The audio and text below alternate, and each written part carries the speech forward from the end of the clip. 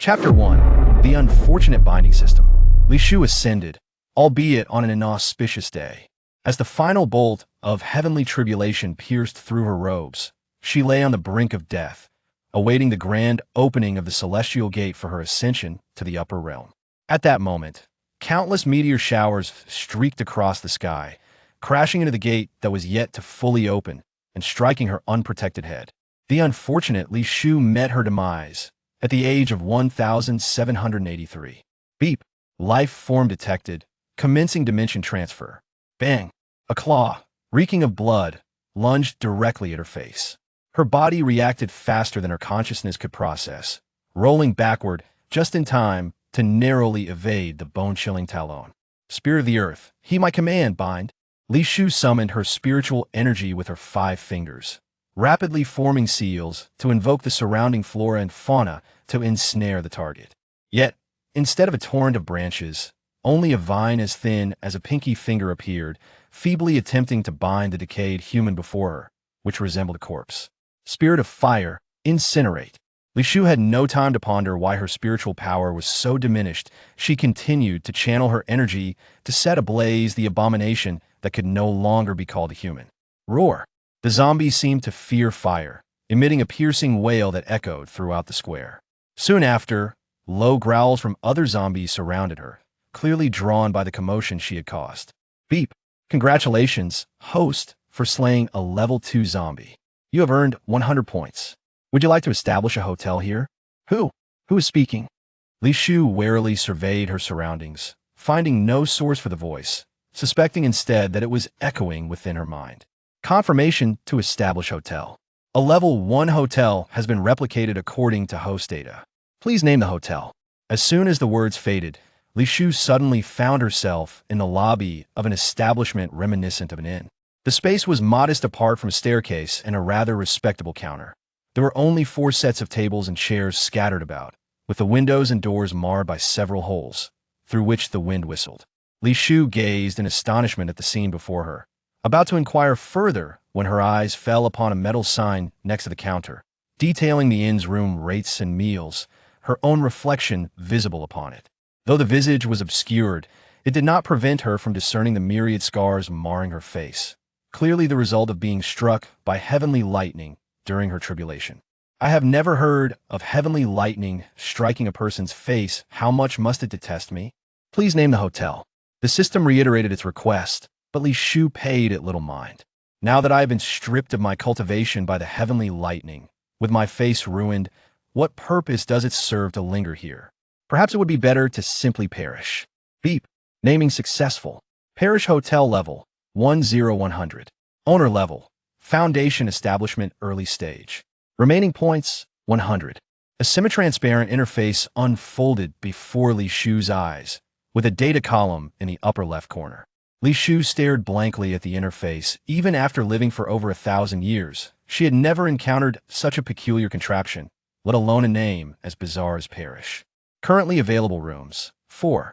Single rooms, 2. Double room, 1. Dormitory accommodates, 10. 1.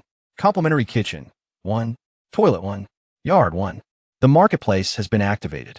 Your hotel currently has no items. Please enter the marketplace to select commodities for your hotel. The screen illuminated with the marketplace, and curiosity overtook Li Shufei, allowing her to temporarily forget the scars on her face as she tentatively clicked on the strange feature. Categories for personal items, food, weapons, and medicines appeared, though all except the first 2 were grayed out and inaccessible.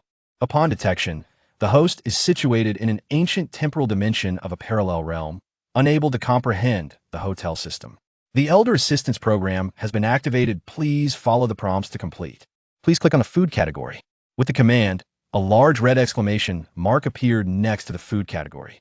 Though Li Shufei did not understand the significance of the symbol, she knew well enough to click on it. Unlocked. Spring noodles cost 2 points, steamed buns cost 1 point, spring water cost 1 point. Please procure and set pricing. Next to each food item were red numbers indicating quantity and price. Li Shufei's stomach, having fasted for quite some time, growled audibly, and the long-forgotten sensation of hunger prompted her to lick her parched lips. She selected 10 portions of each, pricing them at 2 points above the cost. Congratulations, host, you have met the conditions for opening. 40 points have been deducted, remaining points, 60. Please entertain one guest within 3 days. Completion rewards. 50 points. Failure to complete will deduct 100 points. What use are these points? Points may be used to upgrade the hotel and purchase items from the system marketplace. Once the hotel reaches its maximum level, the main system will grant the host one wish. If the host fails the task and lacks sufficient points for the deduction, the main system will eliminate the host to seek a more suitable candidate. You speak with such audacity. I clearly succeeded in my tribulation, yet did not enter the celestial gate. Instead, I was brought to this godforsaken place. I have shown you mercy by not holding you accountable, yet you dare to threaten my life? According to the main system's display, the apocalyptic hotel can only bind those on the brink of death. We equally cherish every life, generously offering them a second chance, hoping to establish a friendly cooperation with each host. Impossible. I may lack other skills, but I certainly know how to survive. Even if those meteors had struck my head, I would not have perished. Based on the final image captured by the system binding the host, the danger level of the celestial gate is rated at 9, second only to the explosions in minor dimensional realms. Nonsense. If the celestial gate is dangerous, I would gladly eat dung upside down. It is the height of absurdity. Please entertain one guest within 3 days. Completion rewards. 50 points. Failure to complete will deduct 100 points. Roar. As Li Shufei and the system reached an impasse, the low growls of zombies echoed from outside the hotel, with the sounds indicating that there were quite a few approaching. Li Shufei had assumed that with this inexplicable system and hotel, the zombies attracted by the commotion would be akin to headless flies, aimlessly wandering about. However, it appeared that trouble still loomed. Now, with her foundation establishment cultivation, as a practitioner of the mystical arts, she had limited spiritual energy to expend, unless she opted for close combat using her formidable physique from the tribulation period. Beep. Detection of an impending zombie tide from a minor world, activating level 1 defense butler. 50 hotel points have been deducted, remaining points, 10. What? Though Li Shufei had no clear understanding of points, she recognized their significance in preserving her life. How could it automatically deduct without her consent? Automatic defense, butler activation in progress. Detection shows the host has not installed any defensive mechanisms for the hotel. The system will automatically bind a level 1 defense butler, deducting 50 points monthly. You are utterly shameless. Beep. Congratulations, host, for triggering a side quest. Please eliminate all zombies within an autonomy radius within 1 hour for a new player gift package. Friendly reminder. Defeating zombies yields crystal cores that can be exchanged for points. After some contemplation, she began to rummage through the hotel for any usable weapons. The zombie-like creatures likely had a weakness in their heads, and she needed something akin to a pig bone knife to sever their heads. Chapter 2. Dare to lay hands on me? Either die or stay at the hotel. Roar. In the eerily silent square, decaying corpses jumbled together, the air thick with a briny stench. Low, frenzied growls echoed as a horde of foul-smelling zombies encircled the only living, delicate figure. Indeed, engaging these zombies up close is utterly revolting. With that, she swung her rusty machete, precisely severing the heads of the ordinary zombies. Leveraging their shoulders, she leaped high, delivering a powerful kick to a zombie that clearly possessed greater combat prowess. The force sent several tumbling down, and Li Shufei immediately raised her machete to reap the harvest. Beep. Detection shows the host has cleared all zombies within an autonomy radius in 1 hour. Reward. New player gift package. Would you like to open it now? Open it. How is the new player gift package even less than I anticipated? Li Shufei frowned. This indicated that the system was as miserly as her unorthodox master. Congratulations, host, for slaying 48 level 1 zombies. You have earned 480 points. Current personal account points, 490. Hotel public account points, 100. The 490 points in her personal account left Li Shufei somewhat satisfied. Even if she failed the task, she would only lose 100 points, ensuring her survival. Friendly reminder. Personal account points can only be used to purchase items from the marketplace and cannot be utilized for hotel upgrades or to offset task failure points. What? Please entertain one guest within 3 days. Completion rewards. 50 points failure to complete will deduct 100 points. You are utterly shameless. The hotel is entirely mine, so why distinguish between personal and business accounts? Moreover, what can one purchase in a shop that has only unlocked 3 items? The host may wait for the shop to upgrade before purchasing desired items. Very well, if you possess the ability to provide me with a potion that removes the scars of the heavenly thunder, then feel free to deduct not just 100 points, but even 1,000 or 10,000 points from me. Please strive to manage the hotel diligently for an early upgrade of the shop. It'll work hard for a ghost, you. Just as Li Shufei was about to unleash a tirade upon that unscrupulous individual, she suddenly sensed a distinctly human presence.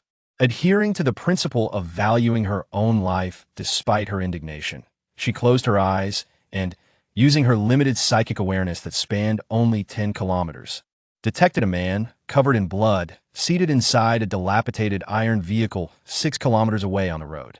Strangely enough, the entities pursuing the vehicle were not zombies, but a swarm of harmless moths.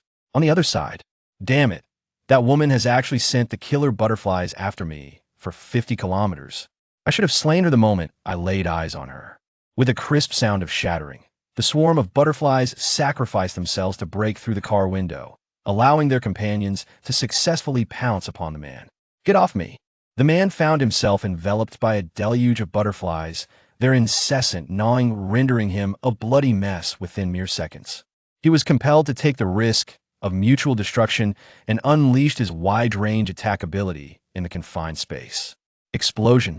With a fierce roar, a concentrated burst of explosive energy erupted, causing Li Shufei, who was hovering in low flight, to come to an abrupt halt. She watched as a hefty black mass tumbled out of the iron vehicle, fortuitously landing right before her. Is this death? Li Shufei nudged the black mass with her toe, observing that his entire body was marred with injuries. Judging by the constitution of an ordinary human, he should have perished. Explosion.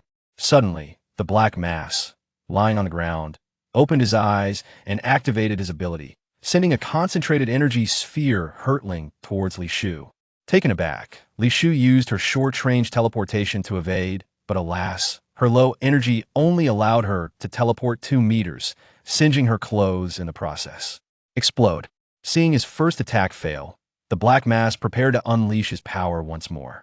However, Li Shufei was not about to grant him a second chance. She swiftly tapped her foot behind him and pressed her knife, stained with zombie slime, against his neck. Will you continue to fight? To concede. The black mass retracted his menacing demeanor, cautiously assessing the woman before him, realizing she seemed merely a bystander, not an ally of the woman pursuing him. Moreover, judging by her earlier performance, her ability level was likely inferior to his. Once he recovered from his injuries, eliminating her would pose no difficulty. Do you wish to stay at the hotel? What? The black mass looked perplexed. I asked, do you wish to stay at the hotel? As Li Shufei spoke, she applied more pressure, causing the knife resting on his neck to draw forth vibrant blood. I will stay, just do not harm me. Do you possess any zombie crystal cores? I. The black mass hesitated. He had often engaged in murder for crystal cores, and at that moment, he was unsure whether to claim he had them or not. Do you have any? Li Shufei, growing impatient, pressed the knife forward slightly with just a bit more force. She could sever his throat. After all, he had threatened her life from the outset. Were it not for her need for a guest to fulfill her task, she would not have spared him. To have 10 level 1 crystal cores and 2 level 2 cores if you want, I will give you all of them. Just spare my life. Very well, let us proceed to the hotel. Li Shufei softened her stance slightly, repositioning the knife from his neck to his waist. 15 minutes later, the severely injured man finally arrived at the dilapidated courtyard of the hotel. He discovered that before him stood a 2-story ancient-style building, reminiscent of the structures from before the apocalypse. However, this building was far more rudimentary than those ancient edifices. The courtyard lacked any flora, and the building's doors and windows were drafty. A crooked sign reading Dead or Alive Hotel hung precariously in the center, as if a strong gust of wind could blow it down. Step inside. Li Shufei unceremoniously kicked him into the hotel and casually retrieved a crystal core exchange machine from her system package. Of course, her proficiency stemmed from an elder assistance program initiated by the system. She had even learned Arabic numerals through that program. Place the crystal cores here to exchange for points. Li Shu leaned against the hotel counter, lazily observing the man who struggled to stand. I understand. The man begrudgingly acquiesced, pulling out the crystal cores from his pocket and placing them one by one onto the metallic tray of the exchange machine. Click! With a soft sound, a metallic card emerged from the slot, displaying the name.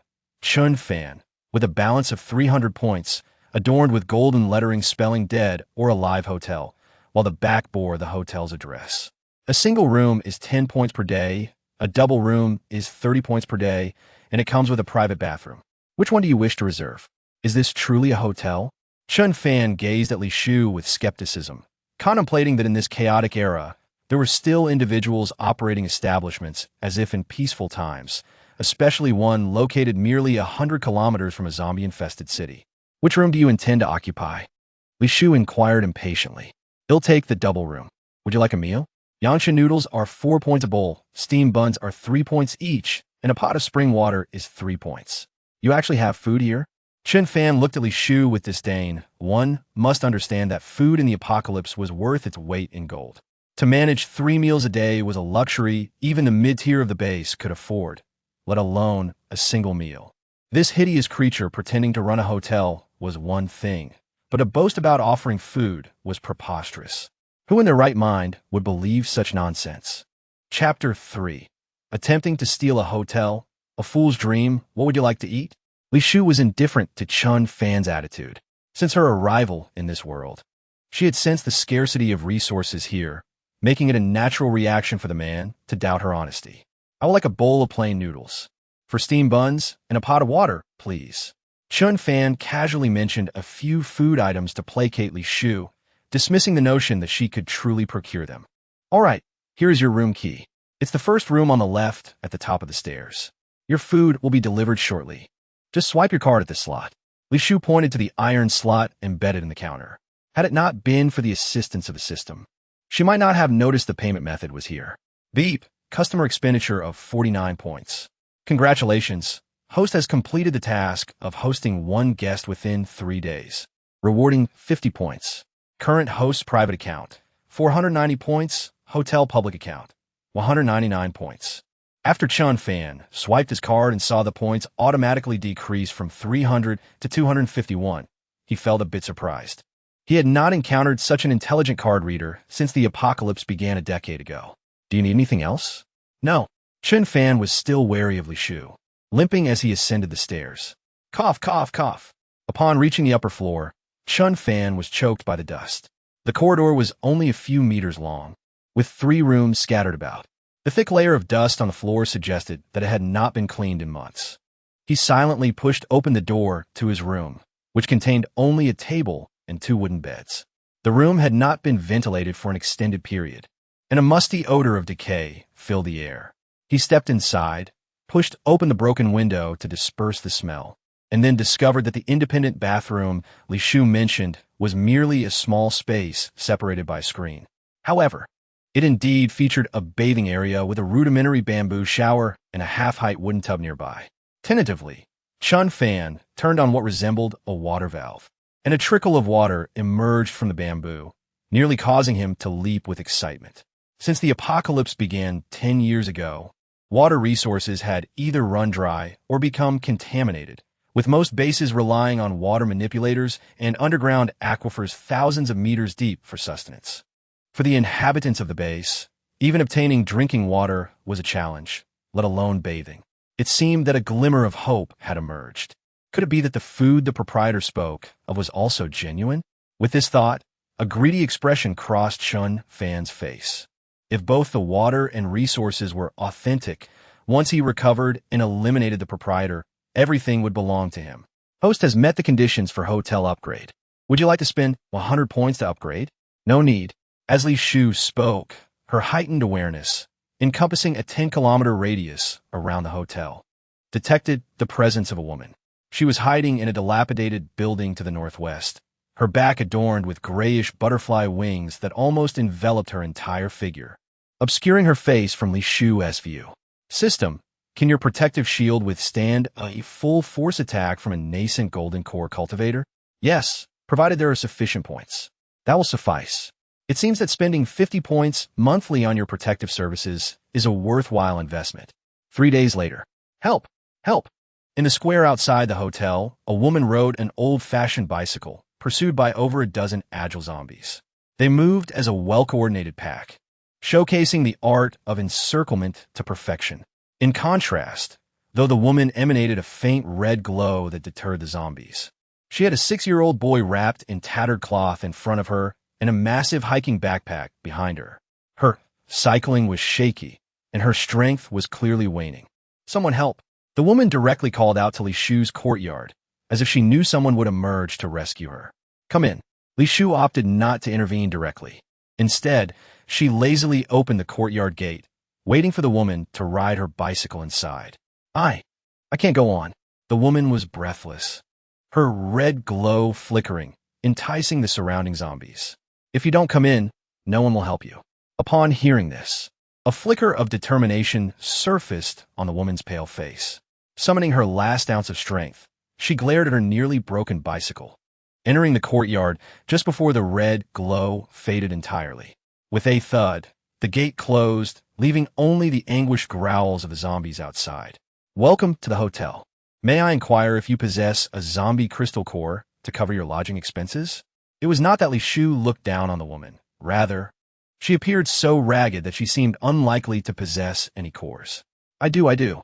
The woman exclaimed, placing her sole mode of transport at the gate, treating it as a treasure as she retrieved a second-tier crystal core from her hidden pocket. I have a second-tier crystal core here. I managed to keep it from the patrols at the base. I wonder if I can exchange it for some food here. You're so quick to produce it. Are you not afraid I am a villain? At this remark, the woman forced a bitter smile. I have no choice. I am at my wit's end and lack the strength to reach another place. You have a pragmatic outlook. However, I find it curious that you had a clear destination from the start. You must have been directed here, correct? The woman froze, her hand trembling as she clutched the crystal core. Mama! At that moment, the boy wrapped in cloth stirred awake, instinctively calling for his mother. Don't, little treasure. Keep your eyes closed. The woman hurriedly covered the boy's eyes, but alas, Li Shu had still caught a glimpse. I am sorry. It was not my intention. Little treasure's eyes are his ability. I usually have him wearing a mask, but I had to borrow his power this time. Please, do not force us to leave. Interesting. It appears that individuals from your place can possess their own abilities without undergoing cultivation. What do you mean, individuals from your place? The woman was taken aback. Very well. I now present you with 2 options. 1. Reveal the reason you found your way here. 2. Leave my hotel. I was guided here by a girl. She had butterfly wings on her back. Okay, come in and exchange the crystal core for points. I have only 2 single rooms left, and there are just 3 types of food. You're allowing us in just like that? The woman gazed at Li Shu in astonishment, having prepared herself for an interrogation. Of course, Li Shu smiled, her eyes seemingly piercing through to the butterfly girl hiding not far away. Chapter 4. Hidden Intentions. Li Shu followed the previous procedure and issued a card to the woman. Learning her name was Li Hong, who had escaped from the Hanstone base 60 kilometers away. This claim was riddled with inconsistencies in a world overrun by zombies. 60 kilometers was an excessive distance for a woman on a bicycle to traverse. Boss, please change my double room to a single room. At that moment, Chen Fan's voice echoed from the stairs. He had transformed from a dark figure into a more refined appearance, his previously menacing expression now adorned with a deceptively kind smile. A guest has arrived. Chen Fan leered at the solitary mother and child at the counter. Upon noticing the hotel card in her hand with 100 points, a fleeting glimmer of greed crossed his eyes. Boss, I'm going upstairs first. Feigning panic, Li Hong clutched the room key as she ascended. Chen Fan, with a grin, intentionally stuck out his foot to trip her as she passed. With a thud, Li Hong tumbled down the stairs, and Chen Fan felt a surge of satisfaction. It seemed this woman was ineffectual, her aura of ability quite feeble. TSK, lady, you should take it easy with the child. Why the rush? What do you mean? Chen Fan summoned his supernatural abilities to exert pressure, causing Li Hong to immediately fall silent, her only option being to endure as she limped upstairs. Boss, you ought to repair these stairs. Look at the state they're in. Indeed, They were in dire need of repair. Li Shu pressed her lips together slightly. As a cultivator, her senses were acutely attuned, and nothing could escape her notice. It was evident that Li Hong had deliberately tumbled down the stairs. That night, beneath the hazy moonlight, a thin mist wafted through the air, with starlight shimmering and the night enveloped in a gossamer veil. Chun Fan stealthily approached the door of the mother and child's room. Just as he took out his tools to remove the door lock, Li Hong happened to exit, sparing him the trouble of picking the lock. He swiftly covered her mouth and dragged her into the room. "Please," Li Hong struggled, but Chun Fan yanked her hair and slammed her against the wall, causing her to cease her resistance, trembling and standing still. "If you wish to live, hand over all your crystal cores." Li Hong shook her head, prompting Chun Fan to prepare to intimidate her further. Unexpectedly, a small figure rushed over, its eyes covered by a thin veil that allowed only a limited view. The child clung to his leg, sobbing, "Uncle, my mother and I have no more crystal cores. Please let her go. Get away." Chun Fan raised his foot to kick the child aside, but the clever little one quickly switched legs to cling tighter. "I know where that sister's crystal cores are hidden. I can take you to find them." "Just you?" "Uncle, my powers are very useful. I can find everything that sister has hidden. If I help you, will you spare my mother?" Indeed, this ability seemed quite useful. Chun Fan was surprised that such a treasure was hidden in this desolate place. He released Li Hong, delightedly patting the child's smooth cheek. "Are you certain it's here?" At that moment, instead of being led to the boss's room or the lobby counter, Chun Fan found himself in the empty kitchen. "Uncle, the crystal cores are hidden in the ceramic jar at the very bottom of the cabinet. Go fetch it." Chun Fan remained cautious, sensing that the crystal cores should not be so easily accessible, suspecting there might be traps. "Uncle, it's right here." The child retrieved the ceramic jar that his mother had prepared, carefully opening the lid to reveal several crystal cores. "Quick, bring them here." Chun Fan's eyes brightened. Despite his lingering doubts, the allure of the crystal cores was too strong to resist. "Uncle, this jar is too heavy. I can't lift it." As soon as the words left his mouth, the jar fell with a loud crash, scattering the crystal cores across the floor. "You little rascal. Did you just alert the boss with that noise?" "Uncle, I didn't mean to." Chun Fan disregarded his explanation, raising his hand to strike the child, who stumbled back in fear, narrowly avoiding his blow. "You dare to dodge?" Chun Fan lunged forward to grab the child's collar. But the little one slipped away like an eel, shedding the grasp of his clothing and sprinting towards the hotel owner. Seeing this, Chun Fan chose not to waste time chasing after him. Instead, he bent down to collect the scattered crystal cores, confident that they wouldn't escape within the hotel. There's even a Tier 3 crystal core. Chun Fan marveled at the crystalline wood-type core in his hand, genuinely delighted. Unfortunately, being a fire-type ability user, the wood-type core wouldn't elevate his level. However, it was certain that the hotel owner had more than one hiding place for crystal cores.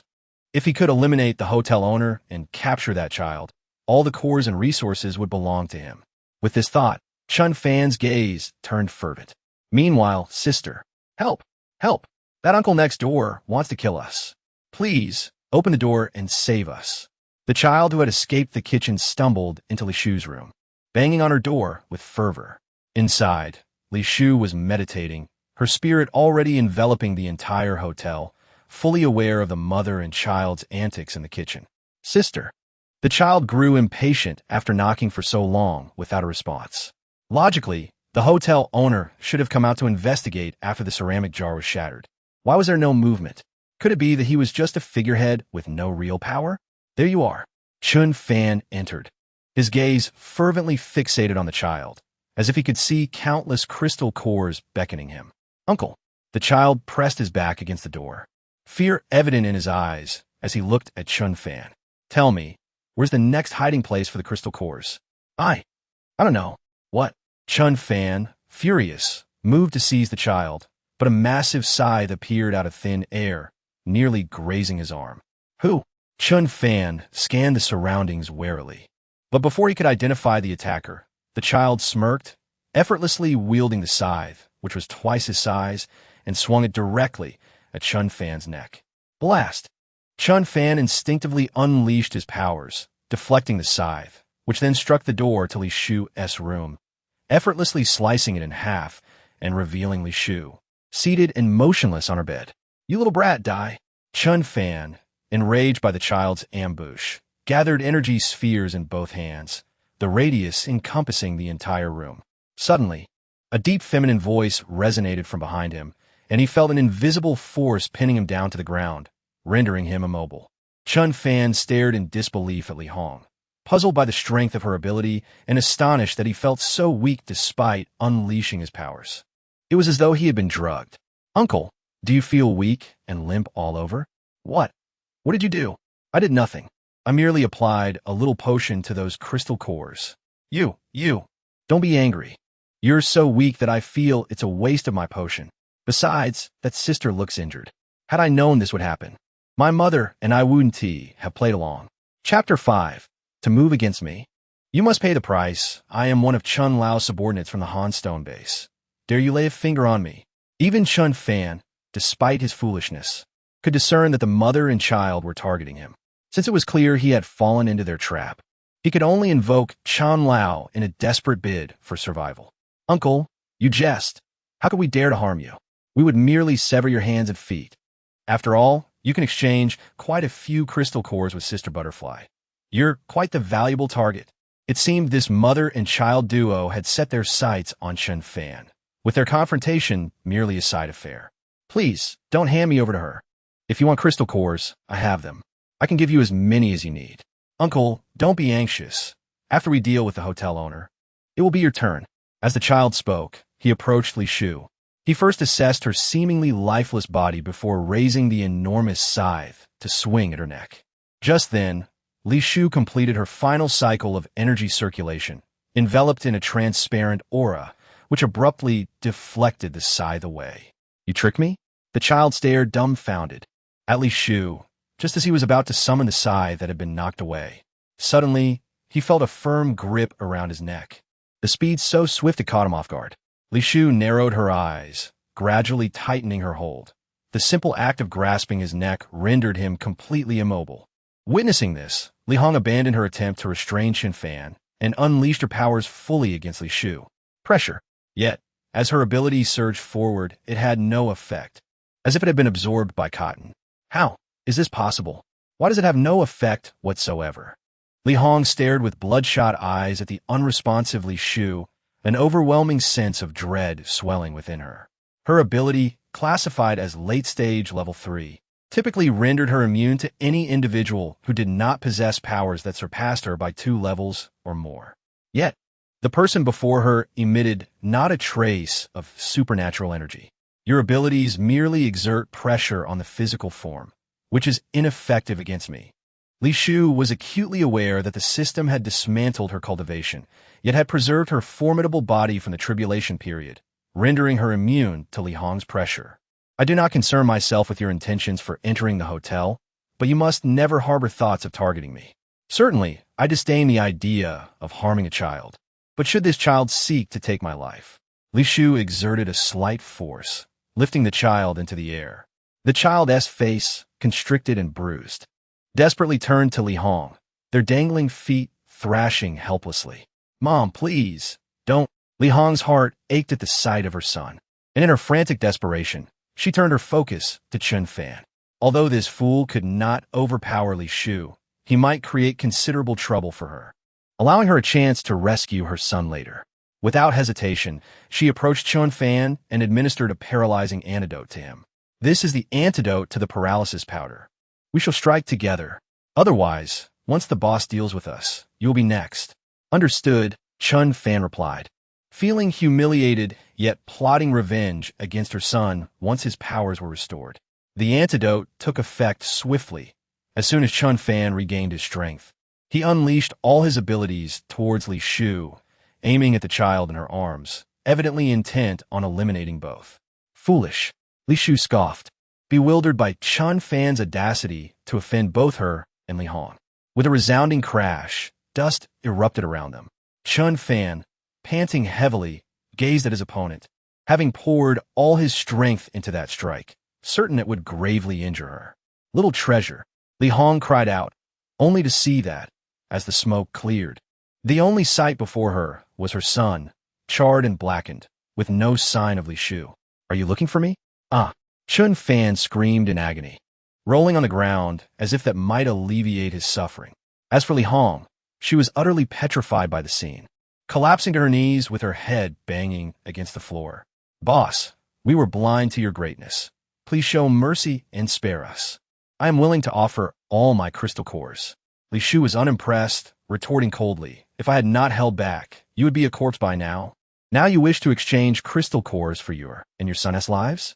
Do you think that is worth it? If you spare us, I would willingly sacrifice my limbs. Mom, no. The already conscious child hastily interjected, trembling as he struggled to rise. That is acceptable. Very well, it's a deal. With Li Shu's promise secured, Li Hong unhesitatingly seized the discarded scythe, poised to strike her thigh. In an instant, however, she pivoted and hurled the scythe towards Li Shu. Anticipating this, Li Shu disdainfully evaded with ease. Strangely, the scythe curved back, aiming directly for Li Shu's back. Li Hong grinned triumphantly. No one could have anticipated her dual abilities. In addition to exerting pressure, she possessed the lethal skill of object manipulation. No matter how powerful an ability, it was still bound by flesh and blood, and that scythe, forged from a level 5 mutated beast, bore a magical slicing effect capable of cleaving even the toughest materials to pieces, let alone human flesh. Clang! A sharp sound rang out. The scythe not only failed to sever her, but it also unexpectedly shattered, leaving a gaping hole. I didn't anticipate that beyond pressure, you also wielded object manipulation. Not good. Realizing the danger, Li Shu swiftly turned her head. She discerned that the thin veil on the child's face was no ordinary object.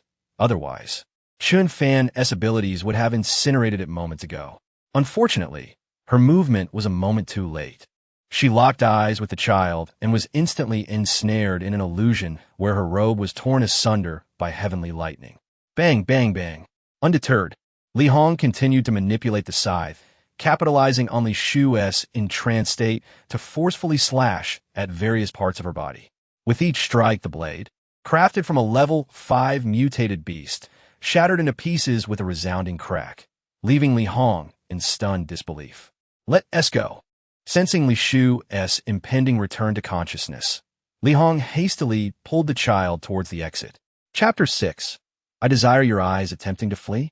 Now fully alert, Li Shu turned the tables, clutching a shard of the broken scythe imbued with a hint of spiritual energy, and flung it at Li Hong's feet, effortlessly severing both her legs. Mom! The child stared in shock as his mother collapsed before him, witnessing her blood-soaked feet fall to the ground.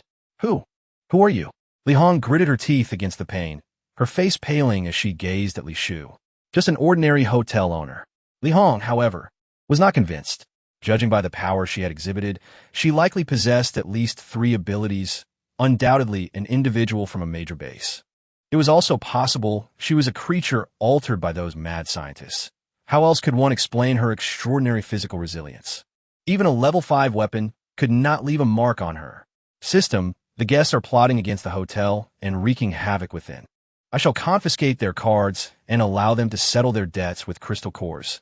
It shall count as hotel revenue. Correct? Upon investigation, the hotel has no such regulations. Very well, now it does. The system neither opposed nor agreed, effectively giving tacit approval. Li Shu immediately began to search the mother and child. However, aside from the newly issued hotel card, she found nothing. Where are your crystal cores? Where have you hidden them? Seeing Li Shu inquire about the crystal cores, Li Hong's eyes lit up. I've concealed the crystal cores outside. If you release my son, I will. Hiding them outside is tantamount to having none at all. I understand now. Li Shu had little patience for her explanations. With a resigned sigh, she seized the child by his collar, exposing his fragile neck, and reached for the scythe shard on the ground, poised to slice at his carotid artery. Don't! The crystal cores are hidden in my necklace. It is a spatial vessel with 1 cubic meter of space. Why didn't you say so sooner? Li Shu disdainfully tossed the child aside, yanking the golden necklace from Li Hong's neck and subsequently rifling through Chun Fan's belongings for crystal cores. Sister, you will let my mother and me go, right? The discarded child suddenly spoke, his blood-red eyes emanating a swirling crimson light. Upon closer inspection, they resembled a vortex endlessly spinning, capable of dragging anyone who met his gaze into an abyss. Indeed, your voice is laced with enchantment. This must be your second ability. Why? Why are you unaffected? The child had never encountered someone like Li Shu, who was impervious to both physical harm and his beguiling voice. This ability demanded immense energy. Had it not been for the dire circumstances, he would not have risked using it to such exhaustion. In this vast world, there is much that is wondrous. Your abilities are not universally effective. Li Shu remarked with a knowing tone. Yet she understood that this power was merely a form of psychological suggestion. Having lived for centuries, how could this child hope to influence her? Little one, I pride myself on my kindness. Your mother and you have persistently sought my life. Considering your tender age, I shall spare yours in exchange for your eyes. Is that too much to ask? What? I said, I want your eyes. Li Shu's voice was barely a whisper, and the grotesque scar on her face appeared as a malevolent specter in the eyes of the child. Fear not. My touch is gentle, she assured, a faint smile gracing her lips. In her mind, she had already concocted a plan to embed these eyes in the hotel lobby, employing a spell to ensure they would only target those with malicious intent. No, the child trembled, attempting to retreat, but Li Shu's grip held firm, rendering him immobile. After several hours, she successfully extracted the child's eyes. However, due to her limited spiritual power, she could not use her secret technique to embed them within the hotel and had to temporarily store them in a system pouch. Time within the system pouch was frozen, preserving not only the freshness of food, but also the vitality of the eyes. Furthermore, she kept her word and released the mother and child. Yet, unwilling to leave potential trouble behind, she bound them in a place teeming with zombies, inflicting a wound upon them. The overwhelming scent of blood would inevitably attract a continuous horde of the undead. Their powers could only provide temporary protection, and when their energy was depleted, their demise would follow. To further ensure they would not be rescued, Li Shu spent an entire night setting up a barrier, knowing it would only last for a day. If the mother and child survived, it would be a matter of fate. Vile witch, if you possess the courage, kill me. What do you mean by hanging me here in humiliation? Chun Fan, now a mere shell of his former self, was suspended outside the hotel gate. Li Shu's intention was to lure the butterfly girl, who held a grudge against Chun Fan. For the mother and child had claimed that he could barter for numerous crystal cores. She could not miss this golden opportunity. Strange, she thought. I have hung you here for 3 days, yet she still has not come. I advise you to abandon that notion. That woman is as poor as a beggar. Rather than rely on her for crystal cores, you might as well count on me. Chun Fan was scrutinized by Li Shu, who wore an unmistakable expression of disdain. This brutish figure, who could merely rob others of their crystal cores, was akin to a bandit in the realm of cultivation, ineffectual and lacking in wealth. Killing him would be a waste of her spiritual energy. Very well, hang there. Whenever she arrives, that will be your moment of release. Vile witch, you cannot treat me this way. Li Shu, disinterested in his ramblings, deftly stuffed a rag into Chun Fan's mouth and leisurely walked into the hotel. She contemplated that the butterfly girl would undoubtedly prove to be a far more formidable adversary than the mother and child. Instead of lingering, she resolved to upgrade the hotel, hoping the shop might refresh with useful artifacts to enhance her power. Without delay, she activated the semi-transparent interface. System, how long will it take to upgrade? To upgrade from a level 1 hotel to level 2 requires 1 hour. All right, proceed with the upgrade. Li Shu navigated to the system's upgrade homepage and pressed the red upgrade button. Ding! The host currently has 490 personal points and 500 hotel points, meeting the upgrade requirements. Now spending 100 points for the upgrade. As the electronic voice finished speaking, a faint black mist enveloped the hotel. Li Shu intended to probe the mist with her spiritual sense, but before she could act, she inexplicably fell into a deep slumber. Outside, Chun Fan was astonished to discover that the courtyard before him had mysteriously vanished, rendering both himself and the surroundings invisible. Chapter 7. Violation of Protocol. Still yearning for a handsome man? An hour later, Li Shu, who had not slept in 800 years, gradually regained her senses. Before she could fully awaken, the system began its automated announcement. Hotel upgrade complete. Congratulations to the host for receiving an upgrade gift pack. 1 manager suite, 1 floral skirt, and 1 swana from the music gate.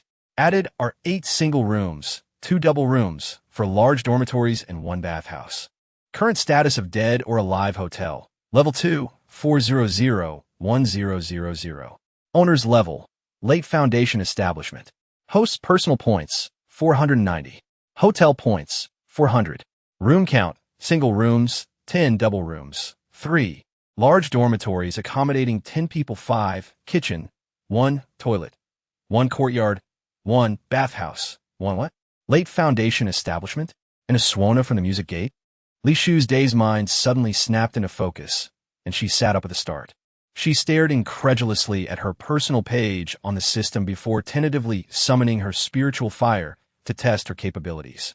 Upon confirming her advancement from early to late foundation establishment, her eyes ignited with fervor. It had taken her a decade to progress from early to mid-foundation establishment. The leap directly to late was unprecedented. Congratulations. Dead or alive hotel has been upgraded to a primary hotel. The defensive steward has automatically advanced to level 2, with 100 points to be deducted starting next month. The shop has been upgraded to a primary store, unlocking 3 types of food, 2 types of medicine, and 1 weapon. Please unlock, host.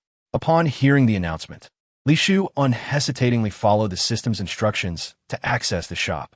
She found that the previously grayed-out weapon and medicine sections were now fully accessible, brimming with an abundance of valuable items, including puppets of the divine transformation stage. These were legendary artifacts that could shield their masters from a significant portion of heavenly tribulations and could house the cultivator's soul, effectively serving as a second life. However, the cost in points was astronomical, far beyond her current means. She silently scrolled past the puppet section, focusing on items she could afford. The food items available for unlocking were diverse, while the medicine and weapon selections were limited, likely awaiting the next upgrade for further offerings. Host has selected blood-stanching pills, wind chill powder for medicine, and frostblade for weapon. Li Shu swiftly unlocked the medicines and weapons, but hesitated over the food options. Many of the items were unfamiliar, their peculiar packaging suggesting they were local delicacies. For example, instant noodles, toast, and mineral water were priced at just 1 point, noted as cheap and highly marketable. In contrast, her preferred items like jelly, peach blossom cakes, and cheese were marked with red crosses, each costing 10 points, equivalent to the daily rate for a single room. Host has selected instant noodles, toast, and jelly. After much deliberation, she ultimately decided to keep her beloved jelly, as plain water was far too dull. A little indulgence was necessary. Ding! Congratulations, host, for triggering the main quest. Please raise the profile of Dead or Alive Hotel, hosting 500 guests within a month. Completion rewards 500 points. Failure incurs a deduction of 1,000 points. Upon seeing the penalty for failing the task, Li Shu felt a surge of confidence, momentarily dismissing the significance of 1,000 points. With 5 level 3 crystal cores in her possession, she calculated that they could be exchanged for 1,000 points each. If she redeemed all her cores, she would have at least 8,000 points, a considerable fortune. She examined the system's progress bar, noting that upgrading to a level 3 hotel required only 1,000 points. Why not elevate it to level 3 immediately? This would enhance her abilities significantly. System, exchange all my crystal cores for points. I choose to forfeit the main quest and accept the corresponding deductions to upgrade the hotel to level 3. Ding! Detected host violation of protocol. Main quest cannot be bypassed. Activating level 3 electric shock punishment. We hope the host will refrain from seeking shortcuts. But you never told me I couldn't do that. Punishment begins. A powerful electric current surged through Li Shu's body, delivering a punishment that struck at the very core of her being, akin to hundreds of steel needles piercing her skull.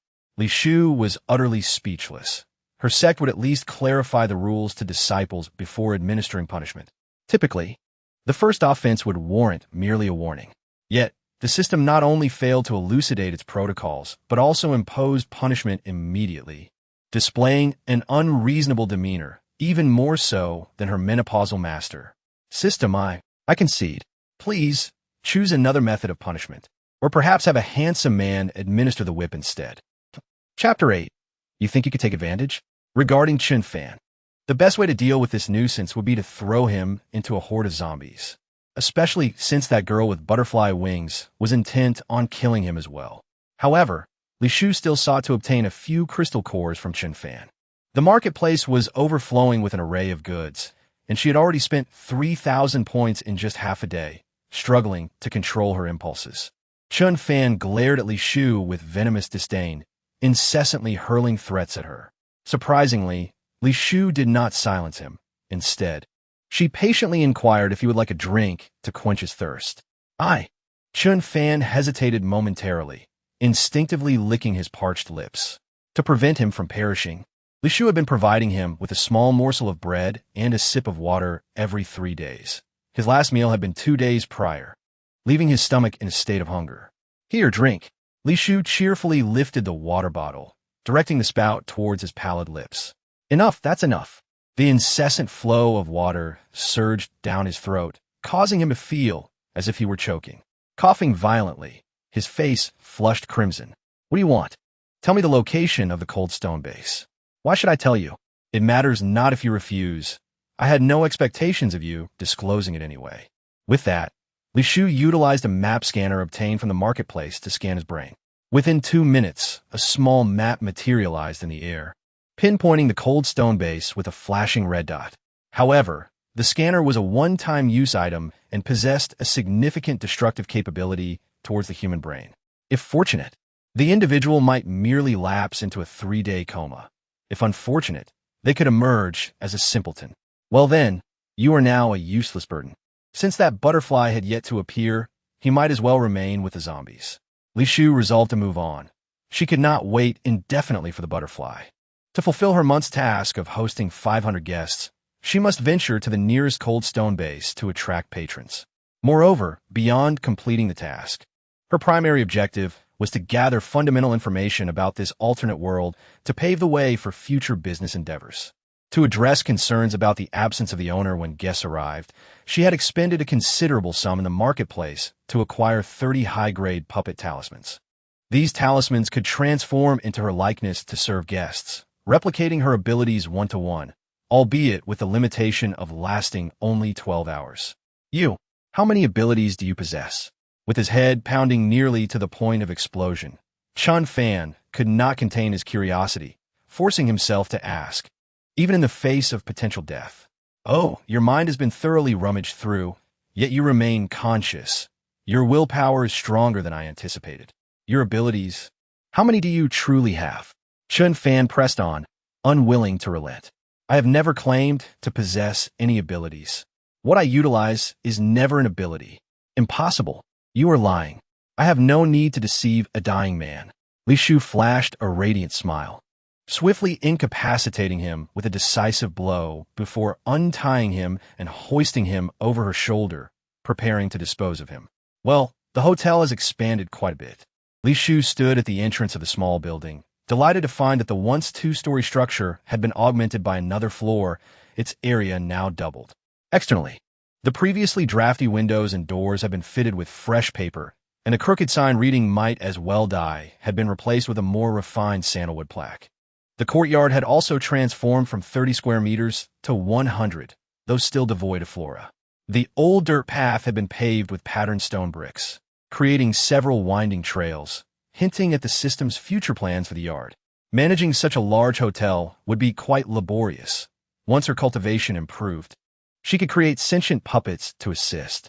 As this thought crossed her mind, Li Shu felt invigorated, already envisioning a bustling future filled with guests, where she could simply enjoy her days collecting crystal cores at the counter, her steps lightened by the burden of carrying Chen Fan. Upon exiting the hotel, in order to keep the entrance clean, she flew several miles on the wind. Upon spotting a horde of zombies feasting on a corpse, she finally stopped to drop Chen Fan among them for their meal. Just as his body was about to plunge into the zombie cluster, the previously elusive swarm of butterflies appeared beneath him, lifting him away from the jaws of death. What a stroke of luck. No wonder they had been absent for 3 days. Li Shu muttered in exasperation, while summoning spiritual fire to engulf the butterflies. Yet regardless of how many she burned, new ones would continually replace them, prompting her to conserve her spiritual energy and concentrate on locating the butterfly girl. "Are you looking for me?" The butterfly girl suddenly materialized behind her, and Li Shu was astonished by her silence. In an instant, she summoned spiritual fire, transforming it into arrows aimed at the girl. "This level of flame cannot harm me." The girl spoke with derision, not even bothering to evade, standing still as the arrows struck, dissipating into wisps of white smoke. For the moment, the two were not adversaries. There was no need to create an enemy. "Friend, Chun Fan is my captive. Should you wish to take him, you must offer something in exchange. Of course, that is acceptable. However, the mother and son who enter my hotel stated that Chun Fan could trade crystal cores with you. That must be the agreement you have with them, correct?" "I did say that, but I have no crystal cores. That was merely a delaying tactic." "What? A delaying tactic?" Li Shu was taken aback. If there were no crystal cores, had she waited 3 days in vain? "Boss, that mother and son cannot defeat me, nor can you. So, do you want Chun Fan, or do you prefer your life?" A threat, a blatant threat. It seemed the boss had made her decision. "Then I shall take Chun Fan." As soon as the words left her lips, the butterfly girl flapped her wings and soared into the distance, with the butterflies supporting Chun Fan's body following closely behind. Li Shu observed the retreating figure, and once it vanished completely, she leisurely retrieved a small pouch pilfered from the butterflies, filled with scattered crystal cores and a few blood-stained golden ornaments. Fortunately, her efforts were not in vain. Any gain was better than none. Chapter 9. I have never encountered such a fool 2 days later. "Ah, zombies! There's zombies! Help! Help!" The piercing screams nearly ruptured Li Shu's eardrums, exacerbating her already tumultuous thoughts. Over the past 2 days, she had traversed over 100 kilometers while flying and checking the map, only to find her spiritual energy significantly depleted without a trace of the base in sight. It was not until she beheld the endless ocean that she realized she had flown off course. "Help me!" A girl, pursued by zombies, stumbled towards her, overjoyed to see a living person. Spiritual fire. Li Shu snapped her fingers, sending a burst of flame towards the zombies behind the girl. In less than a second, they were reduced to ashes. A fire-type ability user.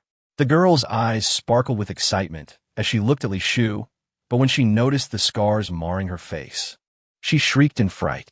"Do you know which way is south?" Li Shu paid no heed to the girl's reaction. She had grown accustomed to her appearance and would eventually find a way to restore her looks. That way." The girl trembled as she pointed in a direction, realizing her offense, and fear began to swell within her. For fire-type ability, users were notoriously temperamental. "Thank you," Li Shu said politely, preparing to leave when she remembered she was a merchant. It would be remiss of her not to offer something for sale. "Do you have any crystal cores?" "No." "Would you like instant noodles? Or perhaps toast and steam buns?" "What?" "Instant noodles, toast, and steam buns are 3 points each. If you have a level 1 crystal core, you can exchange it for 10 points. A level 2 core is worth a bit more, redeemable for 100 points.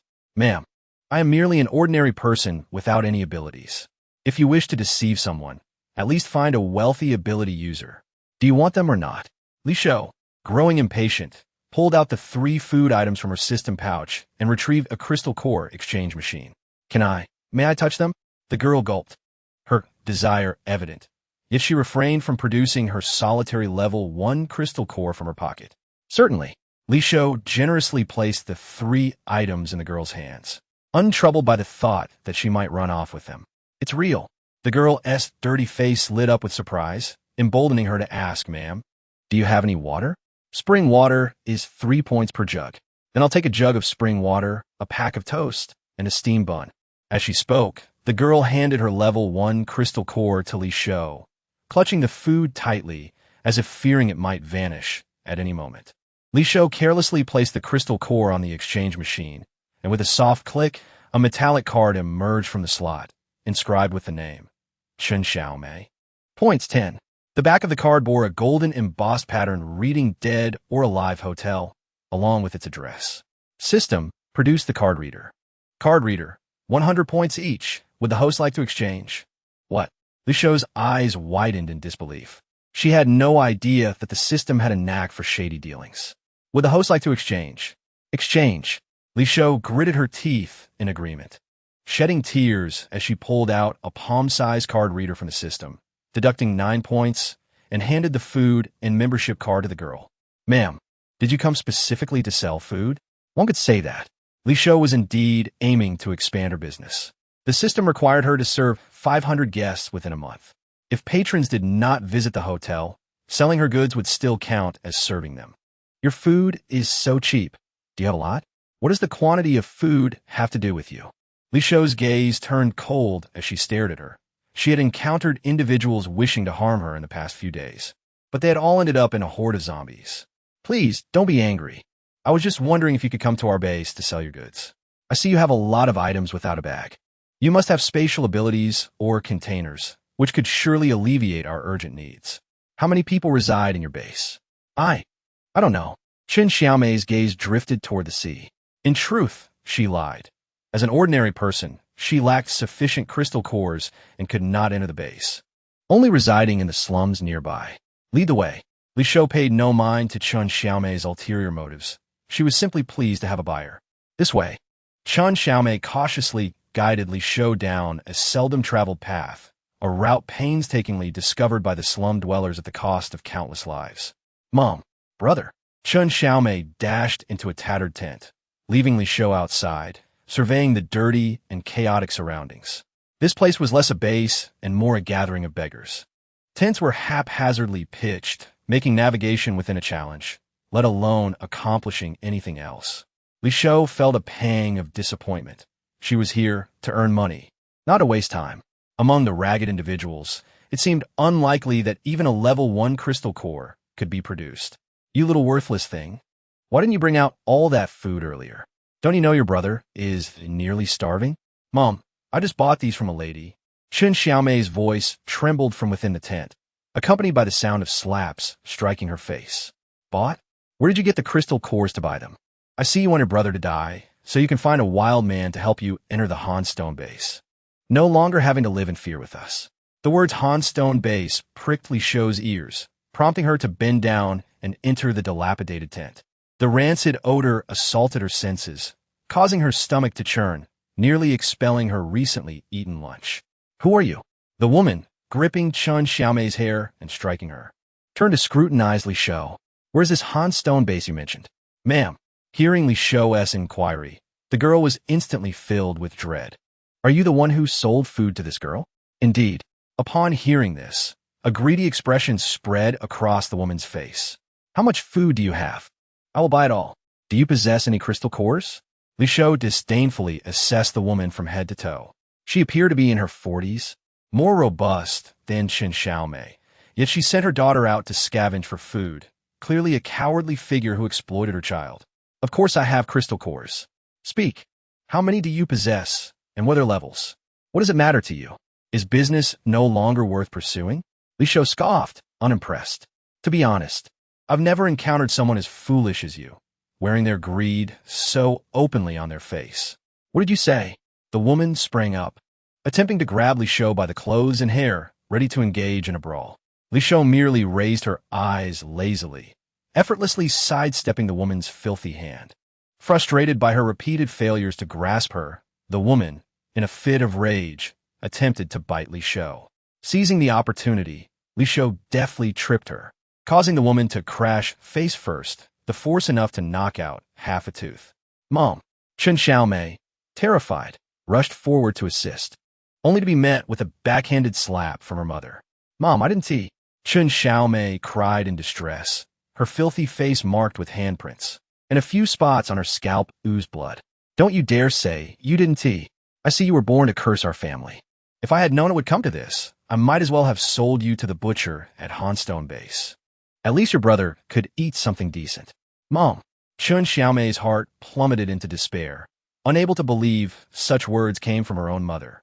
When the apocalypse struck suddenly, the streets were overrun with zombies. The young, strong men, unwilling to risk their lives, turned their sights on women and children, capturing countless souls to skin, muscle, and grind into meat paste, sustaining their daily meals. Later, as the base was established, those men dared not kill openly for meat. They resorted to trading women and children for crystal cores at outrageously low prices, brazenly selling human flesh at stalls within the base. She had heard from neighbors that Aunt Zhang, who spoke with them just yesterday, had been sold to a meat stall by her husband, her head now displayed there. Mom, I want to eat meat. Wait, dear, I will find a way to get you some meat. Mom, I want to eat meat. Trade that girl for meat. I want to eat meat. The man, indifferent and reckless, had initially intended to trade the girl for meat.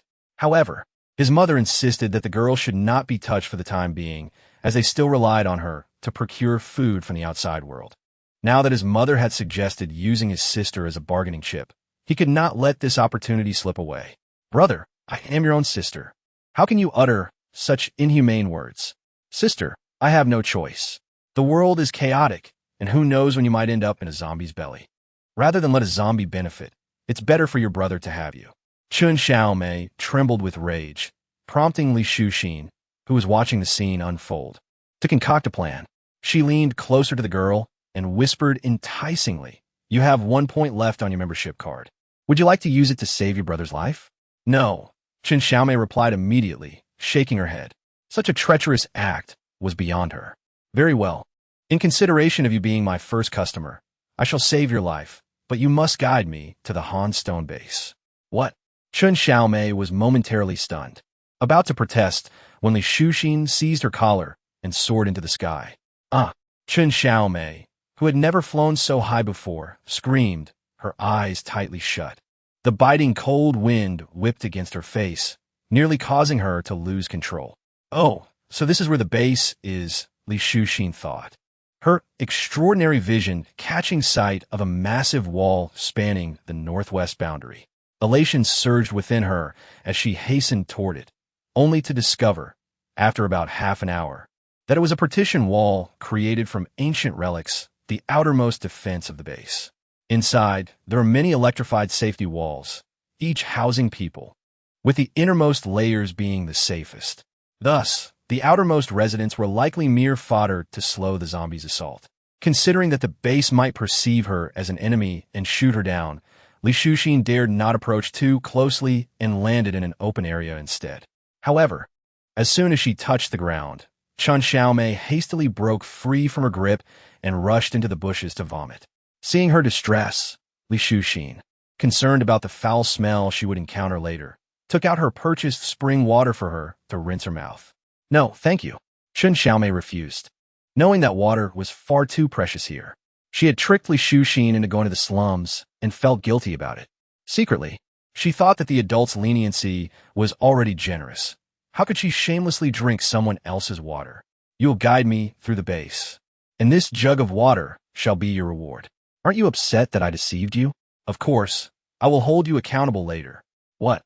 "Be quiet and tell me what the requirements are to enter the Han Stone base." Li Shufei urged Chun Xiaomei to get to the point, unwilling to waste time on trivial matters.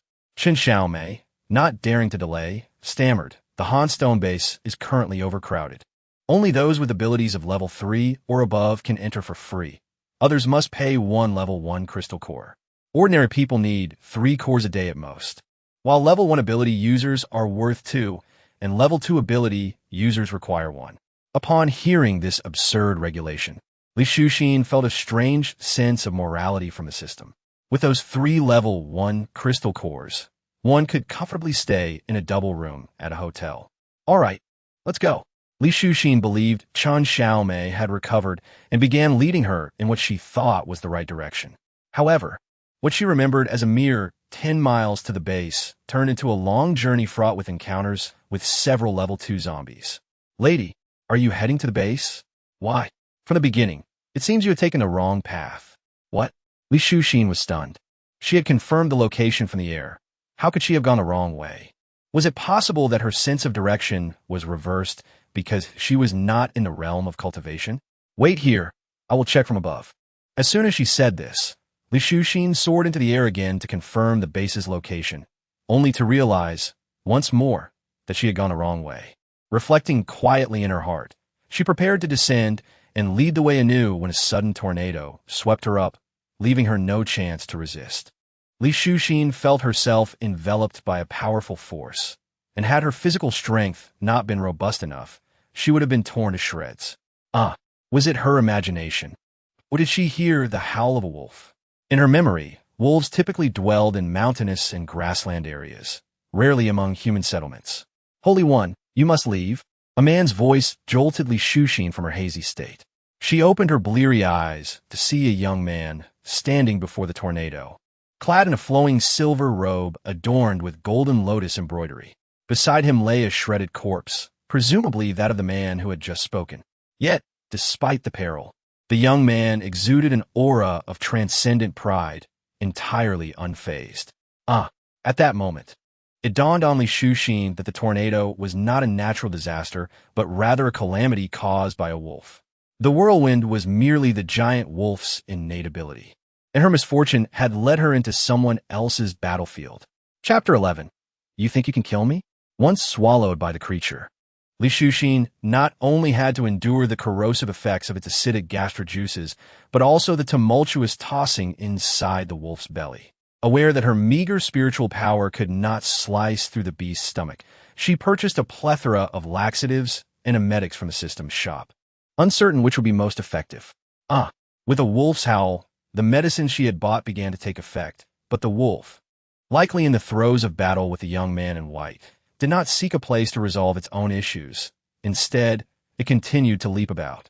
Though Li Shufei could bear it initially, the foul stench from a mixture of the wolf's food and the numerous drugs surged toward her, overwhelming her senses. System, give me. A sachet of fragrance. Apologies, this item is not available in the system shop. Who? Get out. At the sound of a man's rebuke, a powerful force suddenly pulled Li Shufei, and with a piercing wolf howl, she was yanked out, landing unceremoniously on the ground. Before she could catch her breath, an invisible blade sliced toward her neck. In a panic, she instantly summoned her spiritual power, but it only allowed her to teleport a meter away, narrowly escaping the lethal edge. Interesting. I thought something formidable was causing trouble inside Ada's belly, but it turns out to be a low-level spatial ability user. Li Shufei was left speechless. Cautiously, she raised her head to see that the wolf's master was a tall man with silver hair, shrouded in a thin mist. Other than his meticulously maintained, gleaming hair, nothing else was visible. Annihilate. The man parted his lips, and in an instant, Li Shufei found herself pressed against the ground by an unseen force. She felt her body being frantically torn apart from all sides.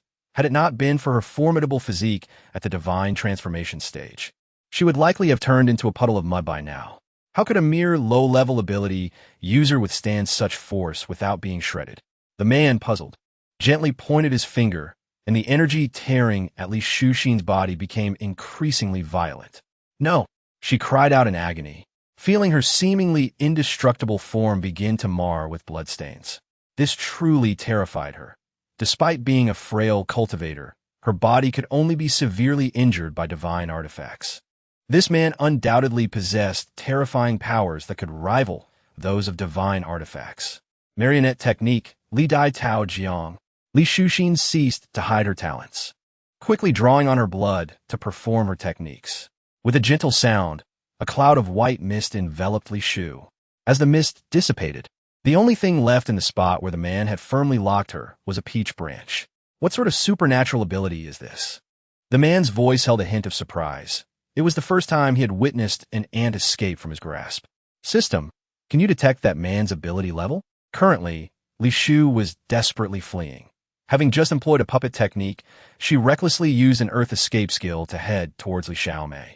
She felt fortunate that in this world, everyone relied on supernatural powers. No matter how strong a person was, they could not possess multiple abilities. She did not believe that man could catch her underground. Non-hotel guests cannot detect ability levels. What is the highest ability level in this world? Level 10. Can a level 10 tear apart my body during the tribulation? Yes. What about level 9? Can only severely injure. And level 8? Host, please utilize the system correctly and refrain from asking non-operational questions. All right, I understand. That scoundrel is either level 8 or 9. However, a glimmer of darkness flashed in Li Shufei's eyes. Since he can't kill me, just wait for the next time when I can take his life. On the other side, Master, where are you, Master? Chen Xiaomei cautiously ventured towards the tornado's direction.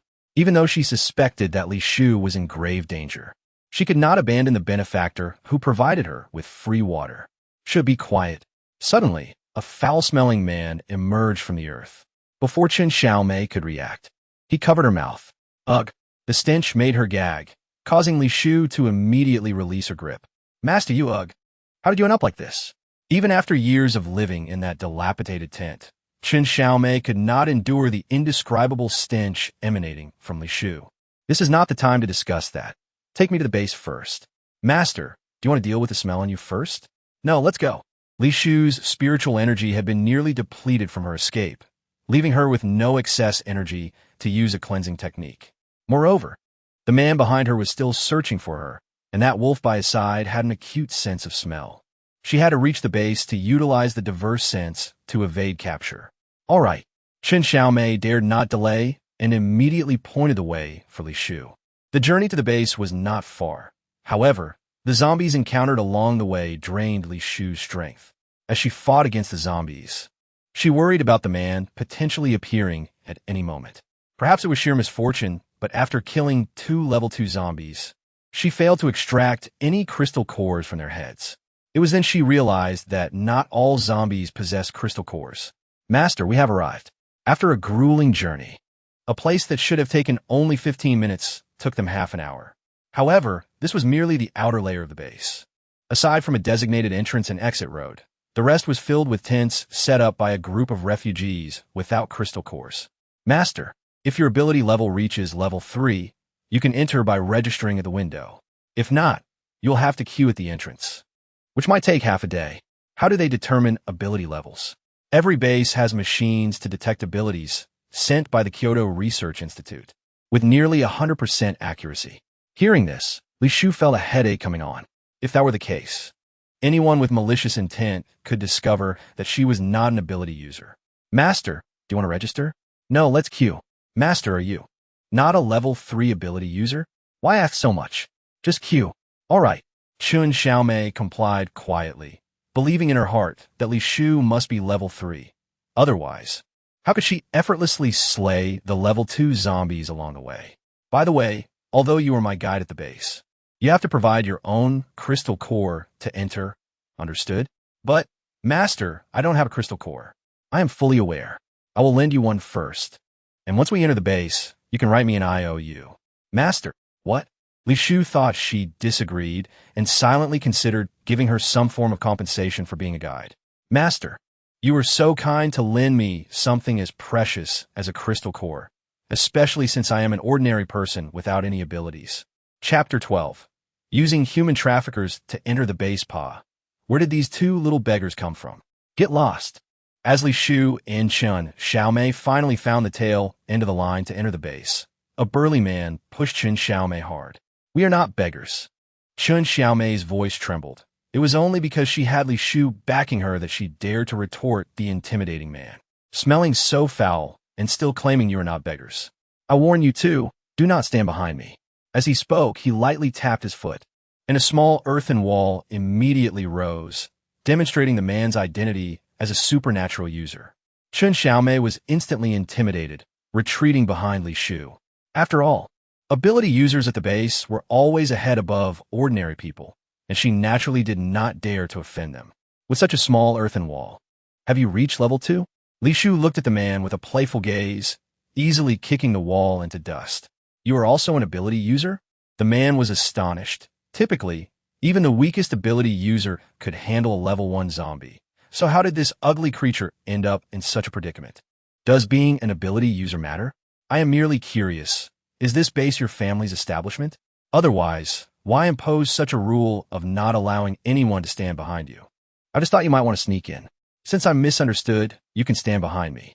The man, adhering to the principle of avoiding trouble, ceased his explanations and fell silent, merely covering his nose to endure the pungent odor emanating from the woman. Master, you are truly impressive. Chen Xiaomei gazed at Li Shu with starry eyes, her admiration for her deepening, even completely overlooking the odor surrounding her.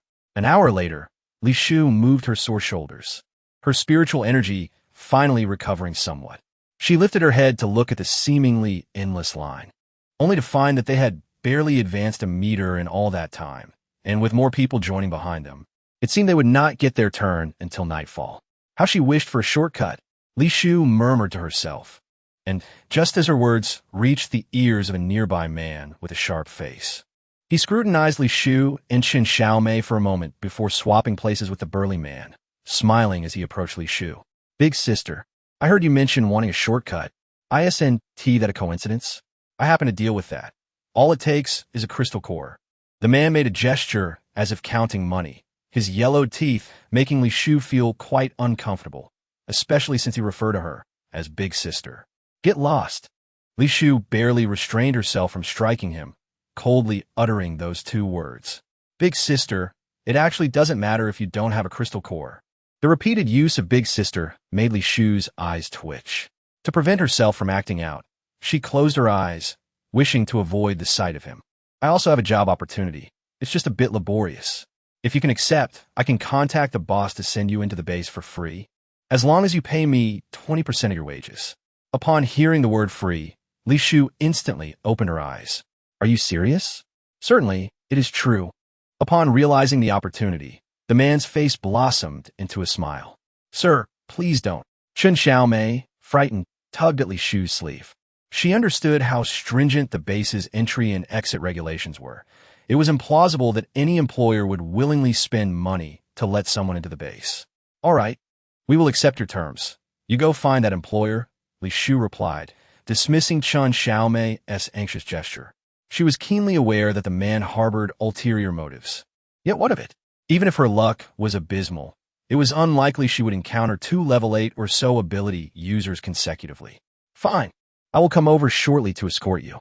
The man, elated by Li Shu's affirmative response, hurried towards the base's registration area for ability users. This revelation startled Li Shu. She had not anticipated that the employer he spoke of wielded such influence. Could he be the head of the registration office for ability users? Take these 2 badges and follow me. From now on, you won't need crystal cores for entry and exit. Very well. Li Shu refrained from further questioning, subtly leaving a spiritual mark on the man. Sir, I am so scared. Chen Xiaomei clutched her level 3 ability badge tightly, a possession she once deemed unattainable, now easily acquired, leaving her with an unsettling feeling. Silence. With me here, what is there to fear? Chen Xiaomei nodded earnestly, momentarily forgetting that aside from her fire abilities, Li Shu could also fly. All right, let us board the vehicle. The man led them to a secluded corner of the base, where a trailer awaited, already occupied by 3 or 4 dazed women, one of whom was even bound, incessantly making muffled sounds. Wang Si is quite impressive, managing to ensnare 2 willing prey. The speaker, a burly man seated at the front of the trailer, scrutinized Li Shu and Chen Xiaomei with an assessing gaze, unperturbed by the possibility of their escape after overhearing him. Indeed, after lurking for so many days, I finally encounter these 2 fools. Once exposed, Wang Si ceased his pretense, whistling sharply. At that moment, Li Shu and Chen Xiaomei felt a jolt as the level 3 ability badge emitted a sizzling sound, and an electric current promptly incapacitated Chen Xiaomei. Why are you still standing there? Wang Si warned, eyeing Li Shu warily as his hands crackled with purple lightning, poised to strike. Just as Li Shu prepared to eliminate the 2 men, a familiar howl echoed from outside the base, altering her expression. Wang Si and the burly man exchanged uneasy glances. The lunatic is back. We must swiftly bring them to the slaughterhouse. Understood. Wang Si complied, transforming his lightning into countless whips that ensnared Li Shu. Yet upon hearing the howl, she swiftly redirected her intentions. Feigning compliance, she tested the waters, and upon deducing that this man was weaker than Chen Fan, she deliberately attacked the nearby guard, discovering him to be an ordinary strength-type ability user without any flashy powers. What are you dawdling for? Quickly incapacitate this woman. The guard, evidently struggling against Li Shu's relentless blows to his face, swelled into a grotesque visage and urged Wang Si to act. Silence. Wang Si barked in irritation. After a few feigned maneuvers, he successfully struck Li Shu on the back of the neck, rendering her unconscious. What kind of person have you brought? Their ability level must be nearing the second tier. No worries, administer more of the paralysis powder. Wang Si then produced a vial from his pocket and poured it into Li Shu's mouth. She grimaced inwardly. Pretending to be unconscious was already a challenge. And now she had to swallow this foul concoction. Chapter 13. Dare to move, and you shall die, sir. Uncertain hours later, after enduring the nauseating effects of the potion, Li Shu finally heard Chen Xiaomei's call. They had been dragged into a pitch-black room, where not only women, but also several children aged 8 or 9 were imprisoned. Sir, are you still not awake? Chen Xiaomei cautiously prodded Li Shu, seeing her unresponsiveness. She attempted to pinch her pressure point, only to be seized by Li Shu, who pulled her aside to feign unconsciousness. Confused, Chen Xiaomei was about to speak when the sound of a lock being undone echoed from the door. They're here. They're coming again. I don't want to die. I refuse to be slaughtered like a pig. I am a human. A frenzied woman in the room suddenly sprang to her feet, seemingly driven mad by some stimulus, and dashed towards the door as it opened. With a sickening thud, her head was effortlessly severed by a man wielding a massive axe, who also cleaved off her hands and feet. The burly man tossed the woman into a prepared sack with practiced ease, as if she were livestock rather than a human being. Thank you, sir. The reply came from a robust, middle-aged man clad in butcher's attire, accompanied by an assistant. From their dialogue, Li Shu deduced that their so-called pigs were the women and children confined within the room, and the butcher's grim occupation was not the slaughter of livestock, but rather the execution of these innocents. However, sir, business has been exceptionally good lately. A single pig can be sold in less than half a day, and we may need to prepare another soon. Very well, go inside and choose. Yes, sir. The butcher respectfully acknowledged, leading his assistant into the room, prompting the terrified women and children to huddle against the walls, fearful of being selected. A level 2 ability user? The butcher was taken aback. A late-stage level 2 user was on the verge of breaking through to level 3. Such individuals were typically registered with the base and were being sold as livestock. Wang Si claims they are refugees from outside, mere newcomers. Since we have inadvertently involved ourselves, we must eliminate them completely. Understood. The butcher dared not speak further and, under the burly man's guidance, quickly spotted Li Shu. Due to the potency of the paralysis potion, even a level 3 ability user would require a day to recover. So he did not allow the assistant to check her condition and simply hoisted her over his shoulder to exit. Thunderclap, break!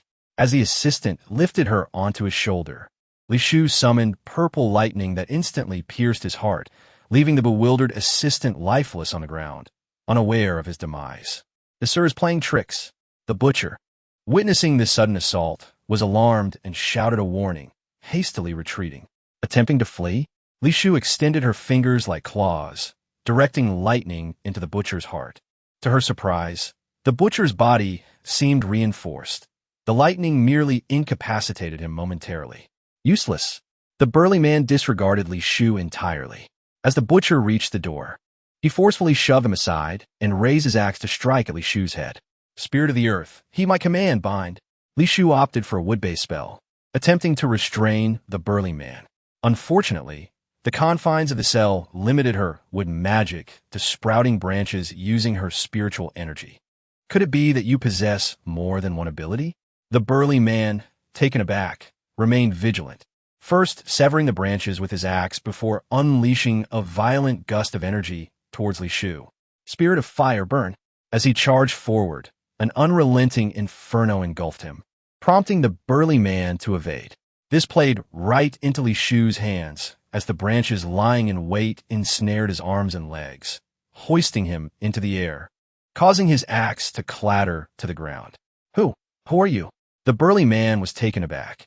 He had never encountered anyone capable of wielding 3 different abilities simultaneously. Why? As the burly man puzzled over this, the butcher, now ensnared by the branches, was brought before him.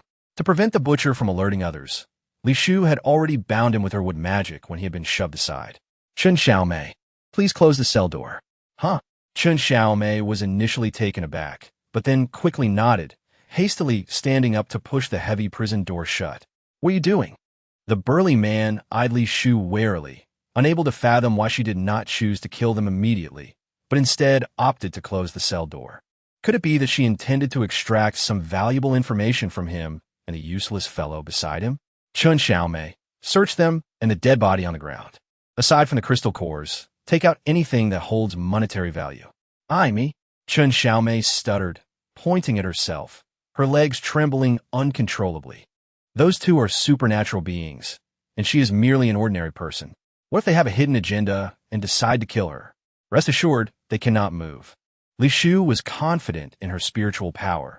Even though her cultivation was only at the late foundation establishment stage, dealing with these two weaklings was more than manageable. All right, I understand. Chun Xiaomei gritted her teeth, and when she approached to search them, she bore an air of someone who might not return. 10 minutes later, Li Shu surveyed the meager collection of first-level crystal cores and a heap of worthless scrap metal on the ground, her frustration boiling over. She had been trafficked, wasted her spiritual power to capture them, and this was the result? The destitution of these three was a complete waste of her energy and time. Master, what shall we do next? Chun Xiaomei recognized that Li Shu was undoubtedly disappointed, yet those who could hoard crystal cores in the base were already remarkable. The population was large, and to alleviate the burden, various taxes had been imposed. Therefore, those who could keep crystal cores without surrendering them for tax were the upper echelon. Their poverty indicated they were not well off enough to serve as hostages. So what do you mean? Kill them. When Li Shu uttered those words, her gaze was fixed on the women huddled against the walls. In this world, one is either the butcher or the meat. If one is weak and cowardly, they will inevitably become prey for others. Would you be willing to take action and slay them? Aye, us. A timid murmur arose from the women surrounding them. They exchanged glances, none daring to step forward. To kill them, and then find a way to escape, is your only chance at survival. Master, won't you take us with you? One of the relatively well-off women questioned, a sentiment shared by the others. I have no acquaintance with you. Why should I take you with me? Furthermore, once I escape, those people will target me. If you cannot even save yourselves in this manner, you might as well end your suffering now. Chapter 14. The treasures hidden here are mine. Li Shu's words, though truthful, fell on deaf ears among the timid women. Upon realizing Li Shu would not rescue them, they resigned themselves to their fate, retreating to the corners in despair, let alone considering killing the burly man and the butcher. Utterly foolish, Li Shu scoffed coldly, producing the dragon-scale dagger from her system pack. This was a reward from the novice gift package. Regardless of how enhanced the butcher's body was, this dagger could pierce through. Master, I am willing.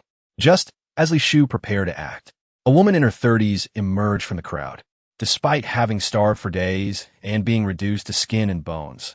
Her fierce demeanor set her apart from the docile flock. This piqued Li Shu's curiosity.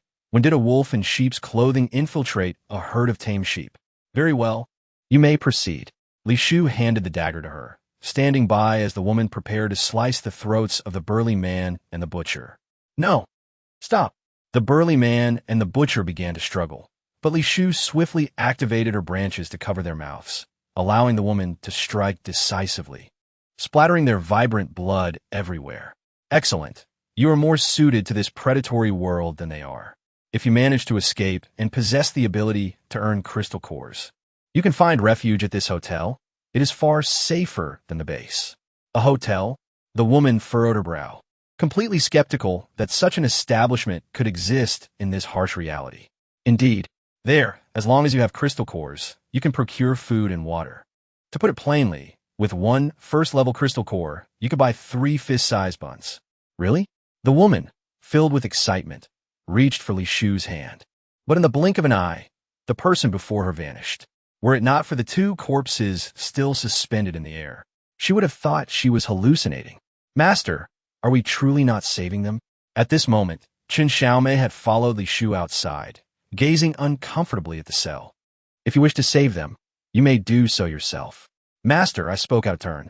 Chun Xiaomei lowered her head in shame, fully aware that in this apocalyptic world, merely preserving oneself was already a significant achievement, let alone concerning oneself with others. Of course, those who escaped early would be unaware that after Li Shu mentioned the hotel, the faces of those initially filled with despair rekindled with hope. Hurry, hurry! There are more pigs escaping over there.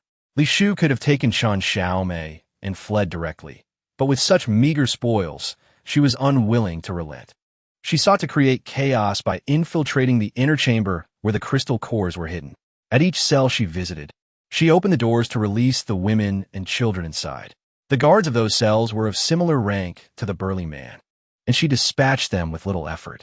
Originally, she had intended to search the bodies for crystal cores herself, but Chen Xiaomei, with her keen insight, proactively scavenged valuable items from the corpses without needing Li Shu's prompting.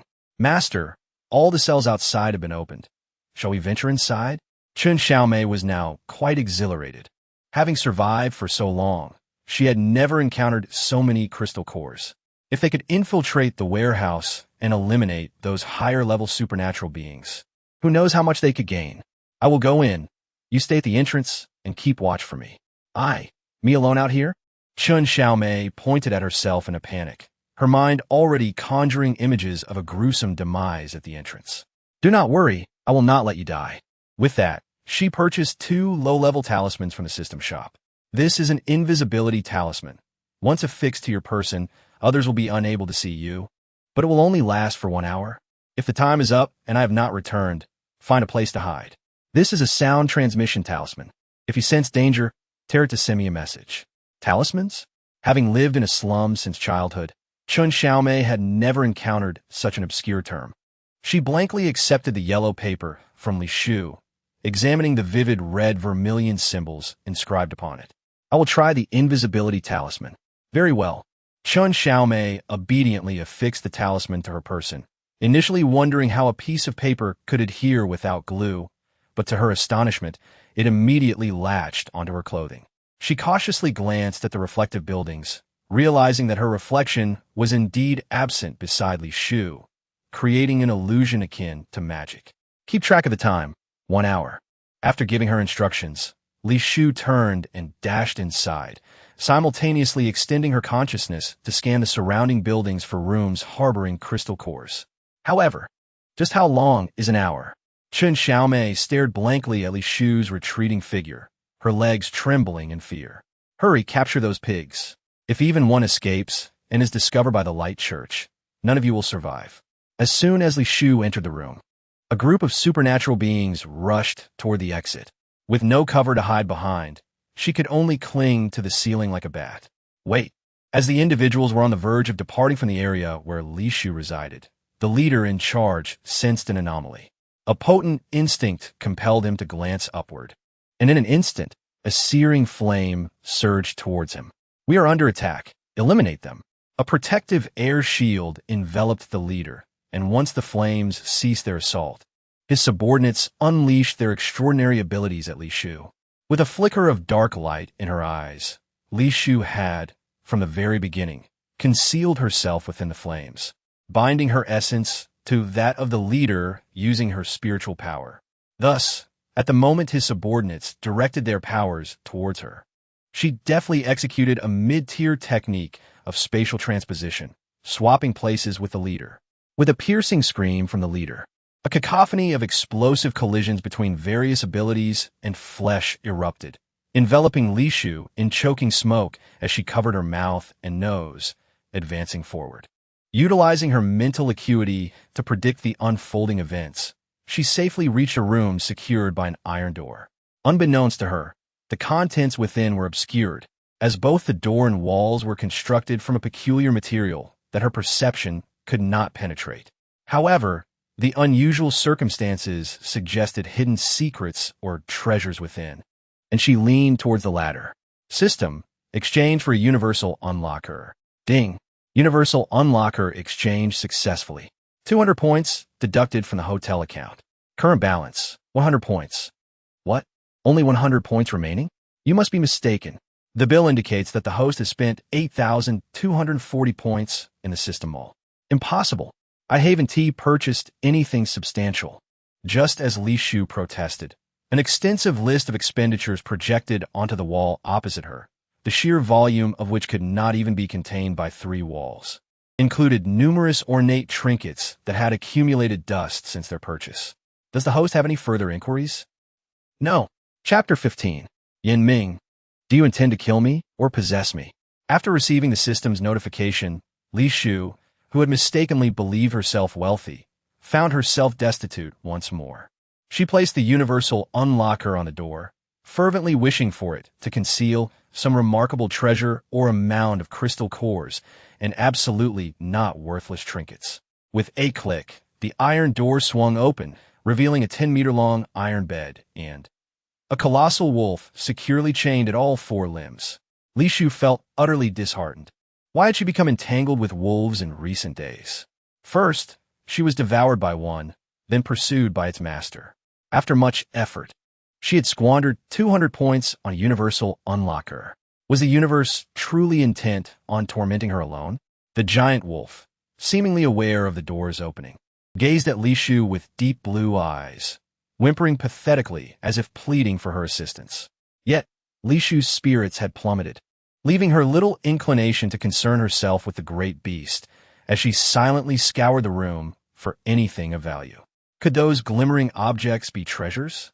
With her enhanced vision, she discerned an oddly shaped device concealing a sparkling gem within. Curiosity piqued, she reached to pry it free, only for a resounding boom to echo as the wall across from her automatically opened. Certainly, treasures could not be left in plain sight. They must be hidden within. The more she contemplated, the more sense it made.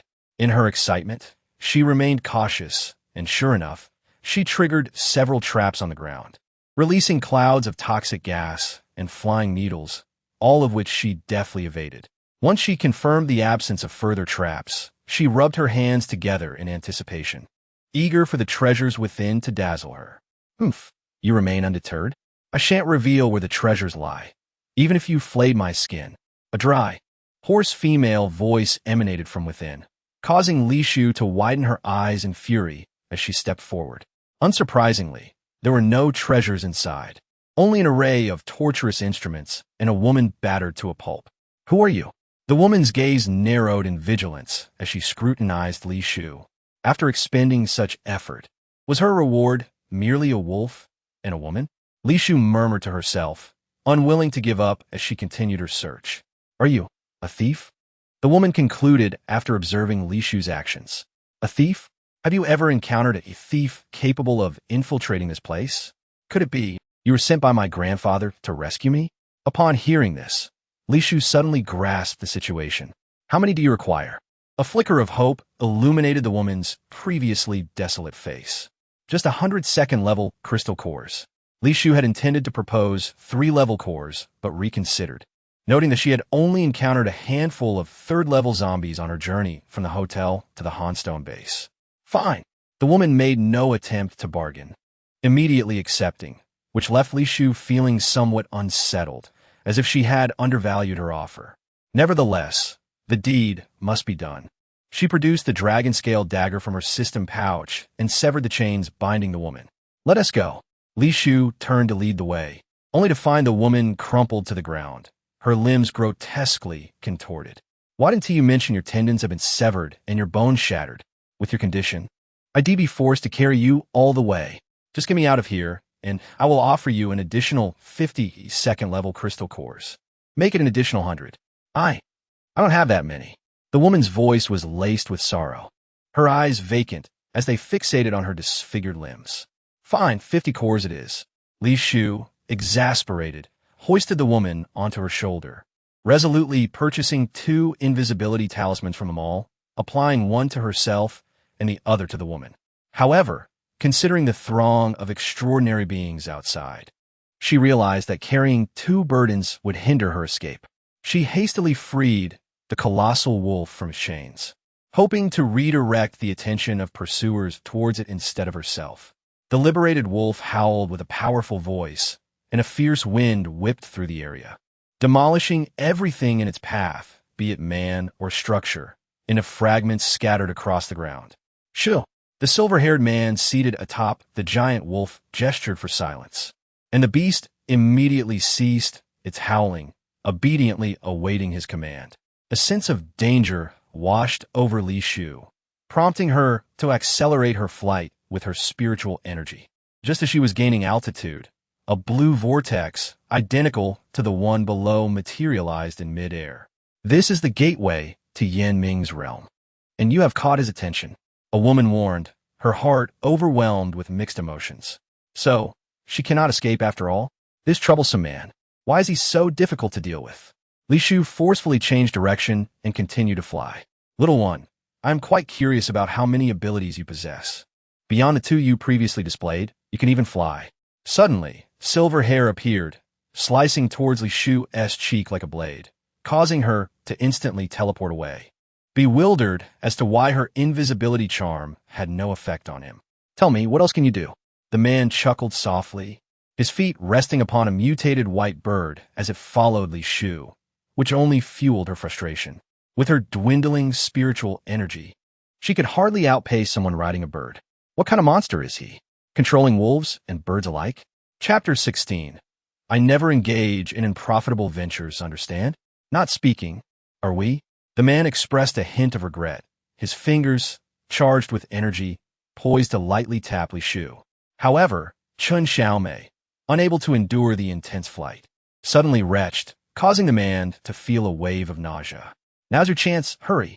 The woman seized the moment, urging Li Shu while utilizing the meager remnants of her abilities to conjure a thick mist, buying Li Shu precious time to escape. System. Exchange my private credits for a swift movement talisman. Swift movement talisman exchanged, deducting 100 points from host's private account. Remaining balance, 390 points. With the electronic voice's conclusion, Li Shu, empowered by the talisman, vanished like a streak of lightning in mere seconds. It has been quite some time since I encountered such an intriguing individual. The man's silver eyes shimmered faintly, the dense mist dissipating with the surge of his abilities, leaving behind nothing but silence. Once again, that woman had slipped from under his nose. Master, I can hardly hold on.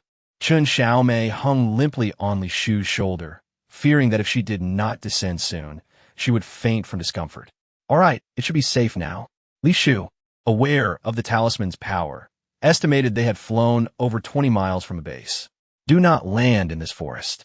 The mutated beasts here are too numerous for you to handle. The woman, akin to a useless burden, warned Li Shu urgently as she intended to descend. We're mutated beasts. You do not know? Both the woman and Chun Xiaomei exclaimed simultaneously, as if they had stumbled upon something monumental. You do not know about it? Li Shu retorted boldly, simultaneously using her spiritual sense to locate an abandoned factory devoid of zombies, where traces of survivors still lingered. Mutated beasts are animals that awakened abilities after radiation exposure. Most, like zombies, are incapable of communication and only know violence. A few can be tamed and communicate with humans. And what is radiation? Li Shu found the term baffling, but surmised that if it could awaken abilities in animals, it might do the same for humans. Could it be that those with abilities owe their powers to this phenomenon? You, how do you know nothing? The woman gazed at Li Shu in confusion. Ponder your thoughts. I have resided deep in the mountains for years and only recently emerged to engage with the outside world. Is that not peculiar? Even if you live in the mountains, there should still be mutated animals nearby. Well, there truly aren't any. Master, are you certain there are no mutated beasts near you? And there should be no zombies either. If that is the case, could I bring my mother and brother to stay with you? Goodness, what a fool. There's an abandoned iron house ahead. Shall we enter? Li Shu pretended not to hear Chun Xiaomei's words, swiftly redirecting the conversation toward the nearby factory. There were no signs of zombies or mutated beasts within, making a safe haven. Very well. Li Shu did not elaborate further, placing the two burdens in a relatively clean spot at the factory entrance. She noted that the area bore the aftermath of a recent battle, a fetid smell of blood lingering as several corpses lay sprawled beneath shattered windows and door frames. These bodies bore no signs of being devoured. Their heads were punctured with a bloody hole at the center of their brows. They had been killed by a gunshot. The assailant was likely still inside, so it was prudent not to enter just yet. Are you suggesting those round holes in their heads were caused by a gun? Li Shu regarded the woman incredulously, doubting she knew what a red tassel gun's muzzle looked like. Shell casings littered the ground. It was a compact handgun, and the inhabitants of the factory likely had few bullets remaining. Handguns and bullets? Li Shu was utterly bewildered. She realized she needed to take time to thoroughly educate herself about this world, for they were clearly not speaking of the same type of weapon. Master, should we not seek another place to hide? Chen Xiaomei trembled, tugging at Li Shu's sleeve, feeling that this location was perilous. Fearing the man could shoot them at any moment. The man is severely injured. As long as we do not provoke him, he will not come out to harm us. The woman, lying prone on the ground like a caterpillar, laboriously leaned against a wall not far from the corpses, scrutinizing the signs of struggle within. How do you know he is injured? If he shoots the master. I say he is injured. Therefore, he is injured. The woman, disinterested in conversing with what she deemed a fool, brusquely interrupted her, reiterating her statement with an imposing tone. Master, Chen Xiaomei was quite dissatisfied, preparing to continue persuading Li Shu to leave this dangerous place. Enough. We will remain here, or you may go outside. What is your name? What does your grandfather reside in the cold stone base? And how can I contact him to redeem you with crystal cores? Li Shu approached the woman, surveying her from above. I am Meng Qingshu of the Meng family from Kyoto. Where's Kyoto? Why is it not cold stone base? Are you? Not from here. How can you not know of Kyoto? Meng Qingshu was taken aback by Li Shu's astonishing ignorance. She seemed to be living not in the mountains, but in outer space instead. It was one thing to lack common knowledge, but how could she not know of Kyoto, which governs all bases? Master, Kyoto is the capital that manages all bases. Those who reside there are influential figures. I have heard even the gatekeepers are level 5 ability users.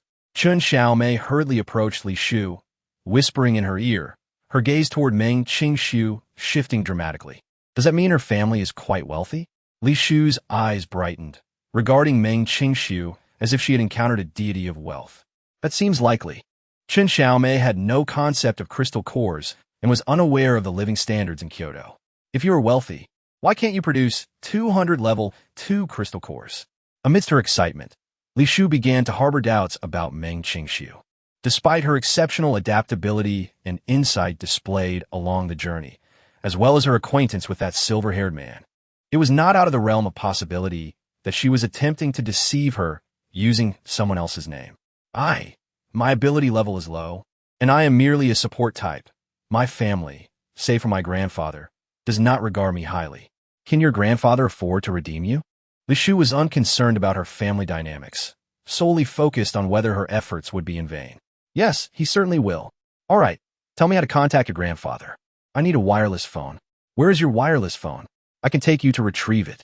I do not have one. What? After my grandfather sent me to the Cold Stone base, it was always the Lord of the base who contacted him. It has been a long time since I last saw the Lord. So, are you implying that I must help you find the Lord? Li Shu was on the verge of laughter from anger. It seemed that after all this effort, she would not only receive no crystal cores, but also be expected to assist her for free in locating someone. Such practices are unheard of in business. Chapter 17. Wealthy individuals command respect, sir. Are we still taking her with us? Chen Xiaomei cautiously inquired, sensing Li Shu's growing irritation. What do you think? Li Shu retorted sharply. I think we should take her, after all. She comes from the capital. Chen Xiaomei carefully provided what she believed to be the right answer, recognizing that in this world, not only strength matters, but also whether one has powerful connections. After all, one could easily meet their demise without realizing it if they offended the wrong person. A worthless individual who cannot even produce a crystal core would only be a burden. Or do you think having one deadweight is insufficient, and you need another? Li Shu's piercing gaze directed at Chen Xiaomei made it clear that had she not needed a guide for the base, she would not have tolerated this extra burden. Sir, I didn't mean it that way. Chen Xiaomei frantically explained, tears brimming in her eyes. Enough. Let us rest here for an hour. She'll stay behind while we leave. Chen Xiaomei nodded eagerly, avoiding eye contact with Meng Qingshu, fearful of further inciting Li Shu's wrath. As for Meng Qingshu, she leaned against the wall, seemingly indifferent to being abandoned by Li Shu. Bang! Bang! Bang! Suddenly, gunfire erupted from within the factory, accompanied by the squeaking of rats. Didn't you say there were no mutated beasts inside? Li Shu turned to Meng Qingshu, her voice laced with incredulity, despite having previously scanned with her spiritual sense. My perception ability is infallible, unless those rats materialize from nowhere. As soon as she finished speaking, a palm-sized vortex appeared before them, reminiscent of the spatial gate they had seen earlier. This is bad. Some of those rats have awakened spatial abilities. Upon witnessing the rats emerging from the vortex, Meng Qingshu instinctively crawled further inside the factory, searching for anything to fend off the rodents. Toss those corpses over there. At least it will buy us some time. Without needing Meng Qingshu's suggestion, Li Shu had already moved to the bodies and hurled them into the vortex with considerable force. Fire spirit burn. She summoned her dwindling spiritual power, igniting the corpses in flames. As anticipated, the rats indeed recoiled in fear of the fire. The flames did not burn for long before the palm-sized vortex sealed itself, likely not to reopen anytime soon. You're also a fire ability user? Meng Qingshu looked at Li Shu with surprise. She recalled that this individual had already demonstrated two abilities, teleportation and flight. If she possessed a potent offensive fire ability as well, she would undoubtedly be an exceptional asset, a coveted recruit for any base. No wonder someone as proud as Yin Ming would personally pursue her. If she could develop further, she would pose a significant threat to the mutant factions. Bang!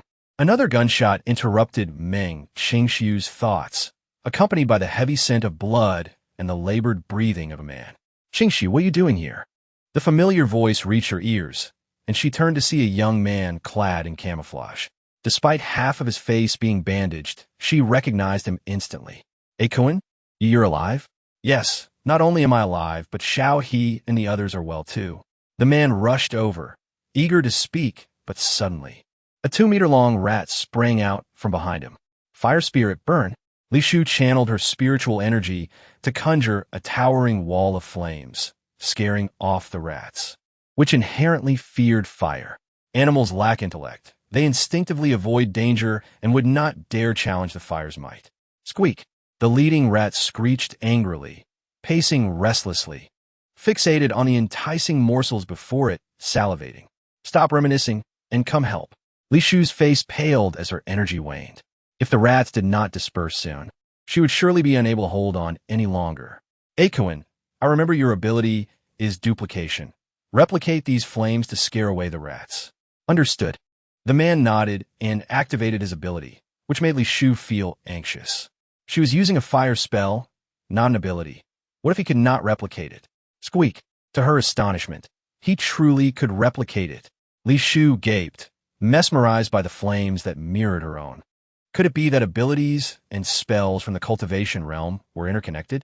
If so, could those with awakened abilities also absorb spiritual energy for cultivation? All right, the rats 1T come out for now. You can retract your ability. Meng Qingshu spoke calmly, exhaling deeply, relieved that fortune still favored her. I'm Siekuan. I'm deeply grateful for saving my life. The man bowed deeply to Li Shu, knowing that without her fire ability, he would not have been able to drive off the relentless tide of mutated rats. If you wish to express your gratitude, you may do so with crystal cores. No need for empty gestures. Are these cores sufficient? Siekuan generously produced a bag filled with cores, his bandaged face displaying a hint of foolishness. Sufficient indeed. Li Shu's eyes sparkled as she snatched the bag, opening it to reveal a bounty of crystal cores spilling forth. Although most were of the first level, they constituted a small fortune for her, having not received any income for several days. May I ask how to address you? Call me Li Xian, or simply Li Shu. Miss Li Shu, thank you for saving me and Qingshu. May I inquire about your level as an ability user? Why do you ask this? Li Shu mused. Her cultivation was at the late stage of foundation building, and she was uncertain how that translated into ability levels. However, from her encounters, she felt confident in dealing with third-level ability users. Well, we have a bounty hunter squad in our area. Anyone with abilities exceeding the third level can join. So you are a member of the bounty hunter squad? Yes.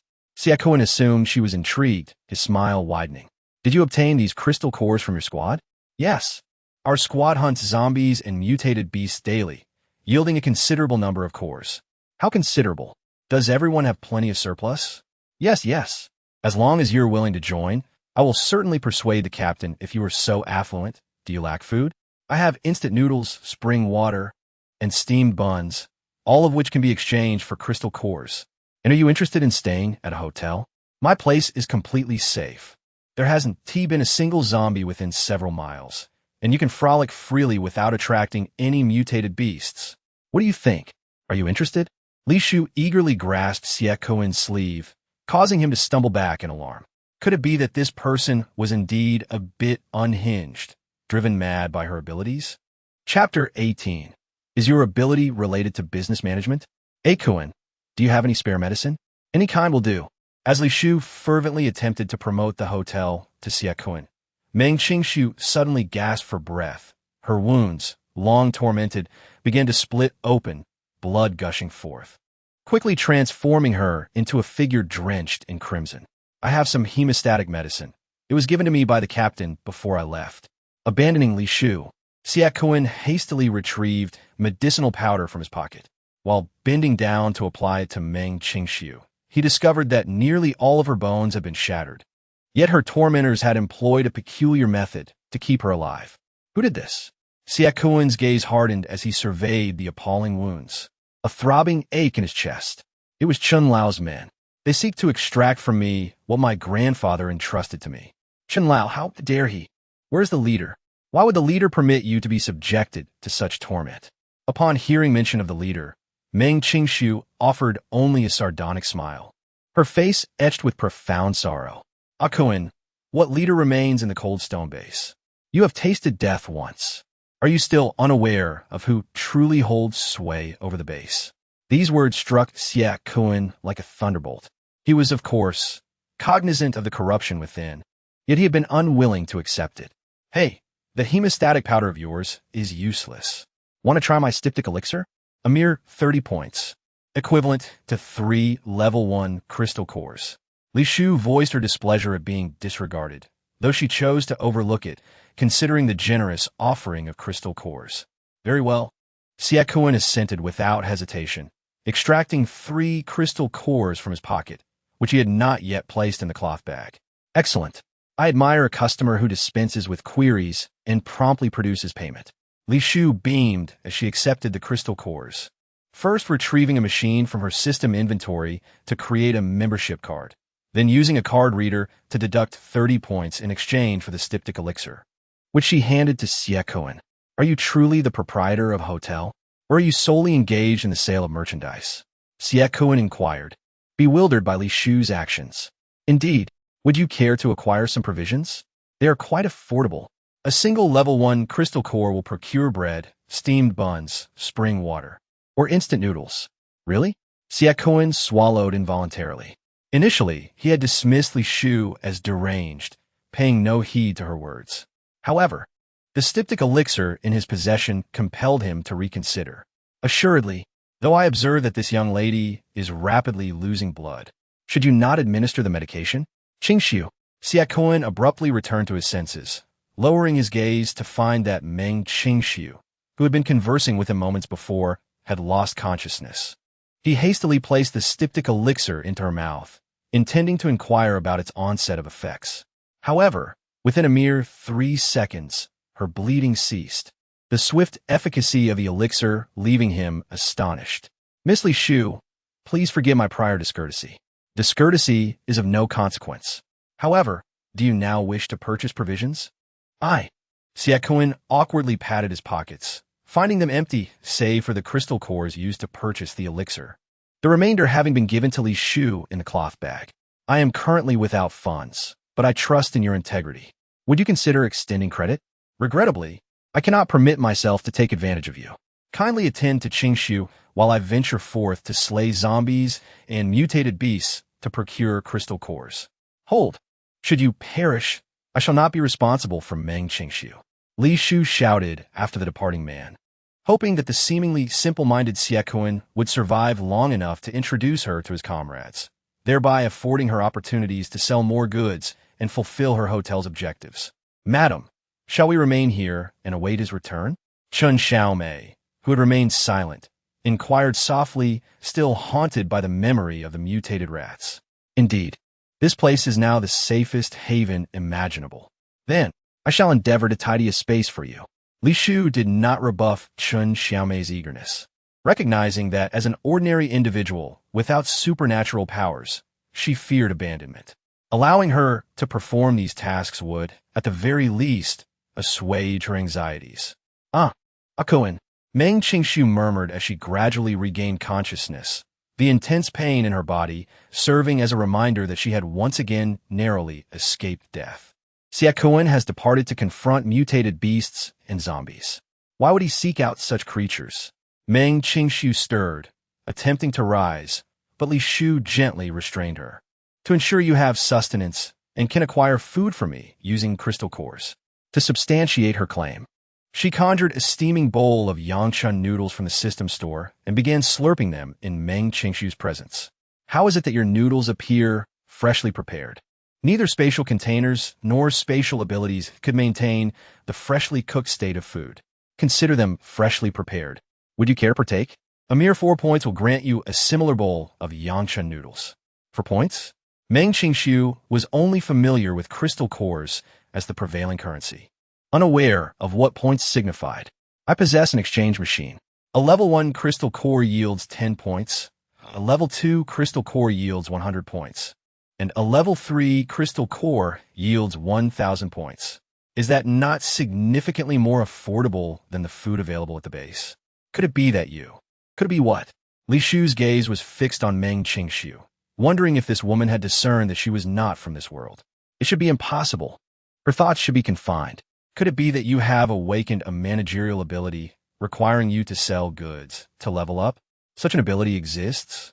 Li Shu was hearing of such a peculiar ability for the first time. I encountered one in Kyoto. A man operated a brothel, and he had to sleep with different patrons to enhance his abilities. With each level gained, he acquired a new ability, making him quite renowned in Kyoto. The abilities here are truly bizarre. Is that how it is with you? Judging for what you mentioned to Xiaokuan, you operate a hotel filled with food.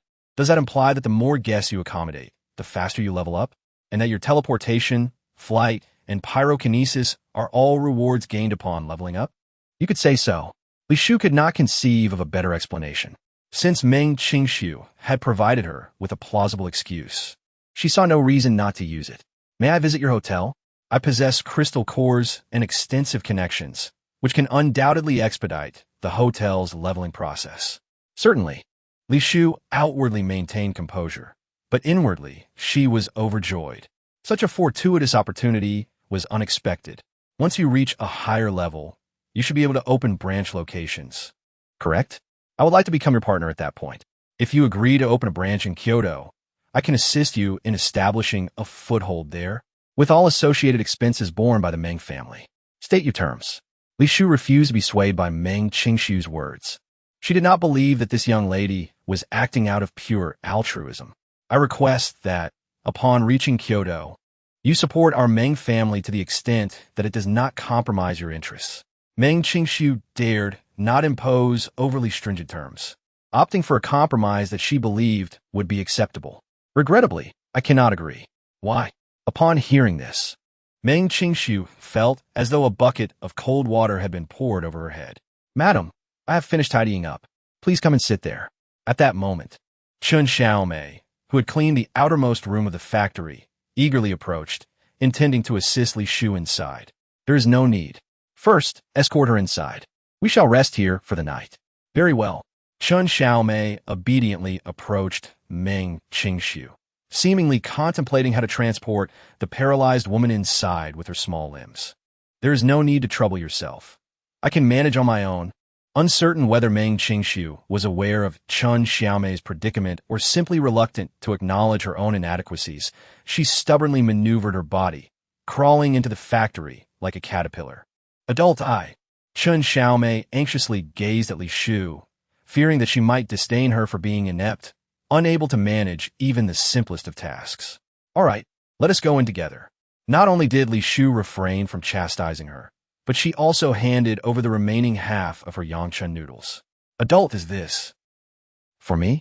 Chen Xiaomei's eyes sparkled with delight as she beheld the steaming noodles, her stomach emitting a low growl. You have served as my base guide. Logically, I should provide you with 3 meals a day, ensuring you do not go hungry. Thank you, adult. You are truly the kindest person I have ever met. No, Li Shu felt a pang of guilt. In truth, she considered herself to be an exceptionally callous employer. Not only did she wish to take advantage of her without compensation, but she also offered her leftover noodles. If this flattery continued, she would have no choice but to calculate her pay. After an indeterminate amount of time, Meng Qingxiu, who had long endured hunger, felt her stomach grumble. Although she was quite resilient to hunger, Chen Xiaomei's indulgence in the noodles filled the air with a tantalizing aroma. Sister, would you like some? Chen Xiaomei looked at Meng Qingxiu with wide, innocent eyes, cautiously offering her the bowl of noodles she had barely touched. No need, sister. This place is different from Kyoto. You have sustained such severe injuries. If you do not eat, your body will not recover. Misunderstanding that Meng Qingxiu rejected the noodles due to her having touched them, Chen Xiaomei kindly pushed the bowl toward her, insisting she take a few bites for her own health. Thank you, but I truly do not need it. Oh, suddenly, the sound of squeaking mice pierced the silence, causing the resting individuals to open their eyes in alarm. Chen Xiaomei, terrified, darted behind Li Shu. Do not worry, they do not dare approach, Li Shu calmly assured them, encircling them with her spiritual fire. Adult, should we not find another place? Chen Xiaomei was utterly terrified, feeling that the mutated rats were more fearsome than zombies. If you are scared, you may leave on your own. Adult, Chen Xiaomei called out pitifully, yet she took no further action.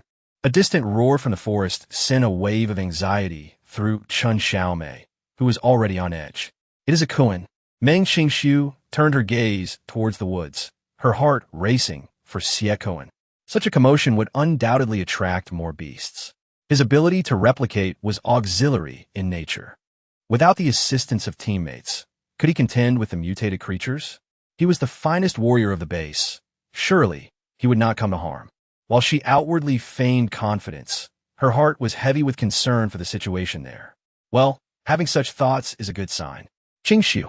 An hour later, Xie Kuan finally returned from the forest, laden with crystal cores, although his camouflage uniform was half torn, bearing the marks of animal claws and branches. I killed 1 secondary mutant beast and 3 primary ones. However, only the secondary one contained a crystal core. He presented the secondary crystal core in his hand. No worries. Xie Kuan was confident in his abilities, but knowing Meng Qingxiu's temperament, he refrained from elaborating. Directly approaching Li Shu to exchange points for 2 bags of bread and a jug of clean water. I will accompany you tomorrow, but we do not entertain strangers. You have purchased my goods. Does that not negate the notion of being a stranger? But I know nothing about you. This. Xie Kuan hesitated momentarily, as they had nothing to sell. Typically, their team procured food by sending familiar faces to the base for coarse grains, and the water they acquired was murky and costly, necessitating daily hunts. Indeed, after some internal conflict, Xie Kuan reluctantly nodded. Fine, think about it. If you bring me along, you will have access to all these resources. But, Xie Kuan understood this logic, yet the captain's rules could not be broken. A Kuan is fine. Take her along. I will speak on your behalf with the captain. Seeing Xie Kuan's indecision, Meng Qingxiu made the executive decision. Well, all right then. Although Xie Kuan remained somewhat apprehensive, Meng Qingxiu was, to some extent, his superior, and since she had spoken, he had no valid reason to refuse. Moreover, from another perspective, their team had to be cautious not to be discovered by Chen Lao's people during food procurement. If Li Shu could remain stationed there long-term, their risks would be reduced. Chapter 20, Get Out. Surrounded by Li Shu's spiritual fire, the group managed to sleep relatively soundly. Li Shu was baffled by his peculiar behavior. If he feared her being spotted in midair, she could float without touching the ground. Regrettably, he opposed even that. Adult, please hold on a little longer. We will arrive soon. Chen Xiaomei struggled to drag the half-unconscious Li Shu, anxiously watching Xie Kuan's figure grow increasingly distant. This is unacceptable. I have not walked such a long distance in 800 years. I must rest. Adult, we have only walked for 2 hours. Look at that brother. He has carried Sister Qingxiu for so long. Please endure a little longer. He is a rough man. Can he be compared to me? Li Shu was seething. As a delicate spellcaster, She was accustomed to never touching the ground, always equipped with various flying artifacts when venturing out. Yet here she was, without any artifacts, and not even allowed to utilize her spiritual power to fly. This was utterly intolerable. Adult, if you do not move soon, he will abandon us. He dares. Li Shu coldly glared at Xie Kuan's receding figure, refusing to budge despite Chen Xiaomei's pleas. Brother Xie Kuan, please wait for us. Roar. Whether it was Chen Xiaomei's voice startling the beasts or not, the once quiet forest erupted with their roars. Yet Li Shu remained unfazed, continuing to sit on the ground, massaging her sore legs. Miss Li Shu, please bear with it a little longer. There are numerous mutated beasts in this forest, and the weather indicates rain is imminent. If we cannot exit before it rains, our situation will become perilous. Wrong. It is your situation that is perilous, not mine. Xie Kuan felt a twinge of helplessness, yet he could not deny the truth in Li Shu's words. How much longer until we reach your place? Li Shu had no intention of making things difficult for Xie Kuan. She simply noticed he was deliberately circling around, avoiding a straightforward answer. After all, this forest was not expansive. They could exit within an hour, yet he had taken double the time. Kuan, you cannot hide this from her. Just take her directly. Ultimately, it was Meng Qingxiu who took the initiative, bluntly revealing the unspoken secret they shared. Brother Xie Kuan, what does Sister Qingxiu mean? Chen Xiaomei stared blankly at Xie Kuan, confused whether he had intentionally led them on for so long. I apologize, I did not mean to. I simply thought many ordinary people without powers reside there, so I had to take a convoluted route to make it more complex. No problem, I understand. Li Shu smiled amiably, though in her heart, she had already devised plans to make them repay her with crystal cores to alleviate her anger. In fact, if you continue forward for a bit, you will reach the maze set up by my teammates. Once we pass through it, we will arrive. All right, then let us proceed. Li Shu stood up with a radiant smile, struggling to keep pace with the man ahead. She had initially thought that traversing the maze would be a trivial matter, merely a matter of following in the footsteps of the person in front. Little did she know that this journey would stretch into 2 arduous hours, resulting in painful blisters forming on her delicate feet. Why have we been wandering in this maze for so long without finding an exit? Li Shu glared at Xie Kuan, her teeth clenched in frustration, wishing fervently to dig 2 holes in him. You see, my teammates' maze isn't particularly sophisticated. Any high-level ability user should be able to break through it. It was set up merely to alert us, enabling us to escape the moment the enemy enters. Xie Kuan explained. Is that so? Li Shu narrowed her eyes, her fists clenched in indignation. We've arrived. As she stepped through the last veil of mist, her surroundings suddenly opened up to reveal a dilapidated village. Sunbathing elders sat at the doorsteps of nearly every household, the scene serene and tranquil, starkly contrasting with the desolation one would expect in a post-apocalyptic world. Xie Kuan rushed towards the elders at the village entrance, but they remained unmoved, as if oblivious to his presence. A rugged man emerged from a small dwelling at the village's entrance, dressed in a tattered apron and clutching a long-neglected cigar. Guogu. The man failed to recognize the disheveled Meng Qingxiu, let alone the 2 complete strangers, Li Shu and Chen Xiaomei. Get out of here! The man unleashed his abilities, flames erupting from his body, which startled Xie Kuan into a hasty explanation. Guogu, I'm carrying Qingxiu. Don't you recognize her? Qingxiu? The man's eyes widened as he gazed at the woman slumped in the chair, her odor unmistakable.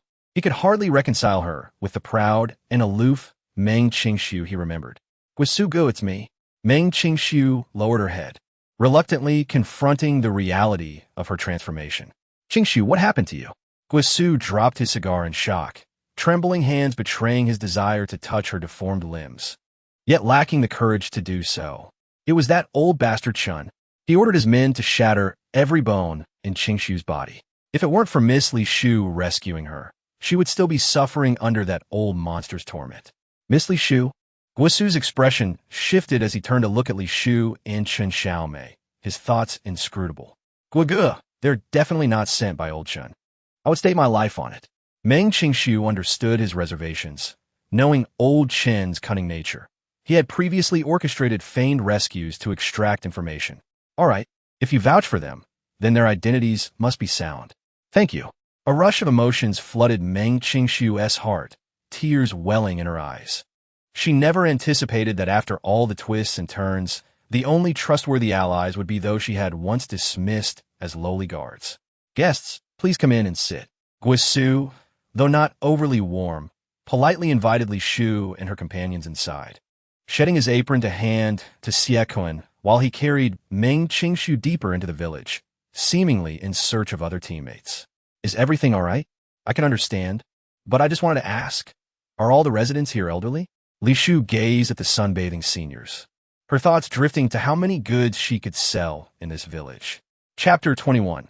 I'm a business person after Xiaoquan's detailed explanation. Li Shu finally grasped the situation and began to regret wasting her time accompanying him here. Their small team comprised only 5 members. Even if they were capable, it offered her little utility. Of course, a village of this size could not rely solely on these 5 young individuals for defense. Besides the somewhat senile elders, there were still about 20 young people in the village. However, those youths were either gathering intelligence at the base or hunting zombies for crystal cores to sustain the village, as food prices outside were exorbitantly high, and the elderly could not simply starve in the village. "Milady, is something troubling you?" Chun Xiaomei, noticing Li Shu's somber demeanor, was perplexed. "Xiaoquan has brought you here according to your wishes, and our team has not driven you away." "Xiaomei, how long have you been by my side now?" "It should be about 3 days. Indeed, counting the upgraded hotel stay, it has been 7 days, yet I have not hosted even 10 guests. I have only 23 days left. How can I possibly entertain 500 guests in just 23 days? "Milady, what are you talking about?" Chun Xiaomei struggled to comprehend Li Shu's words, unsure if it was her own lack of understanding or something else. "No, it must be the heavens playing tricks on me. I entered the base without issue, yet I encountered that formidable man. Why is he so persistent? What have I done to provoke him?" "Milady, are you referring to that man who chased us on a bird?" "Yes, that scoundrel. If it weren't for him, I would have long entered the base to sell my goods. The base is bustling with people. If I had started from yesterday afternoon, I would have easily gathered over 100 guests.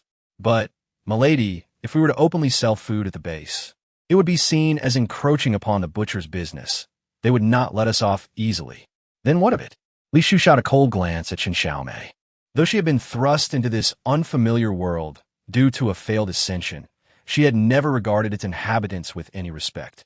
They were merely tools in her quest to fulfill her mission.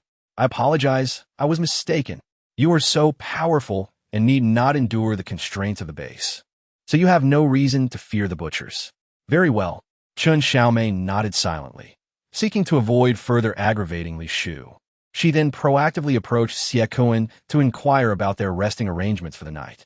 Meanwhile, Li Shu, acutely aware that time waits for no one, followed the path Guisu had taken, seeking to engage in business with his teammates. "No, I refuse to use Qingshu as bait." In an open courtyard, a scarred man, irate, stood up from his task of gutting a wild pig, glaring fiercely at the pale-faced man seated across from him sipping tea. "Qingshu has not refused. Why are you in such a hurry?" "Lin, don't presume that just because you are the leader, I must heed your poor advice. Qingshu has suffered enough. She endured torment to escape, and now you want to throw her back into the jaws of a tiger? I've said it's merely a trap. Trap my foot." As he spoke, the scarred man hurled an axe onto the table, causing it to splinter and collapse, yet the teacup remained suspended in the air. "Who?" A girl, who had been lurking by the door like a shadow, noticed the commotion and swiftly darted out. Not bad at all. Unfazed, Li Shu effortlessly engaged in a spar with the girl. However, as a practitioner of magical arts, she found her close combat skills lacking against a skilled opponent. She could only use her spiritual energy to force the girl back before gracefully re-entering. "Apologies, I truly did not wish to interrupt, but you have been conversing for an hour. It is time to conclude your discussion. Who are you?"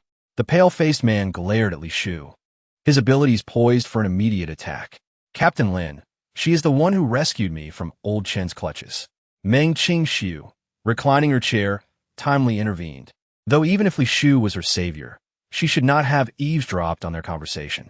It remained uncertain how Lin would react. Ensure she is your benefactor and not a spy sent by Chun Lao. Why all the unnecessary talk? Act first and speak later. The scar-faced man seized the axe and aimed for Li Shu's head, clearly intent on taking her life. Spirit of the earth, heed my command, bind. With effortless grace, Li Shu formed a seal with her fingers, ensnaring the burly man amidst the lush greenery of the courtyard. Whoosh! The figure of a girl surged from a distance, first attacking Li Shu from behind. As Li Shu dodged, the girl swiftly severed the branches binding the scar-faced man with her sharp blade. Sister, I'll hold her off. You flank her. The scar-faced man, now cautious, no longer acted impulsively. Stop! Lin Gu interjected as the girl and the scar-faced man prepared to engage. She is the benefactor who saved Qing Su. What gives you the right to act without permission? Lin, do you trust her? Of course I do. Lin Ji's fair complexion illuminated with a radiant smile, her dimples and canines giving her a youthful air, completely at odds with her role as a team leader. I am Lin Gu, captain of the Eagle Squad. That scar-faced man is Yi Su. Though reckless, he means no harm. The girl you just fought is my sister, Lin Ling. I am Li Shu, a businesswoman. I currently run a hotel several dozen kilometers away and also sell some supplies. I wonder if Captain Lin might be interested? What supplies are you referring to? Food, medicine, and weapons. Though both medicine and weapons are scarce now, I have an abundance of food. Huh, you're lying. Yi Su, be quiet. Lin Gu shot a warning glance at the scar-faced man, who sullenly resumed his task of preparing wild boar entrails. Continue. Lin Ji's demeanor shifted like a chameleon. Moments ago, she appeared stern. Now she radiated warmth. The supplies here are purchased using crystal cores for points. Currently, the food includes steamed buns, instant noodles, toast plain noodles, spring water, and dew syrup. As she spoke, Li Shu retrieved a prepared price list from her system pack, carefully detailing the points required for different grades of crystal cores. Your food is so cheap. Lin Gu gazed at the price list in astonishment. Although skeptical of Li Shu's claims, she was taken aback by the absurdly low prices. The hotel just opened, and these are promotional rates. If you find them satisfactory, feel free to bring your people to my hotel. It is certainly safer than here. Lin Gu merely smiled politely at Li Shu's suggestion. Chapter 22. Yin Ming is a mutant Chun Xiaomei, having learned about the temporary residence from Siekuan, waited at the village entrance for Li Shu, anxious that she might offend Siekuan's companions. Of course, it's business. Li Shu felt content with the transaction. While Lin Gu was shrewder than Siekuan, she still spent a considerable number of crystal cores on food. By the way, how is the defense at the base? Why was that man able to breach the meat shop so easily? Chun Xiaomei hesitated, having lived in the slums for so long. Her understanding of the base was only slightly better than Li Shu's. Are you referring to the man often accompanied by two giant wolves? Siekuan, having overheard while cooking, felt it necessary to inform Li Shu, considering she was Qing Su's benefactor. Indeed, that is him. However, he currently has only one wolf with him. The other has been captured by Chun Lao and is imprisoned alongside Meng Qing Su. What? That old man is so audacious? Siekuan was genuinely startled. He had assumed Chun Lao was merely greedy, not realizing he was reckless enough to gamble with the lives of everyone at the base. Why? Is he terrifying? Certainly. He is a mutant. What is a mutant? Li Shu did not intend to conceal her ignorance of this world, as the people around her had shown no trust, rendering their speculations irrelevant. Mutants are hybrids of mutated beasts and humans, artificially forced evolutions gone awry. They're monsters. Sorry, could you speak plainly? Li Shu offered a polite, yet awkward smile, finding the boy's articulation lacking. This involves some confidential matters I cannot disclose? Not exactly. Siekuan scratched his head, taking time to formulate a simpler explanation. In my childhood memory, when the apocalypse first struck, a mutant would appear among every 10,000 people, making them quite rare. Although zombies are generally stiff and slow, mutated beasts are different. They possess formidable physiques and have almost all evolved unique abilities. At that time, the various bases for self-preservation reluctantly adhered to a mad scientist's plan. They extracted genes from mutated beasts and fused them with ordinary people who had yet to awaken any abilities to awaken a multitude of mutants. This plan sounded utterly insane. Yet, given the current circumstances, it seemed successful. After all, the man pursuing me, the one you refer to as a mutant, can freely utilize spatial portals and has the power to shred individuals into pieces. However, while they possess abilities, they're no longer purely human. Forcibly awakened mutants are as cruel and bloodthirsty as mutated beasts, seeing humans not as companions. Some mutants perfectly integrate the genes of mutated beasts, maintaining human form, yet capable of transforming into beast form. They often infiltrate human bases to exact vengeance, and the bases are utterly defenseless against them. What? They can also transform into beasts? Li Shufei exclaimed in surprise, momentarily equating the mutants to the mythical creatures of cultivation lore. However, mutants were evidently more fortunate. They did not need to painstakingly cultivate from soulless beasts, but instead leveraged genes for immediate transformation, akin to a cheat. Indeed, the man you encountered is the epitome of perfect gene fusion among mutants. His name is Yin Ming, the leader of the mutant organization, and he is currently known to be the most powerful mutant. What? Li Shufei felt a sense of disbelief regarding her luck. How had she encountered such a top-tier powerhouse immediately upon stepping into this world, especially when her own powers have been depleted? From the information I have, Yin Ming is the most loathsome of mutants. It is said that he was sold to a laboratory by his parents at a young age. At that time, his mind was likely still undeveloped, and now he probably resembles a beast in mentality. Does he have strong feelings for the two wolves accompanying him? Li Shufei began to worry for the base's vast market. She could see that the giant wolf in the cell was gravely injured and wondered if Yin Ming would be able to find a capable healer to save it after rescuing it. However, given that he had pursued her without concern for the captured wolf, perhaps his attachment was not as profound. From rumors, it was said that his fused genes were those of a mutated wolf, and the two wolves had been captured as cubs, having likely spent years in his company. From his perspective, they could be considered siblings who relied on each other from a young age.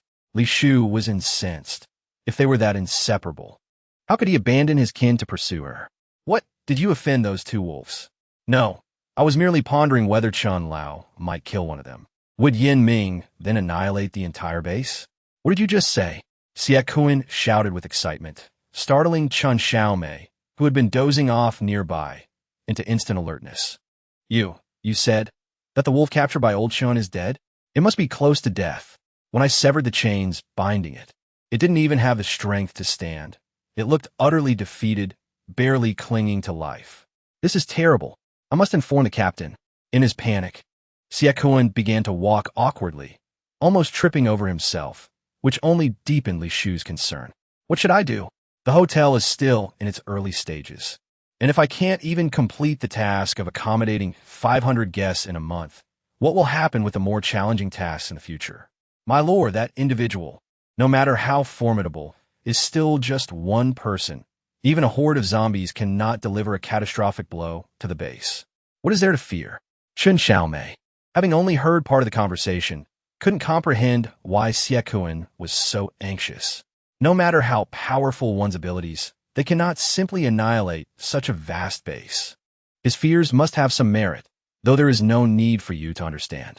Oh, Chun Xiaomei quietly acknowledged, for as an ordinary person, she had no concept of the levels of abilities, nor did she realize that an ability user achieving level 3 could be deemed a talent by the base.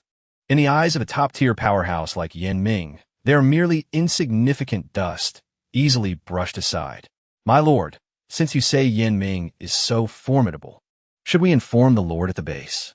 If we act promptly, perhaps we might even earn a reward from the lord. Stay here. Going to the base will only hasten your demise, given your lack of intellect. Let's wait for tomorrow's news. The affairs of the base will be managed by others, not us. Chapter 23. What is Old Chun worth? After Li Shufei's reminder, the Eagle Squad, which had initially planned to refrain from venturing out for a while, began to frequently gather intelligence. So far, they had not heard of any incidents concerning Yin Ming's wolf, and thus the base continued to operate as usual. This was not a significant issue. After all, The owner behind the butcher shop was Old Shun, and the base was primarily under his influence. Yet, some women and children had managed to escape to the Light Church, where there just happened to be a holy son, Lan Zhuqi, pursuing Yan Ming. He could not tolerate the sordid affairs of mutual slaughter. Meng Qingxiu, what kind of force is the Light Church? In recent days, Li Shu had formed a collaboration with Lin Guo, setting up a temporary shop in his courtyard while engaging in conversation with Meng Qingxiu to rapidly acquire knowledge about this world. The Light Church is a large religious organization that emerged abruptly after the apocalypse. Its followers are spread across the globe, steadfastly believing that the apocalypse represents a form of evolution for humanity. They outwardly pity those ordinary individuals who have failed to evolve and typically provide food donations to them at regular intervals. Such precious food, given away for free to ordinary people. I can't believe they are so benevolent. Indeed, according to what my grandfather knows, they assist organizations that conduct experiments on ordinary people and mutated beasts. What about Lan Zhuqi's strength? Since he dares to come for Yan Ming, could his power be comparable? I don't know. The Holy Son of the Light Church rarely makes appearances. I have no idea what he looks like. I see. It's unfortunate that the situation was too chaotic at the time for her to discern that person's face. Qingxiu, the base has been taken over by the Light Church. Old Chun has suffered significant losses. Now Miss Li Shu, what are you doing here? I came to discuss men. Huh? Is there something? I have something to say to Qingxiu. Can you? What? Am I an outsider? Aren't you? Xiaokuan stared at Li Shu in confusion, his eyes reflecting sincerity and a hint of foolishness. Akuan, just say what you want to say. Meng Qingxiu was quite generous with Li Shu, showing no intention of excluding her. Hearing this, Li Shu's eyes brightened as she interjected. So, does this mean the base is no longer in danger? Of course, as long as I am with you. Then. All right, I will discuss this with the captain. Xiaokuan, being straightforward, merely inquired out of politeness and had no intention of bringing Li Shu along. By the way, Qingxiu, news has come from the base. The Lord has been found. What? Upon hearing Xiaokuan mention the Lord, Meng Qingxiu's heart jolted. Even though she had already confirmed during her torment that the one who betrayed her was the once kind elderly man, she still could not forget the kindness he had shown her and was reluctant to face the reality. Where's he found? Really? Meng Qingxiu's voice was tinged with boundless melancholy. She had thought she would not feel sorrow, yet tears began to slip down her cheeks. The Light Church lacked direct evidence to prove that the Lord had been murdered by Old Chun, and with Yan Ming lurking outside, they could only turn a blind eye. Meng Qingxiu nodded faintly, her expression of dejection causing Xiaokuan to grow anxious. Qingxiu, now that the Lord is gone, how shall we contact your grandfather? And what will happen to your broken bones? What to do? Just reconnect them. Li Shu, who had been listening with boredom, interjected as if having her bones broken were merely a trivial matter. You have a way? Xiaokuan's eyes lit up, filled with hope as he looked at Li Shu. There is a way, but my current strength is insufficient. I need to wait. Doesn't that mean it's all for naught? With renewed hope, Xiaokuan's expression fell once more. Akuan, Meng Qingxiu called out his name warningly, prompting Xiaokuan to leave in a sulk. Miss Li Shu, isn't it true that once your hotel levels up, you can acquire healing abilities? Meng Qingxiu still believed that Li Shu had managerial abilities and had no thought of correcting her. No, it's just that my abilities can level up, allowing me to utilize my personal power to help you reconstruct your bones. So miraculous. Of course, Li Shu smiled mysteriously, for there is perhaps nothing more wondrous than the pursuit of immortality. However, helping you reconstruct your bones is quite taxing for me, without 100 level 3 crystal cores. I cannot assist you. I will think of another way. Although Meng Qingxiu came from a prestigious family, she was truly destitute, feeling both heartbroken and exhilarated. She had thought her life would remain this way forever, destined to become a burden to her family, and perhaps once her grandfather passed away, those people would abandon her. She never expected to have a chance to rise again. By the way, how well do you know Yan Ming? Who does he typically pursue? Logically speaking, a top-tier mutant like him should not be particularly bloodthirsty, as ordinary people would merely appear as ants to him, too insignificant to even be bothered with. So, I have seen him twice, and he has attempted to kill me both times. Is it merely bad luck? Chapter 24. Do you dare to ambush me? Li Shu found their relationship rather peculiar. On the surface, they maintained a superior subordinate dynamic with the Eagle Squad, yet behind the scenes, they refer to the squad as traitors and harbor disdain for them. This left Li Shu, an outsider, bewildered. If they defied and despised the squad, why did they still obediently follow their orders? As she spoke, Chen Xiaomei glanced around furtively, leaning close to Li Shu's ear to whisper, "Today, when I visited the old lady next door to fetch some bedding, I overheard her grandson saying that those 5 ability users are traitors to the base, personally driven out by the base lord, and they apparently killed many other ability users. Is that true? Of course. That boy used to live in the base. He just came out because he couldn't pay the crystal core tax. If what you're saying is accurate, then this must be a closely guarded secret of those 5 individuals. How did you come to hear it? Well, I suppose I was just lucky. Master, why don't we go to the base ourselves and not linger with them?" "All right." "Really?" Chen Xiaomei exclaimed excitedly. But just as she was about to continue, Li Shu interjected, "I will stay. You go on your own." "Master, you..." "What? Unhappy? I understand." Chen Xiaomei sulked, knowing her attempts to persuade Li Shu were futile. "Boss, I heard from the older villagers that you sell food here. Is that true?" A delicate female voice called from outside. Li Shu looked up to see a girl with a fair complexion, seemingly around 16 or 17 years old. Her clothes were tattered yet not overly dirty, suggesting she had not fared too poorly in her external life. "Certainly, the price list is right here. Feel free to order." This pack of instant noodles really only costs 3 points? Indeed, would you like to buy it?" Li Shu produced a redemption machine and card reader, waiting for the girl to retrieve her crystal cores. "Boss, could you show me a pack of instant noodles first? Once I confirm it's not altered by abilities, I'll give you the crystal core." "Sure." Without hesitation, Li Shu purchased a pack for her to inspect. After all, in this post-apocalyptic world, the supply chain had collapsed, and most processed foods like instant noodles on the market were counterfeit. It was only prudent to be cautious. "Thank you, boss. I don't want it anymore. Can I exchange it for bread?" This time, the girl readily handed over a level 1 crystal core to redeem her points. "Living creatures?" Li Shu echoed in confusion, scrutinizing the packaging of the noodles. She knew the system would never err. It could only store lifeless objects. "Ah, master, how do you have corpse worms on you?" "What corpse worms?" "Don't move. I'm going to call Captain Lin right now. If a corpse worm bites you, you'll be infected with corpse poison and turn into a zombie. Please, do not move a muscle. Just pretend to be a corpse. Spirit fire arise." Li Shu gently pointed her finger at the worm, simultaneously enveloping herself in spiritual energy as a precaution. Squeak! The corpse worm quickly turned to ash under the searing flames. Although it bit her in its final moments, it was ultimately in vain. Have they infiltrated the enemy ranks? "Help! Please save me." Just as she stepped outside, a man, completely covered in corpse worms, stumbled in. "Please, save me." His face was ashen, and his eyes were starting to roll back, clearly indicating the onset of the zombie virus. Spirit fire. Li Shu's gaze remained unwavering as she unleashed a burst of flames, engulfing the man entirely. "I don't want to die. Please save me." The man writhed in agony on the ground, his already dazed expression twisting into one of hatred. "Since you wish to burn me alive, you shall not escape unscathed." With his last ounce of strength, he lunged at Li Shu. Bang!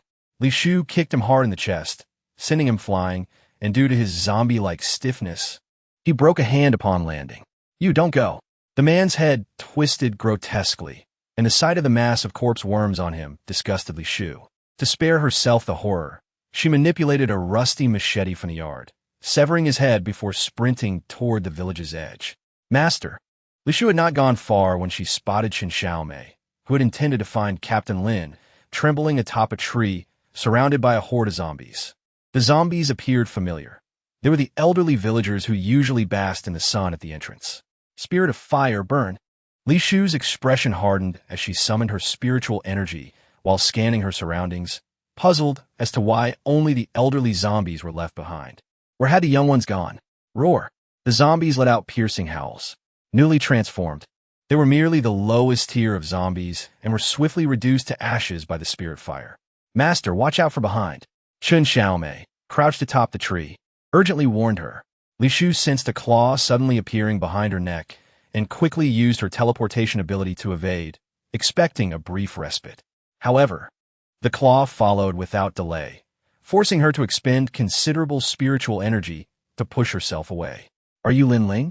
Li Shu stared in shock at the pale face before her, astonished that this capable individual, now transformed into a rigid zombie, possessed the ability to traverse shadows. Bang, bang, bang. "Spirits of the earth, heed my command, bind." Li Shu dared not be careless. Amidst the fight, she rapidly formed hand seals. Seizing the moment, Lin Ling revealed herself to conjure a multitude of branches to restrain her in midair. "Sister, you're amazing. I've never seen anyone wield so many abilities at once." As Li Shu finally caught her breath, a tinkling laugh echoed from behind her, accompanied by a swarm of corpse worms that sent her scrambling to create an air shield with her spiritual energy to repel the insects. Chapter 25. My ability to save you is already a great mercy. You still possess a defensive ability? The girl's fair face was filled with astonishment, and the instigator was none other than the girl who had come to buy food. "Sister, let me see what other abilities you have," the girl exclaimed excitedly. Manipulating the corpse worms to control the now zombified Lin Ling, Li Shu had initially been unconcerned, believing the branches she had empowered would easily break free. Yet, reality struck hard as Lin Ling's piercing roar echoed. An unending stream of corpse worms adhered to her body as her abilities surged, allowing her to effortlessly break free from the branches in mere seconds. Celestial shift. Realizing the precarious situation, coupled with her dwindling spiritual energy, Li Shu dared not engage directly, instead opting to retreat to the farthest reach of her spiritual energy. "Master, take me with you." Chen Xiaomei, still perched on the tree, gazed despairingly at the vanishing figure of Li Shu, her entire being caught in a whirlwind of confusion. Elsewhere, 3 half-dead men were frantically fleeing with the incapacitated Meng Qingxiu. Unfortunately, the pungent scent of blood was too apparent in the woods, quickly drawing a horde of mutated beasts around them. "Lingo, put me down. You can't escape with me. If we perish here, Lin Ling and Guo Su's sacrifices will be in vain. No, since we were commanded by the Meng family head to protect you, we shall do so even at the cost of our lives. Ling Gu, I'm not negotiating with you. I'm commanding you." Meng Qing's sharp gaze bore into Lin Gu, but he remained resolute, straining to use his abilities to control the surrounding stones, forming a small protective circle around them. "Lin, I'm tough. I'll clear the path ahead. You look for any chance to break free." "Understood," Lin Gu responded softly, fully aware that He Su was sacrificing his life to pave the way for them. "Akuin, shortly I will use my earth-based abilities to create a safe passage for you. You just need to replicate my powers from behind." "Understood. I want to allow you to." "Be silent. You have no say in this matter now." He Su sternly reprimanded Meng Qingxiu, then summoned all his abilities and charged forward. With each step he took, towering earthen walls rose on either side, while Xiaokuan followed closely behind, reinforcing the walls to make them sturdier. The mutated beasts roared as they gushed forth with Hisu's blood, and Meng Qingxiu could distinctly hear the sound of the beasts tearing into Hisu's flesh. Yet, having exhausted her abilities along the way, she found herself powerless to intervene. "Suga," Xiaokuan called out, struggling to suppress his tears as he watched Hisu collapse, bloodied and battered, allowing the mutated beasts to feast upon him. With a loud thud, Lin Gu and the others, forcefully dispatched, paid no heed to the pain of their bodies crashing to the ground. They scrambled to the nearest exit. Alas, even the swiftest legs could not outrun the predatory gaze of the mutated beasts, and they were soon encircled once more. "Captain, what should we do?" Xiaokuan looked at Lin Gu in despair. The forest was a treacherous maze filled with too many mutated beasts, their abilities depleted, and they were grievously injured, leaving them with little hope of survival. The mutated beasts, having marked them as easy prey, grew increasingly excited, each one poised to pounce at the slightest opportunity, ready to overwhelm them. "Take care of Qingxiu." Lin Gu entrusted Meng Qingxiu, whom he held in his arms, to Xiaokuan, before manipulating everything within reach to create a protective barrier around the two of them, as if that alone could shield them from harm. Captain, there's a winged, mutated beast above. Just as the creature's claws descended for a surprise attack, Lin Gu swiftly commanded the stones to block the assault. However, a serpentine mutated beast seized the opportunity, launching itself at them. Captain, Xie Kun shouted in alarm, hurriedly replicating Lin Ji's abilities to strike the serpent's head with sharp stones. Unfortunately, Lin Gu fell victim to the serpent's venom, his consciousness slipping away as he collapsed, a lamb waiting for slaughter. Spirit of the earth, he my command bind. Just when Lin Gu believed his fate was sealed, a multitude of branches suddenly appeared, ensnaring the attacking white bird overhead. It's Li Shu, Meng Qingxiu, watching in horror, instantly recognized the figure who had rescued Lin Gu, her eyes brimming with hope. Thunderstrike, a crackling surge of electricity radiated from Lin Gu, sending the mutated beasts into a frenzy. Now's our chance, run. Captain, it seems we've shaken him off.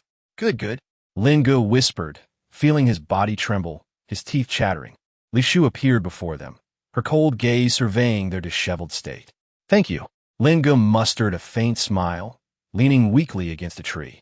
Did you think I came specifically to save you? I'm sorry. We know we shouldn't have left you behind, but things happened too suddenly. And we couldn't warn you in time. So what? So, Lin Gu found himself at a loss for words, realizing that nothing he said would matter now. He reached for the crystal cores on his person, but alas, the serpent's venom surged within him, robbing him of consciousness as he collapsed to the ground. Captain, Xie Kun, terrified, quickly set Meng Qingxiu down and rushed to assess Lin Ji's condition. Miss Li Shu, do you have any medicine? I can trade crystal cores for it, no matter how many. Xie Kun gazed at Li Shu with pleading eyes, his bandages having unraveled to reveal the festering wounds beneath. No medicine. Lim wait to die. No, you must have something. Please, save the captain. I promise to give you crystal cores, even if it's 1,000 or 10,000. As Xie Kun pleaded, he crawled to Li Shu's feet, nearly clinging to her leg, his tears and snot smearing her shoes, only to be repulsed by a swift kick. Miss Li Shu, be quiet. Your captain merely suffered from serpent venom. It won't take his life, so there's no need for such lamentation. Really? Xie Kun's eyes sparkled with hope, as if Li Shu were their savior. Believe what you will. Just hurry and re-wrap those bandages. You're making me nauseous. Oh. Xie Kun paid no heed to Li Shu's words, diligently tightening the bandage. By the way, why is one of you missing? The one we saw at the village entrance, Guosu? He. Upon mentioning this, Xie Kun's tears streamed down like a broken dam. She and Lin Ling were consumed by those corpse insects while trying to protect us as we left the village. Just like that, Li Shu questioned, skeptical. Guosu's fire abilities would have countered those corpse insects. It couldn't have been that easy for him to perish. Moreover, the village was invaded. How could there have been no signs? How could that girl control the entire village in such a short time? Everything seems too convenient. However, despite her suspicions, she chose not to dwell on it and simply stated, enough, crying won't resolve anything. Your captain is poisoned, and Meng Qingxiu is incapacitated. You should focus on how to escape. You? Xie Kun, with tear-filled eyes, raised his head, puzzled as to why she used you instead of we. Miss Li Shu, please. Miss Li Shu, why don't we? Almost forgot. I neglected to collect my payment for saving you. Before Xie Kun could finish, Li Shu swiftly approached the unconscious Lin Gu and unceremoniously took all the crystal cores from him, leaving not even a single level 1 core behind. Chapter 26. The Saint Child of the Light sect. This was all within Li Shu's expectations, so she displayed no surprise. Only curiosity as to why that girl treated him with utmost reverence, as if he were her superior. Guogu, how should we handle the young people in the village? What did Elder Chen say? Elder Chun mentioned that the light sect at the base is strict, so we should temporarily confine them in the village until he finds an opportunity to emerge and enjoy the offerings. All right, let's proceed with that. What's the matter, Wugo? Are you reluctant to see your former teammates handled like this? Do as you wish. Haha, Guogu is indeed ruthless. No wonder Elder Chen values you highly. However, a few members of the Eagle Squad have managed to escape if they reach the base. Rest assured, the maze I set up has already been tampered with. As soon as they use their powers, their strength will be exponentially depleted, and with so many mutated beasts outside, they will certainly not survive the forest. Guogu is indeed thoughtful. The girl praised Guisu. Then they both headed towards the prison where the village's young people were held, saving Li Shu the trouble of searching. That night, Chen Xiaomei, abandoned by Li Shu, huddled in a corner, trembling and teary-eyed as she gazed through the narrow window, fearing that Li Shu had forsaken her, resigning herself to a fate of waiting for death. Who? Suddenly feeling a presence, she hastily picked up a brick she had prepared, ready to fight. Shh, don't make a sound. The invisible Li Shu covered Chen Xiaomei's mouth, and once Chen Xiaomei recognized her voice, she excitedly nodded, taking the invisibility talisman from Li Shu and affixing it to herself, tugging at Li Shu's clothes as they made their escape. During their flight, they encountered no obstacles, and the ease of their escape made Chen Xiaomei feel as though she were dreaming, until Li Shu hoisted her onto her shoulder and soared into the air, granting her a sense of reality. Chen Xiaomei was ecstatic, her previous fear of heights forgotten. No matter what, you are still mine. I would never abandon you. My lord, you are truly kind. Chen Xiaomei felt a surge of emotion, her eyes reddening. No one had ever cared for her this way, despite their brief acquaintance of just a few days. Stop, Li Shu said, feeling a twinge of guilt, knowing that it was because of her that Chen Xiaomei had encountered so many dangers. My lord, I see Meng Qingxiu, Xie Kuan, and Captain Lin down there. Should we go with them? Chen Xiaomei, being carried, spotted the three in the woods, but they appeared to be in dire straits, as if on the verge of collapse. No need. Li Shu didn't even glance in their direction and quickened her pace in search of a safe place. Having overexerted her spiritual energy today, she needed to meditate and restore it. Even the strongest body could not endure without rest. For now, there are no better options. You stay at the entrance and keep watch while I set up a simple barrier. Oh, Chen Xiaomei obediently stood at the entrance, even though she did not understand what a barrier was. She watched as Li Shu pulled out some peculiar items and placed them around, creating a strange light shield that enveloped them. So magical, my lord. You are truly impressive. Tonight, do not sleep. Stay here and guard me. If the shield's light begins to fade, wake me. All right, my lord, my lord. It was unclear how much time had passed, but Chen Xiaomei woke her. My lord, dawn has arrived, and the light shield is about to vanish. Li Shu acknowledged, stretching her limbs, realizing that even though her energy had not fully recovered, it would suffice for them to fly to the base. Without another word, she lifted Chen Xiaomei and soared into the sky. Shortly after their departure, Meng Qingxiu and his companions, pursued by a pack of mutated beasts, also fled to this location, fortuitously entering the barrier that Li Shu had not completely dissipated, granting them another chance at survival. An hour later, after flying in circles due to her poor sense of direction, Li Shu was guided by the retching Chen Xiaomei to the vicinity of the base, successfully locating the entrance to Hanshi Base.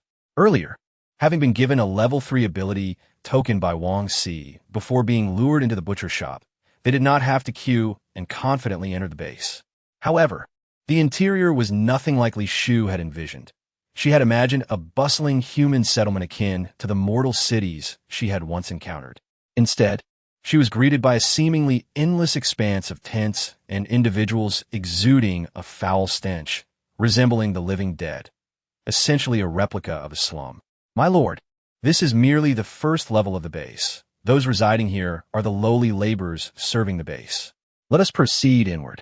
All right. Li Shu nodded, contemplating that these individuals held little value, likely unable to produce even a level 1 crystal core, thus making transactions impossible. The followers of the Light Church are distributing porridge. Hurry to the church entrance.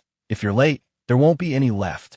Someone shouted in this desolate area, instantly revitalizing the zombie-like crowd, who scrambled to grab their broken bowls and head towards the church entrance.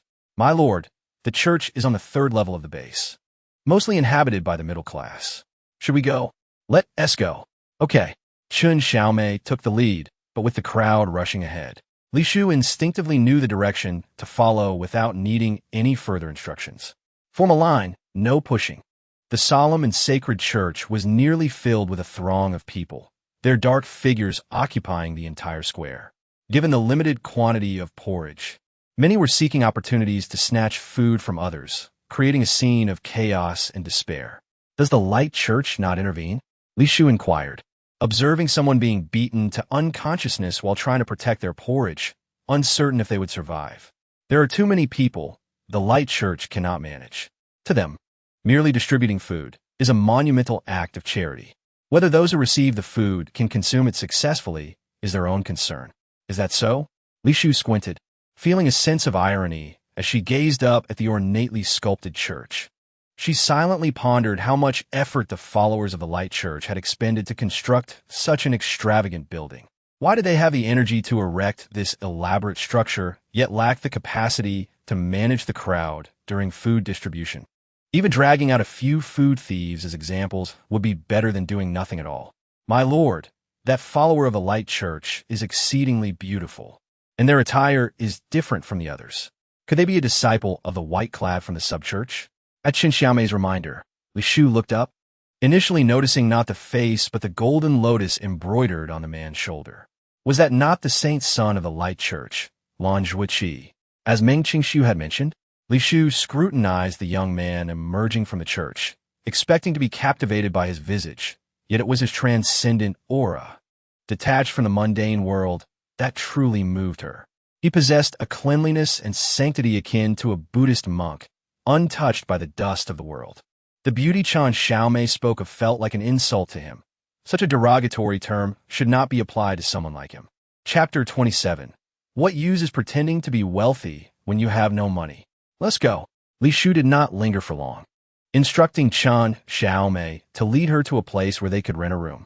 She was relatively affluent at the moment, possessing numerous crystal cores scavenged from the ability users at the butcher shop, as well as those earned from Xiequan and Lingo, making it feasible for her to rent a shop in the base. What? A shop in a less trafficked area costs 30 level 2 crystal cores per month? Li Shu stared incredulously at the staff in the office, feeling the crystal cores slipping through her fingers. This is already the cheapest shop available.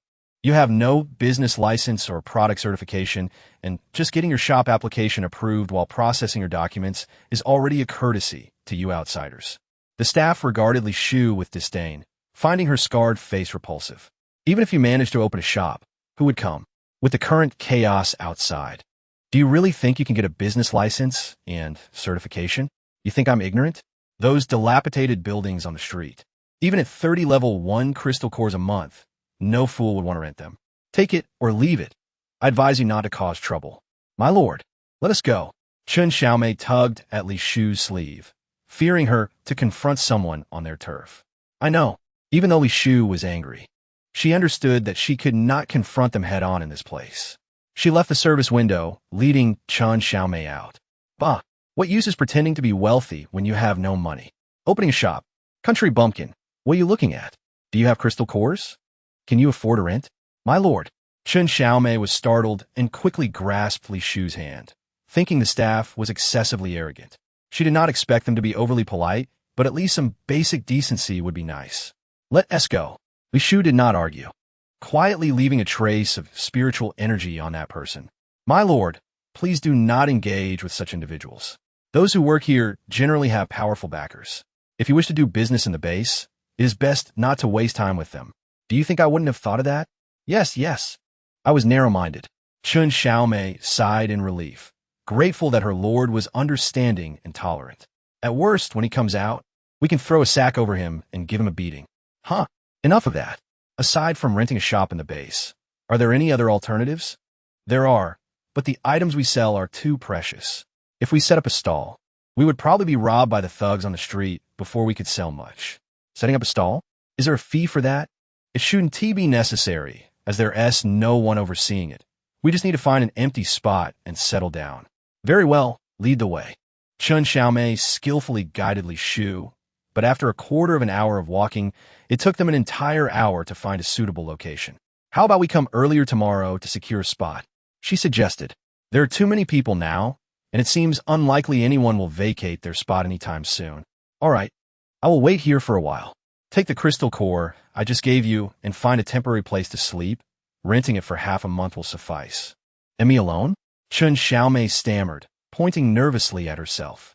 As an ordinary person without any powers, she felt vulnerable and feared that even her eloquence wouldn't protect her. Just go find one. If you come across a reasonably priced place, let me know and I'll join you. Okay, with that reassurance, Chen Xiaomei set off efficiently to inquire among the locals about available accommodations. Meanwhile, Li Shu explored the entirety of West Street in less than an hour. Compared to her memories of bustling human cities, this market appeared rather dull and uninviting. The vendors were predominantly bloodied bounty hunters, and many were impoverished individuals selling off their once valuable collections of paintings and antiques, or jade that had lost its worth in this apocalyptic era. Those who could sell such items were evidently from respectable backgrounds, while the truly destitute were men who resorted to selling their wives and children like livestock. A piercing scream caught Li Shu's attention. She turned to see a beautiful woman, clad only in her undergarments, tied to a wooden bed frame alongside a somewhat handsome man. The woman's face was flushed, and her eyes were vacant, clearly under the influence of some drug. The allure of a damsel in distress attracted a throng of men within mere minutes, who scrutinized her as if she were merchandise. Why would I dare?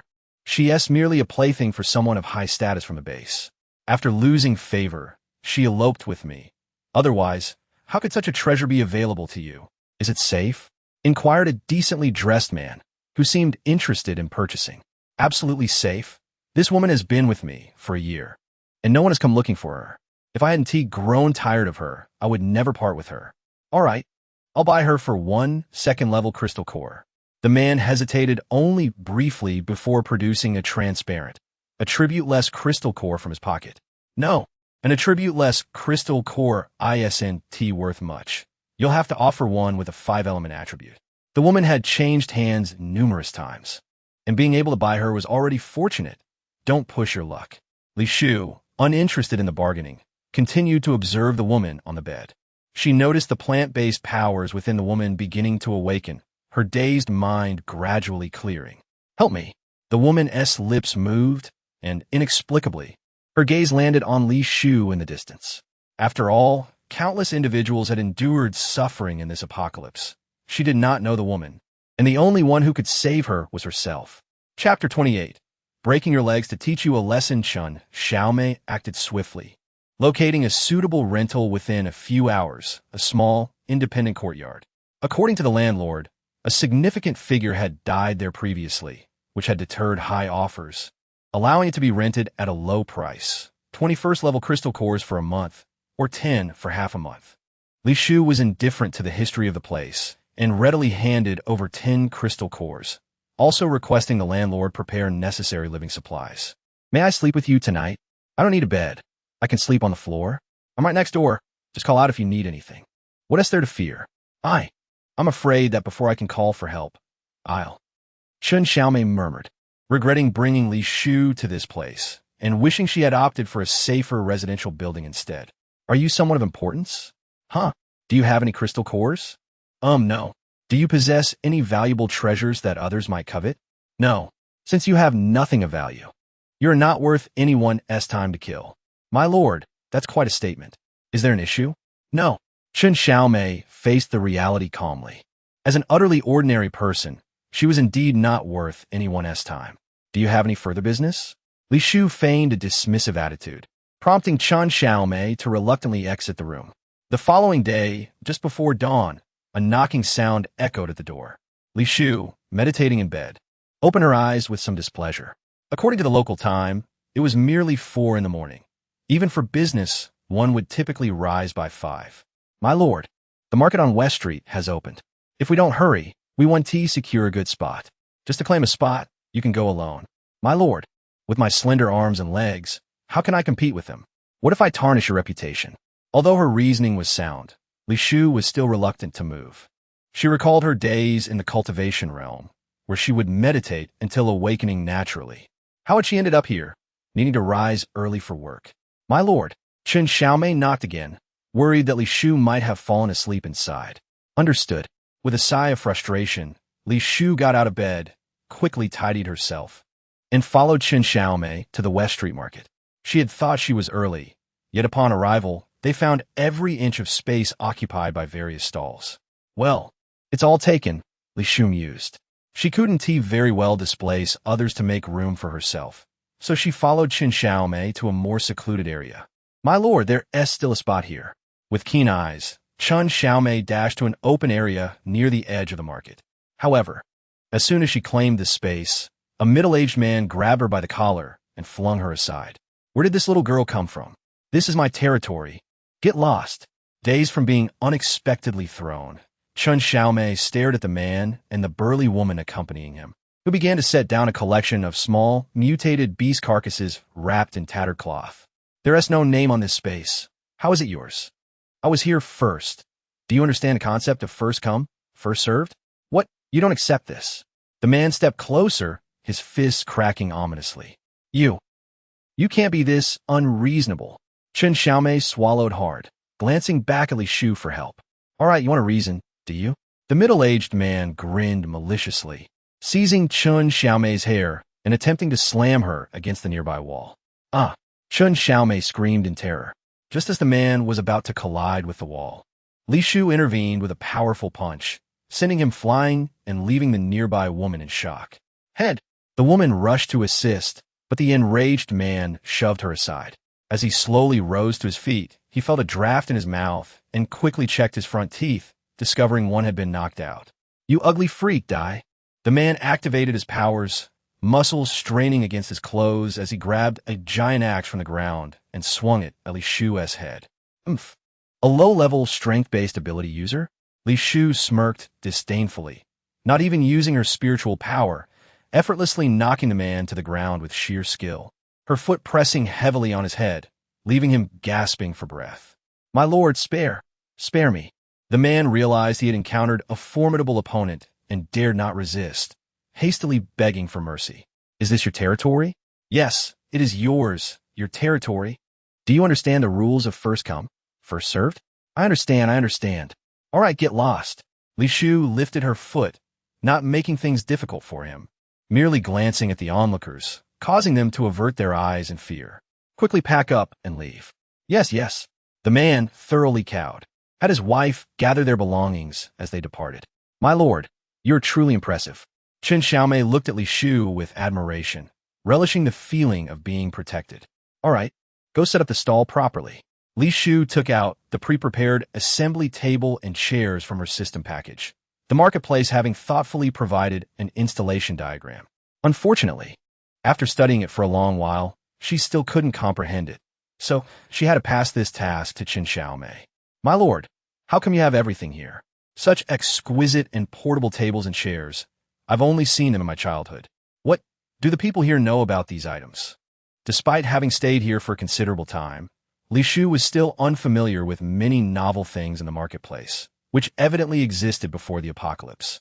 Unfortunately, these items are no longer produced. I suspect in a few years, we shall forget about them. Now, take a look at these items. Are they easy to sell? What would be a suitable price in crystal cores? Li Shufei led Qin Xiaomei to a deserted corner, pulling out items she found exquisite and intriguing, but regrettably, she still didn't understand how to use them. My lord, this seems to be an adult toy, I estimate. Qin Xiaomei's face turned crimson with embarrassment, unable to fathom how her lord possessed such items, even if their design was delicately cute. What, is it not sellable? Li Shufei misunderstood Qin Xiaomei's meaning, thinking it was merely a toy. Upon reflection, in a post-apocalyptic world where survival was a struggle, the demand for toys was indeed minimal. It's not that it's unsellable. It just depends on whom you sell it to. Chapter 29. I do not wish to cause trouble. Yet I am absolutely unafraid of it. Once the table was set up, Li Shufei displayed all the sellable items from the hotel on the table to attract customers. However, the weapons were too heavy, and fearing the table couldn't bear the load, she leaned against the wall at the back, observing if anyone might be interested. My lord, are we just going to stand here? Qin Xiaomei, noticing Li Shufei had completed everything yet remained silent, inquired. The stall is set up. What more should I do? You need to call out to attract customers. If we don't draw them in, how will we sell anything? Call out? Li Shufei looked at Qin Xiaomei in confusion, her mind immediately conjuring images of brothels in mortal cities, wondering if she was meant to stand at the stall's entrance, seductively shouting to entice customers. No way. Li Shu slammed her hand heavily on the table, glaring at Chen Xiaomei in irritation. Then, shall I do it? Fine, you do it. Bread, delicious toast bread. Just 3 points for a bag, and 1 level 1 crystal core can buy 3 bags of bread. Chen Xiaomei shouted loudly, and the sight of the food combined with her enthusiastic calls successfully attracted many onlookers. However, those people merely stared without buying anything, looking at the two of them as if they were fools. My lord, should we raise the food prices? Here, a bag of bread is essentially worthless. Selling it for a level 2 crystal core would be normal. Our prices are too low. They don't believe us. Do you think I don't want to sell at a higher price? Well, all right then. Unfortunately, despite the numerous spectators, none were willing to purchase and try, all fearing they would buy food transformed by abilities. System, can I adjust the prices of the currently sold items? Apologies, all listed items are prohibited from price adjustments. Why? What's the point of being a system if you don't allow this? When I initially set the prices, why didn't you let me use the prevailing prices for food here? Sister, can you really buy 3 bags of bread with 1 level 1 crystal core? After what felt like an eternity of being gawked at like monkeys, Li Shu and Chen Xiaomei finally received an inquiry from an eager customer. The customer was merely a boy of about 10, his clothes tattered, barely concealing his modesty, accompanied by a gray-haired grandmother. Yes, absolutely genuine, no deception whatsoever. Chen Xiaomei smiled brightly at the child, her face having gained some flesh after days of nourishment from Li Shu, making her quite adorable. Then give me 3 bags. The boy, without hesitation, pulled out a long-hidden attribute-less crystal core from his pocket, the least valuable of all crystal types, which most shops in the base typically did not accept. All right. Chen Xiaomei cheerfully accepted it and handed it to Li Shu, who exchanged it for a card and deducted 9 points from it. Keep it safe. Li Shu took 3 bags of bread from the system package and handed them to the child and his grandmother. She observed the surrounding crowd, who were eyeing them greedily, and despite her reluctance to intervene, she kindly advised, "Little friend, I suggest you and your grandmother finish eating here before leaving." The boy nodded with a smile, recognizing that Li Shu was concerned about those people snatching their bread to verify its authenticity. At that moment, the elderly woman, who had remained silent behind the boy, suddenly opened her mouth, uttering a singular sound and gesturing at Li Shu, startling Chen Xiaomei beside her. Sorry, my grandmother is mute. She gets like this when she's excited. It's all right. Once Chen Xiaomei realized this, she dismissed it, setting 2 small stools nearby for the child and the elderly woman to sit and enjoy their bread. Boss, give me 2 packs of instant noodles. With the child demonstrating the quality of the bread and consuming it, the onlookers rushed to the stall, eager to give Li Shu their crystal cores. This delighted Li Shu, who had not made any sales for days, as she repeatedly exchanged items and swiped cards, retrieving food from the system package. Ding! All items in the hotel have been sold out for today. Please log in tomorrow to refresh. What? Li Shu stared at the sold-out buttons for various foods in the marketplace, momentarily stunned. All items in the hotel have a daily limit of 50 portions. When did you set this? How come I, the involved party, was unaware? The main system detected that the host was not serving guests at the hotel and specifically restricted the sales quota. Additionally, to prevent the host from exploiting loopholes to complete the main storyline task, it has been stipulated that any guests not served at the hotel will be deemed void. No. Is there something wrong with your main system? Currently, if you die, Forget It Hotel has served 3 guests. Please host serve another 497 guests within the remaining 20 days. Completing the task will reward 500 points, while failing will incur a deduction of 1,000 points. My lord, why aren't you taking the food? There are still customers waiting over there. Chen Xiaomei nudged Li Shu gently with her elbow, noticing she remained motionless. There's no food left. It's all sold out. What? I waited so long, and now you tell me there's none? The man, who had just exchanged for a membership card, was incensed upon hearing this and stepped forward to grab Li Shu's clothing. What do you think you're doing? Li Shu seized the man's wrist, feeling as though she had been toyed with by the system, teetering on the brink of an eruption. Release me. I am but your guest. You exchanged my crystal core for worthless cards and yet refuse to provide me with sustenance. What rationale is this? You shall receive your crystal core back in its original form.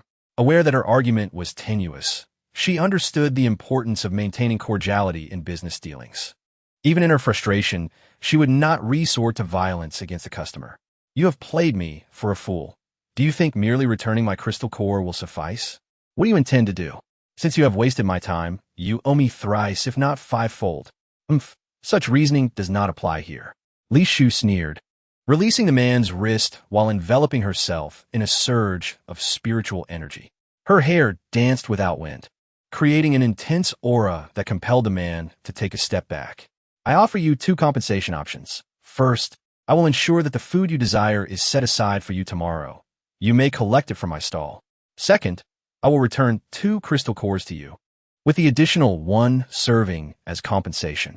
Which do you choose? I choose the first option. The man, after a moment of indecision, opted not to provoke her, recognizing the overwhelming strength of her aura, far surpassing his own abilities. Yet, he wondered why a high-level ability user would stoop to running a stall at such a lowly venue. Chapter 30. Do you think you still have a chance? Individuals of such caliber often endure indignities to remain within the safety of the base. If they were aware that her establishment not only offered security, but also affordable and quality food, they would likely be willing to risk the journey there. Vile woman, are you intent on ruining my livelihood? A familiar male voice reached Li Shufei's ears. Following the sound, she recognized the speaker as the staff member who had mocked her for being unable to afford a stall yesterday. Entwined with him was a gaunt woman, whose bone structure suggested she had once been quite attractive. Wu Tong, you scoundrel!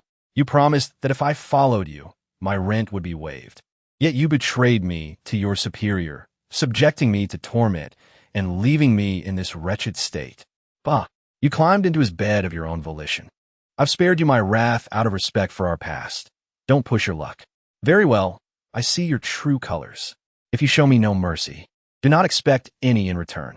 The woman, her face fierce, drew a knife she had prepared, aiming to plunge it into Wu Tong's chest.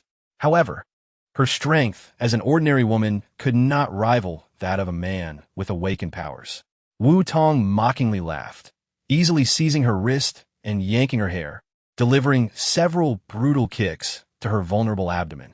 As the wind surged, Li Shufei seized a rare opportunity, swiftly binding his limbs with her wind-based abilities, rendering him temporarily immobile. In that fleeting moment, the woman, sensing an opening, broke free from the man's grasp and stabbed him directly in the chest. You! Wu Tong gazed at her in disbelief, unable to comprehend how a powerless woman had managed to wound him. It was you who forced my hand. You made me do this. The woman, clearly inexperienced in violence, trembled in fear. Upon witnessing Wu Tong convulsing on the ground, she fled in a panic, leaving the knife embedded in his chest. Alas, the knife was misaligned. Not long after, Li Shufei approached Wu Tong, who was still conscious but fading. Though the location was somewhat isolated, there was no guarantee that someone had not witnessed the incident. Help! Help me! Wu Tong struggled to look at Li Shufei, his scarred face reminding her of the mockery he had directed toward her the previous day. Please, I shouldn't have spoken to you that way yesterday. I can compensate you. To still speak so articulately after being stabbed indicated that the woman had not stabbed him with sufficient force. What? Wu Tong's confusion deepened, ready to inquire further when Li Shufei crouched down and yanked the knife from his chest. With a squelch, blood gushed forth. Yet Li Shufei swiftly utilized her spiritual energy to stem the flow. In a decisive motion, she plunged the blade directly into his heart. Fear not. I am always swift and precise in my actions. You shall feel no pain. Li Shufei smiled at his unblinking gaze, then began to search his belongings, discovering only a set of keys. It seemed all vital documents and belongings were likely at his home. How troublesome.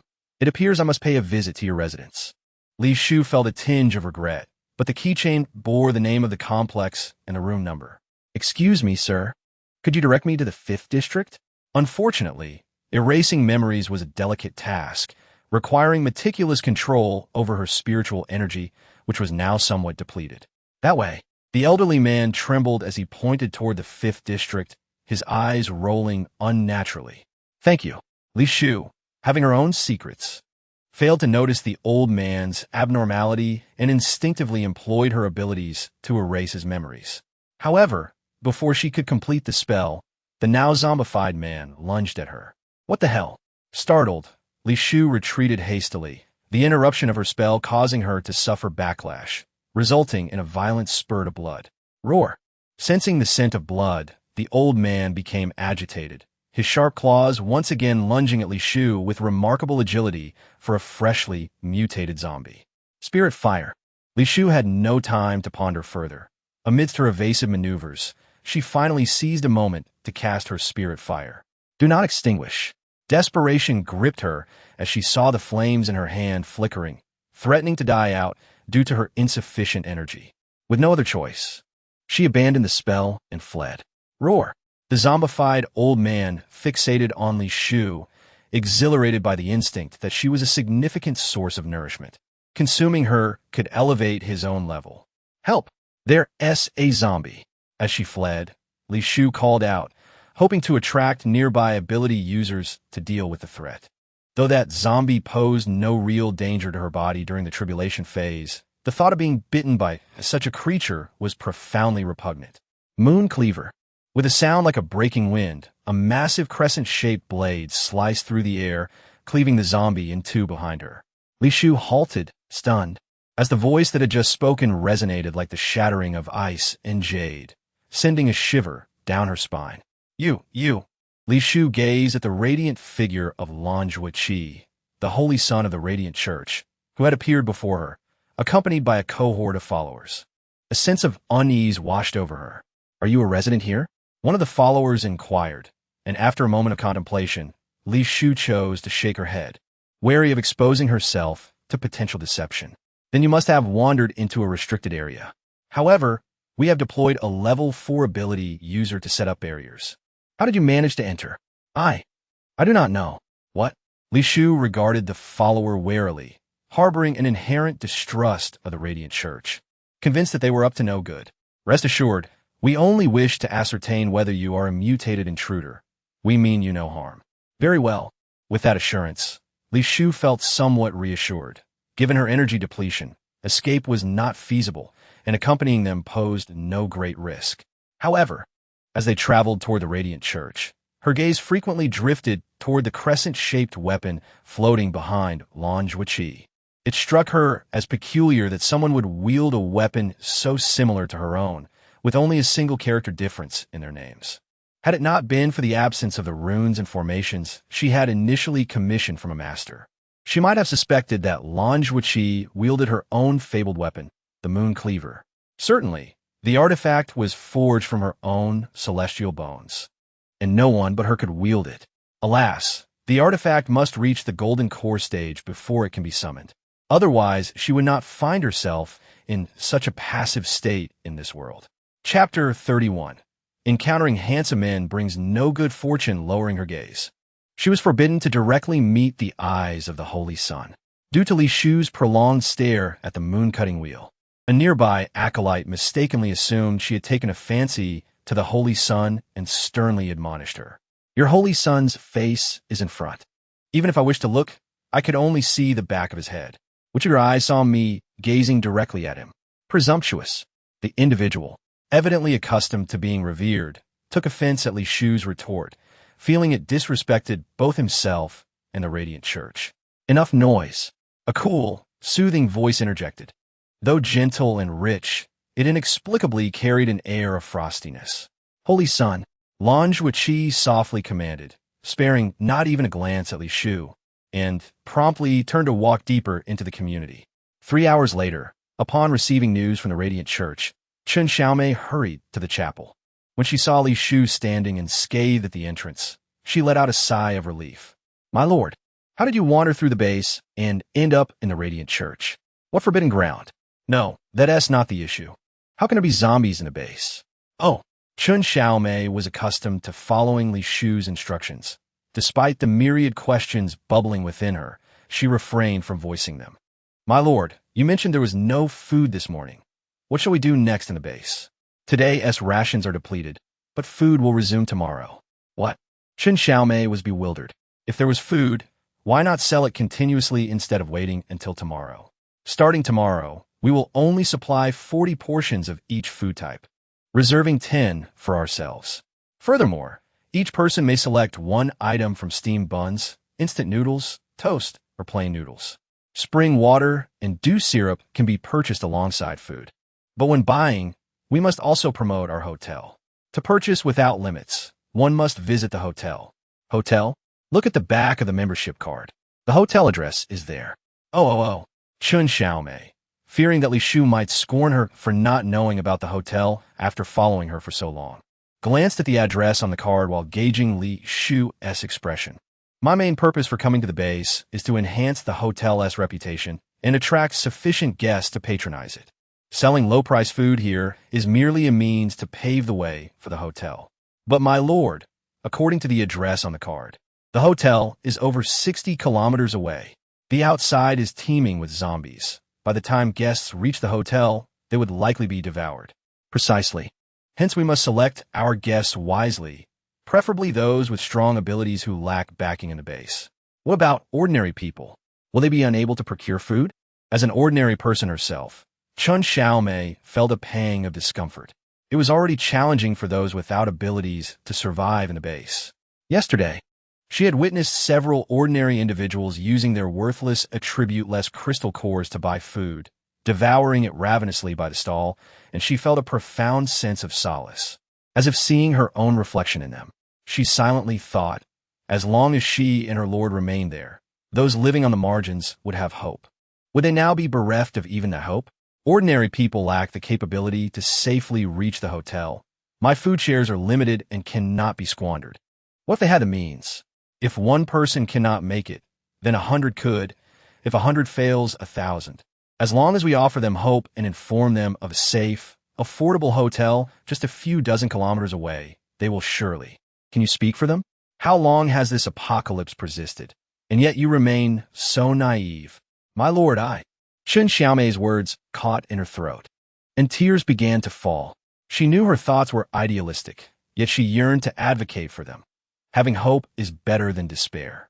Living at the bottom, she understood how fiercely those ordinary people fought for survival. No more discussion. The first task tomorrow will be registration. We shall only serve those with abilities who appear destitute. While ordinary people will be attended to in order, but there are only 10 spots available. My lord. Chun Xiaomei's eyes lit up. All right. Luo Xiaomei looked at Li Shu with exhilaration, her admiration deepening further. As night fell, silence enveloped the world, and moonlight and starlight cascaded over dilapidated houses. Recalling the afternoon's memory, she retraced her steps toward Wu Tong's residence. Unfortunately, she was unaware if the zombies in the restricted area had been dealt with, as her spiritual energy had only recovered to 50% after a brief meditation. Should she encounter zombies, her only recourse would be to flee. Holy Sun, the zombies in this area have been cleared. Li Shu's keen senses detected Lan Zhuoqi and his subordinates' voices from several dozen meters away, prompting her to swiftly take refuge beneath a partially collapsed eave, effectively concealing her presence. How many mutants did they capture? 3. According to the interrogation by the tribunal, those 3 mutants came secretly without any accomplices. 3. Do you believe that? At that moment, Lan Zhuoqi had approached the very eave where Li Shu was hiding, fortuitously stopping just beneath it. Holy Sun, according to headquarters, it suffices to clear the zombies here. There is no need to. Do you heed headquarters or my command? Yes, I will instruct the others to continue searching. Lan Zhuoqi lightly acknowledged, and just as he was about to depart, his gaze fell upon the direction where Li Shu was concealed. Come out. The moon-cutting wheel whizzed towards her, startling Li Shu into preparing to flee with her spiritual energy. However, just as she was about to teleport, she realized the moon-cutting wheel was not aimed at her, but rather at the large locust tree behind her. With a resounding bang, the moon-cutting wheel effortlessly cleaved the tree, which was as thick as 3 men, in half, and simultaneously bisected a mutant with a human head and bat body, leaving Li Shu feeling quite nauseated.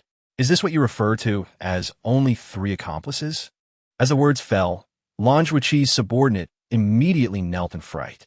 Holy Sun, I shall head to the chapel's confessional shortly.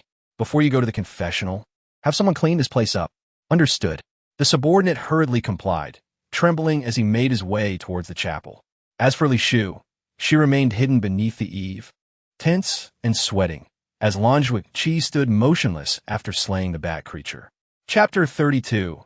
You actually survived under Li Shufei's subordinates, Yin Ming. What exactly do you intend to do? As Li Shu was on the verge of dozing off, Li Shufei finally turned to leave after uttering that bewildering remark.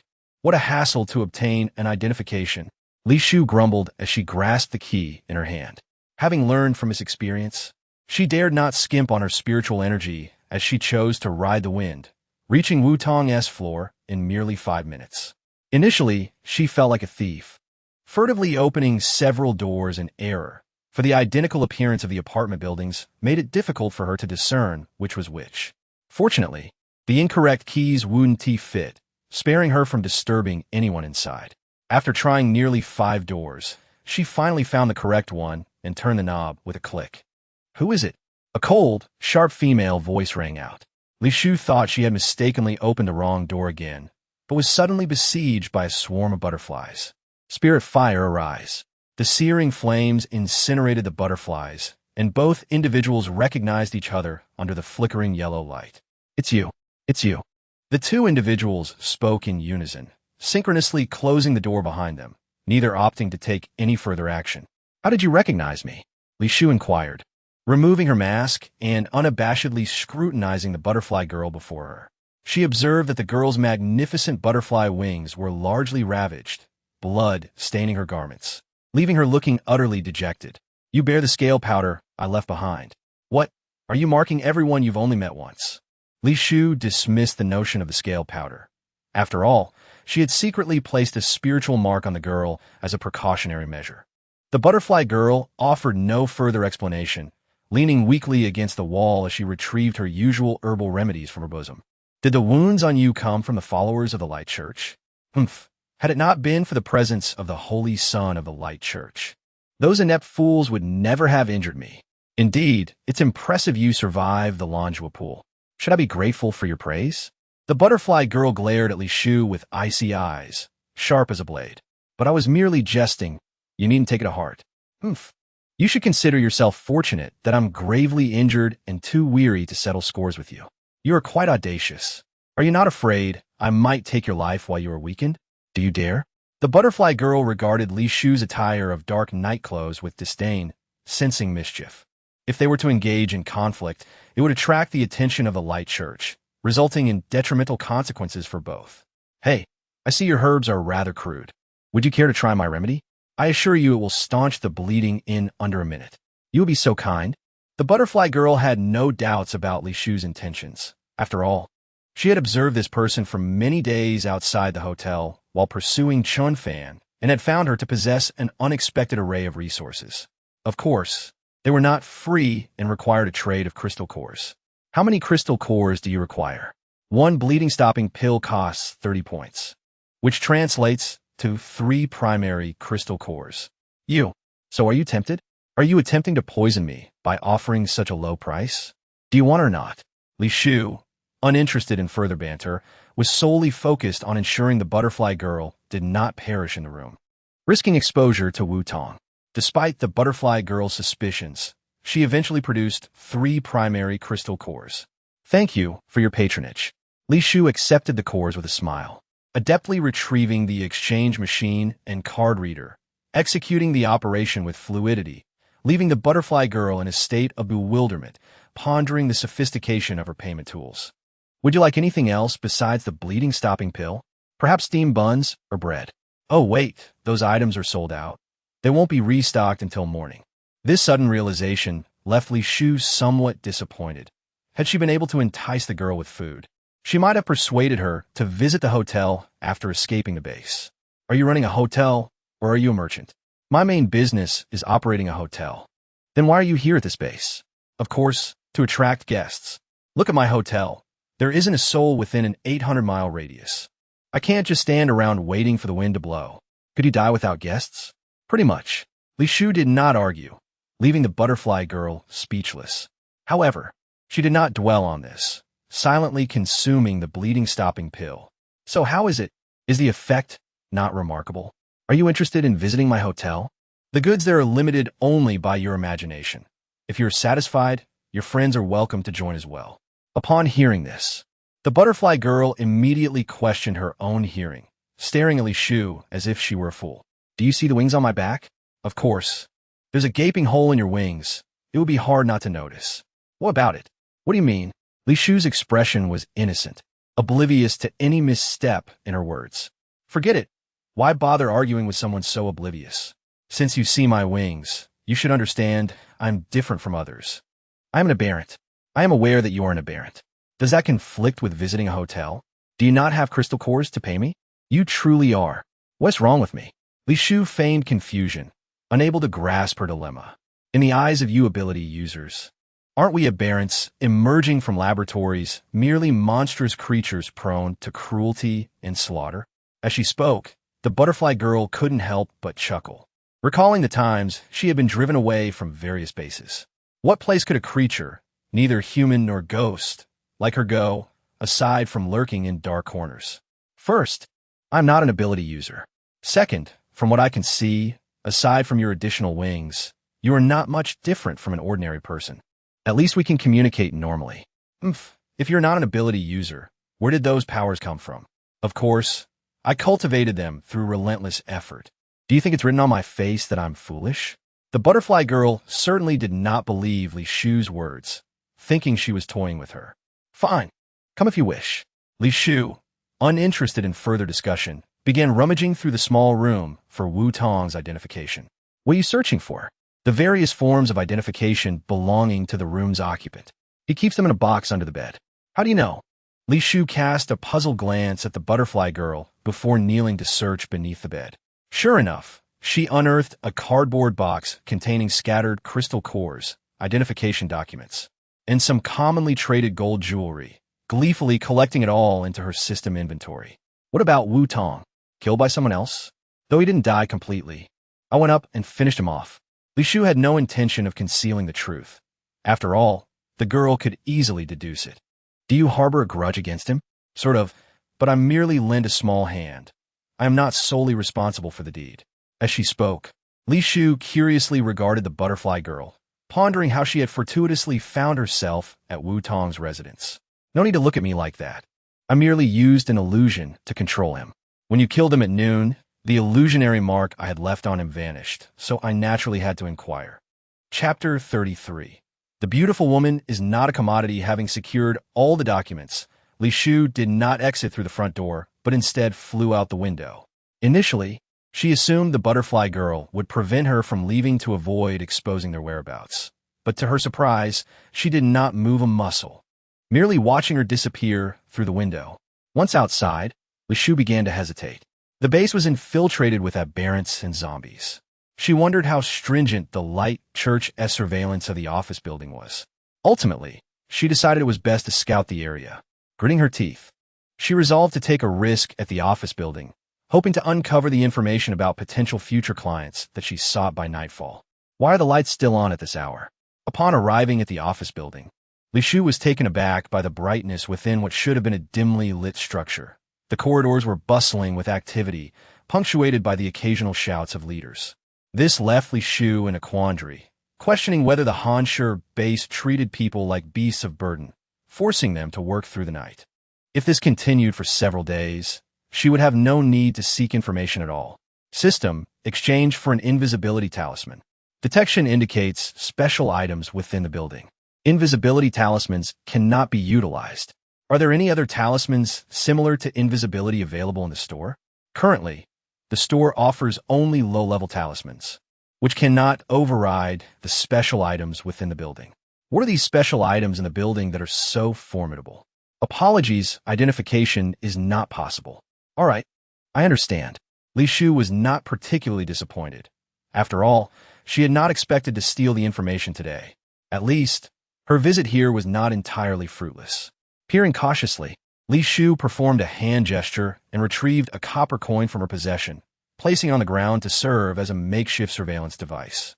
This spell was a basic monitoring technique that allowed her to see her surroundings through the copper coin. Unfortunately, it was easily disrupted. A mere touch from anyone could sever her connection with it. Well, this should be a bit more secure. As she spoke, Li Shu gathered some small stones and weeds to cover the coin, prolonging the spell's effectiveness. The following day, the morning light pierced through the clouds, and the drowsy Chun Xiaomei was awakened by her internal clock. She lazily opened the door to call for Li Shu in the adjacent room, only to bump into a soft body, startling her into full alertness. "And Madam, what are you doing here?" Chun Xiaomei stammered, gazing at Li Shu, who had been standing at the door for an indeterminate time, clad in black attire that made her resemble a dark guardian. "I took a stroll and passed by the market on West Street, where I saw various enticing paintings displayed at the stalls," Li Shu explained. Chun Xiaomei did not grasp the implication of Li Shu's words.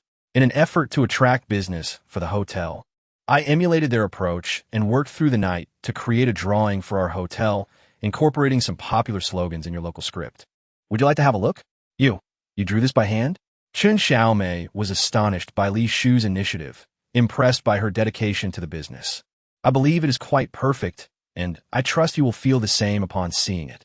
With that, she proudly unfurled the drawing, revealing an abstract representation of a building accompanied by the slogan, "If you're a brother, come rest with me." "Madam, are you certain this drawing represents the hotel?"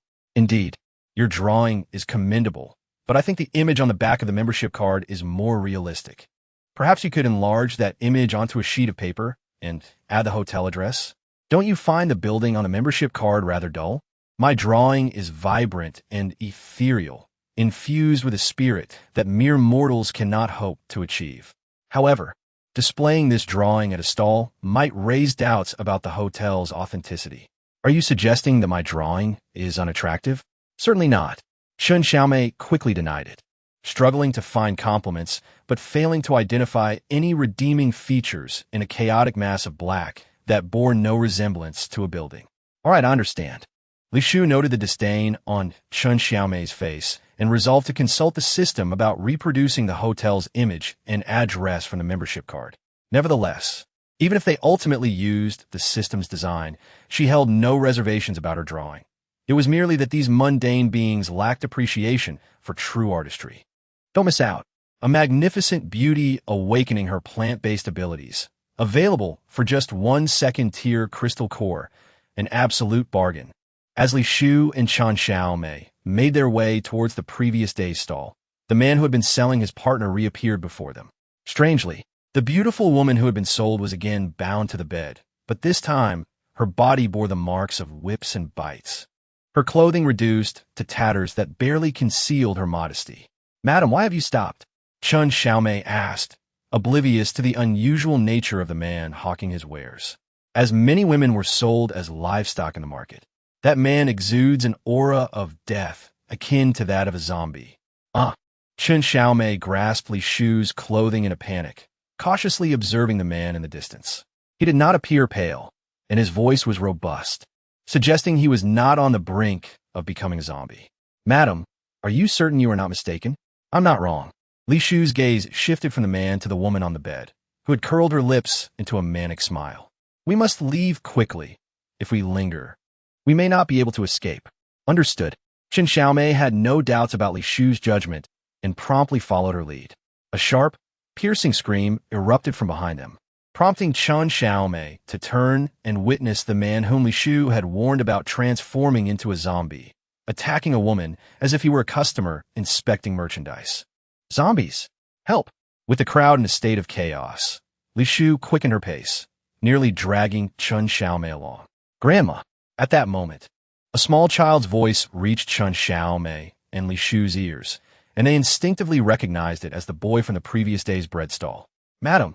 Chun Xiaomei's heart ached at the thought of the child and his grandmother, wishing Li Shu might lend them assistance. The cold stone base was now under the control of the Radiant Church, whose superpowered individuals would arrive shortly. However, the child and his grandmother might not last that long. "It is of no concern if they do not make it," Li Shu remarked coldly, observing Chun Xiaomei. Yet, upon hearing the child's incessant calls, she felt a flicker of compassion. Spirit of the earth, he my command, bind. As Li Shu formed the hand seal, branches erupted from the ground, ensnaring the marauding zombies and buying precious time for the ordinary people to escape. You're a plant-based, superpowered individual as well? Suddenly, a figure appeared beside Li Shu, the beautiful woman previously bound to the wooden bed, now curiously observing her. The Radiant Church is on their way. I advise you not to engage, lest you attract unnecessary trouble. Her instincts warned her that this woman was exceptionally dangerous, starkly different from the one she had encountered 2 days prior. Are you also a plant-based, superpowered individual? The woman seemed oblivious to Li Shu's warning and repeated her question. And what of it? Li Shu discreetly stepped back with Chen Xiaomei, prepared to flee at a moment's notice. I sought your help 2 days ago. Why did you not come to my aid? We are not related. Why should I assist you? Because we are of the same kind. As fellow plant-based, superpowered individuals at the bottom of the hierarchy, should we not help one another? Of the same kind? Li Shu echoed, incredulous that a superpowered individual would use such terminology. It felt more akin to a species, a shadowy existence. Since you did not come to my aid, you deserve to die. A fierce glint appeared on the woman's face as poisonous vines erupted from the ground, filling the air with a nauseating stench.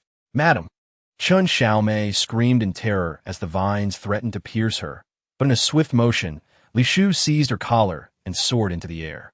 You deceive me. You're not a plant-based, superpowered individual at all. As the woman witnessed Li Shu ascend, her already unstable emotions spiraled further out of control, causing the toxic vines to thrash wildly and injure many fleeing civilians. Madam, the scent of the vines resembles that of the corpse insects in the village. Amidst the chaos, Chen Xiaomei's keen sense of smell detected an anomaly, and a bold thought emerged in her mind. They might belong to the same faction. The toxin is indeed derived from corpse insects. She must have accomplices. Li Shu spoke slowly, her gaze sweeping over the ordinary people affected by the vines, noting the early signs of zombification manifesting in their bodies. Accomplices? Then, what do we do?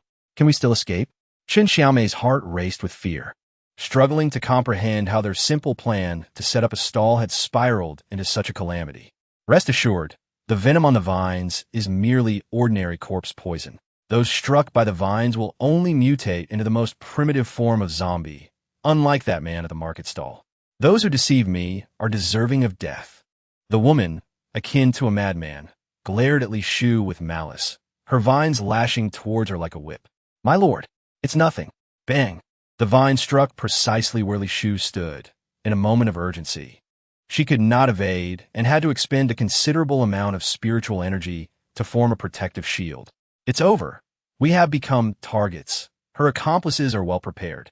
What should we do? Chen Xiaomei's heart raced relentlessly, and she loathed her own helplessness, feeling that she could neither assist her lord nor avoid being a burden. The stars have shifted. Li Shu, undeterred, continued to channel her spiritual energy, attempting to move to the farthest point her senses could detect. Alas, the surrounding space remained locked, indicating that all spatial spells were rendered useless. System, why can this world ability suppress me? The realms of the cultivation world and the current world belong to the same dimension. The energies utilized are identical. Does the system store items capable of breaking spatial confines? Such items are classified as intermediate, and the host balance is insufficient for redemption. Then tell me the location of that ability user. Would the host like to spend 100 points to redeem a one-time item?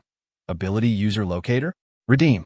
As soon as Li Shu's words fell, the item took effect, revealing a cluster of red dots belonging to ability users before her eyes, with various ability attributes thoughtfully marked. With this assistance, Li Shu swiftly located her target within mere seconds. It was a man with shifty eyes, cowering in the very spot where she had set up her stall yesterday.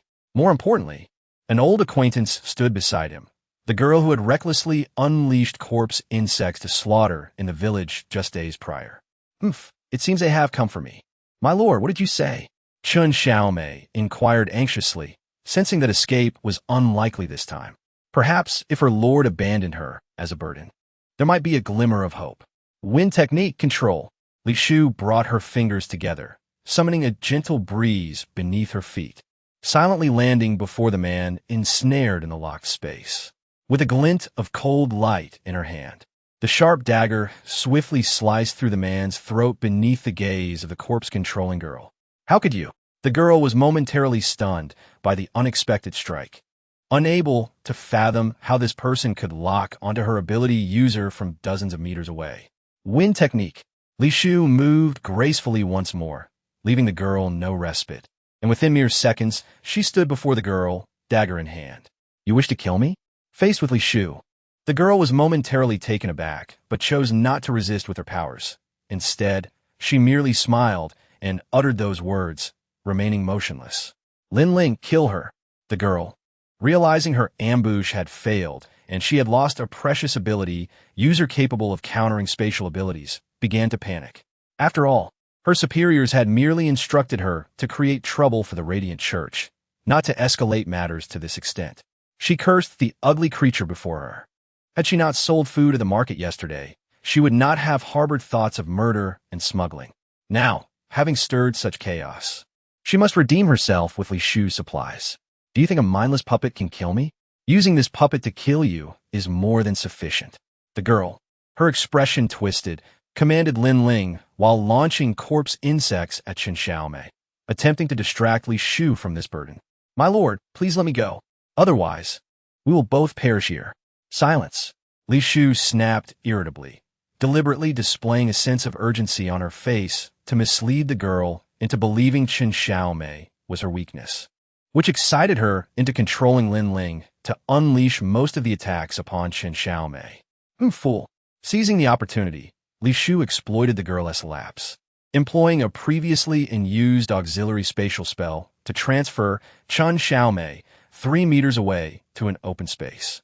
Then, seizing the moment of the girl's astonishment, she teleported before her and deftly plunged the dagger into her heart. You! The girl gazed at Li Shu in disbelief, seemingly unable to comprehend how Chen Xiaomei had vanished suddenly and how she had been stabbed. Why must you antagonize me? I merely wish to set up a stall and conduct business. You, what manner of monster are you? Chapter 35. Why doesn't Ti Yinming come himself? My lord, the Radiant Church has arrived. Upon seeing the Radiant Church for the first time, Chen Xiaomei, now 3 meters away, rushed over to deliver the warning. She understood Li Shu's abilities were unique. If discovered by the Radiant Church, it would spell significant trouble. All right, let us depart. Li Shu, summoning her remaining strength, expanded her consciousness to locate an exit not yet blocked by the Radiant Church and began to withdraw with Chen Xiaomei, only to discover a tail following them. Spirit fire. A searing flame surged toward them, forcing the individual to emerge from a corner, exposing themselves to Li Shu's gaze. What are you doing here? Li Shu regarded the butterfly she had encountered just yesterday at Wu Tong's residence, her eyes brimming with wariness. Do not concern yourself with how I came. We must escape first. Scram! Li Shu unleashed spirit fire once more at the butterfly and grasped Chen Xiaomei, attempting to flee. Unfortunately, the spirit fire did not deter the butterfly for long. She flapped her wings and swiftly grasped both their shoulders, asserting, lead the way. What do you intend to do? I merely wish to avoid the Radiant Church. Where's the safe exit? If we wait any longer, the Radiant Church will arrive. In that direction, Li Shu pointed, knowing it was not the time to linger and could only provide the butterfly with the route. Fortunately, the Radiant Church was not arriving swiftly, and their escape proceeded smoothly. However, just as Li Shu was about to part ways with the butterfly, she realized the commotion from the market had drawn too much attention, and the Radiant Church had dispatched personnel to surround the exits on the second floor of the base. This left Li Shu speechless. On one hand, she did not wish to become entangled with the butterfly, while on the other, she feared that the butterfly would be captured at the exit, dragging her down with her. If accused by the Radiant Church of collusion with the mutated, her business would be irreparably damaged. My lord, let's keep our distance from her. We must not get involved. Chen Xiaomei, unaware that the exit had been sealed, whispered urgently in Li Shu's ear. I know.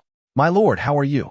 Chen Xiaomei, completely bewildered, was about to inquire when Li Shu paralyzed the already injured butterfly with a thunderous strike from her palm, simultaneously pressing the dagger against the butterfly's major artery. Tell me, How did you end up at the market? What is your connection to those who sought to kill me? Unfazed by the sudden appearance of the dagger at her neck, the butterfly responded calmly, I have enmity with Old Chun. What does your grudge with Old Chun have to do with those people? Don't attempt to divert the topic. They are Old Chun's people. Naturally, there is a connection. So what? Li Shu pressed the dagger forward, a slight sting indicating her lethal intent.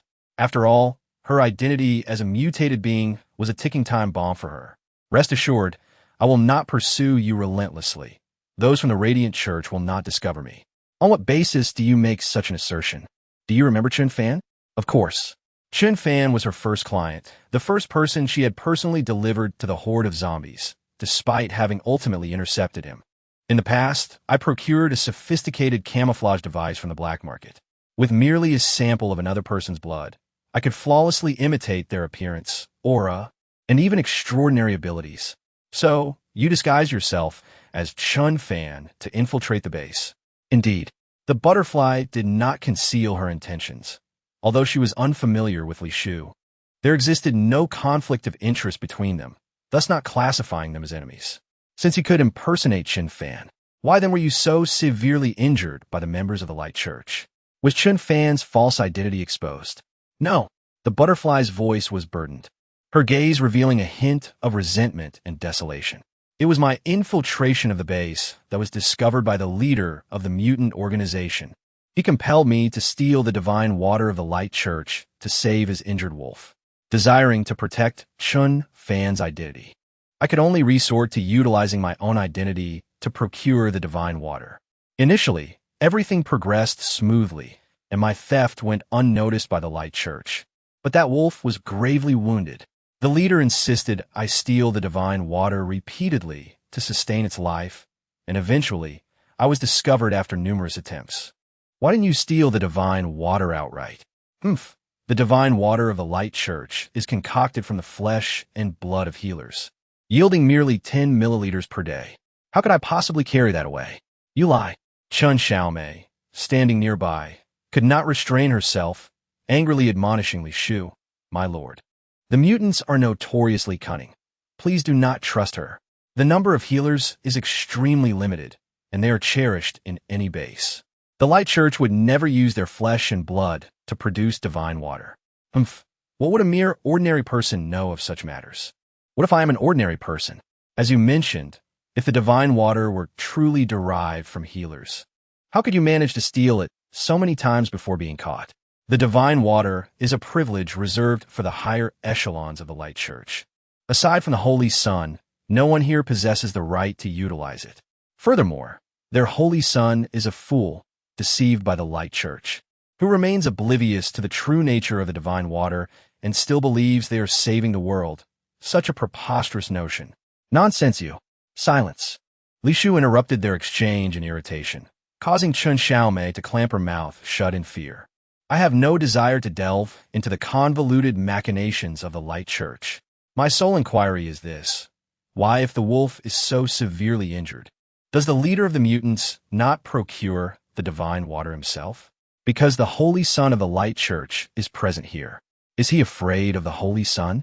Li Shu inquired, perplexed, yet felt this question was implausible. From her understanding, Yin Ming, the leader of the mutant organization, possessed the extraordinary powers of spatial traversal and immense destructive capabilities, even capable of injuring his own body during tribulation. How could he be weaker than the Holy Son? Are you unaware that the Holy Son of the Light Church possesses an ability known as absolute domain? Should I be aware? Li Shu detected the disdain on the butterfly's face and surmised that absolute domain was an ability that even Yin Ming feared. My lord, the existence of the Holy Son's absolute domain has been widely publicized by the Light Church across various bases. Even those of us in the slums are aware.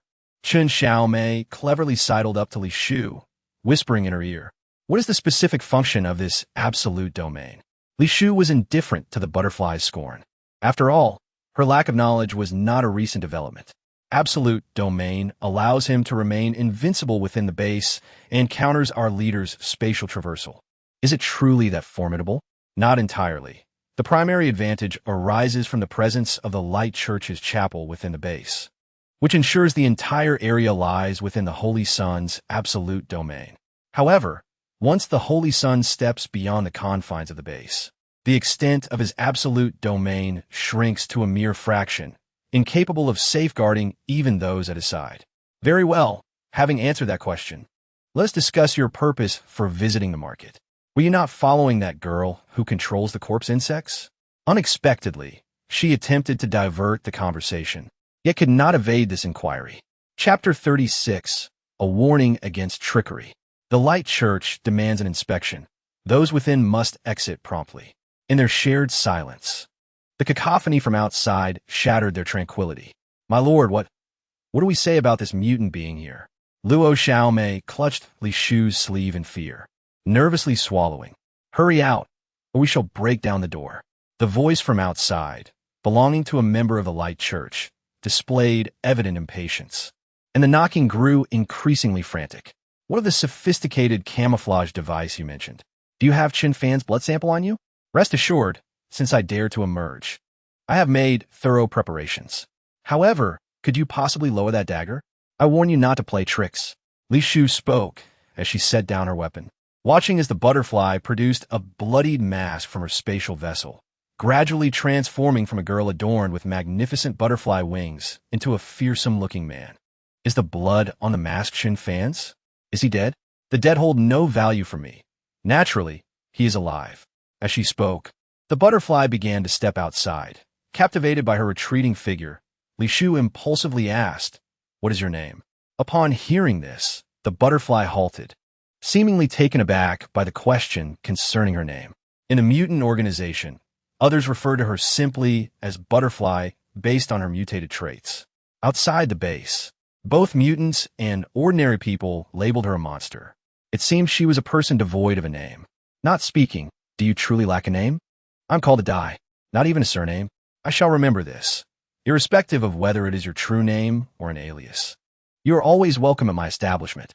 As long as you possess crystal cores, I shall conduct business with you, irrespective of whether you are a mutant or an ability user. Understood. My lord, shall we venture outside? Li Shufei cautiously inquired, still worried that the Light Church would uncover the mutant's disguise. In her mind, the Light Church was akin to the sun in the sky. Though she might not admire it, it was an entity to be revered, impervious to challenges to its authority, and none could conceal their schemes from its gaze. No need. Li Shu had unwavering faith in Adai's abilities, believing she could handle the situation without their intervention. Li Shu ambled back to her room, realizing she had been too busy to meditate the previous night and, with the considerable expenditure of spiritual energy that morning, felt nearly drained. But the people from the Light Church are still outside. The absence of commotion suggested that Adai had already managed the situation, so there was no cause for concern. My lord, but that is a mutant. How can you place such trust in her? Qin Xiaomei simply could not comprehend Li Shu's perspective, believing that even if mutants appeared human and could converse normally, they were, at heart, wild beasts ready to unleash chaos at any moment. Well, the mutants. They are not human. They are monsters, beasts that harbor animosity towards all humanity. If we are not there to watch over her, who knows what she might say before the Light Church? Very well, you may go outside and observe. Me? Qin Xiaomei pointed incredulously at herself, glancing toward the door. Yes, you go. For those engaged in cultivation, time loses its meaning once they sit in meditation. By the time Qin Xiaomei called for her again, it was already the following morning, the designated time for setting up their stall. My lord, shall we go today? Qin Xiaomei cautiously inquired at the door, her stomach growling in unison. Considering the events of the previous day, it was possible the market had been sealed by the Light Church, rendering any attempt to go futile. She was simply too hungry. Yesterday, she had only eaten the steamed bun given to her by Li Shu in the morning, and having endured until now, she could no longer withstand the hunger. Thus, she decided to use this pretext to speak with Li Shu. Without hesitation, Li Shu rose, took the unused poster from yesterday, and, accompanied by Qin Xiaomei, set off towards the market. Are we really going, my lady? Qin Xiaomei inquired hesitantly from behind, feeling they could wait another day to assess the situation. Is the market closed? Li Shu asked, realizing she hadn't inquired. All right, you go find out. and I will wait here. I, alone? Chun Xiaomei's legs trembled with fear as the image of a man transforming into a zombie at the market flashed through her mind, as well as the scene of that deranged woman indiscriminately controlling vines to attack. Indeed, you're not a threat without abilities. The guards of the Radiant Church won't trouble you. At worst, they might scold you a bit if you get too close. Then, may I eat some bread before I go? Chun Xiaomei gazed hopefully at Li Shu, swallowing hard as her stomach audibly protested.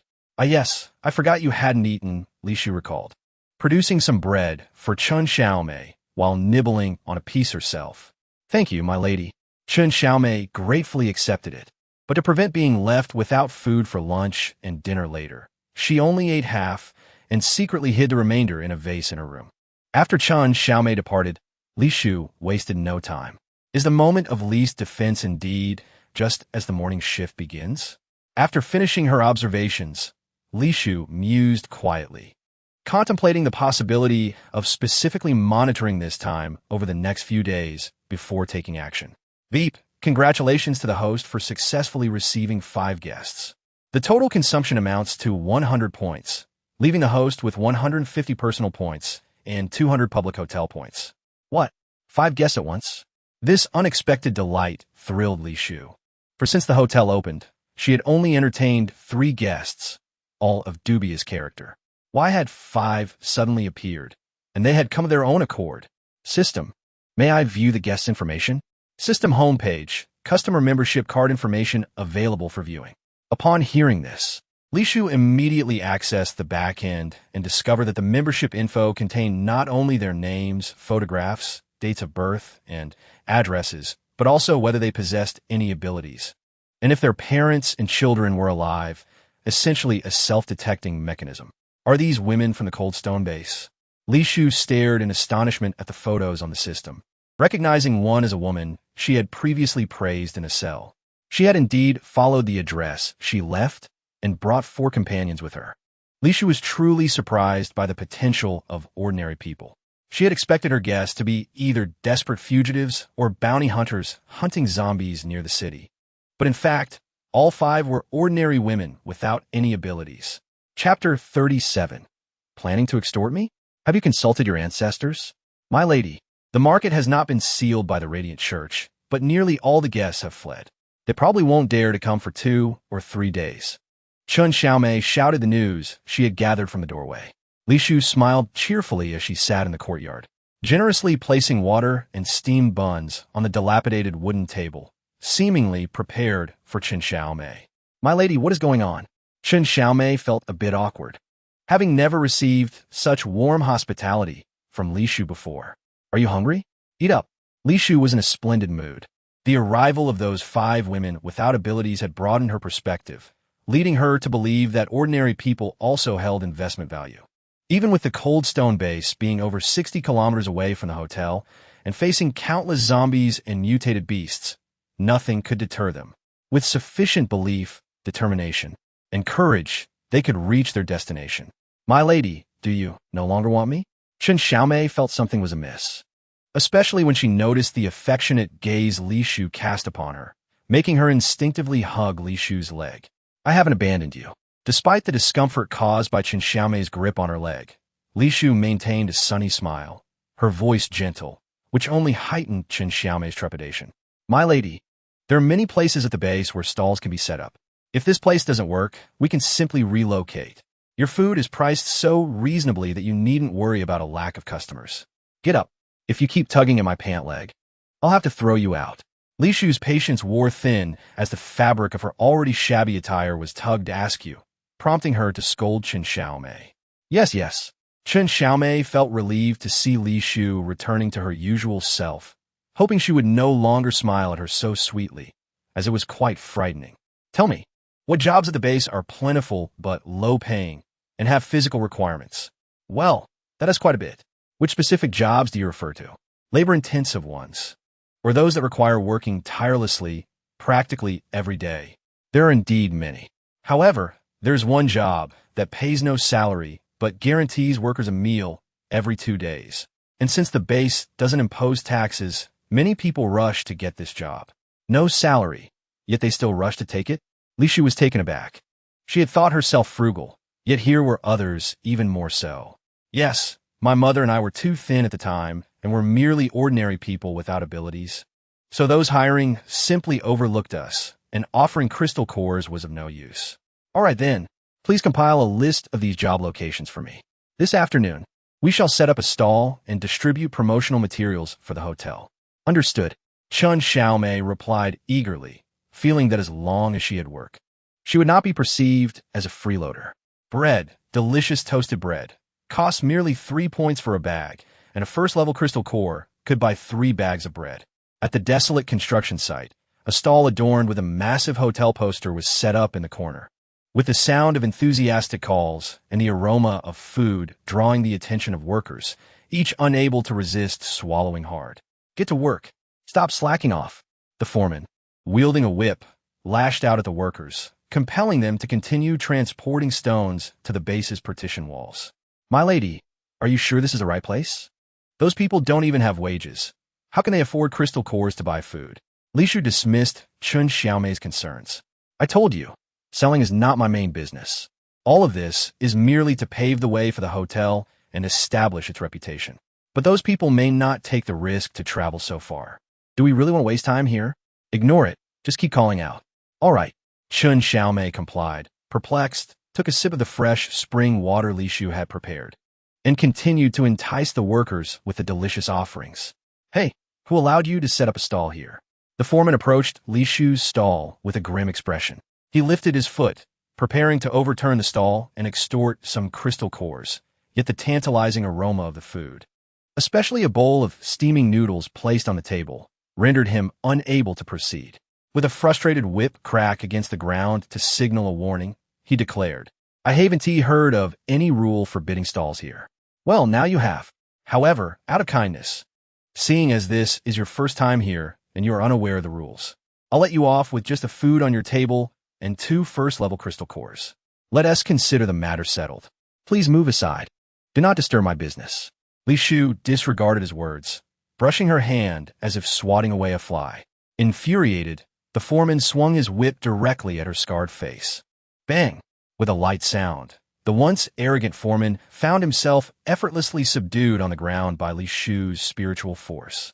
Chun Xiaomei, search him for any crystal cores. My lord, he is an overseer sent by the base. This may not be appropriate. What are you afraid of? If I tell you to search, then search. Understood. Chun Xiaomei, not daring to offend her benefactor, obediently bent down to thoroughly search the foreman. My lord, this man is a pauper. He doesn't possess a single crystal core. Did you not search carefully? Given his fierce demeanor, he should have plenty of resources. Dear lady, please do not insist on searching the girl. I truly have none. As Chun Xiaomei prepared to search once more, the foreman could no longer hold back his plea for mercy. If you can't find anything by touch, strip him of his clothes. I refuse to believe there are no crystal cores. My lord, I am still a girl. It is inappropriate to strip a man, is it not? If you do not, shall I do it? I. Chun Xiaomei struggled, her gaze flitting between the food stall and the lewd man on the ground. After much internal conflict, she ultimately decided to heed Li Shu's command. After all, in this post-apocalyptic world, undressing a man was hardly a matter of concern. Remember, do not leave him with any underwear. Chun Xiaomei paused, finding it hard to accept the task of leaving him without his undergarments. Please, do not strip my pants. Though reluctant, Chun Xiaomei moved forward, unaware that the foreman quivered beneath her touch. Should he be stripped of his pants in front of the workers, it would mark the end of his authority. My crystal cores are hidden in my shoes. If you want them, they are all yours. Upon hearing this, before Li Shu could respond, Chun Xiaomei began to tug at his shoes. Do not touch the shoes. Li Shu sensed something amiss, as the half-removed shoe threatened to fall. She leaped forward and stomped down hard on the foreman's face, the immense weight causing him to faint instantly. Chapter 38. Greedy Fools. First consider your own strength, my lord. You, what are you doing? Chun Xiaomei stared blankly at the unconscious foreman on the ground, her hand still resting on the half-removed shoe. Do not touch his shoes. First, drag him aside and bind him with rope. Shall we still strip him? Chun Xiaomei felt a bit lost, uncertain of her next steps. Leave him with his underwear and shoes, and bind him securely to the stall beside. Understood. Chen Xiaomei nodded firmly, using a method akin to tying a crab to bind him, even finishing with a small bow. All right, continue to call out. With the foreman no longer supervising, the workers' gazes shifted eagerly toward the stall, eager to inquire. Good. Chen Xiaomei nodded, clearing her throat as she began to call out, meanwhile picking up bread and steamed buns to promote. Bread, delicious toast bread, only requires 3 points per bag. A first-level crystal core can buy 3 bags of bread. Steamed buns, large and filling, only 3 points each. A first-level crystal core can buy 3. As she shouted, feeling it was not enticing enough, she impulsively tore off a small piece of bun and stuffed it into her mouth, displaying an expression of sheer enjoyment, as if savoring a rare delicacy. Hello. 10 minutes later, a short man could no longer resist stepping forward, nervously swallowing. Is it true that your buns and bread can be bought for just 1 first-level crystal core? Indeed. However, our stall operates differently. We require crystal cores to exchange for points. 1 first-level crystal core equals 10 points, and buns and bread are 3 points each. You may accumulate leftover points on a membership card. Membership card? The man appeared befuddled by this unfamiliar term. Seeing this, Chen Xiaomei pointed to the promotional poster of the hotel. We have opened a hotel not far from the base, offering not only affordable food, but also absolute safety measures. Neither zombies nor mutated beasts can approach. Currently, as we just launched, all food at our stall is being sold at low prices as a promotional effort. There is a hotel in this era? The man looked at them as if they were fools. Initially, he thought they were some important figures amusing themselves by selling valuable food at a low price. Now, it seemed they were merely 2 mad women. Brother, if you do not trust us, we do not insist on you staying. It is merely a food promotion. If you find our offering satisfactory and wish to purchase in unlimited quantities, then we can discuss further. Then I'll take 3 buns. Apologies, but for now, each person may purchase only 1 serving of food, though you may also opt for spring water. All right, the man said little more, appearing relatively easy to communicate with. Good. Then please provide a first-level crystal core for the point exchange. Of course, I will give you the crystal core. However, if you do not hand me the buns first. How can I provide you with the core? The man's demeanor shifted. The moment he understood they were running a hotel, he labeled them as fools. After all, he was a speed-type ability user. At worst, he could snatch the food and flee, believing these 2 simpletons could do nothing to stop him. Apologies, but we require the crystal core first before providing food. Chen Xiaomei explained patiently, considering he was their first customer and not wanting to sour the interaction. I said, give me the buns first, then the crystal core. Otherwise, how can I be sure you're not using some ability to conjure the buns? What if I spend my crystal core and receive nothing in return? Her reasoning was sound. Chen Xiaomei recalled her initial skepticism when encountering Li Shu. Had Li Shu not offered her food to confirm its authenticity, she would not have felt secure enough to part with her long-hidden crystal cores. Then, let me give you one to verify. After a moment of hesitation, Chen Xiaomei handed the bun to the man, reassured that Li Shu was present and nothing would go awry. It's real. The man pinched the bun, confirming its softness before bringing it to his mouth to take a bite. Hey, you haven't pay me the crystal core yet. How can you eat? Ah, yes. I should pay. The man smiled, feigning to retrieve the crystal core. Then, seizing the moment when Chen Xiaomei was distracted, he dashed toward the exit of the construction site, using his ability. Don't run. You haven't paid yet. Chen Xiaomei watched in shock as the man, who had just been before her, vanished in an instant, nearly moved to tears. The food was indeed real, not an illusion conjured by abilities.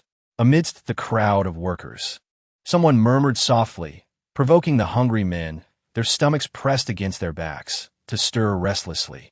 Despite the woman having knocked out the foreman in a matter of moments, they believed there was no way to stop the man who had fled.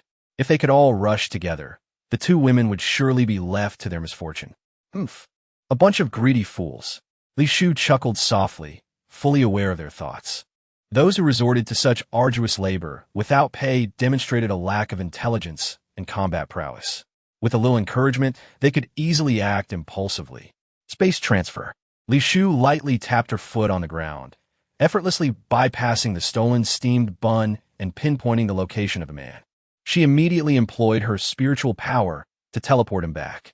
The man, who had walked a fair distance away, stared blankly at Li Shu and the familiar construction site and stalls, momentarily bewildered as to whether it was his ability that had malfunctioned or if something else was amiss.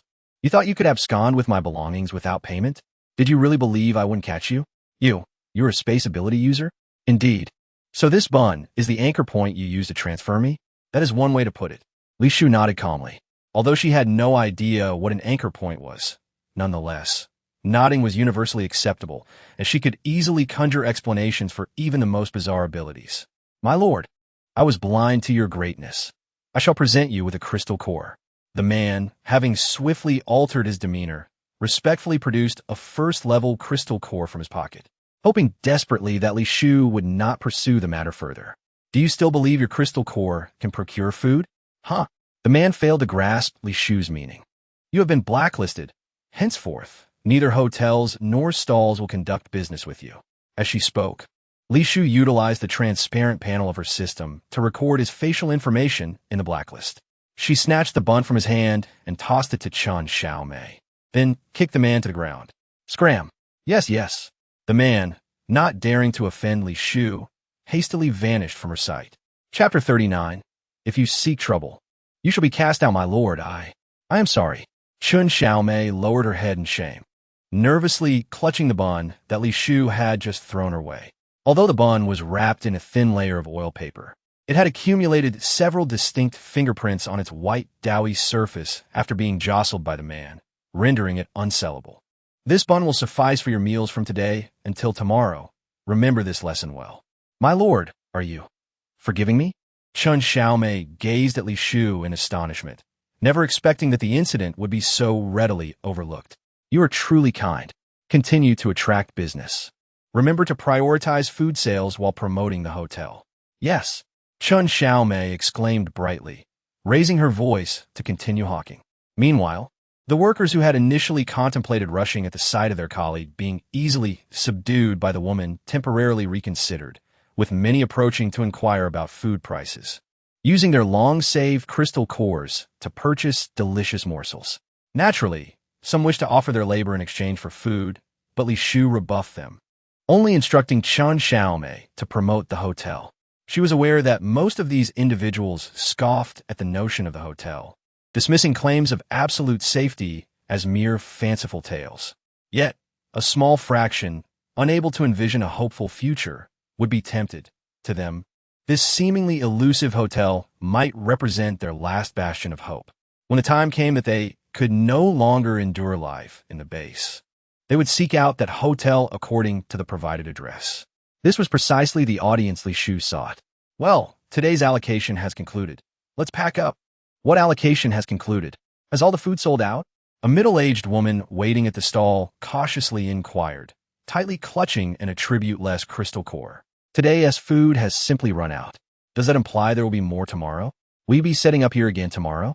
The woman's eyes sparkled with hope as she envisioned returning with her dear friends the following day. Our stall's location is not fixed. If you desire consistent access to food, you may visit the hotel. But I checked the address. It's far too distant for me. I'm just an ordinary person, unable to travel such lengths. That is your concern.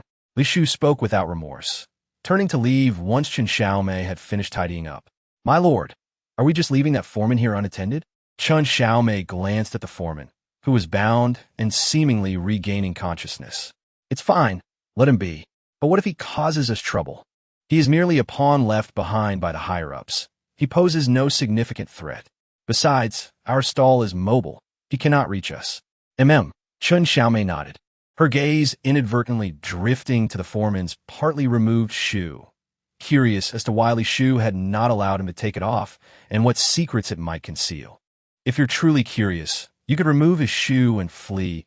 Just be careful not to be overwhelmed by whatever is inside. Li Shu, having keenly sensed Chen Xiaomei's curiosity, was surprised by her inquisitive nature. No need. Chen Xiaomei was not one to invite trouble upon herself. She turned her head to closely follow Li Shu. However, just before departing, Li Shu used her spiritual power to remove the foreman's shoe from a distance, instantly releasing a foul odor that assaulted the senses of those nearby, causing them to retreat at least 10 meters. He had infused his shoe with a special agent that magnified the stench of his feet, intending to incapacitate those around him. Li Shu was in relatively good spirits. Pleased to explain to Chen Xiaomei. Ah, is there truly such a bizarre agent? I happen to have something similar. Would you like to try it? Really? Chen Xiaomei's eyes brightened. Although it was a talent to utilize an agent on one's feet, she was indeed tempted, recognizing it as a life-saving elixir. Of course, in light of your assistance, I shall not charge you the markup. A bottle of the agent for a first-level crystal core. Huh? I don't have a crystal core. Chen Xiaomei lowered her head in embarrassment as she walked. She felt her audacity growing. After merely a few days of working for her lord, she had foolishly assumed that the bottle of agent would be a complimentary gift. No matter, a tab will suffice. Will my lord charge me interest? Chen Xiaomei asked earnestly, as if genuinely intent on purchasing the bottle. Do you truly wish for it? After contemplating for a moment, Chen Xiaomei nodded solemnly. She was an ordinary person, easily susceptible to harm from anyone or anything outside. Having that bottle of agent could provide her with a chance at survival in critical moments. Very well, if you desire it. The bottle is yours as a reward for your work these past few days. Li Shu generously exchanged a low-level sedative from the system store, which cost only 5 points. Half of what she had convinced Chen Xiaomei to pay. You can apply this to your clothing or skin. The fragrance will only be released when you're under duress. Capable of incapacitating abilities of the 3rd level or lower for a duration of 15 minutes. Use your judgment when escaping. You're truly gifting this to me? Chen Xiaomei dazedly accepted the exquisite bottle, feeling as though she were floating. She could hardly fathom that something worth a crystal core would be so freely bestowed upon her. You have done so much for me. I cannot let you go unrewarded. My lord, you. The astonished Chen Xiaomei's eyes instantly brimmed with tears upon hearing these words. Having never received favor, even from her own mother, she felt this affection for the first time. Reflecting on the difficulties she had faced, she realized that Li Shu had always been there to protect her. It was she who had led her into the base, provided precious food and water, and offered her shelter from the storm. Now, gifting her such a rare potion was a means for her to safeguard her life in critical moments. Such a splendid benefactor. What could she possibly offer in return? Oblivious to Chen Xiaomei's emotional turmoil, Li Shu remained unperturbed. Her mind was consumed with thoughts of the hotel's promotions, pondering how many would be tempted to visit and how many would successfully arrive. Master, I am willing to follow you for a lifetime. Regardless of whether you will need me in the future, I wish to be by your side. A bewildered Li Shu stared at Chen Xiaomei, unsure of her sudden fervor. Master, I implore you to accept me. I am capable and resilient, and you need not pay me. The prospect of not needing to pay piqued Li Shu's interest. Initially, she had not intended to seek a servant at the hotel, but the idea was tempting. Indeed, should you accept me, I shall be yours, and thus no payment is required. Master, please take me in. Seeing Li Shu wavering, Chen Xiaomei gazed at her with pleading eyes, resembling a stray dog in search of a home. Very well, I shall accept you. After a moment of inner conflict, Li Shu nodded in agreement. Having spent days together, she believed Chen Xiaomei to be honest and hardworking. An additional free labor would ease her burdens at the hotel. In the following days of setting up their stall, Li Shu adhered to her previous approach, limiting each person to a single portion of food. To obtain more without restrictions, one would have to travel over 60 kilometers to the hotel. Although most were reluctant to venture that far, a small number inquired about the hotel, indicating a budding interest. Following Chen Xiaomei's guidance, Li Shu noticed a group of women nearby, consuming bread and buns. The gathering appeared to consist of around 20 individuals and was steadily growing, forming a considerable line. Having inquired about the hotel, they have, but their interest seems minimal. They likely won't risk a trip to the hotel. Then, after we close up today, tell the leading lady that in 3 days, we shall cease selling food at the base and gauge a reaction. 3 days should suffice. The taxes at this base are high, and the transient population is not as vast as it appears. The network is quite fixed. Through these days of selling, the hotel's reputation has been established, and remaining here holds little purpose. Li Shu regarded Chen Xiaomei with curiosity, unable to fathom why someone who sought to sell her for food would linger in her thoughts. Master, although my mother treats me poorly now, she was kind to me before my father passed away. Thank you, Master. Chen Xiaomei's eyes sparkled with joy, her work pace quickening. Within an hour, they had sold their allotted goods and informed those who missed out about the hotel's details and location. Excuse me, where do you plan to set up your stall tomorrow? As anticipated, the group's leader approached the amiable Chen Xiaomei with cautious inquiry. Li Shu chose to remain silent, focusing on her tasks. Initially uninterested in their conversation, she inadvertently overheard the lady probing Chen Xiaomei for information. Although Chen Xiaomei refrained from revealing their stall's location, the lady's subtle hints led to fragmented information that could easily pinpoint their market spot.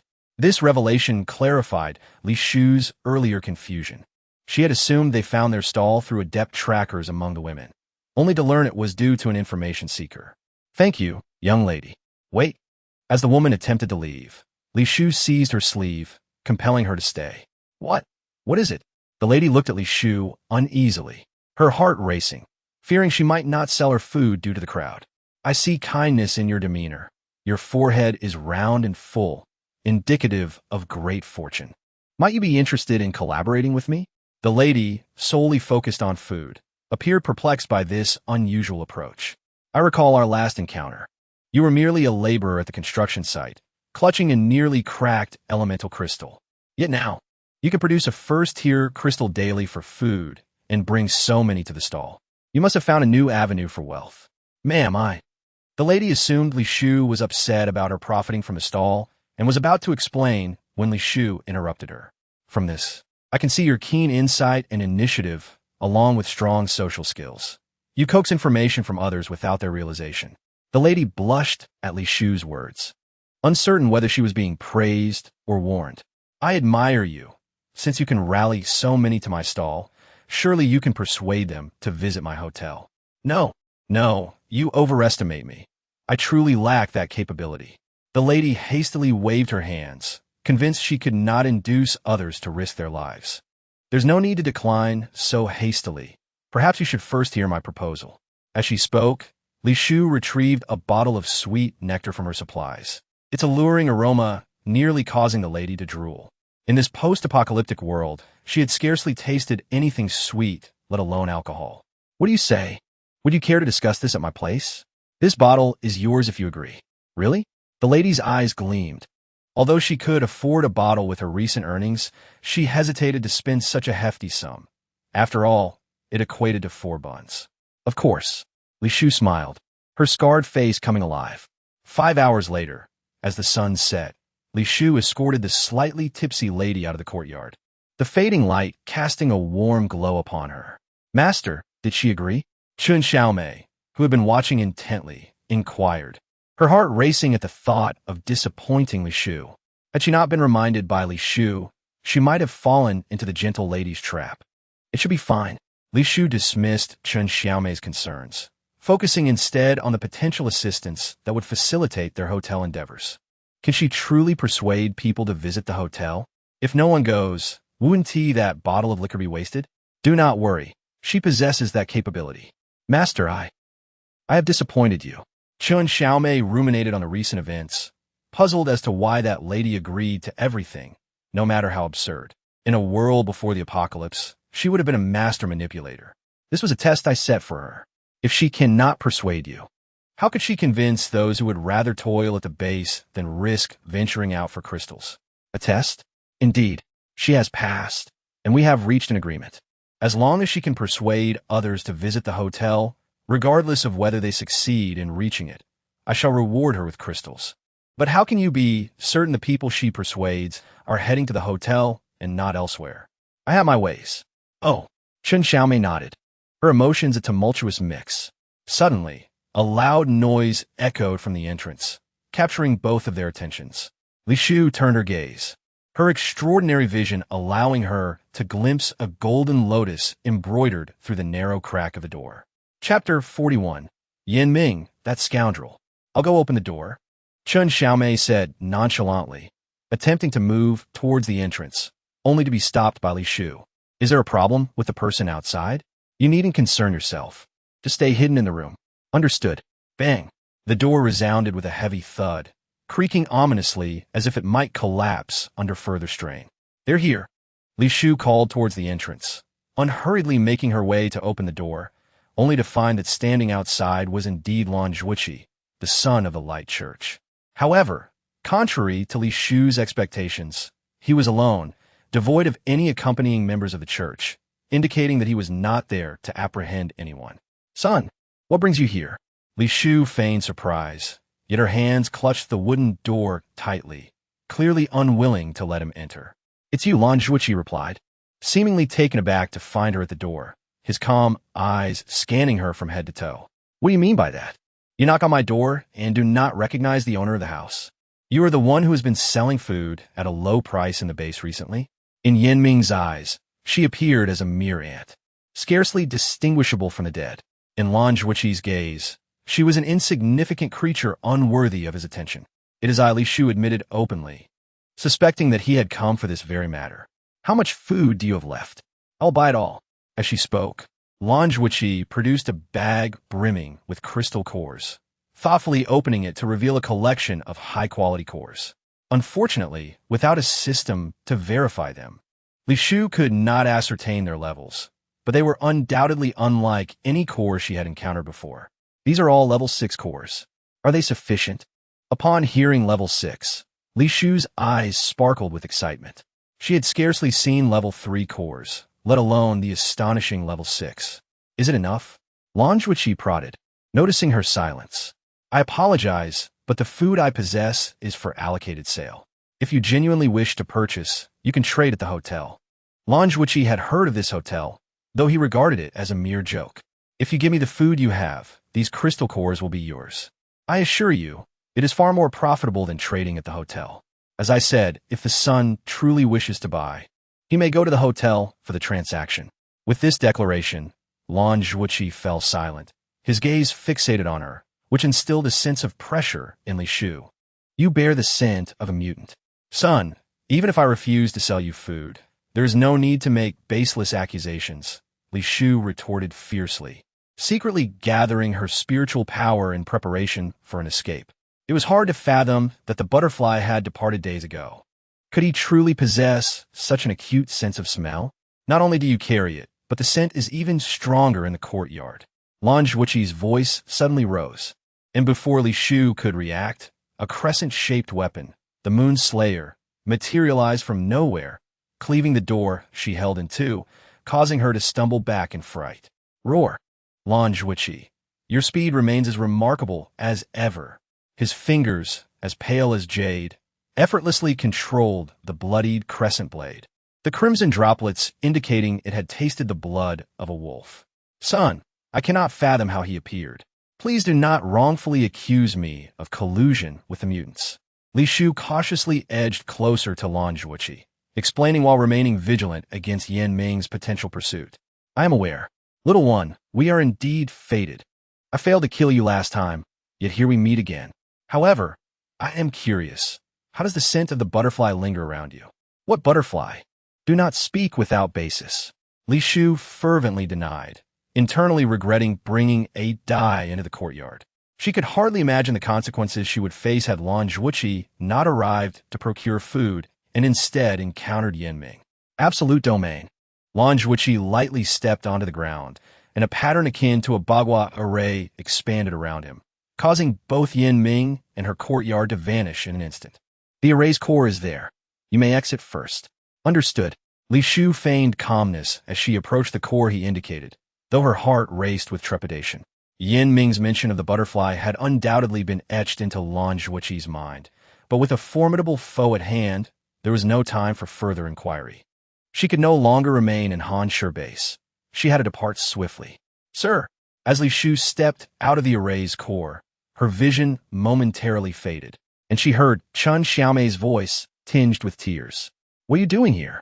We were all transported out by the sun.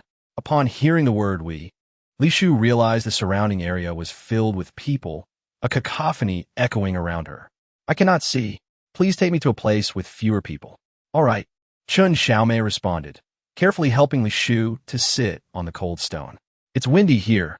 Not many come by. Did Lan Zhuoqi use absolute domain to move you all? Is the base in disarray? No. The Light Church and base personnel are maintaining order. Is that so? Li Shu's heart stirred, and she immediately connected to the copper coin at the entrance of the office building, discovering that the area was devoid of anyone. A perfect opportunity to steal the personnel list. I must attend to something. Wait for me here. Huh? Chun Xiaomei asked, bewildered. But Li Shu offered no explanation, instead using her spiritual power to ascend into the air, relying on her divine sense to guide her. By the time she reached the office building, her temporarily blind eyes had regained much of their sight. Having recently acquired knowledge of this world, she knew that the office building's doors required a credential scan to open. Thus, she relied on Wu Tong's identity card to gain access to the data room. Swiftly reviewing the personnel records of the base and tearing off the list of individuals who met her criteria. Who? Li Shu unleashed a bolt of lightning towards a menacing presence, resulting in a thunderous crash as a bat, towering in height, tumbled from the corner. What bad luck! Why can't I even sift through documents in peace? She muttered in frustration, spotting a multitude of bats hanging upside down above. For her safety, she stuffed the documents into her system bag, preparing to flee. So you are here, a familiar voice echoed, and Li Shu looked up to see a blue vortex inexplicably materializing in the room, her right eyelid twitching violently. Chapter 42. When misfortune strikes. Even drinking water can get stuck in your teeth. The wheel of fortune turns. Li Shu dared not hesitate. Almost the instant she beheld the blue vortex, she employed her technique to position herself at the furthest point her spiritual power could perceive. Where do you intend to go? A powerful suction enveloped Li Shu, and just as the spell was nearing completion, she was seized by Yin Ming as he emerged from the vortex, his grip tightening around her throat. You are always so elusive. You make it difficult to find you. Let go. Li Shu struggled to breathe, bewildered by how she managed to encounter him while merely retrieving documents. Tell me, where's the butterfly person? The butterfly? Li Shu's eyes widened in shock. Are you here to capture me for her? What else could it be? Only you carry her scent. You refuse to speak? Yin Ming tightened his grip, and curiously, while he could easily crush an ordinary person's windpipe, he could not seem to break hers, only managing to induce a moment of suffocation. I will tell you, just loosen your hold. Feeling an intense pressure, Li Shu feigned weakness, causing the hand gripping her neck to loosen.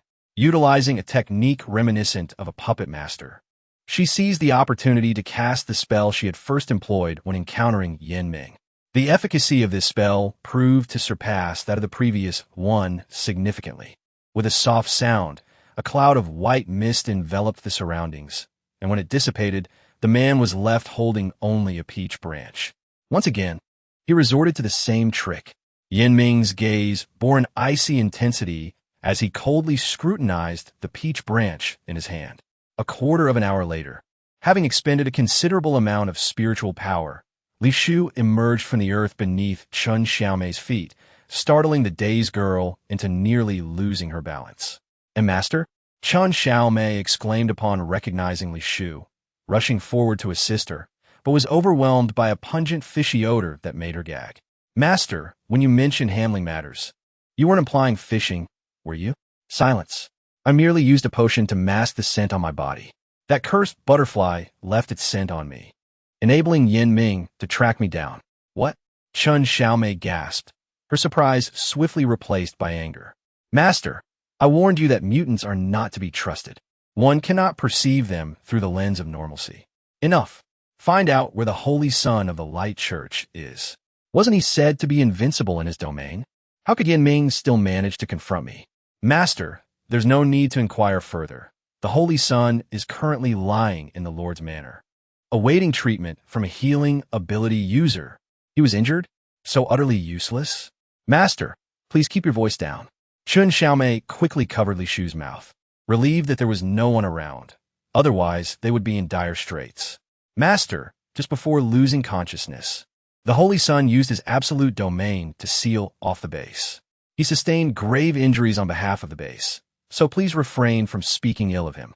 You initially boasted that he was invincible within his absolute domain, yet he ended up severely wounded by Yanming. Now you claim he sealed the base just before falling unconscious. Then how was I chased by Yanming? Is the absolute domain merely for show? Could it be that your luck was simply poor? The sealing effect of the absolute domain takes time to activate. It doesn't seal the base instantaneously. Where you were earlier likely missed the window of activation. Master, now that the base is secure, where shall we go? Seeing Li Shufei fall silent, Chen Xiaomei cautiously inquired after a brief pause. Li Shufei, with a cold expression, rubbed her neck, which was likely still marked by Yanming's grip. Is it sealed off? Will it be unsealed? They mentioned that the place has been confiscated. Are you saying that the property no longer belongs to us? No, more precisely, it no longer belongs to the landlord. Master, we are merely tenants, not the owners. At that moment, Li Shufei felt a sense of despair, realizing that the core she had invested in renting the property had gone to waste. Master, do not be too disheartened. Perhaps once misfortune reaches a certain extent, it will rebound. We will not be forever. They confiscated our house, so we shall simply sleep in the church. Huh? Just as she was about to offer comfort to Li Shufei, Chen Xiaomei was suddenly seized by Li Shufei and lifted into the air. The following day, in the church, a weary Chen Xiaomei, with dark circles under her eyes, anxiously watched the large doors, casting forlorn glances at Li Shufei, who was seated at the table. Master, wake up. Someone is coming. Having been alert for so long, Chen Xiaomei keenly heard a throng of footsteps approaching the entrance. Fearfully, she tugged at Li Shufei's clothing and even pinched her cheek. Yet, aside from breathing, Li Shufei remained as unresponsive as a corpse. This is it. As the footsteps drew nearer, panic-stricken, Chen Xiaomei hastily pulled Li Shufei beneath the table. Creak! The door swung open, and blinding sunlight flooded in, prompting Chen Xiaomei to immediately kneel and beg for mercy. To her surprise, the individuals entering showed no reaction, seemingly oblivious to their presence as they busied themselves with the church. Chen Xiaomei murmured, tentatively extending her hand toward the light church members, only to find that they indeed ignored her entirely. Wonderful. Master, Chen Xiaomei called out tentatively again, but upon receiving no response, the drowsiness overcame her, and she leaned against Li Shufei and drifted off to sleep. Hey, wake up. After an indeterminate time of meditating, Li Shufei had replenished her energy and gently patted Chen Xiaomei's sleeping face while organizing the documents at hand. She filtered through over 100 guests that met her criteria and was ready to locate them one by one for hotel promotions based on the addresses provided. Master. Chen Xiaomei blinked her bleary eyes open, and upon seeing Li Shufei, discreetly wiped the drool from the corner of her mouth. But the base is sealed by the Holy Sun's absolute domain. We can't get out. All right. Chapter 43. Fear brings forth more fear under the moonlight, guided by Chen Xiaomei. Li Shufei effortlessly located the individuals on her list. However, the timing was slightly off, leading to their promotional process beginning with a scuffle, followed by food transactions, and concluding with hotel promotions. Li Shufei found this pace excruciatingly slow. Each encounter consumed a valuable 20 minutes of her time, meaning she could only meet around 20 guests in a night. Thus, she made a shrewd decision to incapacitate individuals within the same area and transport them to a secluded space. This way, she would only need to engage in one round of fighting, food trading, and hotel promotion. Master, dawn is approaching. There are still over 50 people left on the list. Shall we continue tomorrow? Very well. Li Shufei nodded, increasingly convinced of her own cleverness, having resolved nearly 100 individuals in one night. She truly possessed a natural aptitude for business. It was a shame that such talents had gone unnoticed during her time in the cultivation realm, resulting in a tremendous waste of time. Ding! Congratulations, host, for successfully hosting 13 guests, totaling 320 points spent. The host's personal account now stands at 150 points, and the hotel public account at 550 points. Upon hearing the delightful system notification, Li Shufei promptly accessed the backend to review the membership information. To her astonishment, among the guests were not only women who had escaped the meat shop and nearby casual patrons, but also members of the Eagle Squad, Xie Kuan, Lin Gu, and Meng Qingxiu. Master, The Holy Son of the Light Church is at the church entrance. Should we still enter? Chen Xiaomei glanced at the revered Lan Zhuoqi, whose demeanor did not at all suggest he had sustained injuries. Let us change locations and head to the meat shop's warehouse. Huh? Upon hearing the term meat shop, Chen Xiaomei's face drained of color. They had barely escaped from there. Why were they now heading back? The most perilous places are often the safest. We will only be hiding there for a day. Are you afraid? And no, I am not. Chen Xiaomei steeled herself, gritting her teeth and following Li Shu step by step towards the meat shop's warehouse, though her legs trembled with fear. Fortunately, everything unfolded as Li Shu had anticipated. The meat shop warehouse that had once been besieged by ability users was now merely a pile of charred wooden frames, likely destroyed by Yin Ming upon discovering the torment inflicted upon the giant wolf. Master, why is everything burnt? Without a structure to shelter us, where shall we rest? Do not worry. The hidden chamber below remains intact. There's a hidden chamber below? Wait, how do you even know about the hidden chamber? Chen Xiaomei found herself at a loss for words to describe Li Shu, feeling that her image of Li Shu had been elevated yet again. I have my own methods. However, there are still individuals hiding in the secret chamber. Stay close to me when we go down. Do not get lost. My dear, we're not so different that we must. Just as Chen Xiaomei was about to refuse, her words were cut short as Li Shu swiftly used a teleportation technique to bring her to the underground chamber. For a moment, Chen Xiaomei felt as though she was accompanied by a remarkable being. All right, we've arrived. Li Shu patted Chen Xiaomei's stiff shoulder and led her into the secret passage.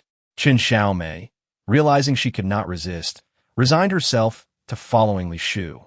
She thought that since they had entered, she would find a place to hide, as long as she didn't stray and discover their secrets. To her astonishment, not only were they involved in human trafficking, but they were also clandestinely conducting experiments. With Li Shu's light-hearted laughter, Chen Xiaomei despaired as she noticed a semi-transparent door across the dim passage containing two instruments. Even from a distance, she could discern that one instrument housed a human while the other contained a mutated beast, indicating experiments akin to those on mutants. My dear, we must leave quickly. Chen Xiaomei anxiously tugged at Li Shu, fully aware that the more she knew, the quicker her demise would come. Do not fret, Li Shu replied with a smile, completely disregarding Chen Xiaomei's warning. She led them directly into the laboratory, curiously examining the woman in the apparatus and the towering rabbit beside her. Is that how mutants emerge from the lab? It must be so. Considering their pitiful plight, I shall lend them assistance. My dear, what do you intend to do? Chen Xiaomei was startled by Li Shu's words. Why? I shall shatter the glass and free them.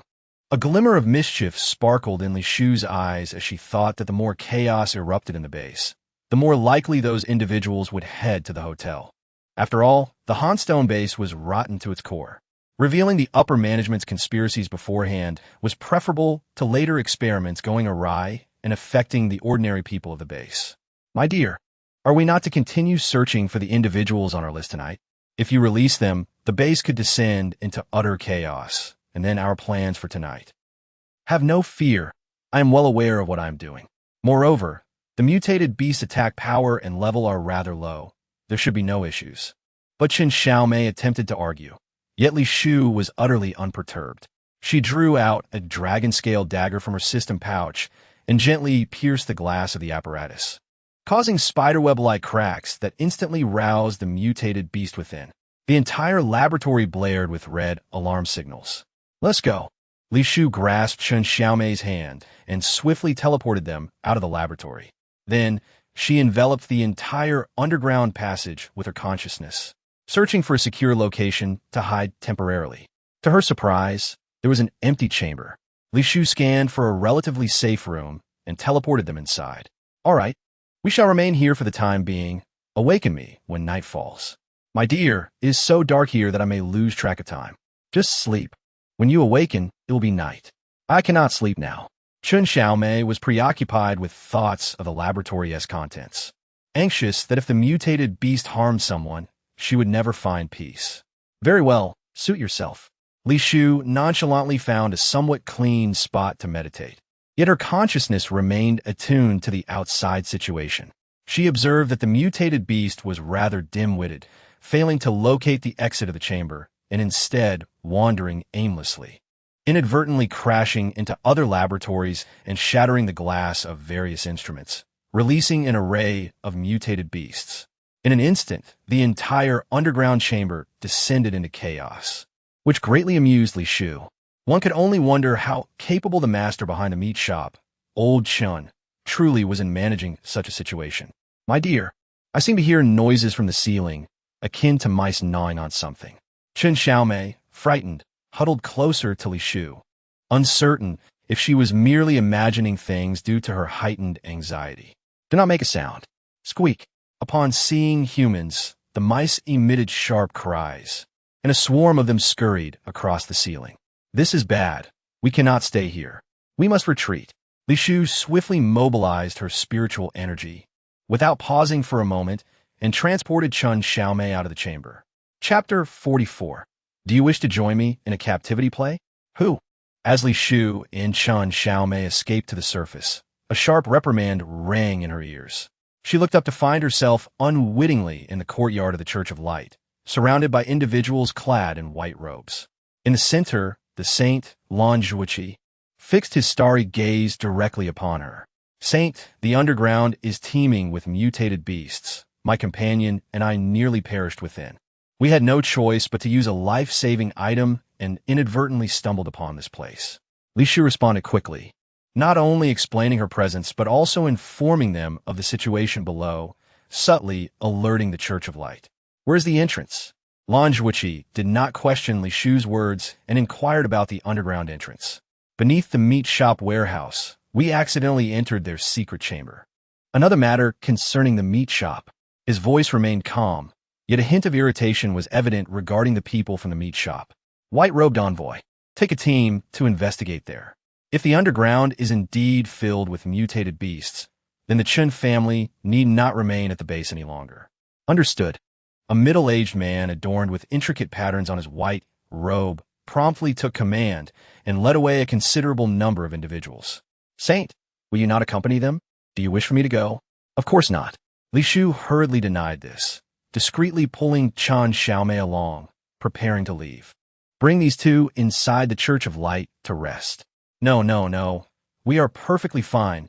We do not require rest." Li Shu was forced to halt, awkwardly glancing at Lan Zhuoqi, suspecting it was intentional on his part. "After bringing them in to rest, remember to check on them every 10 minutes. Understood. The remaining members of the Church of Light responded robustly, causing Li Shu a headache.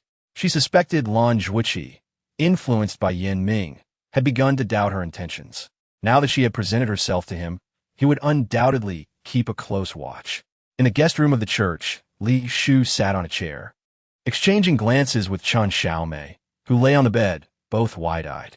In contrast to Li Shu's impatience, Chen Xiaomei appeared far more at ease, even stifling a large yawn.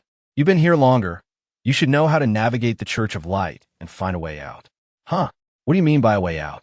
"Isn't the door right there? Try going out." "Oh." Confused, Chen Xiaomei did not grasp Li Shu's intent. She approached the door and turned the doorknob.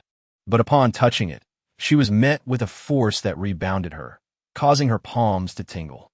"What's the matter? Did you not perceive the implications in the saint's words? The order to check on us every 10 minutes is merely a veiled form of imprisonment, meant to prevent our escape. But we only alerted him to the presence of mutated beasts below. How can he treat us like prisoners? Alas, given your bewildered expression, it seems you have no idea how to escape. I cannot rely on you." "My dear," Chen Xiaomei lowered her head in shame, acknowledging her own ineptitude. "Never mind. You should rest for now. Lan Zhuoqi will not act against us for the time being. We shall address matters tonight." "My dear, in this situation, how can I possibly sleep? Is he suspecting us due to the previous incident with the mutants? Perhaps. My dear, we must escape quickly. The Holy Son of the Radiant Church has always harbored a deep-seated animosity towards the mutated ones. Anyone suspected of having any connection to them invariably meets a grim fate." "How do you know this?" "Of course, I heard it. Each time they execute a traitor, they gather the populace to witness the event, and even after death, they spread tales of the individual's misdeeds, making it impossible not to know." "Is it really that exaggerated?" Li Shu harbored doubts, Lan Zhuoqi bore little scent of bloodshed, suggesting he was not the type to commit such murders. It was likely that someone was using his name to carry out these acts. Holy Sun, at that moment, a voice from the guard stationed at the door interrupted. Through the ventilation grate, Li Shu caught sight of Lan Zhuoqi's tall figure standing at the entrance. You may leave. Yes. The guard complied obediently, taking the patrolling personnel with him to avoid disturbing the Holy Sun's conversation. My lord, should we not take him hostage and escape? Chun Xiao Mei whispered into Li Shu's ear, suggesting a plan that Li Shu would never even conceive of. Such audacity! You can attempt the hostage-taking while I follow closely behind. My lord, I am but an ordinary person. How could I possibly take the Holy Sun hostage? So you believe I can? Chun Xiao Mei's face flushed with embarrassment, and she dared not propose any further foolish ideas. With a creak, the guest room door slowly opened, revealing the striking visage of the Holy Sun. Li Shu, with a cold expression, was about to speak when her instincts warned her that something was amiss with the figure before her. Who are you? Li Shu secretly channeled her spiritual energy, her gaze piercing as she scrutinized the impostor. Can you truly discern that I am a fake? The figure, Lan Zhuoqi, was taken aback. Yet he knew time was of the essence, and thus revealed his true identity without further ado. I'm a die. We must leave at once. It is too easy for them to discover that I am impersonating Lan Zhuoqi, and we cannot afford to be caught. Your disguise requires a blood sample to function. How did you acquire Lan Zhuoqi's blood? I merely saved a few drops while hiding within the Radiant Church during his injury. Now, we must go. Adai dared not waste any more time, leading Li Shu and Chun Xiao Mei openly out of the courtyard. Once they were far from the Radiant Church staff, they took a familiar path toward a less populated area. My lord, are we truly following her? Chun Xiao Mei tugged at Li Shu's sleeve, her voice barely above a whisper. Deep down, she harbored distrust towards the mutated ones, especially after Adai had previously left a scent on Li Shu, leading to her being hunted. How could they be certain this was not another trap? Let us follow her. She will surely lead us to safety. Li Shu reassured, though she had already begun preparing to flee, channeling her energy towards the outside of the Radiant Church to create a spatial shift that would transport them away. Holy Sun! Suddenly, a sultry voice echoed from behind. Li Shu lowered her head to conceal her features while her consciousness extended, clearly perceiving the woman who spoke. She was a beguiling figure with long red hair, clad in the distinctive white robe of the Radiant Church, albeit with a generously open collar adorned with intricate golden patterns, signaling her elevated status. Lady Lu, what brings you here? Adai, impersonating Lan Zhuoqi, expertly identified the woman. Judging by her demeanor and posture, she seemed to have impeccably mimicked Lan Zhuoqi, minimizing the risk of exposure. Ever since the Holy Sun was injured, you have kept me at bay, refusing to let me see him. Why today, of all days, do you choose to lead someone out through a secluded exit? You have overstepped your bounds, Lady Lu. Adai maintained a detached expression while her palms began to sweat. If there was anyone she feared while lurking in the Radiant Church, it was this very Lady Lu. As the assistant dispatched by the Archbishop to aid the Holy Sun, I must remain vigilant regarding his whereabouts. Should you sneak away and encounter Yinming, I would surely face the Archbishop's wrath. Withdraw at once. Adai offered no further explanation, haughtily raising her chin as she continued forward with Li Shu and Chun Xiao Mei. Holy Sun, you have spoken more words to me today than ever before. Typically, you hardly deign to utter a single word. As soon as the last word left her lips, a glint of malice flickered in Lady Lu's eyes. With a fierce wave, flames erupted towards Li Shu and her companions, forcing Adai to reveal her enormous butterfly wings in defense. How audacious of you to impersonate the Holy Sun. It seems you are merely a wretched hound under Yinming's command. Go on ahead. Adai, realizing that entanglement with this woman would spell doom for their escape, quickly flapped her wings, sending a powerful gust that propelled the two away from the exit. Once I have you in my grasp, there will be no escape. Lady Lu's whip of fire ensnared Li Shu and Chun Xiao Mei's feet with ease. Spirit of water, arise. Li Shu summoned her spiritual energy, commanding a massive water sphere to crash into the flaming whip. Alas, it evaporated into steam before it could even make contact. An advanced ability user. Li Shu was momentarily stunned, instantly aware that she was no match for this adversary. Furthermore, being in proximity to the mutated ones rendered her rationale moot. Staying in the Radiant Church would yield dire consequences. She had to escape with Chen Xiaomei. Using the distraction provided by Lady Lu, she swiftly employed her technique and the energy she had previously released to construct a spatial bridge, gradually causing her body to vanish as the spell completed. A lowly ability user dares to possess not only water abilities, but spatial abilities as well. Puppet technique. A Dai, unwilling to squander precious time, swiftly executed her own puppet technique, exchanging herself with the butterfly just as Lady Lu was ensnared. How dare a lowly ability user steal from me? Lady Lu seethed, her body engulfed in flames that reduced her surroundings to ash. From her palm, she conjured a fire dragon, nearly the size of a human, that lunged directly at Li Shu. Teleportation. Li Shu activated her energy to flee, but the fire dragon's speed was too swift. As she attempted to escape, the fiery beast penetrated her body, leaving her feeling as if she were engulfed in flames. My lord, what has happened to you? Do not touch me, or I shall lose my hand. My lord, she wept, not for Li Shu's distress, but for her own perceived inadequacy. After following Li Shu for so long, she had never witnessed her in such a disheveled state.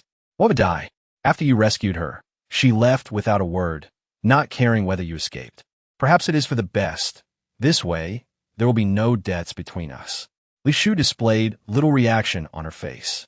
After succinctly uttering her statement, she utilized her divine sense to assess the road conditions in advance, seeking to avoid any encounters with the followers of the Church of Light. My lord, your burns are severe. Perhaps we should head to the riverbank? No, the riverbank is too exposed and easily detectable. The fire-type abilities cannot harm my physical form. It will only be momentarily painful. I am sorry, my lord. What are you apologizing for?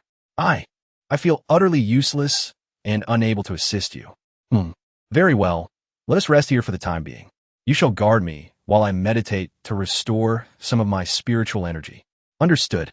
Chen Xiaomei nodded vigorously, resembling a chick pecking at grains, her eyes anxiously scanning the desolate land just a wall away from the zombies. If her memory served her right, this area had been overrun by zombies merely a few months prior, and she was utterly bewildered as to how her lord had navigated through the layers of the Church of Light's defenses to arrive in this restricted zone. As night fell, the previously sporadic zombie howls intensified, prompting Chen Xiaomei to curl up tightly beside Li Shu. Cough, cough. Li Shu, who was meditating, emitted a cough, slowly opening her eyes. Under the moonlight, her reddened skin appeared considerably more normalized. My lord, do you feel better? Li Shu nodded faintly, retrieving a personnel list from her pocket, intending to act decisively tonight to resolve the remaining matters. My lord, your health has not yet improved, and the Church of Light is waiting out there. Perhaps we should. No, it is imperative that we settle this tonight. Remain here and wait. I shall be fine. Then I shall wait for you. Chen Xiaomei understood that her attempts to dissuade were futile. Her only option now was to avoid hindering her lord. Chapter 46. The Unfathomable Wealth. After locating the individuals on the list, Li Shu approached the task with far less complexity than before, merely placing the promotional brochures generated by the system beside them to prevent any disturbances that might attract the Church of Light. A growl. Just as Li Shu was about to retreat, the outside world erupted with the roars of mutated beasts and the hurried footsteps of many people. She dared not rush outside and opted to use her divine sense to survey the situation.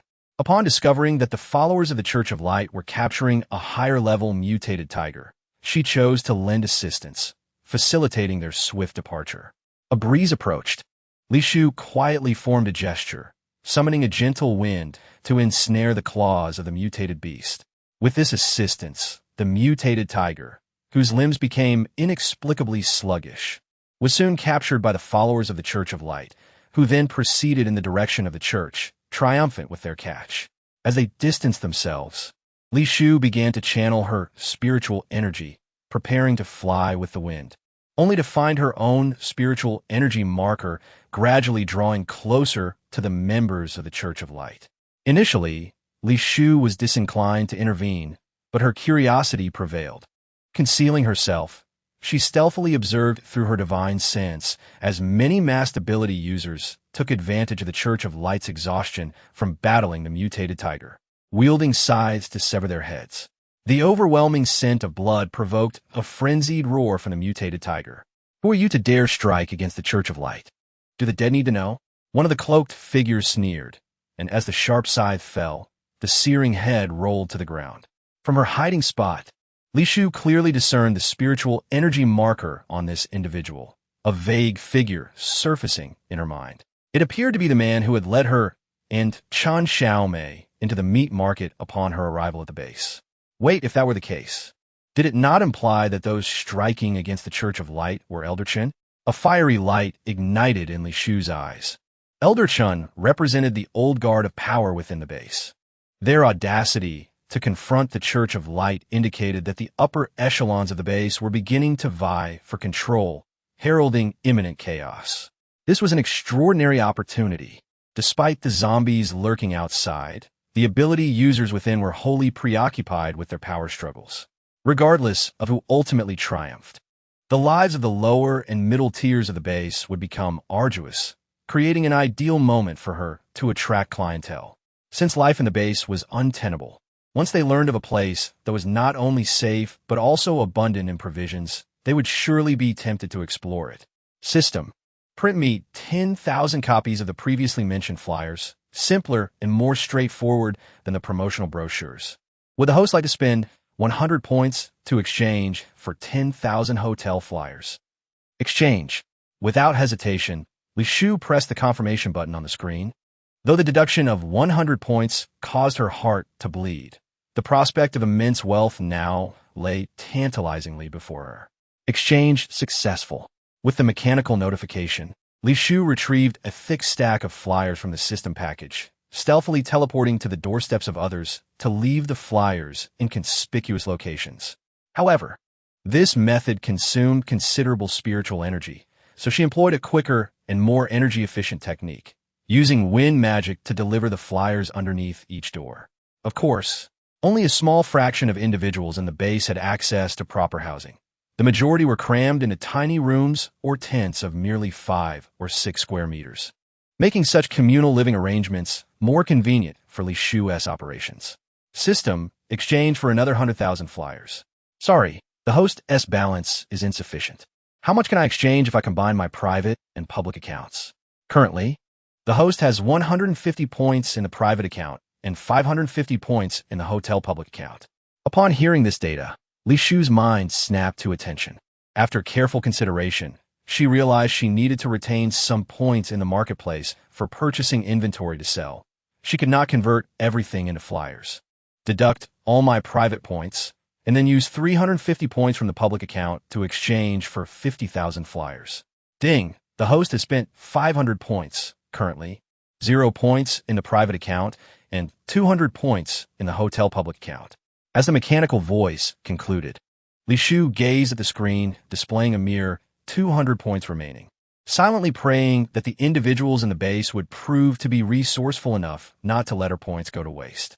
Meanwhile, Chen Xiaomei, having waited from dusk until dawn, resembled a stone waiting for her husband, her eyes fixed intently on the direction where Li Shu had departed.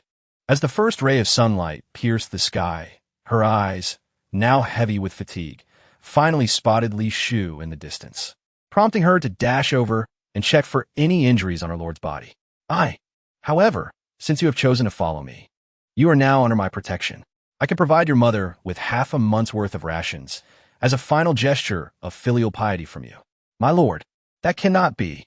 I am grateful for your shelter. How could I possibly accept your provisions? It matters not.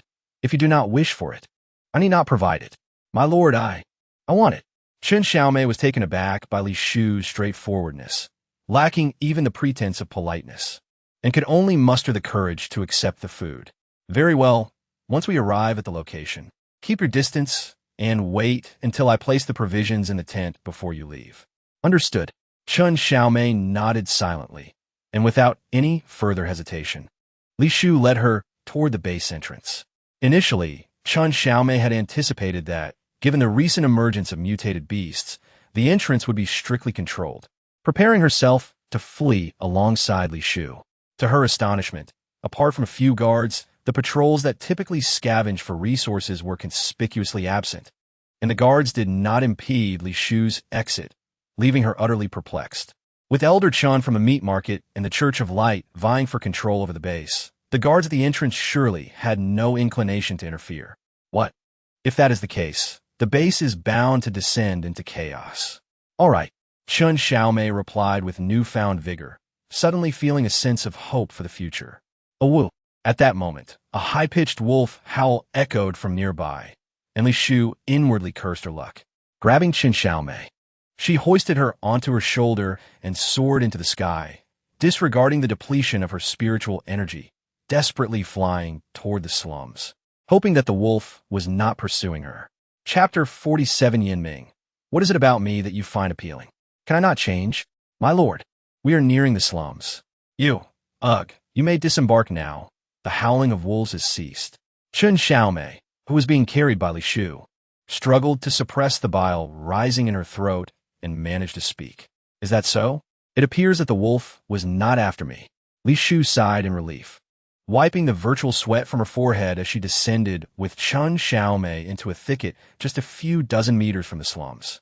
From their vantage point, they could see the tent where Chun Xiaomei's mother was located. However, the occupants remained inside, and she could only make out vague shadows through the tattered fabric. My lord, can we move a bit closer?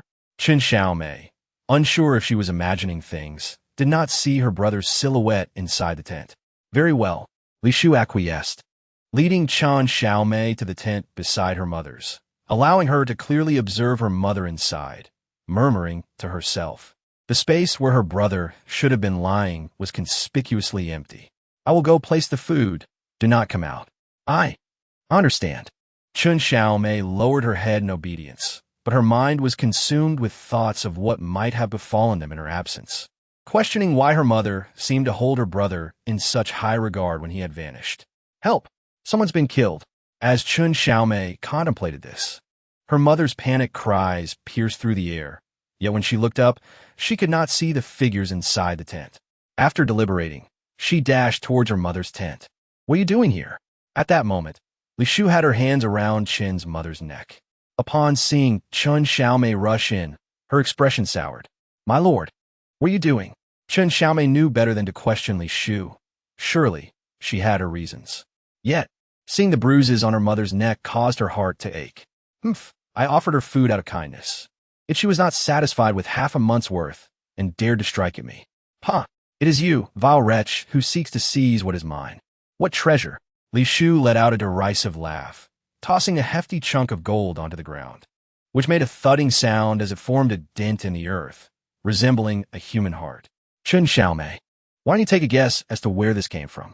This. Chun Xiaomei trembled, her eyes darting to the spot where her brother once lay. Get back to me. Chen's mother gazed madly at the gold, somehow freeing herself from Li Shu's grasp. In a frenzied state, she clutched the gold, laughing maniacally. My lord, what is wrong with my mother?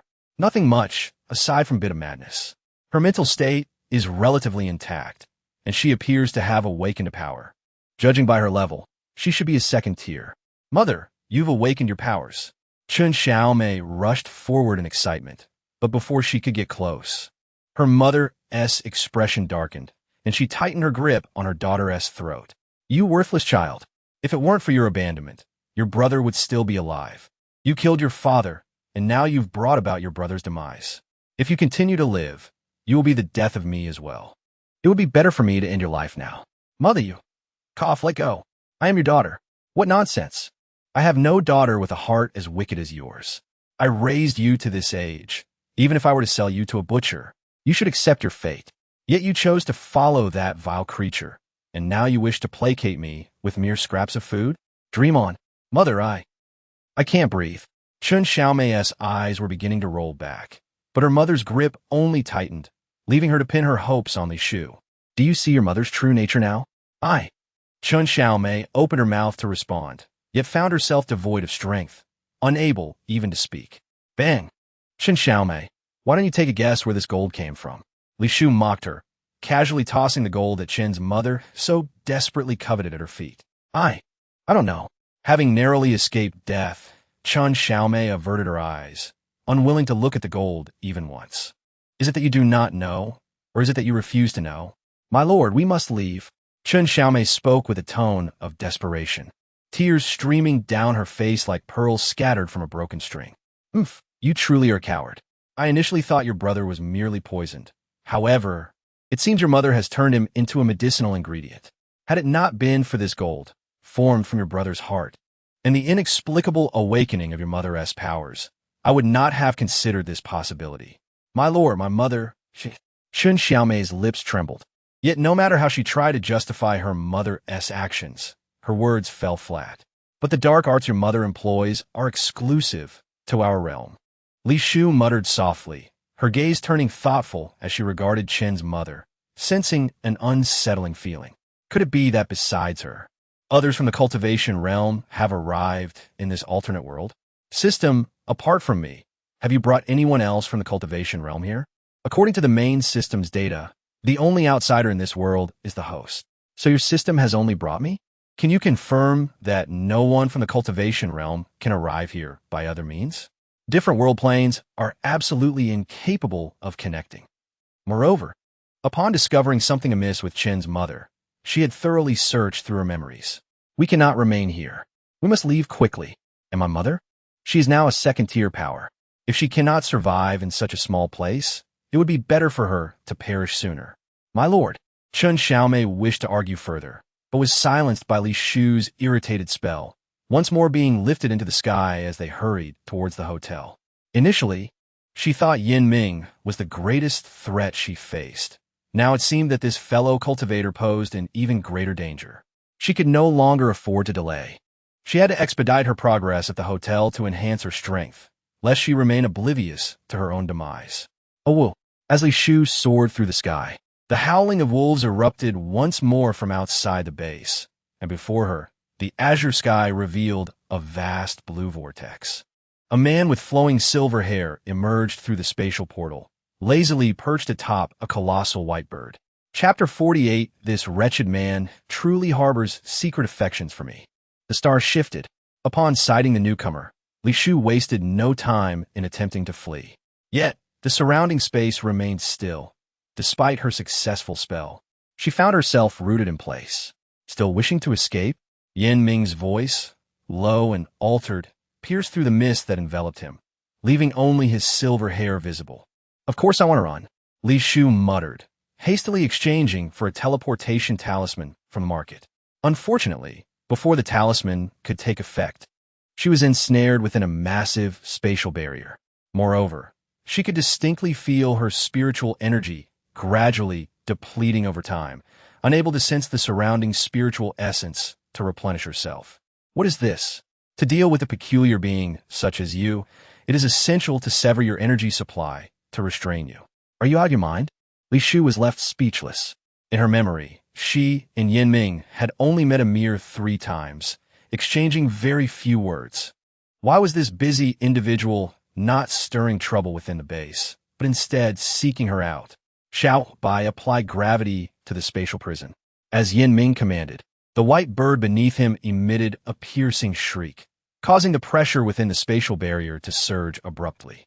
However, relying on her formidable physique, Li Shu merely knelt on the transparent dome, while nearby, Chen Xiaomei was forced to the bottom of the barrier by the immense pressure. Rendered mute by Li Shu's spell, she could only endure the agony, biting her lip in silence. What on earth do you wish to accomplish? Capturing us should come with an explanation. No? Xiao Bai, increase the gravitational force.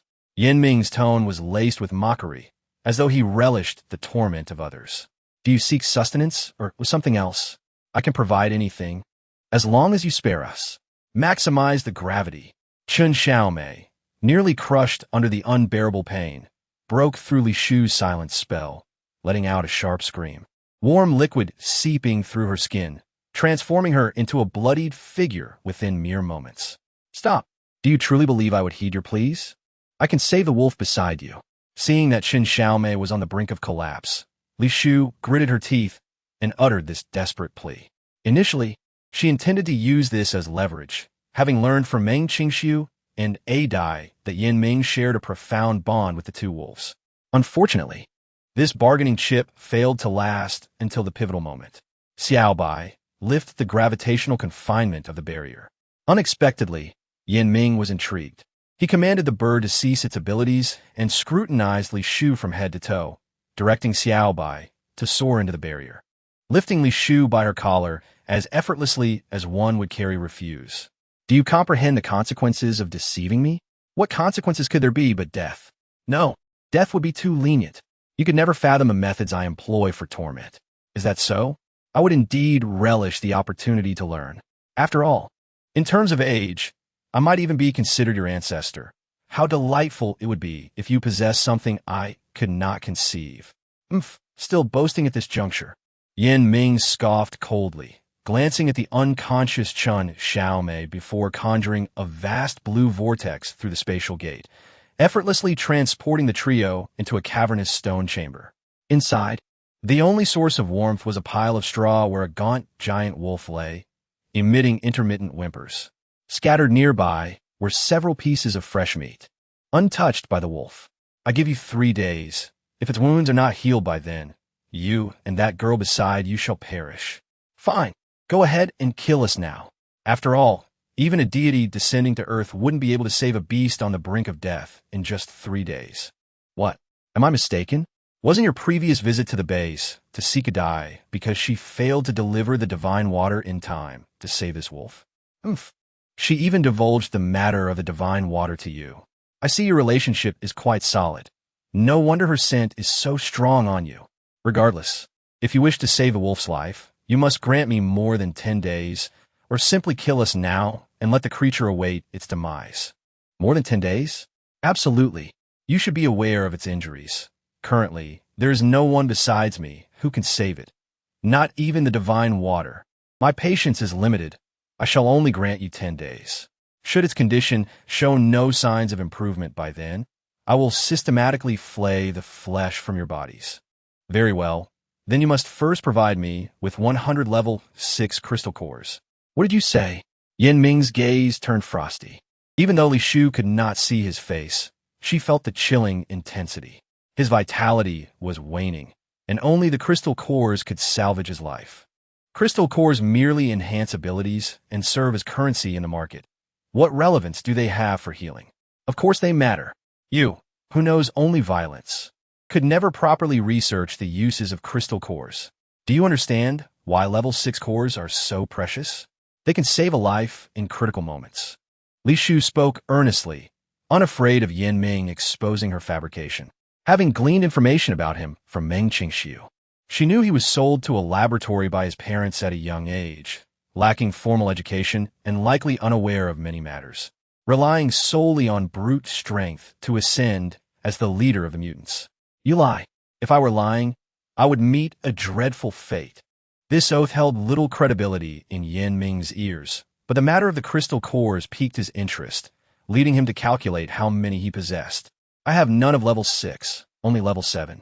Level 7, Li Shu gasped, her heart racing. The value of a level 7 core was astronomical. She had initially demanded level 6 cores because Lan Zhuoqi had sought to purchase food from her using level 6 cores. She assumed Yin Ming's financial standing was similar or perhaps even more meager. Level 7 is acceptable. 100 level 7 cores? Indeed, but I only possess 3. Well, that may suffice for today, but without further cores tomorrow, it will be futile. Are you truly not lying? Yin Ming regarded Li Shu with suspicion, retrieving 3 crystal cores of varying attributes from his pocket, each shimmering with brilliant light. Of course, I would never dare deceive you. Seeing this, Yin Ming refrained from further comments, merely instructing the white bird to keep watch over them, as if preparing to leave. Chapter 49. The Restoration of Power and your return to the West with the white bird monitoring them. Yin Ming did not linger long before exiting. Li Shu surmised he was venturing outside to slay zombies for crystal cores. She could only wonder how long it would take for someone of his caliber to gather the remaining 97 cores. A howl erupted as the white wolf, realizing its master was absent, let out a defiant cry toward Li Shu, though the sound, akin to its whimpering, lacked vigor.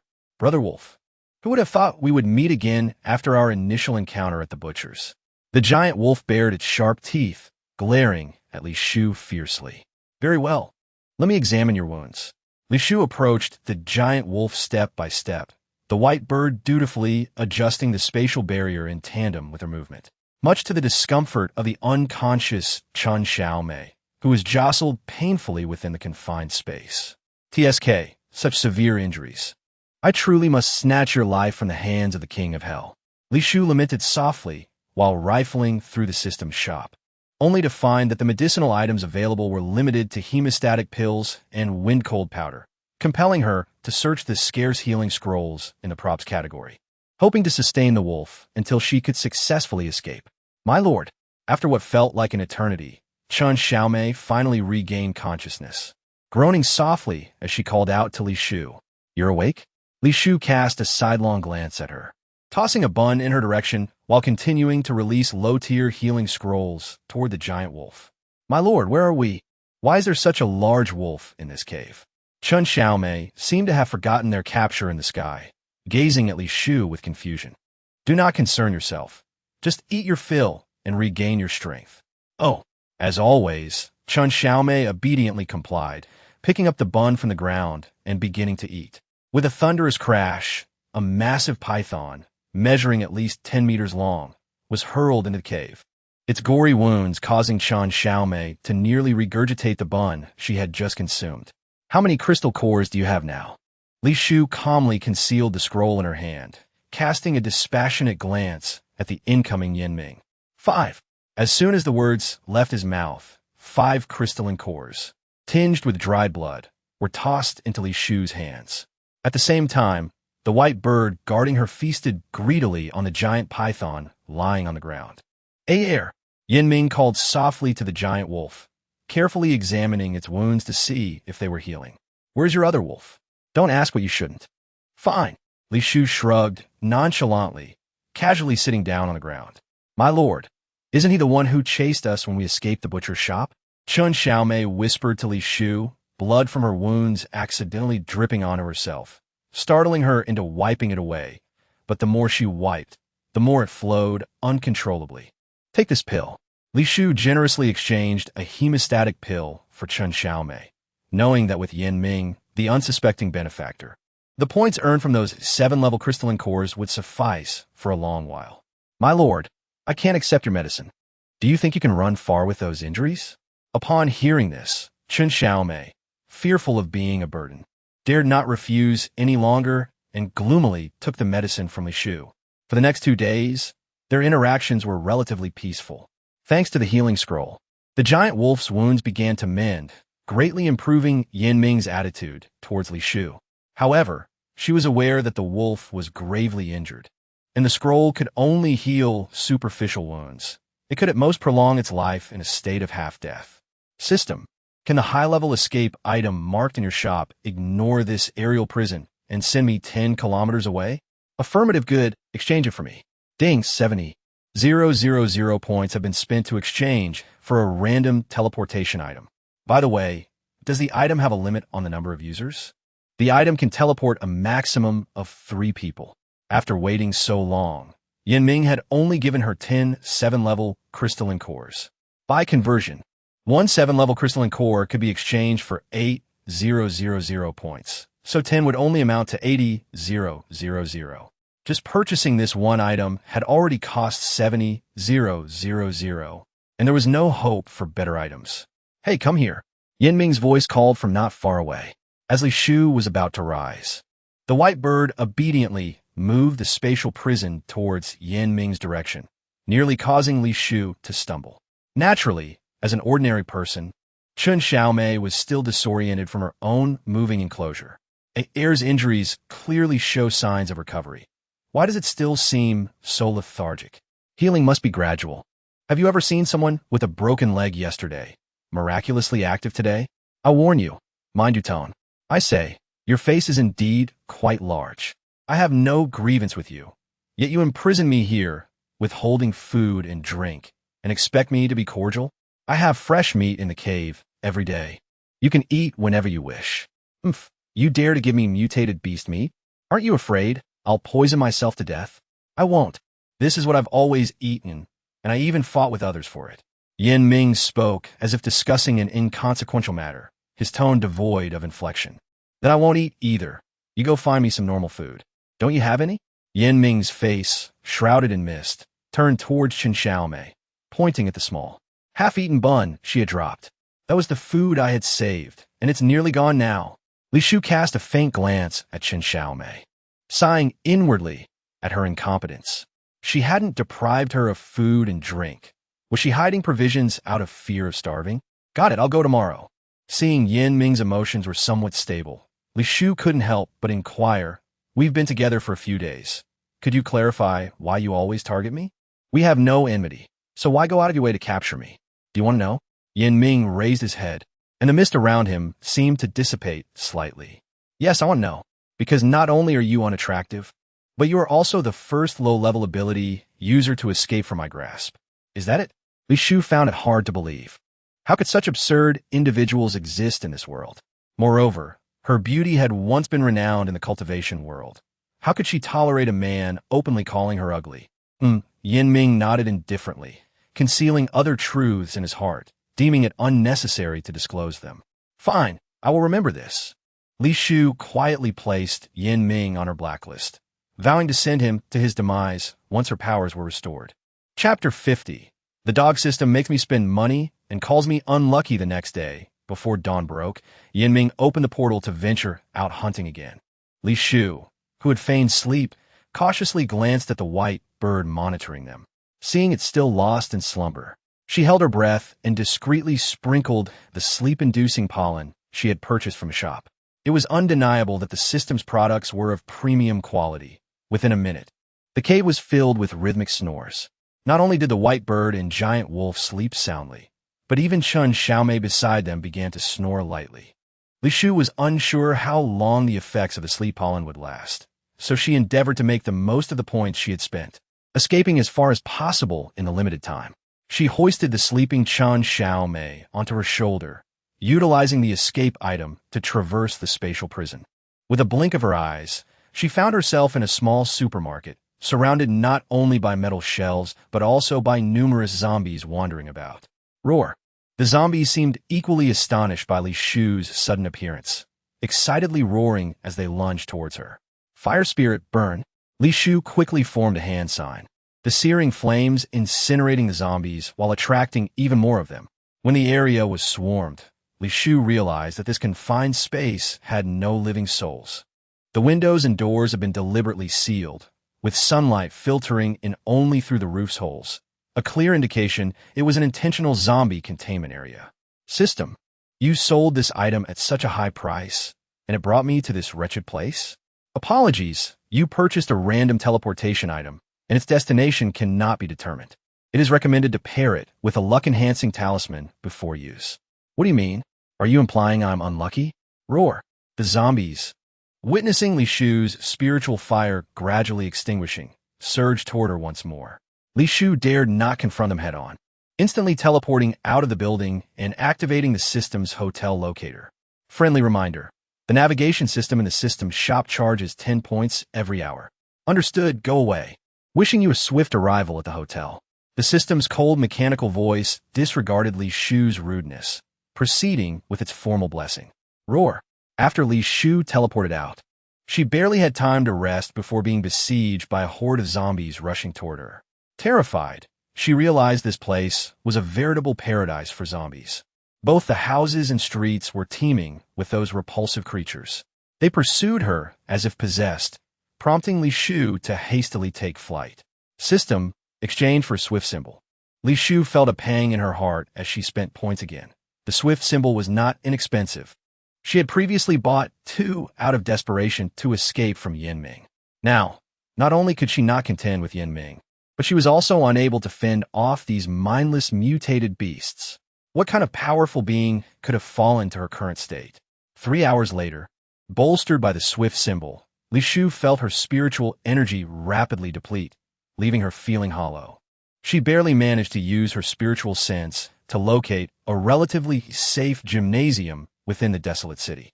As for the Chen Xiaomei she had been carrying, she began to show signs of awakening, indicating that the white bird would soon rouse, and Yin Ming would likely receive news of her escape. Li Shufei pondered for a moment and decided, for her own safety, to purchase a ready-made, disposable array in the mall. By merely following the instructions for placement, she could shield herself from prying eyes. Unfortunately, her lack of diligence in studying array formations during her time in the cultivation world meant that, upon arriving in this post-apocalyptic era, she could only afford to buy this rudimentary array tool that even a fool could operate. Master, am I seeing things? Where are we? Chen Xiaomei, who had already regained consciousness, surveyed the spacious room filled with equipment, her face a mask of confusion, doubting whether she was dreaming. You are not seeing things. We have escaped. Escaped? Chen Xiaomei seemed still in a daze, softly repeating the words before her eyes widened in sudden realization. What? We escaped? Yes. You slept like a dead pig, which saved me quite a bit of trouble. At least you didn't throw up when confronted with zombies and flying creatures. Master, I'm sorry Chen Xiaomei tugged at her blood-stained clothing, her eyes glistening with unshed tears. Enough. Now that you're awake, assist me in protecting the formation. Tomorrow we will use a flight talisman. We should reach the hotel by nightfall. You should remain in this slumbering state to avoid any discomfort while airborne. Understood. Chen Xiaomei nodded quietly, her eyes fixed on Li Shufei, who sat cross-legged on the ground, her hands resting on her thighs in an odd yet graceful position. However, unlike before, she noticed countless luminous points swirling around Li Shufei, which, with each breath she took, flowed into her body. Strangely, Chen Xiaomei felt as if she had come to an understanding. Master, master. In a daze, Li Shufei heard Chen Xiaomei's calls. As she opened her eyes and turned to face her, she was astonished to find that the disposable array she had set up the previous day had expanded significantly. Chen Xiaomei stood at the center of the array, enveloped in a faint aura. What are you doing over there? Li Shufei asked, maintaining her composure and refraining from mentioning Chen Xiaomei's anomaly. Master, I saw many luminous points around you yesterday, and this array you set up also had glowing points. I thought to merge them, but now the area has enlarged, and I can't get out. You can see the luminous points? Yes. Chen Xiaomei nodded, uncertain whether this was a blessing or a curse. Array dispel. Li Shufei gently stomped on a specific spot, and the array confining Chen Xiaomei vanished in an instant. Chen Xiaomei watched helplessly as the luminous points, which had taken so long to gather, transformed into flowing light and dissipated before her eyes. Master, the luminous points in the array are gone. With the array broken, the spirit energy used to gather them has naturally vanished. What is spirit energy? Similar to the supernatural abilities, it is another form of cultivation. I didn't expect that, despite lacking supernatural powers, you could perceive spirit energy. Why couldn't you see it while I was meditating before? I don't know, but if I can see spirit energy now, does that mean I might have the ability to soar through the skies like you in the future? Just sleep for now. Everything exists in dreams. Master, Chen Xiaomei called weakly, her fleeting hope extinguished in an instant. Come here and expose your nape. Li Shufei had no time to waste with her. Once her spirit energy was restored, they needed to head to the hotel. Master, are you going to knock me out? Why ask if you already know? With impatience, Li Shufei yanked Chen Xiaomei over and struck her nape with a firm hand. Chen Xiaomei immediately collapsed onto the ground, and Li Shufei expertly hoisted her over her shoulder. Chapter 51. I'm not so shallow, just a bit aesthetically inclined. Beep. Congratulations to the host for successfully reaching the hotel. After a long day of travel, Li Shufei nearly dropped Chen Xiaomei from excitement upon hearing this notification. Without hesitation, she followed the system's suggestion, contemplating when the system had developed such a humanized feature. Beep. Deducting 100 points, transfer function commencing. Wait, you didn't mention would cost points. And so many, as Li Shufei began to complain. She was swiftly transported into a dust-filled room, choking from the sudden cloud. Detected that the manager's suite is in its initial state. Does the host require renovation? Be quiet. Frowning, Li Shufei surveyed the filthy room, realizing that the system was exploiting her points ruthlessly. She had learned not to trust that troublesome system anymore. Regardless of how dirty or chaotic it was, she would not utilize its dubious functions. At most, she would clean it up come morning. Beep, 3,000 points deducted. The host has chosen a cute cat-themed suite. Estimated renovation completion time, 1 hour. As the room was enveloped in a layer of black mist, Li Shufei regretted her impulsive decision, cursing her own hands for being swayed by the garish decoration images. Now, her already dwindling private account points had diminished even further. The following day, after a day and night of slumber, Chen Xiaomei opened her bleary eyes. She felt as if she were lying on a bed as soft as cotton, with a pink, cozy ceiling above her and cat-shaped lights hanging nearby. She doubted she had ever encountered such a beautiful room, even before the apocalypse. "You're awake." A voice filled with grievances startled her, causing her to sit up abruptly and turn towards its source. "Why you?" Chen Xiaomei was captivated by the person's attire. In an era where everyone was reduced to tattered clothing, this individual wore a luxurious gauzy gown adorned with intricate golden embroidery of unfamiliar flowers, with a long train trailing behind. A golden hairpin adorned her head. Regrettably, her face was obscured by a veil, preventing Chen Xiaomei from seeing her features. However, her radiant eyes betrayed the fact that she was undoubtedly an enchanting beauty. "I brought you from the cold stone base all the way to the hotel. Who do you think I am? And Master, is that you?" The image of the breathtaking beauty she had just envisioned shattered instantly, leaving Chen Xiaomei in disbelief as she gazed at Li Shufei, who appeared drastically different from before. "The hotel is currently busy with guests, and there will be many coming to seek trouble in the future. Therefore, I must maintain an air of mystery." Upon hearing this explanation, Chen Xiaomei nodded in agreement. Moreover, the attire was simply stunning. She had never seen such exquisite clothing and headpieces. "From now on, in the hotel, you shall refer to me as the manager. Do not disclose that I am the one who came from the cold stone base. If you encounter acquaintances, just say that Li Shufei is the hotel owner, always outside. Her whereabouts elusive. Do you understand?" Yes, I understand." Chen Xiaomei nodded vigorously, her eyes glued to Li Shufei's outfit, marveling at the exquisite fabric. "All right, put on the clothes I prepared for you and go to work." "Clothes?" Chen Xiaomei's eyes lit up, and as she turned to look around, she spotted a set of dull gray work attire at the foot of the bed, emblazoned with the logo of the Dead or Alive Hotel in bright red, giving it a rather eerie appearance. "What do you think? This outfit is what I carefully selected. It is durable and easy to wear, perfect for your work." "Thank you, Master." Chen Xiaomei forced a smile, momentarily feeling that wearing this was worse than her tattered clothes, as at least they wouldn't lead to social embarrassment. 2 hours later, clad in the hotel's work uniform, Chen Xiaomei followed Li Shufei downstairs. Initially, she worried that her outfit would clash with the hotel's ambience. However, upon leaving the room, she realized that it was, in fact, she who stood out. The quaint and antiquated building evokes the architecture one might only witness on a television screen before the apocalypse, harmonizing seamlessly with the attire of Li Shufei, creating an illusion that one has stepped into another realm. Are you the little girl beside Li Shufei?" Upon entering the hotel lobby, Chen Xiaomei unexpectedly encountered a familiar face, one she regarded with less than fondness. "Xiaokuan, what brings you here?" Her tone was far from amiable. She still harbored memories of their team abandoning her without a word, leaving her amidst a village teeming with corpse insects. Had it not been for an adult's timely rescue, she might have perished there. "Can you contact her? We urgently need to speak with her."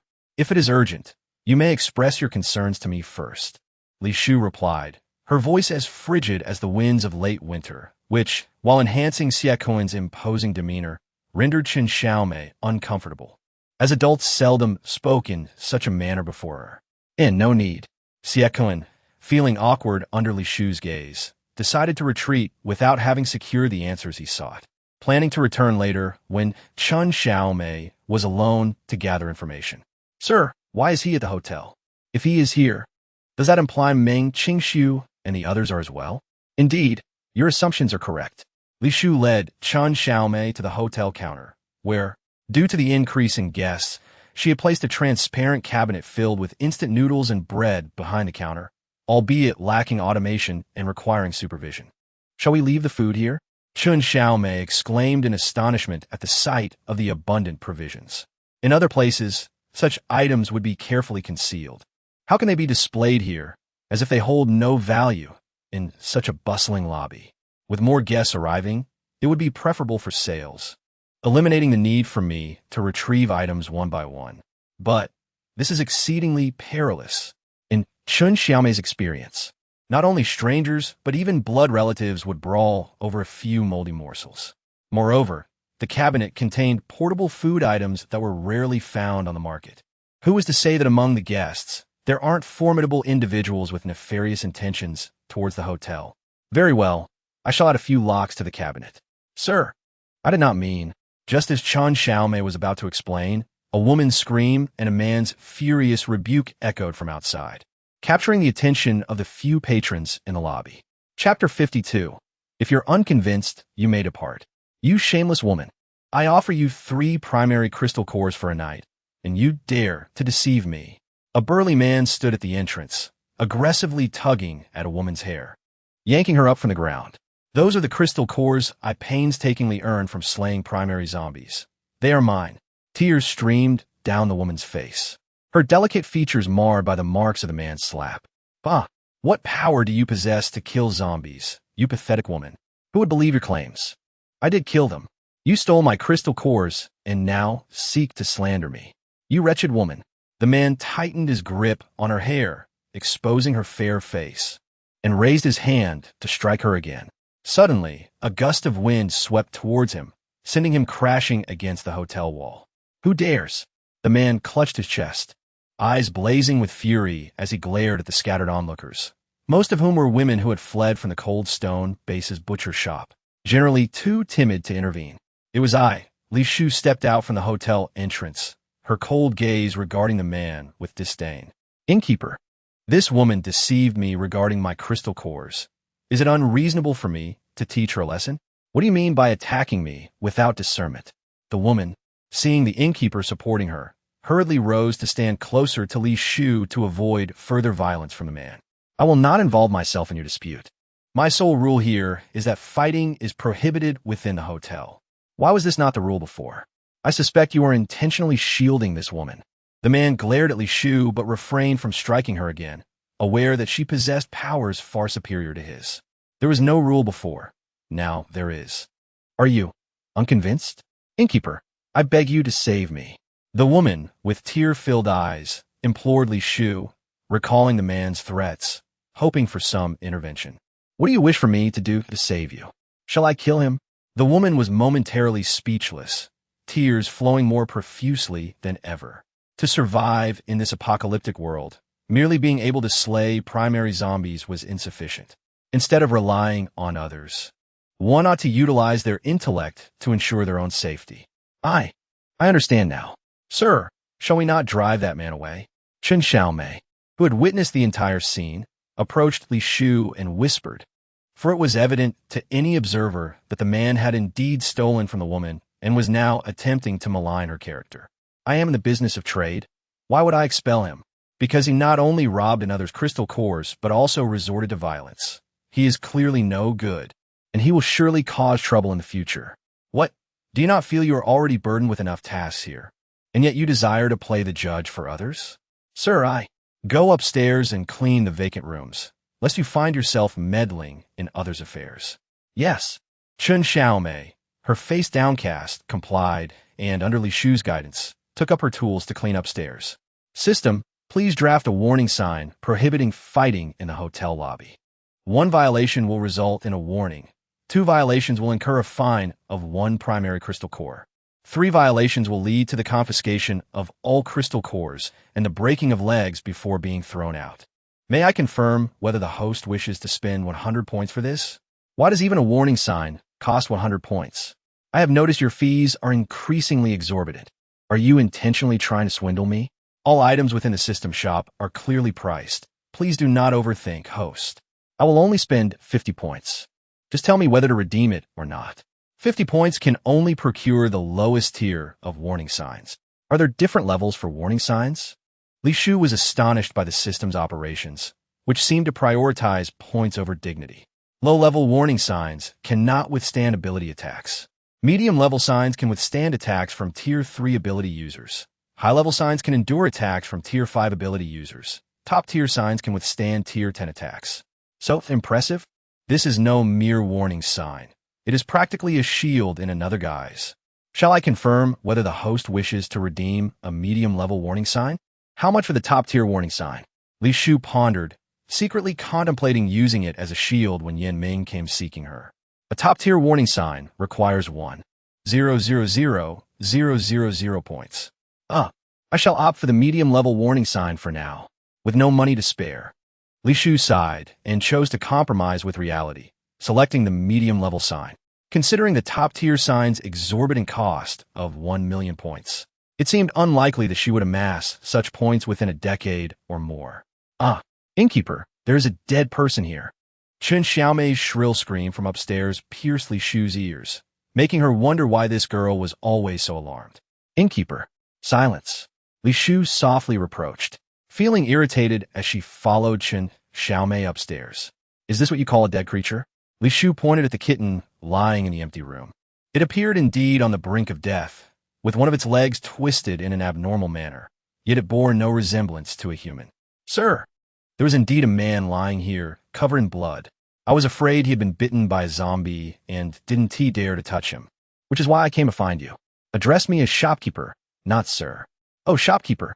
Chen Xiaomei looked at Li Shu with a pitiful expression, continually tugging at her clothing in distress. I will handle matters here. You go clean the other rooms. All right. Chen Xiaomei obediently accepted, her gaze lingering on the kitten on the floor, filled with confusion as she exited. Stop pretending to be dead. Get up.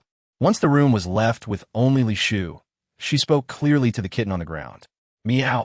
The kitten opened its wet eyes, its round gaze fixated on Li Shu, appearing extremely pitiful. Li Shu was particularly susceptible to such charm, as she had always had a fondness for feline creatures. In the realm of cultivation, she had raised an entire courtyard of feline spirit beasts. Be quiet. Transform into a human and speak to me. Meow.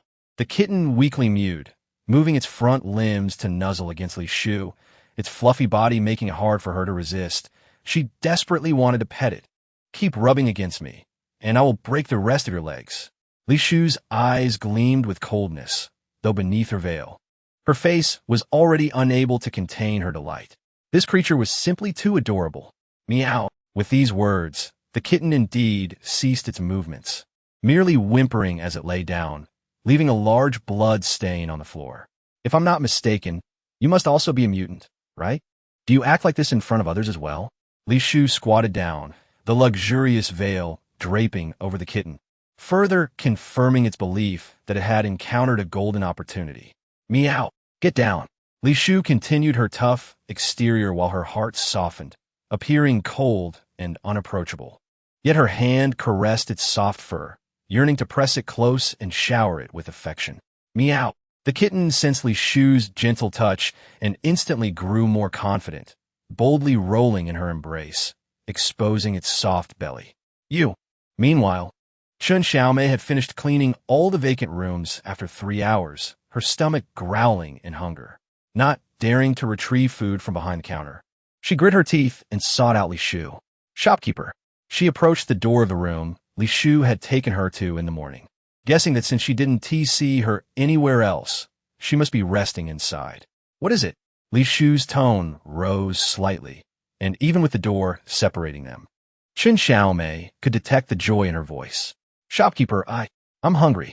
Saying this made Chen Xiaomei feel a bit embarrassed, as if she were begging. Come in. She was astonished to see the kitten playing with a ball in the room, puzzled by how its twisted leg had returned to normal in such a short time, allowing it to stand and play. Shopkeeper, have you adopted it? Not exactly. I'm just letting it recover for now. Recover temporarily? Chen Xiaomei exclaimed, her eyes widening as she observed the kitten's sleek, well-groomed fur, clearly having been bathed. Moreover, the once empty room was now filled with various cat supplies and an abundance of fish treats and canned food, which should have been scarce in the apocalypse, adorned the entire table. This is your food for today, Once you familiarize yourself with the hotel's operations, I will place a fixed supply of food in the kitchen. At that time, whether it's for guests ordering or if you feel hungry, you can help yourself without needing to find me. All right. Chen Xiaomei nodded silently, turning to leave with the bread Li Shu had set on the table. Yet her eyes inexplicably darted back to the kitten. Do you need something else? Shopkeeper, why do I feel it looks different from ordinary cats? As she spoke, Chen Xiaomei attempted to reach for it, but when she failed to catch it, she was met with a scratch. Meow. The kitten emitted an aggressive huff, its fur bristling, appearing adorably fierce. Yes, its ears are sharper than other cats, with a tuft of fur on top. It might be a mutant. A mutant? Chen Xiaomei's muddled thoughts became clear at Li Shu's suggestion. Indeed, how had she not considered it a mutant? If so, everything made sense. Shopkeeper, is it a mutant? Even though Chen Xiaomei had already convinced herself it was a mutant, she still inquired tentatively. Of course not. Li Shu answered decisively, bending down to scoop up the bristling kitten, stroking its soft fur, coaxing it into a purring contentment. Since the shopkeeper says it's not, then it isn't. Chen Xiaomei, wise enough not to dwell on the matter, left with a smile, clutching her bread, ready to continue her work. Tell me, do you have any other friends here? As soon as Chen Xiaomei left, Li Shu released her spiritual consciousness to envelop the entire hotel, her tone icy as she inquired. Meow. The kitten rubbed its head against Li Shu, attempting to charm its way out. Is it only you that's not too bright here? Li Shu's consciousness swept through, finding no other beings in the hotel besides this kitten. Meow, meow, meow. The kitten angrily swatted its paw, seemingly wanting to prove its intelligence. Umph. What do you mean you're not dim-witted? Are you not aware that humans harbor a deep-seated hatred for mutants? And catching one means death. Meow. The kitten seemed unprepared for this revelation. In its memory, those beautiful women who were willing to tidy up after themselves always fared well, and it had always managed to charm its way through without encountering danger, except for that one mad woman. Would you like some fish treats? Li Shu carried it to the table laden with food, retrieving some prepared fish treats from a sealed plastic container. Meow. The kitten excitedly nodded, its slit pupils widening in delight. Share a little gossip about your leader, and I shall grant you one. What leader? The mutant that had been mimicking cat sounds finally spoke, its voice youthful and innocent. Of course, your leader, Yan Ming. Yan Ming? The kitten gazed at Li Shu in confusion, clearly unaware of who this person was. How come you don't know? I escaped from a distant laboratory and do not know other mutants. The kitten's voice conveyed a sense of grievance, fearful that its ignorance would render it worthless, leading to abandonment. Ah, I see. No wonder you're so clueless. Li Shu teased, scratching the kitten's chin and bringing the fish treat closer. Meow. Thank you, master. The little kitten happily exclaimed, devouring the fish treat. Be quiet. Do not call me master. Then what should I call you? The kitten paused its feast to look at Li Shu with curiosity. Call me Fairy. Oh. The kitten nonchalantly lowered its head, returning to its fish treat. Friendly reminder. A large wave of guests and zombies are approaching the hotel from 5 kilometers away. Would the host like to expand the hotel's defense system and provide assistance to the guests? How many points will this function cost? Li Shu, familiar with the system's nature, suspected it would not be so benevolent. No points required. This service is complimentary this time. So generous? Li Shu was skeptical, perhaps due to past experiences where free offerings concealed greater schemes. Will the host provide assistance? Yes. Ultimately, Li Shu succumbed to temptation and utilized the system's complementary function. After all, the system shared a mutual interest with her. It could not harm her. Chapter 54. You have no right to refuse. Li Shu followed the system's instructions to expand the hotel's defense system, using her spiritual awareness to monitor the situation outside. She noticed a considerable number of guests approaching, over 30 individuals. If her assumptions were correct, they were likely from the Hanstone base, though they had suffered significant losses along the way. A horde of zombies, numbering at least a couple of hundred, relentlessly pursued them, their mouths stained with the remnants of their deceased companions. Hey, this way. As the guests neared the expanded defense barrier, Li Shu swiftly opened the courtyard gate to direct them, providing them with a much-needed morale boost. Brothers, that should be the hotel mentioned in the pamphlet. Let us push on. Once we reach there, we'll be safe. The man leading the group ran the fastest, glancing back at the zombies close on their heels, encouraging his comrades while exerting himself. Help! Save me! The man at the back, either exhausted or tripping over his own feet, fell heavily to the ground, only to be devoured by the zombies within seconds. Wait, what kind of zombies are these? They consume people without even spitting out the bones? Li Shu sensed something was amiss. To prevent significant losses among the hard-won guests, she flew into the air, conjuring a wall of earth between the zombies and the guests. Though the wall would not hold for long, it would provide the guests with a moment to catch their breath. Is that a celestial being? The leading man stared in astonishment at Li Shu, who floated gracefully in the air, her garments billowing like gossamer. Roar! With the zombies' furious howls, the already fragile earthen wall began to crumble, prompting the terrified guests to flee towards safety without daring to linger. Congratulations, host, on successfully rescuing the guests. Li Shu found it strange that the zombies, which had been in pursuit moments ago, seemed to lose all direction upon reaching the hotel, not advancing even a single step further. Welcome to the Dead End Hotel. I'm a proprietor here. Whether you seek accommodation or food, you may enter to obtain a membership card for your respective purchases. Proprietor, I came here based on the pamphlet. Is it true that with a first-tier crystal core, I could buy 3 buns or 3 bags of toast? Indeed, it is true. And is it also as safe as the pamphlet claims? No mutated beasts or zombies will attack here. Another guest inquired. Li Shu turned to look, noticing that this man bore the marks of a life lived on the edge, with numerous scars adorning his face and one ear seemingly half-eaten by a beast. Did you not see? None of those zombies have crossed the threshold of the hotel since you arrived. Upon hearing this, the tense nerves of the guests relaxed instantly. However, with so many people, Li Shu felt overwhelmed and called for Chan Xiaomei to assist, guiding her on how to operate the counter machinery. My goodness, is that instant noodles and bread in the cabinet? Such precious food, and the proprietor just leaves it out there? Is she not afraid of being robbed? Did you not see the proprietor's power? She is someone who can fly. Besides, who could establish a hotel in such a remote area if they were an ordinary person? Indeed, the proprietor is no ordinary individual. Did you notice her attire? The embroidery is made of gold thread, and the fabric is an ancient brocade long lost to time. I doubt even the nobility in the capital possesses garments of such value. The guests exchanged whispers, their gazes toward Li Shu filled with admiration. All right, you have learned how to operate the machine. I will place the food in the kitchen. Can you manage alone? Yes. Chun Xiaomei nodded earnestly, rolling up her sleeves to begin her tasks, determined to meet the expectations of someone who valued her efforts. Very well, I shall head to the kitchen. Li Shu yawned lazily, strolling casually toward the kitchen to deposit the food when her gaze fell upon a familiar face at the end of the line. Guisu. If her memory served her right, he had not been among the recent arrivals. How had he blended in unnoticed? A gust of wind surged, and with a swift motion, Li Shu summoned a strong breeze, knocking Guisu to the ground. Thud! The sound of his fall drew the attention of those waiting in line, including previous hotel guests. Proprietor, what does this mean? Guisu looked at Li Shu with discontent, though his expression betrayed little anger as he silently rose, clutching his chest. If I recall correctly, you are not among those being chased by zombies. Proprietor, there are too many people. You must have misremembered. Does anyone here recognize him? Li Shu's sharp gaze scanned the crowd, but the guests exchanged glances, shaking their heads in denial.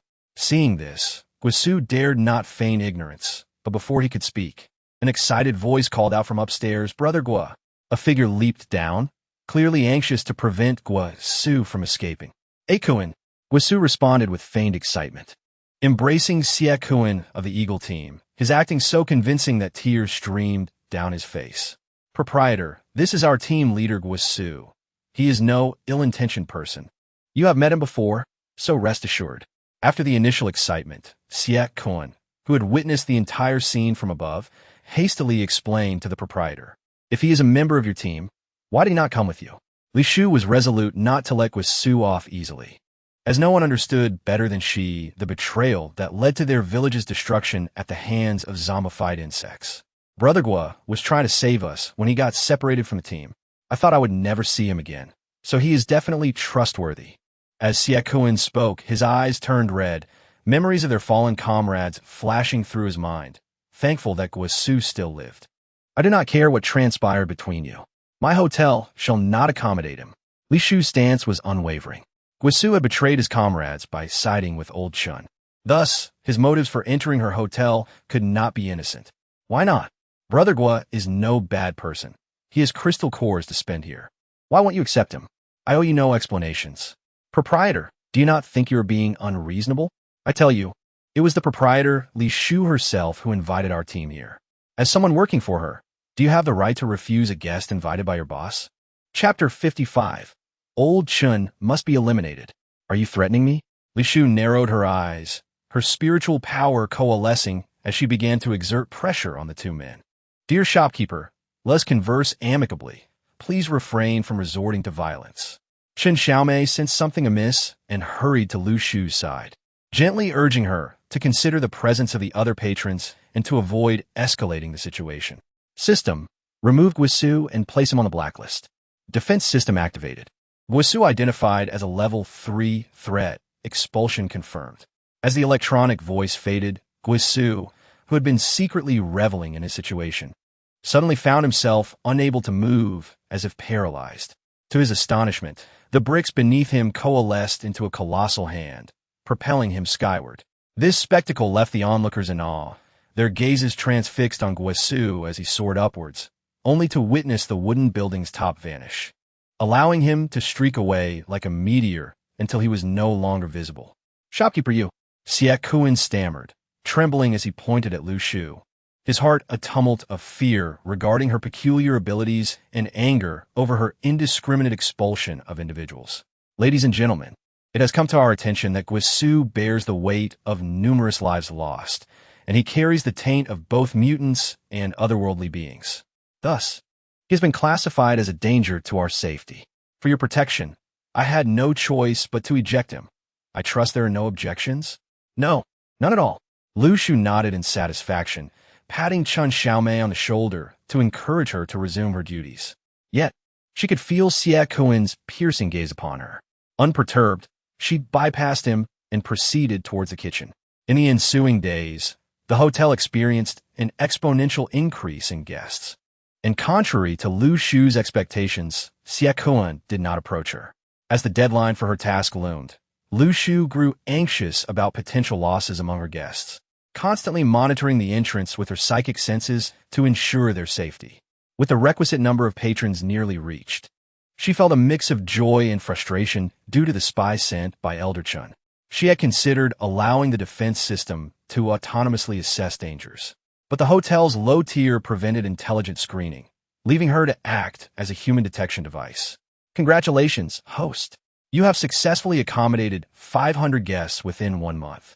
You are awarded 500 points. Current personal account, 2,000 points. Hotel account, 2,250 points. Would you like to spend 1,000 points to upgrade the hotel? How long will the upgrade take, and will it affect the guests? The upgrade will require 5 hours, during which guests will enter a state of slumber. It is advisable to conduct the upgrade late at night. Very well, I shall wait until evening. Friendly reminder, a horde of mutated zombies is approaching. Would you like to enhance the hotel's defense system? What are mutated zombies? Lu Shu inquired. Her curiosity piqued as her psychic senses drifted beyond the hotel, revealing a grotesque assembly of creatures that were part human, part animal, some with decaying human heads and bodies resembling terrestrial fish, evoking a sense of dread. Mutated zombies are experimental hybrids of zombies and mutated beasts, possessing an attack power approximately 5 times that of standard zombies. Due to their artificial nature, the defense system cannot completely neutralize them. Once again, that accursed laboratory. Have those individuals truly lost their minds, driven to self-destruction? What is the cost to reinforce the defense system? Are you certain it can withstand those mutated zombies? According to assessments, the mutated zombies outside are classified as level 2 threats. Strengthening the defense system will cost 1,000 points, increasing its efficacy by 1 level. Proceed with the enhancement. Though reluctant to part with her points, Lu Shu had no other choice. with the hotel account dwindling to 2,250 points.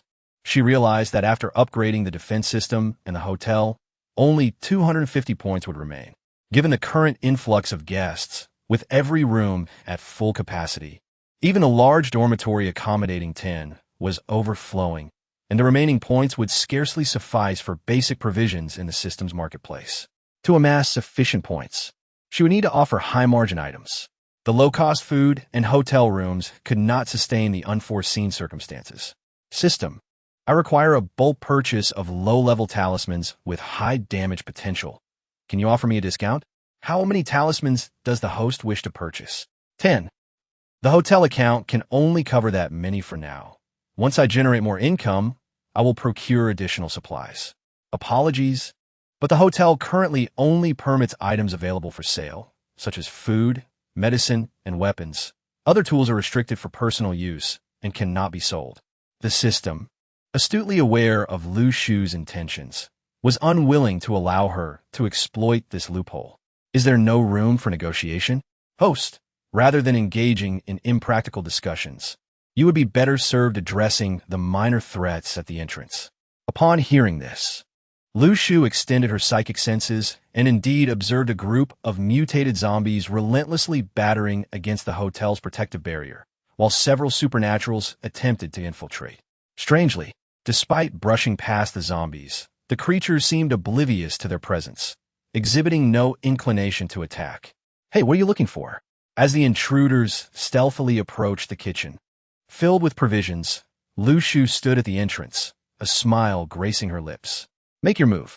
The leader, seeing Li Shu's presence, disregarded all caution and unleashed their powers in unison. They were a specialized team dispatched from above, capable of producing extraordinary effects when their abilities were combined, enabling them to defeat higher-level supernatural beings effortlessly. Indeed, just a bunch of miscreants from Elder Chen's faction. As Li Shu spoke, she commanded the defense system to encase them within a spatial barrier.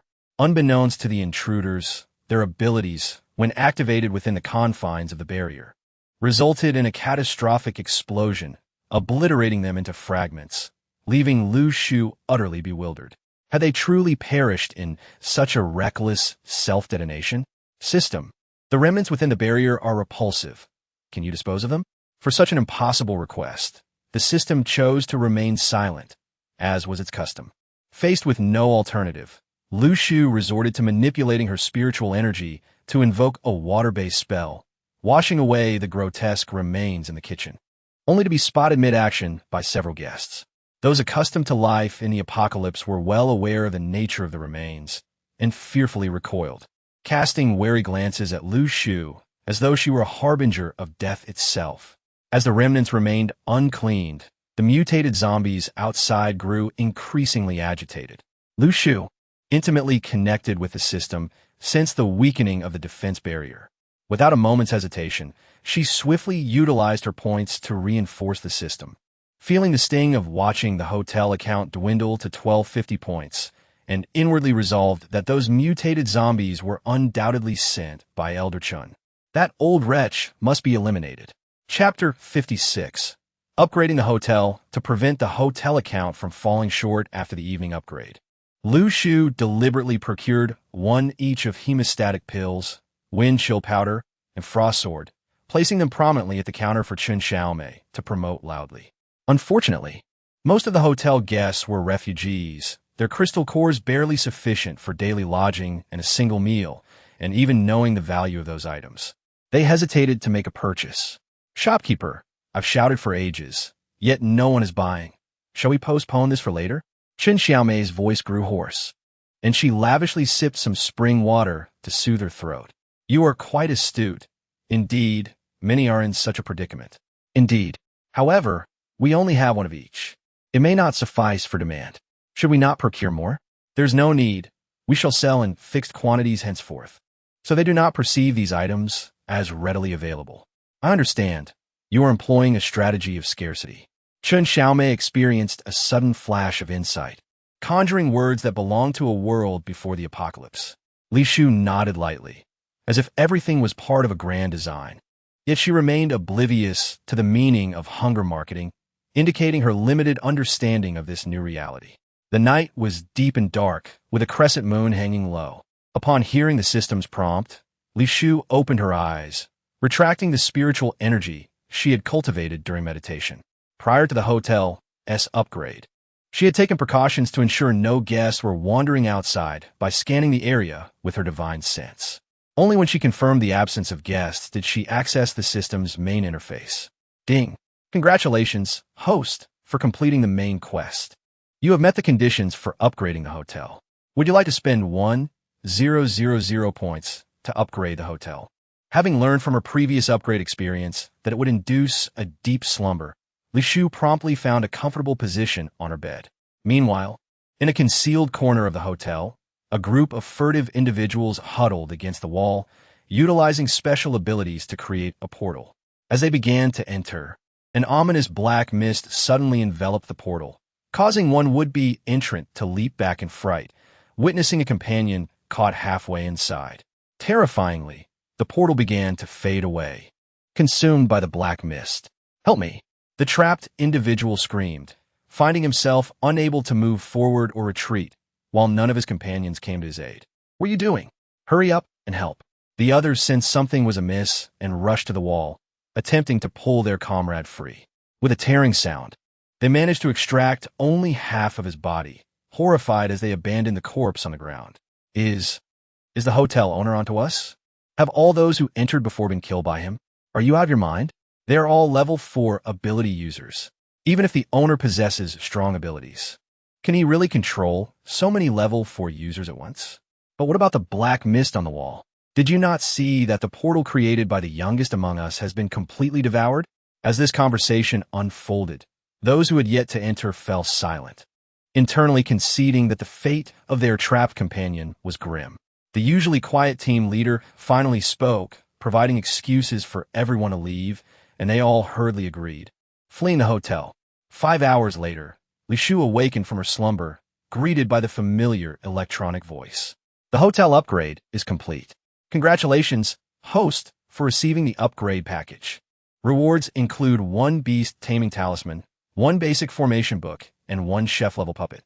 You have unlocked 1 beginner sky garden. Reminder: every hour spent there restores 10 of your abilities' spiritual power, 10 family suites, 50 single rooms, 20 double rooms, and 1 public bathhouse. Current level of Let It Be Hotel. Level 3, 285,100,000. Owner's level, Early Golden Core. Host private account, 2,000 points. Hotel's public account, 285 points. Number of rooms, single rooms, 60, price, 10 points day, double rooms, 23, price, 30 points day, family suites, 10 price, 40 points day.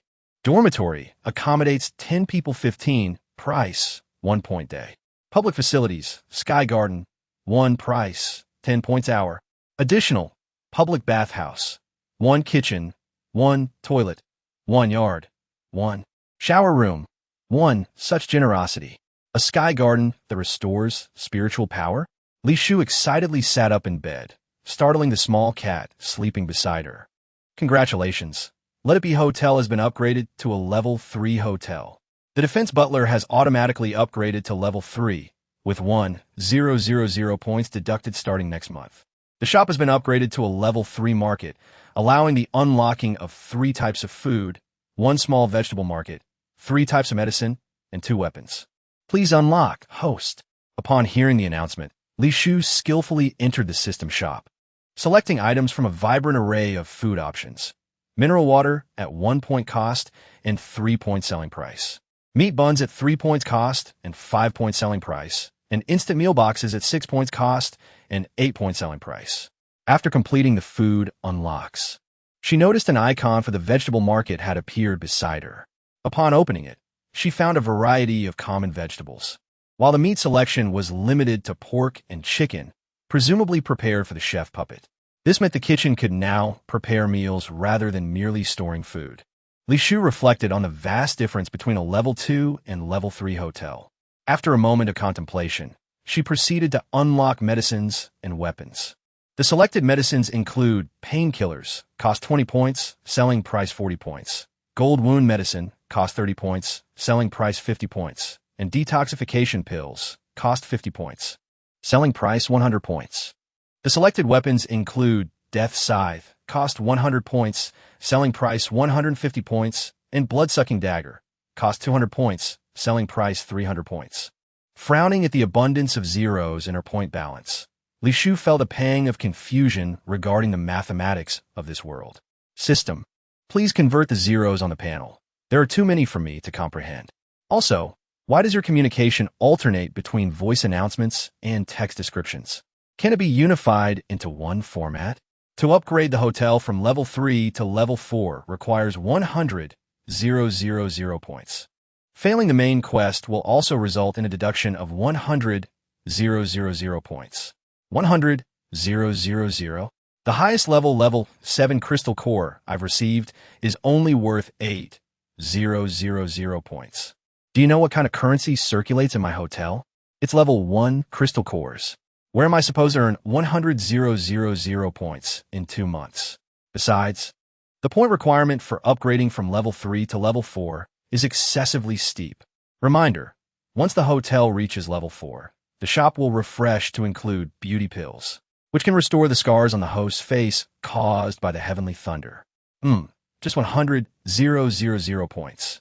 Don't worry, I will definitely upgrade the hotel within 2 months. Chapter 57. Two Fools Boss Outside. Outside. What's going on outside? Li Shufei calmly sat in her chair, using a cat toy to play with the small cat lying on the floor. The outside had completely transformed. The hotel now had several additional floors and was vastly larger. More importantly, there was a floating mound of earth above the yard.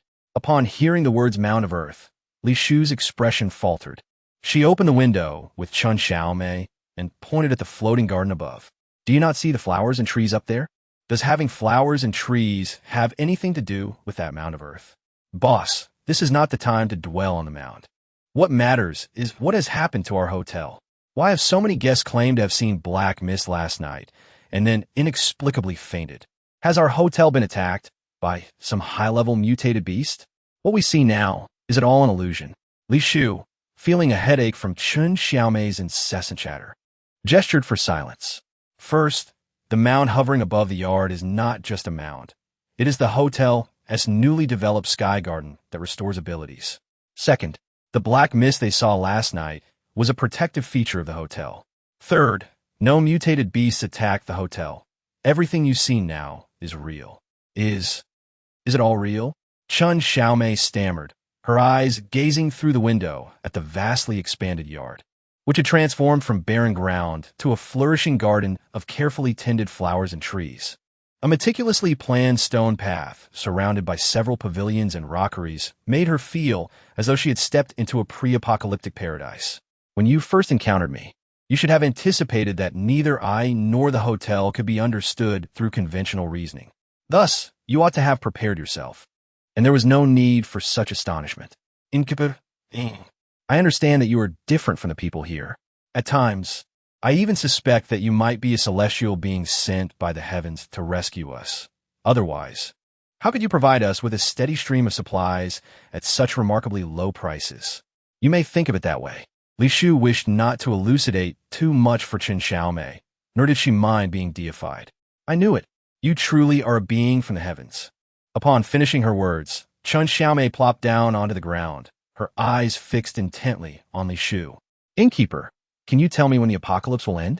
When will ordinary people like us be able to walk openly beneath the sun, no longer having to hide in the shadows, reliant on others? I cannot say for certain, but I can tell you this. If you do not attend to the guests soon, there will be chaos in the hotel. Yes, I understand. The hotel is merely your tool for saving humanity. You collect crystal cores for points, solely to encourage mortals to slay more zombies, thus hastening the completion of the divine mission bestowed upon you. Indeed, you are correct. However, you cannot speak of this to outsiders. Rest assured, such a crucial secret I shall keep safe. As for the reasons behind the hotel's transformation, I will clarify that. Believing she had uncovered the truth, Chen Xiaomei excitedly patted her chest and, under Li Shufei's speechless gaze, descended to calm the uproarious guests. Meow. Just as Chen Xiaomei departed, A small cat on the ground let out a sweet meow, a melodious voice emanating from its throat. Sister Fairy, I too will keep the secret. But when you ascend to the heavens, could you take me with you? That should be possible. Outside the hotel, Guisu, who had been driven out days earlier, was hiding in an abandoned building, covered in wounds. Brother Gua, a faint voice called from nearby, and Guisu looked up to see none other than Siakun, whom he had previously toyed with. Brother Gua, I brought you some meat buns. Hurry and eat to replenish your strength, so your wounds can heal quickly. Meat buns? Guisu was skeptical. In this apocalypse, where could one find edible animals? Some mutated beasts, even if consumable, carry radiation. This is new food from the hotel. It's delicious. Unfortunately, there were too many buyers, and I stood in line for quite a while to get them. How could the hotel have meat? Moreover, when I looked there this morning, it felt different. Not only had the building grown taller and larger, but there was also some peculiar object floating above it. Brother Gua, you are indeed correct. The hotel has undergone a significant transformation. Not only are there many more food items, but also medicines and weapons for sale. Unfortunately, they only sell one portion each day, and I can never manage to get any. Medicines and weapons? Guisu was taken aback. Previously, he viewed the hotel as a foolish owner offering abundant resources and selling food cheaply. But now, he suspected the hotel owner was no ordinary fool. Perhaps she was an extraordinary figure, backed by a base providing her with ample resources. Was the hotel owner investigating the situation at the Hanstone base to strategize her next move against it? Brother Gua, what is wrong? Hurry and eat the buns. Siakun, noticing that Guisu had fallen into a trance, could not help but remind him. Brother Gua, don't just stand there. Without further delay, Guisu, having grasped the intricacies of the hotel, limped away from the abandoned building. TSK, he-s just leaving like that? Suddenly, a feminine voice reached Siakuin's ears, startling him to the point of nearly shouting as he widened his eyes at Li Shu, who emerged from behind a stone pillar. How did you get in? I checked this place thoroughly. If you cannot even recognize people, how could you possibly notice when I entered? I must tell you, Brother Gua is a good man. He has saved me numerous times in the past, and you have misunderstood him. Misunderstood? Li Shu scoffed, her earlier intention to deal with Guisu temporarily dissipating. Perhaps she should drive away this foolish Siakun and spend time with Guisu, who had long since defected from the Eagle Squad. Chapter 58. Life in Peril, Let Me Go. Currently, Siakun was being held by Li Shu by his collar, suspended in midair, struggling in humiliation and fury. He was vexed at being treated like a chick by a woman and infuriated by his utter lack of power to resist. Letting you go? Oh, very well. Li Shu smiled, loosening her grip slightly, and with Siakuin's shriek, he plummeted rapidly toward the ground. Just as he was about to be smashed into a pulp, a hand grasped his collar once more. How about now? Do you still want me to let go? What? What do you intend to do with me? Am I playing with you? Do you think I have the leisure for that? Then what do you want? Naturally, I wish to see the bond between you and Guisu. I want to send you to meet him. Brother Gua is not heading in this direction. How can you claim otherwise? Not in this direction? Li Shu was somewhat incredulous. The route to the Hanstone base was indeed this way. Though her sense of direction was poor, she couldn't possibly be mistaken on a path she had traversed before. What do you intend to do? Just as Li Shu contemplated, a sharp feminine voice echoed nearby. She initially wished to ignore it, but aside from the growls of zombies and the jeering of men, she heard Chun Xiaomei's voice. What was that girl doing here instead of attending to the guests at the hotel? While pondering this, Li Shu's body instinctively darted toward the source of the voice. I warn you, I am a staff member from the hotel. If you harm me, the innkeeper will not spare you. The hotel? Brother, look at how frightened this woman is. She is beginning to spout nonsense. I am not lying. I truly am a staff member of the hotel. Our innkeeper could annihilate all of you with a mere flick of her finger. Moreover, the guests only mentioned being surrounded by zombies. How did so many more people suddenly appear? More importantly, those irrational zombies, who cannot communicate, are somehow following their orders? Boss, that woman talking looks the most delicious. She must be the juiciest. Attack! One of the leading men waved his hand, and the zombies surrounding the women immediately tightened their circle, expertly herding them toward a blood-stained cage nearby. You, go bring that talkative one over here. Yes, boss. What? What do you want? Chen Xiaomei desperately curled herself into a ball, fearfully gazing at the bearded leader. Can't you guess what we want? We, our innkeeper. Before Chen Xiaomei could finish her sentence, a lackey struck her hard, causing her teeth to feel loose and her eyes to brim with tears, yet she still yelled, "Our innkeeper will not spare you." How amusing. The leading man grinned as he drew a butcher's knife, menacingly placing it against Chen Xiaomei's neck, rendering her motionless. Her words abruptly silenced. "You, strip her of her clothes. Let her enjoy herself before she meets her end." "Yes. No. Please don't." Chen Xiaomei struggled once more, and with her movements, the knife pressed further against her neck, frightening the women in the cage into silent tears, too terrified to resist. "You wretched woman." As the hindered young man raised his hand to strike her face, a sudden thunderbolt struck him and his leader, prompting him to quickly retreat 10 meters using his supernatural ability. The leader, lacking any speed-based powers, could not evade the lightning and had to command the nearest zombie to absorb the deadly blow. "Who dares to act on my territory?" the scorched man exclaimed angrily, his eyes widening as he stared at the charred third-level zombie before him, realizing the dire consequences had the lightning struck him instead. "Your territory? I was unaware this place had an owner." With the sound of a woman's voice echoing, the man looked up, initially intending to retaliate. But upon seeing the figure in midair, her garments billowing and her golden attire shimmering in the sunlight, he momentarily felt as if he were gazing upon a celestial being. "Master, you have finally arrived." Chen Xiaomei, sprawled on the ground, broke into tears upon seeing Li Shu. "What useless thing! Who told you to leave the hotel?" I. Chen Xiaomei choked on her words, her face smeared with tears and mucus. "Are you the master that girl spoke of? Spirit of fire, burn." Without further ado, Li Shu summoned her spiritual energy, transforming it into a blazing inferno that encircled the zombies. With the hotel now upgraded, the system had restored her early-stage golden core cultivation, significantly enhancing her spiritual power, allowing her to wield it without the fear she once had. "How come you can also use Li Shu's technique?" No, your abilities are evidently much stronger than hers." Xiekun, who was being held by Li Shu, exclaimed in shock, connecting this with the master's insistence on expelling Wisu. Could it be that the true master of the hotel was, in fact, this master? Mystic thunder. Strike! In an instant, as the flames consumed the zombies, Li Shu called forth lightning to strike the man and his entourage, causing them to scatter in fear. Yet, the lightning seemed to possess a will of its own, following them relentlessly. Within minutes, they lay on the ground, barely clinging to life. The leader and his speed-enabled subordinate, sensing the danger, hastily withdrew.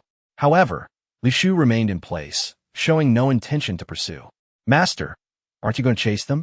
Xiakun's attitude shifted once he realized the hotel was under the master's command. Yet, he did not comprehend why she would not eliminate the threat when they were clearly outmatched. "Why should I chase them? That leader can control zombies. It is evident this is not his first offense. If you do not kill him, he will continue to ambush those women. What does that have to do with me?" As she spoke, Li Shu gently lowered Xie Kun to the ground before approaching Chen Xiaomei, looking disdainfully at her disheveled state. "Master," Chen Xiaomei, overwhelmed with emotion, attempted to rush towards Li Shu but was deftly avoided. "First, wipe away the snot and tears from your face." Chen Xiaomei nodded eagerly, about to say more when Li Shu's expression shifted, sending a wave of anxiety through her. Could it be that the master was upset with her for leaving the hotel alone and intended to settle accounts? "Move!" Just as Chen Xiaomei was lost in thought, a ferocious roar echoed from behind her, and a sharp pain in her abdomen forced her to look down, stunned to see a gray-black hand piercing through her stomach. The metallic taste of blood flooded her mouth. "Master," Chen Xiaomei reached out, wanting to touch Li Shu, but the hand withdrew, and in her daze, she felt as if her insides were being ripped out. "Hold on, don't you dare sleep." Li Shu hastily released her grip on Xie Kun's collar and rushed forward to embrace Chen Xiaomei, channeling her spiritual energy into chains that ensnared the zombie that had attacked her.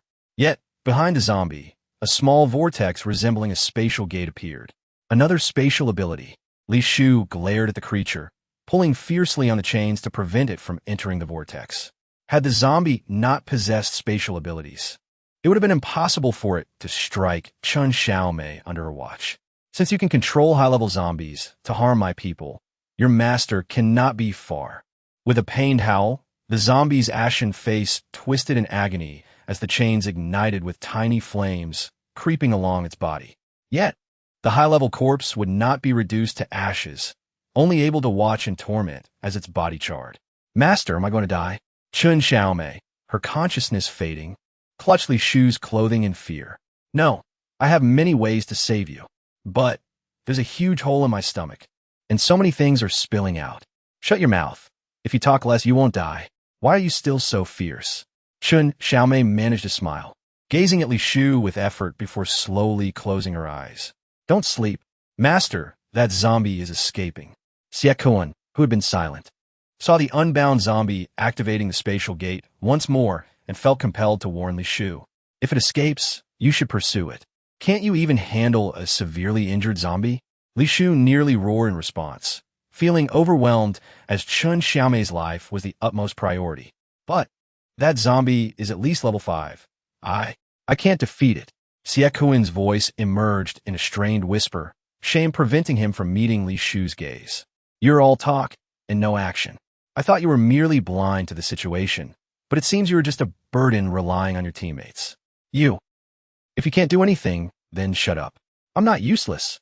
Xie Kuan realized how futile his defense sounded at that moment, so he refrained from arguing further, instead approaching the iron cage to release the trembling women, following the scent of burnt flesh to pursue the zombie.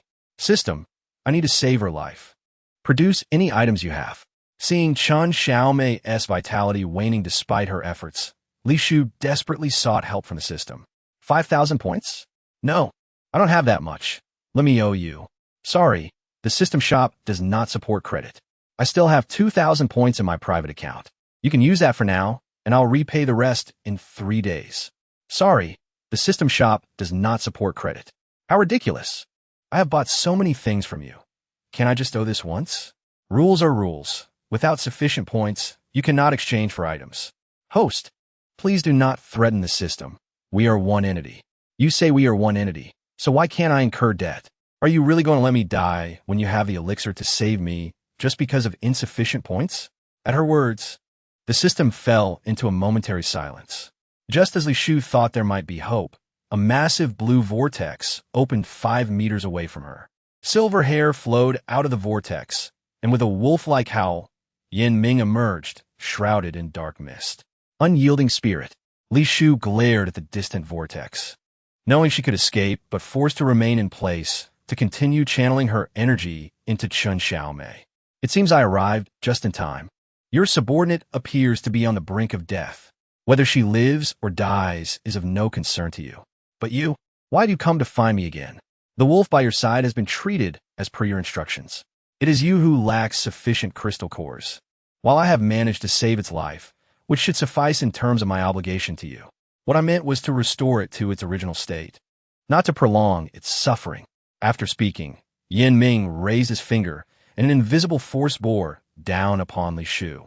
The already feeble Chen Xiaomei was also affected, causing Li Shu to swiftly channel a portion of her spiritual energy to form a protective shield against this overwhelming energy. Unfortunately, the disparity in power was too great, and it wasn't long before her shield grew faint and translucent. Yin Ming, if you wish for that wolf to live, cease your actions. Li Shu felt a surge of metallic sweetness rise in her throat. Despite her advancement to the golden core stage, she could not withstand his strike. You know my name? As the leader of the Variance organization, how could I not? And what of it? Wanting you dead is as simple as squashing an ant. With that, he intensified the pressure, and cracks resembling spider webs appeared on Li Shu's protective shield. Still, she stubbornly maintained the shield, resulting in a backlash of spiritual energy that forced her to spit out blood. Yin Ming, you may see that wolf as unscathed now, but in a few days, its bones will soften, rendering it unable to stand. If it does not receive my timely aid, it will spend the rest of its life sprawled on the ground. What grounds do I have to trust you? If you don't believe me, You may check the inner side of the bone near its hindquarters to see if there are any minuscule fractures. Li Shu's words struck a nerve with Yin Ming. He had indeed felt the fractures on a heir's bones yesterday. Had it not been for this, he wouldn't have gone to such lengths to locate Li Shu. Unfortunately, when he initially searched, her scent had been obscured, and it was only an hour ago that it reappeared. He had traversed 3 spatial gates to reach this location. 60 kilometers away. Am I correct? You felt that bone, didn't you? A faint smile managed to break through Li Shu's pale face as she sensed the pressure on her shield had diminished significantly.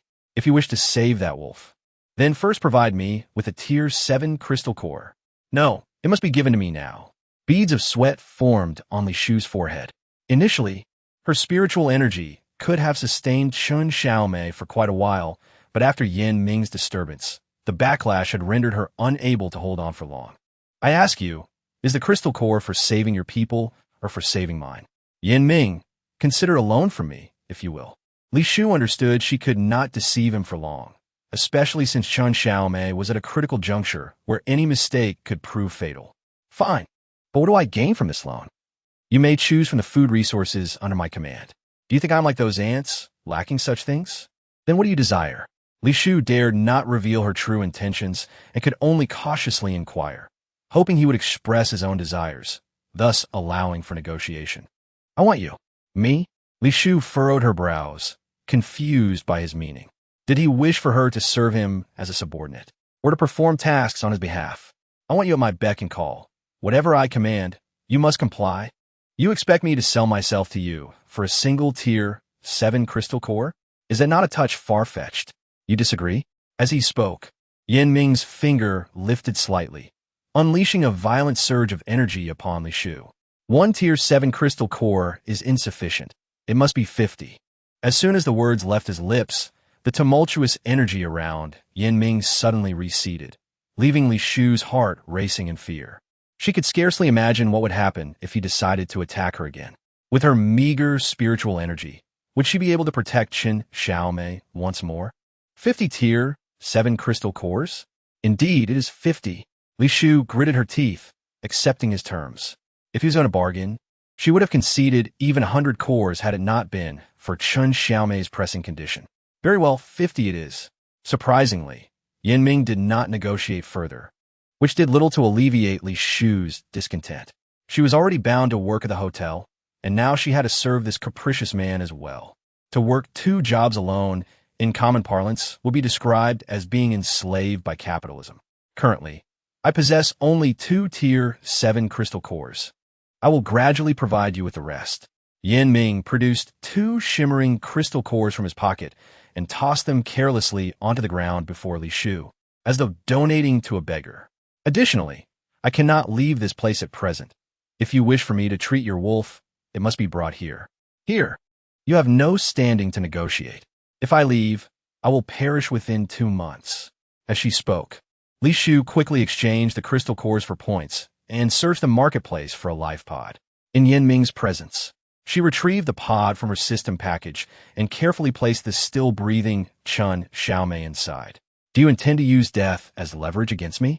I do not deceive you. If you doubt me, you may check nearby to see if a hotel is in operation.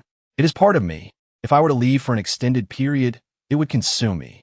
This assertion was undoubtedly absurd. To others, it would sound like the ramblings of a madman. I understand your disbelief, but it is the truth. Otherwise, how could I possess so many abilities and escape from your grasp multiple times? All this I have exchanged with my life as the price. If this continues, I will not survive 3 years before it drains my vitality completely. Li Shu spoke with sincerity, though fabricating lies came as easily to her as breathing. She only hoped that the time bought would be sufficient for her to advance to a level where she could contend with Yin Ming. After all, one could outrun a monk, but not the temple. As the number of guests grew, the hotel would only gain more notoriety, making it impossible to conceal from Yin Ming. You claim to have but 3 years left to live, yet you dare demand 50 Tier 7 crystal cores as payment for your servitude? Yin Ming, as expected, believed Li Shu's fabrications. His usually monotonous tone wavered for the first time. Do you regret your words? Li Shu deliberately pinched her tender flesh. the intense pain reddening her eyes. She was unsure if Yin Ming would react as other men did, showing pity for a damsel in distress. But showing weakness could never be a mistake. Moreover, her appearance was markedly different from before, clad in a delicate gown of silk embroidered with gold threads. The veil obscured her scarred visage, presenting her as a captivating beauty. Soon, I will use the spatial gate to transfer air to your hotel. First, you must take me to your establishment so I can ascertain its precise location. You cannot enter the hotel. Simply teleport here. Take me to your hotel. I will not repeat myself.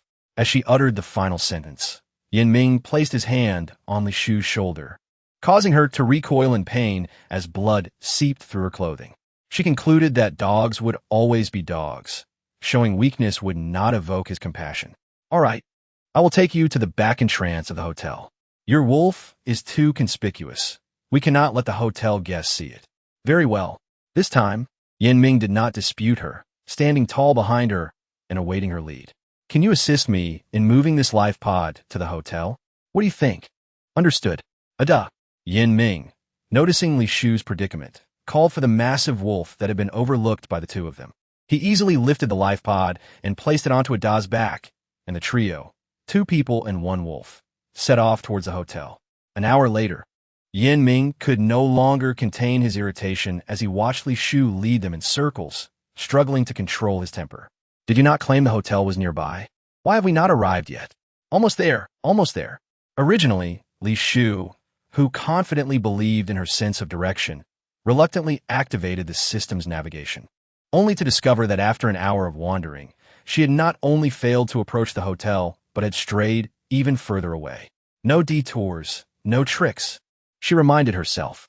Li Shu, not daring to admit her lack of navigational skills, endured the piercing gaze from behind her as she led a person and a wolf towards the correct path. Not long after, the ghastly howls of zombies caught the attention of a few onlookers. Under normal circumstances, Li Shu would not have paid much heed, but the distant aura infused with her own spiritual energy drew her attention, allowing her to recognize it as the sound emitted by a severely injured zombie she had previously wounded. Boss, I followed you for 3 years. Even if I haven't contributed, I've endured hardships. Please don't let it eat me. I can help you find people outside. I beg you to spare me. I don't want to harm you, but finding a 5th-level zombie is no easy task. If it doesn't consume the flesh and blood of a supernatural being soon, it will be utterly useless. Aren't you loyal to me? Then dying for me would be a testament to your devotion. Please no. The man's desperate screams sent birds and beasts fleeing, followed by the chilling sounds of the zombie tearing and swallowing flesh. Chapter 61. Keeping you is a misfortune, such a narrow path for enemies. Li Shu nearly ground her teeth as she exclaimed this, disregarding the presence of Yin Ming and the giant wolf behind her, turning to march towards the location of the zombie. What tricks are you planning now? Yin Ming seized Li Shu's arm, his voice laced with impatience. Of course. I'm gonna kill. No, it's a matter of killing both the zombie and the person. The hotel, I isn't going anywhere, but people will. With that, fearing Yin Ming would hinder her efforts, Li Shu tore free from his grasp and, without blinking, utilized her teleportation ability to reach the site of the zombie. Meanwhile, a burly man with a bushy beard glowered at the zombie that had just finished devouring a corpse, puzzled as to why the injuries from consuming a 2nd-level supernatural being still hadn't healed. Was it that he hadn't consumed enough supernatural beings? Spirit of fire burn. Upon Li Shu's arrival, she immediately summoned her spiritual energy, unleashing a torrent of flames upon the scene. The startled man had no choice but to command the already severely wounded zombie to block the attack. Roar! The zombie let out a dreadful wail as the flames engulfed its torso, prompting the man to urgently summon nearby zombies, hoping to stall Li Shu and buy himself time to escape. Who would have thought you had the audacity to let the human flee while controlling zombies to kill me? No, I didn't. That zombie acted on its own. I was merely focused on escaping and had no time to manipulate it. Still making excuses.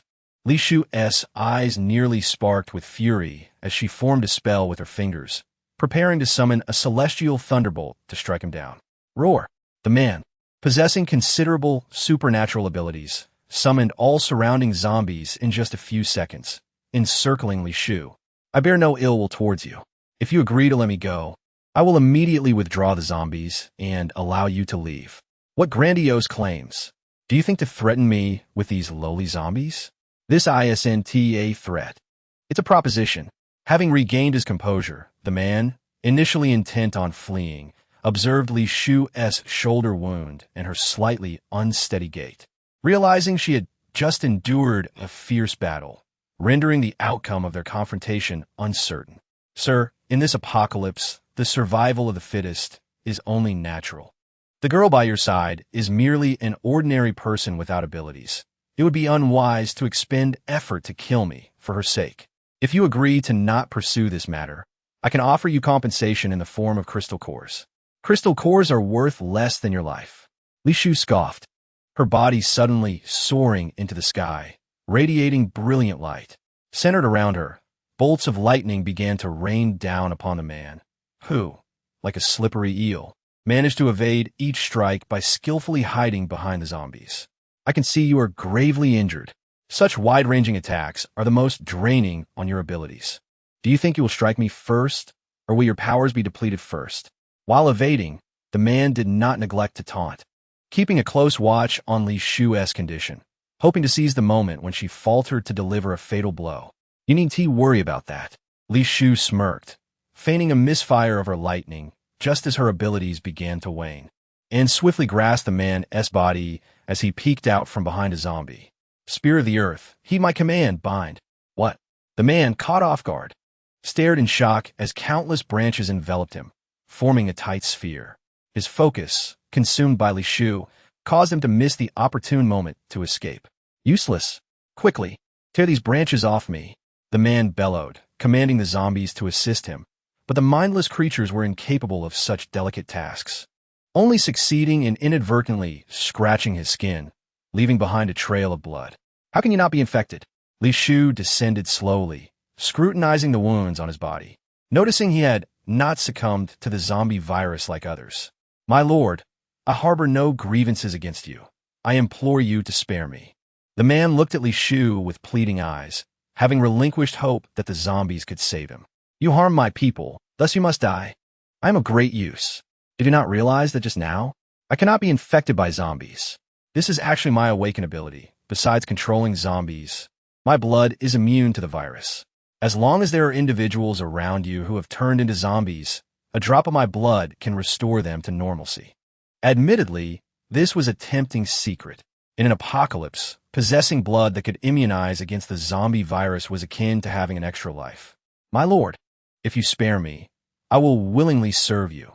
You may take my blood whenever you wish, or, if you prefer, keep me locked up as a blood pack. This was indeed a clever plan. So you. The man gazed at Li Shu with sycophantic eyes, his mind already devising future schemes. It was evident that these individuals could not resist the allure of his blood. Once this woman drank it, she would become his loyal servant, allowing him to dictate her actions as he pleased. Unfortunately, someone like you will only bring disaster. No. As the man opened his mouth to utter more words, a cold flash cut through the air. He stared blankly at the ground where only half of his body remained, excruciating pain causing him to scream in despair. His ability to control zombies dissipated entirely, and the mindless creatures, drawn by the scent of blood, ravenously began to consume his still conscious body. Who would have thought you were so ruthless? At that moment, Yan Ming sat atop the giant wolf, having carelessly placed Chun Xiaomei's sleeping pod on the ground. Were you watching the whole time? Yes, to prevent you from escaping. Chun Xiaomei is still in your possession. I have no intention of fleeing. With that, Li Shu signaled to Yan Ming, urging the giant wolf to continue carrying the pod forward. I say, you are not from this world, are you? What? Li Shu frowned, outwardly appearing unfazed, yet her mind was in turmoil. Throughout her journey, she had made numerous blunders that revealed her ignorance. Yet no one had suspected she was not from this world. How could this man, whom she had barely encountered, discern it? Lead the way.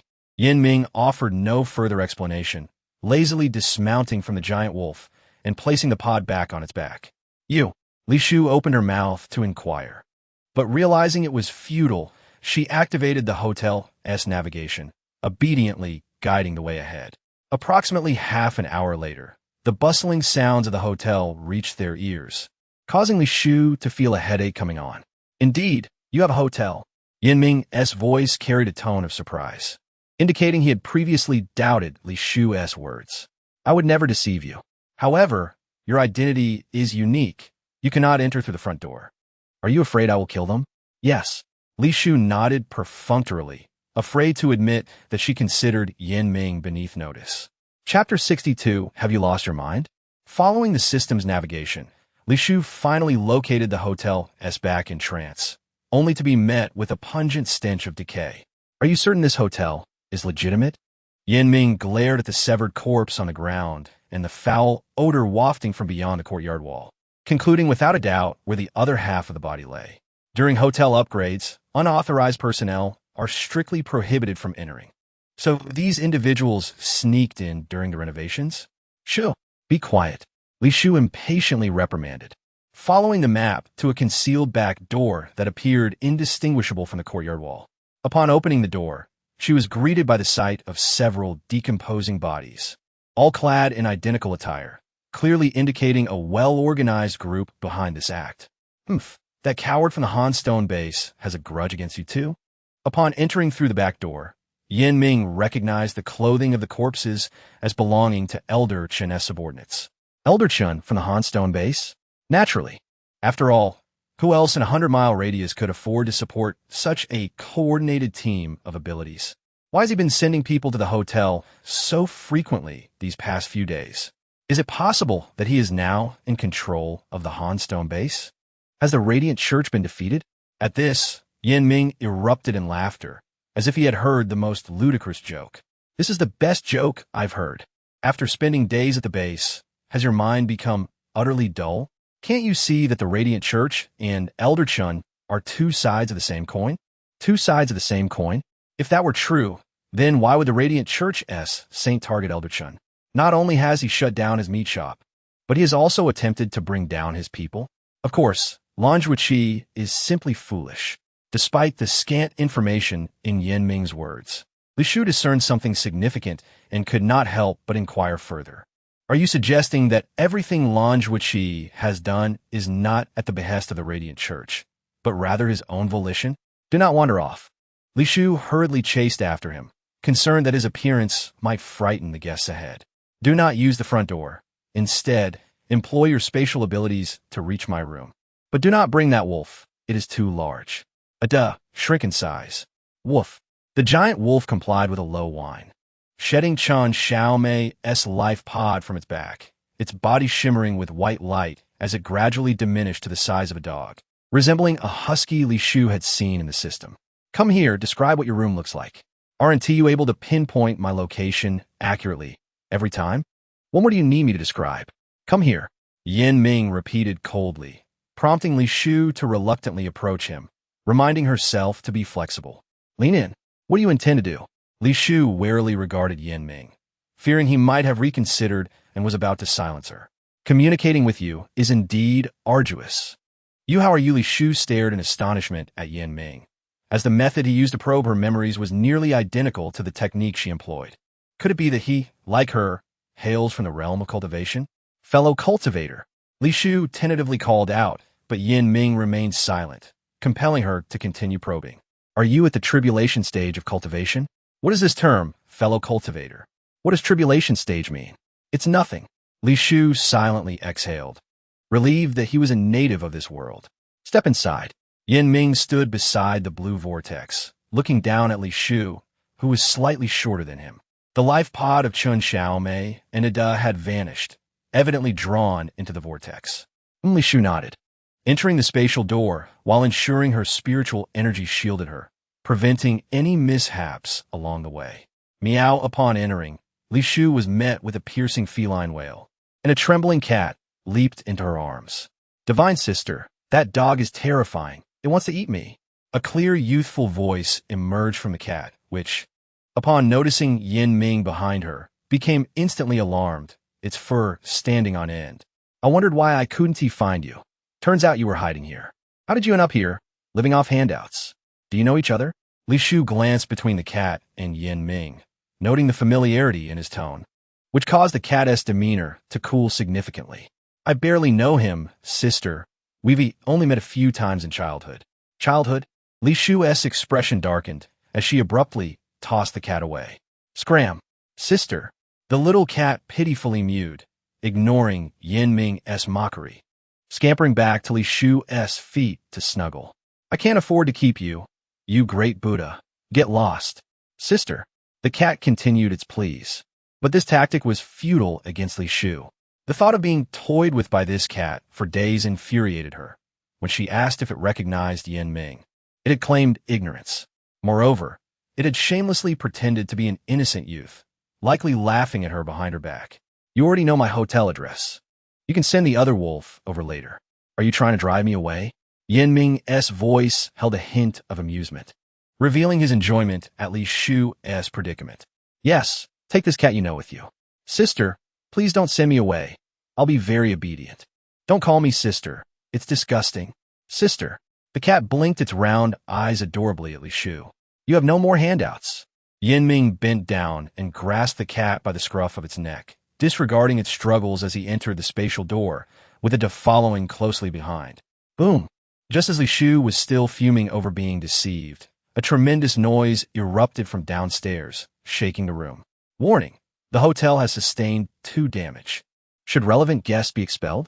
No need. I'll go take a look. Li Shu exited her room, contemplating that expelling them would be too lenient. She would at least extract their crystal cores and break their legs. I warn you all, this hotel is under my control now. The food in the kitchen and at the counter belongs to me. If you wish to eat, you must purchase it with crystal cores. Oomph. That woman has long since died outside. Relying on her is futile. It is better to depend on me to continue providing you food. Chapter 63. How was I unaware that the hotel had a new owner? Following the sound from downstairs, Li Shu observed a burly man claiming that the former proprietor was deceased, flanked by around 30 unfamiliar subordinates. Moreover, Li Shu recognized the man as the one who had previously robbed ordinary women of their crystal cores and slandered them as promiscuous. The proprietor is so formidable. How could he possibly be dead? I suggest you refrain from causing a disturbance. Otherwise, you may not even realize how you met your demise. Do you dare curse me to death? The man glared fiercely at the boy who had spoken, energy coalescing at his feet. The boy, terrified, retreated, only to be kicked 5 meters away, crashing into a group of guests. I tell you, the proprietor is no longer here. I am the boss now. This is outrageous. Yes, who does he think he is to seize such a grand hotel? In an instant, the uproar of the guests engulfed the entire hotel lobby. Among the myriad expressions of discontent towards men, none dared to emerge as the brave whistleblower, all huddled within the crowd. Since the hotel now fell under my jurisdiction, those who chose to remain here must adhere to my 2 rules. Firstly, I only accept cores of level 2 and above. The prices for lodging and sustenance are 100-fold of their previous values, with no room for negotiation or credit. Is this a scheme to extort money? 100-fold amounts to an exorbitant number of points, and yet, only level 2 cores are accepted? Can't you see? He is merely using this opportunity to drive away those lacking intermediate cores, particularly the ordinary folk who can only slay level 1 zombies. Ignoring the murmurs of discontent from the crowd, the man continued, secondly, to reside in this hotel. One must not only pay with cores but also accept the tasks I assign. Failure to complete them will result in expulsion. You shameless toad-faced fiend, not only do you rob us of our cores, but you also wish to make us your slaves? One man could no longer contain his outrage. He appeared to be a somewhat capable bounty hunter, his body adorned with scars and well-defined muscles, and he bore the hotel's weapon, the frostblade, at his waist. You refuse to comply? Of course I refuse. Very well, then you are of no further use. As the man finished speaking, his subordinates, who had been silently standing behind him, moved in unison to his side, causing the nearby guests to retreat in fear. With a resounding bang, as the man attempted to evade, a sudden small tornado inexplicably swept up those surrounding him, throwing them to the ground with a heavy thud. How could I be unaware that the hotel has a new master? A voice as cold as ice echoed from above. The crowd turned to see the speaker was the manager who had been missing for a day. However, compared to her previous polished appearance, her attire was now disheveled, with deep crimson stains seeping from her shoulder, indicating she had been injured. "You're still alive? How can you be so certain I am dead?" Li Shu narrowed her eyes and instantly teleported before the man, intending to seize him by the throat. To her surprise, he conjured multiple shadow clones, easily evading her grasp and retaliating with a knife that plunged into her already injured shoulder. "So, you had the audacity to cause a ruckus because someone is backing you?" Rather than panic, a flicker of excitement appeared on Li Shu's face. "You shall perish. Indeed a fool. Do you not understand that using the same trick repeatedly becomes ineffective?" With that, Li Shu required no assistance from her spiritual energy. She merely observed the pattern of the man's illusions, and in mere seconds disarmed him, driving the blade into his right eye. "Ah!" The man let out a harrowing scream, and as his shadow clones dissipated, only the sound of him writhing on the floor remained. "Speak. Who is your master?" Li Shu pressed her foot down forcefully onto his uninjured eye, the pressure causing blood to seep from the socket, prompting the timid guests to avert their gaze. I. The man groaned in agony, on the verge of revealing something when a sudden, slender golden needle pierced through his brow, extinguishing his life instantly. "Who?" "System. Lock down the hotel and prevent anyone from leaving." "Apologies, the current hotel level is too low to prohibit guest entry." "Then restrain the group I just attacked. Do not allow them to rise and flee." As she issued her command, Li Shu hurried to the side of those swept away by the small tornado, but alas, they were all fatally struck by golden needles, lifeless and beyond recovery. "Command received. Locking down." "They're all corpses. What use is locking them down?" Li Shu glared at the fallen bodies, not primarily concerned about the lack of leads on a mastermind, but rather incensed that someone dared to commit such brazen acts of murder on her turf. If they were targeting hotel guests, her business would undoubtedly suffer. The defense system primarily addresses external threats. Internal threats require manual intervention from the host and cannot be intelligently recognized. "I demand to know who acted against me." "Apologies, the system did not detect the murderer." Hearing this, Li Shu was not taken aback. With this incident, panic was bound to ensue, necessitating her presence in the lobby for the next few days. "Manager!" A sweet voice rang out from nearby, belonging to a girl radiating a friendly aura of spiritual energy, soothing Li Shu's agitated spirit. "What is it?" I think I saw someone leave. It seems suspicious." "Did you see his face? Was it a man or a woman?" Li Shu utilized her spiritual energy to teleport beside the girl, fearful that this potential murderer might eliminate the witness. "I couldn't see clearly. He looked just like my friend standing beside me, and I even doubted my own eyes." "All right, I understand." Li Shu's expression darkened momentarily as she set aside those concerns, focusing on reassuring the hotel guests. She even announced a temporary discount of 20% on all food items for the next 2 days, revitalizing the previously desolate lobby. After all, in a world accustomed to life and death, nothing would provide greater comfort than food. Chapter 64. Are you so heartless to your own? With Chen Xiaomei gravely injured and in slumber, Li Shu was left to manage the hotel alone. Coupled with the recent 20% discount promotion, guests flocked day and night to make purchases, dramatically boosting the hotel's daily revenue to 2,000 points.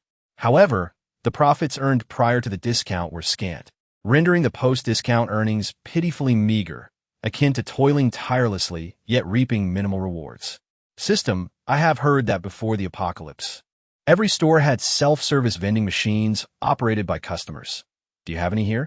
The host may access the hotel homepage in the system's marketplace to purchase hotel amenities as needed. So you do have them? Why didn't you say so sooner? The host did not inquire. The system assumed the host was already aware. Feeling utterly powerless against this unfeeling machine, Li Shu expressionlessly opened the system marketplace. Following the prompts, she navigated to the hidden hotel homepage at the bottom of the list, discovering an array of machines listed. Not only were there vending machines, but also breakfast machines, lunch machines, and self-filling water dispensers, each requiring a card for usage. Naturally, while convenient, their prices were equally staggering. Initially believing herself to be in a position of modest wealth after exchanging 2 level 7 cores for Yanming, Li Shu thought she could easily afford the hotel equipment with her private account. However, to her dismay, her wealth of over 10,000 points was only sufficient to purchase 2 machines. The pricing in the marketplace was nothing short of devilish. System: why does the vending machine cost 7,000 points, while a life-sustaining pod is merely 5,000? Is a vending machine truly more valuable than a life? Host: the calculations do not work that way. If you reason in such a manner, business cannot be conducted. Indeed, you always seem to have a valid point. After a moment of exasperation, Li Shu glanced at her private account showing 13,000 points, gritting her teeth as she purchased a vending machine and a lunch machine. Ding! Congratulations, host, on successfully exchanging for 1 vending machine and 1 lunch machine, deducting 12,000 points from your private account, leaving you with 1,000 points. As the electronic notification concluded, the 2 machines automatically entered the system's storage, accompanied by 2 instruction manuals. As someone unfamiliar with electronic devices, Li Shu furrowed her brow increasingly at the manuals. Though she understood each word, together they formed a language she could not comprehend. What is electric current? What is a socket? What does it mean to activate the initial device before starting? Even with the diagrams provided, she found herself utterly lost.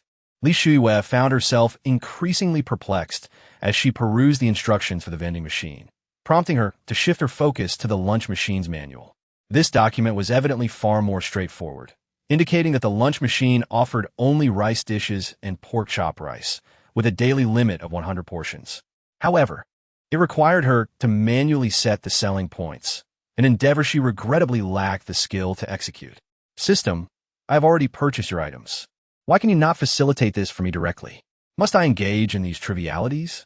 Apologies. All actions necessitate human operation.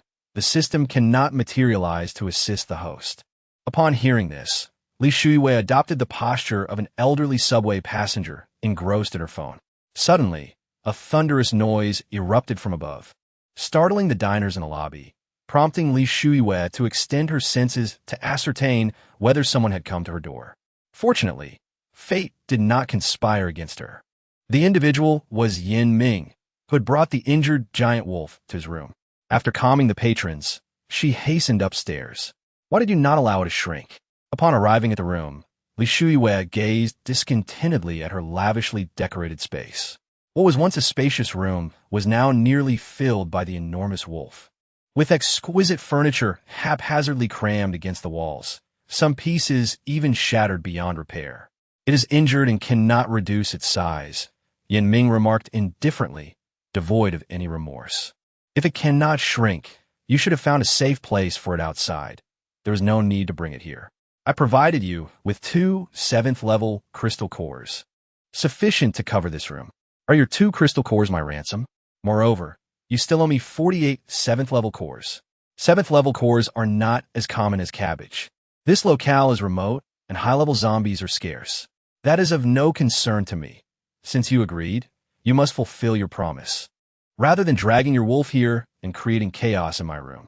In the past, Li Shufei would never have dared to speak so boldly to Yanming.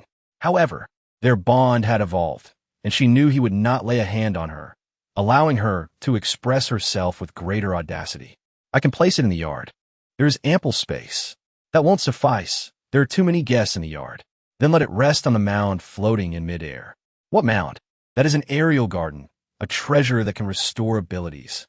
With the mention of the aerial garden, Li Shufei suddenly recalled that she had not included it in the hotel's pricing list, leaving the guests unaware of its purpose. Very well, let it stay on a mound. Yanming's tone lifted, revealing his delight, and before Li Shufei could voice her objection, the spatial door opened once more, promptly relocating the wolf and himself to the aerial garden. Warning: unauthorized entry into the aerial garden. Activating automatic defense mode. Why can't I enter? You have not expended any crystal cores, hence you cannot enter. You are my subordinate now. Do I still need to spend money? Yanming seemed incredulous at the notion of having to pay for anything within the hotel, as though everything Li Shufei possessed belonged to him. Of course, even if I wished to enter, I would need to spend cores. There are no exceptions. How many cores are required? 10 points per hour. And what if I stay for a month? At this question, Li Shufei momentarily faltered, having practiced cultivation for many years without truly learning arithmetic. System. How many points are needed to remain in the aerial garden for a month? Calculating for 30 days, a total of 7,200 points is required. Upon hearing this, Li Shufei gained clarity and addressed Yan Ming. Not too much. A month would only amount to one 7th level crystal core.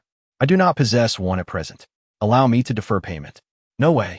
Li Shufei firmly opposed the notion of being the one to front the costs. I said defer payment.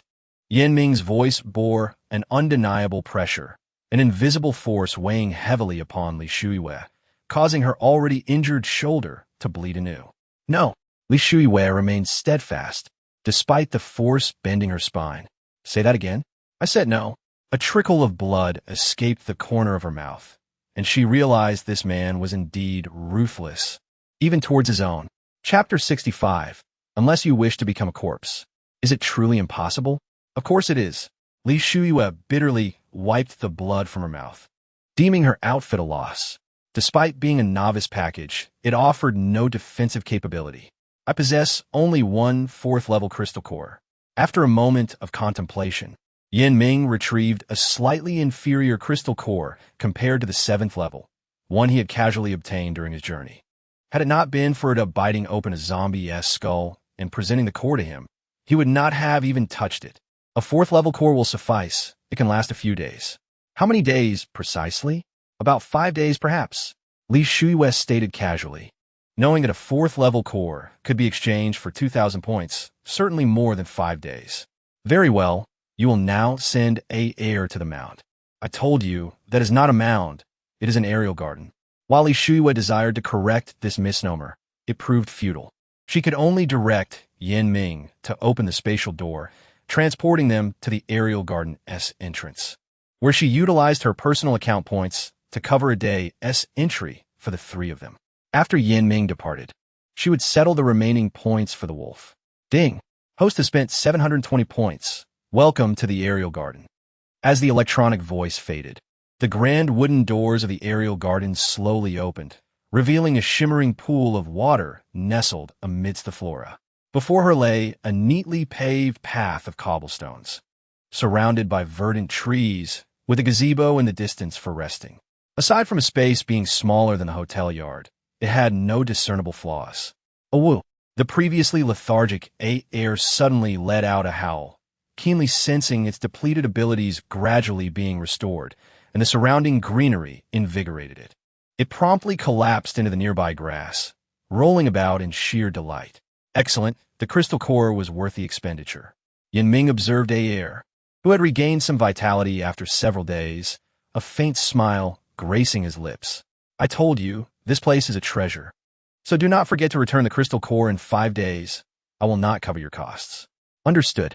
Yan Ming would not take advantage of Li Shufei, as a 4th level crystal core could easily be obtained by simply finding a zombie nest nearby. Suddenly, a loud crash echoed from behind him. He turned to see Li Shufei producing a long-forgotten vending machine along with a small, perplexing device. By the way, can you comprehend the instruction manual?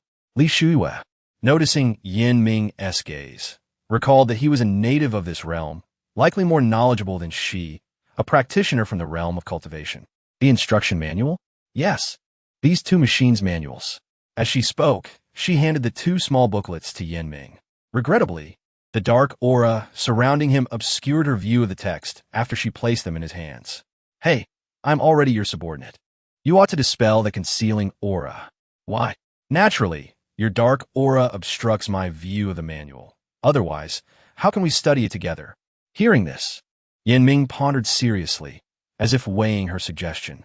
In truth, Yunin just as Li Shufei was about to suggest that he only needed to disperse the dark aura covering part of the manual within minutes. The long-enshrouded darkness seemed to disperse like leaves caught in the wind, gradually revealing the man beneath. It seems that even the heavens favor him, as sunlight filters through the trees beside him. He stands against the light, tall and upright like a pine, resembling an unattainable deity. Yet his visage is obscured by a complex silver wolf mask, revealing only a pair of eyes tinted by the sun, causing Li Shu to wilt instantly. You conceal your appearance and stature with dark energy, and yet you are a mask? Li Shu quipped, perplexed by his apparent fear of being seen. Do you wish to see my true face? Not exactly, just curious. No need for curiosity. All who have seen it are dead, unless you wish to join their ranks. Oh, so you must look quite hideous. Li Shu mumbled discontentedly, merely aiming to provoke him. Rest assured, no matter how ugly you may be, you are not as ugly as I.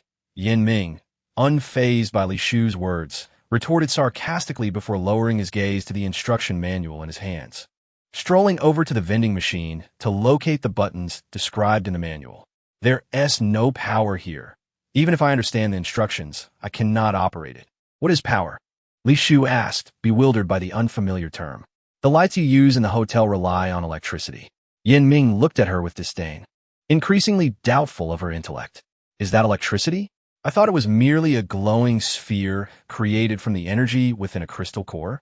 Are you certain you possess the reasoning abilities of a normal person? Yin Ming's tone was flat, yet undeniably infuriating. Never mind, bring this machine to the hotel lobby, and I will assist you. You are unaware of your own status. Thinking you can be seen? I prefer that they do not see me. Thus, they naturally will not. Yin Ming chose not to argue with her, instead carrying one machine in each hand as they proceeded through the spatial door to the lobby. Warning, guests are prohibited from using spatial abilities to enter the spatial garden. Wait, do not use your abilities here. Allow me to lead you outside. Hearing the system's alarm, Li Shu helplessly pulled Yin Ming along, guiding him towards the hotel lobby. As Yin Ming had stated, the guests could not see him at all. They merely wondered how the machine beside the proprietor was moving on its own.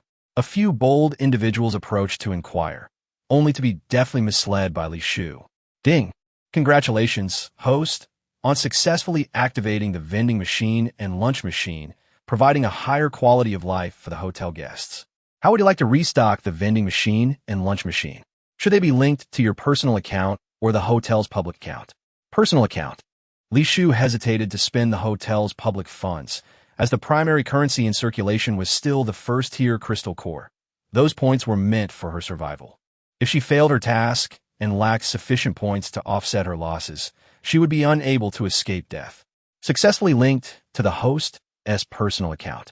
As the electronic voice concluded, the vending machine, reawakened by Yin Ming plugging it in, emitted a thunderous sound as it began dispensing bread, mineral water, instant noodles, steamed buns, and meat buns, each labeled with a price.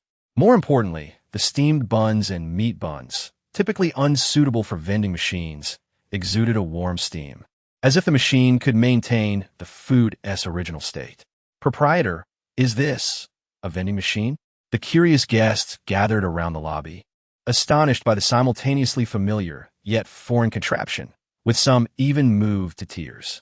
Not only was there a vending machine, but there's also a lunch machine at the counter, allowing them to purchase food without waiting for me. They could simply come over and swipe their cards. Good heavens, is this hotel run by celestial beings? Am I certain I am not dreaming? The guests were so exhilarated that they found themselves at a loss for words.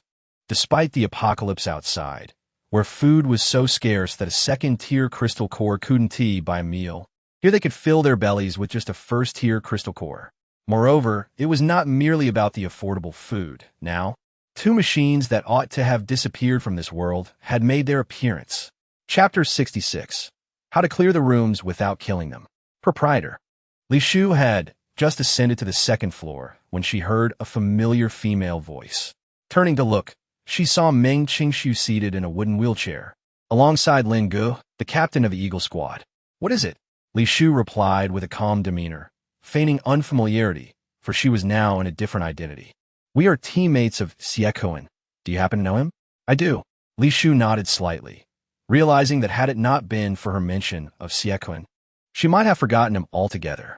As she spoke, Lin Gu, standing behind Meng Qingshu, produced a piece of fabric with a delightful drape and golden threads, undoubtedly belonging to Li Shu. Proprietor, could you elaborate on your experiences together? This is crucial for us. At that time, we were being pursued by a highly skilled spatial zombie, and after I severely injured it, I did not pursue further, Xiaoquan went after it on his own. A spatial zombie? Meng Qingxiu turned pale, fully aware that while such zombies may not be the strongest, they were certainly the most troublesome. Proprietor, please do not conceal anything. Can you tell the truth? Lin Ge beside her clearly did not trust Li Shu's words, with only he and Xiaoquan remaining from the Eagle Squad. If anything had happened to Xiaoquan, he would truly have no face to confront their deceased comrades. What I speak is the truth. There is no need for me to lie to you. Li Shu's voice was cold, and her gaze toward Lin Ge was filled with discontent. If you do not inform us, it indicates you have something to hide.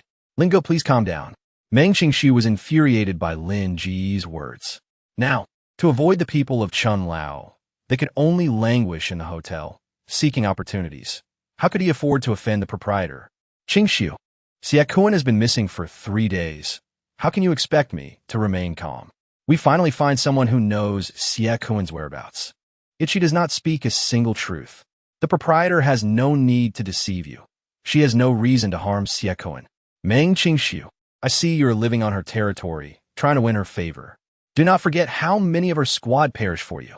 Lin Ge glared at Meng Qingxiu, whose squad had indeed sacrificed themselves willingly, yet at least it had all been for a meaningful cause. But now, she refused to seek help from the Guangming Church at the Hanshi base and insisted on coming to this desolate hotel. For half a month, she had neither sought to contact the Meng family head nor allowed him to communicate with the Guangming Church at Hanshi base. She had likely become blinded by the comfortable life in the hotel, showing no desire to leave. Lin Ge, do you regret it?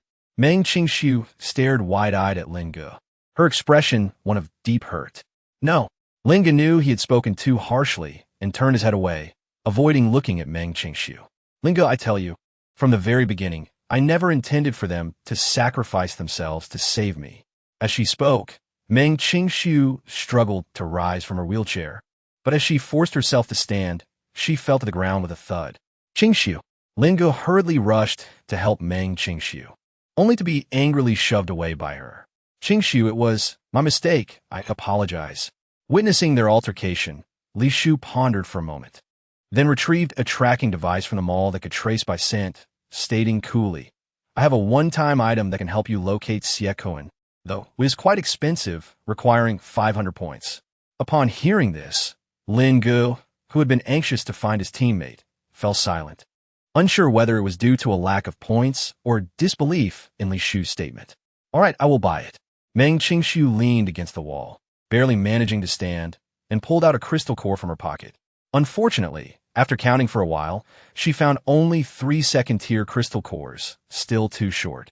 Lin Ge, do you wish to save Xiaoquan? Do you trust her? Why not? Lin Ge whispered softly, despite her reluctance. She still retrieved the last 2 crystal cores for Li Shu. Wishing you smooth sailing. Li Shu exchanged money for goods, feeling a tinge of regret that the items from the mall were not available for public account transactions, only private exchanges. By the way, may I ask if the owner of your hotel is named Li Shu? That's correct. Li Shu acknowledged without a hint of embarrassment, knowing she must maintain her disguise. I will. Why are the rooms in your hotel so filthy? As Li Shu opened the door, a low male voice emanated from within. She focused her gaze to find Yin Ming lounging on her bed, carelessly stepping on the soft, clean cat-themed duvet with his shoes. What are you doing? Li Shu stormed forward, intent on dragging Yin Ming off the bed. I need a quiet place to rest. If you seek tranquility, you should find it elsewhere. Why come to my room? Naturally, your hotel is sufficiently quiet. Unfortunately, the other rooms are too dirty, and the stench from those ants' clothing is revolting. I find it nauseating just to think about exterminating them.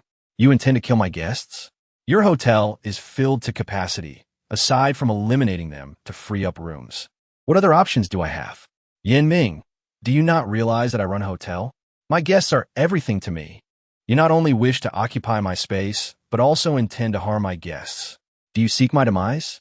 They are merely ants, if you kill one. Won't you still have plenty left? Yin Ming appeared not to comprehend Li Shu's anger over the plight of strangers. What do you mean by still plenty left? They are sentient beings, not ignorant animals. If someone inexplicably dies in the hotel, do you think they would dare continue their stay? Once they leave, they will only perish more quickly. Of course, they must remain. Li Shu was rendered speechless, momentarily overwhelmed by the impulse to pry open his head to see if it were filled with glue. Chapter 67. You are not worthy to compare with me. Just as Li Shu was about to explode in frustration at Yan Ming, a shrill scream from a guest echoed from downstairs. It seemed to emanate from an enhanced individual, for even from 2 floors above, Li Shu could hear it distinctly. Was it you? Li Shu's mind raced to Yan Ming's peculiar intellect, immediately suspecting him when trouble arose in the hotel. I did nothing. Yan Ming dismissed the notion, unwilling to defend himself or take the blame. It is best that way. Li Shu shot Yan Ming a warning glance before hastily dashing downstairs without even changing her clothes. Manager, I was just speaking with her. And then she suddenly collapsed and died. The speaker was a girl Li Shu had previously encountered, a witness to the murder committed with a golden needle. Is she the friend you mentioned? The one whose appearance the murderer assumed to escape? Yes. The girl nodded without hesitation, causing the nearby guests to wear troubled expressions as they turned to Li Shu. Manager, did you not assure us that the hotel is absolutely safe? How could such a thing happen? Indeed, we are still here. The murderer dares to strike. Does that not make us all their prey? Manager, we are all paying guests. If you cannot guarantee our safety, can we still entrust our crystal cores to you? Listening to the chaotic chatter of the guests, Li Shu felt a throbbing headache, realizing she was destined to toil endlessly. Everyone, I will ensure your safety, but please do not crowd here. It may disturb the scene. What if the murderer secretly follows us once we leave? Yes, it is safer with the manager here. Exactly, that murderer was just here attacking. They must have hidden elsewhere now. The guests disregarded Li Shu's advice and remained rooted in place. Li Shu paid them no mind, instead flipping over the body, only to find that what had once been flesh and blood had instantaneously transformed into a mere skin and skeleton, causing the onlooking guests to recoil in fear. Has even the flesh vanished? Li Shu became cautious, her mind conjuring images of the malevolent practitioners from the cultivation realm. They were notorious not only for seducing hearts with various magical techniques, but also for refining the flesh and blood of others to enhance their power. The last report of their presence was near Chen Xiaomei's mother. Could it be that they had now taken refuge in the hotel? System, are you truly certain that apart from me, no one from the cultivation realm has crossed into this world? Host, disregarding spatial rules to reach another world is something even gods cannot accomplish. Yet you have managed it. The system does not belong to any world, and we have expended all our energy to bring you here, freeing you from the shackles of space. What if there is more than one system in this world? Impossible. The system vehemently denied the existence of any counterparts. Nothing is impossible. Li Shu narrowed her eyes, suddenly gripping the wrist of the girl who was sorrowfully gazing at the corpse. Manager, what are you doing? The girl's eyes were red, bewildered as to why Li Shu was squeezing her wrist. You are not her. What do you mean I am not her? What are you talking about? The girl was filled with confusion, uncomfortable as she struggled. Manager, you are hurting my wrist. Could you please let go? It is your aura that feels off. Li Shu distinctly remembered the calming energy that the girl had exuded. Yet now, instead of tranquility, there was an overwhelming sense of agitation and fear. I have no special abilities. The girl protested, appearing wronged by Li Shu's suspicion. You are actually a practitioner of the dark arts. Upon seeing the pattern, the girl exclaimed in astonishment, her voice suddenly taking on a masculine tone. Instantly, her body shriveled like the corpse, and a thick, crimson mist began to seep out. Searching for an escape. Golden light spell, activate. Li Shu's expression turned grave as she continuously changed her hand gestures, channeling a steady stream of spiritual energy, sending the guests who sensed something amiss into a panic. Despite her frantic efforts, she reminded the guests, beads of sweat dripping down her cheeks. Manager, we all come from the cultivation realm. We are compatriots. You need not suppress me for those ignorant fools. The dark practitioner seemed to realize his escape was futile, taking on a human form within the confines of Li Shu's golden light spell. He appeared as a strikingly handsome man, his waist-length black hair cascading like silk, his red robe flowing freely, revealing exquisite collarbones, with blood-red eyes that were utterly mesmerizing, complemented by a face that was androgynous enough to be called alluring. Who dares compare themselves to me? A dark practitioner who ascends through the consumption of blood and flesh. Manager, we are no longer in the cultivation realm. Why should we differentiate between dark practitioners and lawful ones? Besides, the people here are far more ruthless than I. Do you know who used the golden needle to strike in your hotel? It was that pair of sisters I drained completely. Why should I believe you? Li Shu retorted, though inwardly, she was already half convinced. Currently, the golden light spell continued to consume her spiritual energy, while the man, who should have been gravely injured by the spell, showed no signs of harm. Could it be that his cultivation surpassed hers? Yinming, come out, Li Shu shouted, for she did not trust that the dark practitioner would show mercy to her, a fellow compatriot, upon escaping. How is it? Are you on the verge of collapse, seeking assistance? The sinister figure chuckled, astutely sensing the golden incantation beginning to waver, transforming once more into a blood mist that collided violently with the golden patterns encasing him. Yinming, if you don't come out, I shall perish. Li Shu spat blood, lamenting her misfortune. Not only had she been unable to meditate and restore her spiritual energy for several consecutive days, but a malevolent cultivator had also infiltrated her hotel. You wish for my aid? Yinming, with an air of superiority, emerged from the room, casually leaning against the upper railing, surveying both Li Shu and the sinister figure below, as a formidable energy enveloped the latter in an instant. Quite impressive, indeed, to have found such a powerful ally here. No wonder you dare to establish such a grand hotel near Zombie City. The sinister figure, now shrouded by Yinming's aura, murmured as he reformed from the blood mist. Unlike before, his body, resembling white jade, was now splattered with blood, and he was compelled to kneel under an unseen force. What ally? Do you truly believe her to be worthy of me? Yinming retorted coldly, having appeared beside Li Shu, his gaze sweeping over the peculiar attire worn by both the sinister figure and Li Shu. Why do your strange garments bear such resemblance? Are you from the same place? Truly, my lord possesses an eye for detail. The sinister figure's enchanting fox-like eyes fixated on Yinming, the blood trickling from his lips enhancing his allure. Thus, my lord, might I implore you not to slay me? Silence. No matter how appealing your exterior, you are still a man. Do you expect him to show mercy? Li Shu regarded the sinister figure with disdain, recalling how in the realm of cultivation, they frequently used their handsome appearances to lure prey, and she had once fallen victim to such deception, a blemish upon her life. By now, it was likely that the disciples within her sect knew of their lecherous elder, who had nearly lost his life over an evil cultivator's beauty. What benefit would I gain from releasing you? Yinming did not continue to suppress the sinister figure as Li Shu had anticipated.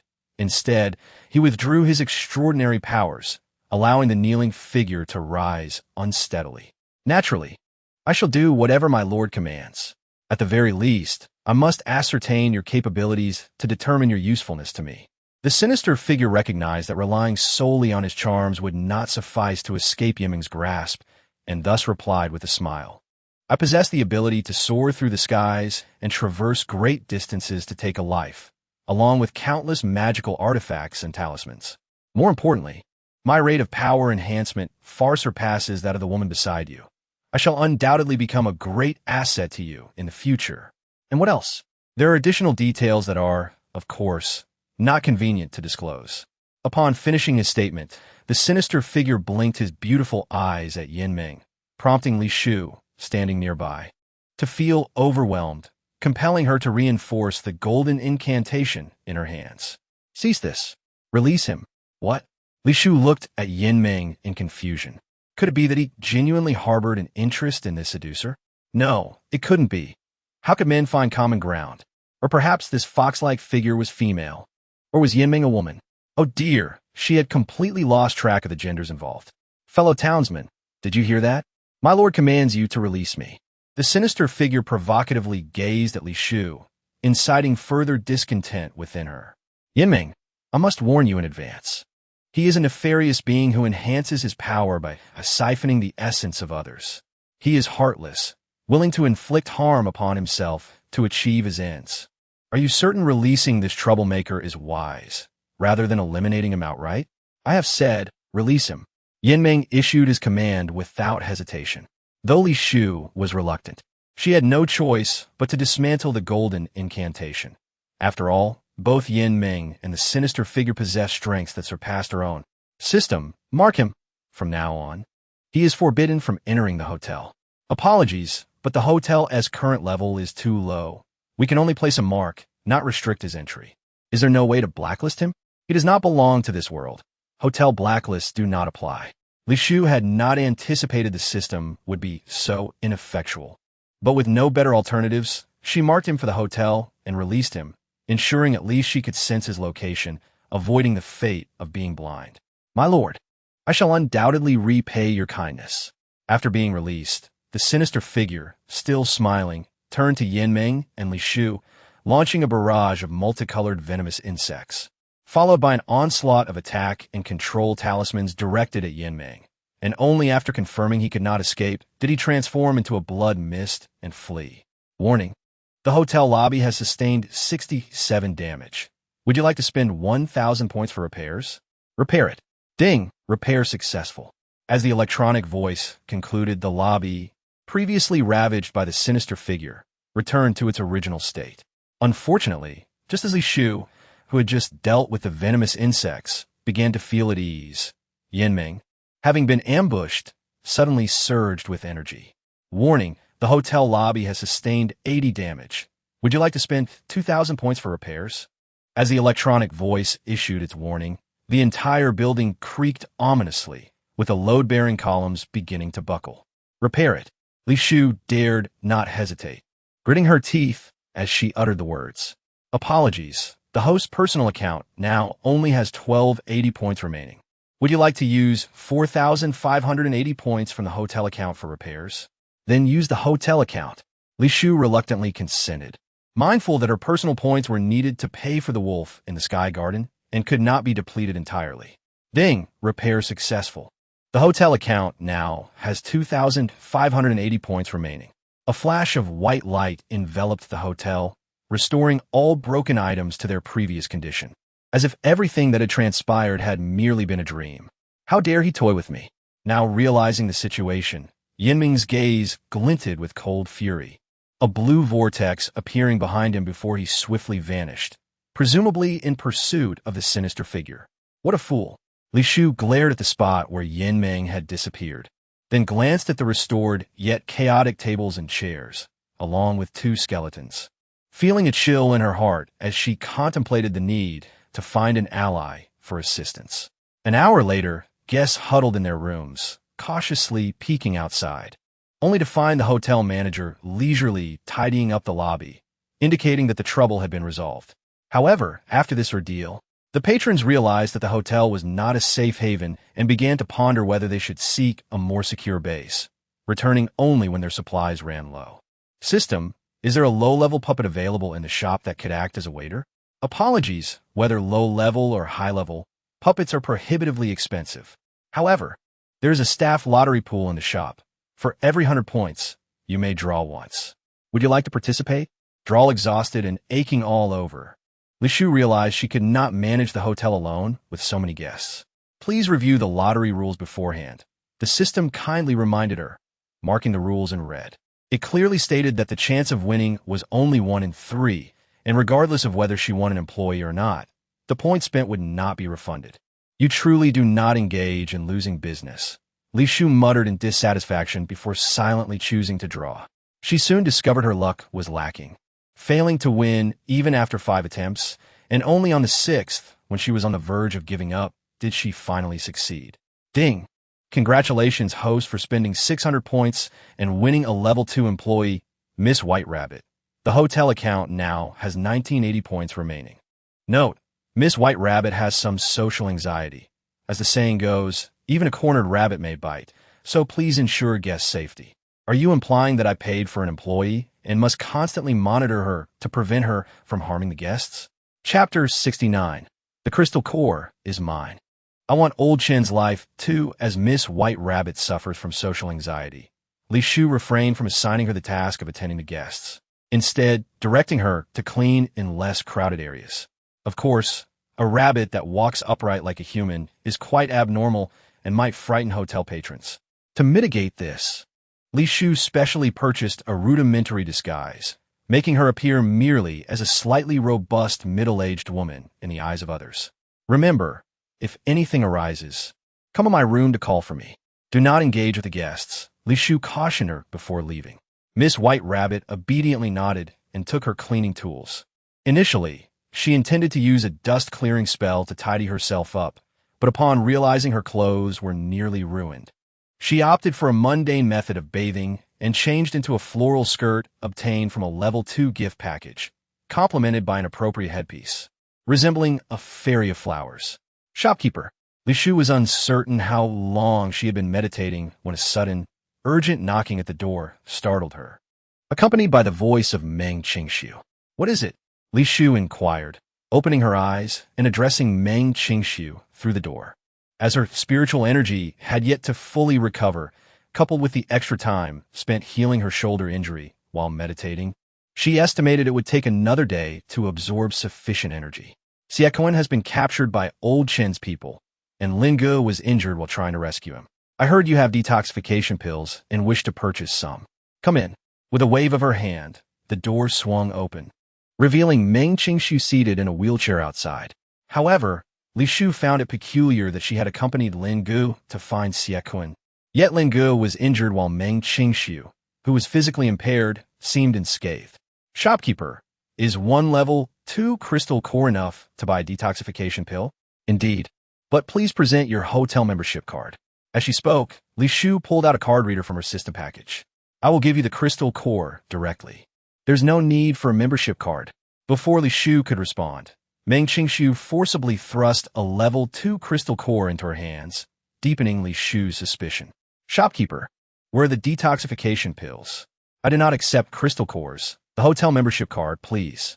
Shopkeeper, Lin Ge is still outside waiting for help, and I forgot to bring my membership card in my haste to leave. Did you truly forget it? Or did you never possess one? Before Meng Qingshu could react, a jolt of paralyzing lightning surged through her body, causing her to involuntarily shed her disguise and flee toward the window in a panic. System, seal the room. Received. You are sent by Old Shun, aren't you? Li Shu instantly deduced that this individual was a subordinate of Old Shun. Otherwise, how would she know to use Xiaoquan's capture to gain her trust? Yes, but please do not misunderstand. I merely came to deliver a message for Old Shun. Disguising oneself to deliver messages? Certainly not. The idea of impersonating Meng Qingshu was my own. I hope the shopkeeper will not hold it against someone of my humble stature. Saying this, she pulled out 4 additional level 2 crystal cores and placed them in Li Shu's hand. This is an apology gift. Li Shu could not possibly refuse the generously offered crystal cores and promptly exchanged them for personal account points without hesitation. Now, what message do you bring? Is Old Chun not satisfied with repeatedly undermining my hotel business and has now resorted to sending a provocation letter? Of course not a provocation letter, but rather a list of gifts from Old Chun as a token of apology. He hopes the shopkeeper will overlook past grievances and work toward a friendly cooperation with the Cold Stone base. After delivering her message, the woman presented a scroll of the gift list to Li Shu. If the shopkeeper can forgive the past, the items on this list will be delivered shortly. Li Shu responded softly, but upon examining the list, she found most items indecipherable, some even adorned with tadpole-like illustrations. Is this your apology gift? Certainly. Many of the items are instruments sourced from Kyoto. They should prove useful to the shopkeeper. I have no need for instruments. The woman appeared somewhat troubled, having included the precious instruments on the list under the assumption that the shopkeeper lacked sufficient provisions. She had not anticipated the shopkeeper's disdain. Convey to Old Chun that if he genuinely wishes to apologize, he should compensate with crystal cores. Though the woman maintained a facade of respect, inwardly, she reveled in joy, having presumed the shopkeeper was merely dismissive of the low-grade instruments when, in fact, she was utterly clueless about value. By the way, where is Meng Qingshu? Although Li Shu held no deep affection for Meng Qingshu, she did not wish for her to meet a dire fate. Miss Meng is a guest at the Cold Stone base. She's a guest at my hotel. Tell Old Chun that if he wishes to collaborate with the hotel in the future, he must release Meng Qingshu, Lin Ge, and Xiaoquan. Shopkeeper, will your hotel truly miss these 3 guests? The woman expressed confusion, especially considering Meng Qingshu was no ordinary person, and it was unlikely old Shan would let her go. Whether I miss them is not for you to question. Very well, I will convey your request, but whether old Chen agrees is another matter. Understood. Li Shu nodded slightly before closing her eyes once more. At that moment, the door automatically swung open, startling the woman with its loud creak. Are you not leaving? Shopkeeper, I wish to purchase a detoxification pill. After a moment's hesitation, the woman finally voiced her true intention. Having taken on this task solely for the sake of acquiring a detoxification pill, I will not sell it. Why not? You entered the hotel under a false identity, which is a significant breach. Is there no room for negotiation? There is none. Li Shu initially contemplated whether to take action against her, but the woman departed the room shortly after, leaving the hotel without delay. Do they think they can settle matters with such trivial offerings?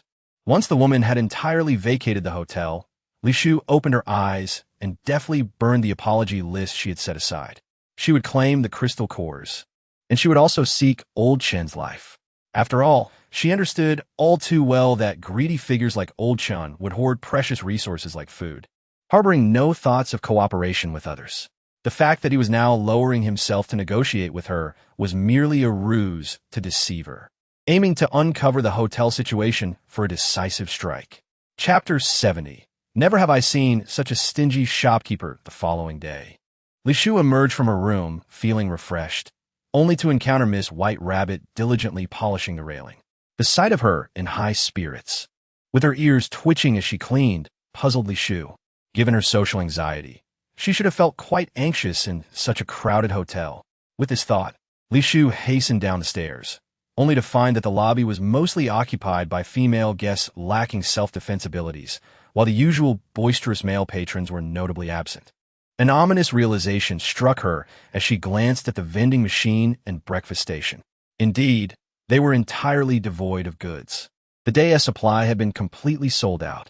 System, please tally how many guests booked rooms but failed to renew their stay. According to the latest data, 265 guests did not renew their stay, and 142 customers have no consumption records within 3 hours. To lose half of the guests in one go was unprecedented.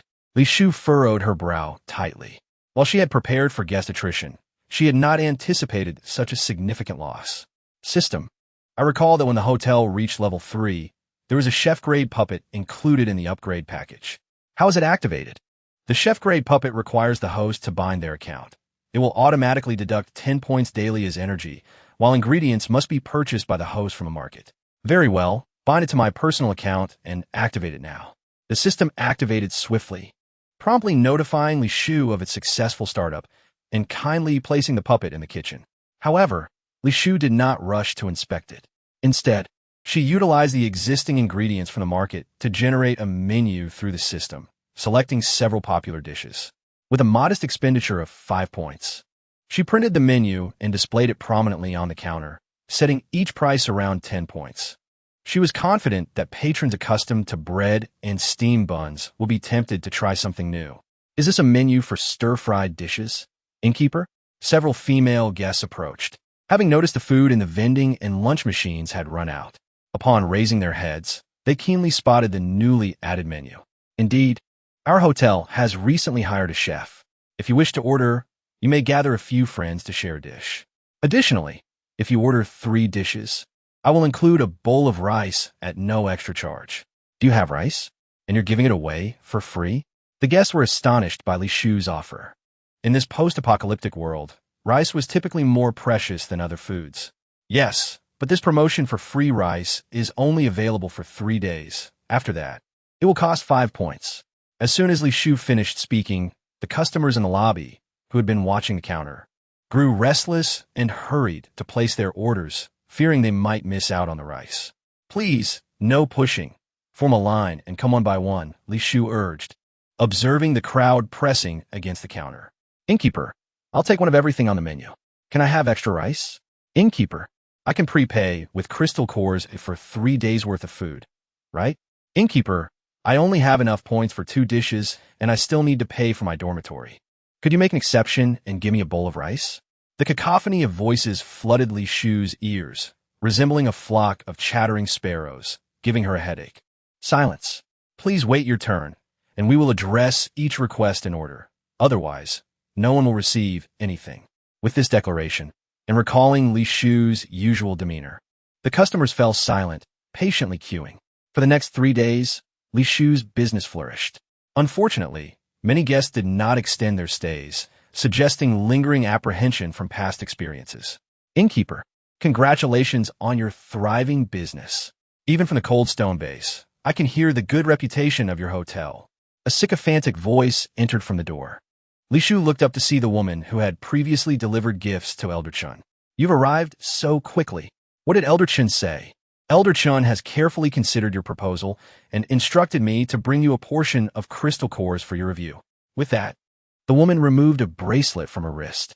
This is a secondary spatial artifact containing 100 secondary crystal cores, 50 tertiary crystal cores, and 10 quaternary crystal cores. All are of excellent elemental properties, with no inferior cores mixed in. Is this merely a portion from Elder Chun? Li Shu used her spiritual sense to inspect the contents and confirm the woman's claims. Each core was indeed flawless.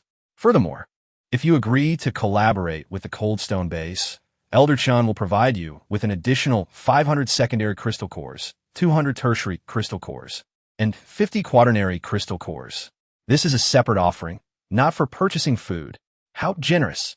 The meat shop and high taxes must have earned Elder Chun quite a fortune over the years. Innkeeper, you speak too highly. The woman smiled awkwardly, unsure of Li Shu's meaning. What about Meng Qingshu and the others? Is Elder Chun releasing them? No, they cannot be released. Am I to go personally? Is it impossible to send someone else? Elder Chun has specified. Very well, I can make the trip. Really? The woman seemed incredulous, questioning if the innkeeper was truly so fortunate as to be appointed to manage the hotel. Of course. However, I have matters to discuss regarding the hotel. Let us set out tomorrow. All right, I shall take my leave then. Li Shu nodded, unceremoniously placing the spatial bracelet into her system's inventory. Innkeeper, may I inquire about my room? The woman, having waited patiently, finally asked. You have neither exchanged crystal cores for a hotel membership card nor spent any points. How could you possibly have a room? The woman was taken aback. She represented the Cold Stone base and had traveled tirelessly to deliver crystal cores. Yet she was expected to pay for her stay? Was she not even afforded the courtesy of partnership? Do you truly lack even a single primary crystal core? If so, you may consider finding a place outside to spend the night, but do take care to avoid being devoured by zombies.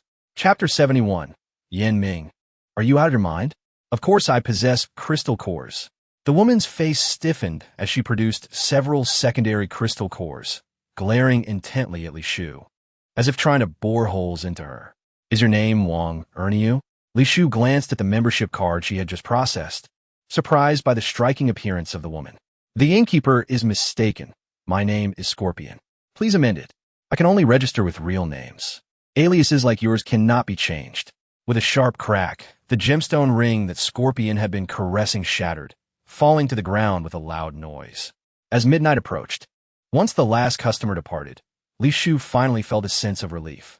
She called for Miss White Rabbit to tidy up the tables and clean, then spent points to draw from the employee lottery 10 times, winning a paper doll resembling a young girl, which unnerved her, especially at such a late hour. Ding! Congratulations to the host for spending 1,000 points and winning a level 3 employee paper doll. Note, the paper doll is afraid of fire. Please ensure fire safety. Why do all the employees you provide me with have defects? No refunds. The paper doll has been issued. Please check your inventory. As the electronic voice rang out, the paper doll that had been a mere figure in the system transformed into a living, breathing, delightful girl in the real world. This astonished Li Shu, who had initially planned to buy a disguise for the paper doll, now saving that expense. Master, the girl sweetly called out to Li Shu, her expressions lively and indistinguishable from a real person. Do not call me master. Refer to me as innkeeper. Yes, innkeeper. Hearing this, Li Shu immediately guided her to the counter and explained the procedures for renewing rooms and taking food orders. The hotel has ceased to utilize her operational panel since the upgrade, Instead, the front desk has been equipped with a device referred to as a computer, serving as an auxiliary tool linked to the system. Consequently, during her absence, guests are now left to manage their own check-in procedures, each one proving more adept with the computer than she, the proprietor. After demonstrating the entire process, Li Shu inquired of the papercrafted girl, who indeed grasped the procedure after a single viewing, igniting a flicker of excitement within Li Shu. All right, starting today, you will take your place at the front desk. I shall grant you purchasing privileges for the hotel's merchandise through the computer, allowing you to place orders directly for the guests. Understood, esteemed proprietor. As the door to a room swung open, a clear male voice resonated from within. Dark red lights flickered like fireflies around Yan Ming, whose silver hair danced gently in the breeze, embodying an ethereal beauty unlike that of the mortal realm. Are those blood fireflies surrounding you? Li Shu quickly roused from the enchanting atmosphere, recognizing the malevolent creatures that could only be sustained by sinister cultivators. Though low in rank, they were notoriously troublesome, preying upon the flesh and spiritual energy of cultivators, often swarming in relentless waves. Why haven't you disposed of these repulsive insects yet? Aren't you supposed to be formidable? Li Shu muttered under her breath, channeling her spiritual energy to conjure a golden spell that swiftly eradicated the pests. What manner of being are you in that man? How do you possess such extraordinary abilities and unimaginable tools? Is your mouth merely for provocation? I have just assisted you, yet you question my identity? I happened upon a 5th-tier zombie on my way here. Is that sufficient recompense for saving you? Yan Ming deftly shifted the subject, unceremoniously tossing a 5th-tier crystal core at Li Shu's feet, resuming his previous demeanor of condescending charity. Upon spotting the crystal core, Li Shu unceremoniously bent down to collect it, her irritation palpable, yet she patiently elucidated her thoughts to Yan Ming. Have you ever perused any cultivation novels? Never. Very well. To rephrase, our realm does not simply awaken powers as yours does. Rather, it is through diligent effort and innate talent that one cultivates. The abilities you have witnessed in me are the result of countless legacies passed down through generations, requiring extensive practice. Naturally, some prefer to eschew arduous training, resorting to siphoning the essence of others to enhance their strength. Most of their techniques and treasures are acquired through nefarious means, ultimately leading to inevitable calamity. Li Shu found herself incensed by Yan Ming's blunt honesty, yet she could not muster a counterargument, only stewing with indignation internally. Reveal to me his weaknesses. Should we cross paths again, I shall ensure he has no opportunity to strike. Yan Ming, seemingly oblivious to her fury, continued to engage her as he always had. Did you not assert that I am inferior in every regard to him? How could someone so lacking know his vulnerabilities? Indeed, your mind appears to be muddled. It is no surprise you remain unaware. Your mind is the one muddled, and your entire family as well. Li Shu exclaimed in frustration, feeling a visceral pain in her very being. How do you know that my nominal parents were crushed to a pulp by my powers? The following day, before dawn, Li Shu stormed out of her room in a fit of rage. She had thought Yan Ming merely possessed a different mindset. She had not anticipated his audacity to shamelessly demean himself while brazenly claiming her bed, forcing her to seek alternative sleeping arrangements. Proprietor? As Li Shu approached the door to the Scorpion's room, she spied a rather unsavory man peering through the crack. Upon realizing he had been caught, he hastily called out to her and stumbled away. Puzzled, Li Shu had no time to react when the sounds of a woman's pleasurable sighs emanated from within, prompting her to mimic the man and peer through the door. Who goes there? The occupant quickly sensed the disturbance and flung the door open with her abilities, revealing a bewildered Li Shu. Who would have thought the proprietor had a penchant for eavesdropping on others' intimate affairs, draped in nothing but a light coat? The Scorpion giggled from her perch on the bed, while the man beside her lay motionless, leaving his status uncertain. And you two? We are merely engaging in the natural activities of a man and woman. Does the proprietor not comprehend? Of course I do, but my hotel has a strict policy against corpses. With that, Li Shu attempted to assess whether the man was alive or dead, only to be blocked by the Scorpion. who quickly interposed herself at the door. "Proprietor, how can you suggest such a thing? Would I dare cause a fatality within your establishment? The man is simply unclothed. Perhaps you might wait outside? Are you attempting to erase traces of this body? Fear not. He is not a guest of your hotel, merely a random acquisition from outside. Can you not be lenient?" The Scorpion's words implied an admission that the man was indeed lifeless. "Your abilities derive from siphoning others' vitality, do they not? Impressive, proprietor. You discern that with ease." The Scorpion appeared unperturbed by Li Shu's probing, moving aside to allow her a clear view of the man on the bed, confirming he was not a guest, but someone who had previously frequented the hotel. He had a reputation for causing trouble, having previously stolen crystal cores from the hotel's non-empowered women, making a lasting impression on Li Shu. "I warn you, should you engage in such activities within my hotel again, I guarantee your fate will mirror that of this corpse." "Are you threatening me?" "You may interpret it as such," Li Shu coldly stated, instructing the Scorpion to tidy the room before proceeding downstairs. As it was still early and the sun had yet to rise, the lobby was nearly empty. With only a couple of guests present, Li Shu chose a spot to sit, ignoring the enthusiastic greetings of the paper-crafted girl as she absent-mindedly navigated the system panel, searching for a flying tool that utilized crystal cores as energy. Now, possessing the crystal cores from Elder Chun, she felt a modest sense of affluence, allowing her to forego flying herself. Beep. The host has spent 10,000 crystal cores to exchange for a flying tool. Luo Yin Light Silk Palanquin. A friendly reminder. This flying tool requires 1 third-tier crystal core for every 50 kilometers traveled. You needn't worry. I currently possess an abundance of crystal cores.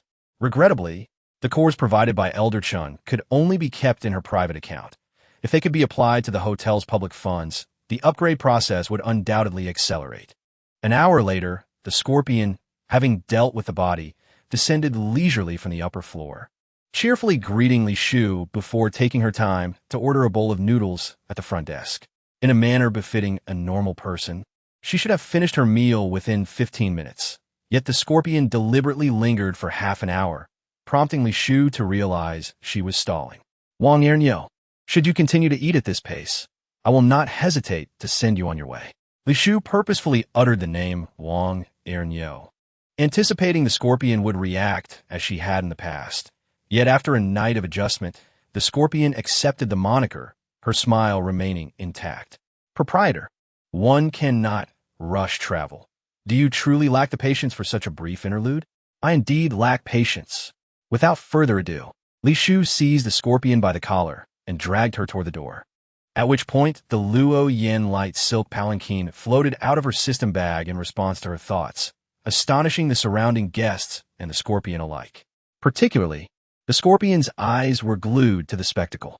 "Do you possess third-tier crystal cores?"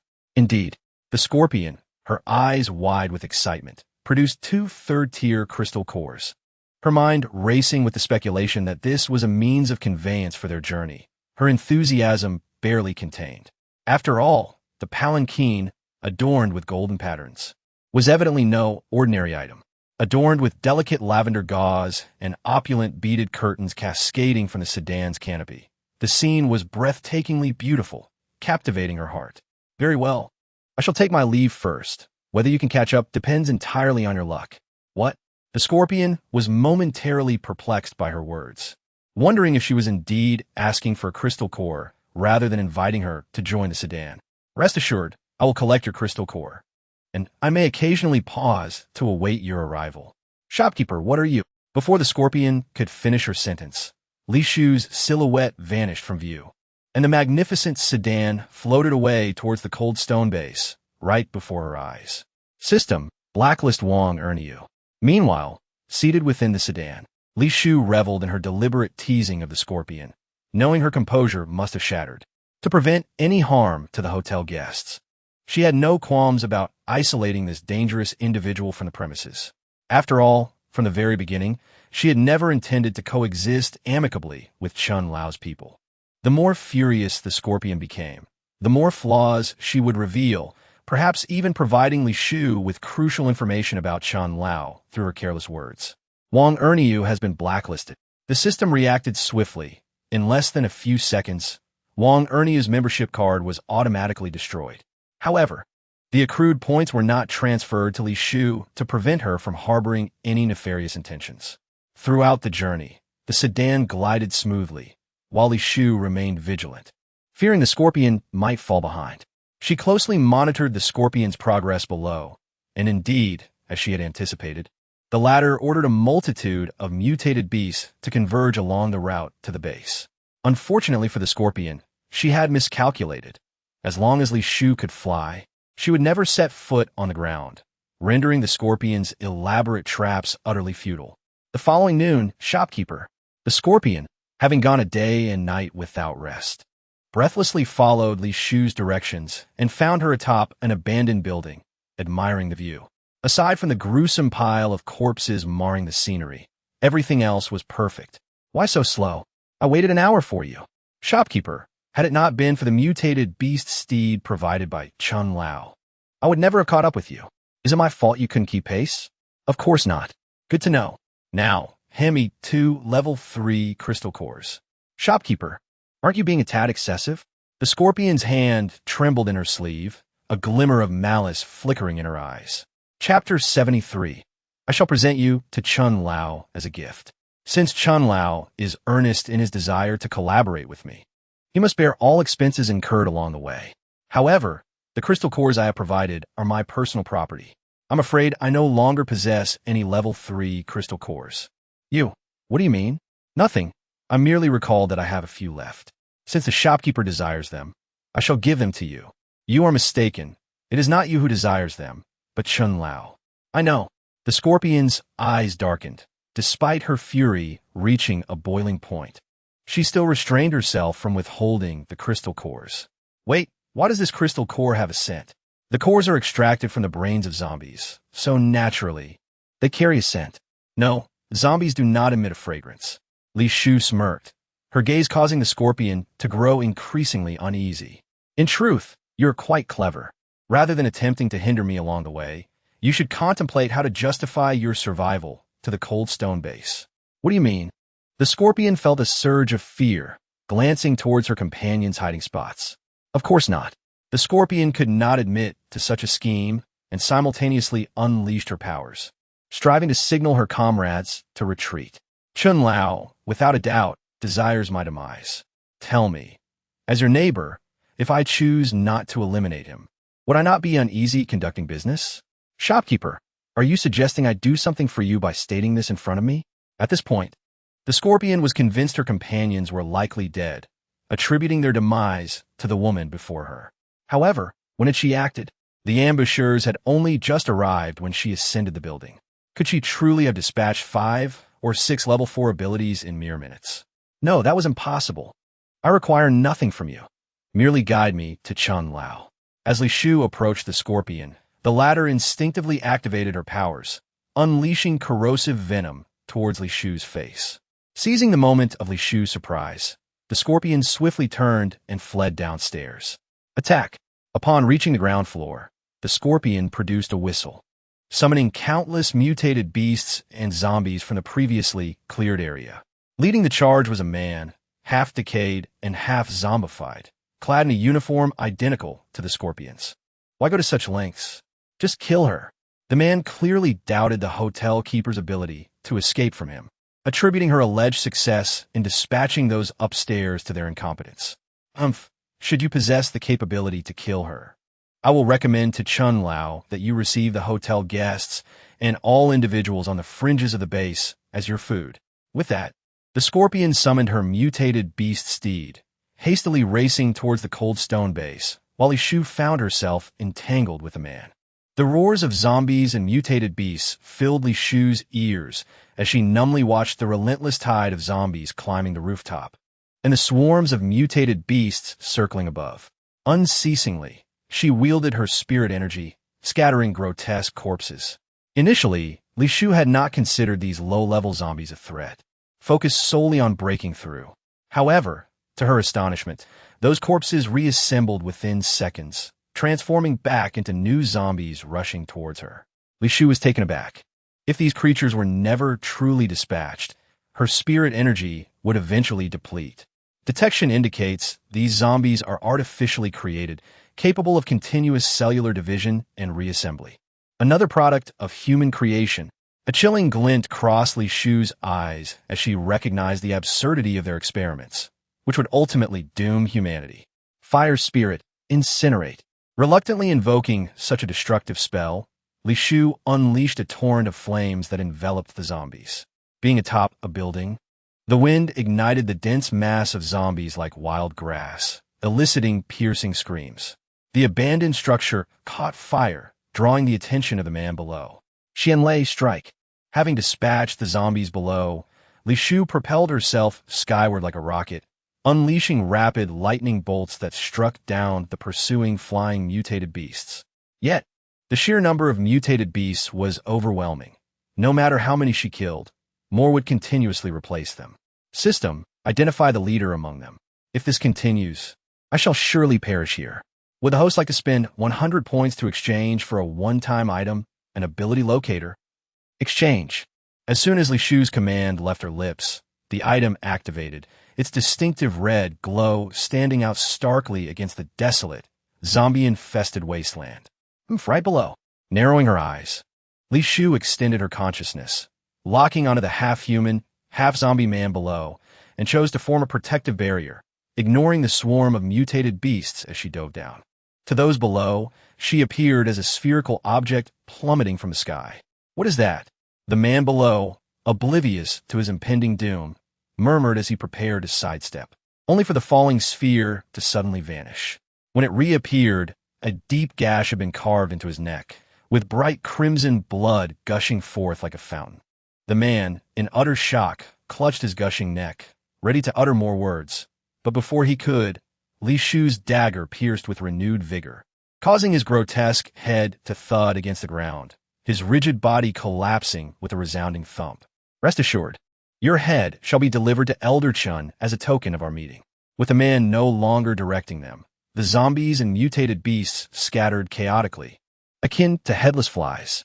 Some of the mutated beasts, emboldened by their companion's distraction, seized the man's corpse and fled, for a delayed meal would soon be lost. Without the man controlling the mutated beasts and zombies, Li Shu adeptly pursued the scorpion. However, she refrained from alarming her, maintaining a measured distance without resorting to flying tools. Fortunately, the scorpion moved swiftly, and they reached the cold stone base after 2 days of relentless travel. With Li Shu as her guiding light, she avoided unnecessary detours, discovering that this route outpaced the hotel's navigation, prompting her to mark it for future reference. This was indeed Coldstone Base. Li Shu gazed in astonishment at the gate surrounded by fencing and electrified barriers, where numerous supernatural beings stood vigilantly on patrol. I demand to see Elder Chun. You must inform him at once. Upon arriving at the base gate, the scorpion hastily urged her way inside, commanding the leader within. Seizing the opportunity as the gate opened for the scorpion, Li Shu transformed into a fleeting breeze and entered alongside her. One must acknowledge that the Golden Core stage is distinctly different from the Foundation Establishment stage, allowing one to alter their form at will to bewilder the naked eye, eliminating the need to present crystal cores for entry. Let me go. I am not one of those livestock. I am a legitimate citizen of the base, and have submitted my crystal core. Do not touch me. I possess a crystal core. I can bargain for my life. Please, spare me. Why had all these people devolved into livestock? Was the meat supply from the butcher insufficient? The scorpion, whether out of a flicker of conscience or fear of Elder Chin's ruthless demeanor, hesitated to inquire of the guide what has transpired at the base during my absence. Elder Chun had recently recruited many talents from outside, and with the laboratory's destruction necessitating a vast number of experimental subjects, the butcher's livestock was indeed inadequate. Upon receiving this explanation, the scorpion wisely refrained from further questioning, silently slowing her pace to assess potential escape routes. She did not harbor any illusions that Elder Chun, who was not in need of subordinates, would spare her if her mission faltered. Move faster. The guide, noticing the woman lagging behind, turned to urge her. The scorpion's tone grew stern, perplexing Li Shu, who had initially been eager to meet Elder Chun, but now seemed reluctant. The scorpion faltered, contemplating her long service under Elder Chun. Surely, he would not demand her life over the matter of a hotel manager. Elder Chin's residence lay far from their current location. Li Shu followed for an hour before reaching the villa district where Elder Chin resided. The estate was vast, with level 5 supernatural beings patrolling the outer perimeter, let alone the levels of those within. Having regained her golden core cultivation, Li Shu had not sparred with any supernatural beings above level 5, leaving her uncertain of her abilities against them. Thus, after careful thought, she resolved not to confront Elder Chun, but rather to gather intelligence about the situation inside. As she stepped into the estate, a piercing female scream resonated in her ears. She looked up to see a naked girl suspended from a tree near the entrance, her body marred with bruises, her thighs nearly hollowed out, leaving only skeletal remains. Surrounding her were a group of men, each roasting pieces of human flesh over a fire. The scorpion gasped, recognizing the girl as the daughter of the base's financial officer, a staunch supporter of Elder Chun. How could she have met such a fate?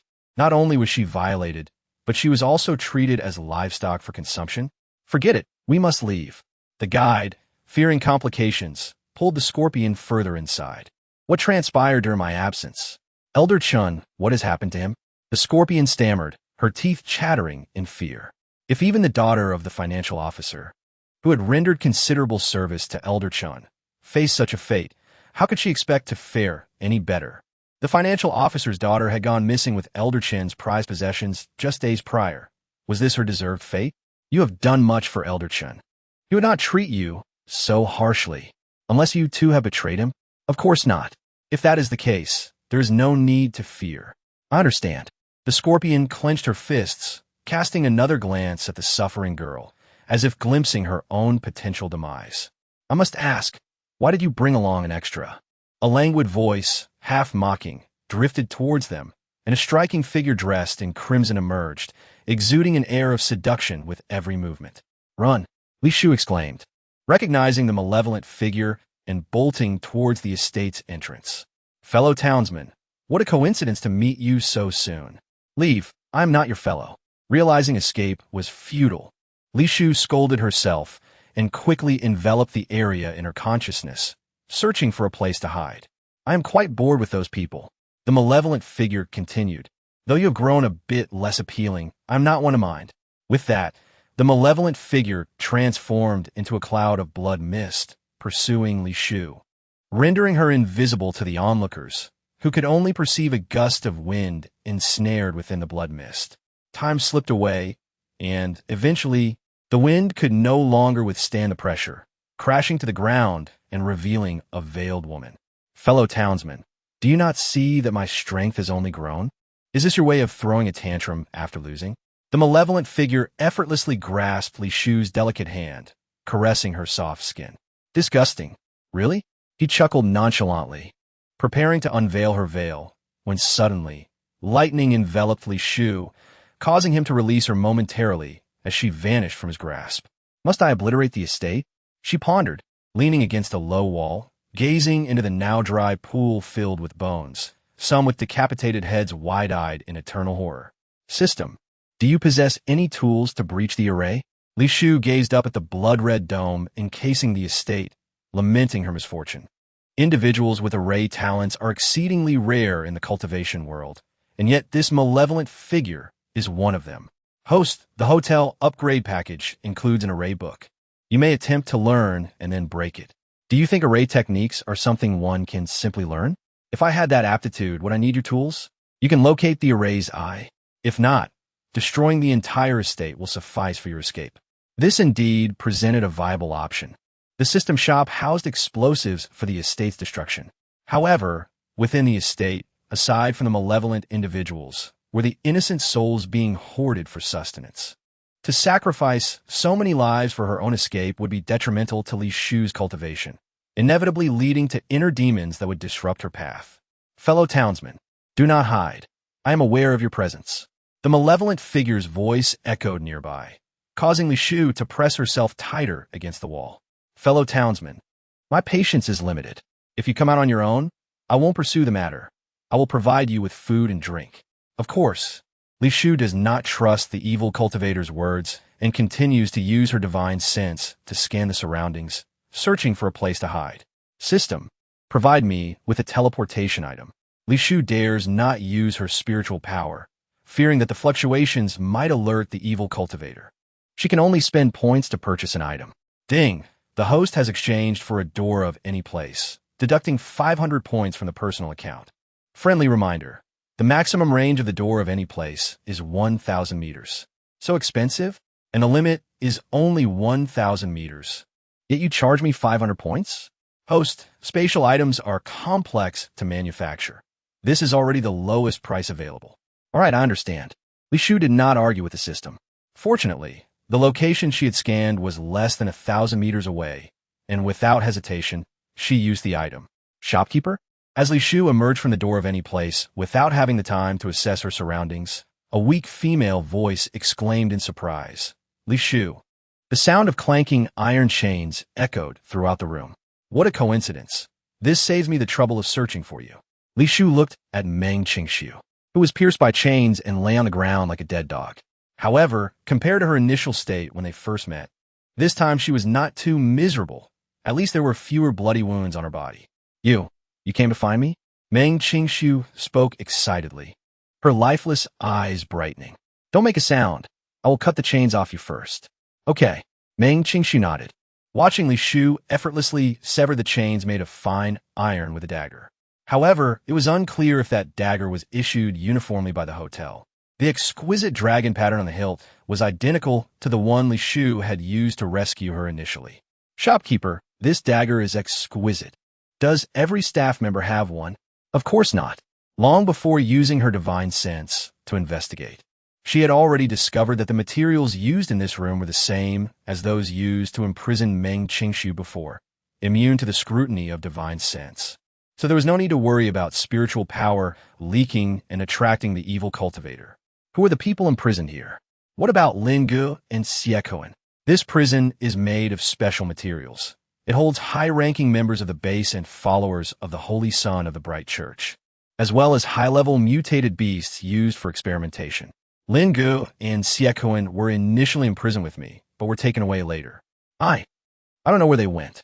As she spoke, Meng Qingxiu's voice became choked, and she wiped her reddened eyes.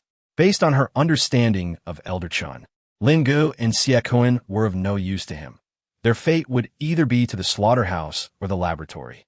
All right, since everyone here is a sworn enemy of Elder Chun, I will give him something to remember. What are you going to do? What else? Release them all and add a little chaos to those high-level mutated beasts. After speaking, Li Shu quickly approached a cell and examined the lock.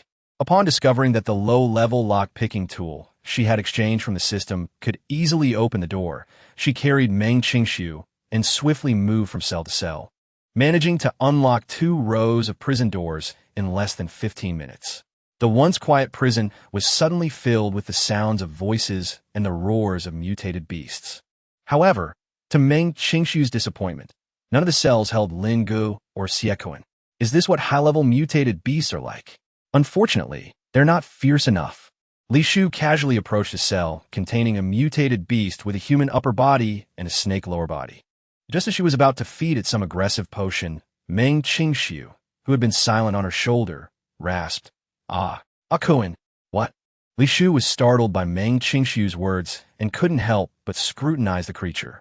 Unfortunately, no matter how one looked at it, the grotesque form could not be reconciled with the innocent and straightforward young man wrapped in bandages. You must be mistaken. How could he be Xiekoen? Akuin, is it you? Am I too late? Meng Qingxiu struggled to get down, and Li Shu kindly supported her. With trembling hands, she reached out to touch the lifeless face of the creature. At that moment, the creature, which had previously shown no movement, turned its head, further confirming Meng Qingxiu's fears. It's okay, Akuin, it's okay. So what if you've been modified? As long as your mind is clear and you aren't controlled by the beast, you are still the same person you were before. The creature moved its mouth, its decaying fingers pointing at its throat, bloody tears streaming down its disfigured face, seemingly asking Meng Qingxiu if, in such a state, it could still be considered the same being. Suddenly, A loud bang shook the entire prison, startling Li Shu, who quickly looked through the open door. She saw the tightly shut main door explode open, revealing a fiery red evil cultivator, causing the creatures in the prison to find their targets and lunge at him with open maws. This is it. The most troublesome foe has arrived. We need to leave quickly.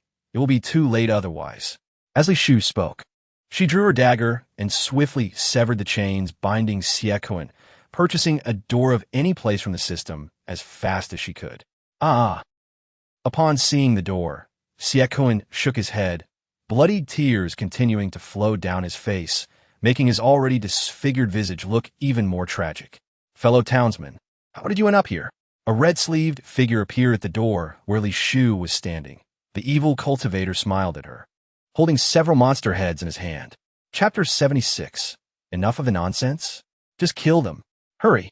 Li Shu shouted angrily, forcibly dragging Meng Qingxiu toward the door of any place. I am very curious where you got all those strange items. The evil cultivator scrutinized the large door standing in the room, noting that the energy structure inside was quite unique, belonging neither to this world nor to the realm of cultivation. But I can't worry about that now. Li Shu knew that the door of any place was too small, and Xiaoquan's size was too large. There was no choice but to abandon him. Want to leave? Meng Qingxiu cried out in anguish, and at the last moment before fully entering the door, she saw the alluring man tear Xiaoquan in half, while Xiaoquan's eyes remained fixed on the gradually disappearing door frame. As soon as Li Shu stepped out of the door of any place, she quickly questioned, realizing that their current position was precarious. They had been transported next to a series of villas, the largest and most luxurious, one clearly belonging to Elder Chen. I know, there's a secret passage out of the manor. Meng Qingxiu forced herself to wipe away her tears and pulled out a brick-like device that emitted red dots. Why didn't you mention this earlier? I'm sorry. Things happened too suddenly for me to say. Meng Qingxiu lowered her head, her mind still lingering on Xiaoquan's eyes before his demise. After that, Li Shu painfully purchased another door of any place, specifically opening the exit at a narrow vent in the prison. Shopkeeper, if that man is no longer in the prison, can we search other cells for Lingo? Meng Qingxiu, it's already quite difficult for me to carry you alone. Do you expect me to bring another person? I can pay you with crystal cores. Please help me. This isn't a matter of whether I can help. Meng Qingxiu, do you really think Lingo will be any different after Xiaoquan has turned into this unrecognizable form? Meng Qingxiu's tears welled up again, her voice trembling to the point of being unable to speak. You saw it too. After Xiaoquan became that way, he completely lost the will to survive. Lin Gu possessed an unyielding pride. Even if one were to find him, they could not take him away, and such an attempt might hasten his demise. Shopkeeper, Meng Qingxiu seemed reluctant to concede, yet words that could sway Li Shu remained elusive. In this apocalyptic world, salvation was a luxury no one could afford. Rather than seeking out a Lin Gu who had lost all will to survive, one might ponder the true architects of your current plight. At this moment, are you capable of avenging them? Indeed, I have yet to eliminate that traitor Guisu. I have yet to avenge old Chun.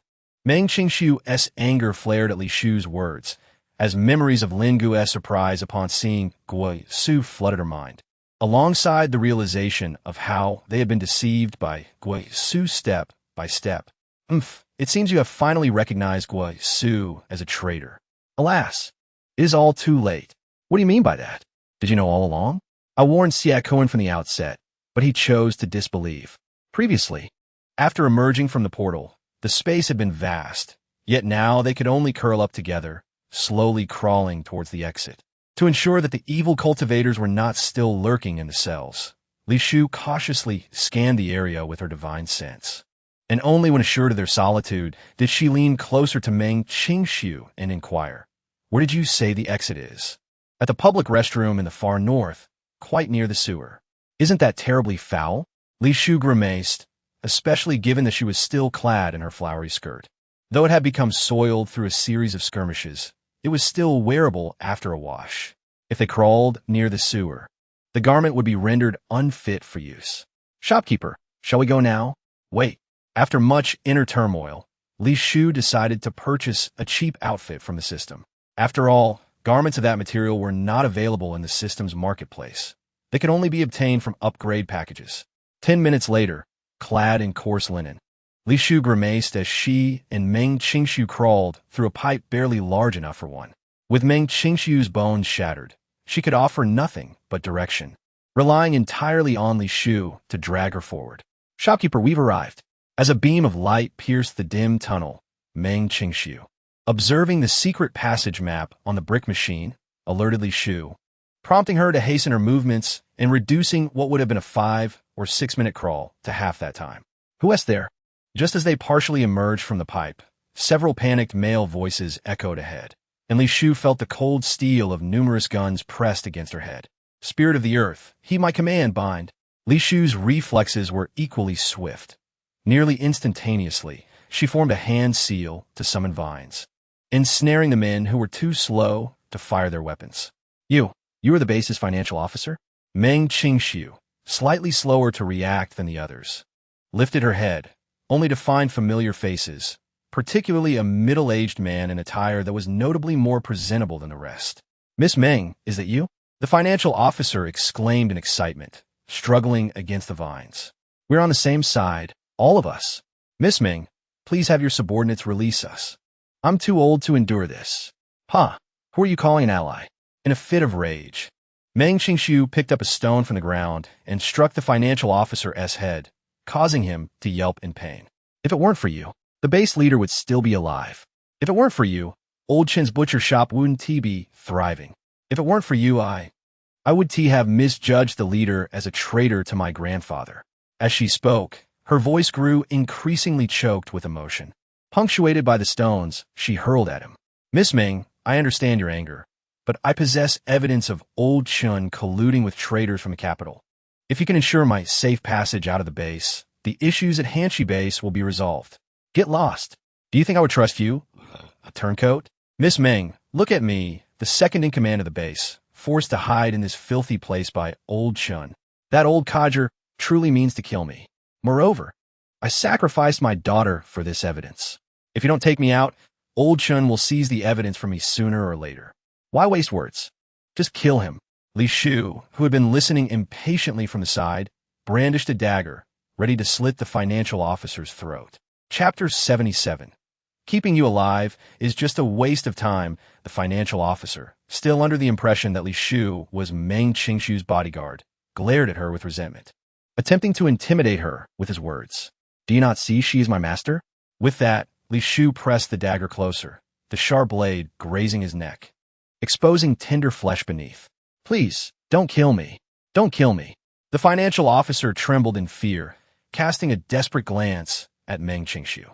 "Shopkeeper, please don't kill him." After a moment of struggle, Meng Qingshu chose to yield to reality. Although the base was being gradually consumed by Old Chen, having this spineless man around could still prove beneficial, for he would at least bring the evidence with him. Once they delivered it to the capital, help would surely arrive to deal with Old Chen. This was far more advantageous than simply killing the financial officer. "You wish to spare him solely because he possesses evidence of Old Chen's collusion?" "Yes." "Then if you kill him, wouldn't the evidence similarly fall into your hands? Such a crucial piece of information, he would surely keep it on his person, not hidden away." "No, the evidence isn't with me, so killing me would be pointless." The financial officer hastily interjected, terrified that a slight tremor in Li Shu's hand could seal his fate. "Is that true?" "Absolutely." "Very well. Then you are of no further use to us." As soon as Li Shu finished speaking, a flash of cold light gleamed, prompting the financial officer to close his eyes in fear. The anticipated pain never came, however. Instead, his head felt oddly cool. He cautiously opened one eye to discover his neck and limbs intact, though a familiar wig now lay on the ground beside him. Meng Qingshu. Let him first disclose the key evidence regarding Old Chen's collusion with the capital's traitors. Once we confirm its authenticity, we can take him with us. Agreed. "Miss, could you please let me down?" Suspended awkwardly by the vines, the financial officer began to negotiate upon realizing his worth to them. "Old age makes one insufferably picky." Li Shu scoffed, lightly tapping her fingers to release the vines. "Useless. You are all utterly useless." As soon as the financial officer was freed, he steadied himself and arrogantly approached his subordinates, slapping each one in turn. The others offered no resistance or words, remaining as silent as statues. Even as their master faced life-threatening danger, submissively bound by the vines. Once the financial officer vented his frustration, Meng Qingxiu began to verify the truth of his claims. After aligning the information, Li Shu honored her promise to escort them out. Naturally, Li Shu was not beholden to Meng Qingxiu. She had no obligation to escort such a large group out of the base. Thus, Meng Qingxiu and the financial officer offered her numerous crystal nuclei, along with various enticing benefits for her hotel. Is this the small path you mentioned that leads directly outside the base? Li Shu frowned at the refuse-filled wasteland, littered with corpses and heaps of fermenting matter, nearly causing her to regurgitate the meat bun she had eaten that morning. Indeed, the base leader constructed this path to prevent being caught unawares by zombies should they breach the city, relocating the garbage dump here to disguise it. The financial officer spoke with conviction, directing his subordinates to clear a pit of corpses and press a few buttons at random. With a rumbling sound, a hidden door shifted the decaying matter aside, revealing a passage narrow enough for but one. Miss Ming, time is of the essence. You are petite, so please proceed first. You go ahead. Li Shu cast a cold glance in his direction, her tone not one of negotiation, but a direct command. I'm too large. I may need to squeeze through, which would only delay you. Wouldn't it? How can I not see that you are large? With that, Li Shu utilized her teleportation, swiftly bypassing the guard's defenses and seized the finance officer by the collar, effortlessly delivering him to the cave's entrance. What are you doing? The finance officer looked at Li Shu in panic, about to utter more when she delivered a swift kick to his backside, successfully sending him into the cave. Is there anyone else who cannot enter? I would be more than willing to assist you.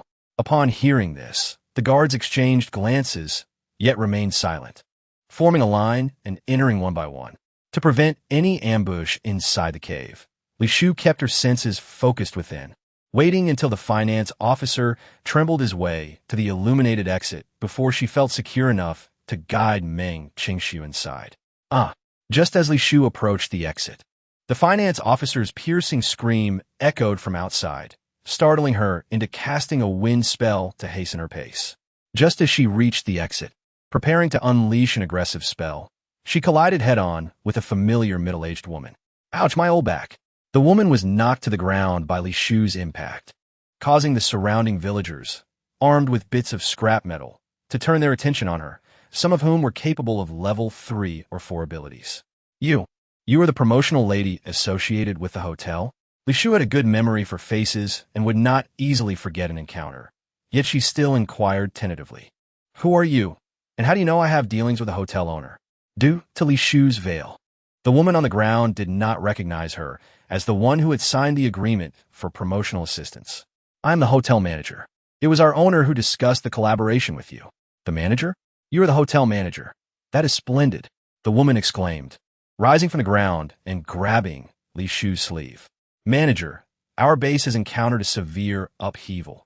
Many have mysteriously gone missing, creating a climate of fear. I gathered a group of old friends, and we used a crystal core to have an ability team escort us to the hotel. But guess what?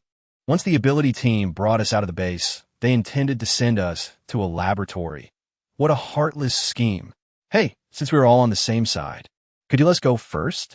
The voice belonged to the finance officer, who was being roughly held down by the villagers, along with his ineffectual subordinates. You spineless coward. Don't think I don't recognize you. Back at the base, you were always scheming to raise taxes, exploiting us ordinary folks without abilities. If it weren't for my substantial resources and some strength, I would have been thrown out to feed the zombies long ago. Her words ignited recognition among those who had initially not known the finance officer, causing their anger to surge as they raised their makeshift weapons to strike at him and his subordinates. Please, let us discuss this calmly. We shouldn't resort to violence. I didn't mean it back then. This insincere plea only fueled their fury further. Howl! Just as the crowd was caught up in their fervor, a wolf's howl echoed from a distance. In her prior existence, upon hearing such a sound, Li Shu would have fled as far as possible. However, now that she was allied with Yin Ming, it was evident that following the wolf would be safer. Manager, that must be the call of a mutated beast. Perhaps you should take this young lady and find refuge with us. The woman kindly suggested, tugging at Li Shu's sleeve, urging her to follow. The woman's eyes sparkled with the thought that most of their group consisted of ordinary people without abilities, and being with the manager would surely ensure their safety. No, I cannot agree to that. Who asked for your opinion? The woman glared fiercely at the finance officer, wishing she could stab him with a knife. Very well, but I cannot guarantee your safety. I understand. Life and death are fated. Regardless of how many of us survive by the time we reach the hotel, it will surely be better than waiting to die here. With the woman's assurance, Li Shu granted them 20 minutes to gather their belongings and notify any friends wishing to accompany them to the hotel. During the waiting period, the howls continued to resonate, heightening the anxiety of those remaining in place, as they took turns urging Li Shu to leave. Fortunately, the 20 minutes passed swiftly, and Li Shu observed the group, which had initially been a mere dozen, swell to around 100, filling her with concern. According to the path taken by the Scorpion, although it was deemed safer than the hotel's navigation, in a world rife with zombies, even the safest routes could harbor unpredictable dangers. If even half of these people were to survive, that would be considered fortunate. Sister, a sweet child's voice rang out from below. Li Shu looked down to see a girl, so thin she seemed to be little more than skin and bones, yet her hair and clothes were neatly arranged. Mother said you are our benefactor, and she asked me to give you this sweet potato. The little girl handed over the carefully wrapped sweet potato, swallowing hard. Her eyes filled with longing. I am merely guiding you. Whether you reach the hotel depends on your own efforts. Is that sister not going to eat this sweet potato? I want tea. They were far too conspicuous on their journey, attracting not only zombies but also unexpected attention. Indeed, most of the individuals were refugees who had fled from the Hanstone base, with a few being villagers. Upon learning that they were heading to the hotel as a group, they eagerly joined, increasing the number from 100 to 200, and then to 300, drawing in numerous zombies following the scent. Li Shu was no savior. She could not rescue everyone. Despite her best efforts to unleash powerful area spells, she could not save those ordinary individuals at the rear of the group. Moreover, she was aware that Yin Ming's wolf was quietly clearing the path ahead. It was unimaginable how dire the consequences would have been had she been alone and leading them. Manager, should we not distance ourselves from them now? The finance officer whispered a suggestion to Li Shu during the group's rest. You can leave at any time. Alas, why are you so stubborn? You're a business person, not a philanthropist. Consider this. Even if those people reach the hotel, what will it matter? How many of them possess abilities, and how many are mere ordinary folk? What profit's going to yield for you, and what resources will they consume? Have you calculated these figures? My arithmetic is poor. Perhaps you could assist me? Li Shu's tone carried an undeniable severity as her icy gaze locked onto him. Ignore my advice, and you shall soon regret it. How? The group had scarcely rested when the wolf's howl returned. Through their days of interaction, the others had learned that the wolf ahead was their guide. Likely a mutated wolf tamed by the hotel manager. Let us depart. With the giant wolf's signal, Li Shu immediately issued the order, leading the diligent group behind her as they continued their journey. As the central figure guiding the way, Li Shu had long lost count of the days without rest, fully aware that she bore the lives of many on her shoulders, compelling her to remain ever vigilant. Manager, why are you willing to lead them? Meng Qingxiu, who had been carried on Li Shu's shoulder, finally spoke up. In her memory, both the previous Li Shu and the current facade of the manager had always exuded an air of detachment, as if only their own survival mattered in this apocalyptic struggle. Yet now, it felt as though something fundamental had shifted. The one who merely looks down upon them, witnessing their descent into the mire, has he not gradually transformed from an outsider to an insider? My motivation for accompanying them is simply the lack of guests at the hotel, driven purely by self-interest. If it were solely for profit, one could easily choose to admit only those with abilities, rather than including the ordinary folk as well. Perhaps I have indeed lost my mind. Li Shu chuckled self-deprecatingly, all the while using her mental faculties to assess any potential risks in her surroundings. 2 days later, a howl echoed through the air. The weary ordinary people caught sight of an imposing ancient structure not far ahead. The exquisite carved wooden doors, the vast expanse of the courtyard, and the towering 5- or 6-story tavern. All these sights stimulated their senses. The hotel could be exchanged for food using crystal cores.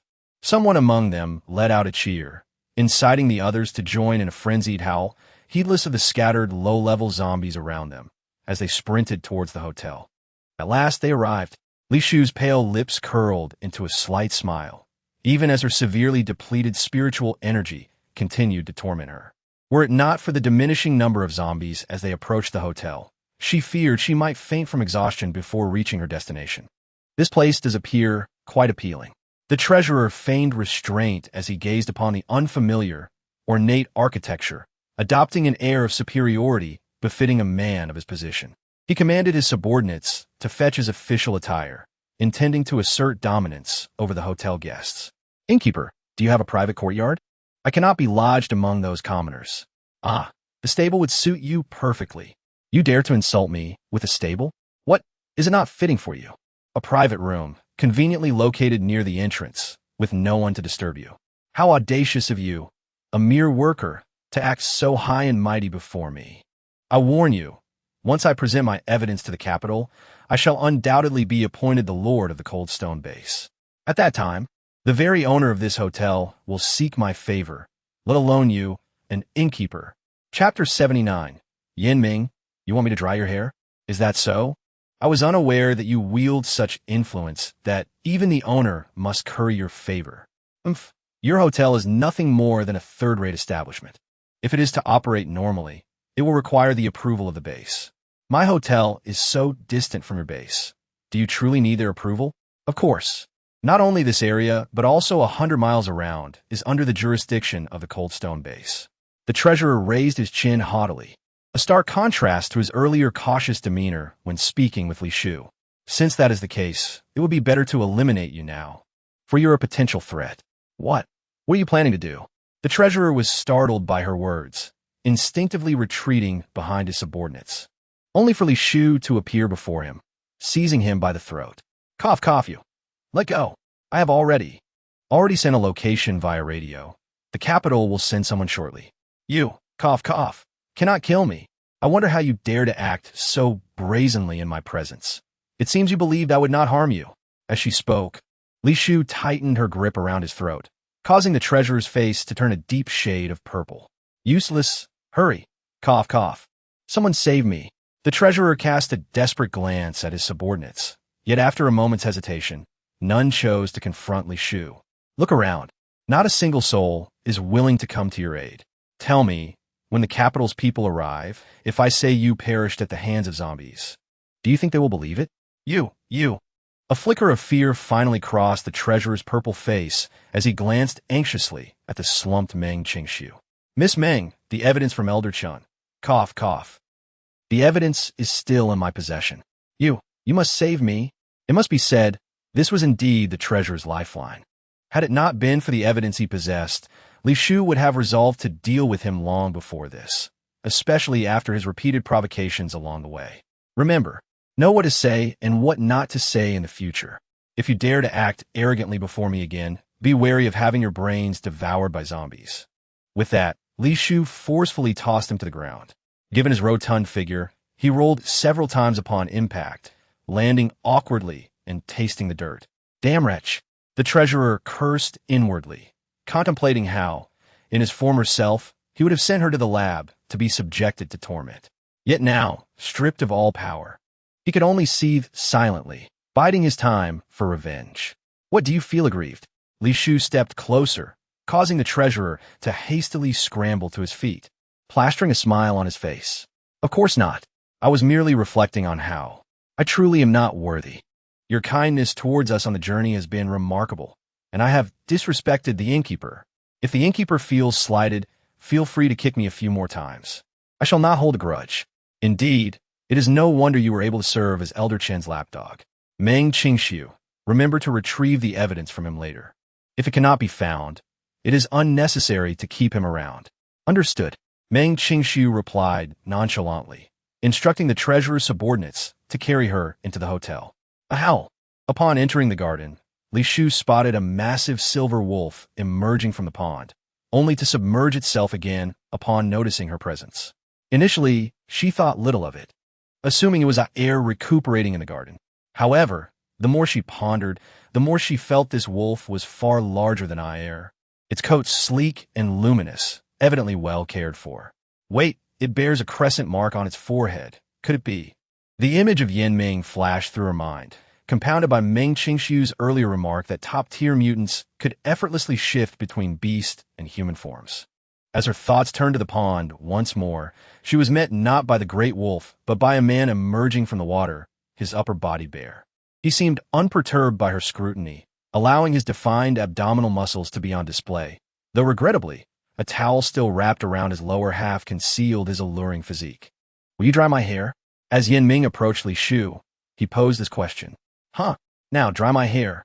He tossed aside a towel, seemingly acquired from nowhere. Reclining casually before her, his silken silver hair cascading at her side, its cool, smooth texture tempting her to touch it. "Dry it."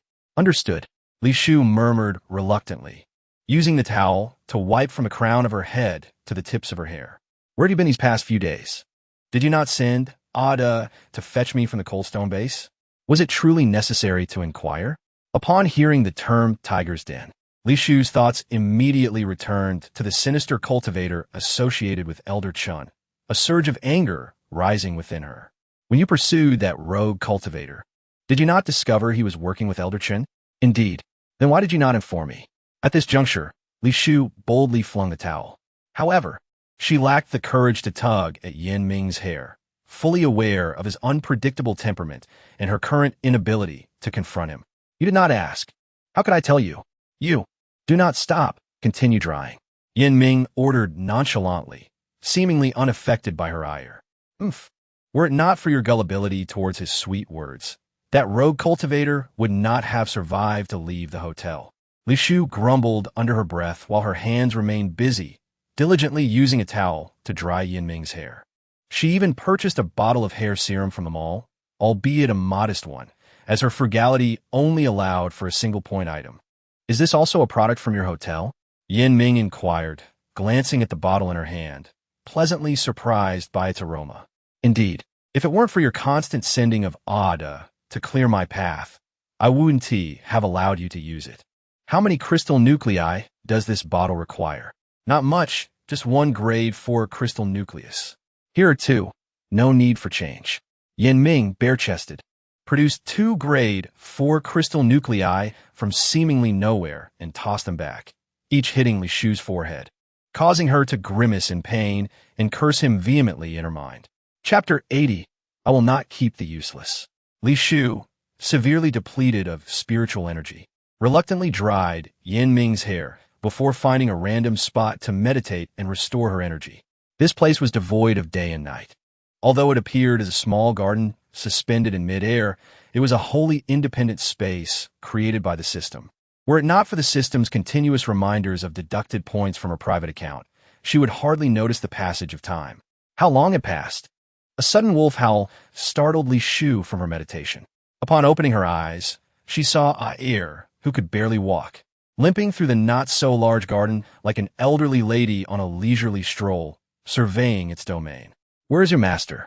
Li Shu casually inquired, scanning the area for Yin Ming's presence. She recalled that her only task was to replenish Air's points within the garden. So how had Yin Ming entered without points? Air could not speak, but gestured toward the garden's exit with its eyes. 2 hours later, Li Shu, initially filled with anticipation, felt deflated upon viewing the business data displayed on the computer. She looked perplexedly at the crowded lobby and courtyard, then at the sharply declining revenue chart, convinced that the system's computer must be malfunctioning. Observing the confusion on her face, a paper-figure girl standing nearby approached to explain. "The Haven T gone out to slay zombies for crystal nuclei? From what I've observed, they seem to be part of well-defined small groups, taking turns to venture out. From now on, we need to implement a rule. If a hotel room is not booked and only food is consumed, guests must leave after 3 hours in the hotel lobby and courtyard. Shopkeeper, do you need to take a moment to compose yourself? The paper figure girl gently suggested, understanding that those people were not unwilling to spend, but genuinely lacked funds. If the hotel enforced such a stringent rule without warning, it would surely incite discontent, perhaps even minor riots. I require crystal nuclei and increasingly profitable revenue, not diminishing returns. Li Shu's voice grew more emphatic. She understood that those people were struggling and striving to improve their lives, but at her core, she was a businesswoman. Moreover, with the hotel being eyed by Elder Chun, she felt the weight of urgency. In the past, she would have been unafraid, but now there were sinister cultivators aiding Elder Chun. If the hotel didn't accumulate points while they remained inactive, it would be too late once they decided to act. Dear compatriot, let me tell you, what I hold in this bottle is not mere water, but a spiritual potion that enhances your abilities. What's more, my relationship with the hotel owner is quite solid. Back at the Hanstone base, she persistently urged me to promote her establishment. Now that the Hanstone base faces a crisis, she specifically sent the hotel manager to bring me here. Were it not for my crystal nucleus shortage, I wouldn't part with such a valuable item. Just as Li Shu grappled with her predicament, the incessant sales pitch from the woman caught her attention. She turned to see the once disheveled lady, now radiant, discreetly trading with a bounty hunter at the hotel entrance, holding a bottle of water that had merely undergone cosmetic changes. Is that true? Did the manager really give you that? The bounty hunter appeared skeptical, yet his eyes were fixed on the water bottle. How could I deceive you? If you doubt me, feel free to ask anyone from the Hanstone base if they have heard of me, Zhao Sanyao. It was I who fervently promoted the hotel, urging them to come. Well, will you buy or not? If not, then forget it. I'm not desperate to sell this fine item. Of course I'll buy it. You're only asking for 1 grade, 2 crystal nucleus, correct? Indeed, were it not for our shared roots, I'd never offer it at such a low price. Absolutely. The bounty hunter grinned, hastily handing over a grade 2 crystal nucleus to Zhao Sanyao before grabbing the water and fleeing, wary of any change of heart. How could I have forgotten such a natural businesswoman? Li Shu murmured, regarding Zhao Sanyao with the reverence one might afford a deity of wealth. Meanwhile, Zhao Sanyao, having effortlessly earned a grade 2 crystal nucleus, hummed a tune, intending to reward herself with a dish from the chef at the counter. When she noticed the hotel manager approaching after a 3-day absence, her mind raced, recalling that during their transaction, she had spoken from a distance, her voice barely audible. Surely, the manager hadn't overheard her? Madam, how do you fare to the hotel these past few days? Li Shu greeted Zhao Sanyao warmly, pulling her closer to the counter to prevent her escape. Quite well indeed. I must thank the manager for bringing me here. Otherwise, I wouldn't have enjoyed such a charmed existence. Compared to others who arrived with you, you seem to be in the best condition. By the way, I heard you mention having done business with our hotel owner? Yes, indeed. You must have had a delightful conversation with the owner. Wouldn't you agree? I wonder if you'd be willing to discuss it with me? What would the manager like to discuss? Zhao Sanyao tentatively inquired, relieved as long as it wasn't a warning. I would like to discuss your potential employment as a hotel sales associate. Zhao Sanyao's mouth fell agape, momentarily doubting her hearing. A sense of foreboding crept into her mind. If a guest proved to be more of a hindrance than a help, they would undoubtedly be cast aside. Madam, I have pressing tasks. If I do not achieve the desired revenue within a month, those who cannot pay their room fees will not be retained. Chapter 81. Are you threatening me? How can I assist you? Zhao Sanyao's heart raced. For those people were her companions from the past. Should the hotel expel them, many, with families to care for, would surely struggle to escape the jaws of the undead. Your words are quite persuasive. I need you to promote the sales of mid to high-end food within a hotel. Naturally, I will also allocate you a daily quota of 100 for weapons and medicines. For each item you sell, I shall grant you a commission of 1,000. You should know how scarce and valuable those items are. Zhao Sanyao hesitated, accustomed to finding easy marks within her fixed circle. Now, representing the hotel in sales filled her with trepidation. Moreover, the hotel manager had just indicated a desire to expel those deemed useless, revealing a distinctly profit-driven face. If one is unable to meet her expectations, will they also be deemed useless and cast aside? Naturally, in addition to commission, there is also a base salary. Once you become an employee of the hotel, I shall provide you with a monthly wage of 100 points, and the hotel will cover your meals and accommodation, requiring no expenditure on your part. Really? Upon hearing this offer of meals and lodging, Zhao Sanyang exclaimed with excitement. Although the hotel's expenses are modest, the daily charges for the rooms accumulate to a significant amount over time. Thus, becoming a hotel employee, with meals and lodging included, means she need not venture out into the perilous world to earn crystal cores like others. Indeed, it is true. Li Shu's tone lifted slightly. As she had already decided on this employee, I agreed to become the hotel's salesperson. Without a second thought, Zhao Sanyang consented. Usually, she would negotiate her salary with the manager to secure the best possible deal, but knowing she would be working under the manager, she refrained from being too demanding, not wanting to leave a negative impression. Aji, prepare a single room for our new salesperson and draft a contract. Additionally, all future room and meal expenses will be deducted from my private account at cost. Understood. The paper doll girl nodded respectfully, deftly opening her computer to communicate with the system. It must be said that with her quick-witted employee, many tasks no longer required Li Shu's direct involvement. She could comfortably assume the role of a hands-off manager. By the way, ensure the newcomers are accommodated in rooms, preventing them from crowding in the lobby and courtyard, which could disrupt my business. Of course, Zhao Sanyang readily agreed, her mind already formulating several strategies to resolve the issue. Li Shu smiled with satisfaction, leisurely departing the lobby, intending to stroll through the vastly expanded hotel. She recalled that near the back door, where she had previously led Yan Ming, there was still a pile of corpses left unaddressed. She wondered how foul they had become and hoped no bored patrons wandered into that area. Bah! With such a repulsive creature, how dare you approach the hotel?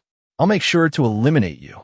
As an exceedingly arrogant male voice resonated, Li Shu paused mid-stride, hearing the dull thuds of sticks striking flesh, accompanied by the relentless stream of insults from the man. Strangely, the victim remained utterly silent throughout. Were it not for Li Shu's extraordinary senses, which even allowed her to hear the sound of rupturing blood vessels, she might have assumed they were assaulting a corpse. What are you doing? Li Shu reprimanded sharply, gradually approaching their direction. The manager? The leading assailant exclaimed in surprise, evidently not expecting the hotel manager to appear in such a secluded location. I ask again, what are you doing? Li Shu's gaze bore coldly into the man. Aside from recognizing him as a level 3 ability user, she had no further impression of him. He was likely a recent guest. Manager, my two brothers and I discovered that a mutated being had infiltrated the hotel. To avoid alarming the other guests, we brought him here to deal with the threat to the hotel. So, I should be grateful to you? That's unnecessary, the man replied, grinning foolishly, seemingly oblivious to the sarcasm in Li Shu's words. However, among the group, one individual discerned her tone and spoke softly. Manager, you may be unaware of the terrifying nature of mutated beings. As he spoke, he stepped aside, allowing Li Shu to see the boy curled up on the ground. Yet, she could not discern his face, only observing his emaciated form, covered in scales and powder, with a pair of vibrant wings lying on the ground. This was a mutated insect capable of camouflage, and the scales on his body were clearly toxic. During her travels among various bases, she had encountered many like him who had poisoned ordinary people. Thus he surely harbored ill intentions in coming to the hotel. Did he poison anyone while you captured him? The man fell silent. He had indeed failed to catch him in the act. In my eyes, mutated beings, ability users, and ordinary people are no different. As long as you can pay for crystal cores and refrain from causing disturbances in the hotel, my doors will always be open to you. Upon hearing this, the boy, who had been huddled motionless on the ground, suddenly stirred. He struggled to lift his head, his glassy eyes passing over the loathsome men and landing on the elegantly dressed woman in a flowing gown. Manager, mutated beings are soulless beasts that know only slaughter. How can you compare such creatures to us? If he were a mere beast of slaughter, how could you so easily torment him? Naturally, we are stronger than him. He is weaker than us. Is that so? Li Shu retorted with sarcasm, her finger twitching slightly, unleashing a fierce gust of wind that sent the three men tumbling to the ground, while the boy remained unaffected by the gale. Now, do you still dare to claim superiority over him? You. The three toppled men scrambled to their feet, glaring at Li Shu with fury. What, are you dissatisfied? Manager, why do you protect this mutated being? I am not protecting him. I am merely stating facts. Mutated beings are our mortal enemies. Should you allow him to stay in the hotel, we will ensure all guests know that a mutated being resides here. Are you threatening me? Li Shu's tone turned icy. Arcs of electricity snaking towards the men, sending them retreating in fear. You will regret this. Chapter 82. Are you certain you want to accommodate a mutated being? After those individuals departed, Li Shu showed no intention of pursuing them, instead approaching the boy to assess his condition. Your abilities are clearly superior to theirs. Why did you not resist? Grandmother said. One must not harm others. The boy curled up, his small face obscured by his battered wings, as though hiding his injuries could erase them. Foolish. Grandmother said that if you treat others sincerely, they will reciprocate. And where is your grandmother? Grandmother. She has passed away.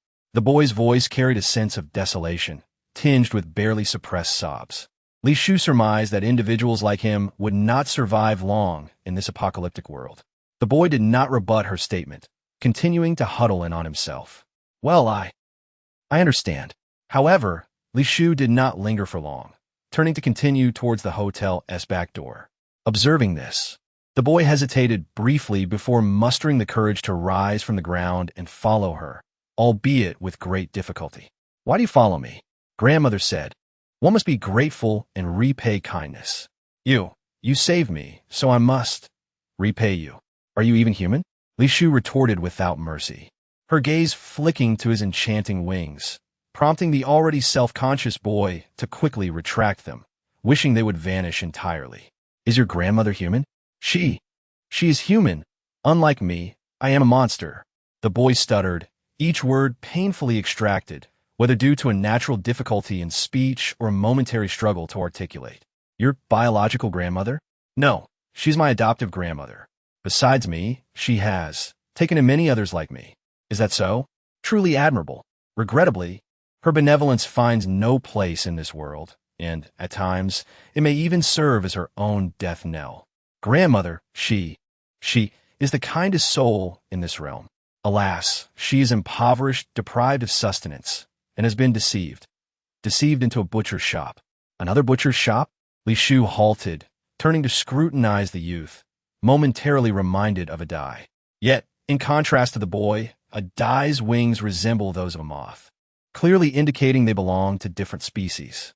Among the children your grandmother adopted, is there a girl named a dye with dusty wings? Upon hearing this, the boy's eyes lit up with excitement, and he nodded fervently. A dye is. She was the last adopted creature by grandmother. She is fierce, formidable. She does not play with us, nor does she converse with grandmother.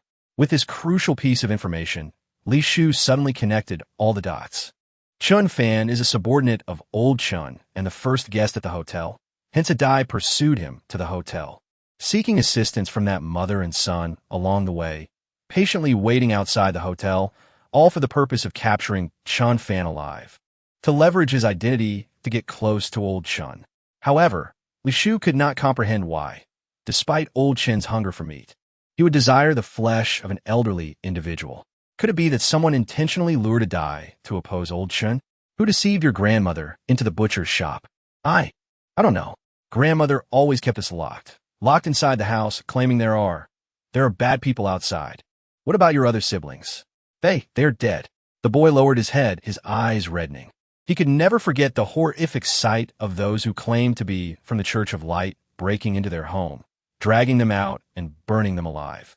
Yet, his siblings always remembered grandmother's teachings, refusing to retaliate against those people even in death. It was he, the most useless among them, who managed to escape through a fade of abilities they deemed beneath them. He sought grandmother in a dye, and indeed followed their scent to find the head that grandmother hung at the meat stall, as well as this hotel that still bore a dye's essence. You came here because a dye's scent is present? Yes, especially on you. The scent is quite strong. A dye is not in the hotel. She may still be lurking at the Hanstone base, waiting to kill old Shun. You are of no use to me. I will follow you too. To repay you. What a stubborn fool. That hardly qualifies as saving you, Li Shufei remarked, though she still led the boy to the back where the bodies were piled. There, as she imagined, a foul stench emanated from the decaying corpses, teeming with countless white maggots. If you wish to repay me, gather those bodies together. Upon hearing Li Shufei's command, the boy nodded earnestly, rolling up his sleeves to drag the bodies to a single spot, utterly unfazed by the rotting flesh and maggots. Sister, I'm done. Li Shufei acknowledged, instructing him to step back and then expertly conjuring spiritual fire to ignite the bodies.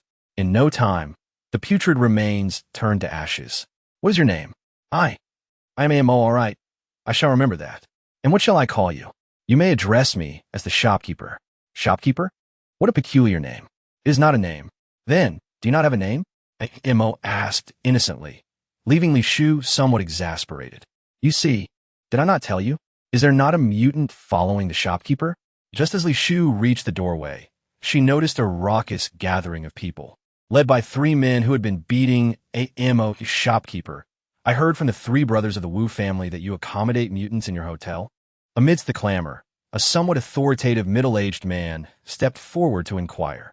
Indeed, I do accommodate mutants here. Shopkeeper, do you know what a mutant is? What do you mean by that? Shopkeeper, mutants are creatures possessing the genes of mutated beasts. No matter how human they may appear, they cannot conceal their bloodthirsty and savage nature. How can you allow such beings to reside in your hotel, leaving us unable to feel secure? The middle-aged man raised his voice, enlisting the help of a mutant with amplification abilities, creating a commotion comparable to the loudest speakers, ensuring that even those who did not emerge could hear clearly from their rooms, indicating it was a premeditated arrangement. Very well, I shall make it clear. In my hotel, whether mutants, ability users, or ordinary people, as long as they abide by the hotel's rules and can afford the crystal cores, I will treat them all equally, conducting business with them. Chapter 83. Do you think you can claim this hotel for yourselves? You are utterly insane. The middle-aged man trembled as he pointed at her, yet due to her status, he dared not lay a hand on her. If you find it intolerable, you may leave the hotel. No one will force you to stay. Shopkeeper, you must think this through. You are responsible for what you say. What must I think through? Li Shufei found his words absurd. As the proprietor of the hotel, did he expect her to heed his opinions? Moreover, she had specifically instructed the system to ascertain his membership card through his facial features, uncovering an intriguing revelation. Aside from the first day, when he spent 3 points on a steam bun, he had not spent a single penny since. So, where did his usual room and meal expenses come from? Everyone, have you all heard? The shopkeeper of this hotel disregards our lives and permits mutants to stay here. Frankly, she is unworthy of being the shopkeeper, unworthy of remaining in this hotel. Yes, she is unworthy of being the shopkeeper. With the middle-aged man leading the charge, those behind him began to echo the sentiment, causing the onlookers who had yet to take sides to emerge, surrounding Li Shufei and the men tightly. If I am unworthy of being the shopkeeper, then what makes you worthy? Li Shufei regarded the man with disdain, entirely unfazed by his incitement. I demand the hotel owner to come forth and provide us with an explanation. If she admits to accommodating mutants, then this hotel should not be under your control. A more suitable candidate should be sought. Indeed, absurd. Li Shufei lightly lifted her eyelids, scanning the crowd with indifference, a chilling aura emanating from her. With a mere tap of her toes, countless blades of wind surged toward the throng, sending them scurrying in terror. Do not panic, do not advance. Everyone stay where you are. She dares not take action against us. The middle-aged man and the 3 brothers attempted to stabilize the situation, but the crowd refused to listen, sustaining various injuries from the wind blades that left them grimacing in pain. What few of you like rats? Are you following whose orders to dare cause a ruckus in this hotel? No one is instructing us. I simply cannot stand your indifference towards the lives of others while engaging in business with mutants. Is that so? Li Shufei narrowed her eyes, her figure vanishing from sight. only to reappear moments later, her hand gripping the throat of a petite girl. Let me go, cough, cough, cough, let me go. The girl seemed devoid of any abilities and offered no resistance when Li Shu seized her. Furthermore, she had not participated in this commotion, appearing merely as an ordinary passerby. Were you enjoying the show from the sidelines? With no effort expended, you incited them to turn against me while accomplishing the task assigned to you by Old Shun? I do not understand what you are saying. Do you not? Li Shuyu's tone intensified, and her grip on the girl tightened, causing the latter's eyes to roll back in fear. Shopkeeper, what are you doing? Do you intend not only to silence us, but also to harm an innocent? The middle-aged man questioned Li Shuyu with righteous indignation, prompting onlookers to agree that the hotel manager had gone too far. What am I doing? Allow me to enlighten you. As her words fell, the girl struggling in her grasp began to undergo a transformation, morphing into a long-tailed lizard within mere seconds. No, it's impossible. The middle-aged man, paralyzed by terror, collapsed to the ground, haunted by memories of the girl bribing him with crystal cores, paying his bills, and even offering herself late at night. He retched, his stomach churning violently, expelling the day's meals. Observing this, Li Shuyu sensed it was the right moment. This hotel is my place of business, not your temporary refuge. I am under no obligation to cater to your whims, nor am I obliged to obey your commands. If you are dissatisfied with my methods, feel free to seek another establishment. Do not consume my modest fare while masquerading as victims, attempting to claim this hotel as your own. With the final word, a resounding thud echoed as the ringleader of the disturbance, the Wu brothers, and the girl on the floor all suffered a simultaneous fate, leaving a strong metallic scent of blood to permeate the hotel. Guests, taken completely off guard, screamed in terror, scrambling to escape. Those who had joined the ruckus were equally horrified at the sight of the corpse, collapsing in shock and staring pallidly at Li Shuyu. Shopkeeper, I didn't mean to. It was that man who gave me the crystal core and tricked me into this. One of them, fearing a similar fate, rushed to kneel before Li Shuyu. Bang! Almost as soon as he knelt, his legs erupted in blood, agony forcing him to roll on the floor. I'll leave the hotel now. Please don't kill me. The others, witnessing this scene, dared not plead for mercy and fled towards the exit. Crackling sounds echoed as the legs of the troublemakers burst in a series of explosions, causing them to writhe on the ground in agony, their cries filling the air. In the future, anyone who dares to cause trouble in my hotel will meet the same end.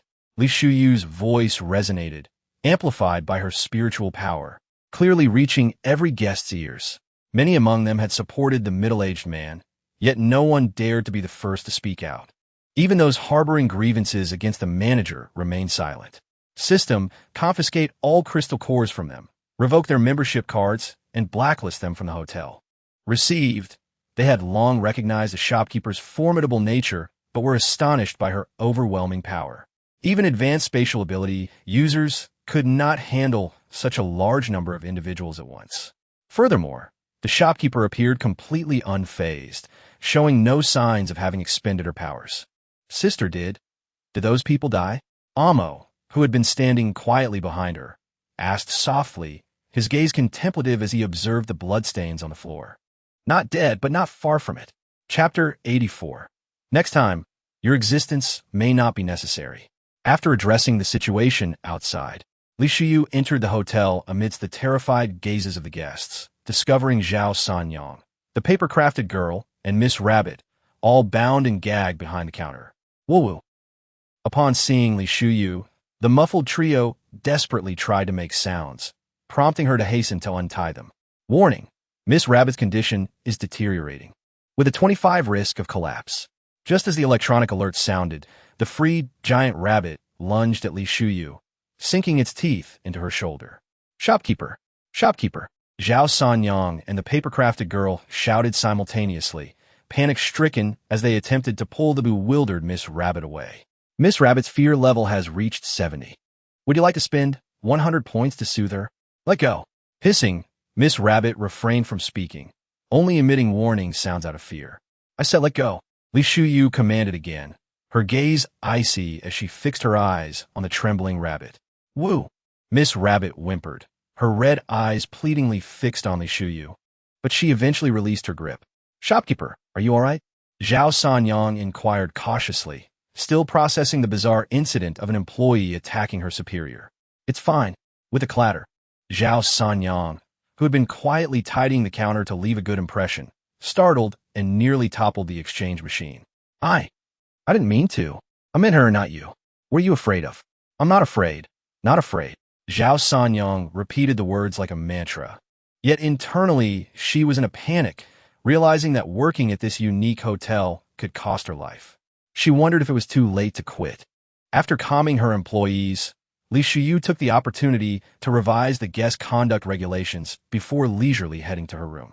Perhaps due to the shadow of her actions, the guests who once greeted her warmly hurried past, as if she were a merciless killer. Yet, Li Shufei paid no mind. This was the effect she desired. The hotel's extraordinary existence and its abundant resources demanded that someone capable of maintaining order be present, lest anyone come and cause havoc. System.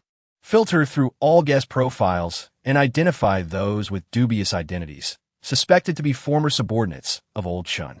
Intelligent filtering costs 10 points per instance. Do such trivial matters require points? Intelligent filtering extracts key information from vast data and requires energy expenditure. Understood. Deduct it from my private account.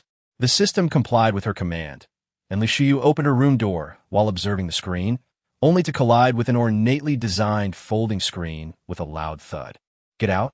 A deep male voice emanated from within, its tone languid and hoarse, as if just awakening. "This is my room. Who are you telling to leave?" Fuming, Li Shufei enunciated each word, especially upon discovering that her lavishly decorated themed suite had been transformed into a monotonous expanse of black. If she hadn't been certain she was in the right place, she would have doubted her eyesight. "This is my room now." Yan Ming, an outsider, paid no heed to Li Shufei, continuing to lounge against the newly adorned mahogany bed. System, expel him. Li Shufei recognized that she was no match for him, and reasoning with Yan Ming was futile given his self-centered nature. Thus, she opted to use external force for assistance. This individual's level is too high to be expelled. Are you the master, or is he? Is this hotel yours, or his? With others stepping all over you, what can you do? Host, we are one. The hotel's owner is you. Li Shufei's frustration boiled at the system's gentle reminder, feeling powerless to retaliate, and had no choice but to begrudgingly navigate around the screen. Fortunately, the suite contained a secondary bedroom, allowing her to sleep there. Regrettably, it too had been altered by Yan Ming. Aside from the glaring black walls, the once cozy mattress had been replaced with an austere wooden bed, inciting her fury. "Yan Ming, what happened to my previous furniture?" Li Shufei restrained her temper and quietly approached Yan Ming. After much deliberation, she chose not to confront him. If he wanted this room, so be it. She would simply find another room to remodel. Throw it away? What? Throw it away? Li Shufei clenched her fists in frustration. Those were her points, earned through her hard work. This extravagant man was truly insufferable. As soon as Yan Ming's words fell, the room's window automatically opened. A vividly feathered phoenix flew in from outside, transforming before her eyes into a delicate-looking, handsome man. "Chief, do you have any orders? Help her find the trash you discarded the day before yesterday." The man hesitated, glancing at Li Shufei with his beautiful peach blossom eyes, blinking pitifully. As he spoke, he took the initiative to grasp Li Shufei's hand and gently scratch her palm. "I have many exquisite pieces of furniture. You may choose at will. Please, dad's not." Not allowed. Li Shufei, momentarily bewitched by the man's words, felt a twinge of pity for him, thinking how unfortunate it would be if Yan Ming punished him. "Thank you, miss. By the way, may I ask if you recognize the gentleman hiding outside and eavesdropping?" Upon hearing this, the financial officer, who had been sneaking outside the door, hurriedly fled, prompting Li Shufei to immediately utilize her teleportation ability to seize the man's collar. "Don't harm him. We are all on the same side." The plea for mercy echoed, and Li Shufei frowned as she regarded the cowering financial officer, puzzled as to how a mere ordinary person could sneak around without her noticing. "What were you doing hiding at my door?" I just had a matter to discuss with the manager. I just arrived at the door." You need to bring a wireless phone that belongs to Meng Qingshu to discuss with me? Chapter 85.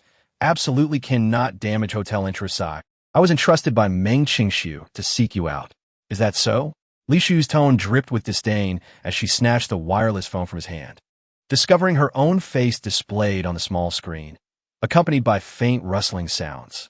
If her memory served her right, the small square on the back of the phone was a camera akin to the imaging stones used in the cultivation world.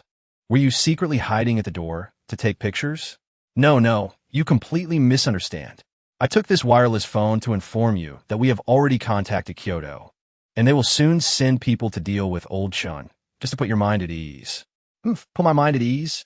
Perhaps you wish to gather evidence against me, so when Kyoto deals with Old Chun, they can eliminate me as well?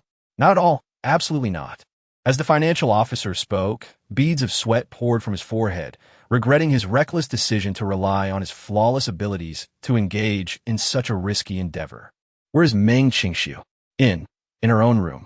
Go and lead the way. Yes. The financial officer answered submissively, carefully leading Li Shu toward Meng Qingshu's room. As the door swung open, Meng Qingshu lay on the bed before Li Shu. Contrary to her expectations, Meng Qingshu had not been coerced by the financial officer and was well taken care of by the officer's subordinates, with 2 plates of unfinished dishes on the table. Why is your wireless phone in his hands? Manager, once the people from Kyoto arrive, I will no longer be the financial officer, but the Lord. At this, the financial officer puffed out his chest, as if this would change Li Shu's attitude toward him. Lord? Li Shu's eyes turned icy. If such a petty man became a lord, it would spell disaster for her hotel. Indeed, I have made significant contributions this time. The higher-ups have personally promised me. Is it because of your so-called evidence? Exactly. The financial officer's smile deepened as he began to revel in the prospect of a future filled with enjoyment. When the people from Kyoto arrive, he would present the video of the hotel manager colluding with the mutants, and with the manager gone, wouldn't the hotel's assets fall into his hands as the future lord? So, you have already submitted the evidence to Kyoto? Of course. Without a moment's hesitation, the financial officer admitted.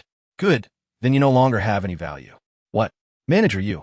Before the financial officer could finish, Li Shu commanded the system to send him outside the hotel, specifically to a location swarming with zombies. In a flash of white light, Meng Qingshu watched as the once arrogant man vanished before her eyes. Simultaneously, a piercing scream erupted outside the hotel as a horde of ravenous zombies surged forth, devouring the financial officer, who had managed to escape Old Chin's clutches after years of tyranny at the Cold Stone base. Did you kill him? Meng Qingshu inquired softly, feeling a mixture of vindictive pleasure and an empty sense of loss. When you handed him the wireless phone, didn't you already anticipate using my hand to eliminate him? Li Shu saw through everything. Meng Qingshu's torment at the hands of Old Chun undoubtedly had a share of the financial officer's doing. How could she allow this man to present evidence and claim credit without paying any price, continuing to thrive at the Cold Stone base? Indeed, I intended to use your hand to dispose of him, but I won't let you suffer. The next lord of the Cold Stone base will not be someone else. It will belong to me. Very well, I await your good news. Yet she knew that the woman she had saved twice had already changed beyond recognition. Downstairs, he sat in silence, waiting for a long time, disregarding the disdainful or fearful gazes of others, simply waiting for Li Shu to come down. Sister. Just as he was beginning to think Li Shu would not appear, her familiar silhouette slowly approached, and he excitedly rushed forward, his eyes sparkling like a puppy, seeing its owner. Li Shu casually asked a question, hardly paying attention to IMO, for her mind was consumed by the list the system had just generated. It was shocking to see that currently, over half of the hotel's guests might be spies sent by Old Chin. Sister, I know a place where there are lots of crystal cores. I want to repay you and take you there. I won't go. I have no interest in earning crystal cores right now. What? You don't want crystal cores at all? It's not that I don't want them.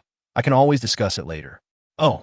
IMO lowered his head dejectedly, thinking his sister, running such a large hotel, must be in dire need of crystal cores.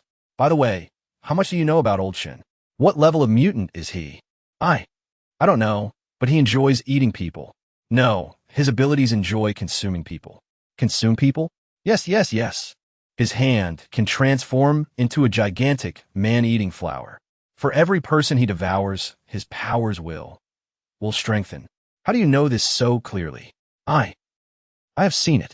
Mo's voice dropped, his eyes flickering with obscure light.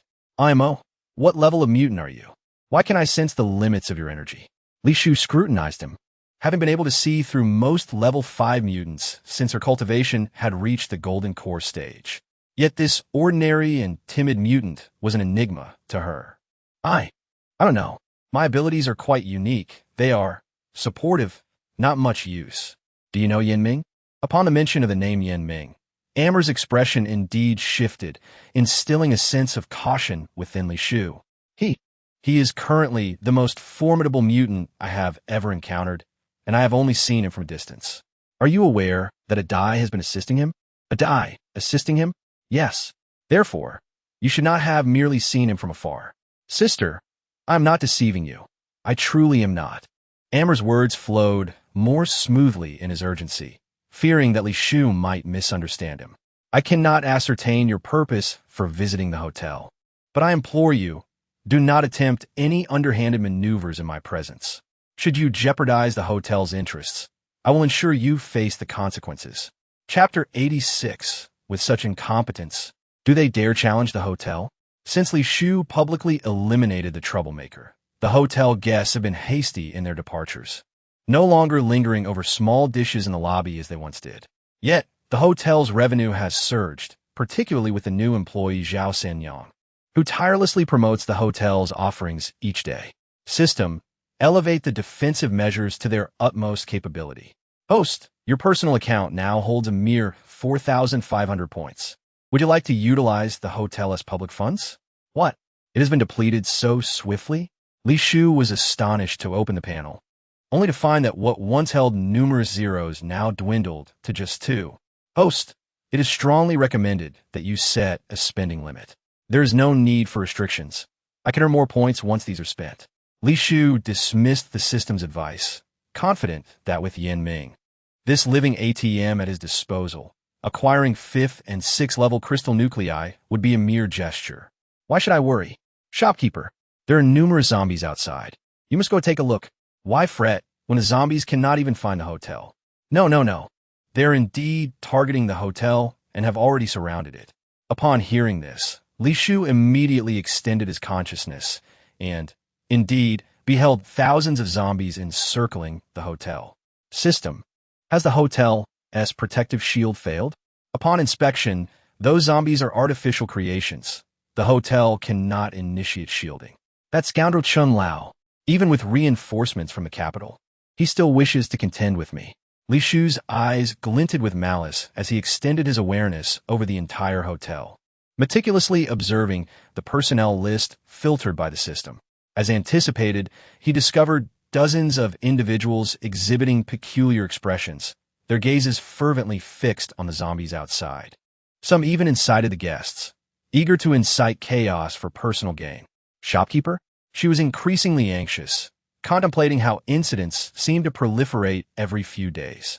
Wasn't he at once claimed that this place was utterly safe? With so many zombies, are you the only one who can handle this? Have you heard of the adage? To catch a thief, one must first capture the king? Indeed, with such a multitude of zombies, there must be a controlling zombie king. The shopkeeper's insight is commendable. Aji, you will oversee the hotel. If anyone attempts to take advantage of the chaos, connect to the system via the computer and teleport them out. Understood. The paper-crafted girl stationed at the front desk nodded, though she was a virtual employee drawn from the lottery pool. She longed to remain in the hotel and took Li Shu's words to heart, her gaze fixed on potential ambush points. System, reinforce the defensive measures using the hotel as public funds. Received. With the electronic announcement, a transparent, luminous membrane enveloping the hotel emanated a dazzling radiance from the building's center, sending the surrounding zombies tumbling several meters away with a resounding boom, prompting the guests inside to cautiously peek out. To their astonishment, the tremendous noise did not signal a breach by the zombies, but rather an attack upon them. How could this be? One of Chun Lao's spies stood dumbfounded, observing the zombies sprawled on the ground, pondering how a mere hotel could manifest such a formidable shield capable of assaulting zombies. Could it be that the hotel manager, or rather, the proprietor behind the hotel, is indeed a top-tier mutant? Is this establishment, in fact, a manifestation of their extraordinary abilities?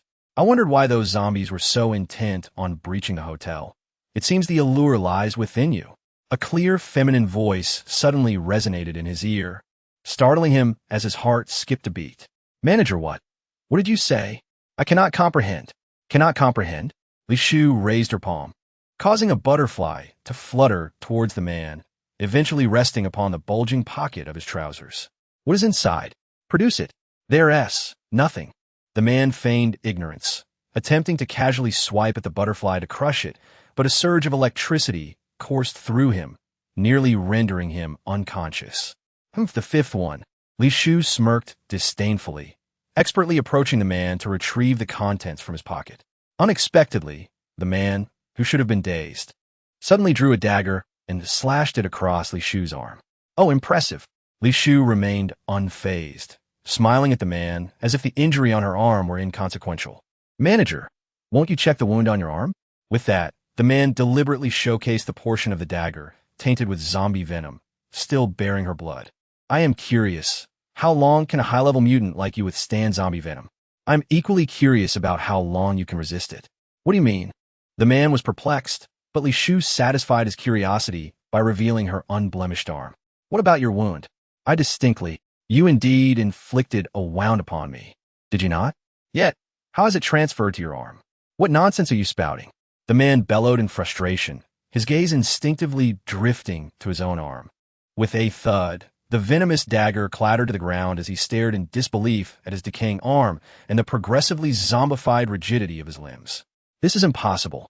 It cannot be, the man proclaimed frantically, lunging towards Li Shu, who merely curved her lips into a smirk and delivered a powerful kick to his chest, propelling him 5 meters away, crashing against the wall. With a series of crackling sounds, the now zombified man's limbs and neck twisted grotesquely under the force, his head spinning and producing a sharp noise. Roar! He charged forward once more, albeit this time in a zombie form. What a pity. He could not even last half a minute.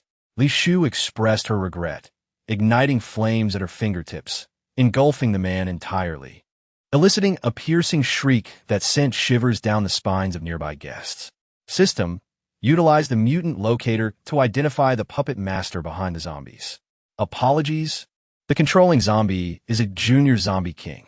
The host cannot employ items against it. Chapter 87. Yin Ming, could you be poisoned? He has indeed invested heavily, even employing a zombie king. Li Shu's gaze drifted towards the zombies, fully aware that a zombie king is akin to raising a deadly creature. Having emerged from a sea of corpses and blood, perhaps possessing a semblance of intelligence compared to other zombies. More critically, identifying a zombie king indistinguishable from ordinary zombies amidst the vast horde is akin to finding a needle in a haystack. Will the other spies relay their locations to me? Mark. The system displayed a small map of the hotel, conveniently highlighting the key targets with red dots for Li Shu's reference. Originally, Li Shu intended to eliminate them all, but the thought of the zombie king outside sparked a new idea in her mind. Perhaps they could serve as bait for the zombie king.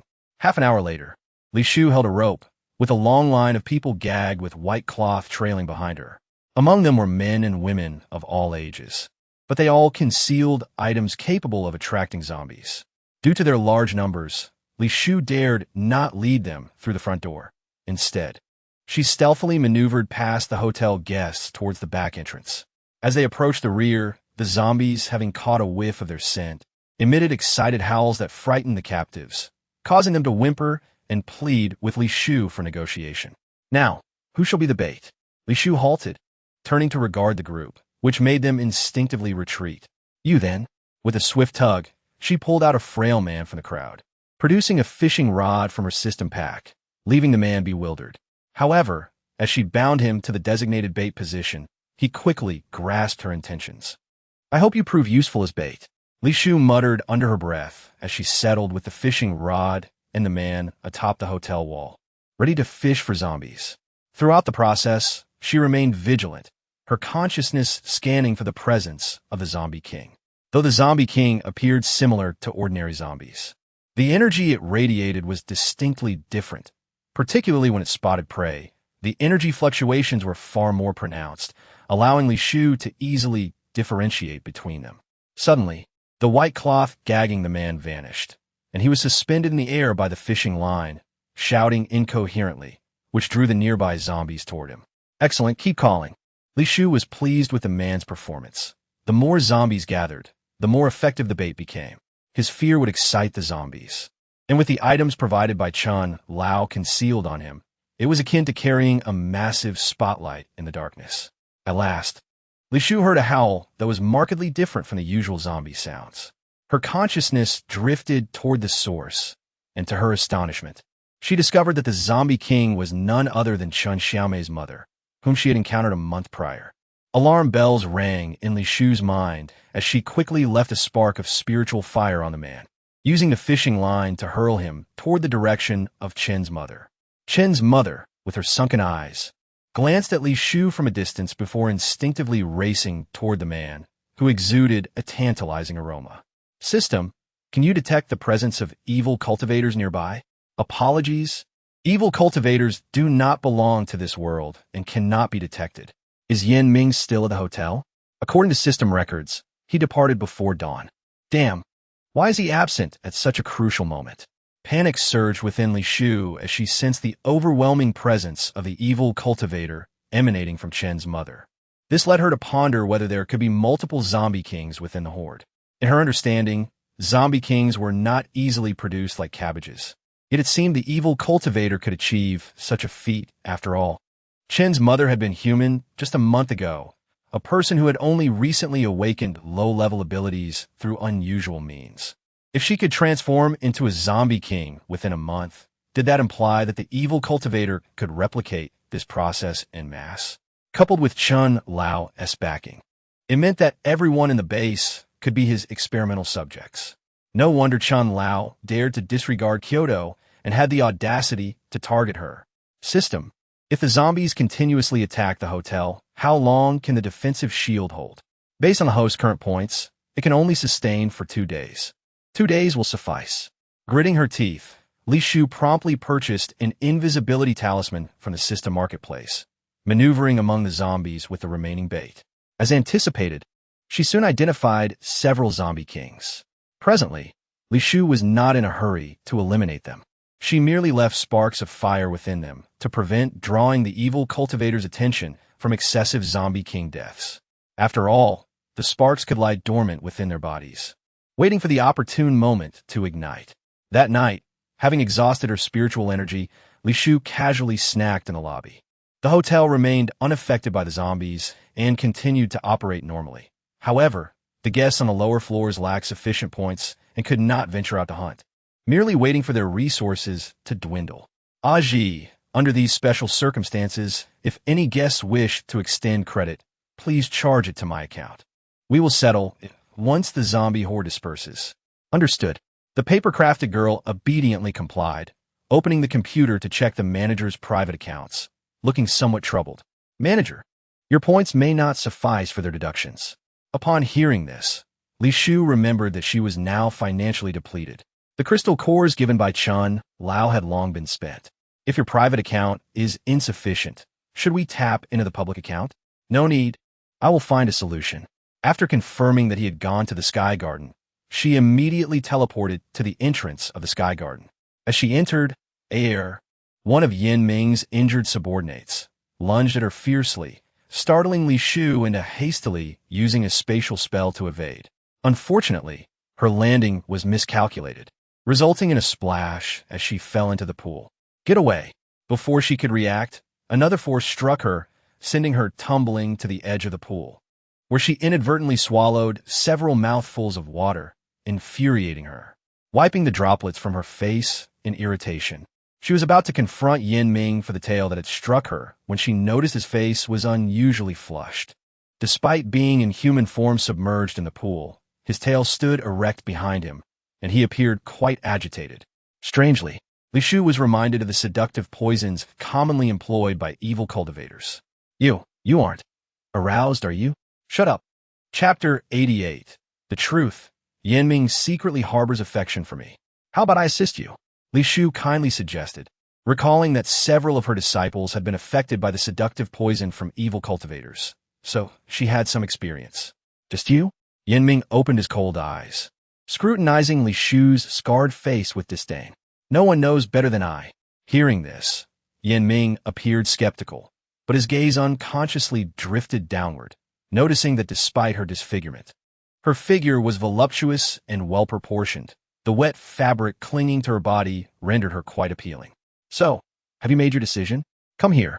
Yanming beckoned Li Shu from his elevated position. Without overthinking, she moved closer, preparing to retrieve the silver needles from her system pack.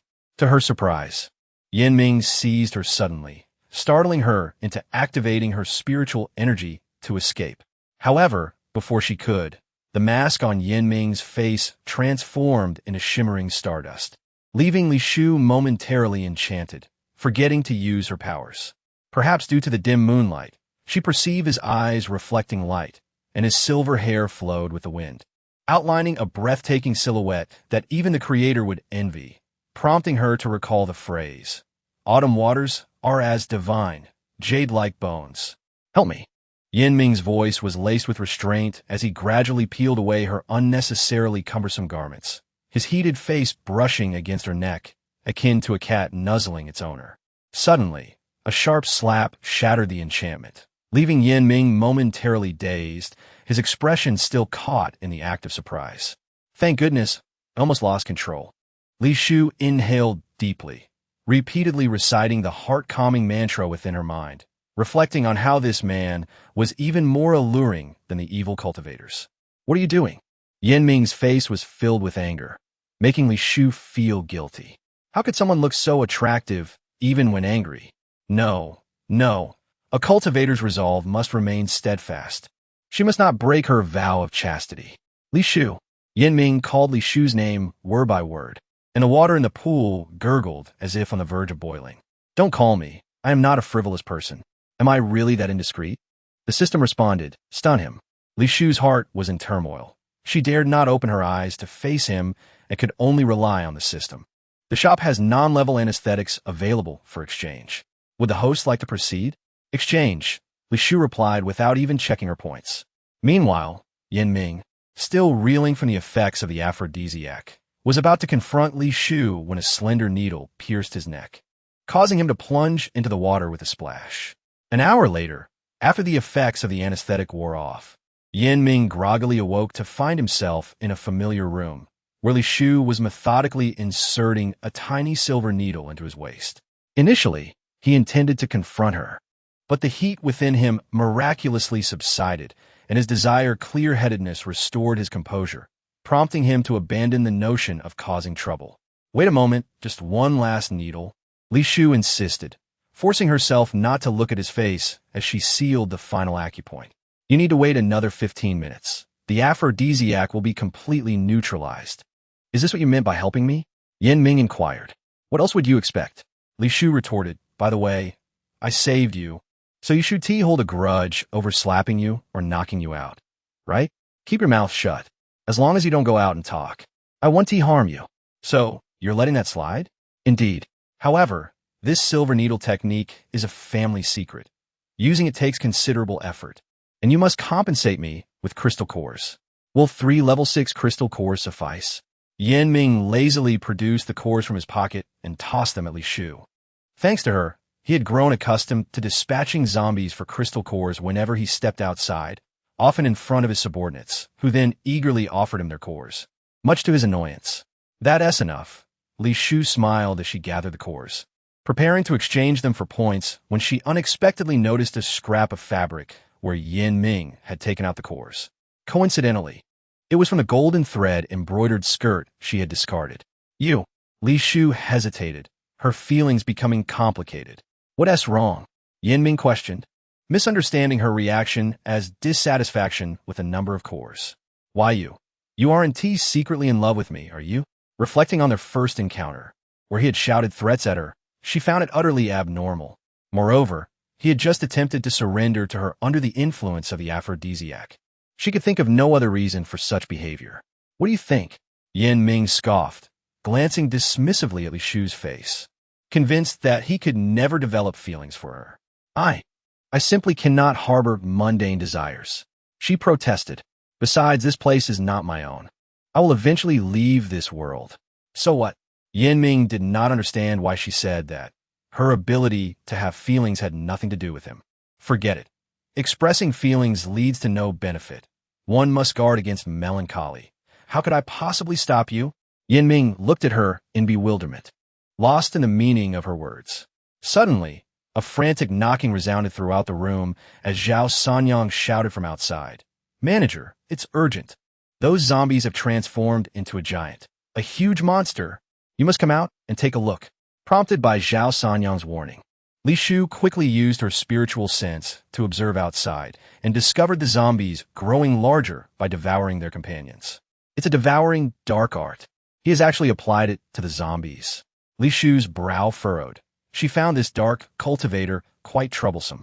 As a veteran in the cultivation realm, only a step away from Ascension, she was astonished that this dark cultivator possessed such forbidden knowledge, which had been lost for many years, far beyond the grasp of ordinary dark cultivators. Yin Ming, weren't you curious about the weaknesses of dark cultivators? Help me with something, and I will tell you afterward. What? Are the zombies outside difficult to handle? Indeed, that is why you must assist me. Lessen it for me. Didn't I say I would reveal the dark cultivator's weakness? Just that? What more do you desire? At this point, Li Shu instinctively covered her chest. Except to submit to you. Chapter 89. What? You slept with him? Rest assured, I am currently not interested in your body. Yin Ming glanced at Li Shu disdainfully, though he had found himself stealing glances at her in the pool. I want you to teach me how to control dark cultivators. Agreed. Without hesitation, Li Shu consented. The weakness of dark cultivators was the golden light spell. Handling them required more than her own cultivation, so teaching him was not a loss, as it would save her from unnecessary disputes. All right, how do you want me to assist you? Li Shu's quick agreement encouraged Yin Ming to be equally straightforward. Gather those zombies together. I'll use my powers to crush them into mush, and then I'll burn them to ashes. Killing zombies is easy. Why complicate things? They are merely corpses driven by crystal cores. Severing their heads will cut off the energy supply. No, they have been modified by the dark cultivator. They're no longer mere zombies. Just remember to follow my orders and don't act independently. Do as you wish. Yin Ming dismissed her warnings.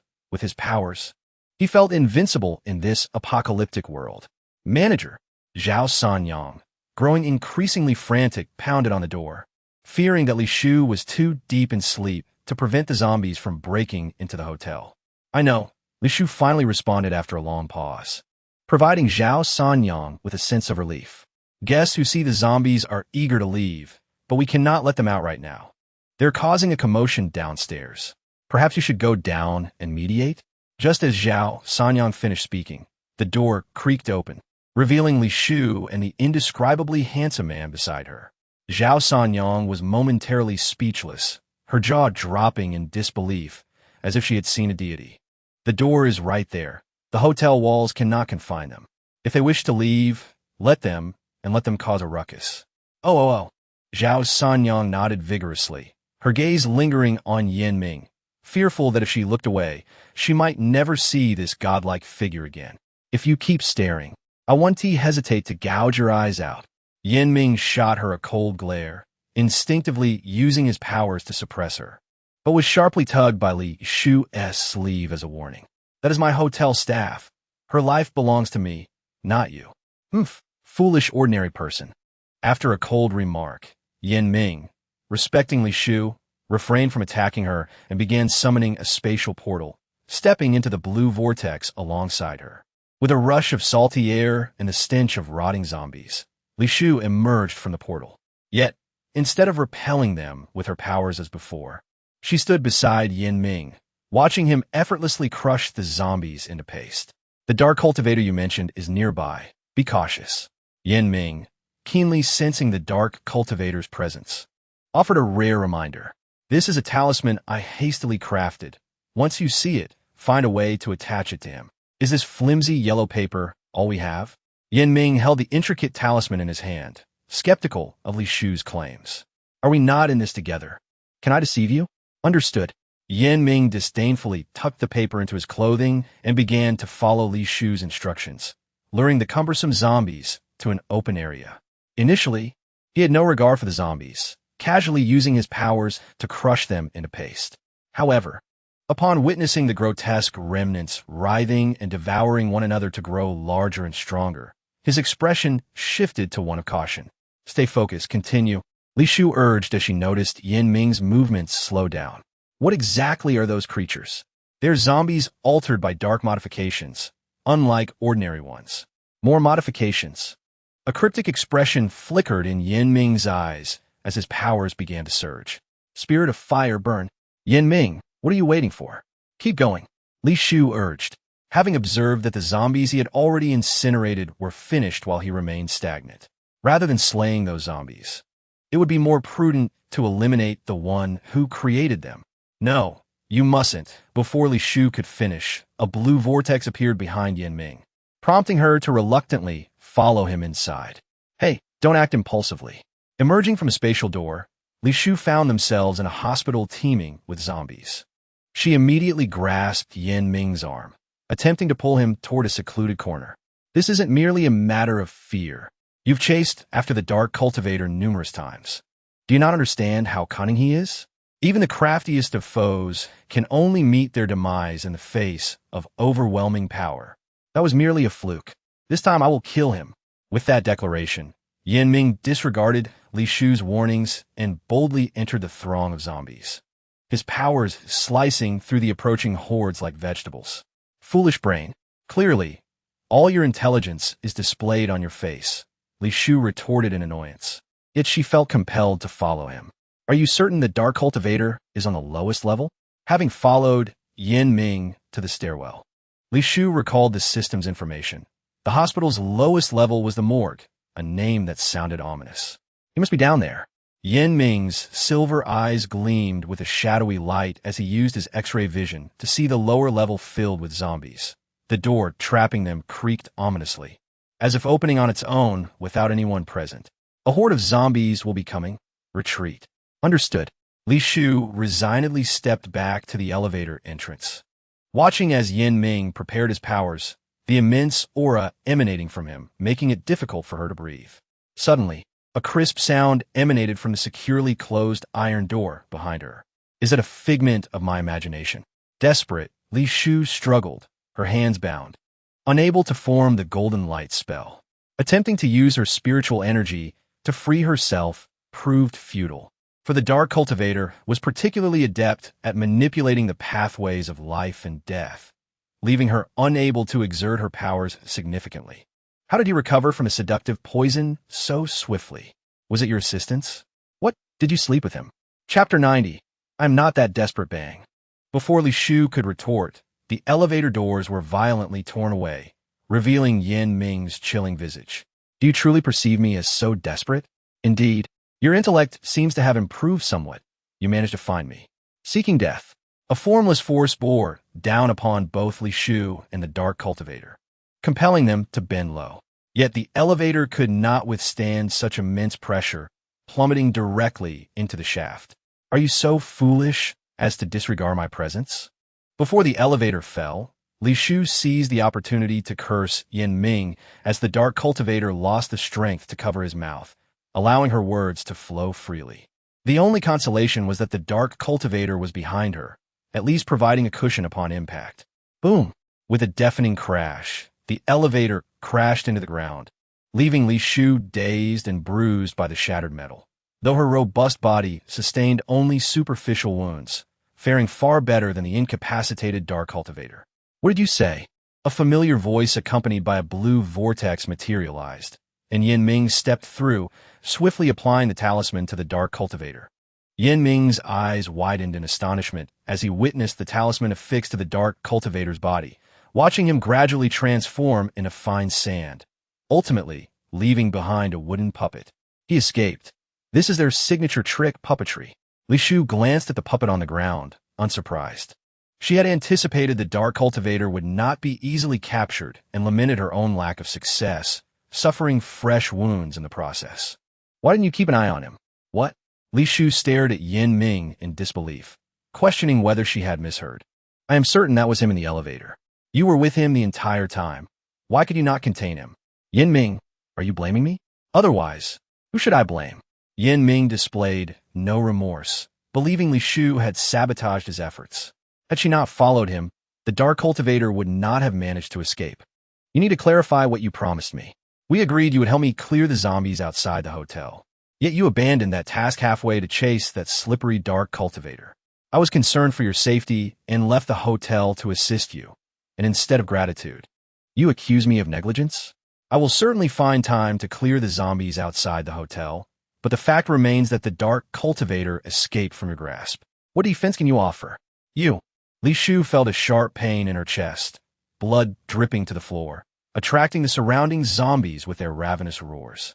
Seeing the overwhelming number of zombies and Li Shu's worsening injuries, Yin Ming opened a spatial door nearby, taking her hand to pull her inside. Release your filthy grip. I can walk myself. Li Shu angrily slapped Yin Ming's hand away, stepping into the vortex while inwardly cursing him 1,000 times, concluding that this man was utterly worthless aside from his looks. His intellect, temperament, and character left much to be desired. Had she the strength to overpower him, she would have long since subdued him. Roar! Just as they reached the hotel entrance, a zombie lunged at Li Shu, bearing its bloodied maw. Yin Ming instinctively pulled her behind him for protection, only to be met with a fierce kick from Li Shu, who then plunged into the horde of zombies. Unleashing her fury. Filthy creature, filthy creature. Li Shu cursed as she wielded a large blade purchased from the market, venting her anger by smashing the zombies, even using Yin Ming's face to release her frustration. After a frenzied bout of hacking and slashing, she finally felt a sense of relief. Spirit of fire burn. Having vented her rage, Li Shu, a practitioner of the arcane arts, abandoned close combat to incinerate the zombies that thrived on devouring and resurrecting. Perhaps due to the absence of a Dark Cultivator, their consumption rate had slowed, and in less than a day, she had cleared the surrounding area completely. Manager, a majority of the hotel guests are preparing to leave. What should we do? Before Li Shu even entered the hotel lobby, the sharp-eyed Zhao Sanyang emerged, pulling her aside to discuss the situation. They may leave if they wish. I will not hinder them.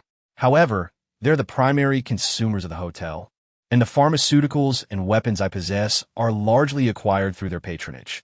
Are those departing bounty hunters? Li Shu inquired with a tone of certainty, contemplating that this group of guests had always led a nomadic existence, roaming between various bases before the establishment of the hotel. Indeed, Zhao Sanyang nodded with a sense of dejection. Since the hotel's inception, these individuals had been her source of income. If they were to depart, what would become of her future earnings? Do not worry, they will seek you out again in due time. Li Shu reassured, patting Zhao Sanyang on the shoulder as she turned to stride towards the hotel lobby, which had fallen eerily silent upon her entrance. Particularly striking was her appearance.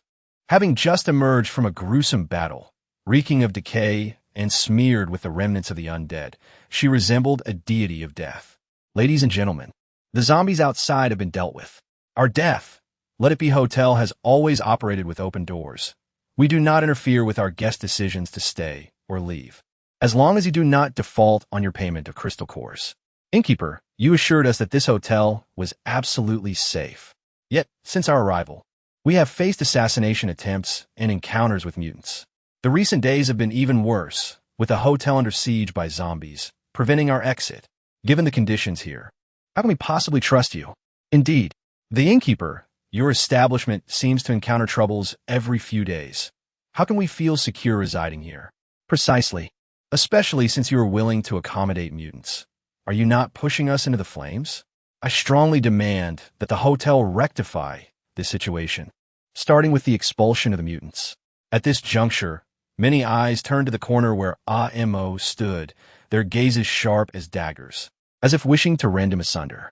Ladies and gentlemen, may I ask you a question? Since the moment you checked into this hotel, has anyone truly been harmed? Upon this inquiry, a profound silence enveloped the room. Apart from the troublemakers and the two spies noted by the innkeeper, there had indeed been no incidents within the hotel. Since no one has been injured, it indicates that the hotel can guarantee your safety. Furthermore, let us not forget that we do not reside in peaceful times. The hotel has exerted its utmost efforts to maintain this level of security. Therefore, whether you choose to remain or depart, I shall respect your decision. Bah! I see you are merely making excuses for yourself. Bring out your hotel owner. Apologies, but I am in charge of this hotel. There is no need for you to meet our owner. Is it that the owner is unwilling to meet us? Or is it you who prevents us from having an audience? It is simply that you lack the qualifications. Li Shu's tone remained calm, yet her eyes glinted with an unsettling chill. She had an excellent memory. She could recall nearly every guest she had encountered. Yet the individual before her was a complete stranger. It was uncertain whether he had slipped in during her confrontation with the zombies or had been holed up in his room all along. You. What?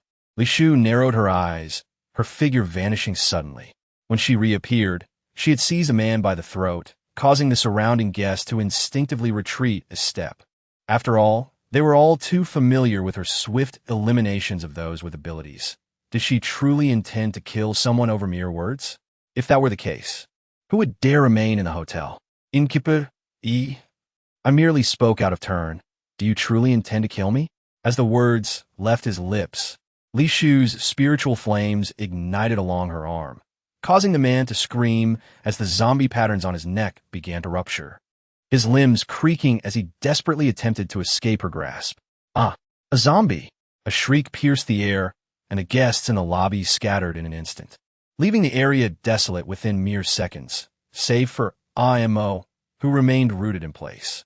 The zombie glared at Li Shu with vehement hatred, its contorted limbs developing sharp claws as it lunged for her throat. Overestimating your capabilities, are we? Speak. What did your master send you to the hotel to do? Grr. The zombie remained silent, merely howling in frustration, even attempting self-harm as it realized it could not escape. I know you can speak, and that you can switch freely between your zombie and human states. I will not speak. The zombie's blood-red eyes bore into Li Shu's, and just as she was about to take action, its body began to convulse violently, flesh and blood dissipating until it transformed into a hollow human skin. Li Shu regarded the skin in her hand with a complex expression, her fingertips igniting with spiritual flames as she incinerated it to ashes. System, please check the food in the vending and lunch machines for contamination. Additionally, I need the defense system to conduct a thorough scan of the hotel. We must ensure the safety of our guests. Received, scanning in progress. Please remain patient, host. Hearing the electronic voice, Li Shu felt a weight pressing upon her heart. She could not resist opening the points panel, only to discover she was still far from upgrading the hotel. The time allocated for the main quest was diminishing, yet she had not even earned half the required points. With the malevolent forces targeting the hotel, the current guests would only dwindle. She needed an infusion of new patrons. Sister, what is it? I saw the person you were holding yesterday. He was searching for the water source connected to the hotel's pipes, but seemed unable to find it. That is indeed a futile search. Even Li Shu was unaware of the water's origin, as if it had materialized from thin air. What else? Li Shu approached IMO, pondering that regardless of his intentions, as long as he did not disrupt the hotel, she would remain unconcerned. I also saw him dripping blood onto the vending and lunch machines outlets, and he casually wandered around the kitchen. Beep, detection complete. Multiple drops of unidentified blood have been found in the hotel's equipment in heavily trafficked areas. The defense system has cleaned it up promptly, so the host need not worry. Sister, will his actions cause trouble for the hotel? No. Thank you for your vigilance. You are welcome. IMO smiled sweetly, yet his gaze drifted towards the nearby equipment. The Sky Garden. Having temporarily resolved the matter, Li Shu lay languidly on the lawn, feeling her depleted energy gradually replenishing. It was a pity that it took an hour to recover so little. If only there were a way to expedite the process. System, may I upgrade the Sky Garden independently? Apologies, the Sky Garden is an integral part of the hotel's facilities and can only be upgraded alongside the hotel. Understood. The essential oil you provided earlier has run out. Please give me another bottle. A familiar male voice resonated, and a handsome face appeared before Li Shu, blocking much of her view. What does my lack of essential oil have to do with you? Move aside. Li Shu was still seething with anger, utterly baffled by the audacity of this man to speak to her. A 6th-level crystal core. Will that suffice? Yan Ming casually tossed a crystal core at her, striking her on the head. Are you out of your mind? Li Shu sat up in fury, her eyes blazing with indignation, disregarding the crystal core that had fallen beside her, indicating just how deep her resentment towards Yan Ming ran. What vexes you? I have already chosen to overlook the matter of the evil practitioner escaping from you. What do you mean you are overlooking it? Li Shu felt herself nearing madness. Did he truly not comprehend where he had erred, or did he blame her for everything? Is it so difficult to understand that I am choosing not to hold it against you? Yan Ming, are you suggesting that I should be grateful to you, thanking you for your magnanimity? This is acceptable. Yan Ming completely failed to detect that Li Shu was being sarcastic, maintaining his condescending attitude, which nearly drove Li Shu to the brink of fury. Indeed, there exists a barrier between individuals. Those who take things seriously are bound to lose. Bring me a bottle of essential oil, then come and attend to me. I shall attend to your grandmother. Li Shu kicked Yan Ming's foot heavily, rising in a huff and striding towards the pavilion. I dislike repeating myself. For the moment, Yan Ming did not hold Li Shu's kick against her, merely following in her wake. Get lost. Li Shu showed him no courtesy, exuding an air that suggested she would not serve him. However, before departing, she quietly picked up the 7th-level crystal core on the ground, considering it her compensation for mental distress, rightfully hers. Chapter 92. Is a broken piece of wood worth a 5th-level crystal core? Li Shu spent an entire day in the aerial garden, during which Yan Ming kept a watchful eye on her, seemingly puzzled by her unusual sitting posture and the way her fingers curled. Howl! As Li Shu gradually regained consciousness, ARS wolf howl roused her, prompting her to open her eyes just in time. This wolf was indeed amusing. In the timeless expanse of the aerial garden, it would howl at regular intervals, much like a rooster heralding the dawn. You're awake? Yan Ming's voice reached her ears, compelling Li Shu to turn and face that irksome countenance. Yet, he donned his mask anew, his attire shifting from silver white to a rare ice blue. Li Shu responded casually, despite harboring resentment, her gaze uncontrollably fixated on his garments. What? Do you desire it? Where did you acquire that attire? It seems that individuals from your side do not typically dress in such a manner. Naturally, it is custom-made. Those ants are hardly worthy of donning garments similar to mine. Then, as an ant, may I converse with your tailor? Suit yourself. Yan Ming did not outright refuse, but rather haughtily tossed Li Shu an object resembling a cicada pupa, as if waiting for her to awaken merely to flaunt his new attire. However, the food vending machines had run out of stock, indicating that only the housing business had been affected. Show me the sales figures from the past 2 days. Yes. The paper-crafted girl opened her computer, generating data and simultaneously crafting a curve graph to provide Li Shu with a clear understanding of whether sales had risen or fallen. What is the current occupancy rate? And how many rooms remain vacant? At present, both the dormitory and single rooms are fully occupied. However, the prices for double rooms and family suites are excessively high, resulting in only a 35% occupancy rate. Today, examine the single rooms one by one to see if several individuals are crammed together. Host, do you mean? Single rooms are meant for one occupant only. Any exceeding must find alternative accommodations. That is the hard rule. Understood.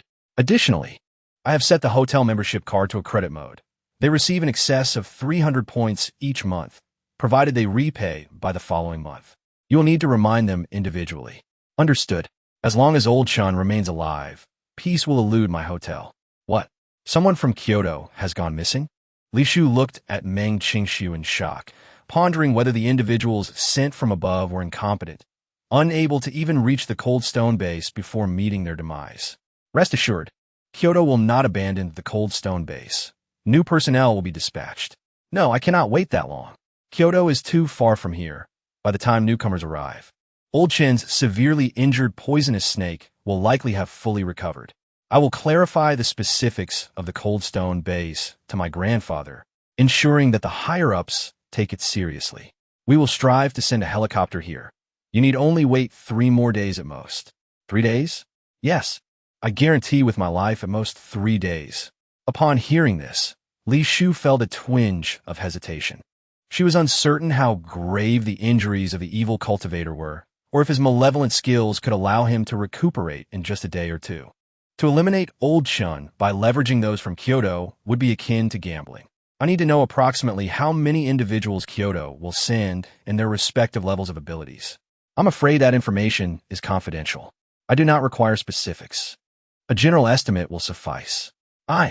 Meng Qingshu hesitated, aware of the current state of the hotel and suspecting the recent blockage caused by zombies was related to Old Shun. However, a secret is a secret and must not be divulged. Forget it. Asking you is futile. Li Shu recognized how tight-lipped Meng Qingshu was.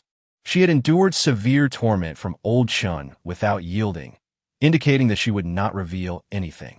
Host, Kyoto has many formidable mercenary teams, each of whom has clawed their way out from among advanced zombies. You can trust them. I have always trusted myself. With that, Li Shu turned and departed. She was unwilling to become a gambler. Now that the evil cultivator had been gravely injured by Yin Ming, he would undoubtedly not seek death by remaining near Old Shun, making it an opportune moment for her to take action against Old Shun. The terror of the evil cultivator's dark arts lay in swaying the hearts of men. Alone, he could not inflict significant damage on the hotel, but a hidden supporter could turn the tide, exemplified by the artificial zombies surrounding the hotel. System. Is Yin Ming still in the aerial garden? Is your defense system merely for show? How can anyone enter? Host, they are all legitimate guests with membership cards. The hotel cannot restrict their entry. Right. How could I forget that the mutants are also guests?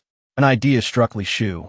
Realizing that those mutants generally possessed abilities surpassing those of similarly ranked ability users, coupled with the high taxes due to the absence of a base, crystal cores would undoubtedly be plentiful.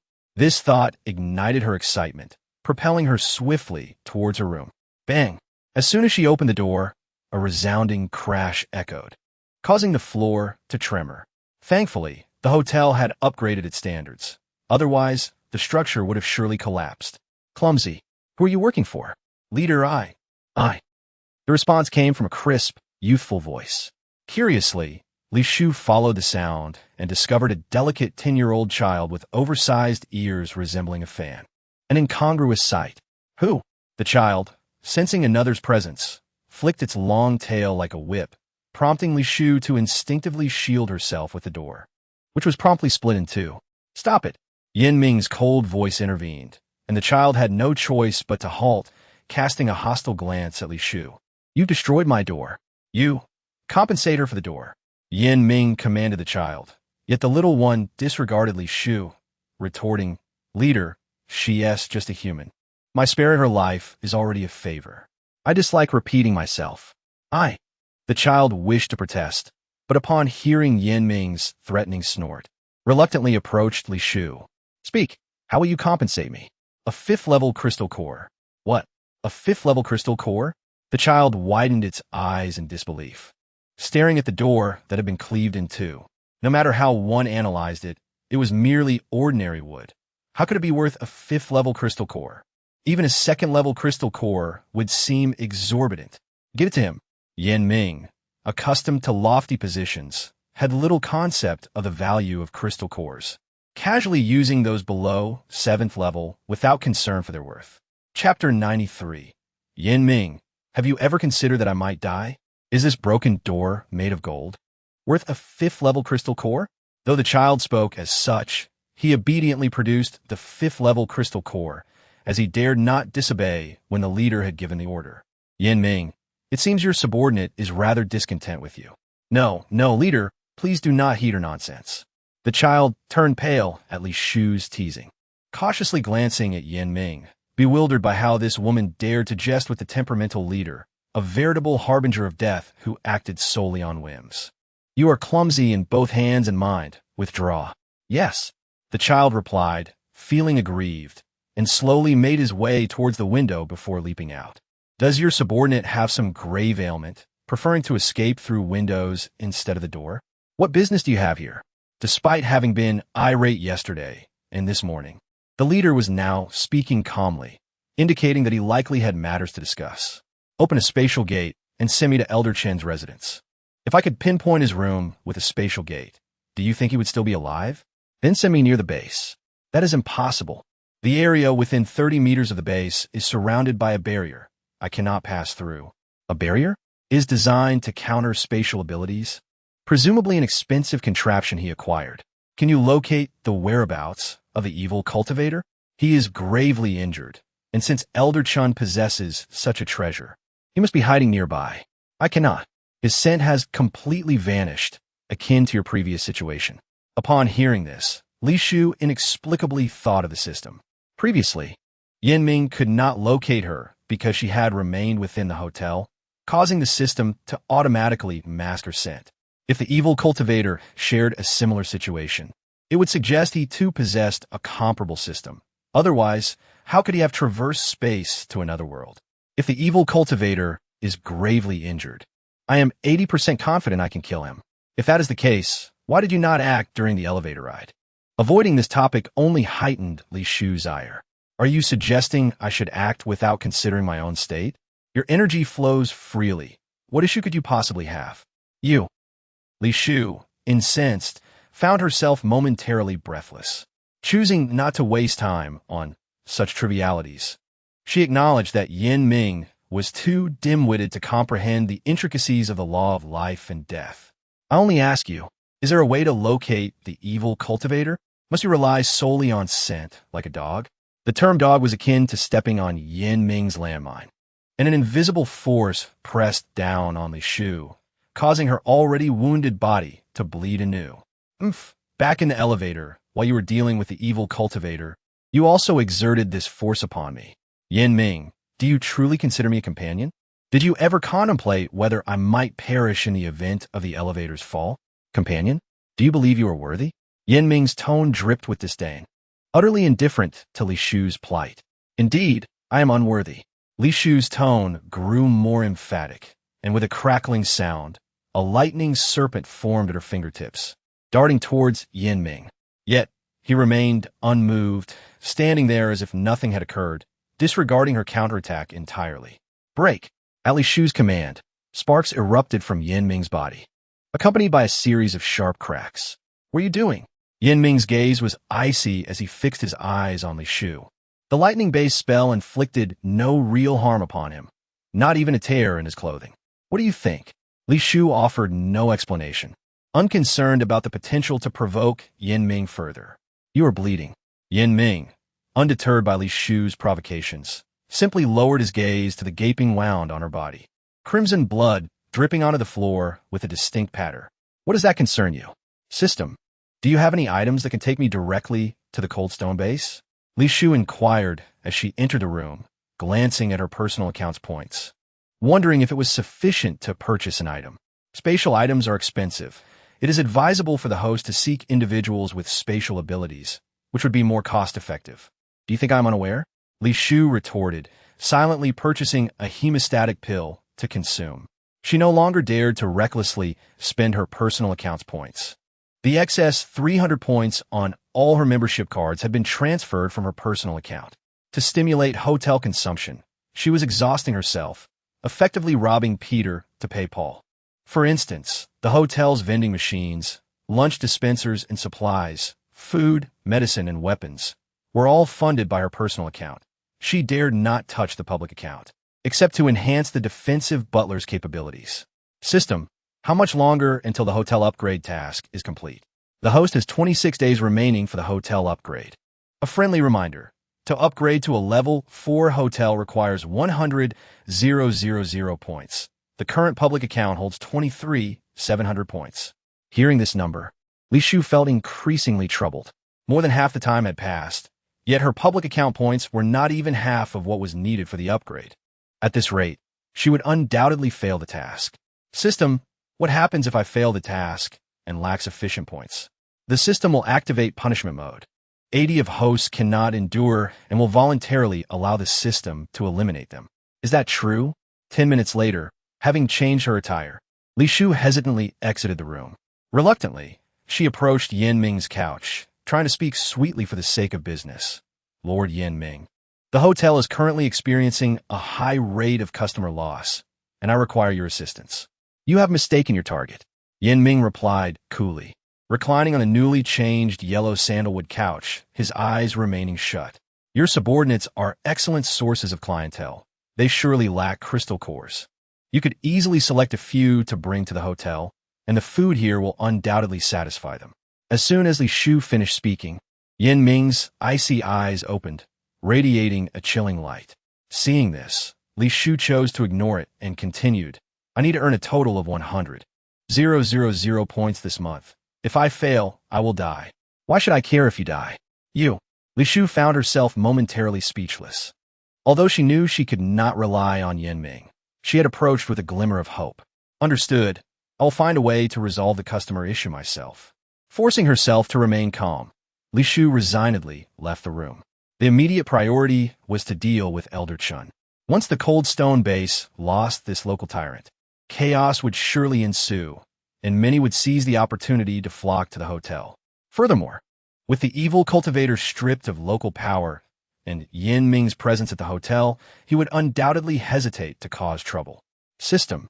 Exchange for a spatial item and semi near the Cold Stone base. Host. Spatial items are expensive. You might consider. I said. Exchange for a spatial item. Li Shu interrupted the system, her tone resolute. Ding. Exchange successful, deducting 500 points from personal account. Upon hearing the system's electronic voice, Li Shu wasted no time in activating the item. However, this item was inferior to a spatial gate. As soon as she activated it, she was engulfed in darkness.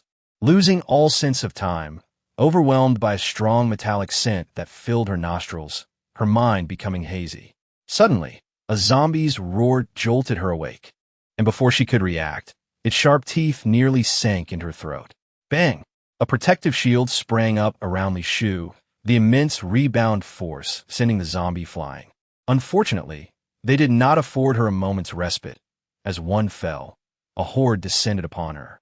It was at this moment that Li Shu realized she was in a confined space with barely enough room to stand, while the remaining area was besieged by zombies, leaving no means of escape.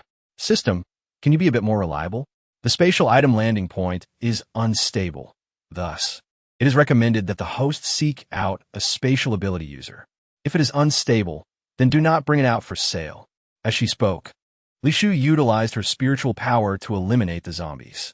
Had it not been for the enclosed nature of the room, she would have employed a wide-ranging offensive spell against them. Shift to the stars. Li Shu was unaware of how many zombies she had slain. She only knew that she had finally earned a moment of respite. Nevertheless, she dared not let her guard down, and as soon as she had the time, she extended her spiritual power outside the room, using spatial techniques to transfer her body elsewhere. Who is it? Just as she emerged from the room, she was detected by the guards outside, who immediately unleashed a plethora of colorful abilities towards her, resulting in a deafening explosion that drew the scattered zombies toward her. Spirit of Fire, incinerate.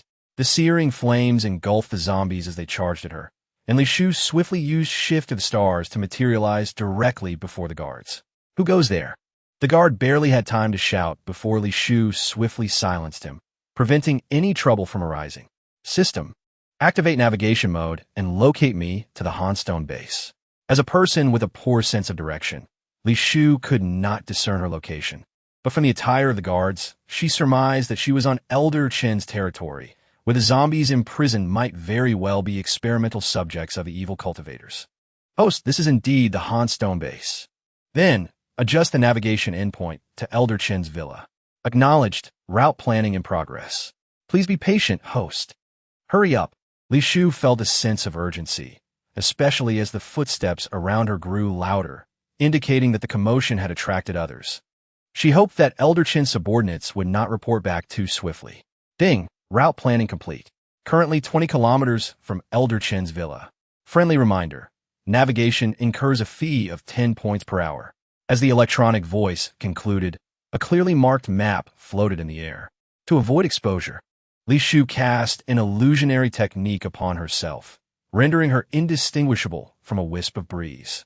Chapter 95. The evil cultivators have tampered with this. Just as Li Shu followed the navigation to the villa, A piercing female scream echoed in her ears, conveniently saving her the trouble of searching for Elder Chen's room. Elder Chen, I beg you. Please spare me. Regardless of the circumstances, I am still one of your old associates. You cannot treat me this way. By the time Li Shu traced the sound of the room, the anguished cries had ceased, leaving only faint pleas for mercy. Scorpion, I specifically brought you from the death prison. Is this not a favor? Elder Chen, no. Please. The female voice screamed once more, and Li Shu stood at the door, applying a penetrating vision technique with her spiritual power. Inside, the room was filled with hanging corpses all stark naked, their flesh gnawed away in pieces. Yet, the wounds bore no resemblance to those inflicted by beasts or blades. Elder Chen, I implore you. As the voice trailed off, Li Shu's gaze finally settled upon the sole survivor in the room. To her astonishment, it was Wang Erniu, whom Elder Chen had dispatched to the hotel.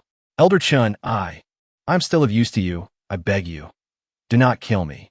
Scorpion gazed fearfully at Elder Chen, her body smeared with blood, a gaping hole bitten into her abdomen, though thankfully not fatal. Speak, what value do you possess? Elder Chen, either fatigued or merely toying with Scorpion, leaned back lazily against the sofa. It was then that Li Shu clearly observed Elder Chen, a well-dressed, deceptively charming middle-aged man with a square face radiating righteousness, utterly incongruous with his brutal nature. More critically, perched on his shoulder was a colossal man-eating flower, gnawing on a blood-soaked chunk of flesh, evidently from Scorpion. I know the whereabouts of the Holy Son of the Light Church. I can assist Elder Chen in locating him. The mere mention of the Holy Son of the Light Church momentarily made Li Shu hesitate in her intentions. Although she was unaware of the Holy Son's rank, she was certain that she was no match for him at present. If Elder Chen were to capture the Holy Son, it would mean she was also outmatched. System, can you determine Elder Chen's ability level? Host, please refrain from inquiring about non-commercial matters. Is it level 7? No. Level 6? Host, you should be concerned about the man-eating flower on his shoulder. Understood. With the system's reminder, Li Shu fixed her gaze unwaveringly upon the flower. According to Xiao Mo, the man-eating flower was Elder Chen's ability, growing stronger with each consumption. However, in addition to its powerful aura, the flower also radiated a sinister black mist, indicating that the evil cultivators had tampered with it as well. I thought you might have something substantial to say, but it turns out to be about the Holy Son of the Light Church. Elder Chen's voice interrupted Li Shu's thoughts as he noticed the flower had devoured all the flesh in its maw and was eager to take another bite. Elder Chen, do you not wish to know the Holy Son's whereabouts? Initially, you conspired with the leader of the aberrants to ambush him, using high-level items to replicate his absolute domain, thereby evading Yin Ming's pursuit. Yet, this absolute domain holds no power over the Holy Son of the Light Church. How do you know all this? Elder Chen's expression turned to one of surprise, seemingly taken aback that a subordinate he had never regarded would possess such sensitive information. Elder Chen, I envision this day while serving under you. If you spare me, I will certainly. Who? Before Scorpion could finish her sentence, Elder Chen barked, and the door before Li Shu disintegrated into dust, the massive man-eating flower opening its gaping maw toward her. Chapter 96. 9 out of 10 evil cultivators are deviant spirit of fire, incinerate. Against a plant-type ability, Li Shu unhesitatingly opted for fire magic to counter it. However, the anticipated scene did not unfold. The gargantuan man-eating flower effortlessly swallowed her flames. More alarmingly, the initially faint black mist surrounding it surged exponentially after consuming the fire. Lightning strike! Li Shu dared not hesitate for a moment. Realizing her attack was ineffective against the flower, she redirected her assault toward Elder Chen. Foolish! Elder Chen scoffed, remaining motionless as another man-eating flower erupted from his other shoulder, equally exuding black mist, swallowing Li Shu's attack hole. This evil cultivator, how is he everywhere? Li Shu inwardly scoffed, speculating that the black mist surrounding Elder Chen might be his vulnerability, akin to the golden light spell employed against evil cultivators. Elder Chen, she is the manager of the hotel. You must be cautious. Scorpion, suspended in midair, warned while internally relieved. Seizing the opportunity as Elder Chen's attention was fixed on Li Shu, she discreetly used her ability to corrode the ropes binding her, hoping to escape amidst the chaos. "So you're the hotel manager?" Elder Chen scrutinized Li Shu with a serious expression, tentatively exerting the oppressive force of a higher-level ability, only to find Li Shu unresponsive. Much to Scorpion's dismay as she struggled in vain. "Polite, I am merely a businessman. Were it not for Elder Chen's relentless pressure, I would not have come here." Did the manager misspeak? "I have always maintained a stance of non-interference with the hotel, even going so far as to send you crystal cores, all in the interest of fostering a mutually beneficial partnership. Where does this pressure come from? Since that is the case, what are you two foolish flowers doing?" "A misunderstanding. It is all a misunderstanding." "A misunderstanding, you say?" Li Shu narrowed her eyes, her hands concealed within her voluminous sleeves, fingers deftly forming seals that intensified the golden light of the protective barrier. Yes, absolutely a misunderstanding. My subordinates are prone to misinterpret my intentions.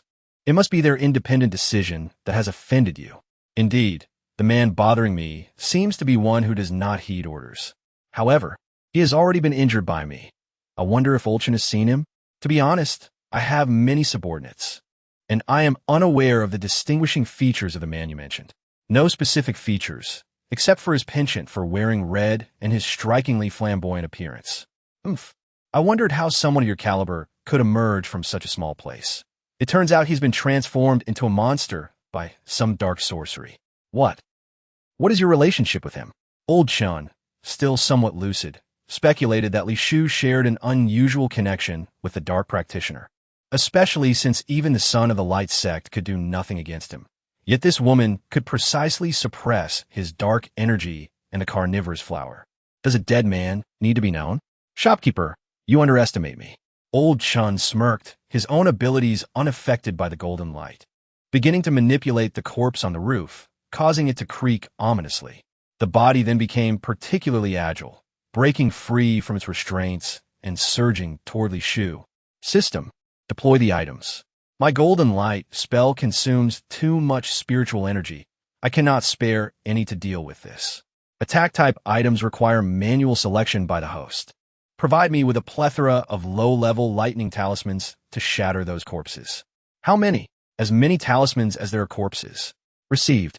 The electronic voice echoed, and a vast lightning array materialized behind Li Shu, unleashing a continuous torrent of purple lightning upon the corpses, shaking the entire building with a commotion.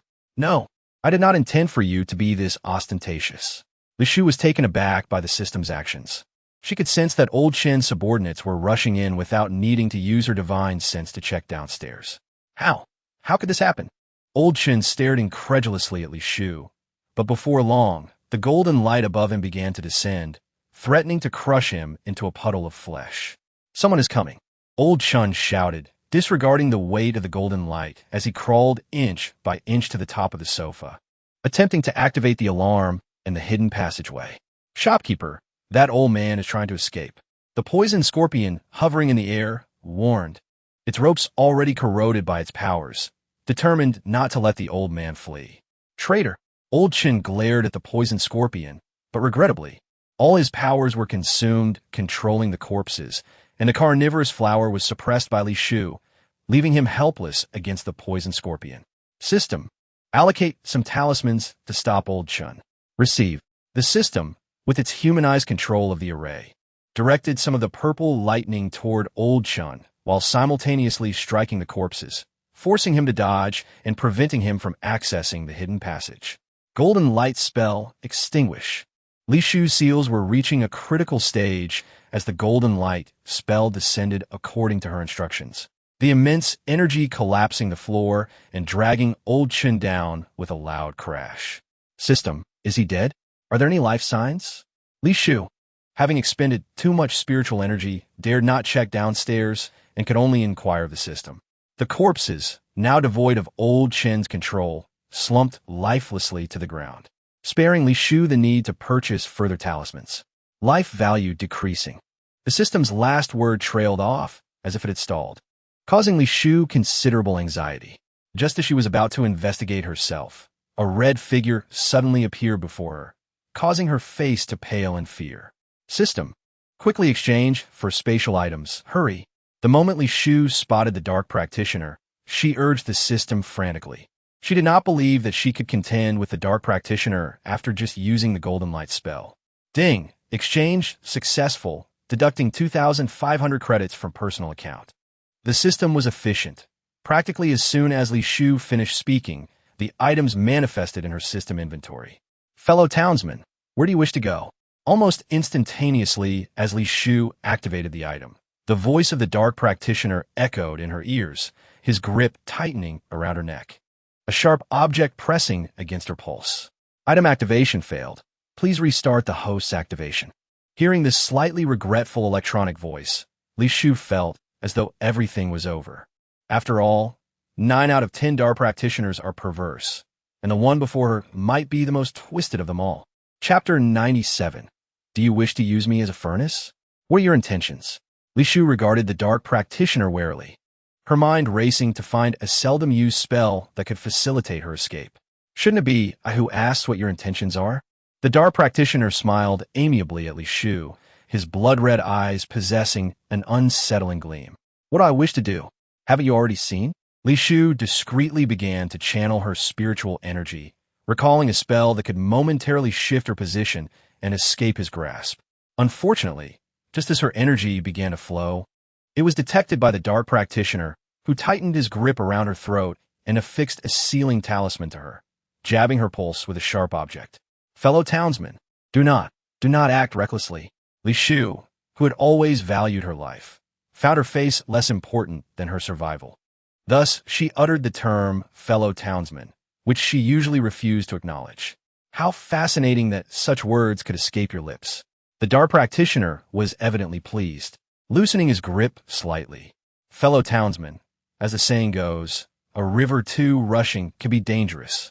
In this vast world, only the two of us possess such intimate knowledge of each other's backgrounds. You wouldn't kill me, would you? Don't you think that the very fact we know each other so well is what makes it most terrifying? As he spoke, the dark practitioner breathed softly into Li Shu's ear. In this world, only we two are aware of each other's weaknesses. If I were to kill you, who else would know the golden light spell? You are mistaken. There's another who knows the golden light spell. Yin Ming. Yin Ming? The dark practitioner questioned, his tone laced with suspicion, as if he were unfamiliar with Yin Ming. Yin Ming is the leader of the Variance organization, and he is the one pursuing you, far surpassing both you and me in strength. Ah, so it is he. The dark practitioner's tone grew languid, a faint smile gracing his striking face. Though the object pressed against Li Shu's pulse intensified slightly. He has marked me. Should you dare to kill me, he will traverse the space to this very spot and eliminate you. Li Shu spoke with conviction, though her heart raced, and her mind was continuously communicating with the system, urging it to devise a method for her salvation. What is your relationship with him? Naturally, we are life and death companions. You have become his partner? Indeed. Upon investigation, the marketplace has an extremely unstable spatial energy cluster that can bypass all law constraints and can be voice-activated, though the host risks being caught in spatial turbulence. Would you like to exchange? Exchange, and also provide me with an item to enhance my luck. Received. Exchanging 1 spatial energy cluster and 1 lucky koi pendant. 7,800 credits deducted, leaving the host with a balance of 2,100 credits. Hearing her purse grow lighter once more, Li Shu's spirits plummeted. Do you dare to be distracted in my presence? The dark practitioner sensed something amiss with Li Shu and enveloped her in dark energy. Strangely, as the dark energy encroached upon her, Li Shu felt an unusual heat enveloping her. In her recollection, this was indicative of being afflicted by seductive poison, not the result of dark energy. Unexpectedly, after searching for several millennia in the realm of cultivation, I found the elusive pure Yin body right here. A pure Yin body? You wish to cultivate with me? Humph. Do you think you are worthy? You are merely a vessel for my refinement, a tool for my cultivation. As the words fell, the malevolent cultivator released his grip on Li Shu, enveloping her in a cocoon of dark energy, before retrieving a hairpin stained with the essence of countless lives. Get away. Li Shu forcefully unleashed her spiritual power, managing to slightly break the seals binding her energy. You should be grateful for your unique constitution. Otherwise, you would hold no value and merely become another soul lost beneath my blade. Who cares? Li Shu shot a cold glare at the dark cultivator, biting her lip as she activated the spatial energy orb hidden within her system pack. The dark cultivator, observing the powerful spatial fluctuations emanating from Li Shu, was about to tighten his grip on the dark energy to prevent her escape when a rift suddenly tore through the void, swallowing her whole. With a thud, a rough silk pouch was left behind, marked with a poorly embroidered character for feather. Its stitching haphazard, yet the fabric was of the finest defensive material in the cultivation world. Also, the very armor worn by the dark cultivator himself. Meanwhile, get lost. Warning, host body damage rate at 35. Activating automatic defense mechanism. The system, deeply bonded with Li Shu, detected her distress and immediately entered emergency mode, hoping to aid her through this perilous moment. Ding! Risk has been mitigated. Host is about to reach the designated location. Please prepare yourself.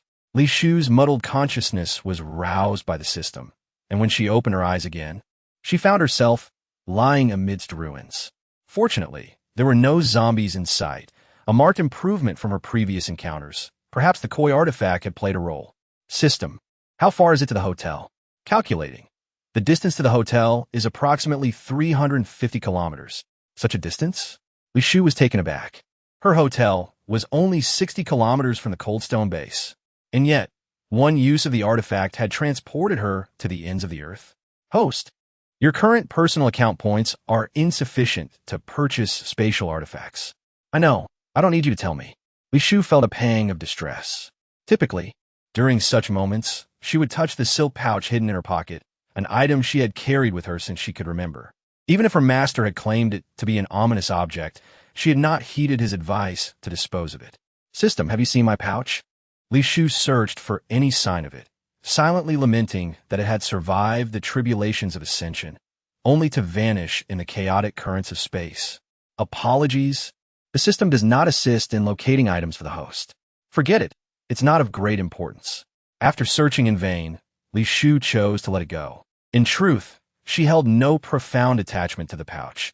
She simply found it hard to part with something she had carried for so long. Roar! In the desolate silence of the ruins, the howls of zombies echoed, accompanied by continuous gunfire and the voices of several men. Li Shu paid them little mind, instead using her spiritual sense to search for a safe spot to meditate and restore her energy. The voices of those men inadvertently reached her ears, causing her eyes to brighten as she decisively moved toward their direction. Chapter 98. With you like this, you dare to run a hotel? Who? The man, alert to Li Shu's approach, swiftly aimed his weapon at her. Don't make a move. I'm not a zombie. Li Shu complied, raising her hands in a gesture of surrender while scrutinizing the group before her. Judging by their configuration, they appeared to be a team, with each of the 5 members possessing complementary abilities, support, and assassin roles alike. More importantly, they had a mech vehicle behind them, constructed from materials identical to those of Old Chen's prison, which she suspected even low-level abilities could not penetrate. Are you an ability user? One of the more handsome men, seemingly the leader, inquired, his gaze towards Li Shu rather unfriendly. Yes, I am a spatial ability user who inadvertently got swept here by the chaotic currents of time and space. Li Shu skillfully elevated her own worth. After spending so long in the apocalypse, she knew that regardless of how peculiar an ability may be, none were as valuable as spatial or healing abilities. Lower the weapon. Third, as anticipated, upon hearing that Li Shu was a spatial ability user, the handsome man ordered his companion to lower his weapon, his tone softening considerably. My apologies. We just endured a fierce battle, so we must be cautious with outsiders. Understood. I hadn't planned on approaching. I merely overheard you mention the Coldstone base and thought I could guide you. Upon hearing this, the previously silent teammates regarded Li Shu with a mixture of excitement and suspicion. Captain, she can't be trusted. A man wearing gold-rimmed glasses stepped forward. Li Shu keenly sensed a subtle glow of dark energy in his hand, as though he were probing her with his ability. Everyone, if I'm not mistaken, you're the team sent from Kyoto to deal with Old Chun, correct? As soon as Li Shu finished speaking, weapons were raised in unison, as if any hint of suspicion would result in her immediate demise. You need to be so tense. I have a grudge against old Chun. Compared to you, my desire for his demise is far greater. Why should I believe you? A youth with fiery red hair, exuding the scent of scorched flames, indicative of a high-level fire ability user, spoke up. It's my sister. The boy's eyes lit up, excitedly looking towards the captain. But are you from the first or second wave sent by Kyoto? Meng Qingshu mentioned that the first group lost contact, prompting the second wave's dispatch. Indeed, your statement aligns with our situation. We're the group that lost contact with Kyoto. So, do you believe me now? In response to Li Shu's question, the captain neither affirmed nor denied his trust, but instructed his team to lower their weapons and secure the area, preventing mutated beasts and zombies from detecting the scent of blood. An hour later, with the agreement of the 5-member team, Li Shu successfully hitched a ride on their mech vehicle. Of course, there is no such thing as a free lunch, aside from guiding them via navigation. She also spent a small amount of points to imprint a map to the Cold Stone base. Regrettably, most of the team members were illiterate, leaving only the man with gold-rimmed glasses capable of reading the map. Thus, he drove the armored vehicle, while occasionally communicating with Li Shu to ensure their route to the Cold Stone base was correct. Gurgle, a stomach growled, and soon, as if contagious, the others followed suit. Captain, do you have any nutritional liquid left? The youngest boy glanced at the man, his cracked lips indicating he hadn't eaten in days. Hang in there, Aku. I've examined the map, and there will be an abandoned town ahead. If luck is on our side, we might find food. Captain, if you lack provisions, I can provide some. Of course, I want to give you food for free. It will require crystal cores for purchase. Agreed. The captain showed no hesitation, as she was a spatial ability user, though he was curious about the extent of her space and how much food she had stored. Here's the price list. Take a look at what you would like and how much you need. Li Shu copied a price list identical to that of her hotel from the system, detailing all the goods for sale and their corresponding points, even kindly noting how many points various levels of crystal cores could be exchanged for. I must say, miss, if you intend to toy with people, this isn't the way to do it. One of the less memorable members of the team, a short man who was easily forgotten, spoke up. To be frank, aside from holding a grudge against old Chun, I also have a hotel near the base. So my supplies are plentiful. As the word hotel was uttered, everyone except the captain and the bespectacled Ake couldn't help but burst into laughter, particularly the short man. What could be so amusing? Li Shu paid no heed to their disdain, acknowledging that the idea of opening a hotel in a post-apocalyptic world was indeed absurd. I'll have a meat bun. Ake broke the silence, producing a second-tier crystal core from his pocket, offering Li Shu a way out. Thank you. Li Shu replied with a smile, deftly retrieving the exchange machine and card reader. After a series of operations, she presented the steaming bun to the bespectacled man. I want a large meat bun too. No, I want two. The young man, who had just mocked Li Shu, seemed oblivious to his earlier misstep, eagerly producing his crystal cores, his eyes greedily fixed on the meat buns, nearly drooling. Besides the meat buns, would you like some dew jelly? It's absolutely delicious. Yes. The boy nodded fervently, as he had plenty of crystal cores to spare. And you all? Li Shu asked with a grin, glancing at the silent men, seemingly unbothered by their earlier ridicule. Miss, how much food do you have left? I wish to purchase in bulk.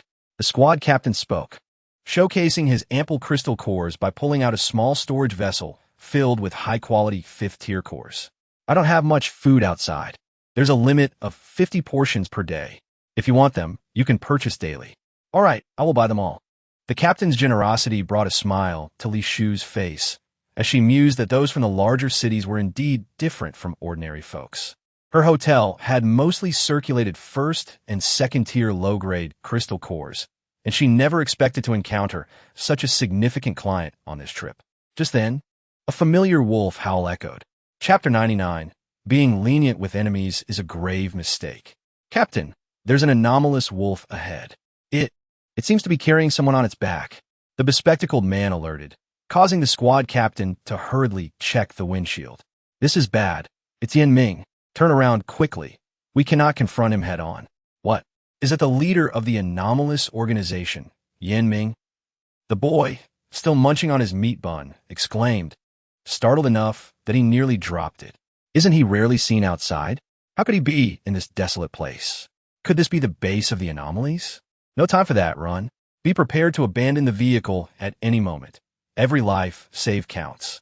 Captain, is Yinming really that terrifying? Our armored vehicle is the latest from Kyoto, equipped with numerous weapons. It's not as dire as you suggest, scoffed the man who had initially aimed the cannon at Li Shu. Having never encountered Yinming, he dismissed the rumors surrounding him, believing that no matter how formidable he was, he could not surpass their advanced weaponry. Don't be arrogant. If he makes a move, you must do everything to escape, or your life will be forfeit. Understood. As the armored vehicle sped away, the giant wolf, observing its pursuit, let out another warning howl. How about you let me down? No way. Even if you aren't a member of our squad, I can't leave you here. Actually, he might be after me. After a moment of contemplation, Li Shu voiced her thoughts, though she dared not mention her connection to Yinming. It was merely a business transaction. She had sold him goods before, making her a regular client. What? You dare to sell to the anomalies? The short man questioned, his face flushing with anger. What? Am I to be choosy about my customers? Selling to the anomalies means collaborating with them. You are a traitor among our powers. With that, the short man abruptly vanished, only to reappear before Li Shu, his dual blades aimed at her head. Bang!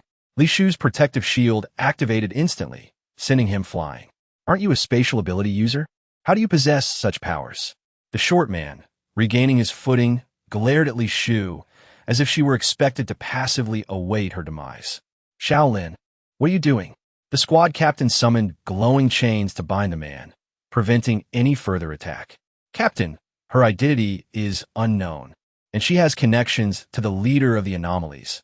She must not be allowed to remain. That's merely your assumption. And what of it? Every moment she remains in the vehicle increases our risk.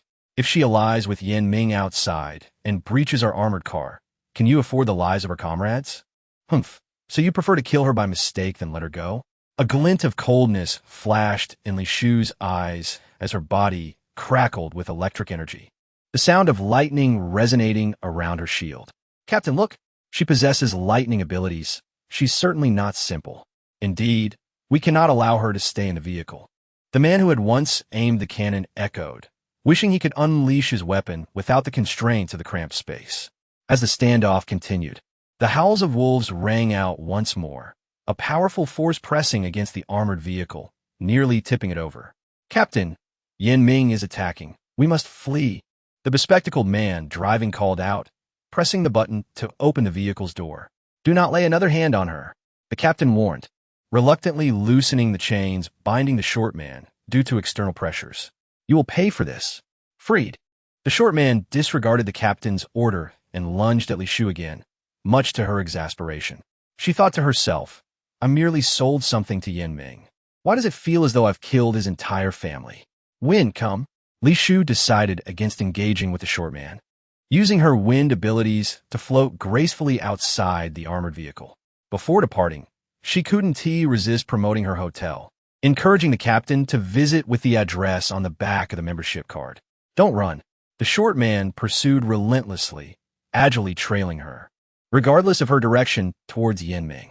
The captain, seeing his companion drift further away, panicked but dared not pursue, retreating with his team in the opposite direction from Yinming.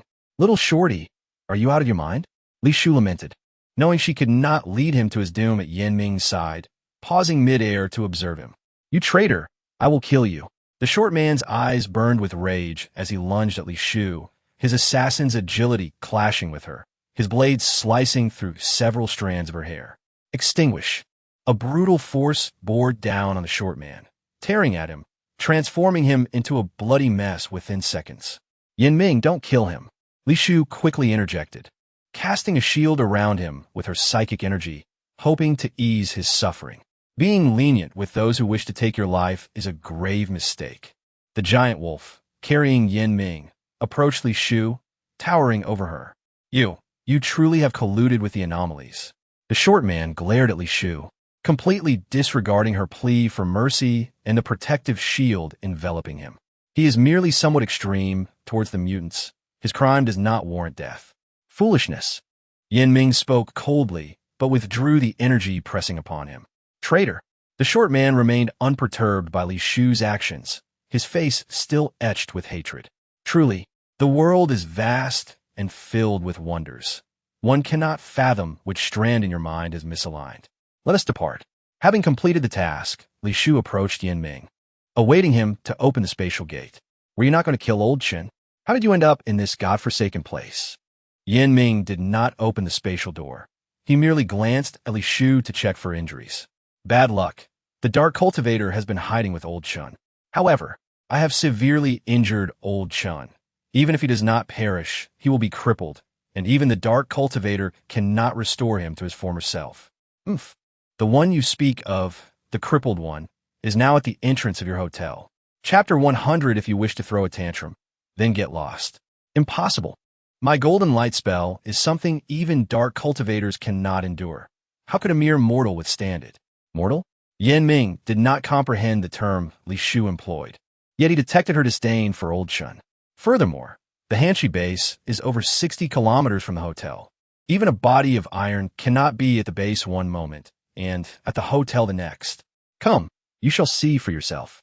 However, the 300 kilometers was too great a distance. His spatial door had limitations and could only transport them gradually, akin to a relay station. By the time they reached the hotel, 2 hours had elapsed. Roar! The cries of zombies and mutated beasts echoed simultaneously. Yin Ming did not take Li Shu to the hotel entrance, but led her to an undiscovered air raid shelter. What has happened to my hotel guests? Zombies and mutated beasts cannot enter for the time being. As long as no one foolishly ventures out, there will be no danger. No sooner had Yin Ming spoken than a man's scream pierced the air from outside. Li Shu hastily peered through the ventilation shaft of the shelter, discovering that the man being devoured by zombies was a recent guest who had arrived only days prior, accompanied by 2 or 3 young women, familiar faces at the hotel.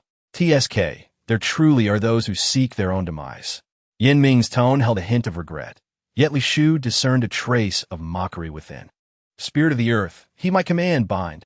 Upon seeing the hotel guests, Li Shu wasted no time in channeling her spiritual energy, and branches erupted from the earth, isolating the young women from the horde of zombies.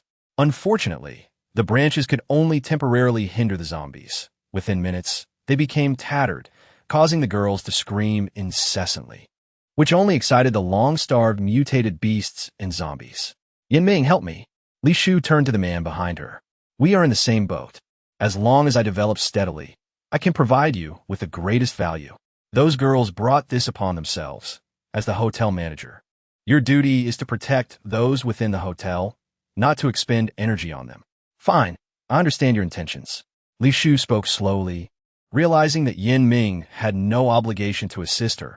Ultimately, she could only rely on herself. The stars shift and the universe turns. As her technique activated, she gradually maneuvered her feeble, spiritual energy closer to the girls. Just as the zombies were about to breach the vine's perimeter, concentrated flames erupted, forcing them back several meters. Manager, the girls, who had thought they were about to be consumed by zombies, were overwhelmed with emotion, nearly in tears, never expecting that their savior would be the manager who sheltered mutants and killed to establish authority. One of the bolder girls stammered, desperately looking towards the path leading out of the hotel. Another stylishly dressed girl chimed in, her expression suggesting she not only did not wish to take that path, but believed Li Shu was reluctant to use her powers to assist them. Li Shu offered no explanation, only urgently reiterated her command while continuously releasing spiritual fire, compelling the zombies and mutated beasts to drool and watch them from a distance. Eyes gleaming with hunger. Listen to the manager. Hurry and leave. Except for the fashionable girl, the other 2 behaved normally, obediently pulling their sister along, inching closer to the hotel under Li Shu's protection. Roar! Just as Li Shu was about to bring the 3 to the hotel entrance, a hawk-like mutated beast suddenly swooped down, its sharp claws seizing one of the girls by the shoulder. Thunderstrike, break! Li Shu reacted swiftly, unleashing her lightning spell upon it almost instantaneously. Unfortunately, the girl's body could not withstand the beast's tearing, and in an instant, she was ripped in two, collapsing to the ground. You! The stylish girl screamed, her disbelief evident as she stared at the corpse below, unable to fathom that the person who had just comforted her was now lifeless before her eyes. Go! Seeing that the hawk was unharmed by the lightning and was diving down again, Li Shufei gripped one girl in each hand, hastily cast a protective barrier around herself, and rushed toward the hotel entrance. System, expand the hotel's defense perimeter. Received, the system responded promptly. And almost the moment Li Shufei spoke, a shimmering shield imbued with electrical currents enveloped them, sending the diving hawk flying. Unbelievably, with her golden core cultivation, her lightning spell had left no mark on the hawk. She could hardly fathom what level of mutated beast it was. Why couldn't you save you? Why? Xiaohua stopped. The girl beside her, flustered, attempted to silence her, only to be angrily pushed away. What? Are you disgusted that I brought trouble upon you? Fearing that the manager might throw us out? No. The girl, at a loss for words, could only look anxiously at the manager, hoping she would overlook Xiaohua's reckless words. I'll tell you, I'm not afraid of her. Regardless, a Yu is dead. If she throws me out, then so be it. Very well. Since you wish to accompany your friends so much, then go out. Li Shufei spoke indifferently, her gaze icy as she regarded Xiaohua, akin to observing a corpse. You! Xiaohua's eyes widened at Li Shufei, yet her legs remained stubbornly rooted in place, showing no intention of leaving. I warn you, if you wish to throw a tantrum, you may do so outside. This is not your home, and I am certainly not your parents. There is no need to indulge you. Chapter 101, I have never regretted my actions. Manager, you once claimed the hotel was absolutely safe. Now that trouble has arisen, do you wish to deny it? Indeed, I did assert that the hotel was entirely secure. So, has anything happened to the hotel? Did you encounter zombies inside the hotel or outside it? You are grasping at straws. If it weren't for your hotel being surrounded by those things, would we have wished to flee? So you admit that you encountered zombies outside the hotel? The girl, flustered and unable to think of a retort, could only stand there, tears streaming down her face. Lacking brains and strength. I truly wonder how you have survived this long. It is a pity your friend died for your sake. Upon hearing the phrase died for you, the girl involuntarily trembled. If I recall correctly, that mutated hawk aimed to capture you, not your friend beside you, right? No. It wasn't.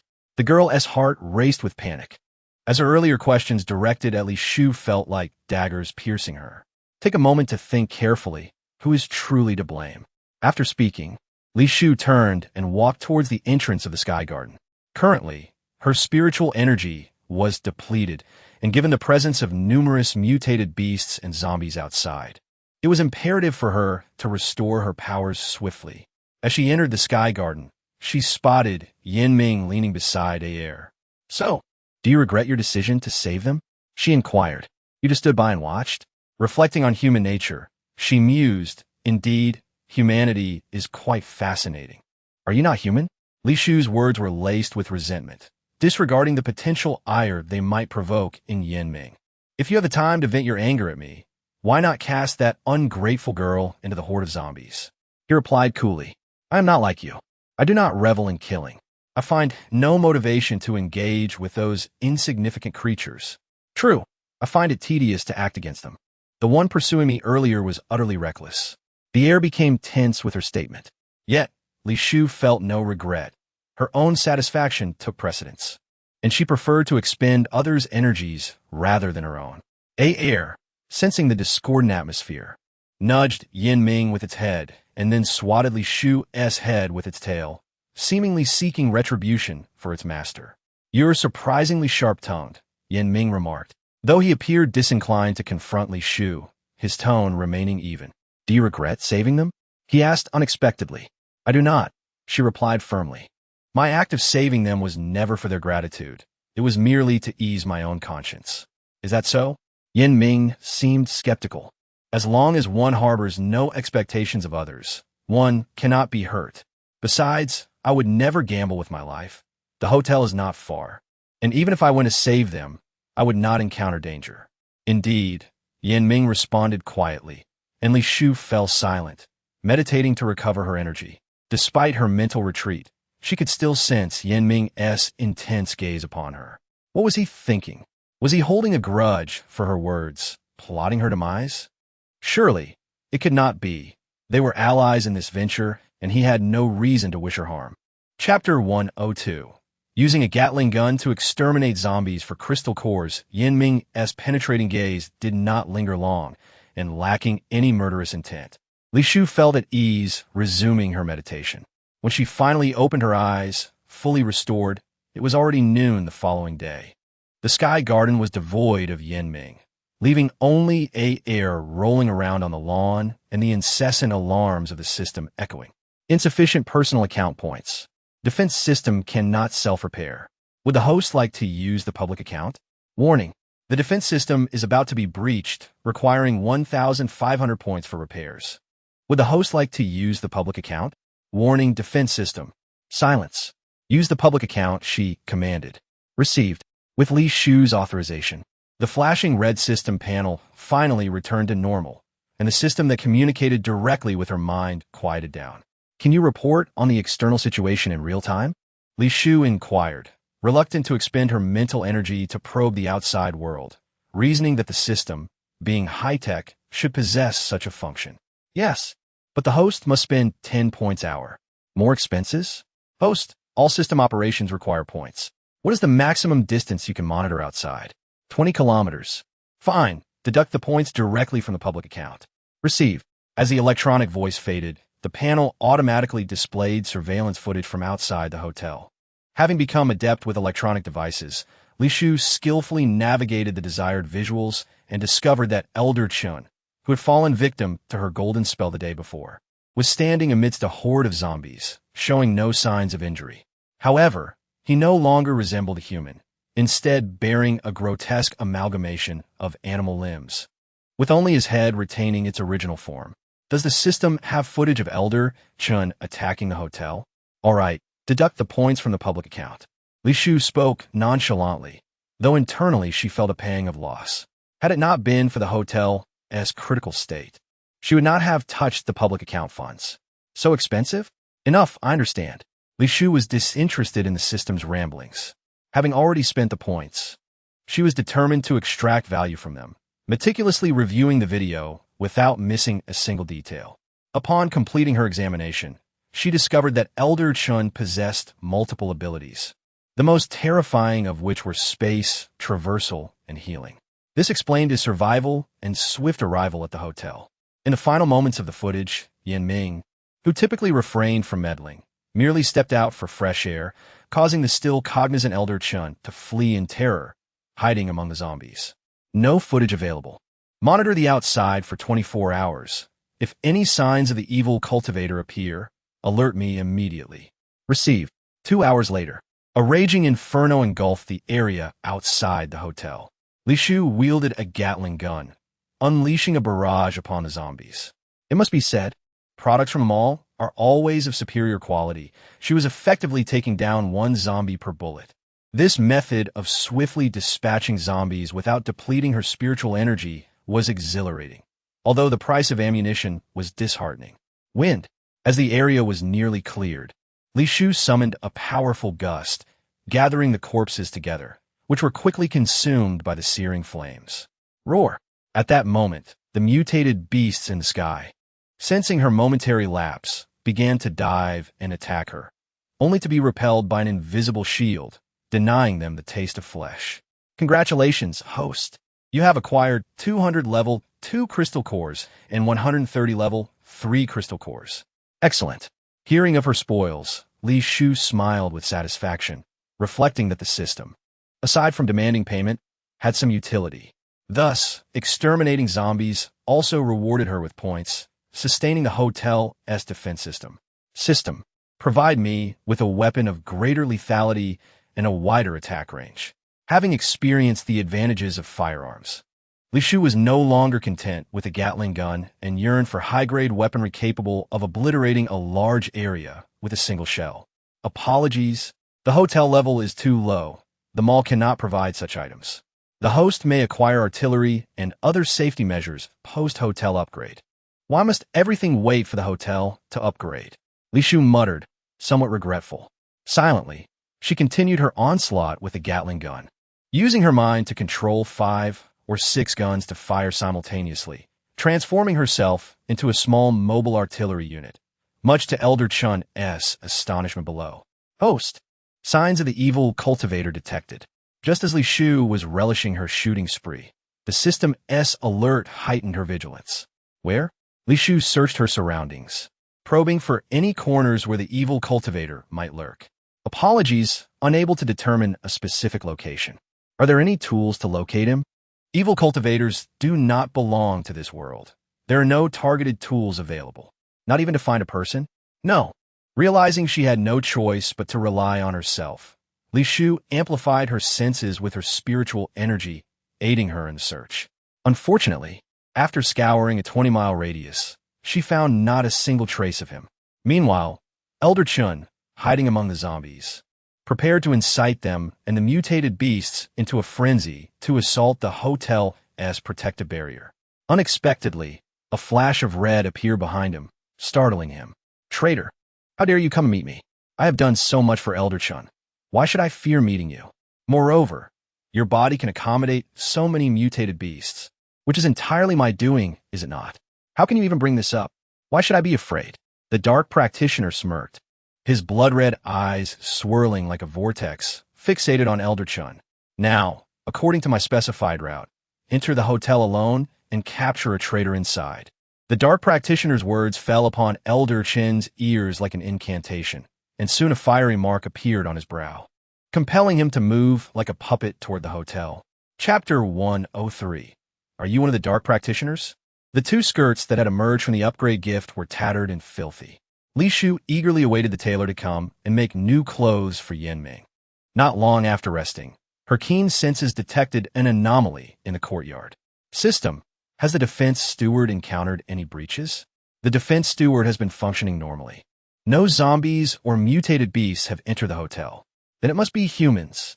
Li Shu furrowed her brows, covering her face with a veil, and swiftly headed toward the source of the strong stench of blood. Initially, she expected to find several corpses of guests, having already devised a solution for that scenario. To her surprise, she encountered the inconspicuous mutated being, Mo, in the very secluded spot where they had first met. Master, Mo stammered, his vacant eyes suddenly lighting up. Li Shu scrutinized him warily, noting that she still felt no energy emanating from him. However, outwardly, he appeared quite disheveled. His gray clothing was stained with blood, and he was half kneeling on the ground, his right hand completely severed, with only a small piece of flesh barely clinging to his shoulder, swaying precariously as if it could fall off with a tug. Master, please, save me, IMO pleaded, rising in a fit of excitement, limping toward Li Shu, only to be seized by a massive tentacle that lifted him by the ankle. It was at this moment that Li Shu noticed the grotesque entity before her, a creature that bore only a human head, Elder Chun. However, compared to their previous encounter, he seemed stronger, yet his aura was so faint that it was easy to overlook, as if he had activated an invisibility skill. System, did you not say the defense steward was still operating? Li Shu exclaimed in frustration. How'd he get in? The defense system shows no abnormalities. The means by which the enemy entered the hotel remains unclear and requires further investigation. Elder Chun spoke mechanically, his words stuttering, his eyes devoid of any spirit. Master, save me. Spirits of the earth, heed my command, bind. Inside the hotel, Li Shu dared not create a commotion for fear of alarming other guests. If anyone witnessed Elder Chun entering the hotel, it would surely incite panic. Ignoring the vines that emerged from the ground, Elder Chun effortlessly broke free from their constraints and turned toward the back door. Master, IMO looked at Li Shu with pleading eyes, frantically continuing his cries for help. Stop! Li Shu conjured a massive chain of fire magic, ensnaring Elder Chun's neck, temporarily halting his monstrous form. Master, his aura does not belong to a supernatural being or a mutant. I do not know what he is. Could it be dark energy? Li Shu's eyes brightened, momentarily distracted from Mo's suddenly fluent speech. She quickly formed seals with her fingers, a golden light beginning to manifest above Elder Chun. Ah! Elder Chun screamed, the tentacle lifting, involuntarily releasing him, and he swiftly fled toward the exit. System, seal the door. The door has remained sealed. Stop him from moving forward. Currently, Li Shu had no surplus spiritual energy to restrain him and could only rely on IMO, hastening the formation of the golden light spell. However, she found it peculiar that, as a spellcaster, she could not perceive the dark energy. Had she not had Amo's reminder, she might have thought that Elder Chun was utilizing the abilities of the mutated beasts grafted onto him, never considering the aspect of dark energy. Boom! As Imo activated his powers, a 2-meter-high glass wall suddenly appeared before Elder Chun, causing him to crash into it with an enraged roar. At this point, he had completely lost his sanity, no longer resembling a human, relying solely on brute force to pursue the leaping Imo golden light spell. Activate. After considerable effort, Li Shu successfully cast the golden light spell, forcefully pinning Elder Chun to the ground, where he soon transformed into a pool of black blood. Master, you are truly powerful. Imo gazed at Li Shu with wide, starry eyes. Unfortunately, she felt no joy. Everything had unfolded too smoothly, as though someone had willingly delivered Elder Chun to her. Host, the aura of the Dark Practitioner has vanished. The electronic voice coincidentally heightened Li Shu's suspicions. Could it be that Elder Chun was sent to her by the Dark Practitioner? If so, what did Elder Chun mean by referring to a traitor? Was he warning her, or merely toying with her? Master, what is wrong? Imo, noticing Li Shu's scrutinizing gaze, stepped back in trepidation. Why would Elder Chun specifically come and capture you? I do not know. What did he mean by traitor? Master, you're doubting me? What do you think? Li Shu narrowed her eyes. She had already found Imo to be suspicious, especially since she could not sense even the slightest hint of supernatural ability from him. Master, I have enmity with Elder Chun. He surely resents me for leading the leader to the cold stone base, disrupting his peaceful life. Leader? Yanming? Yes. Imo nodded like a chick pecking at grain, his face, long obscured by bangs, lowered, exuding an air of self-doubt and meekness. You were the one who led Yanming here, so the wolf by his side being captured by Elder Chun is also related to you? No. Imo shook his head frantically, terrified that Li Shu might misunderstand and associate him with the trouble. How can you deny it? Li Shu waved her hand forcefully, causing a vine to sprout from the ground and seize Imo's arm, which was about to detach. When that arm fell to the ground, it transformed into a withered branch emanating dark energy. What is your connection to the Dark Practitioner? Li Shu seethed, gritting her teeth at the thought of having allowed the Dark Practitioner's minion to linger in the hotel for so long, further unsettling the guests. Of course, Li Shu did not regret her earlier comments about the hotel accommodating mutants. She only lamented being manipulated and foolishly allowing him to stay for such an extended period. Master, why can't you just turn a blind eye? I actually quite like it here. Imo spoke fluently, no longer stammering, his voice tinged with a hint of regret and mirth. Chapter 104. Enemies upon future encounters. Spirits of the earth, heed my command, bind. Li Shu's gaze turned frigid as she controlled her spell, wrapping Imo in a cocoon. Master, I am not your enemy. There is no need for you to treat me this way. Speak. What is your relationship with the Dark Practitioner? Li Shu was indifferent to why Imo did not resist. She cared only for the answer she sought. However, given Elder Chen's claim that Imo was a traitor, did that imply they were not on the same side? My relationship with him is akin to yours with the leader of the mutants. You know of my connection with Yanming? Of course I do. Imo smirked, dark energy swirling around him as he gradually consumed the vines that wrapped around him.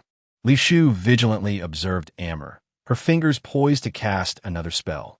However, the Golden Light Curse was not an ordinary incantation. It cannot be conjured a second time in such a short span.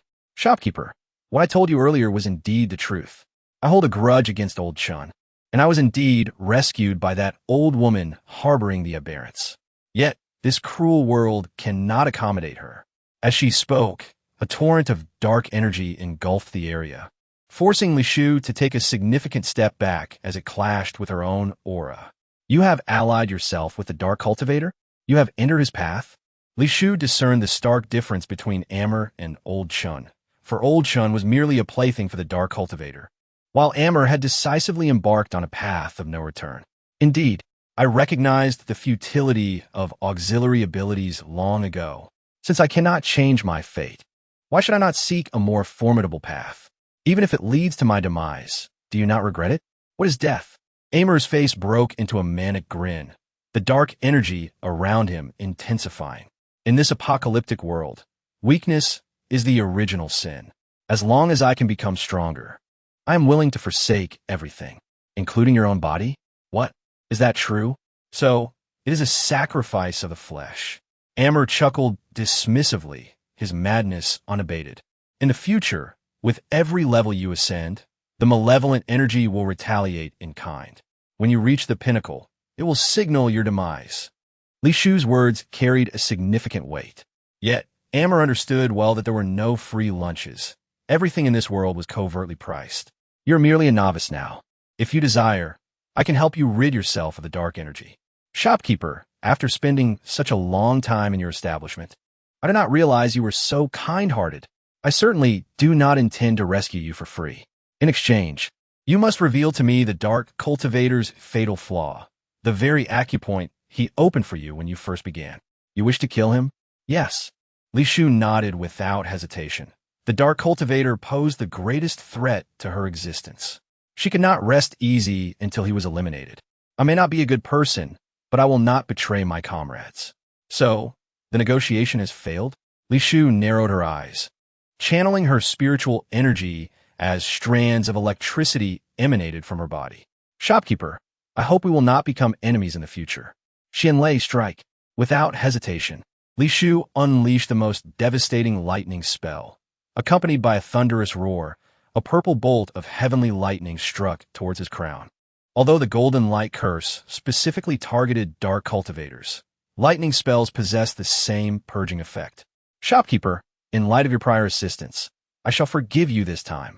Amber gazed at Li Shu with a smile as the heavenly thunder approached, enveloped by a semicircular blood-red shield that effortlessly absorbed the purple lightning. He actually provided you with a high-level life-saving artifact. Li Shu was taken aback. She had never heard of a dark cultivator, known for their predatory nature, bestowing a life-saving artifact upon a novice, especially one of such high caliber. My relationship with him is not as simple as you imagine. If that is the case, I cannot let you leave. A fierce glint flashed in Li Shu's eyes as she once again invoked Xianlei while conjuring her spiritual energy into fine silver needles, relentlessly striking at the protective artifact surrounding him. Shopkeeper, are you trying to kill me? Since you have chosen the path of the Dark Cultivator, I naturally cannot allow you to escape, but I do not intend to be your enemy. Do you believe you will still have autonomy in the future? Why not? Your flesh is sacrificed to the Dark God. Your soul has no refuge, and your human empathy will gradually dissipate, transforming you into a beast that incessantly devours the flesh and blood of others to elevate its own power. When I was transformed into an aberrant in a laboratory, they said the same thing. This is different. Different? Amer's lips curled into a smirk as he began to morph into dark energy from his feet. Ultimately, you're no different from those individuals. When we meet again, I will not be courteous. With that, Amer completely transformed into dark energy and nonchalantly departed from the hotel, leaving behind a pool of black blood from Old Chun. System, do we have any defensive measures against dark cultivators? Now, Li Shu felt her mind was in disarray. If the dark cultivator could recruit a disciple at any location, what would become of her own life? Host can take a chance from the lottery pool after upgrading the hotel. So, even with the hotel upgrade, there are no tools specifically against dark cultivators. Host can seal the golden light curse and talismans and place them throughout the hotel. Hearing this suggestion, Li Shu realized it was futile to inquire further. She could only summon Miss White Rabbit to have her clean up the area. Roar! Before Li Shu had ventured far, the roar of zombies reverberated through the hotel as countless flying aberrants dove down from the sky, their force so immense that it could split heads apart, all in a bid to breach the protective shield. Congratulations, host. You have obtained 10 level 2 crystal cores and 5 level 3 crystal cores. Congratulations, host. You have obtained 23 level 2 crystal cores, 12 level 3 crystal cores, and 5 level 4 crystal cores. Warning, the protective shield is severely damaged. At the current rate, points will be depleted in 2 hours. Congratulations, host. Warning, amidst the incessant crashing sounds, Li Shu's mind was nearly overwhelmed by the system's incessant notifications. It was evident that the crystal cores she had acquired and the damage to the protective shield were both the result of the frenzied aberrants and zombies. Although they lacked intelligence, they possessed an instinct for self-preservation, and thus should not be this reckless. Could it be that with old Chen's demise, others had taken his place? System, share the surveillance footage from outside. Understood. The system's warning ceased as it automatically played the footage from outside the hotel. What a peculiar group. Li Shu did not take long to spot a dozen individuals amidst the horde of zombies, wielding heavy weapons and followed by several mecha vehicles. Big brother, those zombies are too easy to handle. Why don't you enhance little sister's powers to intensify their hostility? One of the armed men casually remarked, as a shell descended from his hand, obliterating countless zombies. Influenced by little sister's abilities, the zombies, instead of fleeing down the clear path, aimed for the glowing building, leading them to either be killed by their weapons or perish against the luminous barrier. All right, our squad has just escaped from Kyoto, and we must enjoy ourselves a little. The bearded leader laughed heartily, stepping into the mecha vehicle to utter a few words. Before long, the zombies grew even more frantic, recklessly hurling themselves at the barrier, much to the amusement of those around them. I wonder what was wrong with those zombies. Turns out you were behind it. Suddenly, a cold female voice echoed, and before they could react, the weakest among them were ensnared by vines that appeared out of nowhere, dangling in midair. Bang, bang, bang. They acted swiftly, almost instantaneously grabbing lightweight firearms to unleash a barrage at Li Shu. Unfortunately, she was like a ghost, leaving no trace to capture. And they not only failed to harm her, but also injured their own comrades, causing the zombies to swarm in response to the scent of blood, leaving those individuals too frightened to focus on Li Shu, instead having to contend with the zombies. Is this your level of competence? Li Shu stood atop the mecha vehicle, looking down disdainfully at those who could only shoot zombies with their weapons. Who are you? The bearded leader shot a fierce glare at Li Shu, only to be astonished to find that, despite being a level 6 ability user, he could not sense any fluctuations of ability emanating from her. Could it be that her level surpassed his? When you commanded those zombies to attack the hotel across the street, did you not ascertain who the master inside was? I merely wished to swiftly eradicate those zombies, never intending to cause you any distress. The bearded man felt a twinge of unease as he grappled with Li Shu's unclear ability level. He had considered the possibility of the opposing building being breached, but he had assumed that in such a remote place as the Cold Stone Base, even level 5 ability users were rare and, as the strongest, he could do as he pleased. Is that so? Li Shu smiled, her figure vanishing, only to reappear moments later with a young girl clutching a doll in her arms. What are you doing? Let her go. The bearded man panicked, blasting away the zombie in front of him and swiftly rushing beneath Li Shu's mech. If I am correct, the one who caused the zombies to go berserk is her. She is innocent. She merely obeyed my commands. Brother. The girl looked at the bearded man with tear-filled eyes, a dagger pressed against her back by Li Shu. I observed that the zombies, aside from being out of control, are also rapidly depleting the energy within their cores. So, has that energy come here? As she spoke, Li Shu pointed at the girl's head, causing the bearded man to stutter in fear. You, please speak carefully. Do not act rashly. Let us converse. However, due to your actions, my hotel's protective shield has overdrawn a significant amount of cores. Should you not compensate me for my losses? How many cores do you desire? The bearded man felt a wave of relief wash over him, sensing from Li Shu's words that all she sought were cores. All cores from the zombies here belong to me. Very well. The bearded man was indifferent to this. After all, in such a remote place, the highest level zombies were merely level 4, and cores were of little consequence to them. Additionally, you must compensate me with 100 level 5 cores. What? The bearded man could no longer contain himself. As a level 6 ability user, even acquiring 50 level 5 cores would be a monumental challenge. What do you lack them? 100 is excessive. Excessive? Li Shu softly replied, her hand resting on the girl's shoulder, and to the bearded man's astonishment, the girl's ability, under Li Shu's influence, began to control the zombies surrounding their team, increasing the difficulty of their assault. Brother, she can control my ability. How terrifying. The girl sobbed while in truth, Li Shu merely amplified the strength of her ability through spiritual force, rendering the zombies more agitated. Who are you? The bearded man was taken aback. He had never heard of anyone capable of controlling another's abilities. Moreover, having already demonstrated 2 kinds of abilities, it was evident she was a prodigy possessing a multitude of powers, a rarity even in Kyoto. How could she be found in such a desolate place? I am merely an ordinary innkeeper. It appears I have underestimated you, esteemed innkeeper.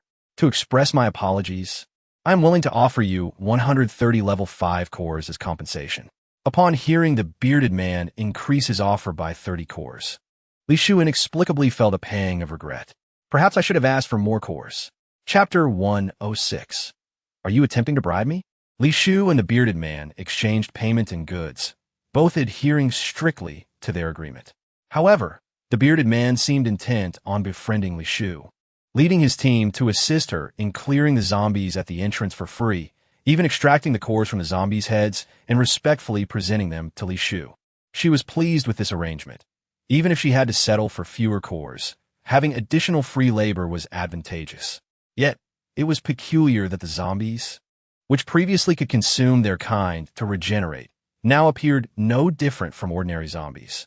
Could it be that with the death of Commander Chun, their abilities had dissipated? Captain, that woman seems rather unimpressive. Is it truly necessary to curry favor with her? The man specializing in spatial abilities, accustomed to being praised, felt discontent. Additionally, as a support role, he had remained inside the armored vehicle with the highest safety rating and thus had not witnessed Li Shu in action, believing her to be merely a slightly more powerful ability user. I have my reasons. Now, bring out that set of jade ornaments from your spatial storage. What? Hurry up. No more nonsense. The bearded man had an astute eye for people. Otherwise, he would not have brought an arsenal of weapons from Kyoto. It is worth noting that the previous team sent to the Cold Stone base was provided with only a single armored vehicle by Kyoto, and they had to bring their own weapons. No, that item could fetch a fortune on the black market in Kyoto. How could I possibly give it to an unknown woman? Hurry. The bearded man reiterated, his displeasure mounting, and seeing that the other team members remained silent. The man reluctantly retrieved the items, harboring a sense of resentment. Meanwhile, Li Shu happily utilized her water-based spells to cleanse the battlefield. The zombies had been effectively dealt with by the bearded man, resulting in a clear view at the hotel entrance, where even the guests cautiously peeked outside to assess the safety. Most thrilling for Li Shu, however, was the influx of points on her private account, a string of zeros that she could scarcely comprehend. Innkeeper, a voice filled with flattery, reached Li Shu's ears. Turning to see the bearded man approaching, she inquired, "What is it?" "This is an ornament crafted from jade that our team stumbled upon. I have heard it is a precious antique, and I was just thinking." "What, you intend to gift it to me?" Li Shu interrupted him directly, her gaze falling upon the exquisite sandalwood box, within which lay an ornament of remarkable craftsmanship, rivaling that of masters in the realm of cultivation, indicating its considerable value. Yes, we merely hope to forge a favorable bond with you, esteemed innkeeper. You may keep the item. However, should you wish to stay at the hotel, I welcome you at any time." The hotel? The bearded man was momentarily taken aback, doubting his hearing. But if this woman wished to be addressed as innkeeper, did that not imply she was the manager of the establishment? Indeed, at the hotel, as long as you possess ample cores, I can provide you with sufficient food and absolutely secure accommodations. After all, you have witnessed the hotel's defensive shield. Ample food? The bearded man's eyes brightened. Among all the words Li Shu had spoken, he retained only the thought of food. Although Kyoto's scientific research had begun to mass-produce affordable nutrient agents, those synthetic substances could not compare to real, tangible food. Yes, innkeeper. The wheels of the chair creaked as Li Shu turned to see Meng Qingxiu, whom she had not seen for several days, approaching with two of her former subordinates, each robust and armed with the hotel's expensive weaponry, indicating that Meng Qingxiu was willing to spend generously on them. What is it? Li Shu maintained a neutral demeanor, treating her as an ordinary guest. The individuals sent to the cold stone base from outside have arrived, and the group from Kyoto that went missing has already re-established contact with headquarters. Is that so? It seems the imposing group outside came to the hotel because of you. It appears they have incurred your displeasure. Not quite. At least they helped me deal with the zombies outside. I apologize. I will ensure they pay their respects to the innkeeper personally. Rest assured, I shall not owe you a single crystal core. Meng Qingxiu smiled faintly, choosing not to expose the truth that the hotel owner, Li Shu, and the hotel manager were one and the same. By the way, the hotel owner had previously mentioned her ability to help me reshape my bones. If you happen to encounter her, please convey my willingness to offer 1,000 fifth-level crystal cores for her assistance in granting me a new lease on life. Upon hearing this astonishing figure, Li Shu instantly lost her composure. Unfortunately, she lacked the capability at present. Achieving the late stage of Golden Core was a prerequisite. Very well, I shall inform her, Li Shu replied, maintaining an outward calmness, as if such a sum of crystal cores were trivial to her. Thank you. 3 days later, Li Shu gazed at the revenue generated by the paper-constructed girls, feeling a sense of unease. Despite the influx of guests and a steady increase in hotel earnings, bolstered by the enthusiastic purchases from the bearded team, time was running short for her to upgrade the hotel. Currently, her private account stood at 35,600 points, still 64,400 points shy of the upgrade requirement. With only 18 days remaining, earning 64,400 points in 18 days meant a daily revenue target of 3,578 points. It was worth noting that her current revenue barely reached 2,850 points, achievable only with the sale of 1 or 2 high-priced weapons each day. System. Is Yin Ming at the hotel? Li Shu, feeling desperate, turned her thoughts to the mutants. At present, the primary trade within the hotel revolved around food, yielding insufficient profits, and the guests were not affluent, reluctant to spend even a single point, rather than relying on them to meet her goals. It might be wiser to seek out patrons elsewhere. Just then, a loud crash echoed from outside, accompanied by a cacophony of voices, startling Li Shu into opening her perception. To her astonishment, she found a group of mutants, led by a Dai, surrounded by a throng of people. Sister Adai, a mutant with rabbit ears, anxiously tugged at her, fearfully glancing at the menacing humans. Do not fear, Adai reassured her with a pat on the back, her immense butterfly wings unfurling to shield the smaller mutants. I am not here to cause trouble. Move aside. Humph. No matter the reason, mutants are to be punished. One of the bounty hunters growled, brandishing a blood-sucking dagger purchased from the hotel, charging towards Adai. Puppet technique. Adai's fingertips released a torrent of transparent threads, effortlessly ensnaring the bounty hunter, prompting nearby powers to join in the fray. I have no intention of killing you. Step aside. Adai was unafraid of the reckless abilities, only concerned about inadvertently harming someone, fearing Li Shu might refuse to accommodate those mutants lacking self-defense. Stop! A feminine voice rang out, and countless vines erupted from the ground, swiftly binding those who engaged in combat, including Adai. Manager, are you going to protect them? Firstly, my hotel prohibits fighting. Secondly, I welcome all guests, regardless of whether they are mutants, ordinary humans, or enhanced individuals. You are simply, before the man could finish. Li Shu impatiently silenced him with vines, smiling warmly at Adai. I am a hotel manager, and you are most welcome at the Hotel of Resignation. Considering this altercation was merely self-defense, I shall overlook it this time. As for the others, I shall issue a warning. But next time, the penalty will be a 3rd-level crystal core. On what grounds? Protested a man bound by vines, igniting a chorus of complaints from the others. On the grounds of the warning sign displayed at my hotel. Have you not read the rules clearly during your extended stay? She is a mutant. It is only natural for us to act against her. Furthermore, we are ensuring the safety of the hotel's guests. Does the manager not understand that mutants are inherently brutal and cannot be considered human? The safety of my hotel guests is of no concern to you.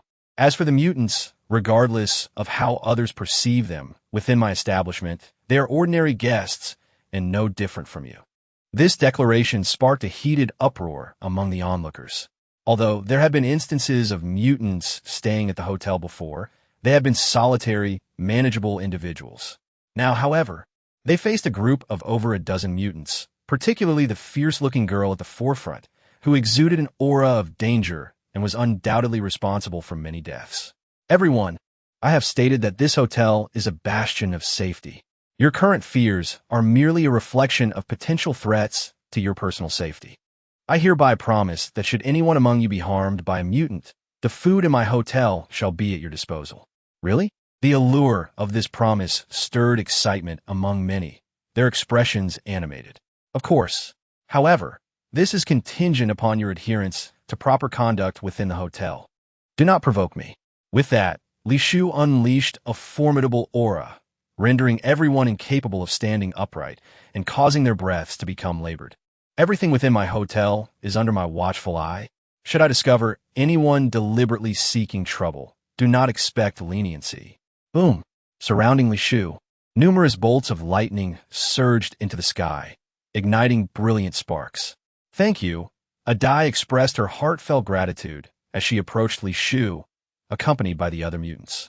Do not thank me. The hotel operates as a business, and I will not discriminate. However, you too must abide by the rules. I will show no mercy to anyone. Rest assured, they are merely children who have just escaped from a laboratory, lacking understanding and the ability to wield their powers.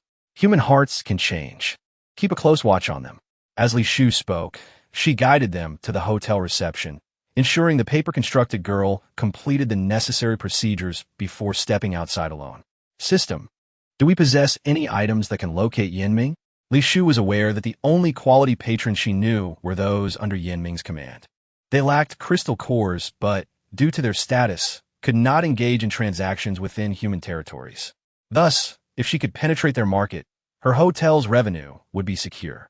Host, do you possess any personal items belonging to Yanming? Upon hearing this, Li Shufei's first instinct was to deny it, followed by a frantic search. Eventually, she fortuitously unearthed a comb, one she had been compelled to use to groom him under duress in the sink. Beep, exchanging for a tracking butterfly, deducting 200 points. Friendly reminder, the tracking butterfly is a one-time use item, lasting only 5 hours. How stingy, selling such a costly disposable item. Li Shufei grumbled, but the system paid her no mind. Ow! 3 hours later, as she sped toward the familiar howl of wolves, Li Shufei quickened her pace in excitement. Annihilation. Yanming's icy voice reached her ears as she peeked from behind a broken wall, witnessing him unleash immense power, tearing a strikingly beautiful woman into a grotesque mass. Who are you? What brings you here? He casually brushed off non-existent dust from his attire, flicking his sleeve at Ada, who immediately approached to consume the remains, causing Li Shufei to feel nauseated. That woman was a traitor infiltrating the mutants. Do you have any objections to my actions? No. I merely believe your methods of killing could be more aesthetically pleasing. They need not be so gruesome. Are you frightened? An inexplicable glimmer flickered in Yanming's eyes as he stepped closer. No, it is just rather disgusting, quite unappetizing. Understood. Yanming nodded gently, and upon noticing that Ada had nearly finished his meal, he whistled towards the sky, summoning the white bird that Li Shufei had once seen. It was this very creature that had ensnared her within a spatial cage, forcing her to squander a significant number of points to procure the necessary tools. Why have you called it here? Even now, Li Shufei felt a lingering trepidation regarding the spatial cage, fearing Yanming intended to imprison her once more. To convey a message? Chapter 108. Yanming has a penchant for the unattractive. Did you not know? Yanming stared at Li Shufei with a forbidding expression, uttering not a single word. It's nothing. In truth, I'm not particularly eager to go. A tremor of unease coursed through Li Shufei's heart as she silently contemplated Yanming's capricious nature. He was a man who would kill on a whim. Are you particularly interested in my subordinates? Not exactly. In comparison to their very selves, I'm far more intrigued by their crystal cores. So, you desire them to patronize your hotel? Yanming swiftly connected this to Li Shu's earlier remarks, seemingly aware that her hotel had performance metrics, and failing to meet them within the stipulated time could very well lead to her demise. How many crystal cores do you now require to fulfill your hotel's objectives? If converted to level 5 crystal cores, approximately 20 would suffice. I had thought it a formidable task. Yanming, do you believe level 5 crystal cores are so easily obtained? In this desolate place, the majority of circulating cores are of levels 1 and 2. Do you comprehend how many level 1 and 2 cores are equivalent to a single level 5 core? Silence. I will take your matters to heart. Initially, upon hearing silence, Li Shu was filled with resentment. Yet, with the latter part of his statement, she instantly brightened, even finding the wolf beside Yanming somewhat endearing. My lord, do remember to seek out subordinates who are taciturn yet generous, humble, and non-confrontational. Ideally, they should possess a shopping habit, able to spend 1,000 or 1,800 points in a single day. Understood. Yanming did not reproach Li Shu for her excessive demands. Instead, he turned, leading Ada into a blue vortex that had seemingly appeared out of nowhere. My lord, take care. Li Shu waved enthusiastically as they departed. And once the blue vortex closed, she noticed that the white bird remained, quietly observing her. What are you still doing here? Hurry and leave. Li Shu regarded the bird with disdain. Were it not for its spatial abilities, she would never have been captured by Yanming. Why does the leader exhibit such tolerance towards you? The white bird unexpectedly spoke, startling Li Shu.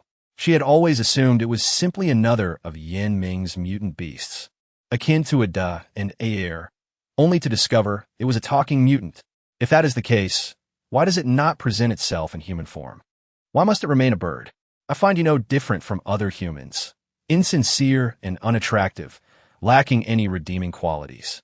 In the face of the white bird's blunt honesty, Li Shu felt an unusual tranquility, perhaps having grown accustomed to being called ugly since arriving in this world. Why do you not speak? The white bird, displeased by her lack of response, inquired, Did you see the one Yanming just killed? Naturally. Is she not exceedingly beautiful? Indeed, she was a woman skilled in extracting information through her physical allure, yet tragically met her end in a most unsightly manner. Therefore, from this, it is evident that Yanming harbors an aversion to beautiful women. I see. With Li Shu's guidance, coupled with previous indications, the white bird swiftly concluded that the leader's preferences were indeed peculiar. No wonder so many women within the organization attempted to seduce the leader. He remained unaffected. As it turned out, he favored the unattractive. This level 5 crystal core is your rightful reward. I shall visit you frequently henceforth. The white bird loftily dropped a fire element level 5 crystal core before soaring away, entirely unaware of the ramifications this conclusion might have on itself. Truly a foolish creature. Li Shu coldly regarded the fading silhouette of the white bird, picking up the level 5 crystal core from the ground. Despite the assistance of Yanming on the mutant side, the hotel business demanded diligence. Li Shu utilized her spiritual sense to locate solitary mutants. Perhaps within them lay potential lucrative clients. Bang! Bang! Old 3, do not use weapons. We must not alert the enemy. As a familiar male voice echoed, Li Shu keenly discerned the presence of an acquaintance and swiftly took to the winds.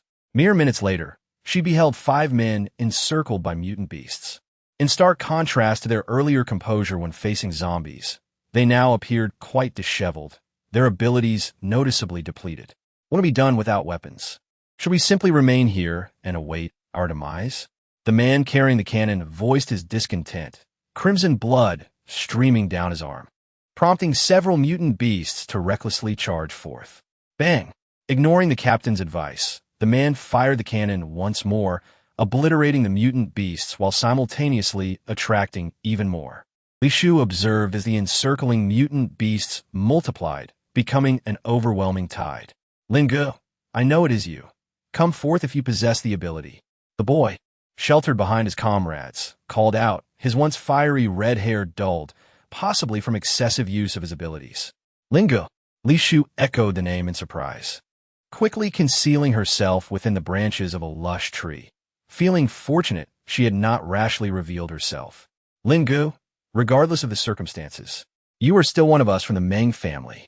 Has becoming a mutant stripped you of all previous memories?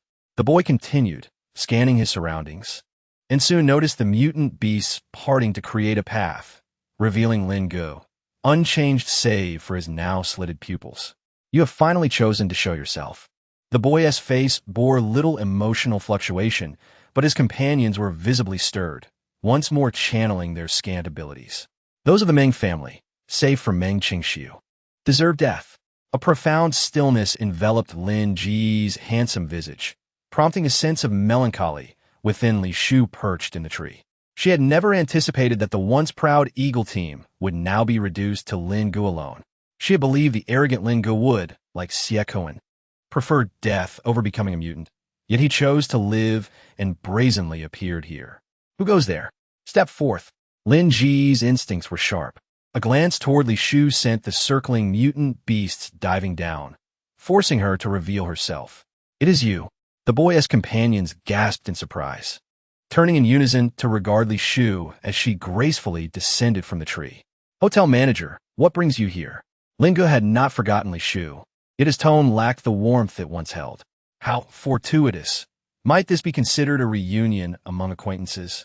Li Shu displayed no sign of embarrassment at being discovered, standing languidly in place, unexpectedly providing a sense of reassurance to the young man's team. Chapter 109.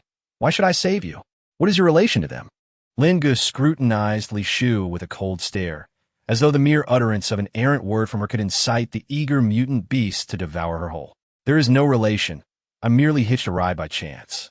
Just as she spoke, the mutant beasts, which had been circling above, lunged down once more. As sharp claws descended towards her neck, an invisible force swatted them aside. Lin Gu, are you warning me or threatening me? What do you think? Regardless of which, I detest both. So your decision is. Lin Ji's words carried an ominous undertone, and the mutated beasts seemed to sense something, emitting piercing cries. Don't rush. I never said I would meddle.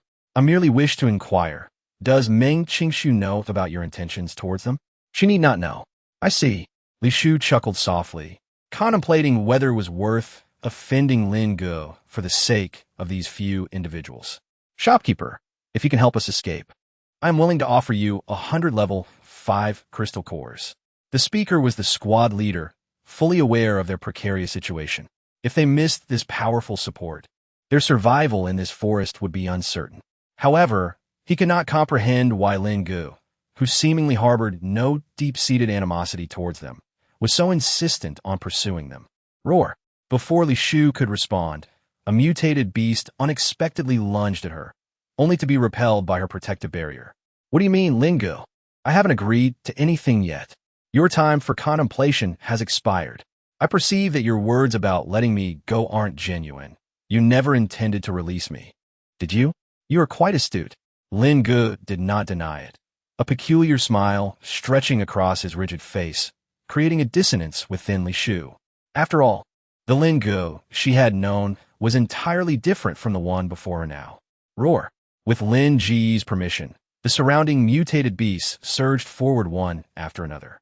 Li Shu was unaware of Lin Ji's current strength and could only focus on defense, fearing that excessive use of her spiritual energy would leave her vulnerable to his attack. Shopkeeper, you can blame your misfortune. I have no intention of killing you. Why waste words now? Li Shu, irritated, dispatched the nearby mutated beasts, creating a defensive barrier around herself that spanned 2 to 3 meters. Shopkeeper, can you take Yuan with you? He is Meng Qingxiu's brother. If he perishes here, our squad will never find peace, even in death. Captain, I won't leave. You said we are a team. We should die together if it comes to that. Be quiet. Captain. Li Shu gazed at the two of them, exchanging words in disbelief, and coldly remarked, What gave you the confidence to think I would carry this dead weight? Shopkeeper, if a Yuan dies here, the Meng family will not let it go. Even if you escape, they will trace you back through the slightest clues. Understand this. Lin Gu wants to kill you. I am merely a bystander. Is it necessary for you to threaten me? As Li Shu spoke, yet another mutated beast recklessly charged at her, causing her barrier to ripple slightly. "Shopkeeper, what if I beseech you? I assure you that I will not let you suffer losses. All the crystal cores from our squad will belong to you. Captain, rather than begging that woman, you should find a way to save yourselves." The short man, who had previously engaged Li Shufei, couldn't help but interject, his body splattered with the blood of mutated beasts due to his close-range abilities. "Indeed, this is sound advice. Thus, I shall take my leave. If you manage to escape, remember to seek me out at the hotel. I would be more than willing to conduct business with you." "Shopkeeper," the captain voiced his urgency, attempting to salvage the situation, but Li Shufei did not afford him that opportunity. With a soft bang, her figure vanished, enveloped in a shroud of white mist, rendering her indistinguishable. When the smoke cleared, only a peach branch remained, devoid of Li Shufei's presence. "How intriguing," Lin Gu, who had been observing the scene, murmured to himself, a smirk gracing his lips, his gaze mockingly fixed on the group below. No, it should be said, a group of corpses. Chapter 110. Lin Gu turns out to be your subordinate. As Li Shufei departed, she left a mark of spiritual energy on everyone, particularly on Lin Gu, who had already transformed into a mutant. System, can you discern Lin Gu's level? Host, please refrain from inquiring about matters unrelated to operations. Stubborn, do you think Lin Gu won't come looking for trouble at the hotel? How can I prepare without knowing his level? Host, he absolutely cannot breach the hotel's defenses. It seems, then, that his level is not particularly high. Having gleaned this from the system, Li Shufei stroked her chin, beginning to search the marketplace for affordable items to safeguard those few individuals. She could ascertain that Meng Qingshu's brother held a significant status. Should he perish here, it would undoubtedly cause trouble for the hotel. However, given that their squad had gone missing previously, why hadn't there been any notable actions from the capital? Moreover, Meng Qingshu, as the elder sister, had shown little reaction. Could it be that the higher-ups were unaware of the Meng family's young master being part of this team? All right, it's you. After rummaging through the marketplace for some time, Li Shufei finally unearthed an inexpensive substitute doll. Unfortunately, it was a single-use item, with a duration of only 5 minutes. Would the host like to spend 60 points to exchange for 3 substitute dolls? Yes. Li Shufei decisively pressed the confirmation button, assigning them to the squad leader, the bespectacled man and the young master. As for the man wielding the cannon and the short fellow, they would have to fend for themselves. After all, Li Shufei was not a philanthropist, unable to save everyone. Ding, exchange successful, substitute dolls activated successfully. As the electronic voice faded, the 3 dolls in Li Shufei's package vanished, and 3 bewildered individuals appeared in their place, one still clutching the head of a mutated beast. You. How'd we end up here? The young master, with fiery red hair, pointed at himself in astonishment, then at Li Shufei, his words tumbling out in excitement. Of course, I saved you. You are incredible. The young master gazed at Li Shufei with wide, sparkling eyes, never having encountered someone capable of manipulating space from a distance without the consent of the transferred entity. However, I do not offer my assistance for free. You must evaluate your worth in crystal cores and provide them to me within a day. What about 3rd brother and 4th brother? Why aren't they here? The young master appeared unconcerned about the crystal cores, instead searching for his other 2 teammates. Did you not rescue them? My abilities are limited. I couldn't save that many. Please rescue the 2 of them as well. I will pay you in crystal cores. Many crystal cores. The young master seemed to disregard Li Shufei's words. Fixated on his teammates, Li Shufei's tone turned icy, affording him no room for negotiation. Captain, how can you say such things? We have fought side by side for so long, and you are so quick to abandon them? 2nd brother, take him away. Captain, be careful. The bespectacled man seemed to sense the captain's intentions, cautiously retrieving a well-preserved small bomb from his pocket. 2nd brother, what are you doing? The youth rushed forward in agitation. But before he could react, the bespectacled man struck him on the back of the neck, green threads erupting from his palm and rendering the youth unconscious. Shopkeeper, thank you. The captain solemnly regarded Li Shufei, handing her a bracelet. This is a medium-sized spatial vessel containing all the crystal cores accumulated by our squad. Besides the payment for saving us, it also covers all their expenses while staying at your hotel. Understood. Li Shufei accepted it without hesitation. fully aware of the captain's readiness to face death. "Captain, I know how to arrange my own affairs." The bespectacled man spoke coldly, though his eyes were rimmed with red. "Lin Gu is coming." Li Shu keenly sensed that the mark of spiritual energy left on Lin Gu was drawing near, promptly extending her consciousness in the opposite direction from Lin Gu. "Take care of yourself." The captain stood still, gazing at the two figures following behind Li Shu, now mere silhouettes, leaving behind this final remark. The roar of a mutated beast echoed from a short distance, causing Jin Si to momentarily halt. "I have cast a separation spell upon you. Lin Gu cannot sense your presence." Li Shu waited calmly beside Jin Si, feeling somewhat perplexed. "Thank you." The sky darkened rapidly. "You carry a burden. Can you keep pace with me?" "Yes." "Very well. Understood. I wish to ride the winds." With practiced precision, Li Shu formed a seal, and at the moment the incantation was completed, she soared forth like a gentle breeze. Fortunately, this spell was shared with Jin Si. At that moment, he stared in astonishment at his feet, suspended in midair, questioning the reliability of his own vision. As Li Shu anticipated a smooth journey to the hotel, a mutated beast appeared before her once more. "System, did you not assert that Lin Gu could not breach the hotel's defenses? How then does he command so many mutated creatures? Detection indicates that there is more than one mutated individual present. Why did you not inform me sooner?" Li Shu was exasperated with the system. Had she known this, she would not have exerted herself to save them. As Li Shu maneuvered to evade the slower, mutated beasts, a monstrous eagle, 2 to 3 meters in size, suddenly swooped down from the sky, colliding with the protective barrier she had erected, forcing her to plummet to the ground. "Are you on?" Jin Si, falling alongside Li Shu, exclaimed in alarm, as the youth he carried became his cushion, letting out a pained cry. "Spirit of the earth, heed my command, bind." After her forced descent, Li Shu wasted no time. Her fingers swiftly formed seals, summoning countless vines as the mutated eagle attacked once more. Once assured that the eagle could not escape the grasp of the vines, she unleashed a fire spell to reduce it to ashes.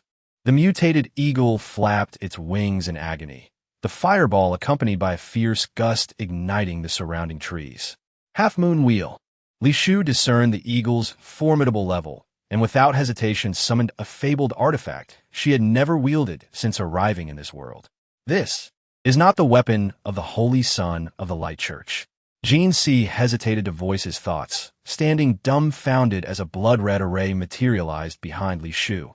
A crescent-shaped blade twisted through space, effortlessly piercing the eagle's head and splattering grotesque blood before orbiting around Li Shu, awaiting her command. "Show yourself." Li Shu's gaze flicked toward the empty southwestern expanse, her fingers poised to unleash the half-moon wheel at any moment. "Sister, you can actually see me." A melodious, youthful voice resonated, followed by a small cat emerging from the underbrush, no larger than a palm. "Is it you?" Li Shu narrowed her eyes, recognizing the feline that had previously invaded her home and was familiar with Yan Ming. "Indeed, it is I." The little cat shook itself, rapidly inflating like a balloon until it stood as tall as 2 people. Its ears had sharpened considerably, and its fur had transformed from gray to a rich brown. "You were never an ordinary, mutated individual." Li Shu's tone was sharp, though she had suspected this from the outset. After all, how could Yan Ming, the leader of the mutated organization, recall a mere commoner among them?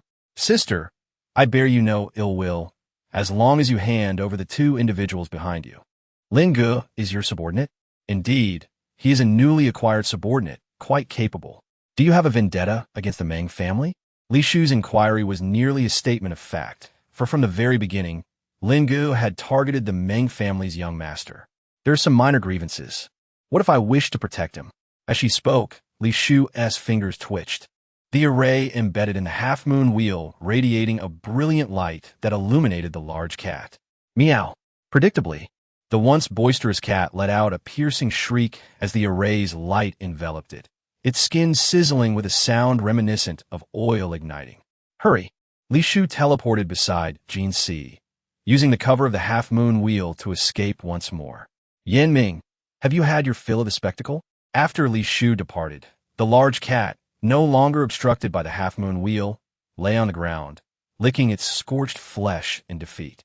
Not nearly enough. A blue vortex appeared behind the large cat, and Yin Ming slowly emerged, his silver hair nearly brushing the ground. Do you intend to keep the Meng family members alive? Indeed, Yin Ming replied nonchalantly, his silver eyes fixed on the spot where Li Shu had vanished. I truly do not understand you. You always leave the difficult tasks to me. Speak, how shall I address my bald patch? Let it be bald. I say you. Before the large cat could finish its retort, Yin Ming stepped back into the blue vortex, leaving behind a frustrated feline. Chapter 111. Am I Yin Ming's romantic interest? How was I unaware of this? To prevent the mutated individuals from pursuing her, Li Shu expended her spiritual energy with abandon. The journey that should have taken over 40 minutes was condensed to merely 20. Due to their disheveled state, she dared not enter through the main entrance where guests could see them, opting instead to stealthily use the back door and personally handle the check-in for the two. Innkeeper, are you not taking all the crystal cores from this spatial vessel? Thank you. Jean C. lowered his head in gratitude, tears streaming from his reddened eyes. Do not thank me. It is merely a matter of settling debts. With that, Li Shu's figure vanished before him as she turned toward the sky garden. However, upon entering, she encountered Yin Ming, whom she had seen that morning. Compared to her own disarray, he remained as resplendent as ever. What brings you here? Li Shu maintained a calm demeanor as she found a place to meditate, not mentioning the encounter with the cat. You speak as if this is your home. Li Shu muttered under her breath, her eyes growing heavy. As she entered a meditative state, time slipped away from her awareness, and she presumed that when she next opened her eyes, Yin Ming would have vanished as before. To her surprise, upon concluding her meditation, he stood right before her, accompanied by a petite girl with long antennae atop her head. Who is she? Li Shu felt discomfort at the presence of a stranger during her meditation, as it elicited a sensation of impending ambush. Did you not wish for new clothing? She is the one who will create your garments. All the clothes you wear are made by her? Li Shu's voice held a hint of excitement, utterly unprepared for Yin Ming's attentiveness to such trivial matters, even bringing a seamstress along. Indeed, Miss Li Shu, it is a pleasure to serve you. The girl offered a respectful bow, her cherubic face flushed, appearing more akin to an innocent maiden than a mutated individual. Miss Li Shu, may I have the silk cocoon you carry? Prompted by the young seamstress. Li Shu recalled that Yin Ming had indeed gifted her a silk cocoon. When she retrieved it, the once snow-white cocoon had mysteriously transformed into a brilliant gold. Miss Li Shu's abilities are remarkably pure. It is my first encounter with someone who can cultivate my heavenly silkworm silk into gold. Is that your possession? Indeed. Due to the fact that celestial silk aids the wearer in better harnessing their supernatural abilities, it is essential for the master to carry it with them before any garment is made, allowing the silk to absorb the master's powers. Isn't this akin to the art of crafting? What? The little silkworm gazed at Li Shu in confusion, attempting to comprehend her words. It's nothing. Li Shu refrained from elaborating, silently obeying the little silkworm's instructions, extending her arms for her to take measurements, and then communicating her desired style. I had thought Miss Li Shu wished to create a garment akin to that of the leader. The little silkworm, seemingly filled with regret, handed a sketch, drawn with her abilities, to Li Shu. Why would I want to replicate his style? I am not his wife. By the way, how many garments can you create with this silk? Huh? How many? Indeed, isn't it customary to produce several pieces? However, this is not ordinary fabric. The little silkworm's expression fell. Were it not for the leader's direct request, she, a mere division head, would not have made the effort to craft clothing for an unknown individual. Is that not permissible?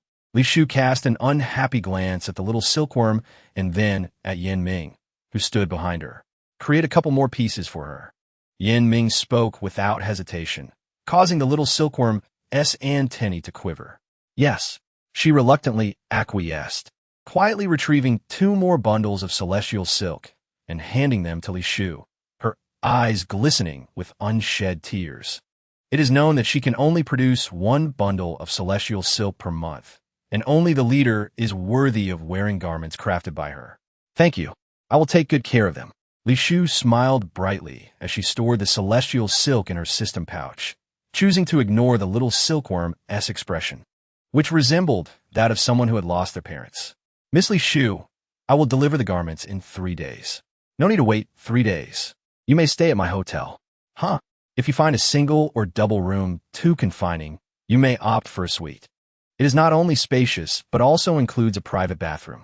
This seems inappropriate, does it not? What is inappropriate about it? You provide the crystal cores, and I'll host you, ensuring 3 meals a day, allowing you to focus on your craft. 2 birds with 1 stone. I still need to provide crystal cores? The little silkworm's eyes widened. She was expected to supply both the raw materials and the clothing, yet could not enjoy a few days of free accommodation. If you lack crystal cores, I can put on Yanming's tab. Li Shu was entirely oblivious to any issues, assuming that the expenses for the clothing were solely covered by Yanming and not attributable to herself. No, I can cover it. The little silkworm dared not let the leader pay, promptly producing a crystal core from her pocket, seeking to exchange it for points with Li Shu. Yanming coldly interjected, his silver eyes fixed on the hand holding the crystal core, causing the little silkworm's antennae to tremble again. Fine, you may exchange the crystal core first. I recall your membership card is nearly depleted of points. Saying this, Li Shu adeptly retrieved the membership card from Yanming's hidden pocket and accepted a level 6 crystal core from him. Throughout this exchange, the little silkworm stood wide-eyed, nearly dislocating her jaw in astonishment. This also coincided with the rumors circulating from Mr. Bai, claiming the leader favored unattractive women and had a hidden romantic partner. 2 hours later, waiter, bring me another serving of every stir-fried dish and a large bucket of rice. A rough male voice boomed, and Li Shu turned toward the source, spotting a group from the capital. Moreover, Meng Qingshu was indeed on the verge of becoming the lord of the Hanstone base, having purchased a small quantity of supplies in the name of the base from the hotel. Ah, how many points have those people from the capital spent these days? Li Shu approached the counter, her eyes fixed on the rapidly increasing revenue. According to the statistics, their collective expenditure amounted to 15,200 points. So much? Li Shu exclaimed excitedly, hastily opening her system panel, discovering that the hotel, which had previously needed over 60,000 points for an upgrade, was now nearing the 100,000 mark.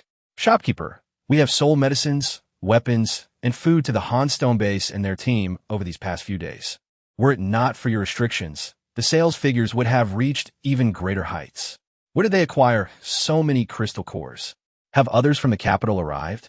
Indeed, several helicopters have already landed, stationed right outside the hotel. The paper doll, while speaking, exhibited a hint of annoyance. Although she was merely a system-generated employee, she harbored grievances against those from the capital, whose arrogance she could not abide. Were it not for the hotel's rules, those from the capital would not be buying supplies, but rather seizing them. Keep a close watch on those arriving from the capital. Ensure they do not cause trouble.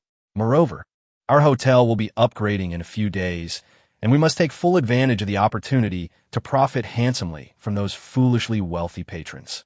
An upgrade? The paper doll was overjoyed. Should the hotel upgrade, she would benefit from it as well. Indeed, Li Shu hummed a cheerful tune, casually taking a seat beside the paper doll, her eyes fixed on the steadily rising revenue. Get away! The girl's scream interrupted Li Shu's daydream of wealth. You filthy wretch, do you know where I come from? You dare provoke someone from the capital? Hearing such brazen words, Li Shu lifted her gaze from the counter, observing a table of female guests nearby, where 2 scoundrels stood with sharply pointed faces. So what if they are from the capital? We are all hotel guests. You cannot lay a hand on me. The words came from the most beautiful girl among the guests, leaving a lasting impression on Li Shu. She was a rare light-type supernatural user. Unfortunately, she was only at the 2nd level of her abilities, relegated to a supportive role within her team, incapable of hunting independently. Do you not know where the capital is? It is a place where low-level supernatural users cannot even set foot.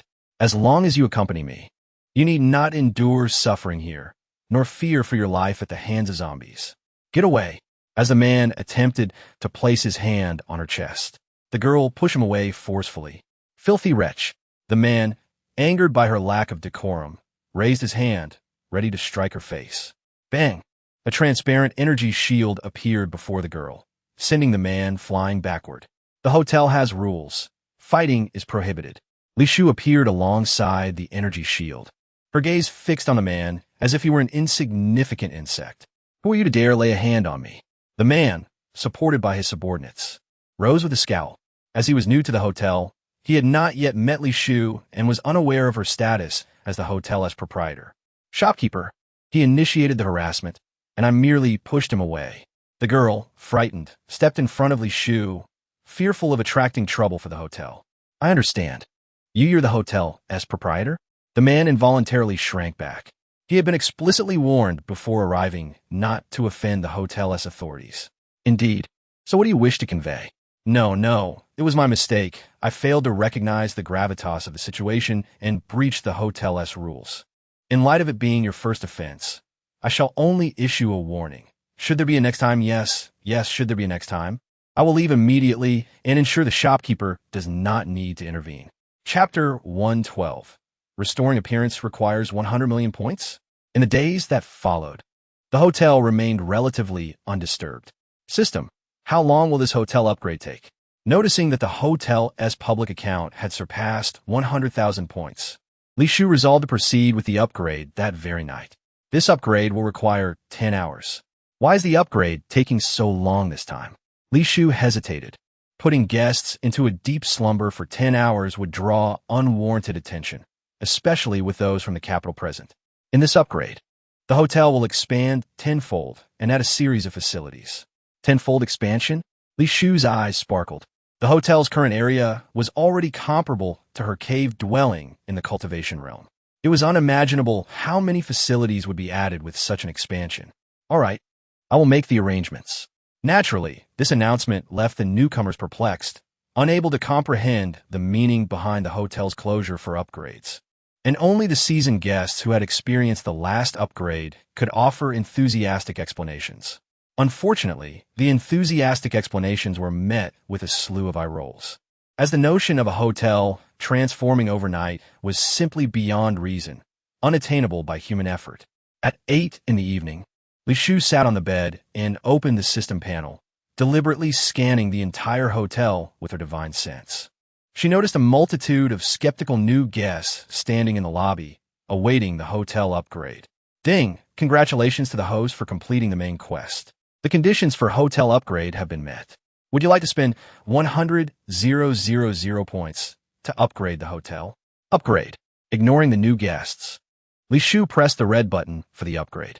The crowd in the lobby watched in astonishment as the hotel's tables and chairs were gradually enveloped in a dark mist, which then spread around them.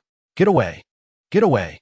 One individual frantically used their abilities to dispel the dark mist, but it was as though they had sunk into a quagmire, unable to extricate themselves. Their eyelids grew heavy and uncontrollable, and with a thud, they collapsed to the ground. Not good.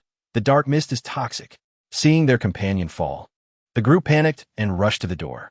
The moment their hands touched the wooden door, they fell like tarot cards, one after another, with some landing on top of others.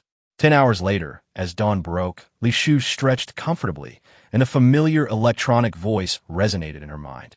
When did you become so generous? Hearing the system prompt, Li Shu found it hard to believe. In her mind, the system was notoriously stingy.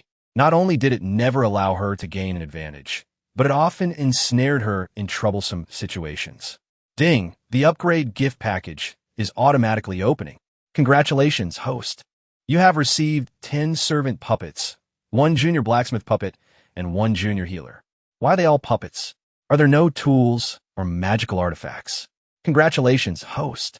The hotel has automatically unlocked a commercial street and added a junior clinic and a junior weapon shop. Current forget it, I'm dead hotel level. For 4,285 1 million.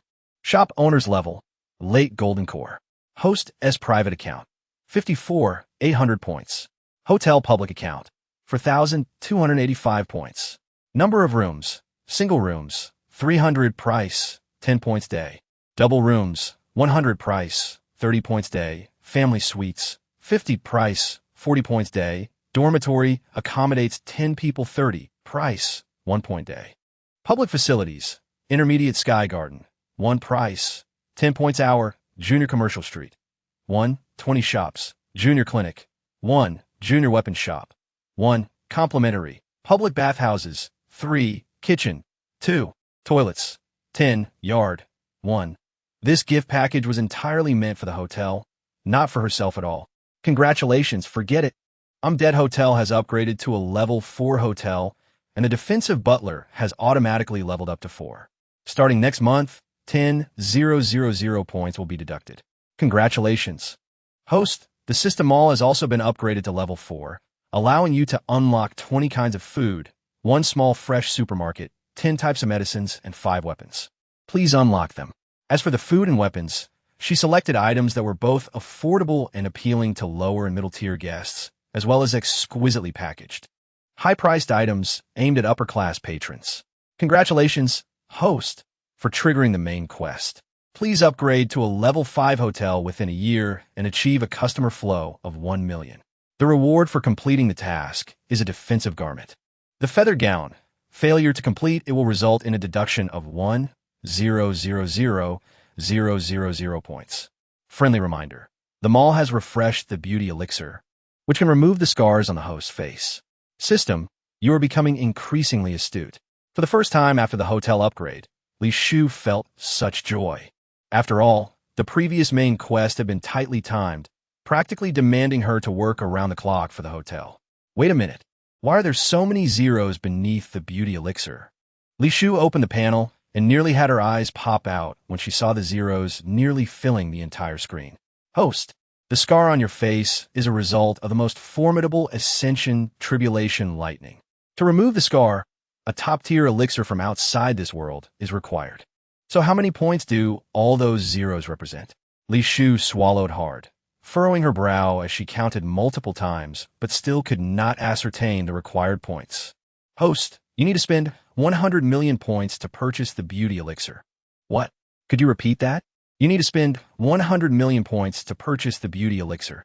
The system reiterated, almost making Li Shufei spit out a mouthful of blood. It had taken her half her life to accumulate 100,000 points, and now she was expected to use 100 million? Was this some sort of jest? Host, the emergence of the beauty elixir is indeed extraordinary, hence its value. Nonsense. I can't afford such a price for this face. Li Shufei angrily slammed the panel, causing the screen to wobble. Host, would you like to remove this item from the shelf? What? Due to the beauty elixir being excessively extraordinary, if the host does not purchase it, it is advised to remove it to avoid attracting the attention of spatial laws and causing trouble. It's merely a pill for restoring one's appearance. Do spatial laws have that much time on their hands? If the host cannot afford it, it is advised to remove it from a shelf. Li Shufei was so infuriated by the system that she nearly coughed up blood, though it was indeed a truthful statement. Would the host like to make a purchase? I will buy it. Li Shufei gritted her teeth, realizing that the opportunity to restore her appearance would be lost if she hesitated. Would the host like to spend 100,000 points as a deposit for the beauty elixir? Friendly reminder. After paying the deposit, the host will only have 1 month to gather the remaining 100 million points. If the host fails to collect the remaining points within the stipulated time, the beauty elixir will be forcibly removed from the shelf, and the deposit will not be refunded. This is a bandit contract. Why is the deposit non-refundable? Host, the longer the beauty elixir remains in the mall, the more risk the system incurs. Thus, the deposit is justified. Li Shufei was momentarily at a loss for words. The rarity of the beauty elixir was undeniable. The scars caused by the Ascension tribulation lightning truly had no other means of removal. At this moment, she had no choice but to agree. Host, would you like to proceed with the deposit? Seeing that Li Shufei was silent, the system inquired again. Pay the deposit. Li Shufei nearly spat it out through clenched teeth. Ding, 20,000 points deducted from the private account, remaining 34,800 points. Upon seeing this number, Li Shufei silently converted all her unexchanged crystal cores into points. In truth, for her past self, over 800,000 points would have been a fortune. Alas, with the exorbitant price of the beauty elixir, this amount was barely a fraction of its cost. While Li Shufei was still lamenting over her points, a wolf howl belonging to a echoed from the sky garden, carrying an undertone of threat and hostility. prompting Li Shu to instantaneously teleport to the Sky Garden's viewpoint. Astonished, she beheld a long line of guests and the upgraded intelligent card-swiping window. Above the window floated a massive electronic screen displaying detailed fee packages, along with highly private independent suites that did not require queuing for card swiping, allowing direct VIP access. After the hotel underwent an upgrade, considering that the hosts were unfamiliar with modern devices, most establishments adopted an intelligent operational model, allowing for autonomous business. A howl of a wolf echoed once more, strangely audible only to Li Shu, while others remained leisurely in line. Grant me immediate access to the Sky Garden. I must enter directly. Received. No sooner had the electronic voice ceased than a swirling portal resembling a spatial door manifested before Li Shu. Upon stepping inside, she was greeted by the sight of air surrounded by a crowd, along with a dozen guests writhing on the ground in agony. Manager, a mutated beast has infiltrated the hotel. Please handle it swiftly. One individual, upon spotting Li Shu, rushed towards her as if she were a savior, his arm bearing a wound torn by sharp teeth. Everyone, I will manage this wolf. Please retreat and keep your distance. Li Shu opted not to engage directly, but instead instructed the hotel guests to withdraw. Fortunately, her words still held weight with them, and they hesitated little before stepping back. As Li Shu took a moment to breathe, she was immediately struck by the powerful aura of Yin Ming, causing her breath to catch and cold sweat to drench her back. Yin Ming, are you going to kill me? System at any cost. Immediately shut down the Sky Garden and forcibly evacuate the guests. The Sky Garden cannot be shut down. It is advised that the host activate emergency defense measures. Very well. Activate the emergency defenses. Li Shu did not dare to delay, especially upon seeing the blue vortex behind air, her heart racing. Ding! 1,000 points have been deducted from the host. As the electronic notification concluded, the blue vortex, along with all surrounding individuals, was compelled into a state of suspension. Aside from Li Shu, who remained able to act, all else, including the gentle breeze, was frozen in place. System. Transfer air to a private suite within the Sky Garden. Deduct the necessary VIP points from my personal account. Received. Under the strain of this force, Li Shu watched helplessly as the surrounding guests appeared as fragile as paper, revealing gruesome wounds. Warning, the Sky Garden is being illegally breached. Please handle the situation promptly. Warning, the energy from the breach is tearing at the core of the Sky Garden. Immediate action is required. Warning, cracks have appeared in the core. Prompt intervention is essential. Aside from issuing these futile warnings, what else can you do?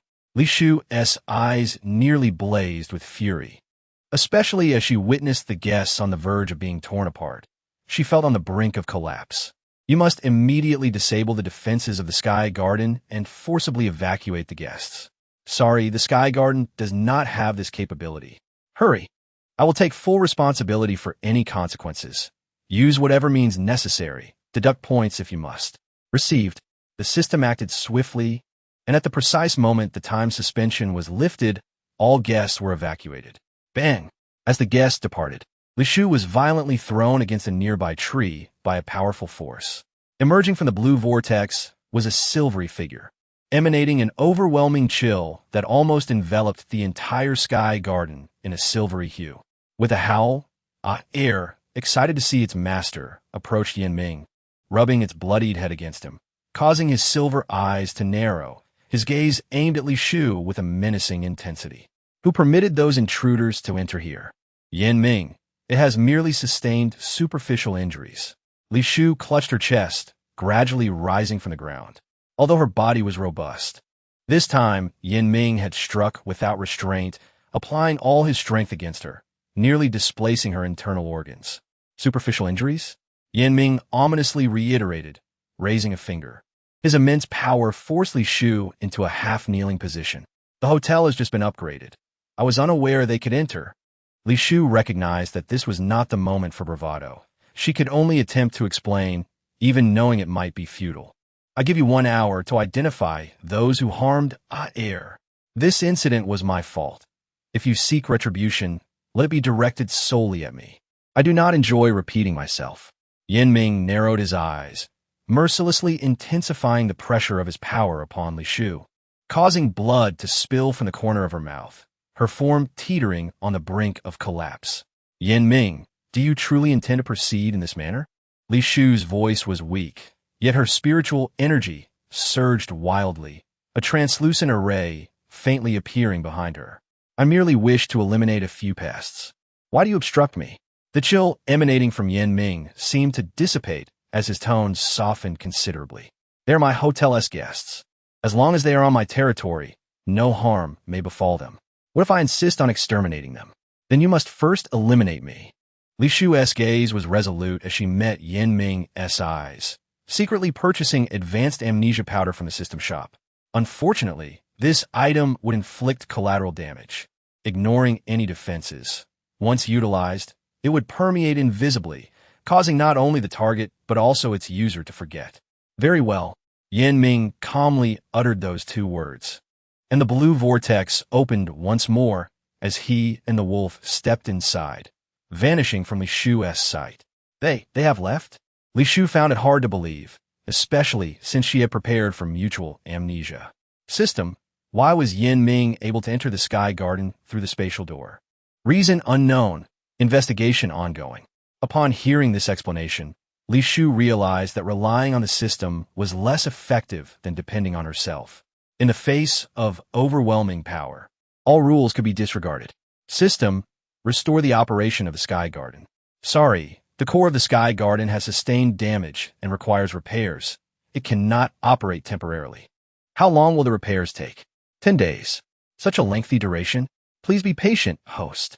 Understood.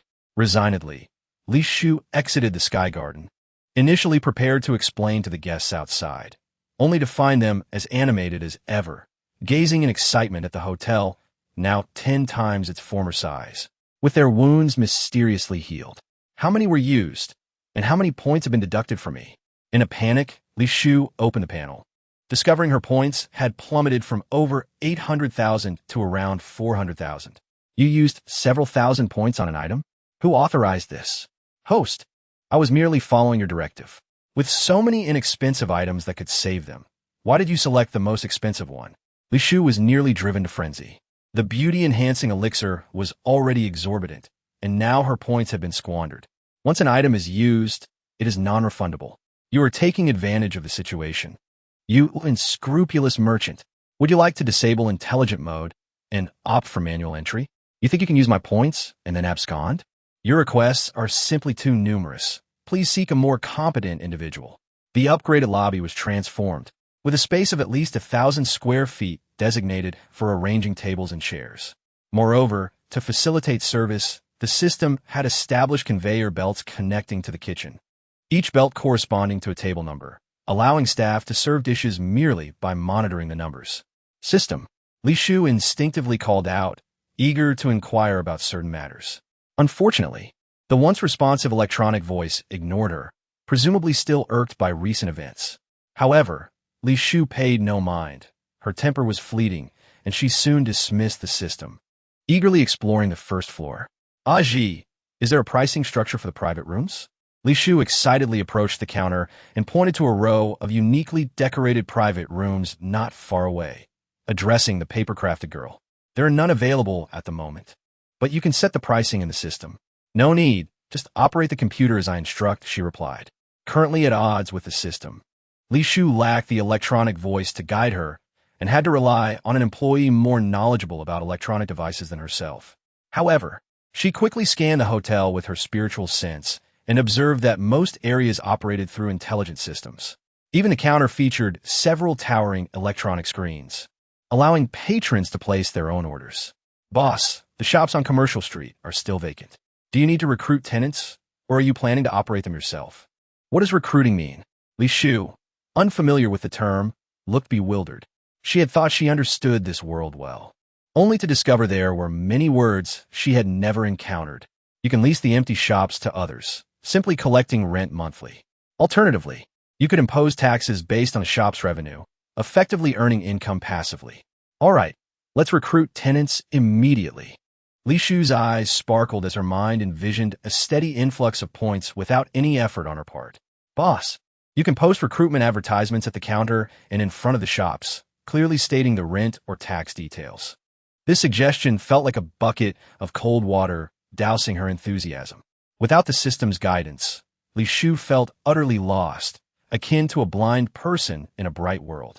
Why not inquire with the hotel system? Surely it could provide you with some advice. The paper-crafted girl cautiously suggested, noticing Li Shu's confusion. Fine, I understand. Naturally, Li Shu could not confess her discord with the system, leaving her indecisive about whether to charge rent or taxes, as a decision once made would be irreversible. Suddenly, a cacophony erupted outside, originating from the commercial street area. I just pushed him gently. A girl with a serpentine tail looked anxiously at the motionless middle-aged man sprawled on the ground, alongside a woman who was screaming. Wake up, wake up, the woman wailed, pushing the man in desperation, causing the girl to step back in fright. I truly did nothing. I only wanted to buy medicine. As she spoke, the girl attempted to escape the crowd, only to be yanked back by a man prepared for this moment, grabbing her hair. Disgusting mutant. You killed someone and still think you can run away? I didn't kill him, I didn't. The girl cried, tears brimming in her eyes as she leaned back in pain. Everyone saw it. Do you dare to argue? Suddenly, a pair of massive butterflies appeared before the crowd, forcefully slamming the woman to the ground while one foot crushed the middle-aged man beneath it, causing him to cry out for mercy. Sister Adai. The girl looked pleadingly at Adai, struggling against the grip of the man, pulling her hair. Let go. Adai coldly glared at the man, stepping forward and delivering a fierce kick to the middle-aged man's head. Don't come any closer. Panic flashed in the man's eyes as he hastily drew a blood-sucking dagger purchased from the hotel. However, before he could act, countless vines erupted from the ground, swiftly binding him in place. Who gave you the audacity to cause trouble in the hotel? Li Shu's voice carried from a distance, prompting the onlookers to look up and see the hotel owner floating gracefully in the air, looking down upon them. Chapter 114. So what if I killed Chen Lao? The man protested, his voice laden with grievance. I merely acted in defense, helping that couple capture this mutant. His body wriggled against the vine's restraint.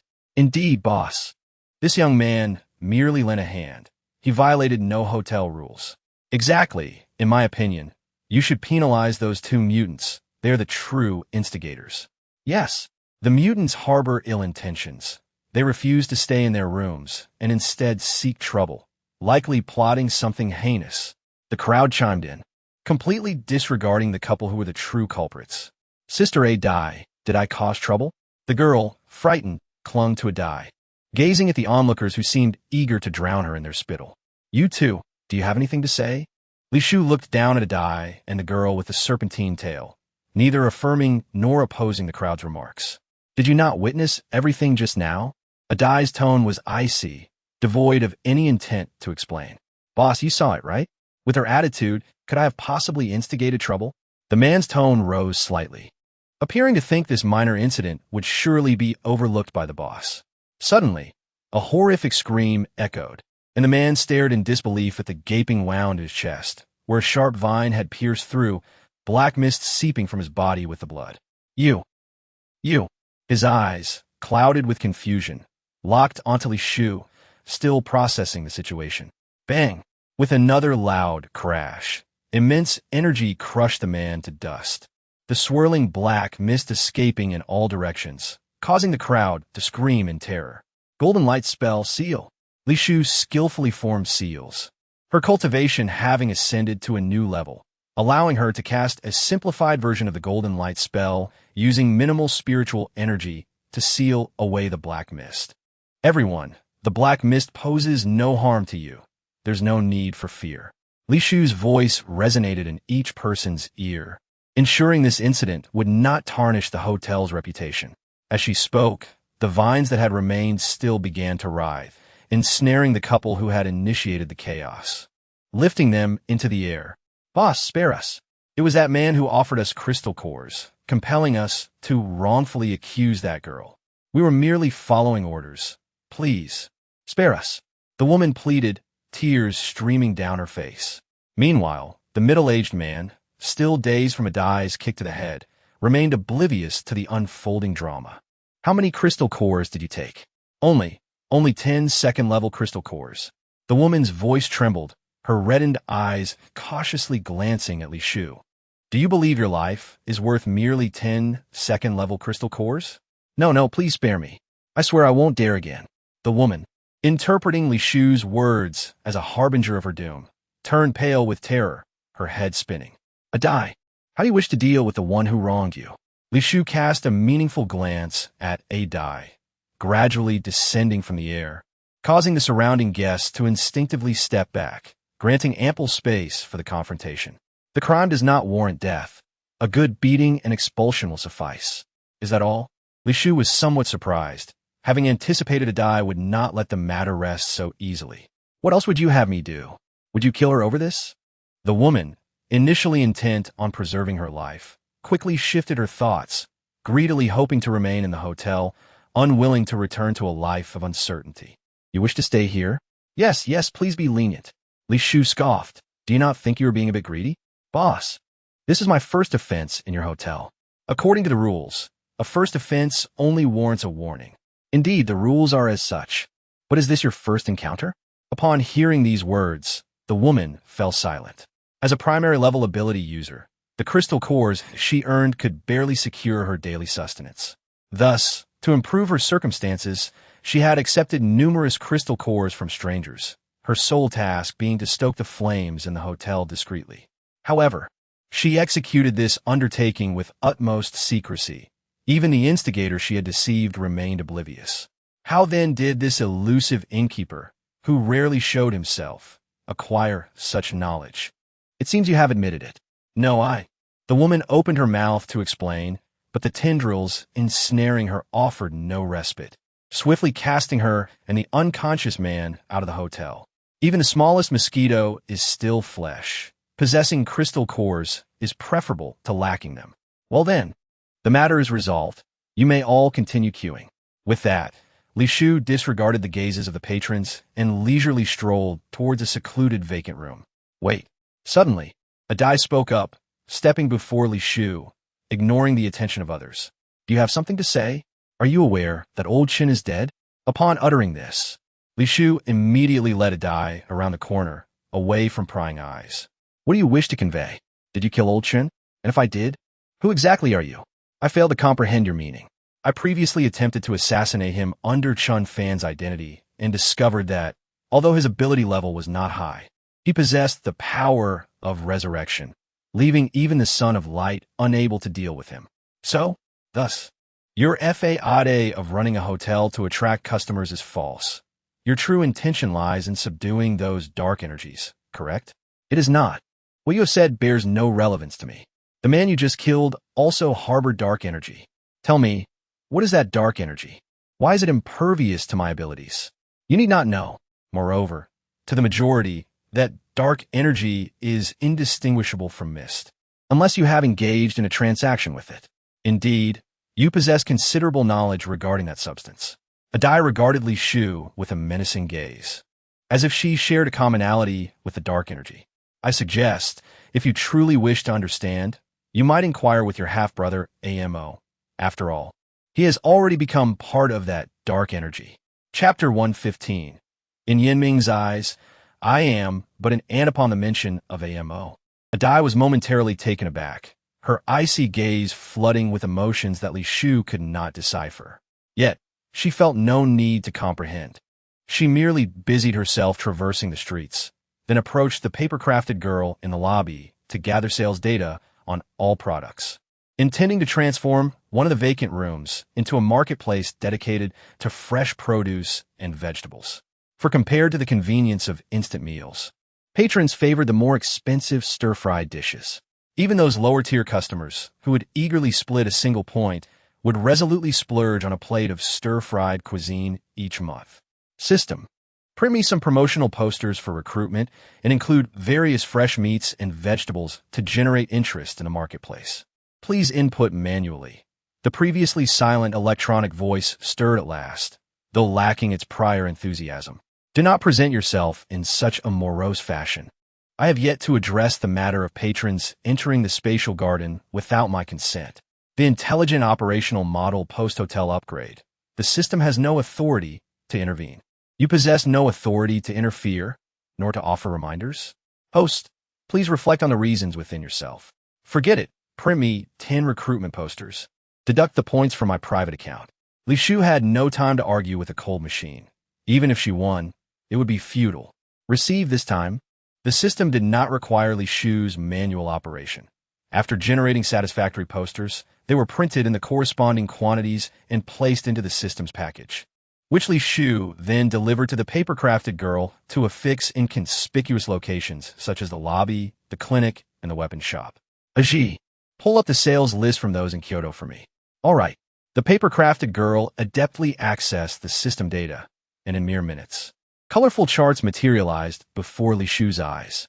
Compile a booklet of the expensive food, medicine, and weapons newly introduced in the hotel, and later present it to Zhao Sanyang, so she can market it specifically to those wealthy fools.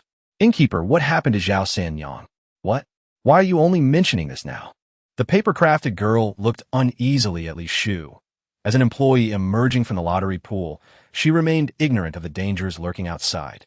Keep a close watch over the hotel. If anything unusual occurs, promptly notify me via computer. Understood. The paper-crafted girl nodded like a frightened quail. And, just as Li Shu prepared to seek out Zhao Sanyang, she recalled that Chen Xiaomei still lay asleep in the life pod upstairs. Who? Upon entering, Li Shu spotted a figure and was about to take action when she realized it was merely the small silkworm, who remained at the hotel to make clothes. Miss Li Shu, my clothes are ready. Would you like to try them on? The small silkworm exhibited no embarrassment of being caught, her face adorned with a sweet smile. What are you doing here? Li Shu spoke while cautiously approaching the life pod, wary of the small silkworm's intentions towards Chen Xiaomei. After all, her relationship with Yan Ming was strained, and she remained uncertain whether his subordinates would change their allegiance and stand against her. I came to deliver your clothes. But upon entering, I found her here. My room is not here. Did you not inquire beforehand? Apologies, I have a poor sense of direction. The small silkworm, undeterred by her blunder, stepped closer with a beaming smile. Miss Li Shu, this device she's lying in is truly remarkable. I see this girl is barely clinging to life, yet this apparatus keeps her alive. Do you desire it? Indeed, can you give it to me? How many crystal cores are you willing to offer for this? 50 grade 6 crystal cores. Will that suffice? I require 100 grade 6 crystal cores. Innkeeper, grade 6 crystal cores are not as common as cabbage. Do you not think you are being overly greedy? Business is a matter of mutual consent. If you believe this item is not worth the price, you may choose not to purchase. I can add 20 more. You must add 30 more, and then I will sell it to you. Li Shu proposed a compromise, her spiritual energy ever ready. She did not believe that Yan Ming's subordinates would be anything less than formidable. All right, as you wish, Miss Li Shu. With that, the small silkworm retrieved a cloth bag containing crystal cores, counted them briefly, and tossed the bag into Li Shu's hands before preparing to place the life pod into a spatial vessel. Wait, leave the person behind. Innkeeper, what is this medicine? The small silkworm's eyes gleamed, particularly upon witnessing the previously lifeless girl suddenly burst with vitality, as if awakening would not be long off, its miraculous nature rivaling that of elixirs. If you desire it, you may visit the clinic downstairs. All the medicines in the hotel are sold there. But be prepared to queue. Do those ants think they are worthy to stand with me? The small silkworm's face was filled with disdain. Not only would she not deign to queue alongside those ants, but she also scorned the idea of sharing a meal with them. Truly, one could discern a master by their servants. Li Shu could not help but offer a sardonic remark. The term ants had also been used against her by Yan Ming, who was just as impudent and arrogant as the individual before her. Hand over the clothes you have made for me. Li Shu, feeling impatient, urged on, while the little silkworm, unconcerned about her change in attitude, slowly produced the garment woven from celestial silkworm silk. However, the design was not the one that Li Shu had agreed upon with the little silkworm.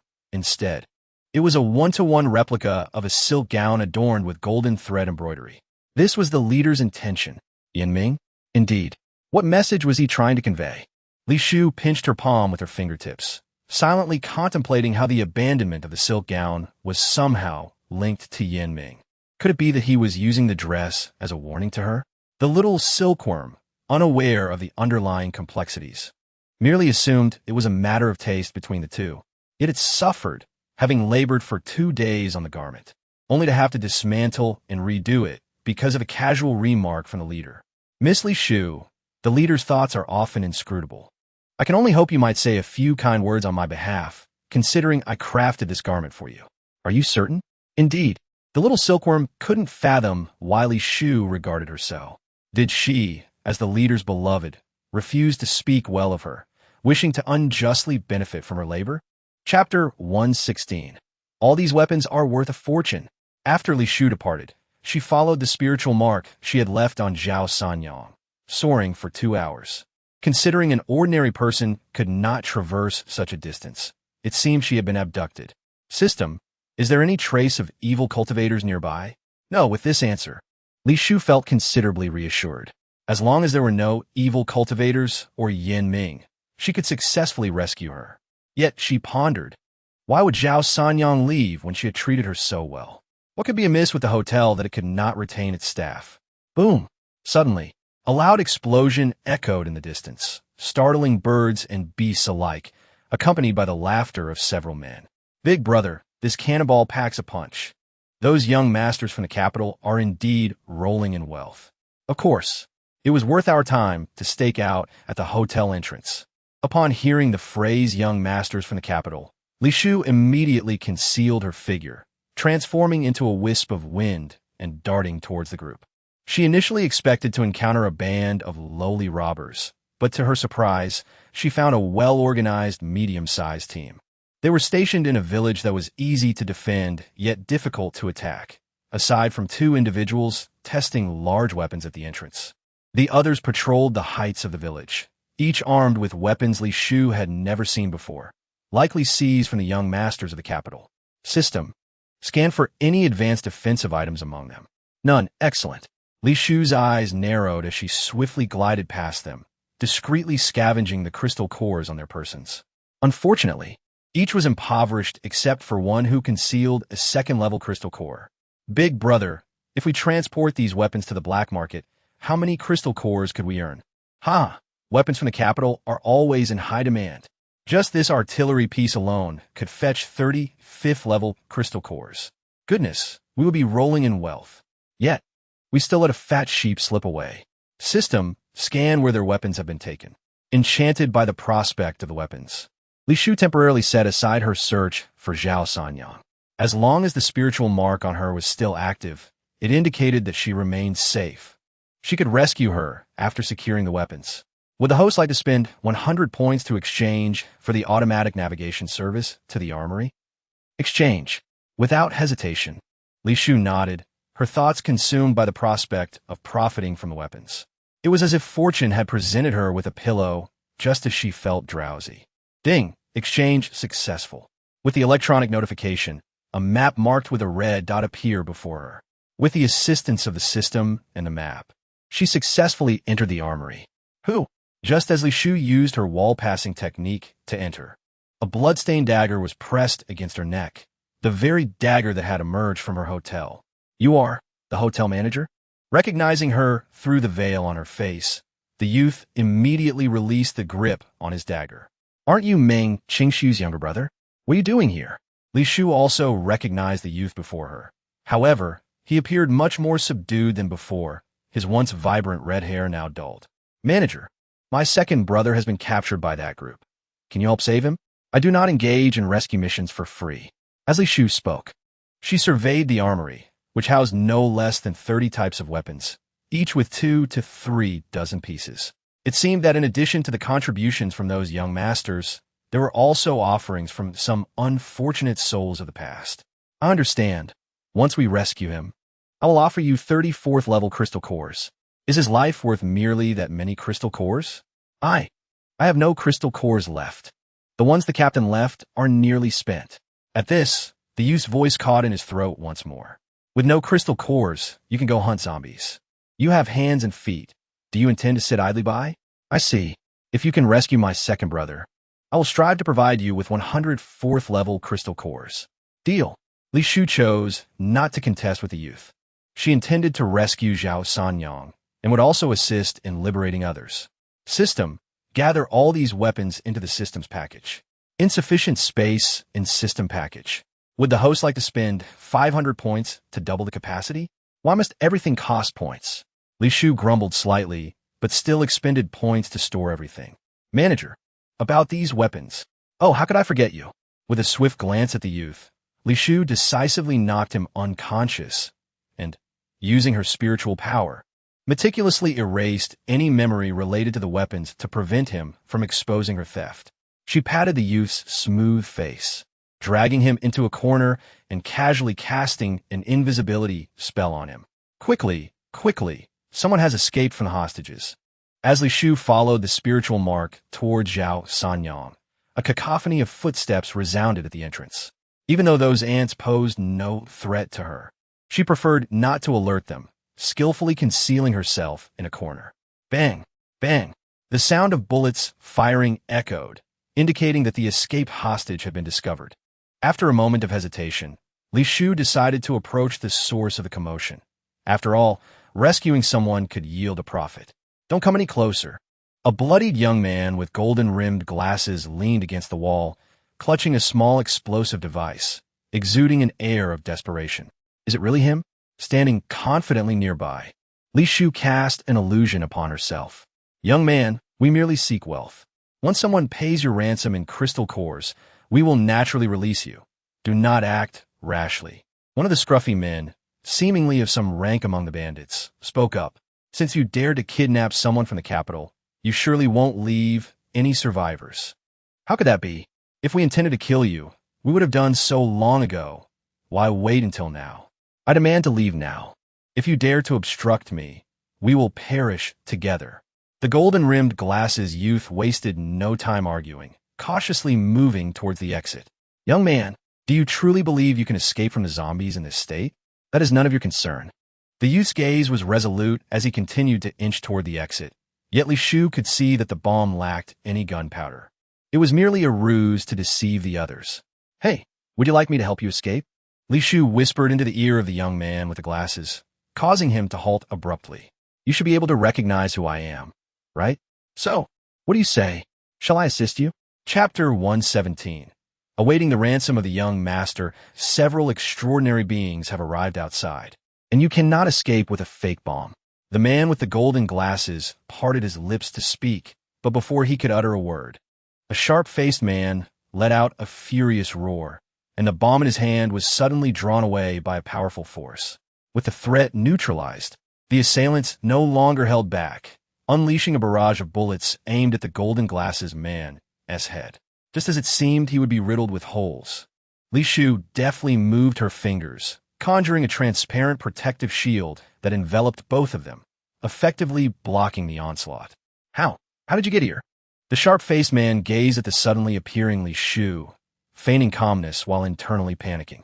He had been lying in wait outside for a considerable time and was well aware of the innkeeper's appearance. You owe me a life. Remember to repay it. Li Shu addressed the still-dazed, golden glasses man, disregarding the hail of bullets. She seized his clothing and headed toward the direction of Zhao Sanyang. Do not let her escape. Stop her. Captain, bullets are ineffective against her. If they are useless, then use your powers, you fools.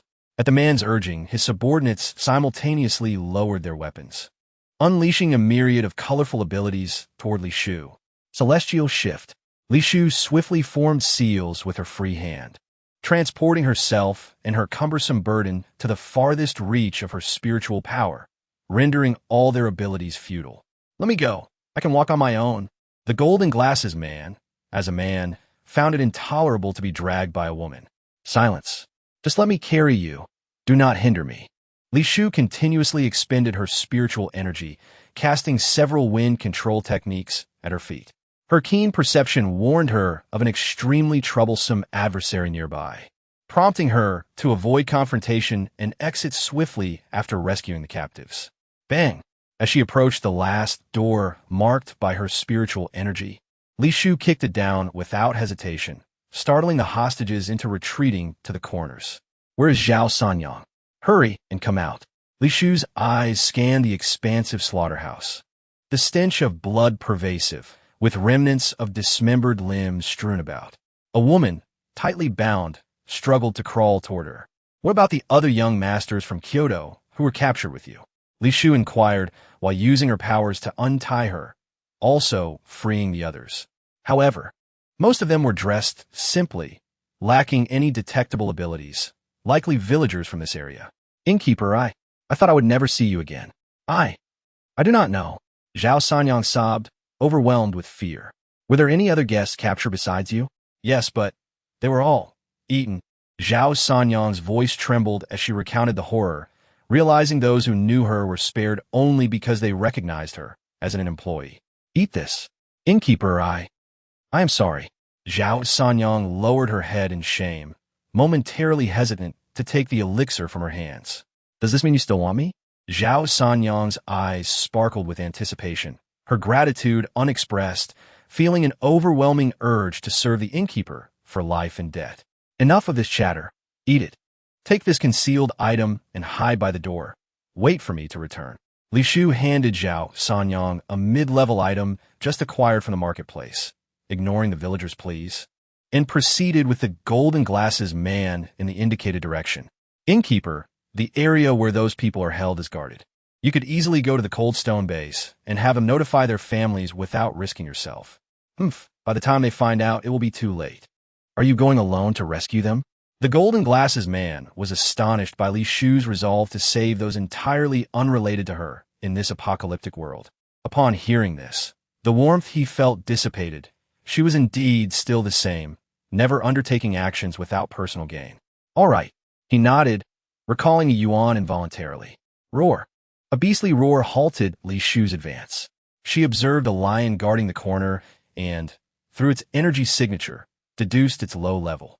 This mutated lion was a level 4 beast. Although not particularly strong, its roar could summon the leader of the bandits. "Do not provoke it." What if its voice pierces through? A single strike will silence it. It is a level 4 beast with high defenses. You cannot. Before the golden glasses man could finish, a rift suddenly tore through the space behind Li Shu, and a crescent-shaped blade emerged, swiftly severing the lion's head with such velocity that the golden glasses man shuddered. "Is that not resolved?" "Indeed." The golden glasses man nodded silently, serving as Li Shu's human compass as he watched her command the gleaming curved blade to easily dispatch the obstructing mutated beasts and extraordinary beings. Uncertain whether it was an illusion, he thought he witnessed intricate patterns flickering on the blade.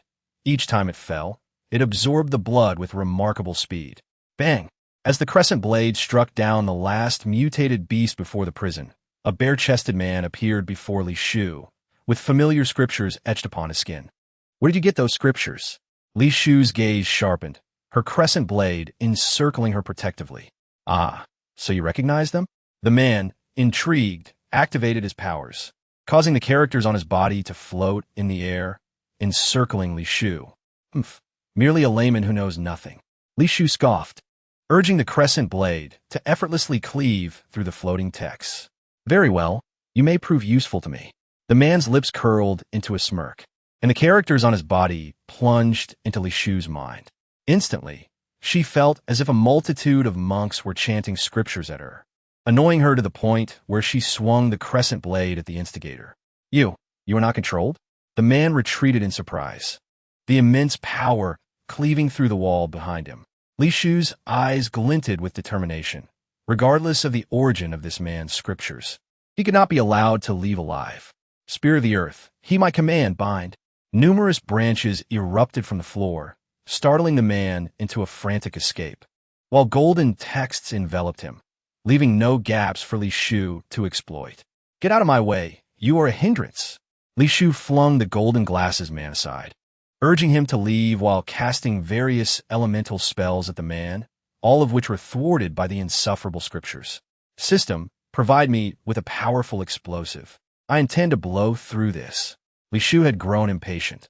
For a cultivator, nothing was more infuriating than these scriptures. They could both attack and defend, even launching mental assaults on her. She was thoroughly exasperated by the incessant chanting. If this man could skillfully wield the scriptures, she would gain a formidable opponent. "Host!" This location cannot withstand the explosion. Using it would cause the entire structure to collapse. Then give me a Gatling gun.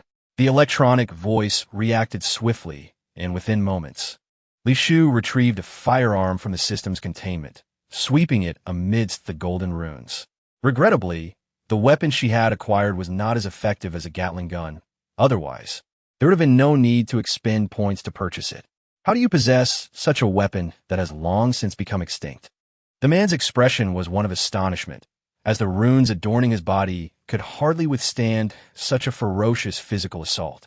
Against someone like you, it is indeed unwise to rely on spiritual power. Li Shu smiled as she observed the impending disappearance of the scriptures, manipulating vines in an attempt to ensnare the man's limbs. Help! The man bellowed, swiftly making his escape through the wall that Li Shu had cleaved. Attempting to flee, Li Shu beckoned with her fingers, and slender branches quickly latched onto the man's ankles, effortlessly pulling him back into the room, leaving him suspended in midair. However, the man's cry alerted those outside, and a barrage of bullets and supernatural forces surged towards Li Shu. What a nuisance! Li Shu, irked, activated her protective shield once more. Due to the prolonged assault, most of her spiritual energy was devoted to the shield, allowing the man to find an opportunity to sever the vines and make a hasty retreat. Burn this place down, we. Once outside, the man was about to issue commands to his subordinates when a crescent blade, suspended in the air, aimed to pierce his heart. Instead, it collided with the upper half of his body, covered in runes, resulting in a violent jolt that nearly caused him to faint. You truly have a tenacious life. Li Shu observed the man coldly, once again directing the crescent blade, which aimed directly at his unprotected feet. Ah! The man let out a bone-chilling scream, crashing to the ground like a lifeless dog, staring blankly at the pool of blood and the severed feet that lay scattered. Speak! Where did your runes originate? Li Shu advanced step by step, her enormous vines resembling a monstrous entity, having already ensnared all his subordinates in midair. I'll tell you. It's...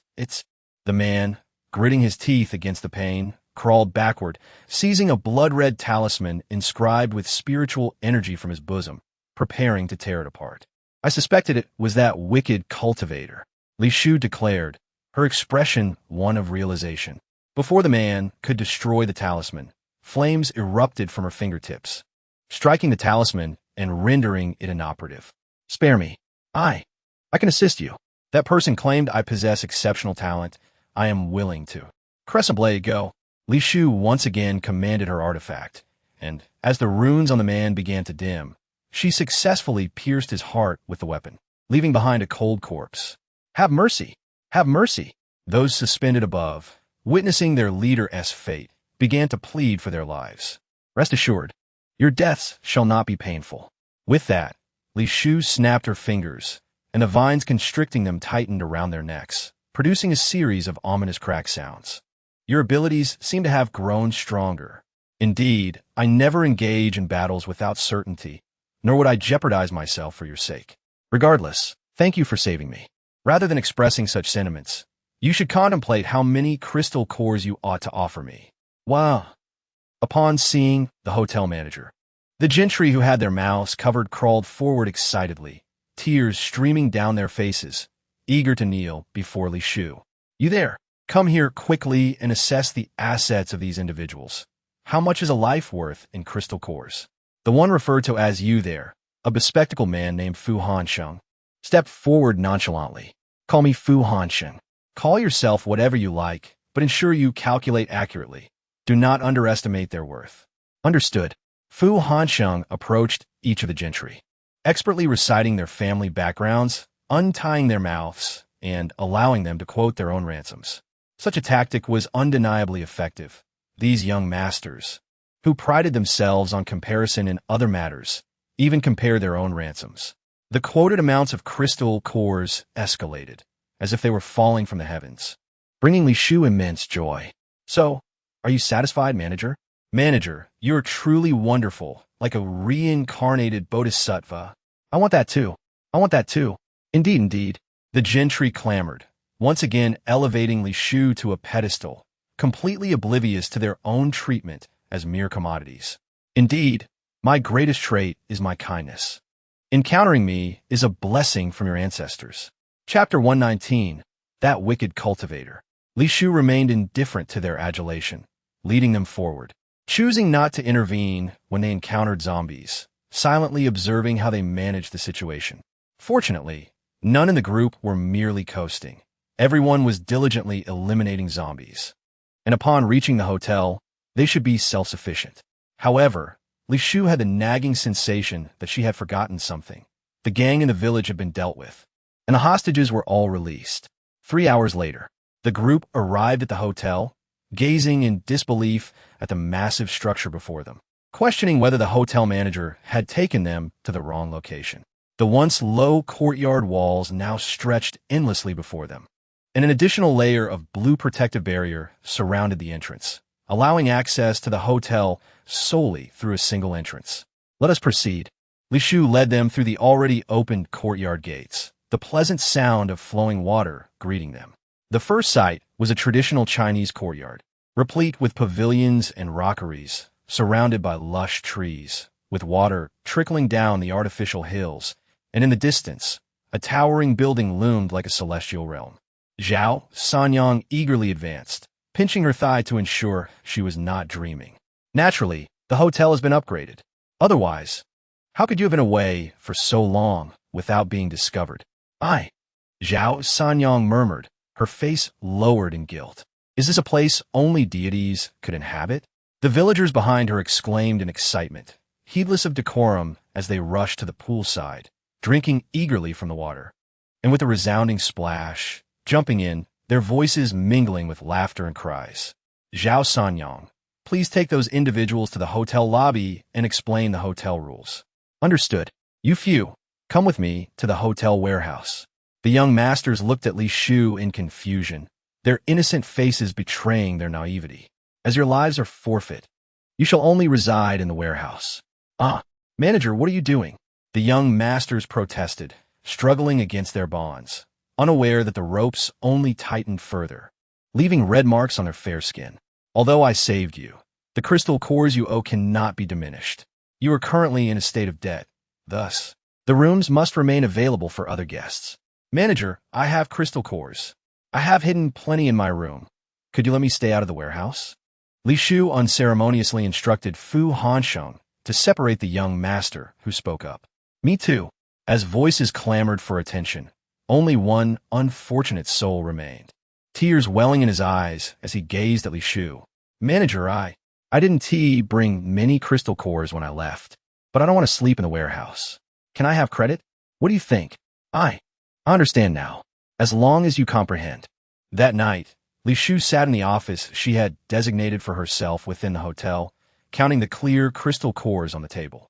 Of course, the young masters could not produce the ransom required for their freedom, having only paid a small fraction, with the remainder awaiting payment from their families. As for how to notify their families, that was their own concern. Manager, has Yuan been seen on the road? Fu Hansheng rushed in, beads of sweat glistening on his forehead, his clothes still tattered from before. Li Shu excitedly slapped the table, suddenly recalling the boy she had forgotten was in the armory. Indeed, a Yuan had left the cell before her, and with weapons for protection, he should have already arrived at the hotel. Perhaps he encountered some delay. Li Shu's expression became slightly awkward.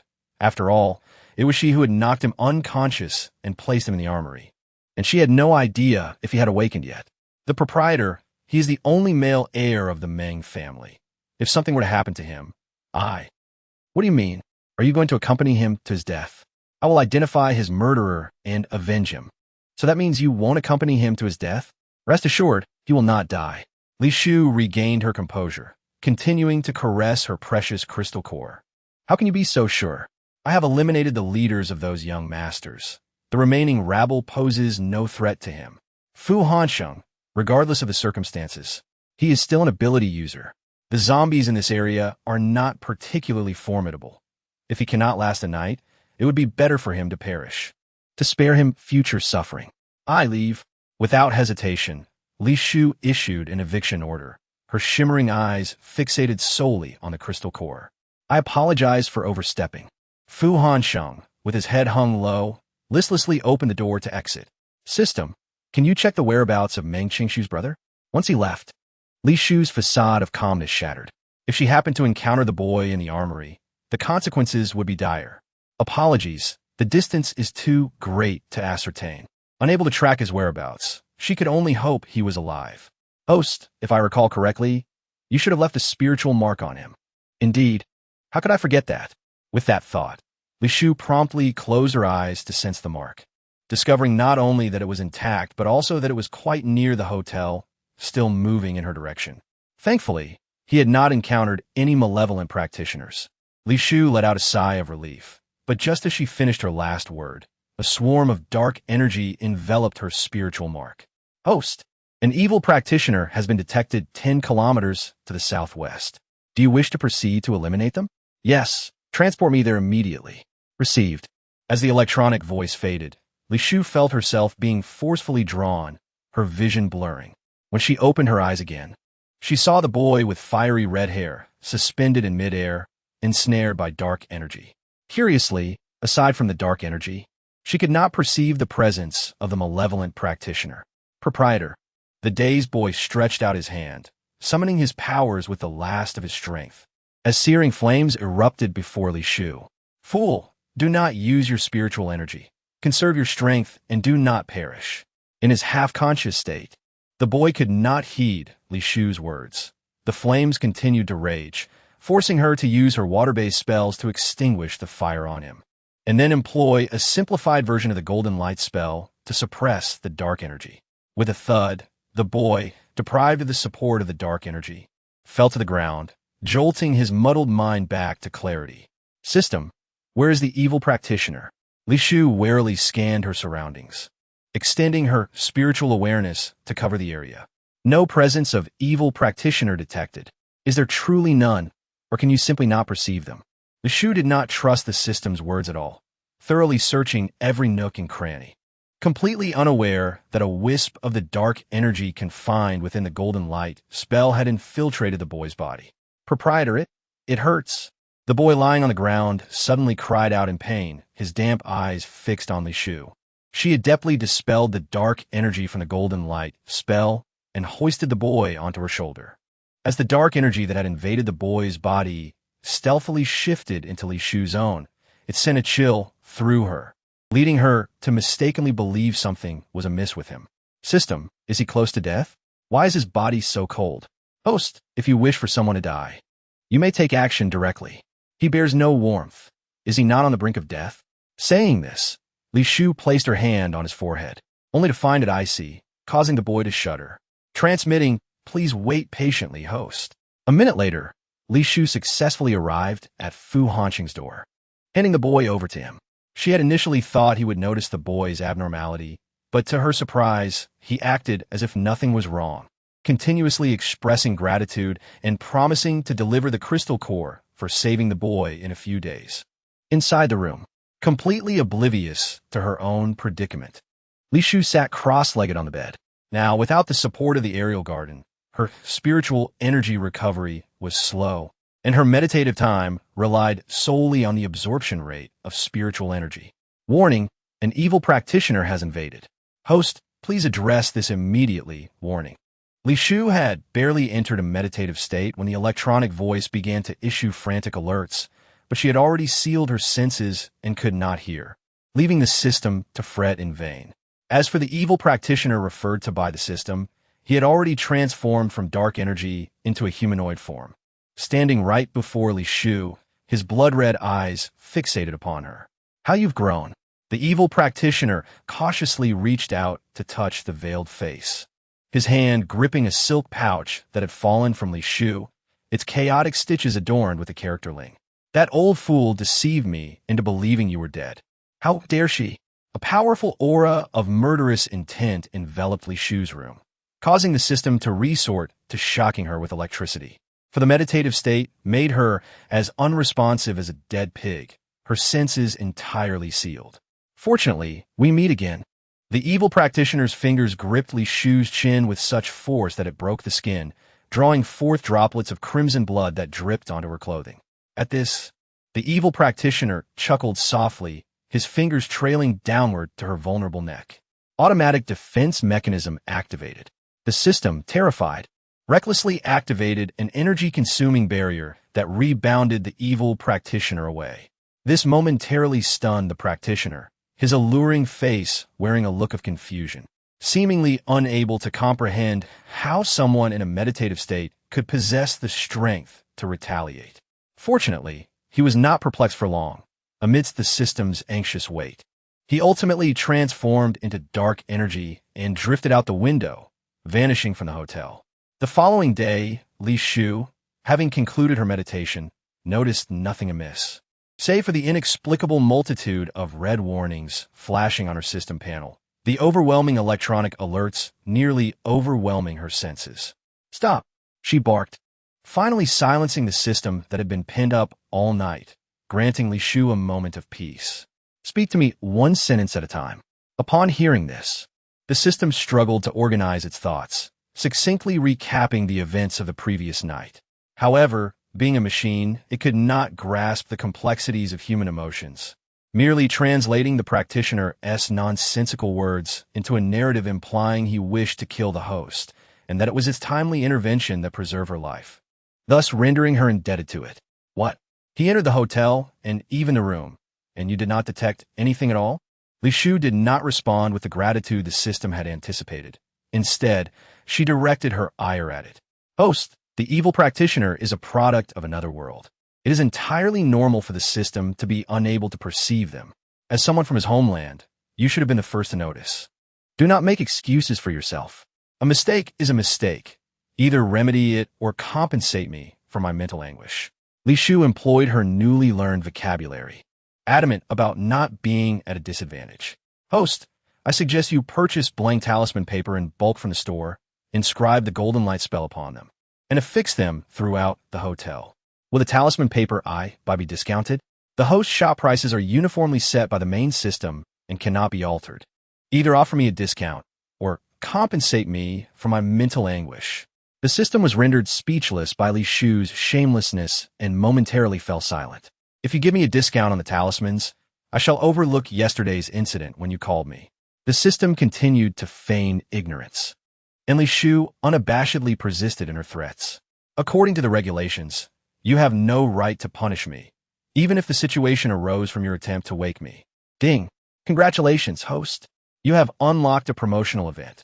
For every 300 points spent, you will receive a refund of 10 points. Friendly reminder, the event is valid for 1 day. Fine, I'll purchase 100 talismans." Li Shufei excitedly accessed the shop, buying not only the talismans, but also various equipment needed for her hotel. The recently upgraded hotel had expanded tenfold, resembling a small base. In addition to the complimentary commercial street and courtyard, there was a vast expanse of open land that she intended to utilize fully, such as establishing a free trade market. This way, as a middleman, she could collect some taxes, effectively earning money while lying down. "Shopkeeper, the Lord of the Coldstone Base has arrived. Would you like to step out and meet her?" A voice from outside interrupted Li Shufei's shopping spree. It was Zhao Sanyang. "Yes, let her in. Shopkeeper, she may not be able to enter." Just as Zhao Sanyang finished speaking, the door burst apart with a loud crash, revealing a colossal butterfly wing that blocked the entire entrance, showcasing a face flushed with anger.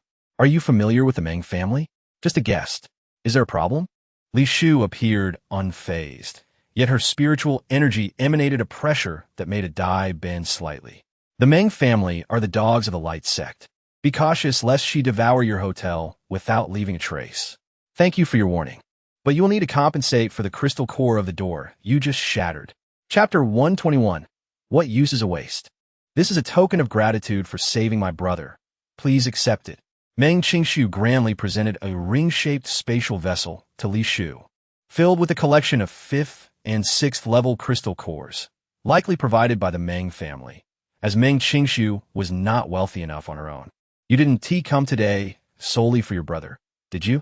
The main purpose of my visit is to request your assistance in reshaping my bones." "Isn't the owner you?" Li Shufei asked. Meng Qingshu readily exposed her, seemingly aware that Li Shufei would not take offense. "When did you figure it out? The dagger you used to save me while disguised as the hotel owner was the same one you used the first time you saved me." "Indeed. You have an excellent memory. So, Miss Li Shu, will you assist me in reshaping my bones? We can negotiate regarding the crystal cores. That alone isn't sufficient for a trade. I am now the lord of the Coldstone base, should the shopkeeper request it. I will be the hotel's most loyal ally. I have no need for allies. I'm a businesswoman. You provide me with crystal cores, and I will supply you with goods. It is as simple as that. What does Miss Li Shu desire? Facilitate access to other bases' markets for me. What I seek is a continuous flow of customers. Miss Li Shu, we are currently in an apocalyptic world. Are you not afraid that the incoming guests will be a pack of wolves intent on demolishing the hotel? Upon hearing this, Li Shu scoffed lightly. Since I have made this decision, I naturally possess my own confidence. Very well, I shall assist you. Meng Qingshu wisely refrained from further persuasion and stated matter-of-factly. The geographical position of your establishment is somewhat unfavorable. It once lay at the border of Country A, considered one of the most remote and impoverished areas of Hourglass. Furthermore, a mere 200 kilometers south lies the zombie city that was blocked off 10 years ago by an explosion from the capital.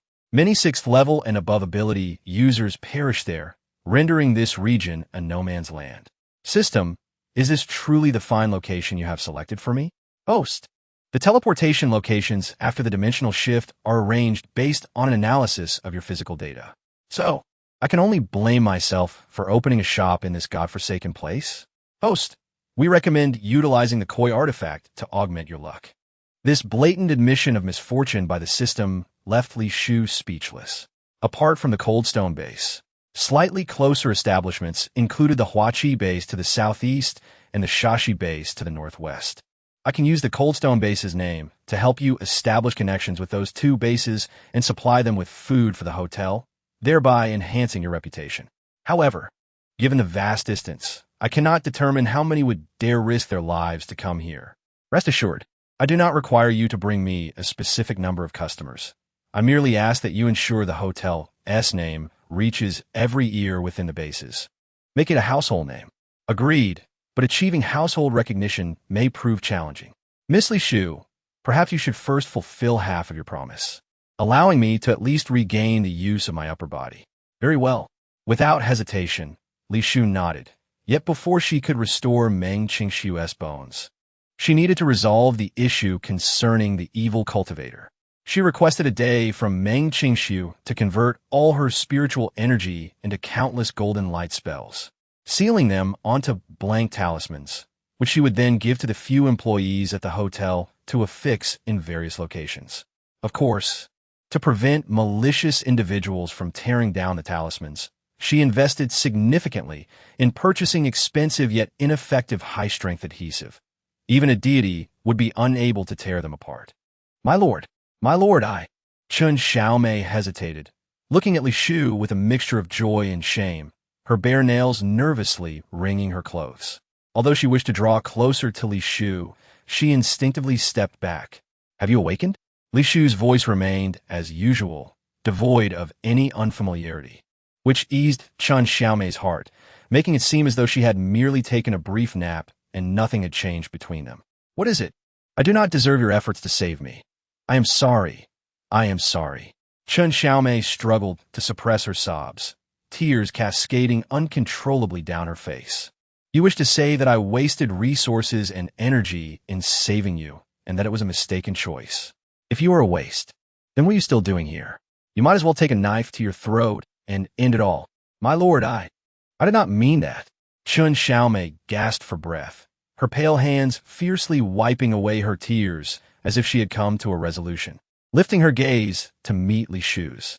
My lord, I will not allow you to save me for nothing. I will create more value for you, change my past cowardice and impulsiveness, and strive to become stronger so as not to rely on you any longer. I wish to protect you. You wish to protect me? Yes. I wish to learn the abilities you possess to safeguard you and the hotel. Did you not say I possess the ability to see your spiritual energy? Does that not indicate I have the potential for cultivation? Are you certain? My cultivation method is not as stable as abilities. If you stray from the path, it could be fatal. I am certain. Very well. Li Shu retrieved the foundational array book gifted during the hotel's upgrade from her system package. Once you comprehend this book, come find me for the next steps.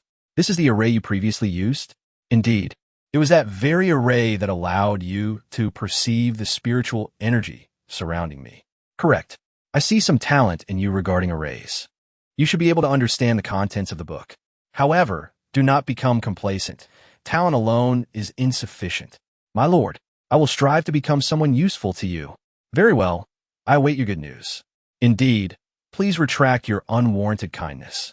In the hotel, it is best not to meddle in affairs that do not concern you, understood? I comprehend, esteemed adult. Chun Xiaomei lowered her head in sorrow. It was only after facing death that she realized she had fallen into the traps set by those individuals.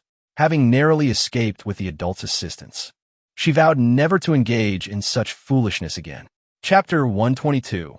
Merchants will not cross paths with crystals. Li Shu, determined to assist Meng Qingxiu in reconstructing the bones of her upper body, specifically acquired an artifact that gathers spiritual energy and arranged for someone to watch over a die to prevent any disturbances.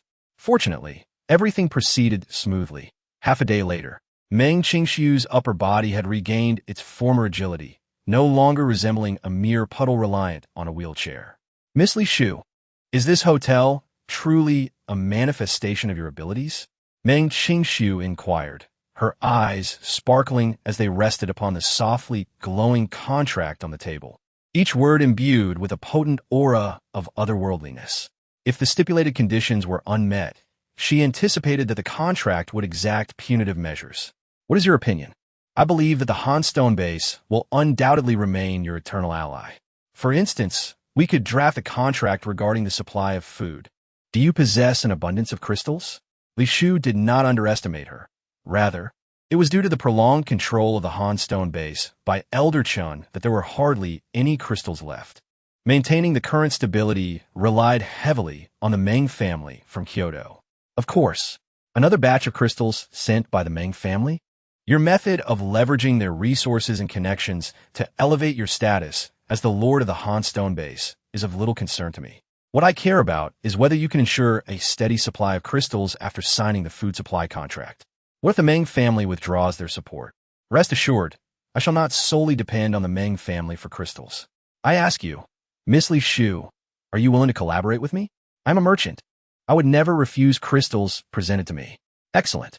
May our collaboration be fruitful. Their hands clasped together. The woman whom Li Shu had saved twice transformed from a despondent figure on the fringes of the Meng family into an ambitious leader of the Hanstone base.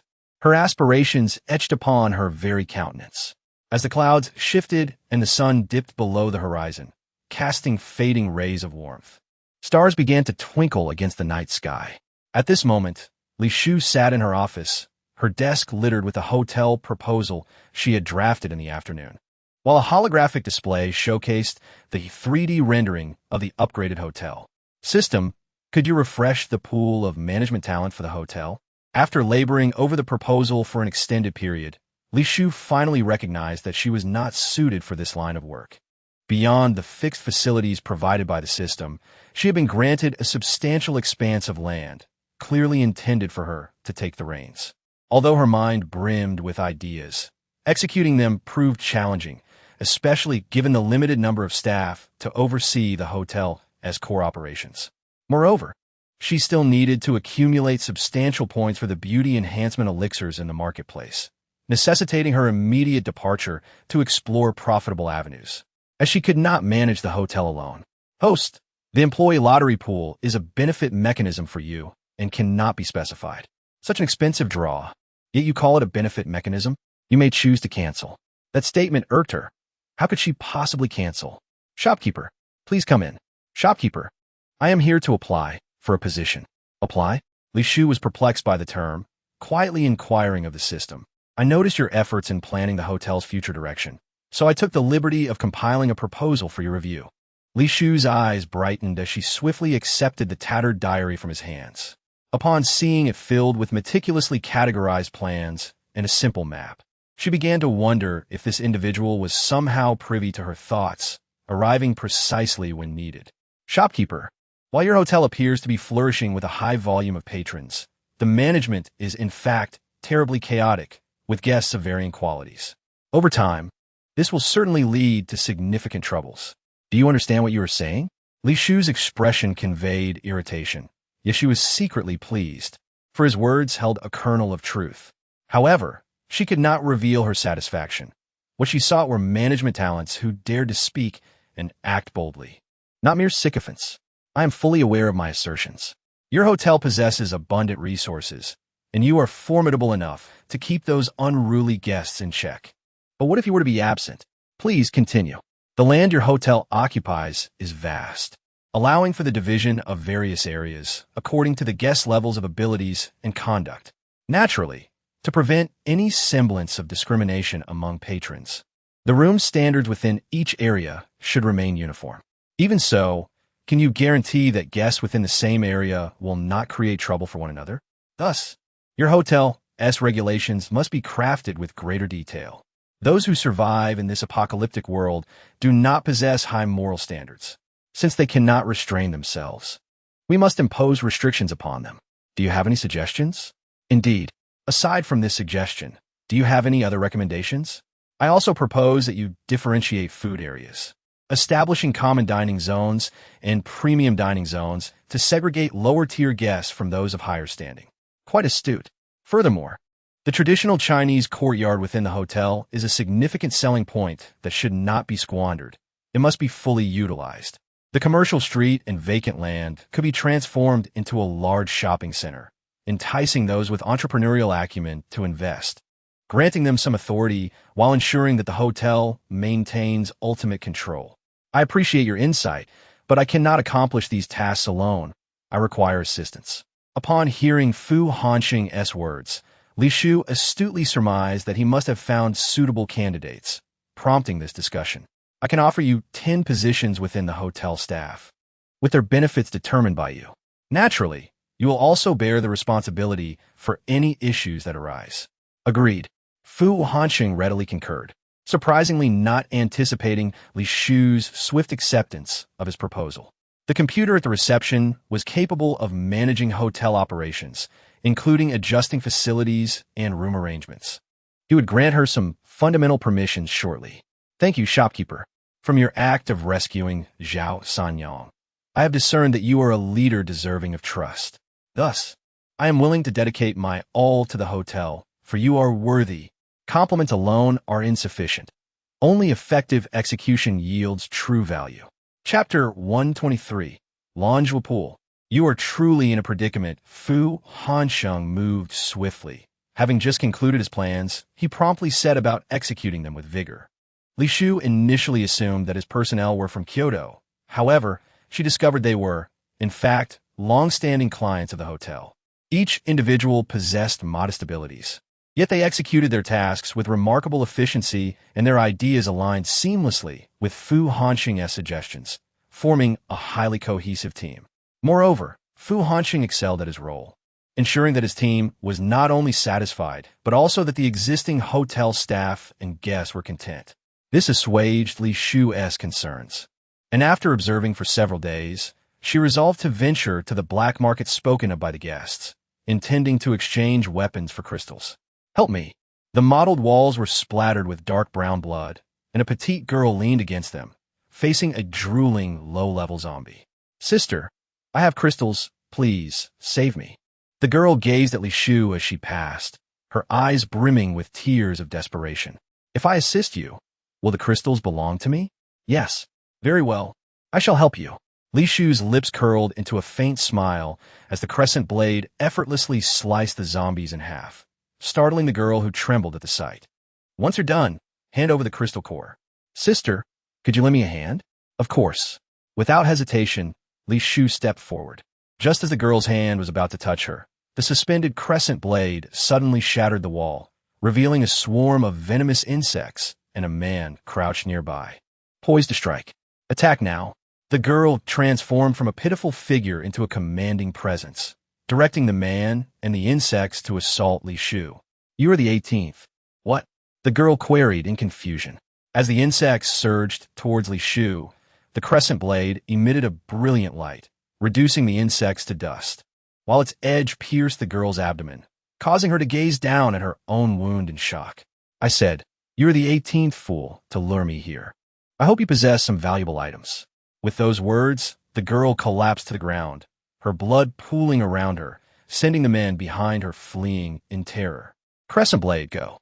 Li Shu's fingers moved lightly, and the cold weapon swiftly dispatched the remaining threats before she meticulously searched the two corpses, uncovering only a handful of level 4 crystal cores and some scattered food. How impoverished! With a look of disdain, Li Shu stored the cores in her system and continued toward the black market. The reason she chose to walk instead of flying was that the closer she got to the black market, the more robbers lurked about. She could still earn crystal cores through her own cunning. Ding! Congratulations, host, you have triggered a side quest. Please hurry to the 4 o'clock direction within 15 minutes to rescue an important figure from the Huachi base. What about the rewards? Li Shu waited patiently, pondering why an important figure from the base would be in such a distant place. Could there be some treasure in the black market? Successful rescue rewards a mid-level spirit gathering pill. Failure incurs a deduction of 10,000 points. Are you out of your mind? Side quests are main quests. Why would you deduct points for failure? Friendly reminder, you have 12 minutes remaining. I see you're acting unilaterally. I am curious about which figure is so important that it warrants a 10,000 point deduction. Muttering under her breath, Li Shu utilized her wind technique to head toward the location indicated by the system. Upon arrival, she was taken aback to find, surrounded by a dozen ability users, the long-lost son of the Bright Church, Lan Zhuiqi. No, it seemed he wasn't Lan Zhuiqi after all. He exuded no trace of ability and was dressed in plain clothes. Not the golden lotus robe of the Bright Church. Protect the master while I hold them off. One of the wind ability users escorted them several hundred meters away, standing firm against an advancing intermediate zombie. Just as one was about to bite his arm, countless vines erupted from the ground, ensnaring the zombies one by one. Seeing this, the man who had narrowly escaped looked around in excitement, and even those escorting Lan Zhuiqi halted their steps. "Are you from the Huachi base?" Li Shu inquired. Donned in a newly refreshed, narrow-sleeved brocade gown, her delicate veil suggesting she was no ordinary ability user. "I am from the Huachi base. May I ask who you are?" Before the two could finish their conversation, a horde of zombies howled towards them, causing the group protecting Lan Zhuiqi to panic and retreat. However, Li Shu's extended consciousness detected more zombies approaching from behind, clearly under someone else's command, intent on encircling them. "Don't retreat, follow me," Li Shu hurriedly commanded, using the vines to block the zombies and directing them toward what appeared to be a dead end. "Miss, there's no way over there. If you don't want to die, follow me." The group hesitated, exchanging glances, still wary of the unfamiliar Li Shu, and chose to flee backward. Countless zombies surged towards their escape route, forcing them to run towards the already distant Li Shu. Unfortunately, 2 of them lagged behind, overtaken by the zombies and becoming their meal. Wall-passing technique, activate. Li Shu expended her spiritual energy to cast a spell on the wall, passing through it effortlessly in front of everyone, prompting them to follow suit. Wall-passing technique, close. After everyone had entered, Li Shu once again cast her spell, leaving the onlookers in awe, speculating about her level of ability. "Hey, my rescue ISNT for free. How many crystal cores are you willing to offer for your lives?" As she spoke, her gaze fixated on Lan Zhuiqi, who seemed to ignore her completely, casually choosing a spot to sit. "Miss, we can offer you 130 level 3 crystal cores as payment. Besides that, I also want him." Li Shu pointed at Lan Zhuiqi, convinced he was the key figure mentioned by the system. However, the system had not confirmed her task completion, leading her to ponder whether she needed to escort Lan Zhuiqi back to the Huachi base for it to count as a successful rescue. "Miss, the person you're pointing at is the son of the Bright Church, and also an administrative officer of our Huachi base. So please do not make such jokes. ISNT, the son of the Bright Church, supposed to be a part of the Bright Church? How could he become your administrative officer?" As Li Shu approached Lan Zhuiqi, she was puzzled by the absence of his ability aura. He seemed rather ordinary despite his previously high status. "This is our own business. We kindly ask you not to overstep." Hearing this, Li Shu chuckled nonchalantly, continuing to gaze at Lan Zhuiqi. "When did you fall so low? Weren't you quite high and mighty at the Hanshi base?"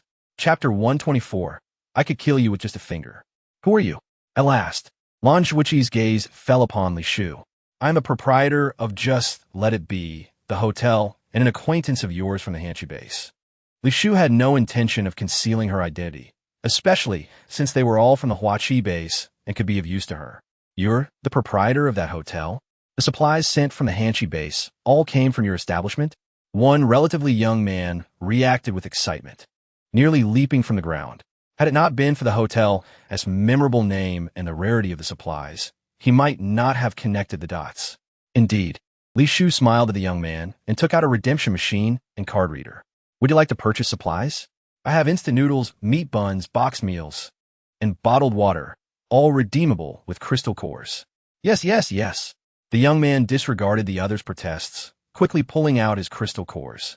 However, when he attempted to hand them to Li Shu, he was met with a warning glare from Lan Zhuqi, causing him to retreat a few steps in fright. Lan Zhuqi, what are you doing? Weren't you the one who bought supplies for me before? Why are you here? Before I ask that, may I not counter-question you? We're here on official business for the base, unlike you. Lan Zhuqi maintained his lofty demeanor, much to Li Shu's annoyance. You're on official business. Does that mean I cannot be as well? Are you here for the black market's zombie toxin serum? What is that? Li Shu keenly sensed the significance of this item. Could it be a cure for the zombie virus? It seemed he wasn't after it. Lan Zhuqi averted his gaze, unwilling to utter another word. Proprietor, I would like a meat bun and a bottle of water. Without the obstruction of Lan Zhuqi, the young man cautiously approached and handed a second-level crystal core to Li Shu. Unperturbed by Lan Zhuqi's reaction, Li Shu skillfully exchanged her membership card and retrieved steaming buns and mineral water devoid of any chemical additives from the system package. These were indeed meat buns, not a mere imitation. The young man, overwhelmed with excitement, took several bites, savoring the fragrant morsels that he hesitated to swallow, relishing them in his mouth. Would you like some? Li Shu inquired, glancing at the others who were already salivating, thoughtfully producing a price list of all the hotel's goods. In addition to essential food items, the list included numerous pharmaceuticals and weapons, leaving the onlookers agog with excitement. My lord, unlike the impulsive young man, the others were more restrained. Even amidst their inner turmoil, they sought Lan Zhuqi's opinion. Feel free to purchase as you wish. There is no need to consult me. Yes, the members from Huaqi base responded enthusiastically, each extracting crystal cores to exchange with Li Shu. The leader, perceptively, presented 130 third-level crystal cores, his tone imbued with a hint of flattery. Hey, aren't you going to eat? After the others had completed their exchanges, Li Shu approached Lan Zhuqi, offering him a box meal. I don't have any crystal cores. No matter, this meal is a gift for you, as long as you take me along to the black market. Li Shu had made up her mind. Since Lan Zhuqi was the target of her side mission, she would accompany him. This way, she would not be blind in the black market and would save time in gathering information about the situation there. Your hotel is well-stocked. What need have you for the black market? Being well-stocked means we lack crystal cores. How many do you require? I'm not certain, but it's likely over 10,000 high-level crystal cores, a substantial figure indeed. Are you intending to sell goods to the black market? Lan Zhuqi's expression shifted, a flicker of murderous intent in his gaze. Of course not. Selling hotel resources to the black market would invite a wolf at the door, bringing no benefit to me. Do not conduct business with the black market, or your demise will be most tragic. How tragic? Can it be worse than your own fate? Saying this, Li Shu tentatively unleashed her spiritual energy to create a pressure that enveloped Lan Zhuqi. To her surprise, he struggled for breath, appearing weaker than even Chen Xiao Mei. Blood trickling from the corner of his mouth, inciting the members of Huaqi base to rush over, ready to confront Li Shu. It's fine, you all step back. Lan Zhuqi waved his hand, forcing himself to sit upright. What of your abilities? Have they been sealed? Li Shu was taken aback, never expecting that such a thing as sealing abilities existed in this apocalypse. Can you sense the seal? Indeed, and those who dare to act against you possess powers not inferior to Yanming. In truth, the one who seal me not only possesses powers beyond Yanming, but is also my closest elder. Lan Zhuqi's beautiful eyes fell, resembling a bird with broken wings, confined to a cage designated by others, licking its wounds. Is that so? How pitiful. Li Shu expressionlessly placed the untouched boxed meal on the ground, casually exchanging for a delicate pastry from the marketplace. Regrettably, they had to continue their journey. She could not indulge in a drink. What is your purpose at the black market? As I mentioned, I lack crystal cores. If you have something to sell, I can assist you. Consider it a repayment for saving my life. Hearing this, Li Shu turned to him, contemplated for a moment, and replied, I acquired some firearms from a group of bandits. I've heard they can fetch a considerable amount of crystal cores. What kind? Lan Zhuoqi was not surprised, as Li Shu was never one to adhere to convention. Most of the new weapons from Kyoto are munitions. Have you crossed paths with the people of Kyoto? No, it was the bandits who stirred trouble with them. I eliminated the bandits and rescued a young master from Kyoto. Those weapons rightfully belong to me. Lan Zhuoqi refrained from commenting on Li Shu's specious reasoning, stating flatly, the new weapons from Kyoto attract too much attention. If you intend to sell them, you must disguise yourself as someone formidable. Indeed, therefore I plan to masquerade as the son of the Light Church. What do you think? Li Shu smiled brightly at Lan Zhuoqi, eagerly anticipating his reaction. Not a good idea. That identity is merely nominal, offering no advantage and potentially inviting deadly peril. Very well, then I shall pose as the leader of the mutant organization. Surely, the identity of Yin Ming would deter them from rash actions. That works. Lan Zhuoqi nodded without hesitation, his expression earnest, indicating he was genuinely contemplating her using Yin Ming's identity. Moreover, you must not sell to private clients. You can only utilize the official channels of the black market and enter the auction. Son, as a member of the Light Church, how are you so well acquainted with the black market? Do you wish to know? Not particularly. Li Shu continued to eat her pastry, her senses alert to the approaching zombies and the distant cries of mutated beasts in the sky. We must depart. We cannot linger here. Chapter 125. It is your fortune to earn crystal cores for me. Li Shu suspected the system was deliberately putting her through trials, as they encountered numerous waves of zombies and mutated beasts along the way. Initially, she had hoped to slay more zombies to accumulate crystal cores, but to her dismay, only 2 out of every 10 zombies contained cores, rendering the effort-to-reward ratio severely imbalanced. As a businesswoman, she could not afford to operate at a loss. Thus, she ensured Lan Zhuoqi's safety while remaining indifferent to the fates of others. My lord, hurry! A middle-aged man, drenched in blood, used the last of his powers to push Lan Zhuoqi out of the encirclement, leaving himself to face the throng of zombies.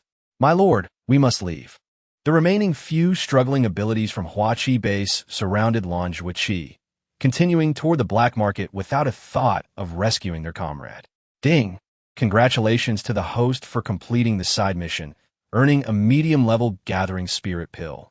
The electronic voice sounded unexpectedly, leaving Li Shu momentarily bewildered as she looked up at the desolate, empty city before her. According to Lan Zhuoqi, this was the location of the black market. However, entry required meeting certain criteria, including the surrender of a 3rd-level crystal core as an admission ticket, with abilities needing to be above level 3. My lord, should we find a place to rest before entering the black market? One of Lan Zhuoqi's subordinates inquired. Their group of over 10 had dwindled to just 5, each face etched with fatigue and numbness. Let us proceed directly. Understood. The subordinate quickly acquiesced, and the group skillfully formed a protective circle around Lan Zhuoqi.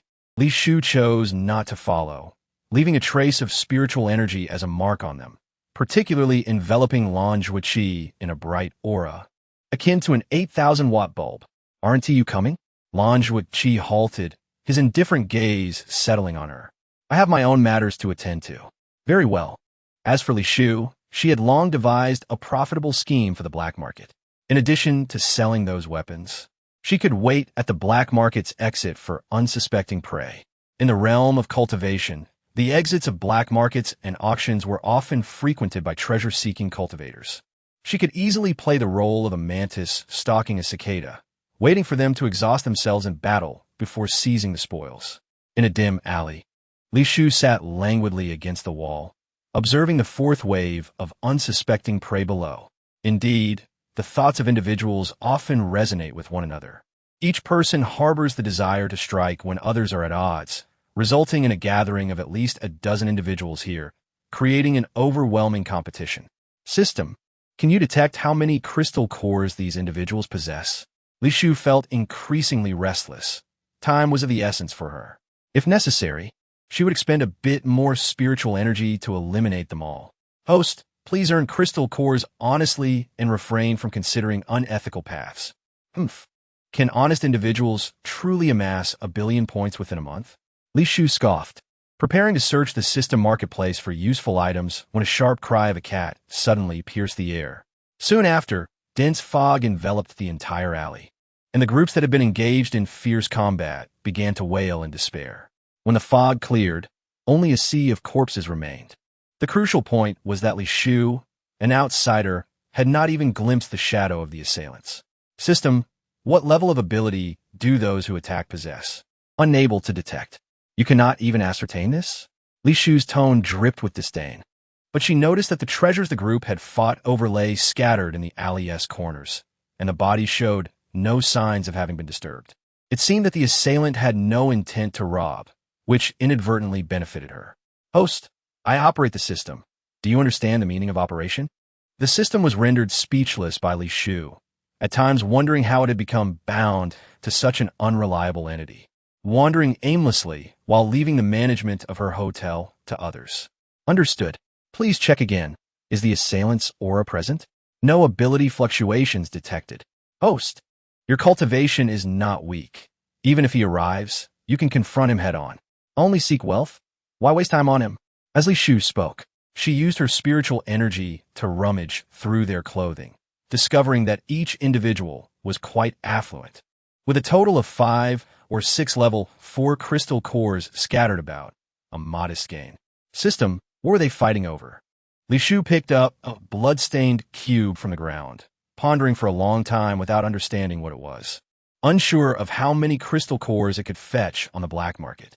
Based on calculations, it should be an electronic product capable of recording sounds. However, due to its special materials, it cannot be dismantled by external forces and must be accessed with a password. So, is a useless item? Li Shu casually tossed it aside, guessing it might be crucial evidence left behind by someone. Not only was it hard to sell, but it could also attract unwanted trouble. With a satisfactory harvest, she moved on to the next location to stake out. Li Shu, in a pleasant mood, spread her consciousness, searching for places with a strong scent of blood. Yet, whether by fortune or misfortune, she encountered 6 consecutive individuals who sought only to kill, not wealth. The cat cries and fog were their trademarks. Initially, Li Shu would avoid them, but after experiencing their benefits, she began to follow behind them to collect crystal cores. Through her consciousness, she discovered it was a duo, a man and a woman. The woman possessed an ability to induce hallucinations with her cries and remained concealed in cat form to attack at the right moment. The man wielded dual abilities, summoning fog and creating shadow clones, striking with such speed that the deceased had not even a second to react. His method of execution was so elegant that it left Li Shu wanting to applaud. Brother Ain, I smell the scent of the living. Bang! Without hesitation, Ain launched a poison dart in the direction the girl was looking, aiming for a surprise attack. Of course, Li Shu reacted swiftly, glancing aside just in time to evade. No one. Yin's voice was icy as he retrieved the dart embedded in the wall. As Li Shu contemplated whether to hide, Yin's hand, as if endowed with sight, lunged directly at her heart. Chapter 126. Yin Ming. If she dares to kill me, she deserves to die. How did you know I was here? Li Shu activated her defensive shield, repelling the youth, and a figure cloaked in illusions gradually materialized before them. The dead need not know. As Yin's voice fell, his figure vanished from Li Shu's sight, only to reappear surrounded by countless shadow clones. Spirit of the earth, he my command bind. Li Shu formed seals in an instant, and the vines below struck each illusion, leaving only one true form bound by the entangling vines. Meow. The girl, realizing the peril, emitted a cry to disrupt Li Shu, causing her mind to be overwhelmed by countless illusions, rendering her disoriented. Yet the anticipated scenario did not unfold. The dart struck as if against a thick wall, producing a clanging sound that failed to pierce Li Shu's skin. Is it my turn now? You. Ain, be careful. The girl cried out, but the man's reflexes were swifter than his consciousness. Evading just before the sound of air being sliced filled the space. Indeed, his movements were remarkably agile. Li Shu expressed her approval, but Ain remained determined to kill her, unleashing numerous shadow clones to attack, while the girl beside him assisted with her ability, emitting entrancing cat cries. Li Shu laughed derisively. Her transparent shield effortlessly blocked Yin's assaults while simultaneously silencing the girl's voice. Ain, shrouded by fog, continued to appear, targeting Li Shu's throat and heart with lethal intent. Each strike aimed to enter life, very well. A cold glint shone in Li Shu's eyes. In truth, she did not wish to kill this pair unless absolutely necessary. After all, she hoped to scavenge from their hands and preferred not to confront those ruthless competitors directly. Since you have witnessed our actions, you must die. Ain, unaware of the danger, naively assumed they were the hunters, believing the person before him was merely a slightly more challenging target. Half-moon formation, arise. Li Shu's fingers danced as the blade intended for simple attack radiated a brilliant light, absorbing the surrounding spiritual energy as inscribed by a master of formations. What trickery do you intend? Ain regarded the floating weapon with disdain, retreating once more into the fog, confident that Li Shu could not locate him. Be careful. The girl, maintaining her vertical pupils, sensed something amiss, and upon her alarm, rushed to the side of the man poised to strike at Li Shu. The fragile figure was swiftly cleaved down by the half-moon, transforming into a bloodied kitten. You will die. Yin's eyes burned with rage as the fog thickened, obscuring even Li Shu's fingers. Perish. With a deep growl, a flurry of shadowy projectiles surged forth, assailing her from head to toe, yet still failing to penetrate Li Shu's skin. She died because of you. The blame lies solely with yourself. Li Shu discerned the man's impatience. Had it not been for the fog's cover, his currently flawed attack strategy would have already led him to his demise beneath the half-moon. The game is over. Grasping his wrist as he attempted to strike again, Li Shu threw him to the ground, and the hovering half-moon swiftly swept toward his throat. Just as he was poised to meet his end, a tremendous wolf howl reverberated through the air. A familiar figure emerged from the gradually dissipating fog. Silver hair cascading to her ankles, swaying gently with her movements. An unseen force suppressed both Li Shu's half-moon and her attempt to control the vines to strangle Ain. You will die, shielded by this presence. Ain refrained from employing weapons, instead unleashing a corrosive poison. The hissing sound of corrosion echoed as Li Shu beheld her newly purchased garments being slowly devoured by the poison, with Yin Ming and it standing close by. Yin Ming, what is the meaning of this? Li Shu cast an indignant glance at them.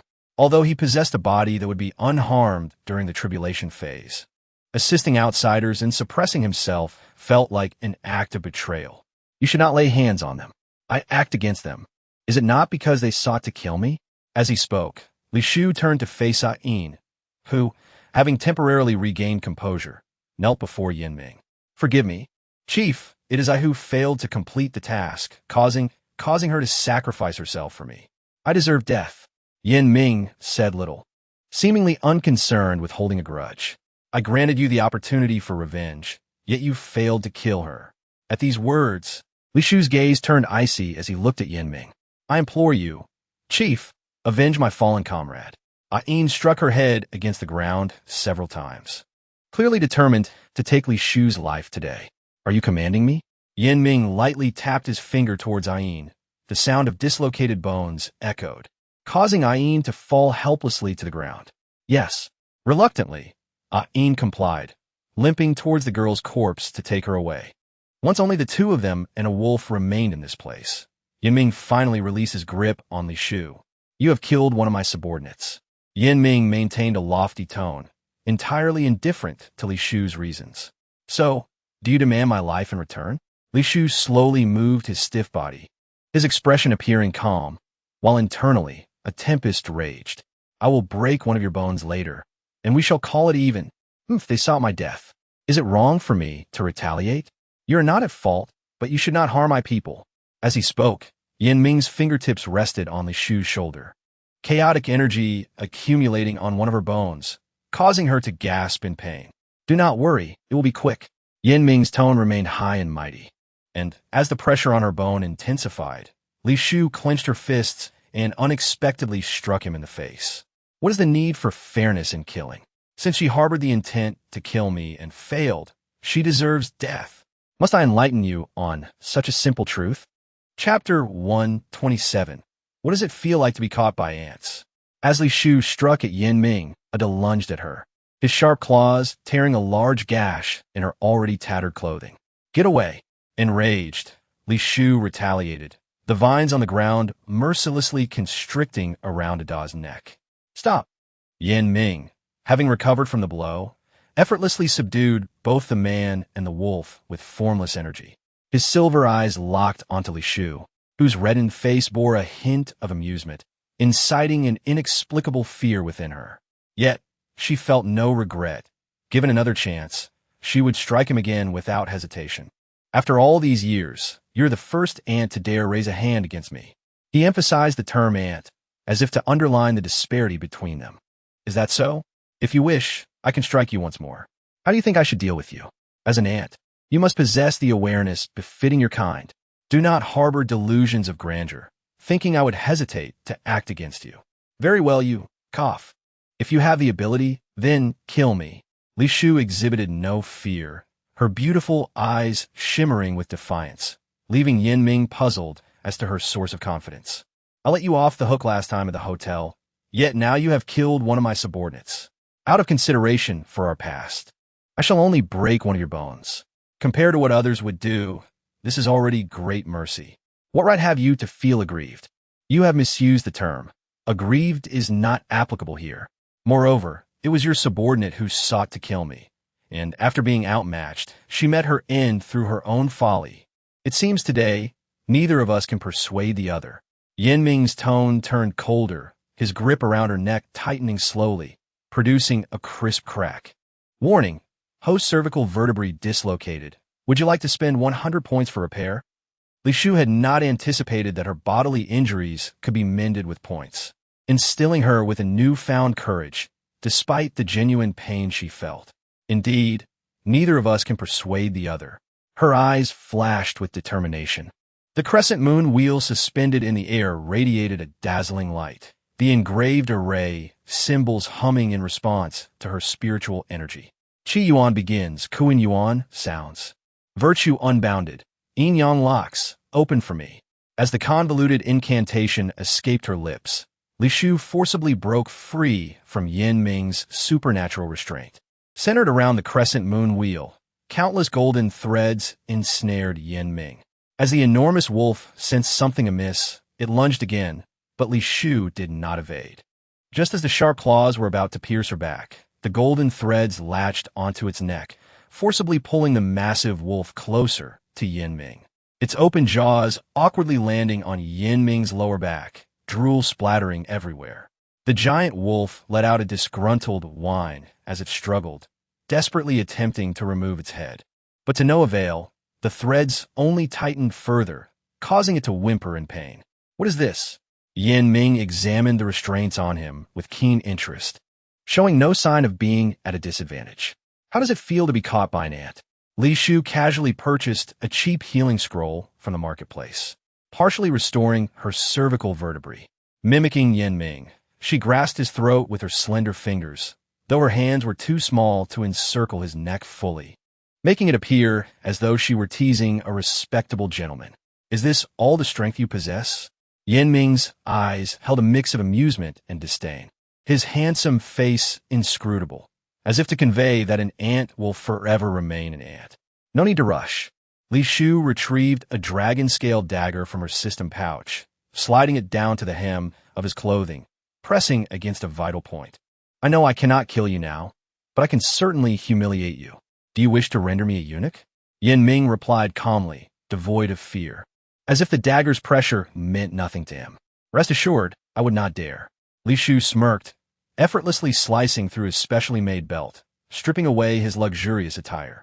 This time, his clothing was not the silken fabric custom-made by the silkworm, but rather a material Li Shu could not identify at the moment, though she could sense the strong aura of supernatural energy emanating from it, which would aid her in better disguising her identity in the black market. The giant wolf, witnessing its master's garments being stripped away by the detestable woman, could no longer contain its fury and bared its teeth in warning. Meanwhile, Yin Ming silently observed as she revealed his toned torso and defined abs. "You are the first woman brave enough to treat me this way." Yin Ming's voice betrayed no emotion, the intense surge of energy causing the golden threads to tremble. "Do not move, otherwise blood will splatter," Li Shu kindly warned, her fingers sliding down his neck, inching towards his chiseled abdomen. "Not bad. It seems you maintain a good physique. Your physique is also commendable, but alas, like your face, it is marred by scars, rendering it rather unappetizing." Yin Ming retorted, his gaze fixed on her tattered clothing, from which the torn pieces revealed her smooth skin. Yet the overwhelming, thunderous energy had left scars that could only be healed with a beauty elixir. "Has no one taught you how to speak properly?" Li Shu's grip tightened as the dragon-scale dagger pierced his shoulder, mirroring the wound he had left on her during Chun Xiaomei's near demise. The giant wolf howled in anguish, as if it were the one injured, its fierce eyes glaring at Li Shu, vowing to tear her to shreds at the first opportunity. "Why are you silent? Does it not hurt?" Li Shu withdrew her dagger and aimed for his shoulder once more, stabbing at the same spot as before, deliberately twisting the hilt. Vivid crimson flowed from the wound, yet the man remained utterly silent throughout. "You never showed mercy when you killed me before. I thought you had changed, but it seems—" Li Shu's expression shifted, and she thrust the dagger forward with force. "It appears you have not changed at all. In your eyes, I am merely useful or useless. Thus, your subordinates can act against me without hesitation, while I cannot retaliate against them. What, do you feel aggrieved? I've told you, the term aggrieved is not meant to be used like this." Li Shu scoffed lightly, withdrawing her dagger, but just as she attempted to stab again, the golden threads that bound both her and the wolf suddenly snapped, a surge of potent energy striking her face, prompting her to hastily employ her puppet technique to escape. Of course, before leaving, she did not forget to take Yin Ming's clothing with her. The liberated giant wolf, eager to chase after her scent, was halted by a gentle tug on its fur from Yin Ming, who fixed his silver gaze intently on the substitute peach branch on the ground. Chapter 128. Remember to choose wisely in your next life system. Disguise my aura as a level 4 ability. Receive, deducting 200 points. As the electronic voice faded, Li Shu swiftly purchased a black robe from the marketplace, enveloping herself completely, then took out a level 3 crystal core as her ticket to the black market. System. Locate Yin Ming's current position. Detection complete. No trace of this individual within a 20-mile radius. Hasn't he pursued me? Li Shu was quite astonished, but recalling his spatial door, she remained cautious and hurried toward the entrance of the black market. Initially, she thought her black robe would make her conspicuous at the entrance, but to her surprise, most of those waiting in line were similarly cloaked, their faces obscured, fearing recognition. Seeing this eased Li Shu's nerves, and she obediently joined the queue, perfectly blending in. "Stop!" Li Shu had just handed over a level 3 crystal core and taken a few steps from the entrance when a burly man blocked her path. "What's the matter?" Li Shu, not wishing to provoke trouble, maintained a calm demeanor. Moreover, the entrance to the black market was essentially a spatial door set by advanced spatial ability users, ensuring a decent level of protection for customers, alleviating concerns about being followed while carrying substantial wealth. An urgent notice just came in. The black market entrance fee has increased. It now requires 2 level 3 crystal cores. This was clearly an attempt to extort, and Li Shu paid it no heed, ignoring the man as she continued forward. Just as she was about to step through the spatial door, the burly man yanked at her clothing, intending to do something. Suddenly, a transparent protective barrier knocked him back, crashing him into a customer in line behind him with a resounding thud. "You're seeking death." The burly man, enraged, stood up and was about to retaliate when the customer he had collided with swiftly slashed his throat, kicking him aside. The customer's wide eyes remained fixed on Li Shu, utterly bewildered by the unfolding drama. "You too shall meet your demise." The small figure responsible for the earlier murder turned towards Li Shu, her form obscured by layers of tattered cloth that concealed her face, revealing only her slender build. The woman moved swiftly, closing the distance to Li Shu in an instant, her short knife stained with the blood of the burly man, striking towards Li Shu's eyes, throat, and heart, clearly someone accustomed to killing. Hey, aren't you going to intervene? Li Shu glanced at the two staff members at the entrance, dressed in matching uniforms with seemingly high-level abilities, yet feigning ignorance to the situation unfolding before them. Oof. Do you think the black market requires level 3 abilities to enter for no reason? Is to prevent those pitiful low-level abilities from even having the chance to walk through the spatial door. Is that so? Thank you for the reminder. Li Shu chuckled lightly, and just as the woman attempted to strike again, a mass of green vines erupted from the ground. However, the woman's agility allowed her to evade the grasp of the vines entirely. Humph! A support-type plan ability, user dares to venture alone into the black market. The woman clearly underestimated Li Shu. Her previously cautious movements now relaxed, revealing several openings that Li Shu could exploit, indicating she believed the plan ability user posed no threat. Fool! Li Shu spoke coolly, intentionally causing the vines to move clumsily, creating the illusion of excessive energy expenditure. The woman, predictably taking the bait, disregarded the attacking vines. Her short knife infused with her ability, thrown with precision towards Li Shu's heart. With a thud, in the woman's horrified gaze, a slender, sharp branch sprouted from the clumsy vines, effortlessly piercing her chest. Meanwhile, Li Shu toyed with the short knife the woman had thrown, her eyes sparkling with amusement as she regarded her. Remember to choose wisely in your next life. Li Shu carelessly tossed the short knife, her control of the spiritual energy guiding it directly to the woman's heart. The woman had no time to utter another word before she turned to step through the spatial door, the vines on her body dissipating gradually as she departed.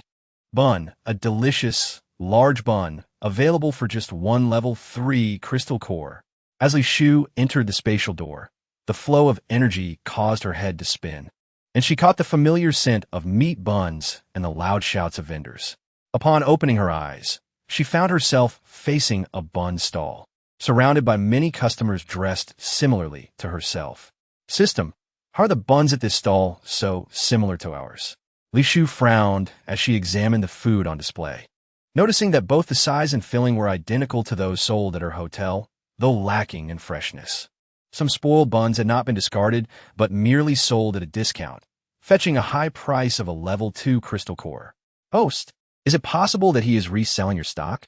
Li Shu pondered this, realizing that while she sold a fresh meat bun for just 5 points, equivalent to half a level 1 crystal core, he was selling them for a high price of a level 3 crystal core, with foolish buyers eager to purchase them. Li Shu felt an impulse to exploit this opportunity, buying low and selling high to the small vendors, knowing it would be far more profitable than selling weapons at the black market, akin to earning money while reclining. Host is prohibited from profiting from hotel merchandise. Violation will trigger punishment mode.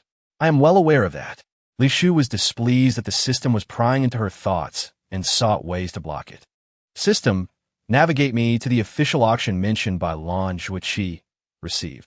The system reacted swiftly, a large map materializing before Li Shu, conveniently marking a red dot and detailing the nearest pathway. The throng of customers descended upon the bun stall like ravenous wolves, stripping the vendor of his clothing until he was left in mere undergarments. Such acts of thievery were commonplace, with nearby vendors accustomed to the sight, merely waiting for the black market patrol to clean up the mess, knowing new vendors would arrive the following day to fill the void. So, this is the black market. Li Shu's expression remained impassive, finding the scene laughable. In this apocalyptic world, ordinary people face the threats of zombies and mutated beasts, their numbers drastically diminished, compounded by the lack of newborns to replenish their ranks, leading to a continuous decline until extinction. Level 10, what if, by that time, everyone outside has perished? Host cannot meet upgrade conditions. The system will initiate punishment measures. Thus, what was the true purpose behind the establishment of the hotel? To gather crystal cores, or to leave behind the last ember of hope for this world? Chapter 129, Disguised, Yanming infiltrates the auction. Li Shu remained indifferent to the situation and followed the map's guidance to the auction. Along the way, she encountered numerous corpses and even witnessed a passerby, seemingly well, being dragged around a corner, only to be left as a lifeless body moments later. From her observations of various corpses, Li Shu discovered that the targets were primarily solitary individuals with abilities below level 4, with only a few exceptions of level 4 or above, indicating that the assailants meticulously selected their prey. A sudden bang echoed as a flaming blade swung towards Li Shu's head, but it was effortlessly deflected by her invisible shield. The assailant, realizing their attack had failed, hastily retreated around the corner, intentionally leaving behind the aura of a level 3 ability user. Recognizing the trap, Li Shu first used her mental perception to scout ahead and found 4 men waiting by the corner. The solid ground had been transformed into a muddy pit by an earth ability user, and a sticky web hung in the air, likely having ensnared many before. Where's the third one? Why hasn't Tishi arrived yet? The men grew impatient, hoping the assailant would entice Li Shu further. Are you searching for me? Li Shu's voice unexpectedly resonated from above, startling them into drawing their weapons. However, before they could act, numerous branches erupted from the mud, swiftly binding them and dragging them downward. Quickly, the mud. One man began, but before he could finish, the web above fell with a swish, and the toxins it contained took effect rapidly. Within moments, the men were foaming at the mouth, collapsing into the mud altered by abilities. How dull! They offered no resistance at all. Li Shu sighed with mild disappointment, using her powers to search their bodies, acquiring 29 level 3 crystal cores, 18 level 4 cores, and a wooden plaque inscribed with Black Glory Auction House. A satisfactory haul indeed. With a smile, she stored the items in her system pouch and manipulated the branches to position them face down, ensuring they would suffocate in their own trap. Warning: a high-level ability user is engaged in battle 2,000 meters ahead. It is advised that the host takes an alternate route. What level of ability users? Li Shu contemplated becoming a bystander, pondering that if the two fought to the death, she could seize a lucrative opportunity. Please refrain from questioning the system's decisions. It is recommended that you immediately take a detour. As the electronic voice finished, a powerful wave of ability energy surged toward Li Shu. She quickly harnessed her powers to form a shield, but to her shock, the previously reliable barrier was easily crushed by the energy wave, prompting her to employ teleportation and a spatial shift. When the chaos subsided, the street lay in ruins, littered with the bodies of those who had been unable to escape, a sight that sent chills down her spine. Since Li Shu's arrival in this world, the most formidable ability user she had encountered was Yanming. She had believed her shield could withstand his powers, leading her to assume it could also repel those of other high-level users. However, she realized too late that her foresight had been lacking, as she could not even withstand the residual energy from 2 kilometers away. Danger has been neutralized. The host may proceed to the black market auction house. The electronic voice prompted Li Shu, who hesitated briefly before deciding to scout ahead with her mental perception. Warning: special instruments are present ahead. Please do not use mental perception. Host, your mental perception has sustained severe damage and requires a 2-week recovery period. I am aware. Li Shu wiped the beads of sweat from her forehead, the golden lotus flower etched in her mind like a permanent mark she could never forget. More importantly, she vividly recalled that the first time she encountered Lan Zhuiqi, the golden lotus was embroidered on his clothing. Did that mean he was also affiliated with the Light Church? System, my mental perception is impaired, and I cannot sense the energy marks. Can you locate Lan Zhuiqi's current position? Sorry, unable to detect. If you can't find Lan Zhuiqi, then check the individuals at Huaqi Base. After inspection, personnel at Huaqi Base show no signs of life. They're dead? Li Shu expressed her astonishment. Regardless of their training and ability levels, they were a well-prepared team, unlikely to attract attention in the black market unless deliberately targeted. Perhaps that man from the Light Church was the perpetrator. System, please provide me with a safer route on the map. Understood. New route is being determined. As the map updated, Li Shu found a corner to change into Yanming's attire. Once enveloped in his aura, she purchased a disguise mask from the system store, transforming her slight figure to match Yanming's. The new route was established swiftly, albeit 10 minutes slower than the previous one. Upon arriving at the auction, she unexpectedly collided with the man in the red and gold robe she had encountered before. He did not hide his identity, flanked by a dozen members of the Light Church, while auction personnel eagerly guided him. System, why didn't you alert me that he was at the entrance? As a counterfeit, Li Shufei felt a pang of anxiety. It was well known that the Light Church and the mutant organization were archenemies, and this man likely held a significant position within the Light Church, potentially aware of Yin Ming's scent. My lord, what is it? The staff guiding the man noticed his sudden pause and turned their attention to the seemingly ordinary Li Shufei, mistakenly believing he disdained the presence of a civilian alongside him, and instructed his subordinates to expel her. I had no idea the leader of the mutant organization was also interested in corpse toxin serum. The man's voice carried a teasing tone, clearly recognizing Li Shufei's identity, but showing no immediate hostility. The leader of the mutant organization? The staff member trembled, their complexion paling to a ghostly white, causing even those who intended to remove Li Shufei to shake in fear. In response, Li Shufei chose to disregard the man from the Light Church, walking nonchalantly through the doors of the auction house. Fortunately, this tactic proved effective. He did not suspect her, and the frightened staff allowed her to enter without demanding her pass, hurriedly dismissing the Light Church members as they sought the auction's owner, fervently praying that the Reaper would not ruin the event. Ding! Yin Ming's presence detected ahead. Please halt your advance. The vast auction hall, crowded with people, gave Li Shufei a headache, and the system's alerts made her break into a cold sweat. Chapter 130. Yin Ming is merely a tool for my use. To evade Yin Ming, Li Shufei meticulously examined the structure of the auction house, noting that apart from the grand hall accommodating 3,000 to 4,000 guests, there were also concealed private boxes, each facing the auction stage, allowing clients to maintain their anonymity. System, scan for any unoccupied boxes. With her mental perception severely compromised, Li Shufei had to rely on the system to filter the information for her. 30 meters to the right, the second box shows no signs of life. Excellent. You found a suitable box for me. The system, unsure whether to interpret her words as praise or criticism, remained silent for a moment. Dear guest, would you like a detailed list of the auction items? A knock at the door interrupted her thoughts, annoying Li Shufei. Guest. System. Is Yin Ming far from here now? According to the detection, he is currently in the southwestern corner of the auction hall, at a considerable distance from a host. A friendly reminder. The questions posed by the host are not without cost. Please inquire cautiously. I know. When have you not deducted points?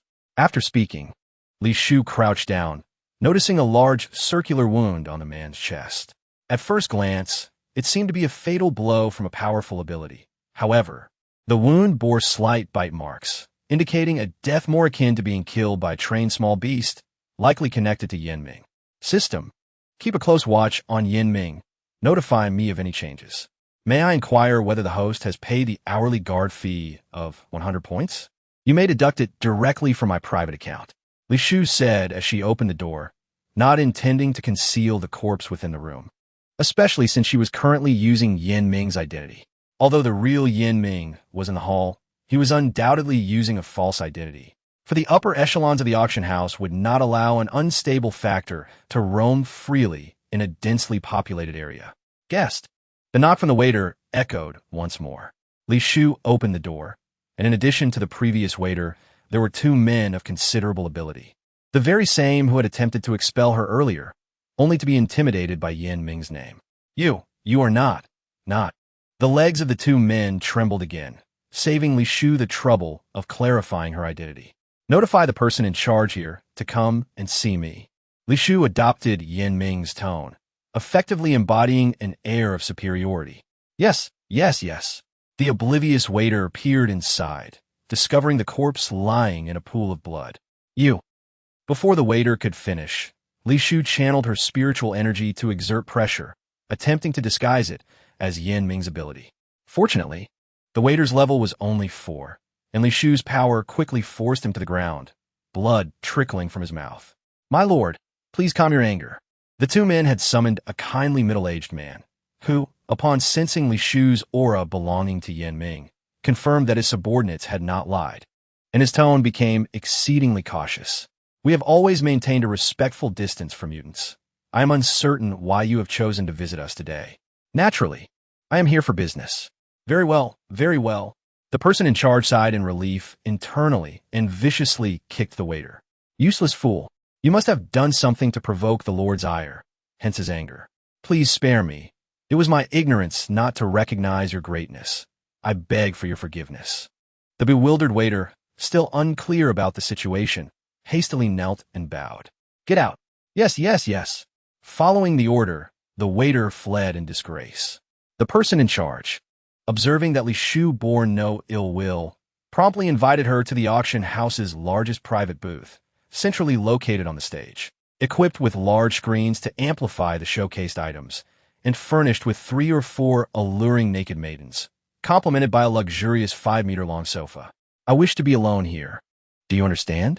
I have a batch of weapons from Kyoto. Please provide your estimated price. Upon speaking, Li Shufei retrieved one of each type of weapon from the system's package. Fortunately, this booth spanned 300 to 400 square meters, ample enough to accommodate the weapons, and with strong soundproofing. Any commotion inside would remain unheard outside. Be meticulous in your assessment. Provide an honest valuation. Yes, yes, yes. The person in charge wiped the sweat from his brow, not daring to lower Li Shufei's price, and instead increased it by 20, hoping to send this harbinger of death away amicably.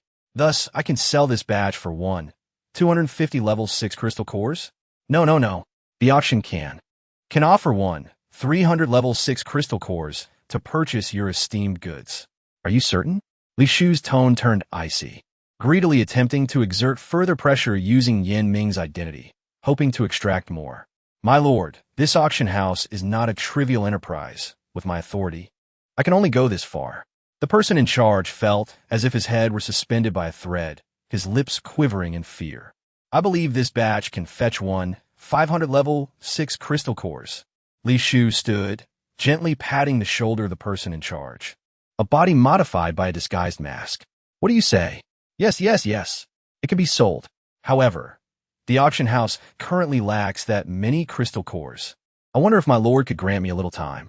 How long do you require? Li Shufei dared not delay too long. For the true Yin Ming remained in the hall.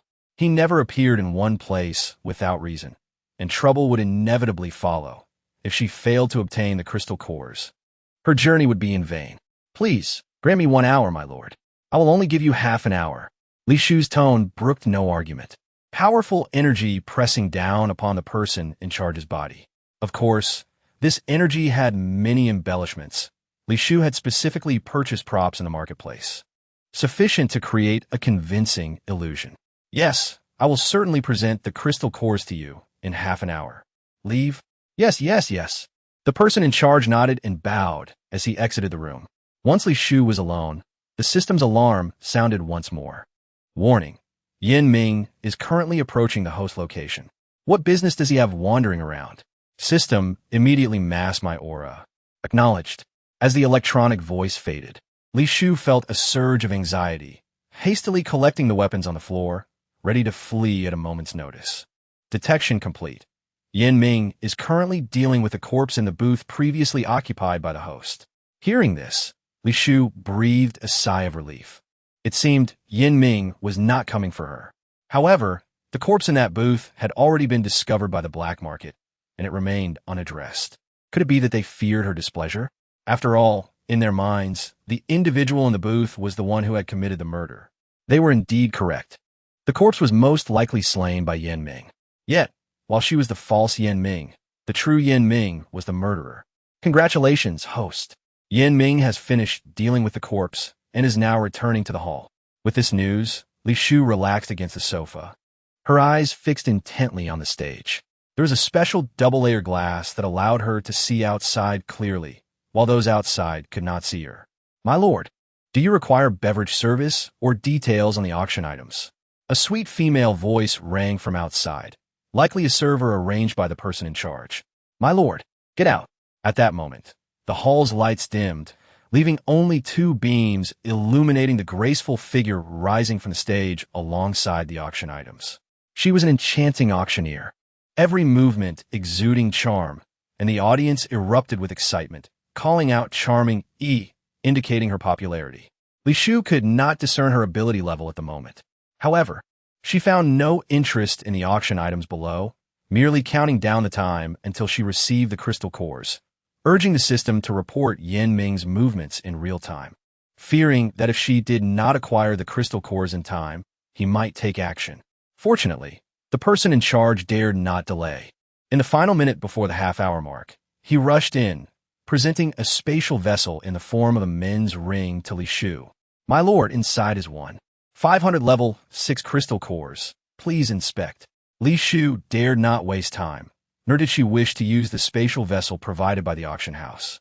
Without even counting, she transferred the crystal cores into the system's package for point redemption, and then moved the weapons from her package into the ring, disdainfully tossing it to the ground.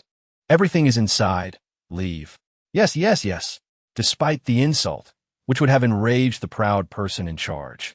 He quickly wilted at the thought that the individual before him was the leader of the mutant organization. "Might I inquire if there is anything else my lord requires of me?" "System, are there any ambushes from the auction house outside?" Li Shu was cautious. Even though she knew the auction house would not dare offend Yan Ming, she wanted to double-check. "No." Receiving confirmation from the system, Li Shu felt relieved and prepared to employ both the wind control technique and the illusion technique to ensure her safe departure from the auction house. The next auction item would be the grand finale, featuring a level 6 mutant with healing abilities. As the voice of Mei Yi fell, Li Shu inadvertently cast a glance with her peripheral vision and discovered that the man confined within the cage was none other than Lan Jueqi, who had vanished upon entering the black market. Compared to before, he appeared even more disheveled. 2 of his scapulae were shackled by iron chains, and his bare torso bore countless intersecting whip marks. Yet, his handsome visage remained unscathed, radiating an ethereal quality that seemed unaffected by the surrounding environment. Warning: a powerful fluctuation of abilities has been detected at the auction. Please evacuate immediately, host. Understood. After her initial surprise, Li Shu did not dwell on how Lan Jueqi, who had lost all his powers, could be sold as a healer. Instead, she swiftly channeled her spiritual energy, maximizing her wind control technique. Roar! How could this be? I had clearly pacified that killing god.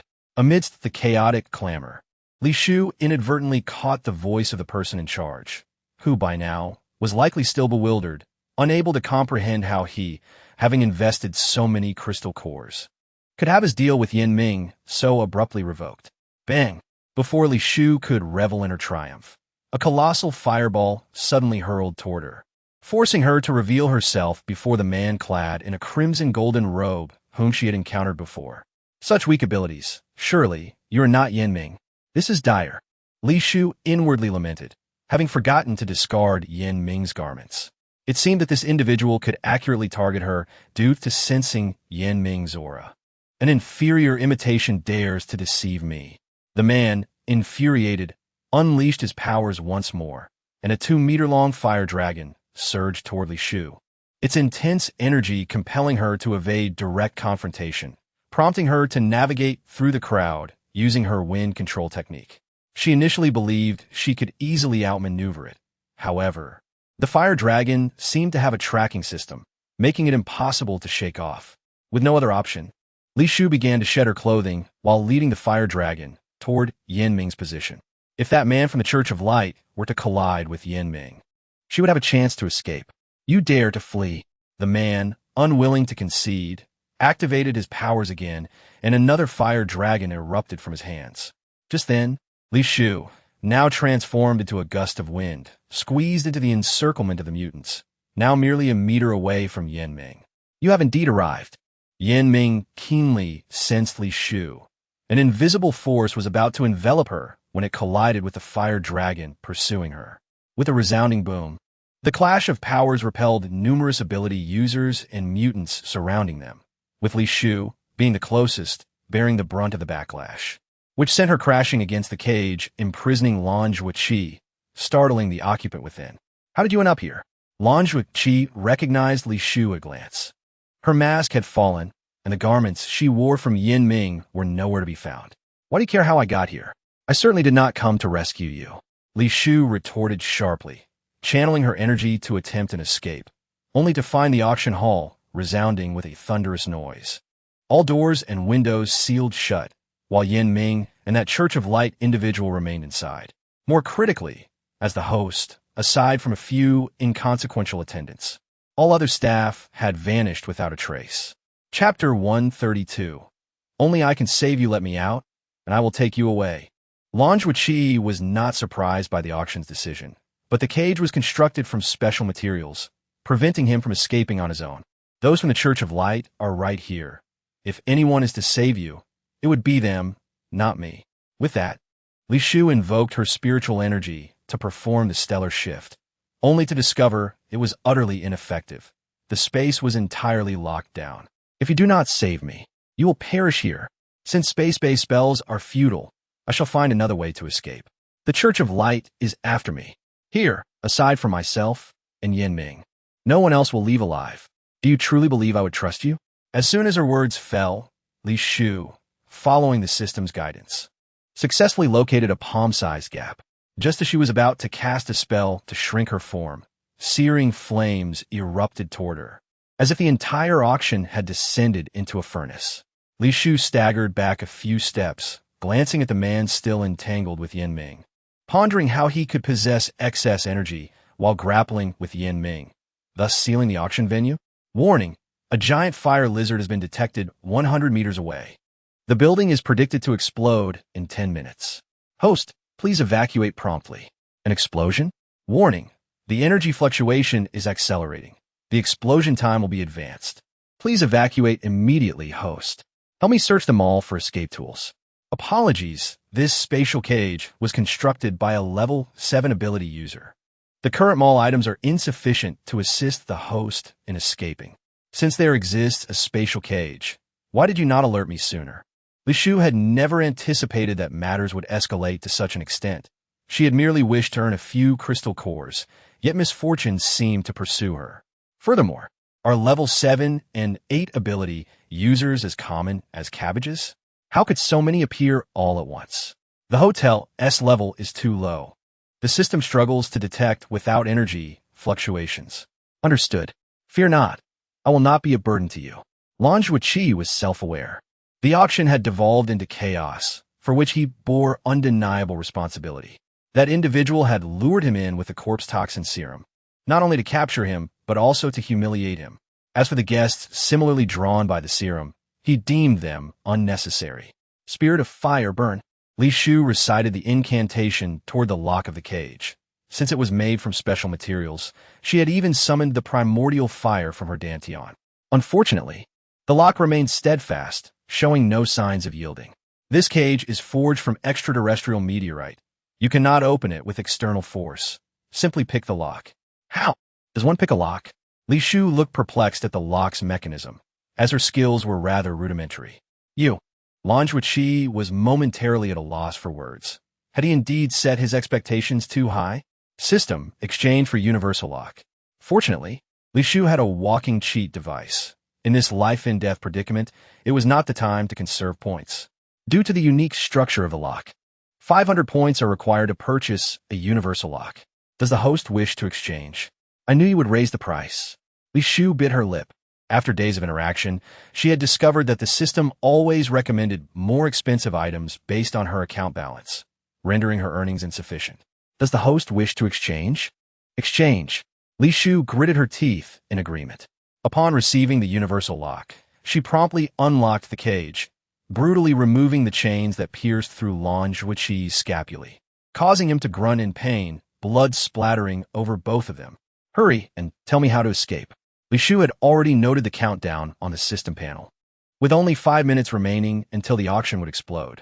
Meanwhile, the chaos within continued unabated, the roars of mutants and humans intertwining, while Yin Ming was locked in a fierce battle with that man, too preoccupied to care for himself. Take me to the backstage of the auction. Lan Zhuqi's face was as pale as a sheet, nearly collapsing against Li Shu, clearly struggling to walk. Truly troublesome. Li Shu disdainfully hoisted Lan Zhuqi onto her shoulder, maneuvering past the combatants, pushing open the specially designed door to enter the backstage. However, upon entry, they were met with a horde of zombies, the ground littered with the corpses of auction staff. Had it not been for the specially designed door, those zombies would have likely swarmed into the hall long ago. Spirit of Fire Shield, Li Shufei did not use flames against the zombies. Instead, she enveloped herself and Lan Zhuoqi in a protective shield. Do you see the place where the zombies are continually pouring in? We must go that way. Lan Zhuoqi pointed a difficult direction for Li Shufei, leading her to a partially opened mechanism door. It seemed that the staff who had managed to escape were unaware of the lurking zombies within, leading to their gruesome demise.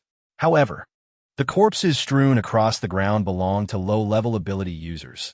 The bodies of the supervisor and the auctioneer were conspicuously absent, suggesting they had successfully fled. Warning, 2 minutes until explosion. With the system's alert echoing in her mind, Li Shufei dared not delay. She cast the wind control technique at her and Lan Zhuoqi's feet, propelling herself into the mechanism door at the utmost speed. The surrounding flames frightened the zombies, causing them to retreat and granting her an unobstructed path. Countdown begins 10-9.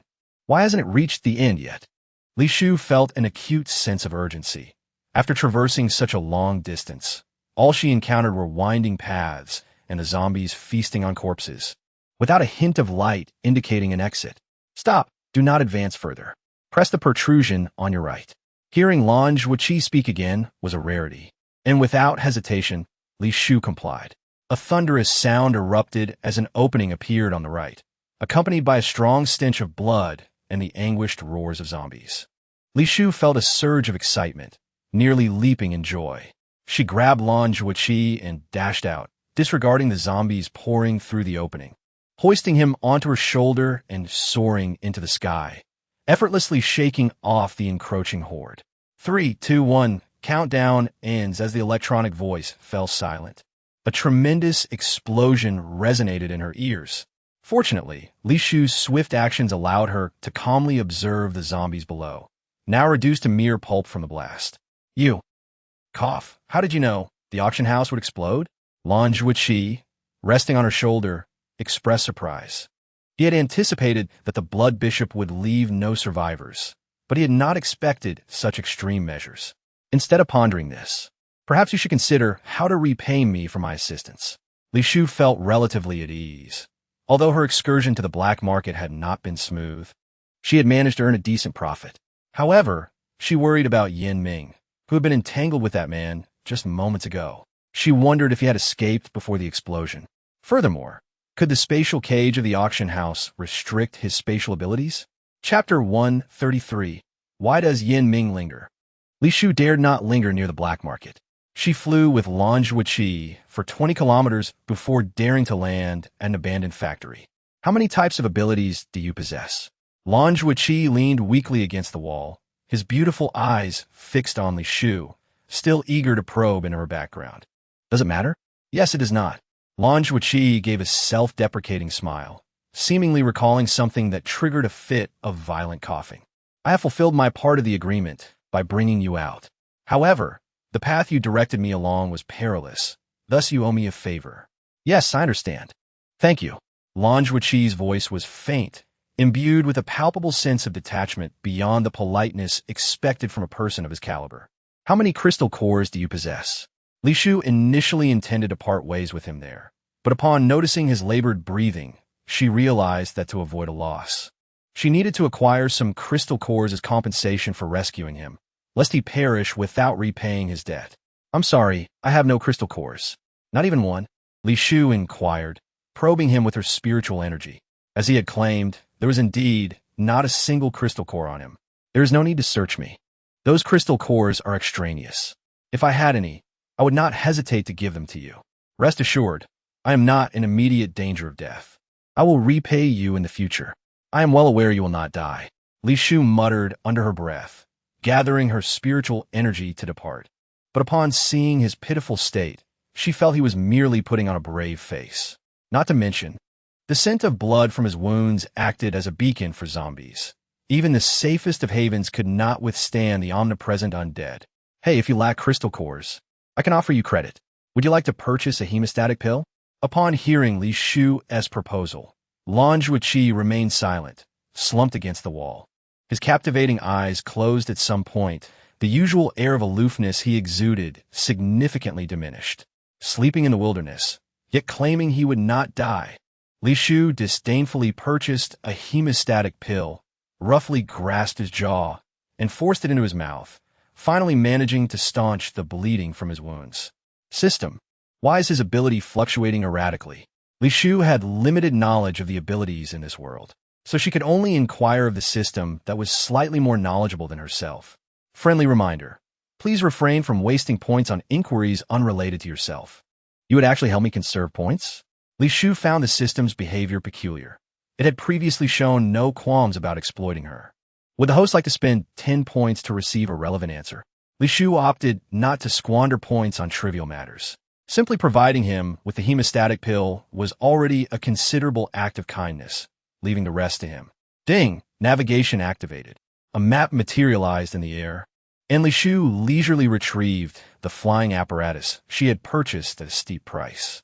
The sedan produced by the system's store seamlessly connected with the map, allowing it to fly directly to the hotel, saving her the expenditure of her own spiritual energy.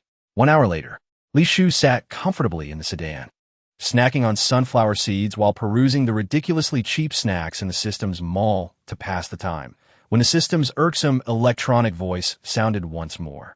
Warning, an unidentified object is located 2,000 meters ahead. Should we take a detour? Take a detour. Received a loud bang, erupted, and, as the swirling yellow dust settled, Li Shu coughed awkwardly a couple of times before slowly rising to her feet. Fortunately, her body was robust due to the tribulation stage. Falling from such a height caused her no harm. It's you. A familiar male voice resonated, and through the dust, Li Shu spotted the source of the voice, none other than Yin Ming, whom she had encountered not long ago. More importantly, beside him lay a man clad in a crimson gold robe. I was merely passing through. I'll take my leave now.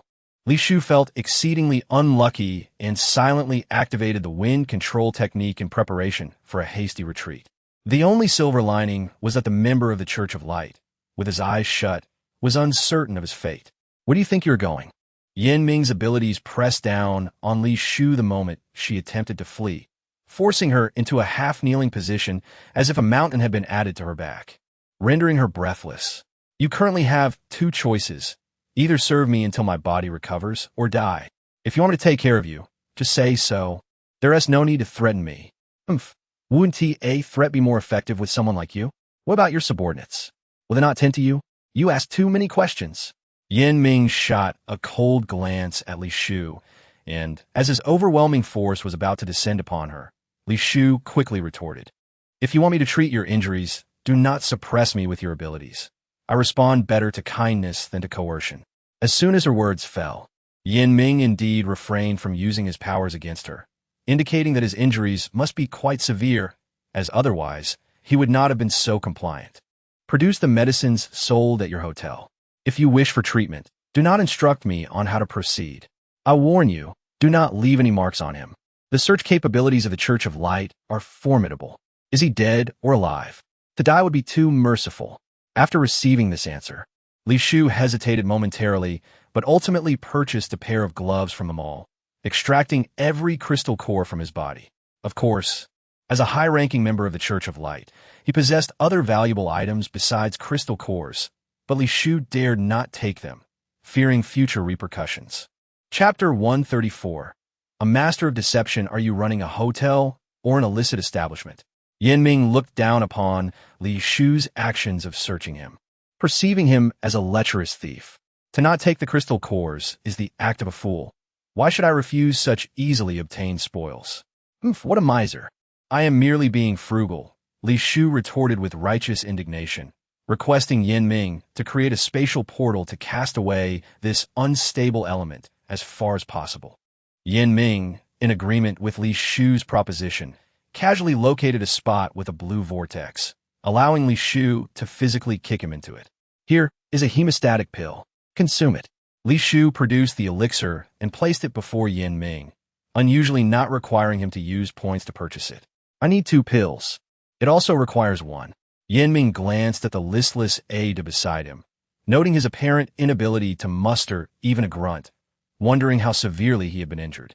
The hemostatic pill would be of no use. It is an internal injury. How should such an injury be treated?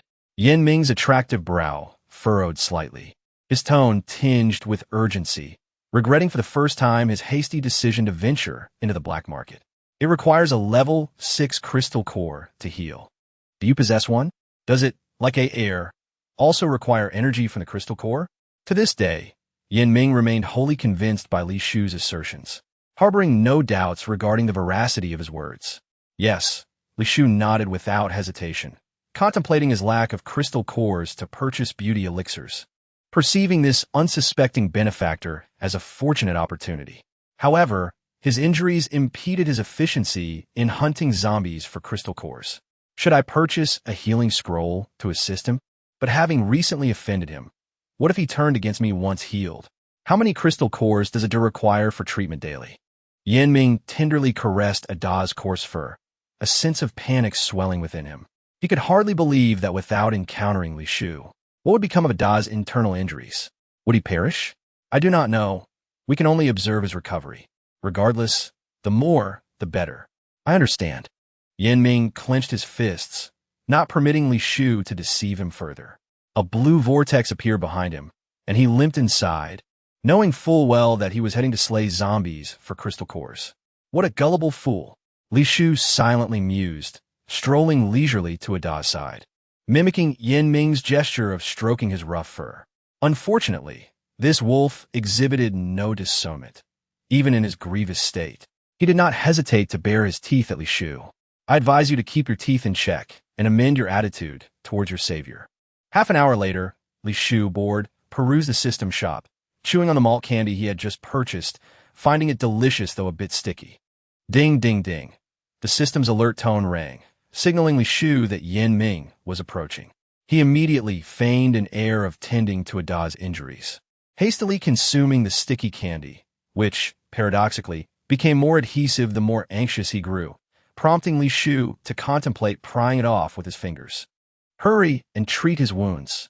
The blue vortex erupted, and 2 shimmering crystal cores were tossed towards Li Shu, who clumsily caught them, revealing his candy-stuck teeth. What is on your teeth? Yin Ming inquired, puzzled, having never encountered such a rare treat as candy during his upbringing in the laboratory. He found Li Shu's appearance peculiarly unappealing. It's nothing. Li Shu discreetly disregarded the candy on his teeth, discovering that the crystal cores he had received were of level 7, still stained with fresh blood, presumably Yin Ming's.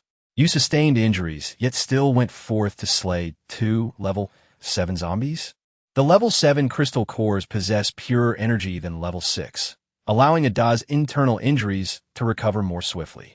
That is indeed the case. Oh, at the moment Ada bit down, having exerted considerable force, he accidentally broke one of his own teeth against Li Shu's arm, pitifully spitting it out to seek Yin Ming's sympathy. How disgusting!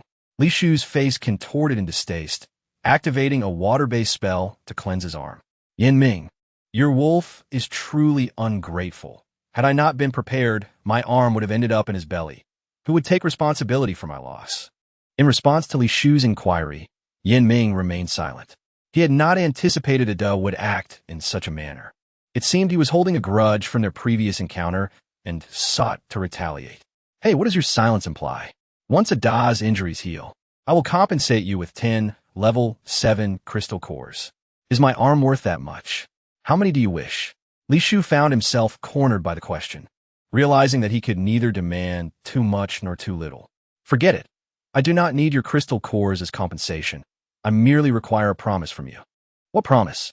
I have yet to decide. Consider it a debt for now. Li Shu hesitated to exploit this opportunity recklessly, silently contemplating Yin Ming's unpredictable nature. Should he ever harbor murderous intent against her, she could use this as a safeguard for her life. Very well. Yin Ming, as accommodating as ever, leaned against Ada for support, skillfully tearing the fabric of his clothing to bandage his wounds. However, due to the scarcity of medicinal supplies, the dressing did little to hasten his recovery. He could only rely on sheer willpower. Meanwhile, Li Shu offered no assistance, casting a fleeting glance at his wound before pretentiously continuing to tend to Ada. In the following days, the trio, 2 humans and 1 wolf, coexisted peacefully. Li Shu's finances flourished, and Ada's condition improved. Yet Yin Ming, despite his injuries healing poorly, continued to hunt zombies for crystal cores, leading to a noticeable decline in his health. His gait visibly became more limping, his once handsome visage grew increasingly haggard, and his lips began to pale. This left Li Shu in a quandary. On one hand, she feared Yin Ming's deteriorating condition would prevent her from acquiring sufficient crystal cores, while on the other, she dreaded that once he recovered, he would hold her accountable for having struck him. "Hey, come here." After prolonged contemplation, Li Shu ultimately prioritized the acquisition of crystal cores over all else. She could not allow this free labor to falter. "Is there something you need?" Now, Yin Ming was quite agreeable. He approached her at her beckoning. "Take off your clothes." "What?" "I said take off your clothes." Li Shu, exasperated, took matters into her own hands, forcefully tearing at the garments he had worn since his injury. Whether it was due to excessive force or not, the fabric that had barely concealed his figure was abruptly torn in half. Chapter 135. Yin Ming. "Did you truly intend to kill me?"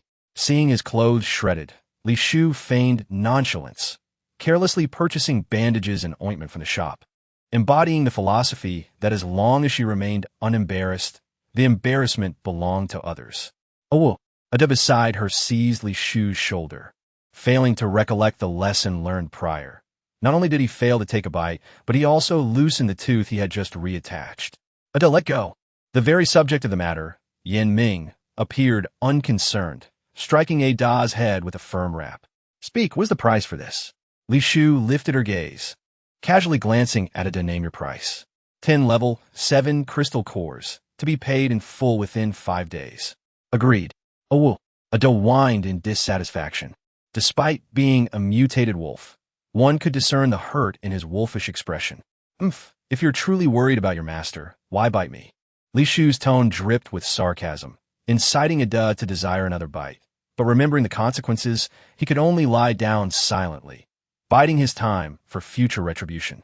Warning: uncontrollable factors detected approaching from 2 kilometers away. Please evacuate immediately. Yin Ming, hurry. Before Li Shu could finish her sentence, a blue vortex suddenly appeared. Without a word, Yin Ming took Ada and dove into the vortex, leaving Li Shu behind, who had just been bandaging him, her hand still resting on his abdomen.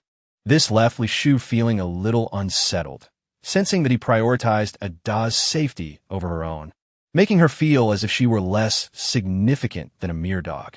"Come here, the zombie horde is arriving." Just as Li Shu contemplated her escape, the blue vortex reappeared, accompanied by Yin Ming's urging voice. Seeing this, Li Shu felt somewhat relieved and stepped into the vortex without hesitation. However, the destination of this spatial portal was not the safe haven she had imagined, but rather a bomb shelter closer to the zombies. The entrance was piled high with corpses, and even a zombie blocked the entrance, which was only the size of a basketball. As for Yin Ming, who had just spoken, he had already vanished without a trace. He did this on purpose. Li Shu clenched her palm in frustration, realizing Yin Ming's intentions, and her eyes burned with fury, thinking that he indeed bore a grudge over their previous encounters. "Warning, please evacuate immediately." "Warning, please evacuate immediately." A red exclamation mark blinked incessantly on the floating screen, with the system's voice continually echoing in her mind, indicating the high danger level of the situation. The sound of cracking bones filled the air, and before Li Shu could devise a plan, the corpses at the entrance slowly stood up, their faces taking on an abnormal grayish hue. "Spirit of the earth, heed my command, bind." In the confined space, Li Shu dared not use overly powerful spells, opting instead for binding magic. "System, show me the situation outside." Currently, Li Shu could not utilize her spiritual sense and could only rely on the system to assess her predicament. Based on detection, this is the center of the zombie horde. The scent on the host cannot be concealed. Please evacuate as soon as possible. Scan the map of this cave and project it onto the system screen. Received. Roar. As time passed, more and more zombies were drawn by the scent, and Li Shu had already reinforced the narrow entrance multiple times. She could only urge the system to expedite the map's retrieval. Since this was a man-made bomb shelter, There must be more than one exit. Did Yin Ming deliberately place her here to ensure her demise? After all, no matter how powerful she was, it would be impossible to escape unscathed from countless zombie attacks. Without the system, this cheat-like artifact she might have. At this thought, Li Shu's chest heaved violently, as if countless ants were crawling within. She found it utterly laughable that she had ever believed herself to hold a special significance in Yin Ming's heart. Ever since she pledged her loyalty to him, his attitude had completely transformed, leading her to foolishly think he held some affection for her. Humans truly are forgetful creatures. How could she have forgotten that he had initially intended to kill her? A man capable of attempting to harm her multiple times would surely harbor murderous intent again. The difference was that previously, he acted himself. This time, it was the zombies attacking. Map scan complete. As the electronic voice concluded, Li Shu glared at the screen with intense hatred, noticing that the system had thoughtfully marked all the zombies with red dots. Can you detect Yin Ming's location now? Li Shu was unwilling to swallow this bitter defeat. Since he wished for her demise, she would not allow him to escape unscathed. Yin Ming is currently 3 kilometers away from the host. Would you like to activate a mini-map of his location? Yes. Li Shu silently clenched her fists, her gaze fixed on the red dots representing the zombies, her mind already formulating an initial plan. At that moment, atop the ancient tower, merely 3 kilometers from the zombie horde, Yin Ming stood expressionless, having shed the frail appearance Li Shu had witnessed. Clad in pristine white, an intricate bagua pendant dangled at his waist, and a small cat perched on his shoulder. Hey, aren't you going to go save her? The cat spoke with a tone devoid of concern. She must pay for her actions. Ah, I thought she was special to you. Turns out she is no different from the other insignificant beings. Special? Yin Ming narrowed his eyes, watching as the zombies blocking the bomb shelter surged into the breached cave, as if blood had stained their bodies, inciting the horde behind them to erupt in frenzied howls. Half-Moon Blade slash. A voice filled with intense hatred suddenly emerged from behind him, followed by a sharp sound as a blade imbued with brilliant blue light descended toward his head. I knew you wouldn't die so easily. Yin Ming chuckled lightly as the blue vortex met the Half-Moon Blade, transporting it elsewhere. Spirit of Fire burn. Scorching flames enveloped Yin Ming, and as the blue vortex reappeared, it swiftly split into 2 streams. Just as Li Shu's figure vanished, the 2 flames surged toward Yin Ming's face. You know, you can't defeat me. Yin Ming hardly regarded Li Shu as a threat.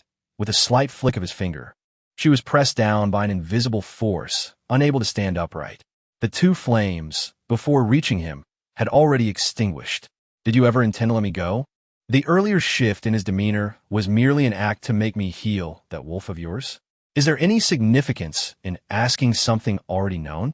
Of course it holds significance. Li Shu glared at Yin Ming, attempting to glean something from his expression. I have always despised humanity. Those who escape from my grasp merely possess some utilitarian value. So, I have no value now? Chapter 136. Is the zombie horde passing by the hotel? You could say that. Indeed. Li Shu scoffed coldly, straining against Yin Ming's powers, her body producing creaking sounds. What's wrong, not conceding? Yin Ming dismissed Li Shu's resistance with contempt, just as he was about to amplify his powers. The Half-Moon Blade, suspended in the air, emitted a brilliant light once more. Are you attempting the same trick again? Yin Ming mistakenly thought Li Shu was using the golden threads from the Half-Moon Blade to control him, and deliberately allocated a portion of his power to suppress her hands, preventing her from forming seals. What do you think? Li Shu smiled as her body, firmly restrained by Yin Ming, transformed into a mist. A woo, a Da's wolf howl echoed simultaneously, causing Yin Ming to inwardly curse and quickly step into the suddenly appearing blue vortex. As he exited, his eyes fell upon Ada, who lay in agony on the ground, while Li Shu sat atop it with a smile. Meow. The cat that had been perched on Yin Ming's shoulder leaped to the ground, nonchalantly striding over to Li Shu and said, Sister, angering him is not a wise choice, especially when using Ada as leverage. Given how things have unfolded, do you believe we can still coexist peacefully? Li Shu did not regret her decision. From a moment she struck Yin Ming, she had anticipated this outcome. Yin Ming, since we have already severed any pretense, I have no expectation that you will spare me. Therefore, this wolf shall remain in my hotel for now. In your dreams, an endless surge of energy flooded into Li Shu's body. She felt her flesh being torn apart from all sides, her body erupting with wounds. Yet, Yan Ming's control over his powers was masterful. Although she was closely connected to it, the overwhelming force did not harm the wolf beneath her. As the pain coursed through Li Shu, Ada, who was seemingly unscathed, emitted pitiful whimpers, clawing desperately at the ground. His teeth, usually employed for grooming his fur, sank into his own flesh, leaving the wolf drenched in blood. What have you done? Yan Ming dared not risk Ada, halting his powers, only to discover that the wounds on Li Shu had inexplicably vanished, while Ada bore the marks that should have marred Li Shu's body. Are you feeling remorse? Li Shu's eyes blazed with fury. Indeed, he never held back against himself, yielding only to those two mutated wolves. What do you desire? I seek nothing but for it to remain in my hotel. As for its well-being within, that entirely depends on your actions. You are threatening me. Indeed, it is a threat. Is there an issue with that? With a flick of his finger, the crescent blade sliced through Yan Ming's neck, leaving a faint crimson trail. Enough is enough. The cat glared icily at Li Shu, its back trembling, its small form swelling like an inflated balloon. Is it truly enough? Li Shu chuckled softly. The crescent blade once more aimed at Yan Ming, this time targeting his head. Meow. The cat's massive form shielded Yan Ming, the crescent blade leaving no mark upon its fur, while its claws struck fiercely at Li Shu. Before you act, should you not ascertain whether that wolf can endure your blow? Upon hearing this, Yan Ming immediately used his powers to pin the cat to the ground, stifling the impending strike, inciting a sharp cry from the feline. Indeed, it holds significant weight in your heart. Heal Ada.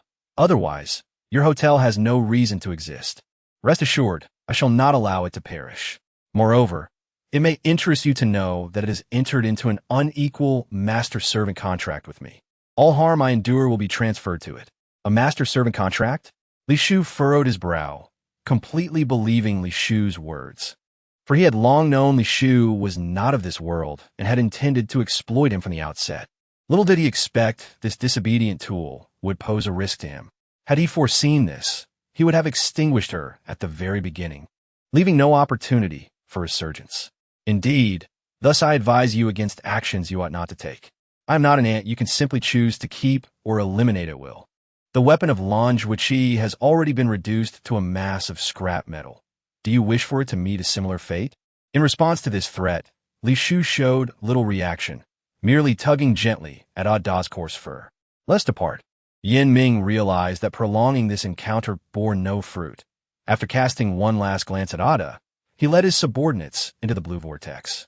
As Ada saw Yan Ming leaving, he let out a mournful whimper. Silence. At Li Shu's command, the unequal master-servant contract immediately sealed Ada's mouth, halting the whimpering. Should it falter in any way, I will ensure you suffer 1,000 cuts. As the blue vortex closed, Yan Ming's voice echoed in Li Shu's ears. Yan Ming, one day, I shall rise above you. At that time, I shall be the esteemed, and you the lowly. Very well, I shall await that day.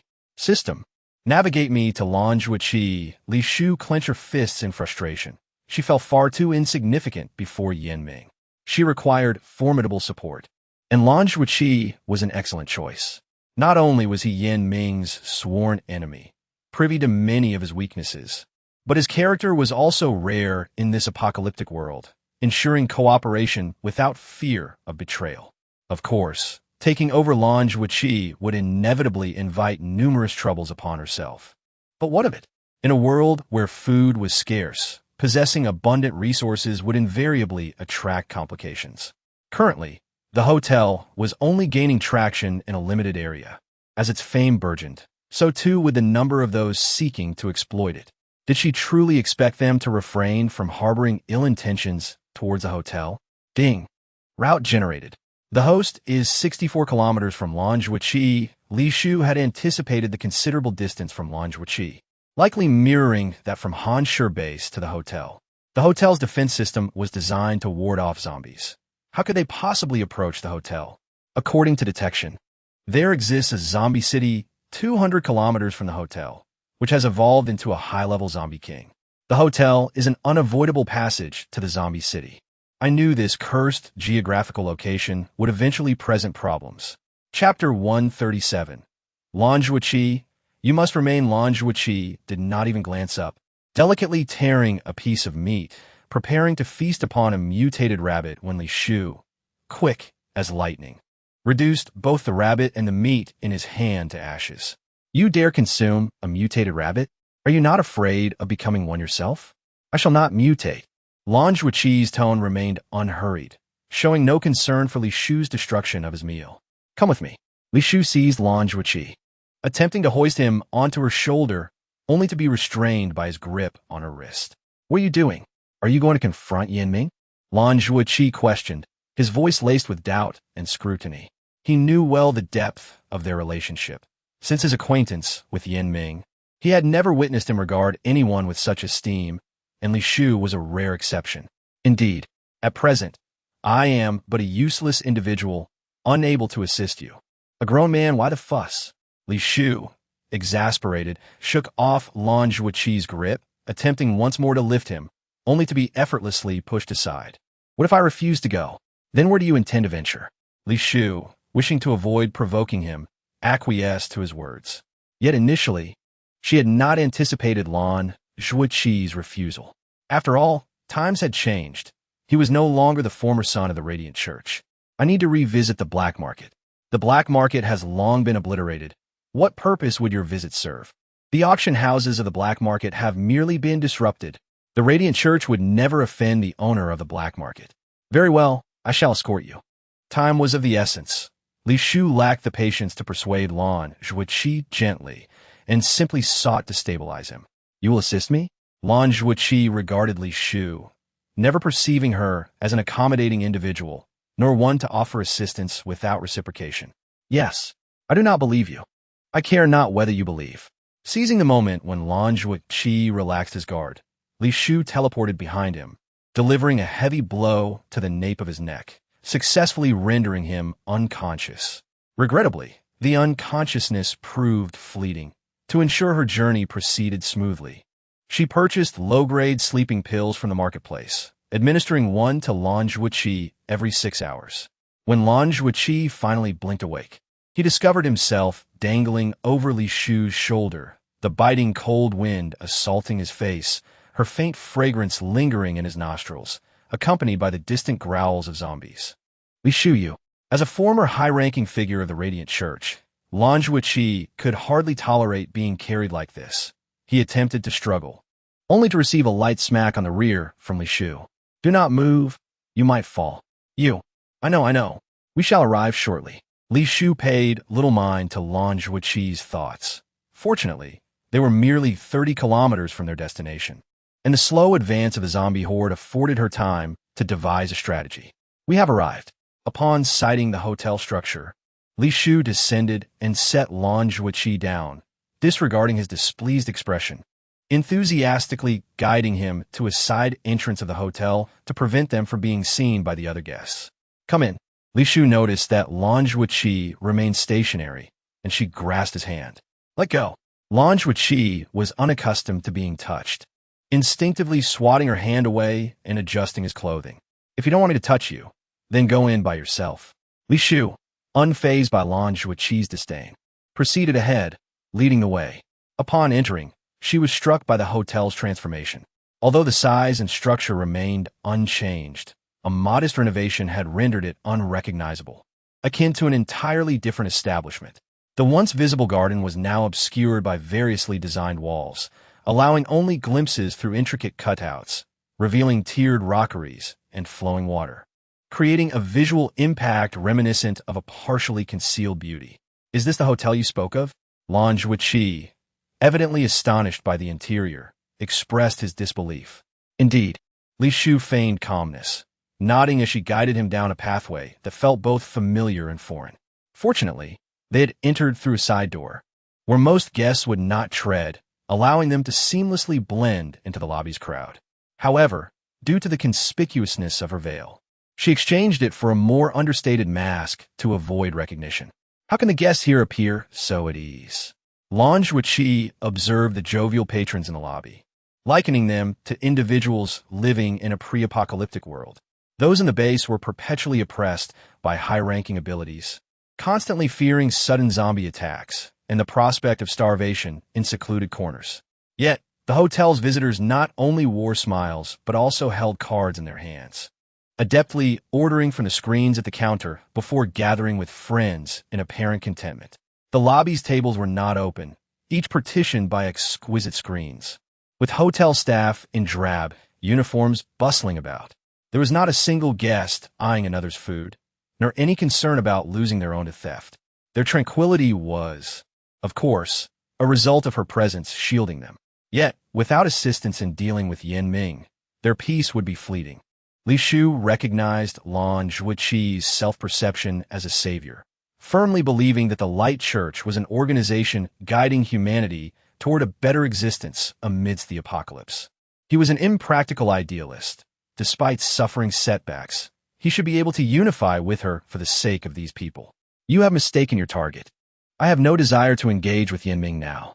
Lan Zhuqi, you currently have two options. Stay here as my assistant or venture out with this broken body. As soon as Li Shu finished speaking, Lan Zhuqi strode toward the exit without hesitation, igniting Li Shu's ire as she wished to probe his mind, questioning its integrity. Shopkeeper? Just as Li Shu contemplated how to compel Lan Zhuqi to comply, Chen Xiaomei's voice rang out as she leaped down the stairs, rushing toward Li Shu in excitement. Before she could finish, a resounding crash echoed from outside. Chapter 138. Are you plotting against Yin Ming? I thought I'd blocked the entrance. How did someone get in? Chen Xiaomei muttered in dissatisfaction, exchanged greetings with Li Shu, and dashed toward the source of the noise. The lobby's guests, accustomed to such occurrences, even jested, speculating how many oblivious individuals would stumble into the encircled formation today. 5 minutes later, Chen Xiaomei cautiously leaned in to whisper to Li Shu, Shopkeeper, I suspect there's something wrong with my eyesight. It seems the one who fell into the formation is the Holy Sun from Han Shi base. Is that so? Li Shu smiled as she approached the lobby entrance, immediately spotting the charred Lan Zhuqi within the formation. In truth, with his abilities, he could easily locate the formation's core. However, the instability of the energy within necessitated shattering the core to escape. Yet, doing so would undermine Chen Xiaomei's efforts, and Lan Zhuqi was unwilling to squander someone else's hard work. Shopkeeper, do you think he resembles the Holy Son of the Light Church? Chen Xiaomei followed closely behind Li Shu, unable to meet Lan Zhuqi's gaze, instead awkwardly focusing on his attire. Indeed, he bears a striking resemblance, right? I think so too, though his intellect appears somewhat lacking. Despite my warnings and barriers, I couldn't deter him from entering. Enough. Release him. Li Shu had no desire to indulge in Lan Zhuqi's misfortune and casually gave the order. She watched as Chen Xiaomei clumsily adjusted the formation, taking a quarter of an hour to finally create an exit for Lan Zhuqi. Holy Sun, you truly surprised me. I never anticipated that you would not exit through the hotel door, but rather wander into this contraption devised by the staff to pass the time. Holy Sun? Chen Xiaomei stammered, her eyes widening as excitement surged within her. I apologize, Holy Sun. I did not intend for this to happen. I had set up barriers and alerts at the entrance, but I was unaware of how you managed to enter. There's no harm. Lan Zhuqi nonchalantly dusted off his clothing, striving to appear unaffected. I advise you to remain within the hotel. Do not hold me accountable for not forewarning you. The zombie tide is approaching. Should you unwittingly become embroiled in it, there would be no hope of survival. Shopkeeper, should we really frighten the Holy Sun like this? Chen Xiaomei gently tugged at Li Shu's sleeve. Having spent considerable time at the hotel, she knew that zombies instinctively avoided the premises, indicating that the tide would not reach them. That said, Holy Sun, please make yourself at home. Li Shu offered no explanation, adopting an air of indifference. Holy Sun, please, you are welcome inside. Chen Xiaomei respectfully invited him into the lobby, but he remained in place, seemingly lost in thought. Aji, inform Fu Han Sheng to meet me in the office. Li Shu approached the counter and instructed the paper-crafted girl before entering the transformed office. The once barren room, containing only a desk, was now filled with antique furniture, and a tree of unknown variety had been transplanted outside the window. Paired with the elegant chaise lounge, it exuded a poetic ambience. However, he was not as immaculate as Li Shu had envisioned, clad in short sleeves and trousers, covered in dirt, a clear indication of hard labor. Is your staff insufficient? As a hotel manager, you still personally attend to work? The soil in the garden is excellent and uncontaminated, so I am conducting experiments. If successful, it could yield greater crystal cores for the hotel. At this revelation, Li Shu's eyes sparkled with excitement, viewing Fu Hansheng as a rare treasure. More importantly, he was exceptionally competent. Even in her absence, he ensured the daily earnings were neatly organized on her desk, embodying the ideal subordinate. If you require more hands, feel free to hire additional personnel. All expenses will be covered by the hotel. Understood. Fu Hansheng readily acknowledged, producing his somewhat aged notebook and solemnly presenting it to Li Shu. Shopkeeper, I have made some adjustments to the hotel's future plans based on our current situation. Please review them. Very well. Li Shu feigned composure while internally elated, especially upon seeing the projected daily, monthly, and even yearly revenue, nearly unable to contain her joy. I see no issues. We shall proceed with this for the time being. Excellent. I will attend to it immediately. At that moment, Li Shu, thoroughly enchanted, had entirely forgotten the purpose for summoning Fu Hansheng, only recalling the impending zombie tide when preparing to access the system's marketplace. The innkeeper. If the zombie horde is merely summoned by the zombie king without any specific purpose, we could certainly seek out an ability user capable of masking our presence to shield our hotel. However, it is futile. Li Shu has inquired with the system before, and the defense system itself is designed to disrupt the zombie's senses. If it cannot handle the zombie horde, then employing a method to mask our presence seems even more improbable. Innkeeper, perhaps you could notify the Hanstone base, urging them to enlist the help of those from Kyoto to deal with the zombie king. Would those from Kyoto intervene? Li Shu harbored doubts. As someone from the cultivation world, she lacked knowledge regarding Kyoto's standing among various bases and ordinary people, let alone whether they would be willing to expend manpower to address a mere rumor of the zombie king from 1,000 miles away. Rest assured, the emergence of the zombie king poses a significant threat to both them and the mutants. They will not ignore it. So, does that mean the leader of the mutant organization will also take action? It is likely. If he goes to eliminate the zombie king, it presents an opportunity for me. Suddenly, Li Shu recalled the beast-controlling talisman she had obtained when the hotel leveled up. Yan Ming, as a mutant, has the ability to transform into a beast form. If she were to use the talisman while he is weakened, success is not entirely out of reach. Yet, this endeavor carries substantial risk. If the talisman proves ineffective against mutants, her own fate would likely not be favorable. Of course, no matter how furious he may be, he would not take her life, as Ada's vitality is inextricably linked to her own. Innkeeper, are you contemplating Yinming? Fu Han's voice trembled with fear. Had she not heard of the leader of the mutant organization's past deeds? Chapter 139. Help me deal with Yan Ming, and I will waive your rent. Is that not feasible?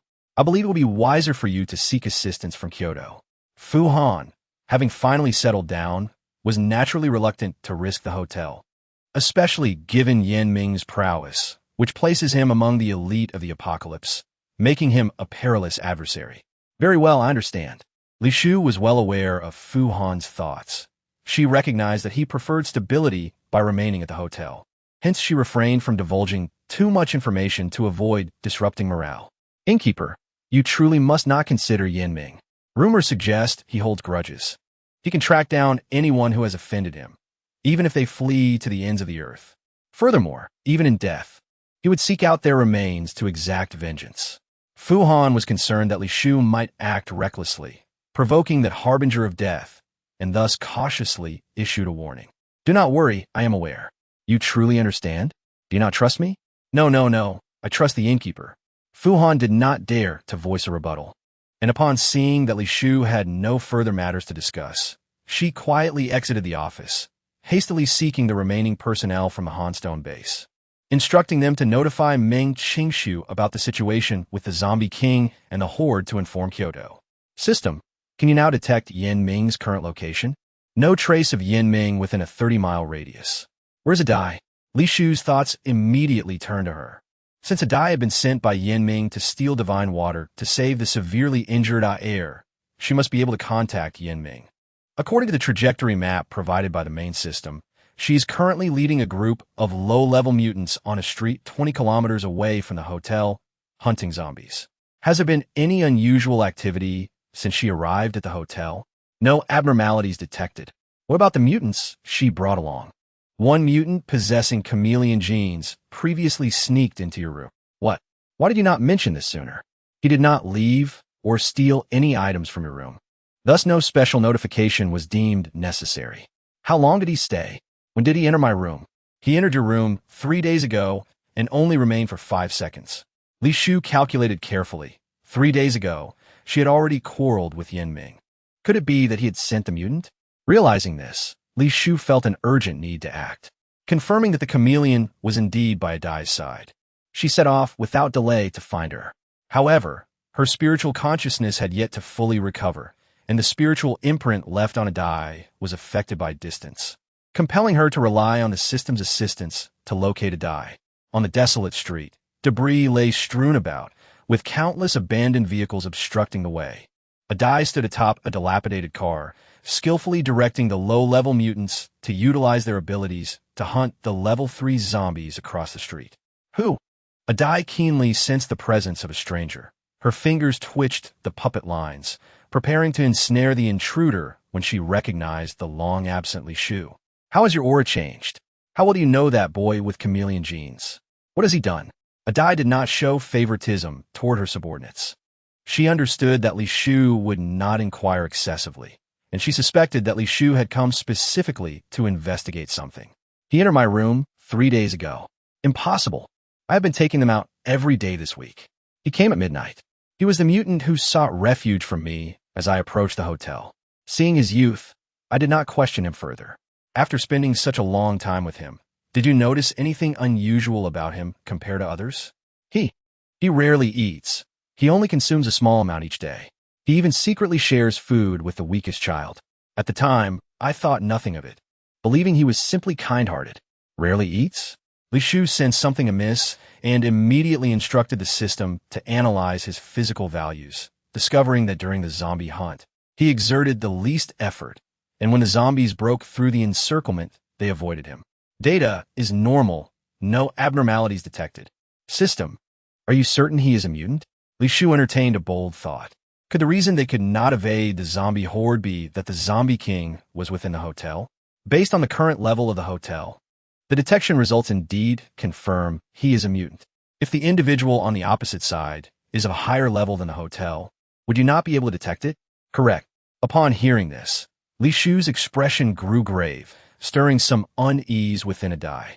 After all, the boy was brought in by her. If he truly posed a threat, she would bear undeniable responsibility. If you're not at ease with him, I will take him away today. Adai, can you contact Yin Ming? What?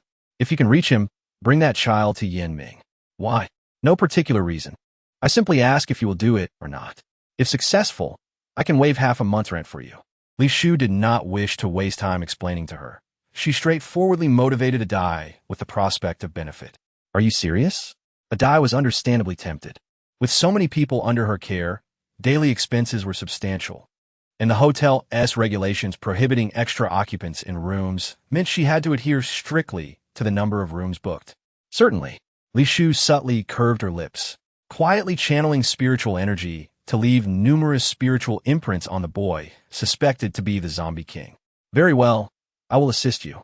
Adai did not possess a particularly high level of loyalty to Yin Ming, and given the frequent personnel changes within the mutant organization, as long as she confirmed he was a mutant, even if something went amiss after bringing him in, she could not be held accountable. Roar!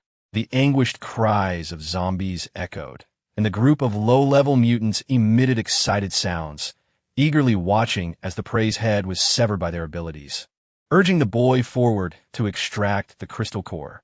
Yet, compared to the others, the boy's expression revealed no joy. Very well. I await your good news. The system. Does the beast taming symbol in the upgrade package have any level restrictions for the beasts? The symbol itself does not possess a level, but the ability to tame beasts depends on the user's capability. What if the beast has no ability to resist? Can I capture it with absolute certainty? Chapter 140. The zombie city outside the hotel roar. Just as Li Shu arrived at the hotel entrance, before she could step inside, the chilling roars of mutated beasts echoed around her.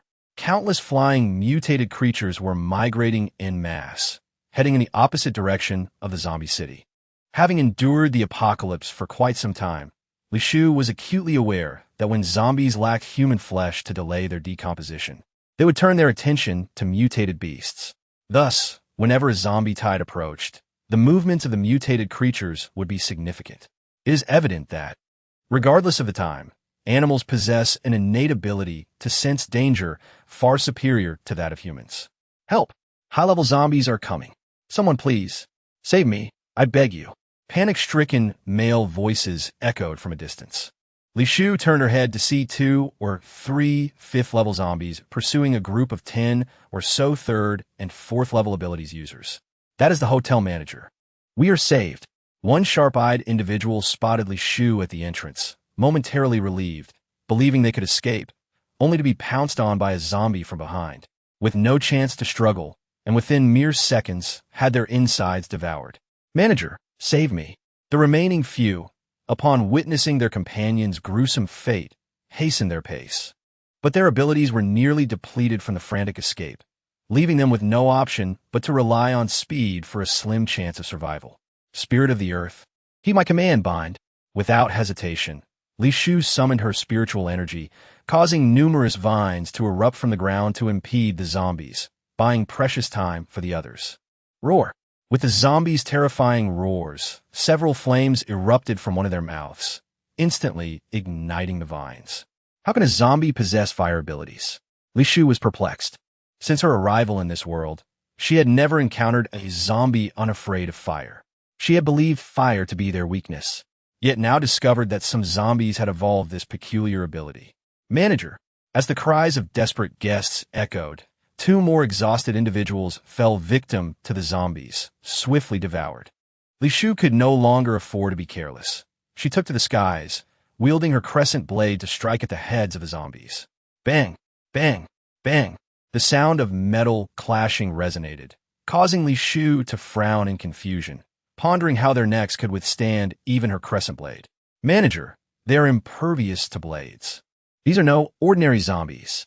A guest who had engaged with the zombies warned, and with the manager behind them warding off the zombies.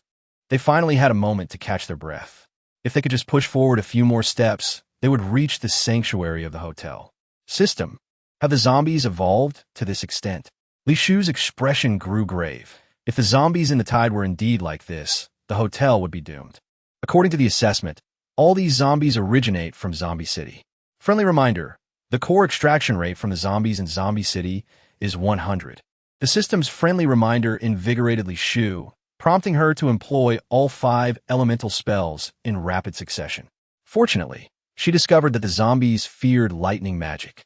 As long as there is a weakness, without hesitation, Li Shu channeled her spiritual energy, opting for the most powerful lightning spell, obliterating the zombies into fragments, eagerly awaiting the system's notification.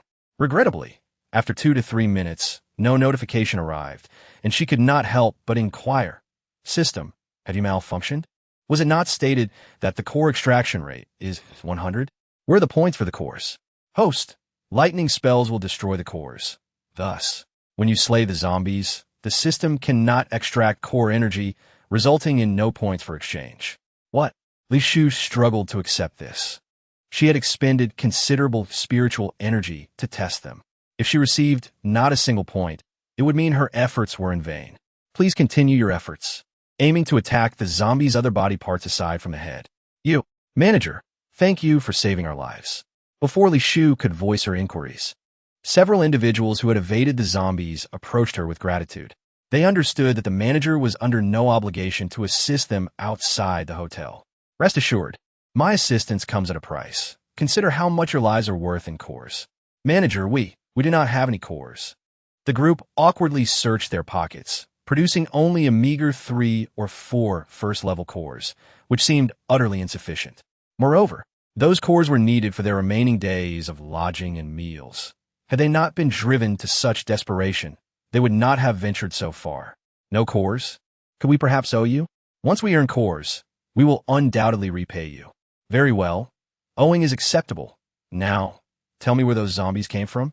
Regarding this inquiry, the group did not hesitate and shared everything they knew.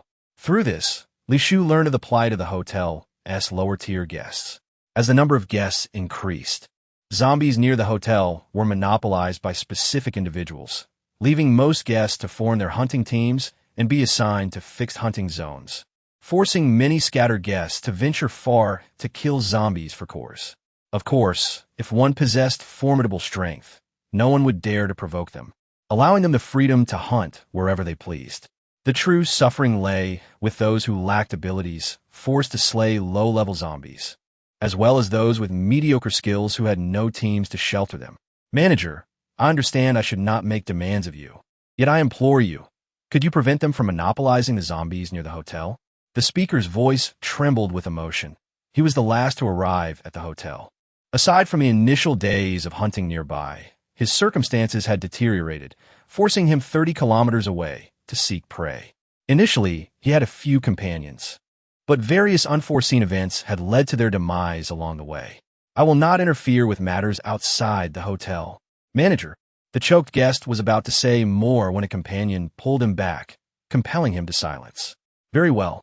System, display the information of the leaders monopolizing the nearby zombies. Received. The system responded swiftly, and within minutes, the information of those individuals appeared on the screen.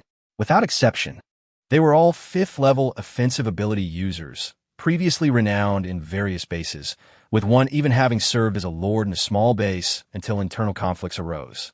And the zombies were unleashed by malicious intent, leading to the base's total destruction. Compile this information and send it to the hotel computer for Fu Han Sheng to review. Chapter 141. The Zombie King is truly unyielding roar. The sound emanated from the direction they had just escaped. According to their accounts, the zombies had come from the south, appearing outwardly similar to ordinary zombies, except their skin resembled that of recently transformed corpses, closely resembling humans. System, how many zombies are there? Estimated to be around 50 or 60, and the number is continuously increasing. Good, since they're delivering points to me, I shall not be polite. As soon as she finished speaking, the sound of the crescent blade slicing through the air echoed, and with lightning infused upon its edge, Li Shufei dispatched the zombies with ease, akin to slicing through melons. Moreover, as the zombies varied in level, not all were impervious to blades, making them easy prey. Yet, one peculiar detail struck her.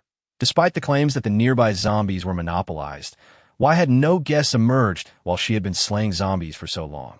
Upon hearing the system's notification, "Congratulations, host, you have acquired 1560 points," Li Shufei felt a surge of determination. The beauty-enhancing elixir had been available for over 10 days, and she still needed a considerable number of points. Since the zombies had a 100 chance of dropping crystal cores, she resolved to eliminate them relentlessly until none remained. System, do you have any items that allow for instantaneous travel to the hotel without distance restrictions? Apologies, this item is currently unavailable in the store. What about similar teleportation items? Would you like to spend 1,000 points to purchase an item that teleports you automatically to a location within 100 kilometers of the hotel? A friendly reminder, the destination cannot be controlled and can only be guaranteed to be within 10 kilometers of the hotel. The cost of the teleportation item was neither trivial nor excessive. Li Shufei patiently calculated her potential earnings, realizing that if enough zombies were defeated, her income would be substantial, allowing her to purchase an item without issue. There is such an item, but it will require an additional 500 points. Upon hearing this, Li Shufei felt invigorated and fearlessly continued her onslaught against the zombies. However, as the number of zombies was finite, it wasn't long before she found herself 60 kilometers from the hotel. She discovered a blood-red teleportation array, surrounded by crude tools typical of the cultivation world, but the setup was rather rudimentary. The array was only large enough for one person and seemed unreliable, evidently crafted by a novice. A familiar roar echoed from within the array. Li Shu stood silently nearby, waiting for the zombie to poke its head out before striking it down with a swift blow. Oddly, there was no trace of malevolent energy emanating from the teleportation array. Li Shu scrutinized the familiar tools, pondering whether beings other than the malevolent cultivators had ventured into this world. If that were the case, chaos would surely ensue. Warning: an anomalous energy fluctuation detected 2,000 meters away. Please evacuate immediately. Upon hearing this, Li Shu hastily kicked the zombie's head into the teleportation array, concealing her presence as she soared into the foliage of the luscious tree to hide. She wanted to remain and discern who had set up the formation. Despite the inherent risks, she was eager to accept the challenge. Suddenly, a loud crash resonated from above, startling Li Shu as her focus had been below. The person who fell was none other than Adai, who had been injured and was now looking at the approaching boy with half-destroyed wings. They had claimed that the mutants were the pinnacle of evolution, combining human cunning with the strength of mutated beasts, but this notion now seemed misguided. The boy's voice was devoid of emotion, his face displaying a childlike innocence. "What exactly are you?" Adai gradually inched backward, desperately flapping her remaining wing, attempting to escape. "Don't you already know? Why ask again?"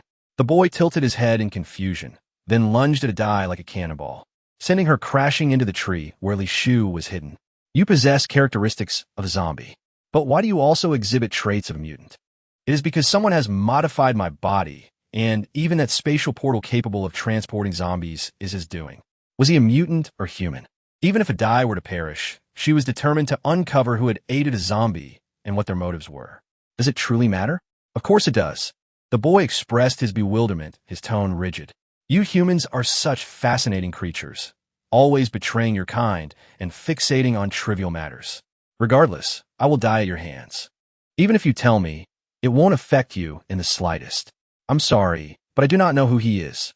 However, you must die now." With that, the boy lunged at Adai once more. She was clearly unwilling to wait for death, exerting her abilities to at least buy herself some time.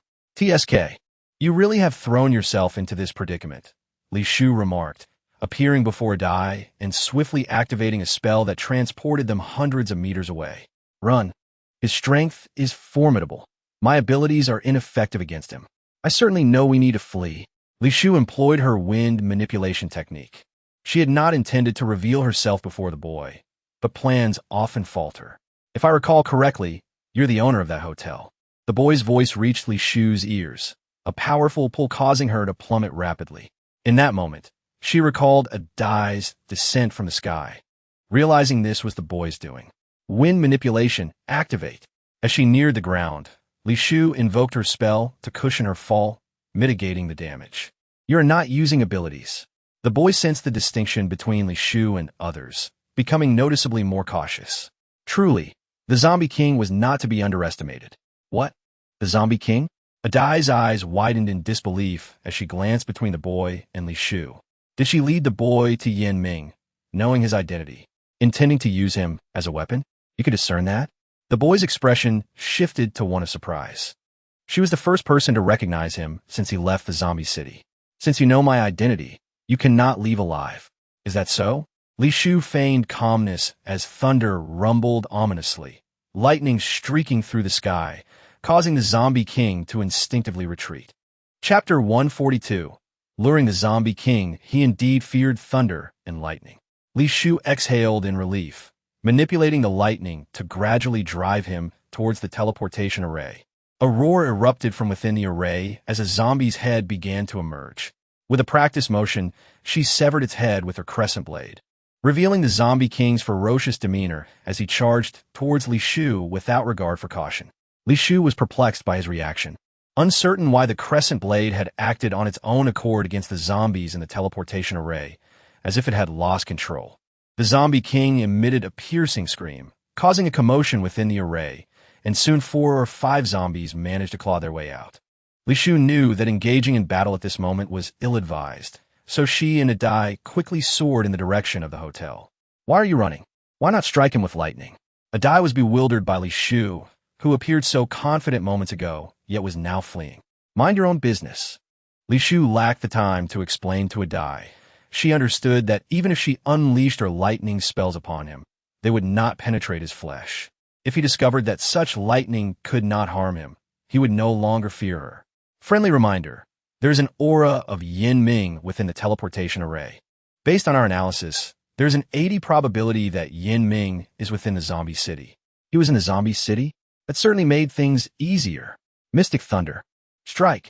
Without hesitation, Li Shu summoned purple lightning and unleashed it upon him, forcing the zombie king to stagger back a few steps. This allowed Li Shu to pivot and head towards the teleportation array. What are you doing? Adai watched in shock as Li Shu executed a series of maneuvers, finally making a move against the zombie king, only to turn and seemingly walk into a trap. Could it be that the zombie king possessed some form of mental control ability? Li Shu, can you hear me? Where you are flying leads to the zombie's lair. Not towards the hotel. Nonsense. My eyesight is perfectly fine. You haven't been controlled, have you? Of course not. With that, Li Shu wielded her half-moon blade, cleaving the zombies, obstructing her path in two, the sound of crystalline cores being collected echoing in her ears. System, I am about to charge into the teleportation array. Please send me the location of Yin Ming. Received, roar. As Li Shu squeezed her half-body into the teleportation array, the zombie king seized on her feet. The sound of a crack resonated. Despite her body being in the tribulation stage, the zombie king easily twisted her ankle, causing pain to surge through her. In response, Li Shu unleashed a thunderous attack, forcing him to release her, allowing her to enter the array unscathed. With a thud, Li Shu and Adai plummeted onto the abandoned concrete, fortunate that there were no sharp objects like rebar above them. Roar! The roar of zombies echoed again. But this time it was not just one or two, it was a horde. However, they were fortunate, teleported to a corner hidden from the zombies' sight, surrounded by broken walls for cover. Hey, can you set a broken bone? Li Shu asked Adai, noting that the location of Yin Ming was 20 kilometers away according to the system's route. She needed to mend her fractured ankle quickly and lure the zombie king there. I can't. It's all right, I'll teach you.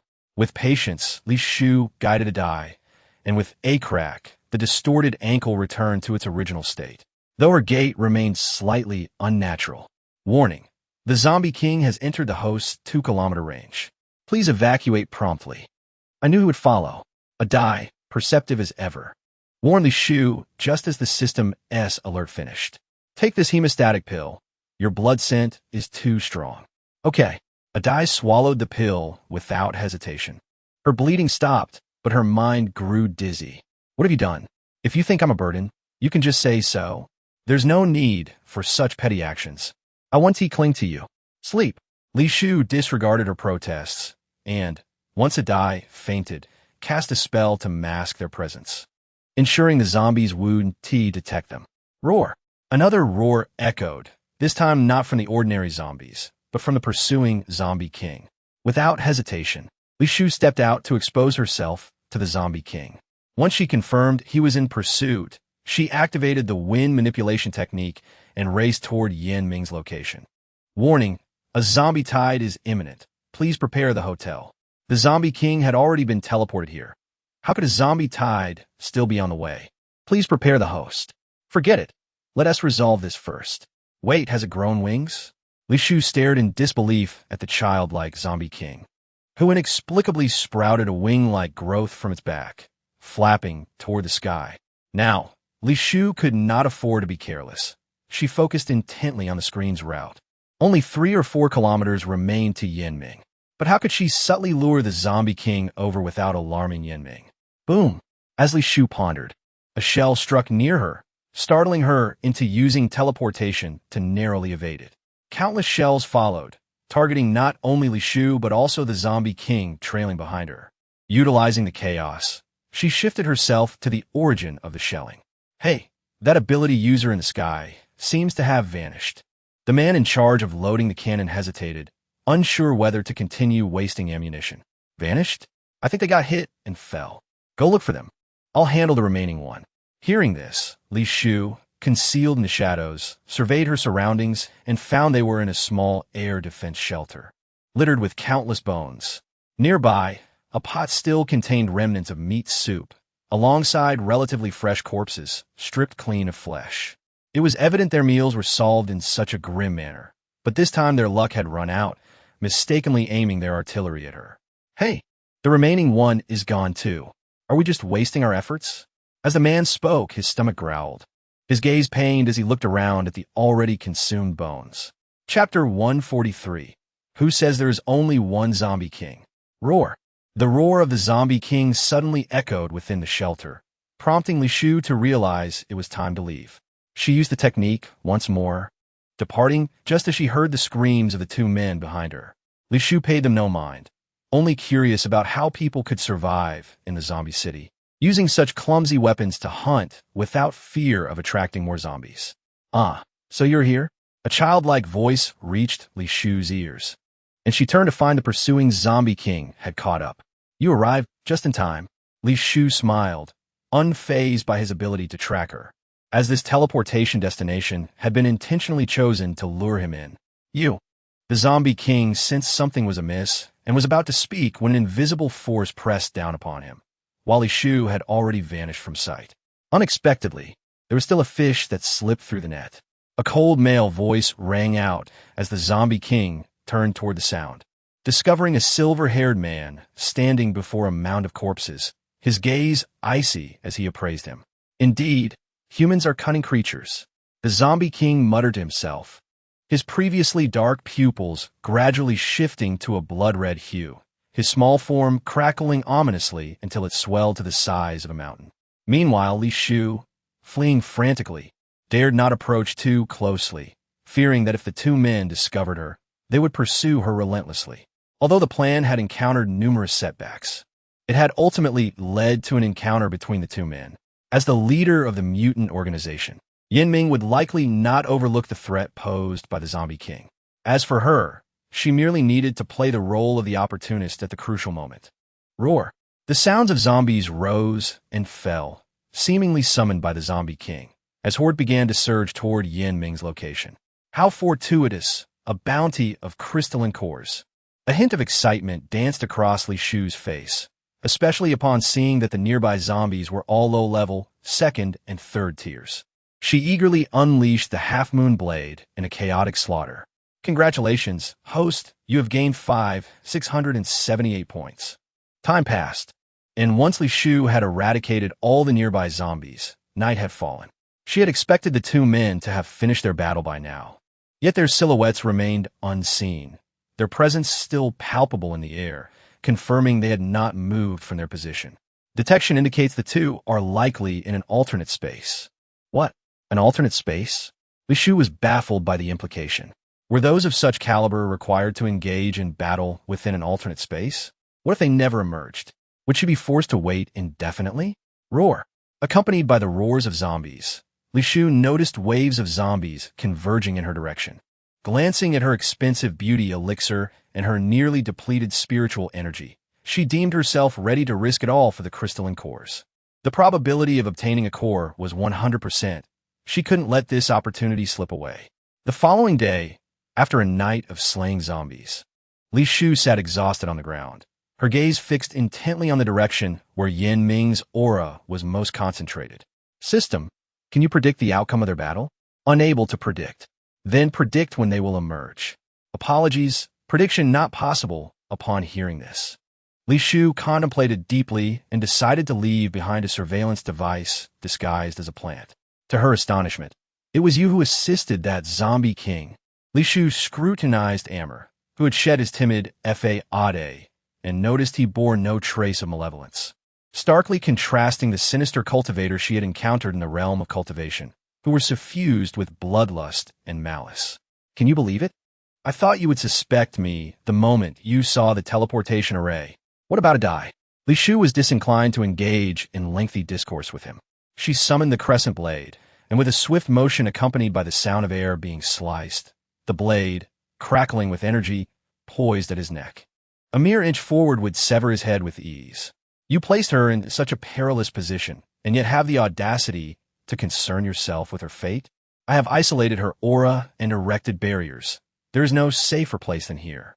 My dear shopkeeper, I believe you are mistaken about your own capabilities.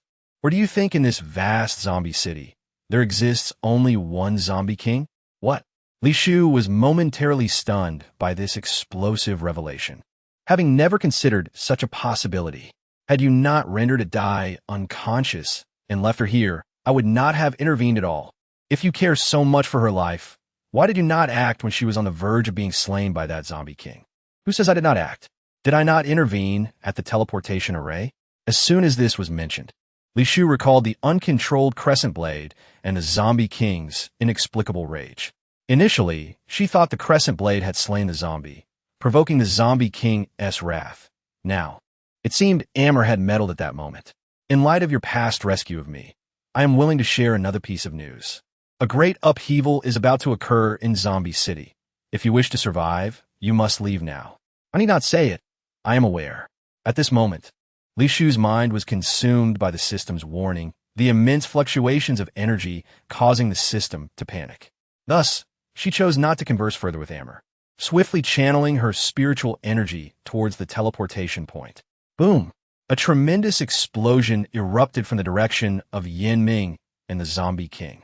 Li Shu's heart raced, and she allocated a fraction of her spiritual energy to inspect the device left behind, only to find the screen shrouded in darkness, indicating the device had been utterly destroyed.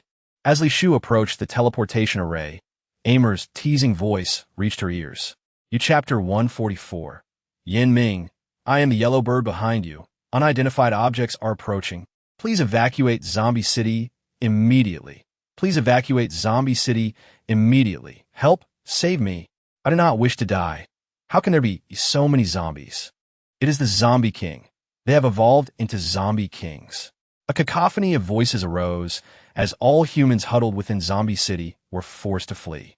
Li Shu gazed down from above, observing the zombies as mere black dots, gradually engulfing the dwindling human populace until they completely filled Zombie City, surging forth like a tidal wave.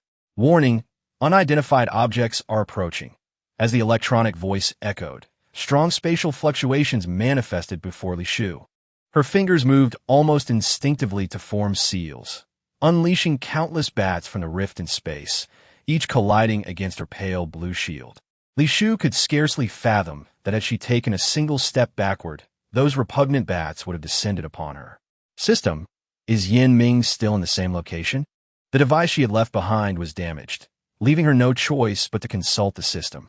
Please evacuate Zombie City immediately. However, from this single statement, Li Shu inferred that Yin Ming remained in situ. Otherwise, the system would not have uttered such a nonsensical response. Spirit of fire burn.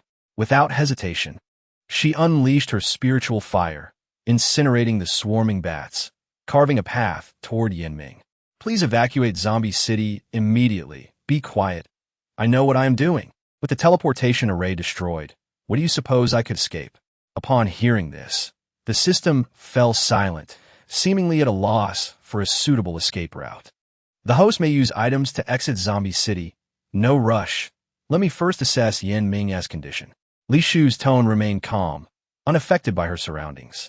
As the spiritual fire continued to reduce the oncoming bats to ashes, she drew ever closer to Yin Ming, the air thick with the scent of blood, likely indicating that Yin Ming had sustained injuries. This stirred excitement within her. It seemed her chances of subduing him with the beast-taming symbol had increased significantly. Howl! As Li Shu was about to land, a powerful wolf howl reverberated, causing her to spit out a mouthful of blood, while the zombies poised to attack her had their heads obliterated by the shockwave. Roar! Several zombies responded defiantly, their cries clashing with the wolf howls, leaving Li Shu's head buzzing. Were it not for her body being in the tribulation stage, she might have met the same explosive fate as those surrounding her. Boom! While Li Shu endured this torment, a derelict building hundreds of meters away was demolished by a massive zombie, sending her teleporting several times before narrowly escaping to a distance of 2 to 3 kilometers, where she felt slightly safer. It was then that she discovered Yin Ming, transformed into a giant wolf, encircled by 3 towering zombies. his sleek fur coated in the zombie's revolting slime, with his jaws clenching a severed zombie arm. Impressive. After all this time, he had escaped injury. Li Shu marveled genuinely, scrutinizing him thoroughly and finding no signs of wounds or blood. It seemed the scent she had detected earlier was not his. Howl! Arg! The wolf howls and zombie roars echoed in succession as the three zombies simultaneously targeted his head, heart, and limbs, while Yin Ming adeptly leapt onto another high-rise, the collapsed building crushing countless zombies below, aiding him in evading the Zombie King's assault. System: do you believe those three Zombie Kings can kill Yin Ming? According to analysis, the Zombie King encountered by the host is of level 7. As for the three before you, they are all level 6 Zombie Kings, with only a 45 probability of being able to kill Yin Ming. So, there are 4 Zombie Kings in total. What about the level 7 Zombie King I faced earlier? Li Shu glanced around but saw no trace of the level 7 Zombie King. The level 7 Zombie King has a 75 probability of having perished in the alternate space. Yin Ming is that formidable? Li Shu felt a profound misunderstanding regarding Yin Ming's combat prowess. She had naively believed that the Zombie King could inflict harm upon him. System: can you estimate the probability of me subduing Yin Ming with the beast-taming symbol under the current circumstances? According to the main system's projections, the probability of the host subduing Yin Ming is 35. Not bad, a 35 chance. Li Shu felt a surge of comfort at this revelation. Knowing Yin Ming's formidable strength, the system still indicated such a high probability. This served to bolster her confidence, for even though Yin Ming possessed extraordinary abilities, he was still a mortal being. Even if he managed to eliminate all 3 Zombie Kings, a multitude of mid to low-level zombies would remain, waiting hungrily nearby. Moreover, based on her understanding of spatial ability users, tearing space to create a spatial door required substantial energy. She doubted Yin Ming could open a spatial door after vanquishing 4 Zombie Kings. A fierce confrontation ensued, as one of the zombies staggered backward under Yin Ming's assault, only to be seized by him, its head crushed in a horrific roar. The colossal wolf, disdainful, spat out the zombie's head, leaving a revolting slime that pooled on the ground. The gory sight nearly made Li Shu retch, reflecting on how close combat was indeed quite ungraceful. With a triumphant howl, the victorious wolf instilled a sense of retreat in the other 2 Zombie Kings. Possessing a measure of intelligence, they were no longer the mindless creatures driven solely by instinct. They understood that retreat was the wisest option when faced with overwhelming odds. Indeed, the 2 Zombie Kings emitted rapid, short howls, inciting the horde of zombies within the city to charge wildly toward Yin Ming, forcing Li Shu to ascend into the air using her wind mastery, evading the incessant tide of undead. Yin Ming's authoritative howl resonated again, nearly causing Li Shu to spit blood, as the frenzied zombies' heads exploded like watermelons. Countless crystal cores littered the ground, igniting a green-eyed envy within Li Shu. Truly, it was a windfall from the heavens. Chapter 145. Yin Ming, I am the esteemed, and you're the lowly. System: can you collect all those crystal cores from the ground? Li Shu dared not reveal herself, yet was reluctant to abandon the treasures so conveniently presented. She could only place her hopes in the system. This function has yet to be developed. Calling upon the spirit of the earth, Li Shu deftly moved her fingers, using just a hint of spiritual power to manipulate the tender sprouts emerging, stealthily gathering the scattered crystal cores. Alas, the cores around her were few. The majority lay in the heart of the battle. More critically, the 2 Zombie Kings were unable to escape. Despite the distraction provided by the throngs of mindless zombies, they were still being pressed by Yin Ming. And each time they moved, they crushed innumerable crystal cores, causing Li Shu's heart to ache. Stop trampling them. Now, Li Shu had stealthily approached the central area, witnessing with her own eyes the sparkling crystal cores being pulverized under the chaotic feet of the Zombie Kings. Host, your current situation is extremely perilous. The system failed to comprehend Li Shu's reckless pursuit of the crystal cores. Although the battle was nearing its conclusion, no one could guarantee that the faltering Zombie Kings would not unleash a final devastating attack. If they were driven to desperation, seeking to perish alongside Yin Ming. Li Shu would surely suffer the same fate. I am not afraid. What do you, a mere machine without form, have to fear? Li Shu dismissed the system's concerns. Each time she heard the electronic sound of a successful point redemption, she felt that all dangers were worth the risk. Bang! Another collision reverberated, and Li Shu adeptly dodged the falling debris, her movements fluid as if dancing, while the system anxiously monitored her. Curse it, you've crushed my crystal cores. Li Shu glared in anger as the crystal core she was about to gather was obliterated under the clumsy foot of a zombie king. With her complaints barely uttered, the zombie king emitted one final, feeble roar before its head detached and fell to the ground, its towering body collapsing with a tremor that shook the earth.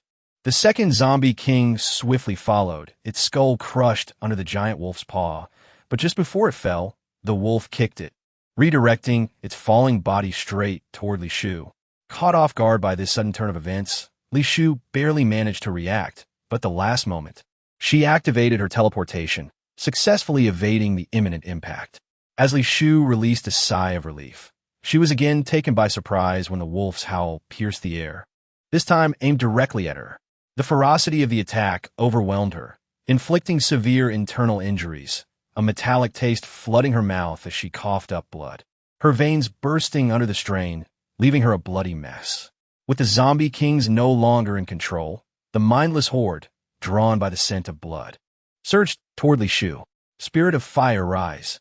Faced with the relentless wave of zombies, Li Shu chose to protect herself rather than attack, invoking the primordial fire within her dantian to shield her body from their approach. Meanwhile, Yin Ming, who had already noticed Li Shu's resilience, was preparing to strike again when she interjected, Yin Ming, do not forget this is Zombie City. Attacking me is of no benefit to you. And have you forgotten? I have a master-servant contract with Ada. If you kill me, it will perish as well. Are you threatening me? The immense silver wolf spoke with human-like articulation, its lantern-like eyes radiating an overwhelming pressure that bent Li Shu over. Have I not already threatened you enough? Whether you like it or not, you shall heed my words. I knew I should have killed you sooner. Is that so? Regrettably, you will be disappointed. Li Shu raised her head, coldly meeting the gaze of the wolf hovering in midair, keenly observing the unfamiliar aura of a wound on its left hind leg, and a small blood hole the size of a pinky on the back of its neck. Had she not been a cultivator with heightened senses, she would have easily overlooked these injuries. There are more zombie kings than just these few you have slain. Instead of lingering here, why not cooperate with me to leave this cursed place? There are other zombie kings? Indeed, Li Shu spoke with certainty, though she had not verified this with the system. She merely aimed to compel his compliance. Do you know the fate of those who deceive me? I would never lie to you. After a moment of hesitation, Yin Ming's massive form began to shrink before her eyes, transforming into a handsome man akin to a deity, though he appeared much worse for wear than before. His once opulent attire was tattered from the battle, his lustrous silver hair matted with zombie slime, and his perfect features marred by numerous bloody scratches, with deep claw marks etched into his chin. You. Li Shu began to speak, but Yin Ming's hand swiftly grasped her throat, his clothes fluttering as though caught in an invisible wind, his dominating presence forcing the nearby zombies to retreat several meters. What are you doing? Li Shu, still reeling from her injuries, struggled against Yin Ming's sudden assault, blood seeping from the corners of her mouth. Was the first zombie king you brought here? It was not me. Liar. The icy glare in Yin Ming's silver eyes sent a chill through Li Shu's heart, the intense pressure nearly rendering her unconscious. I will ask you again, was it you? It was not. Li Shu clenched her teeth, refusing to concede. You have repeatedly tested my limits. Do you believe I am powerless against you? Am I the one challenging your limits? Or have you always intended to kill me? Despite her dire lack of oxygen, Li Shu managed to voice her defiance. Crack, crack. The sound of breaking bones echoed through her body, and she felt as if she were being torn apart, the excruciating pain threatening to sever her soul from her corporeal form. Yet the grip on her throat tightened further, stifling any sound of protest. The injuries on your body did not transfer to Ada. Does that not imply that I could kill you without consequence? You. Li Shu struggled to articulate her thoughts, her mind swirling into chaos. Warning, warning. The host life value has dropped below 20. Warning, warning. The host life value has dropped below 10. The system's alert echoed incessantly in Li Shu's mind, rousing the last remnants of her consciousness. Beast taming symbol, activate. Received. In that fleeting moment after the electronic voice, a golden rune inscribed with the character you appeared on Yin Ming's forehead. He inadvertently loosened his grip on Li Shu's hand, granting her a brief moment to breathe. Roar. Without Yin Ming's suppression, countless zombies surged forth, unleashing their greedy howls. Today, you must comply. Li Shu glared fiercely at Yin Ming, whose connection to the golden rune was palpable. Without hesitation, she bit her fingertip, inscribing another U character in the air before forcefully imprinting it onto his forehead, merging it with the golden rune. Howl! Yin Ming, having transformed into a colossal wolf, found himself unable to locate Li Shu and vented his frustration on the zombies, shattering every building within sight. The scattered limbs of the undead littered the ground. Qian begins. Kuan begins, virtue unbounded, yin and yang lock, open for me. A feminine voice rang out, and a crescent-shaped weapon materialized in midair, emanating countless golden threads that ensnared the massive limbs of the silver wolf. The golden Yurun, which had only just settled, reappeared on the wolf's forehead. The silver wolf, unable to endure any longer, let out a howl, and a violent whirlwind materialized from thin air, sweeping everything within its reach, including Li Shu, into its vortex. Yet, Li Shu struggled against the tempest, allowing the fierce winds to shred her garments, the fabric fluttering wildly. From all directions, as I perceive, open. Gritting her teeth, Li Shu persisted in unleashing a high-level technique beyond her current cultivation, disregarding the leakage of her spiritual energy to control the silver wolf before her. This exertion caused her freshly healed wounds to reopen, draining her color to a ghostly pallor, dark red blood oozing from her orifices under the strain of her advanced technique. Howl! At last, Yin Ming could no longer withstand Li Shu's desperate onslaught. The U character flickering on his forehead gradually stabilized, its dim golden light radiating with newfound brilliance. Beast taming symbol, activate. Li Shu's furious roar echoed as the silver wolf emitted a feeble whimper. The golden light enveloped him, lifting him into the air like a small orb, while the raging whirlwind abruptly ceased. Time seemed to stretch indefinitely until the golden light finally dissipated, and the enormous silver wolf tumbled to the ground, forced to shrink and whimper as golden threads bound him, restricting his movements. Yin Ming, you are not so formidable after all, Li Shu taunted, a victorious laugh escaping her lips, before she forced herself to ignore her wounds and limped toward the silver wolf, lightly tapping his forehead with her bloodied fingertip. What have you done to me? The silver wolf spoke, his sharp gaze fixated on the blood trickling from Li Shu's eyes. Nose, mouth, and ears. She had evidently fought tooth and nail for this advantage. You will know soon enough.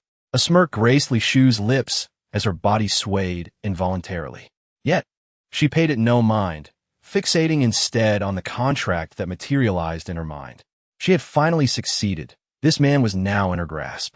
Yin Ming, from this moment forth, I am your sovereign, and you are my subordinate.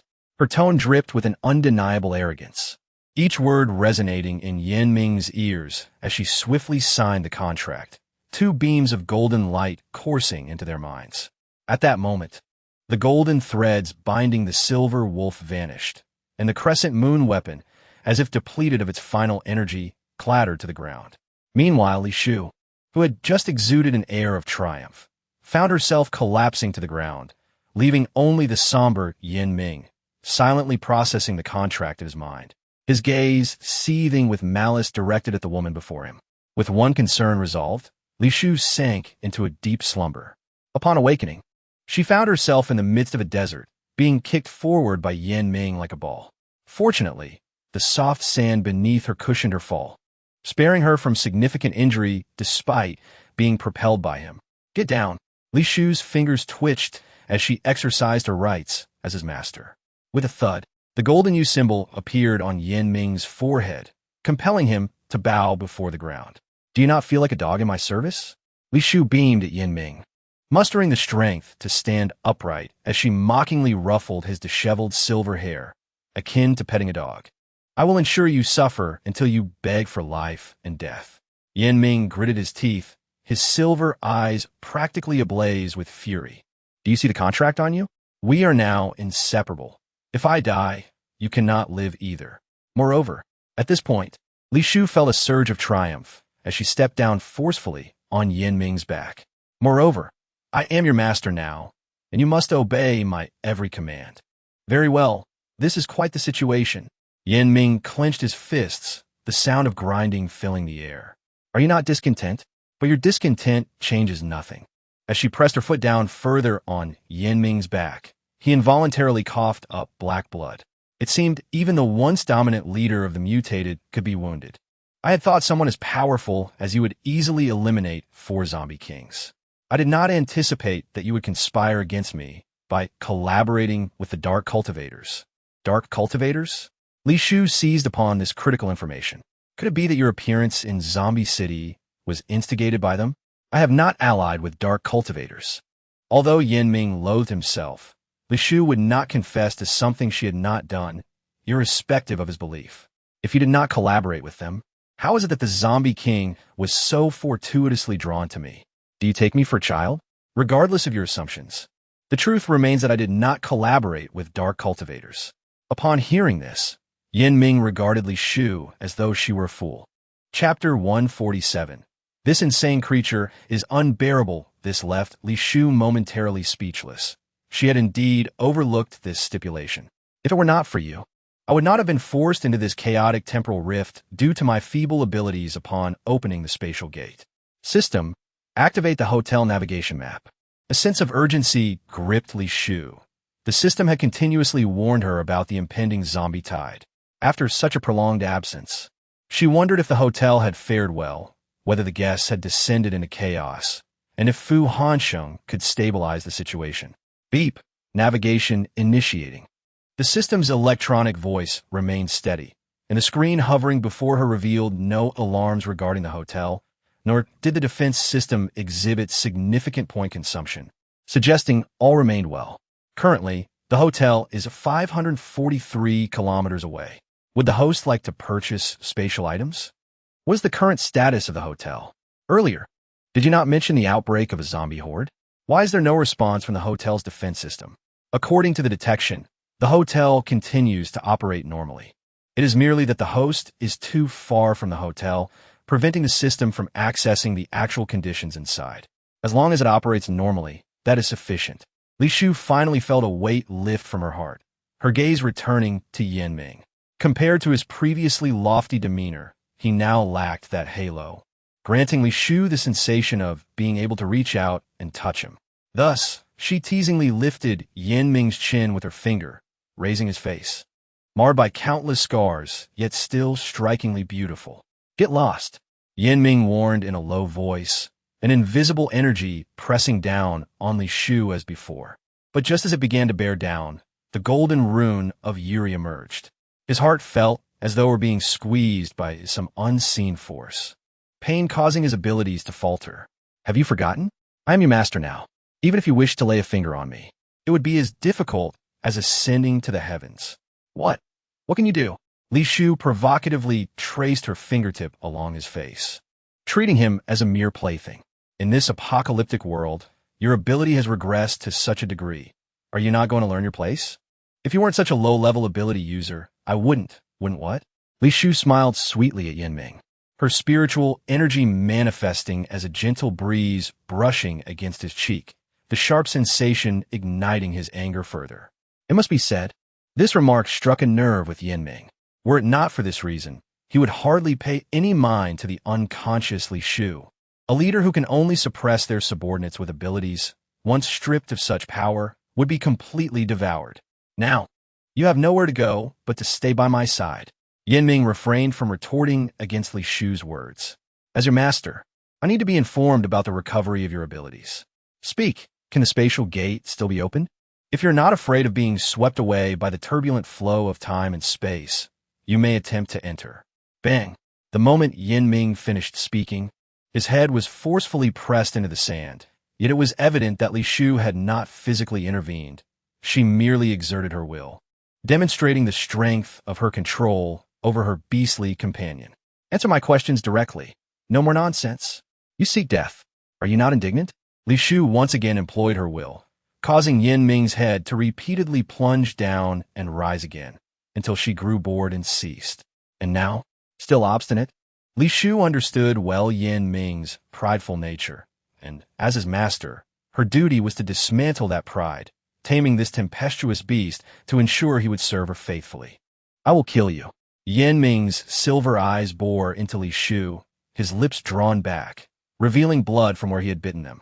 Still disobedient, Li Shu sighed lightly, a hint of regret in her tone, her gaze shifting to the nearby ruins, and she rammed him violently into them.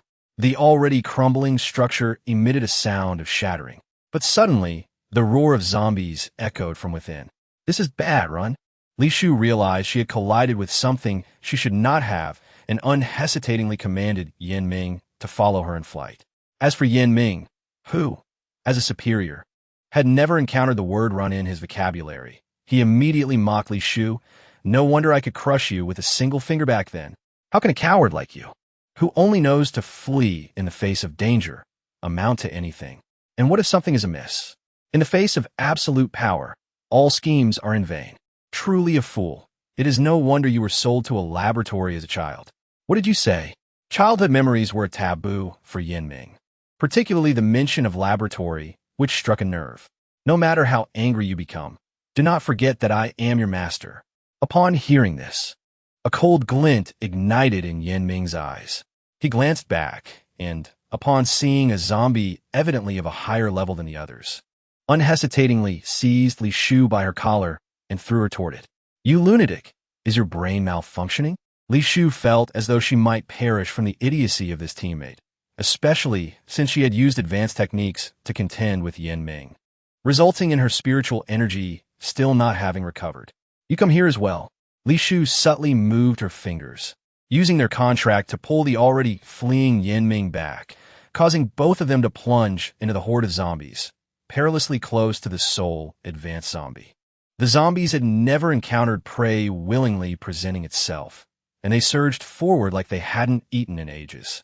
You hold the line. Li Shu unabashedly commanded Yin Ming to act as a meat shield, and she could distinctly sense the presence of other ability users lurking nearby, likely waiting for them to be devoured by the zombies. You cannot control me. Release me. Yin Ming had never endured such humiliation, nor had he ever used his body to shield anyone from those repulsive zombies. Fool, no matter our circumstances, we are bound together. You would throw me to the horde for your own selfishness? Have you lost your mind? I cannot be blamed. It is your doom. If I perish, you shall not survive either. The two exchanged words, the zombies feeling increasingly overlooked and enraged, their agile bodies weaving through the throng, leaving a few scratches on Yin Ming. Dare to touch me? You seek death. Yin Ming, already irritated, could no longer tolerate such lowly creatures leaving marks upon him. He transformed into a giant wolf and swiftly dispatched the zombies, their heads severed in mere moments. Li Shu, disgusted, retched at the sight, deeming this deranged creature unacceptable. Chapter 148. With someone working, naturally, one can lie back and relax after Yin Ming dispatched the zombies with ease. The advanced zombie that had been observing finally began directing the remaining zombies, surrounding the now silver wolf. As for Li Shu, aside from keeping an eye on the movements of the lurking ability users, she was digging for the crystal cores from the zombie heads Yin Ming had discarded. Feeling overly confident, Li Shu was unable to suppress her nausea upon encountering a wriggling maggot while extracting a crystal core, leading her to vomit.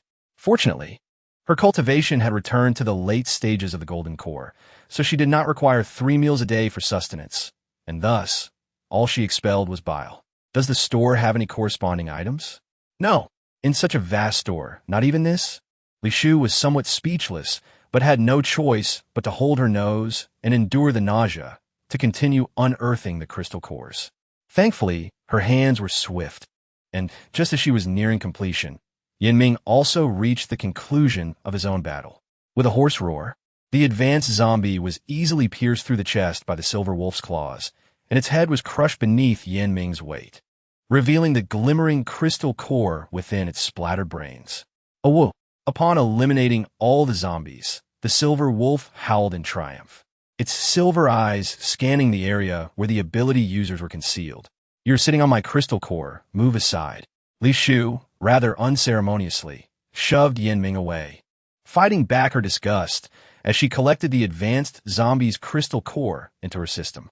"Little girl, with so many crystal cores, can you afford to spend them all?" A haughty male voice reached the ears of both, followed by a barrage of bullets aimed at them, which were deflected by a semicircular barrier, producing a series of bangs.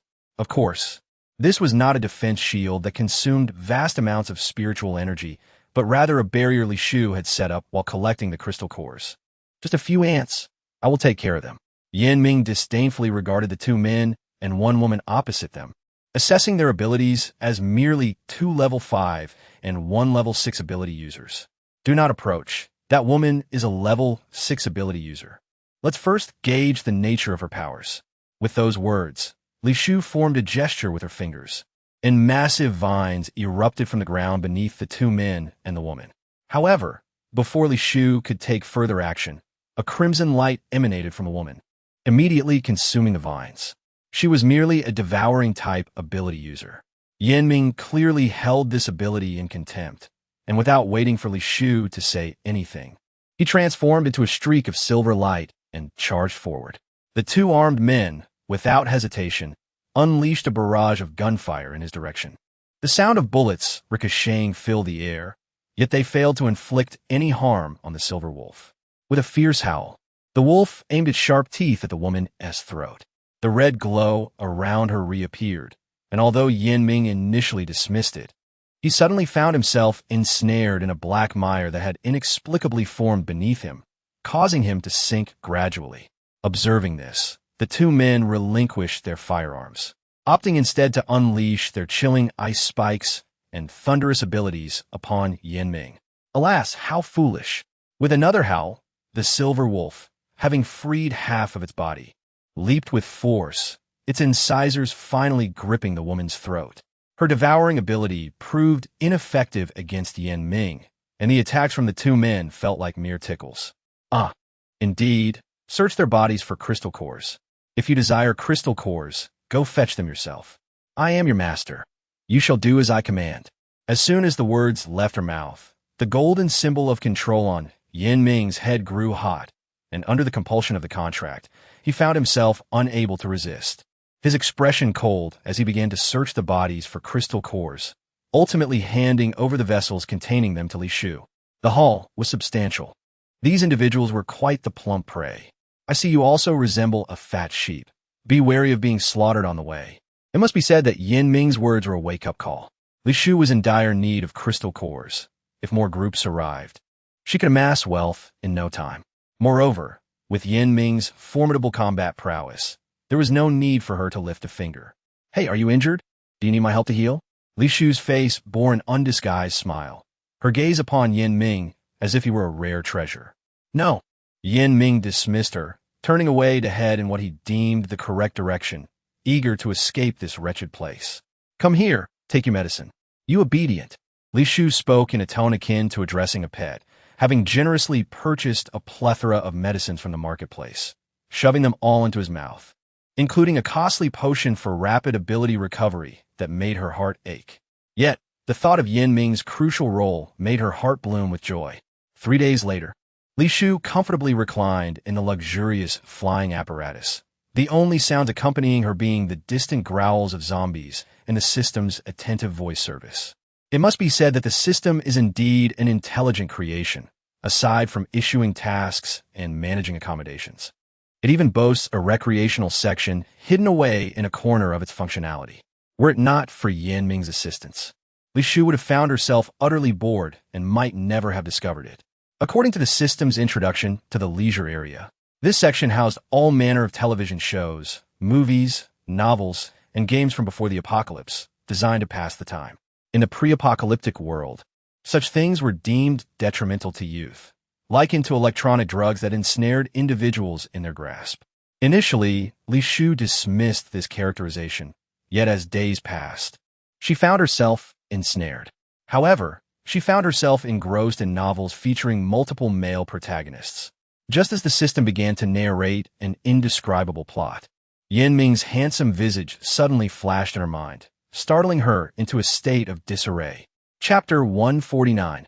I can find you a man. Li Shu's heart raced. Immersed in the literary world, feeling an overwhelming sense of shame as if caught in a mischievous act. Once the zombies were dealt with, you may descend to harvest the crystal cores. I am your master. You expect me to do the digging? What else? Yan Ming's cold gaze fixed upon Li Shu, scrutinizing the interior of the carriage for any other presence.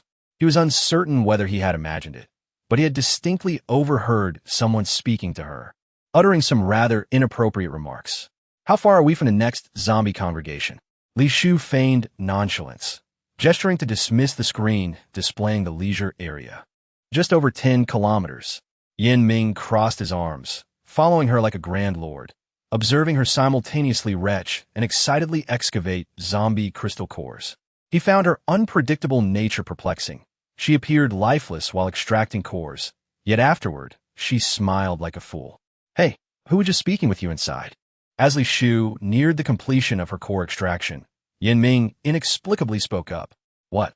For the past couple of days, I've noticed you in the carriage, clearly unsatisfied.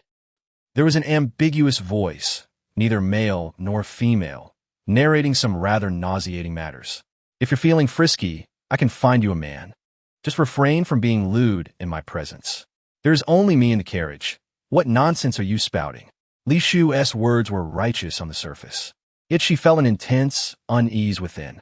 How could he hear the system's reading mode occurring in her mind? Ignoring Li Shu's inquiry, Yan Ming silently advanced toward the next zombie gathering site. According to speculation, the Beastmaster symbol forces a deeper connection between the master and their beast companion, enhancing their emotional bond. What a twisted connection. Unfortunately, the inequitable nature of their contract left Yan Ming powerless against her, compelled to shoulder all the burdens while enduring this lazily indifferent woman. Get out here. As Li Shu immersed herself in reading to the point of dizziness, Yan Ming kicked the carriage with force. Considering Yan Ming lacked flying abilities, the carriage merely glided at a low altitude, akin to a slightly more upscale mode of transport. What is it? What do you think? Upon hearing this, Li Shu, dissatisfied, exited the carriage, only to find that after days of travel, they had arrived near the hotel. With towering upgraded buildings and an endless expanse of traditional Chinese exteriors across the street. Yet, the dense throng of zombies surrounding them filled Li Shu with both joy and concern. The joy stemmed from the abundance of crystal cores ripe for the taking, while the concern arose from the overwhelming number of zombies that could not be dealt with by one or two individuals, even with Yan Ming's presence. Your hotel bears the scent of individuals from Kyoto. Guests from Kyoto are at the hotel, but they are merely a bunch of wealthy young lords, not significant figures. Not just that, there are also lackeys working for the elite of Kyoto. At this, Yan Ming's expression darkened. In the past, encountering the lackeys of Kyoto, he could dispatch them with a mere flick of his finger. However, now, with his abilities diminished and Li Shu's hindrance, confronting them would be highly disadvantageous. It appears the hotel has avoided the onslaught of zombies due to their influence. Rather than let them come, you might as well deal with the zombie tide yourself. After all, those people are more troublesome than the zombies. Yan Ming's words served as a warning to Li Shu. Although he harbored animosity towards them, the presence of mutated beings implied they would not be easily dismissed. System, can you contact Fu Hanshan? Li Shu preferred not to teleport directly into the hotel for fear of alarming the Kyoto individuals. Though contact is possible, the host cannot communicate normally, only able to assure safety. Fine, I shall report my safety to inform him of my presence. Li Shu pondered that she had been missing for too long, and it was a prime opportunity for Fu Hansheng to seize control of the hotel. Being from Kyoto, he might even collaborate with Yan Ming's henchmen to usurp her hotel and monopolize its resources. Noticing Li Shu's silence, Yan Ming, hearing the intermittent, gender-ambiguous voice, began to suspect she was communicating with someone, questioning his own hearing. After all, Li Shu was right in front of him. If someone were indeed nearby, he would surely be aware. You intend to seek assistance from the new lord of the Hanstone base? Yan Ming's tone dripped with mockery, harboring no fondness for the Meng family, least of all for Meng Qingxiu. With a mind like yours, it seems this is as far as your thoughts can reach. Silence. Leave. The golden rune of you appeared, sealing Yan Ming's lips as she led him towards the Hanstone base. Begone. Unable to endure such humiliation, Yan Ming exerted all his strength to break free from the silence, attempting to shake off this woman. After all this time, have you not recognized reality? I am your master. I can do as I please, and you have no choice but to comply. A mere insignificant insect dares to claim mastery over me. With a mere flick of my finger, I could obliterate you. Thunderstrike. Li Shu did not waste words on Yan Ming, raising her finger as a crackling surge of electricity enveloped him. Yet such punishment could not quash his inherent pride. Even in death, he would not allow anyone to ride upon his back like a mere beast of burden. Still unyielding?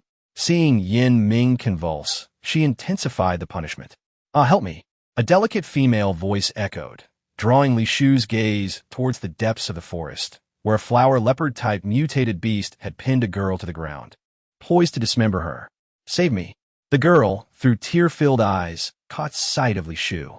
In response, Li Shu ceased her punishment of Yan Ming. He had turned a blind eye to the girl's pleas, as a dense black mist seemingly enveloped her form. Save me, please. The girl cried out, her voice stirring the black mist around her. Chapter 150. You must be a fool to squander so lavishly. Ding. Congratulations, host. You have triggered a side quest. Rescue the hostage captured by the evil cultivator. Completion rewards. 1 intermediate spirit gathering pill. Failure will result in a deduction of 10,000 points. Suddenly, the system's notification startled Li Shu, and even Yan Ming was taken aback. He scrutinized Li Shu, then glanced at the pleading girl. Why does the quest reward and penalty mirror the previous one? Could it not be something else? The system remained indifferent to Li Shu's requests. Ah, help me. The girl, witnessing the indifference of the man and wolf to her cries, screamed again as the flower leopard bit into her shoulder. Spirit of the earth, hear my command, bind. Li Shu discerned the girl was acting, and with a subtle gesture, summoned slender vines akin to arms, effortlessly restraining the flower leopard. Predictably, the creature did not resist, letting out a whimper as it collapsed to the ground, displaying commendable acting skills. Sister, thank you. The girl approached Li Shu limping, deliberately exposing her fair skin and the spatial device fashioned into a necklace around her neck, the aura of crystal cores unmistakably emanating from it, making it difficult for Li Shu to feign ignorance. Sister, I am Su Jiao from the Su family of the Huaqi base. I became separated from my family on the way to the Hanstone base. Could you take me there? Once we arrive, I'll reward you with 54th level crystal cores. This proposition was undeniably tempting. The Hanstone base was merely a few miles away, and it was likely the hostages in the side quest had been lured away by her. With her diminutive stature, the deliberately exposed spatial device, and the enticing offer of crystal cores, she could ensnare any prey. All right, Li Shu smiled, nodding, her fingers softly caressing Yan Ming's fur, secretly binding him with a contract to prevent any rash movements. Sister, you are so kind.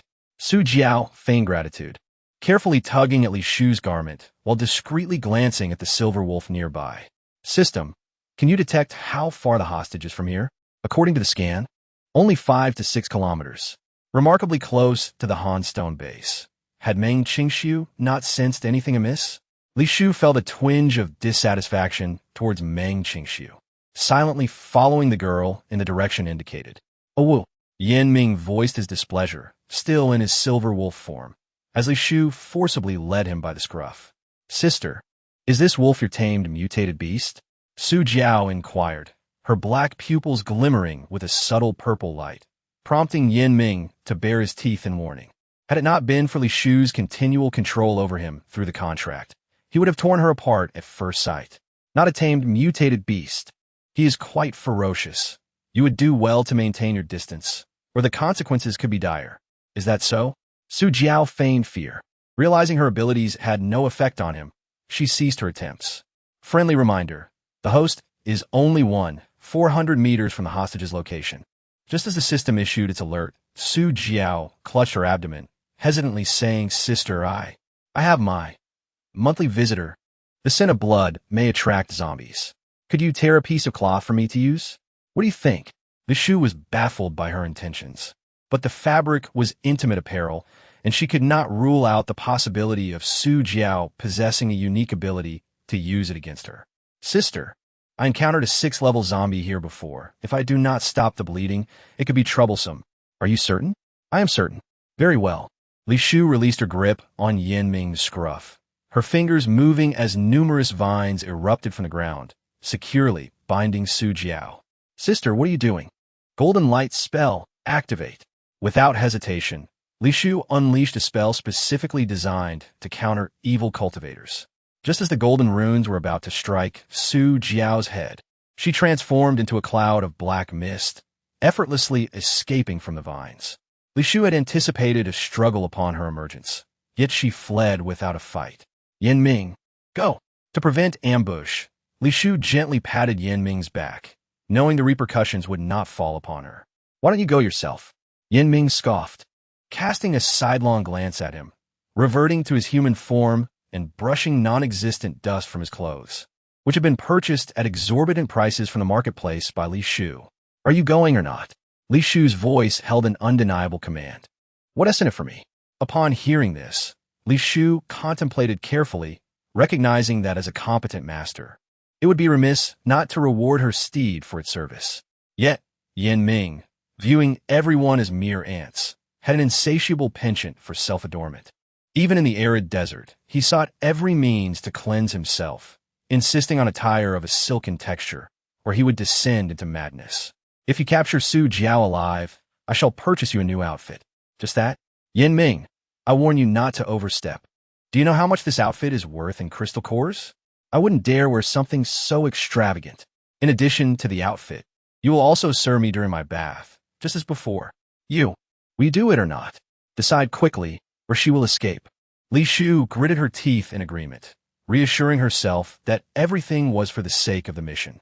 The tasks assigned by the system as side quests were undoubtedly challenging. Perhaps Su Jiao was luring her into a trap. Therefore, sending Yin Ming was preferable to venturing forth herself. As soon as she concluded her thoughts, a blue vortex appeared behind her.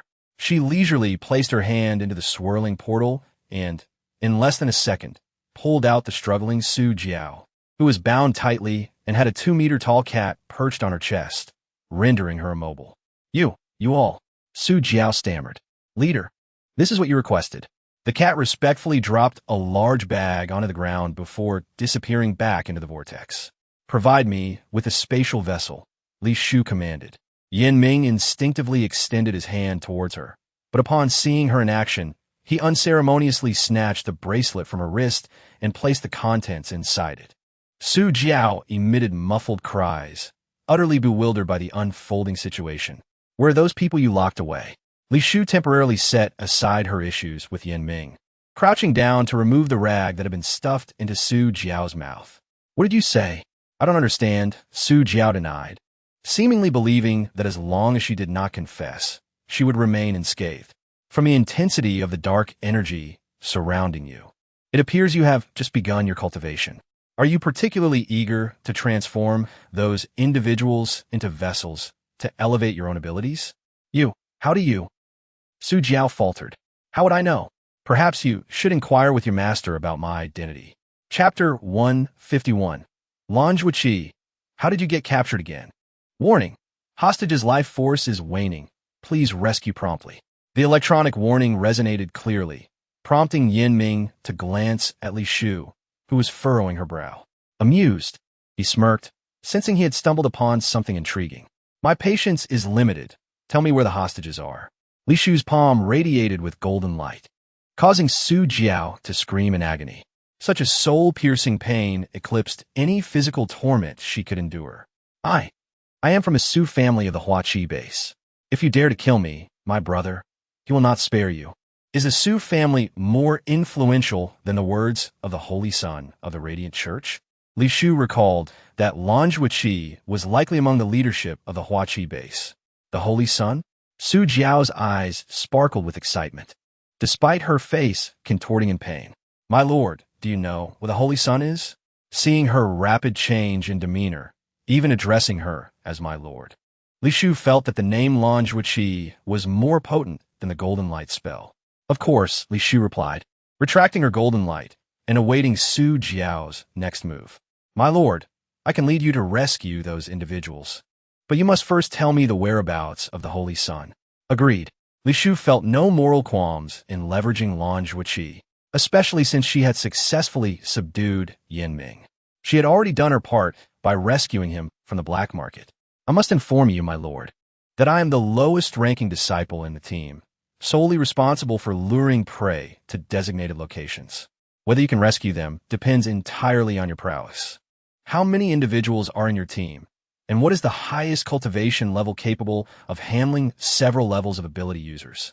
Li Shu had never anticipated encountering such a multitude of dark cultivators and was uncertain of their current scale and potential threat to the hotel.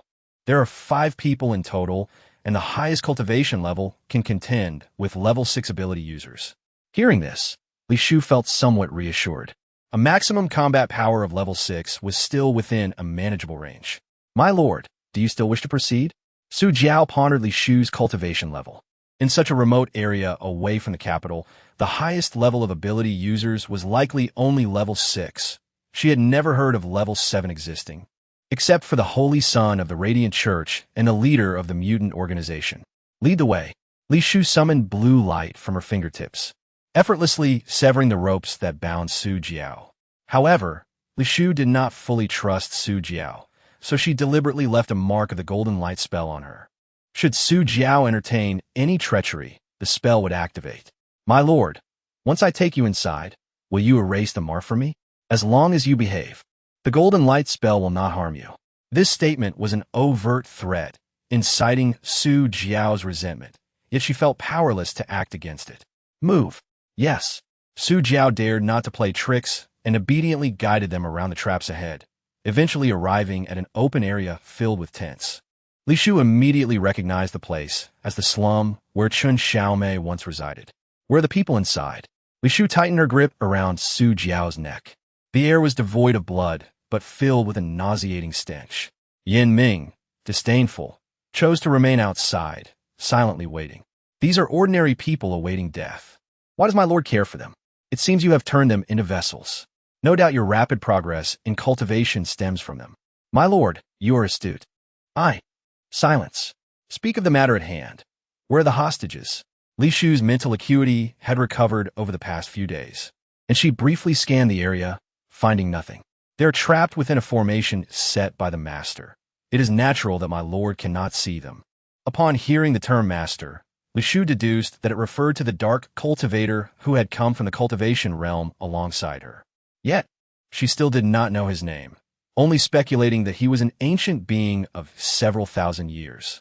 The sudden emergence of so many dark cultivators suggested he might be attempting to establish a sect in this wretched place. Is your master present? Not here. Are you certain? Yes. The master possesses profound cultivation and looks down upon the mutants here. What is his current level of cultivation, and how many levels of mutants could he defeat? As Li Shu spoke, a sense of unease stirred within her. The methods of dark cultivators contravened the natural order, enhancing their abilities by consuming others, allowing for an almost supernatural rate of advancement. In the past, she could suppress him, but now she feared he had long surpassed her. I don't know. Su Jiao was merely a lowly disciple and had scarcely seen her master's face, thus lacking knowledge of his abilities. All right, tell me how I can enter the formation and how to exit afterward. As Su Jiao opened her mouth, Yin Ming tightened his grip around her throat, eliciting a few painful coughs. I warn you, if you lie, you may not live to see another day. I have some understanding of formations. I dare not conceal anything from my lord. Su Jiao lowered her head, divulging everything she knew to Li Shu, only to find the golden light spell on her further deepened. Go and lure your companions out of the formation, and remember not to play tricks. Yes. Su Jiao dared not act under Li Shu's watchful eye and promptly entered the formation, taking a quarter of an hour to bring out 2 men. Once they had moved away, Li Shu transformed into a fleeting breeze, following Su Jiao's instructions to enter the formation. Originally, Li Shu assumed it would be a simple enclosure for imprisoning individuals, devoid of complexity. However, upon entering, she discovered a series of intricate mini-formations. A single misstep could trigger a chain reaction. Moreover, the interior resembled a high-level sex dungeon from the cultivation realm, suggesting he had cast an illusion, compelling Li Shu to admire his exceptional talent in formations. System, where are the hostages? Li Shu refrained from moving recklessly, wary of attracting attention with her spiritual energy fluctuations. Do you wish to spend 500 points to activate the auto-navigation mode? The incessant requests for points left Li Shu feeling disgruntled as she muttered under her breath. Yet she ultimately chose to comply. The system's navigation proved to be remarkably effective, guiding her while also helping her evade various traps. Approximately 5 minutes later, Li Shu was met with a cacophony of voices, some filled with curses, others with pleas for mercy. More importantly, she caught sight of Lan Zhuoqi amongst the chaos. However, he had disguised himself, significantly altering his appearance and height. Had it not been for the lingering mark of spiritual energy upon him, she would have failed to recognize him, for he now resembled an unremarkable and somewhat unattractive man. Su Jiao likely never anticipated that the son of the Radiant Church, whom she so fervently admired, would be within her own territory. Chapter 152. Indeed, I'm a face connoisseur. Who are you? As Li Shu emerged before the crowd, they regarded her with skepticism. What a remarkable coincidence. Yet again, she thought, smiling at Lan Zhuoqi without a hint of concealment. In contrast, Lan Zhuoqi's expression remained placid, devoid of the surprise she had envisioned, leaving her feeling quite bored. Hey, is she your friend? Questioned a young man, clad in fine attire and flanked by 2 bodyguards, who gazed down at Lan Zhuoqi, seemingly oblivious to his status as a captive. No, Lan Zhuoqi replied coolly, not bothering to glance at Li Shu as he sat down nonchalantly. Li Shu, displeased with his demeanor and aware of the other captives, decided to inspect the other cells, leaving him to stew in silence. Stop! Who allowed you to leave? The young man, with striking eyes, expressed his anger, while his bodyguards, under his command, reached out to seize Li Shu by the neck, only for her to deftly evade them. What do you think you're doing? You must open the cell door to leave. The young man spoke with an air of arrogance, lacking any semblance of humility. Why should I assist you in opening the cell door? Isn't he your friend? Who said he was my friend? With that, Li Shu resumed her advance into the cell, prompting the young man to grow increasingly anxious. Accustomed to a life of luxury, he had never endured such indignity, and having witnessed the fates of other captives, his anxiety heightened. Although his powerful lineage had deterred others from harming him, the uncertainty of his situation weighed heavily on his mind, fearing he might become a discarded pawn of his family. If you take another step forward, I will call for help, and you won't escape then. Are you threatening me? Open the cell door now. The young man remained oblivious to his missteps, lifting his chin defiantly, while his bodyguards emanated a formidable aura, as if that alone could intimidate Li Shu. Very well, Li Shu agreed readily, and as the onlookers observed in silence, she forcefully kicked open the cell door with a resounding bang. Strangely, the wards above her did not inflict any harm upon her. Wonderful. The young man had just begun to smile, but a sudden gust of wind swept him outside before his bodyguards could react, crashing him onto a peculiar indentation in the ground. Do you know who I am? How dare you treat me this way? Regaining his composure, the young man stood up, only for the indentation beneath him to emit a loud crack, causing him to plummet into an abyss. Young master, the 2 bodyguards exclaimed, unhesitatingly leaping into the chasm after him. With another resounding crack, the abyss sealed shut, reverting to its original state. You have provoked him. There will be dire consequences. Lan Zhuoqi emerged leisurely from the cell, prompting Li Shu to wonder why his same expression felt so irksome when adorned on a less attractive visage. And what if I have? Are you going to report me? No, it's not like I'll die. Having lingered here for quite some time, Lan Zhuoqi was aware that the opening Li Shu had cast the young man into was where their captors disposed of waste and corpses, posing no significant danger. We are free. We are finally free. The captives within the cell could hardly contain their excitement, rushing towards what they believed to be an exit, only to be ensnared by the vines summoned by Li Shu, rendering them immobile on the ground. What are you doing? What am I doing? Preventing you from seeking your demise. We must leave. You must release us. I warn you, this place is riddled with traps. Should you trigger one, your demise will be the least of your concerns. Summoning malevolent cultivators would be a far graver issue. Why you? Before they could voice their protests, slender vines sealed their mouths. Witnessing this, Li Shu continued to follow the navigation to locate other cells containing hostages. Are you intending to rescue the remaining captives? Lan Zhuqi trailed closely behind her, puzzled by her motives. Was she truly here to save others? This was not characteristic of her usual demeanor, nor befitting of an innkeeper. Do you know where they are? Yes. With that, Lan Zhuqi took the lead, skillfully avoiding the traps indicated by the system. You seem quite familiar with the route. Do you often scout the area? Indeed, Lan Zhuqi admitted, and within 5 minutes, they reached another cell. However, unlike the previous one, this one contained only 4 individuals languishing on the ground, one man emitting a foul stench, likely deceased for quite some time. Brother, have you come to rescue us this time? A delicate young girl, upon spotting Lan Zhuqi, exerted great effort to crawl to the door, her large eyes fixed upon him. Yes, this time I will ensure your escape.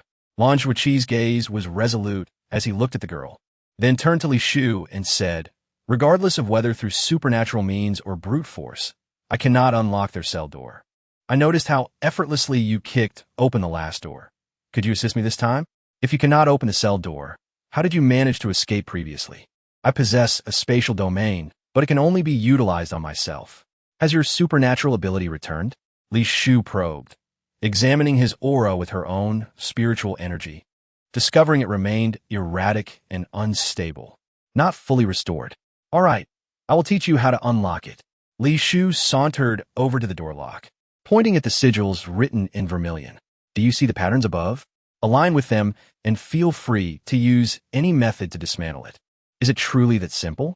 Lan Zhuqi was taken aback by the simplicity of the task, having previously exhausted every possible means. Indeed, just so. After instructing him, Li Shu continued to the next location.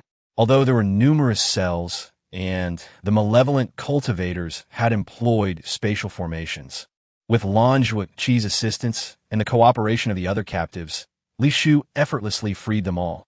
Yet merely releasing them was insufficient. The system had not indicated the task's success, implying they needed to exit the formation for the side quest to be deemed complete. How bothersome. Li Shu felt a slight headache forming. Had the captives cooperated, it would have sufficed, but many were reckless, while others were morally dubious. Hey, do you know how to exit? Li Shu approached Lan Zhuqi, reasoning that if he could avoid traps, he must know the way out. I do, but there are too many people. We must escort them out in batches. I'll take the younger ones. You handle the older ones.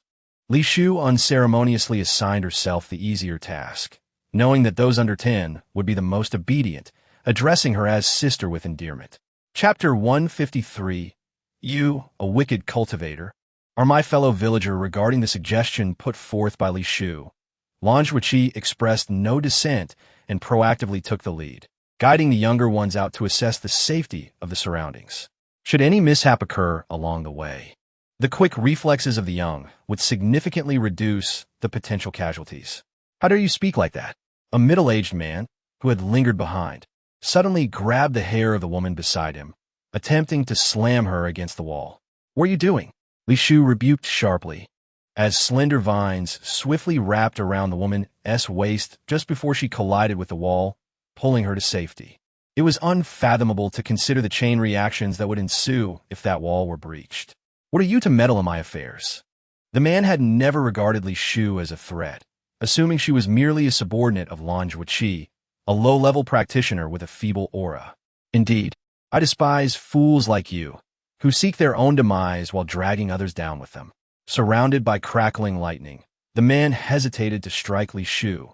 However, a sudden geyser of water surged forth, knocking him unconscious. The tiny sparks of electricity on his body fizzled and sparked, causing him to convulse violently. Ladies and gentlemen, I do not concern myself with your personal matters, but this is a prison. Aside from the ground you stand upon, everything else may well be a trap. Do not afford me even the slightest chance for misstep. Should trouble arise, you shall all remain here." Upon hearing this, even those who harbored discontent reluctantly complied. Warning: unknown energy is approaching. Please evacuate immediately. Once again, an ominous energy. Li Shu furrowed her brows. Such alerts seldom heralded good news. "Hurry, follow me." Not daring to wait for Lange Wuchi, Li Shu pressed forward, leading the way while periodically pausing to guide them around peculiar traps. Fortunately, the earlier incident with the middle-aged man had served as a cautionary tale, compelling the others to heed her instructions, and their exit proceeded relatively smoothly. Long time no see. Just as Li Shu emerged from the formation, a sultry male voice reached her ears, revealing a stunningly captivating visage. Clad in a resplendent crimson robe, the fabric was evidently more luxurious and refined than before, the formerly gaping front now neatly closed, accentuating his well-proportioned figure with a broad-waist sash. Most strikingly, he bore a familiar incense pouch at his waist, its crude stitching and the character ling unmistakably indicating it was hers. Does it look familiar? The wicked cultivator noticed Li Shu's gaze and playfully lifted the pouch to inhale its scent. The fragrance is quite unique. If I am not mistaken, it contains the finest celestial herbs for soothing the spirit, nearly extinct in the cultivation world.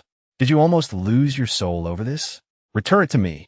Li Shu, disregarding her thoughts, swiftly summoned the crescent wheel, deftly maneuvering around the wicked cultivator. Fellow villager, why not engage in a proper conversation instead of resorting to violence immediately? What fellow villager? Do not fabricate connections. With a flick of her fingers, countless vines surged forth, launching an assault on the wicked cultivator in tandem with the crescent wheel. She then hastily formed a seal to cast the golden light spell, determined that merely striking him would be her victory. His rapid enhancement was evident, capable of employing multiple spells simultaneously. Alas, the greatest weakness of a spellcaster lay in their sluggish attack speed and poor close combat skills. As soon as her words fell, the wicked cultivator's figure vanished, leaving Li Shu in a sweat of anxiety. Her eyes darted around, and to her dismay, not only was there no sign of the wicked cultivator, but also Lange Wuchi, Yin Ming, and those who had followed her were nowhere to be found. This is bad. Of course, you've entered another formation. The wicked cultivator leaned close to Li Shu's neck, whispering seductively in her ear. Golden light spell. Li Shu, unable to complete the full incantation, resorted to a half-formed spell against the wicked cultivator. Boom! Luckily, the strike landed squarely on him, sending him careening away.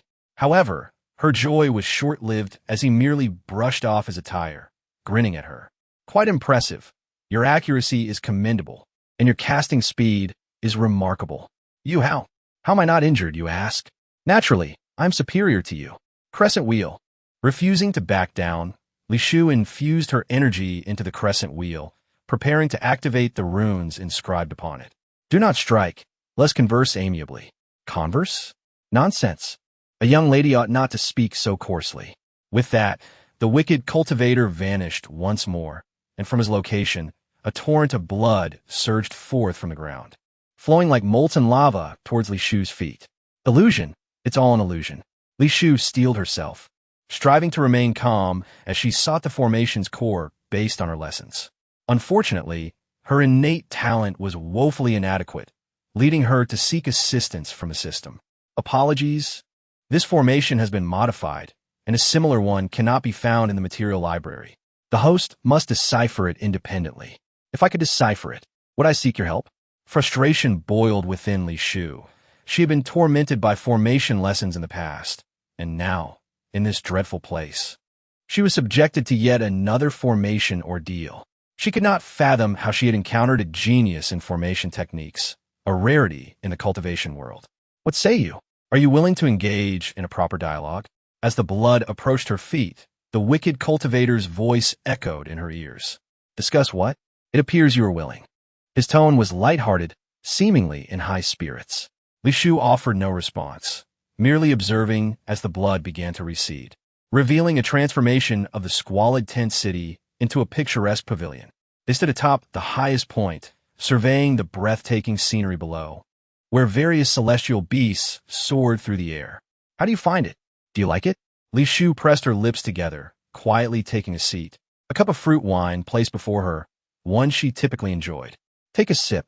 She had no idea what strange concoction lay within, and firmly refused.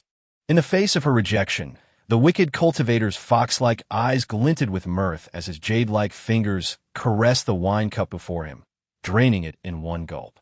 Having known each other for such a length of time, why not share our names? Perhaps we are old acquaintances.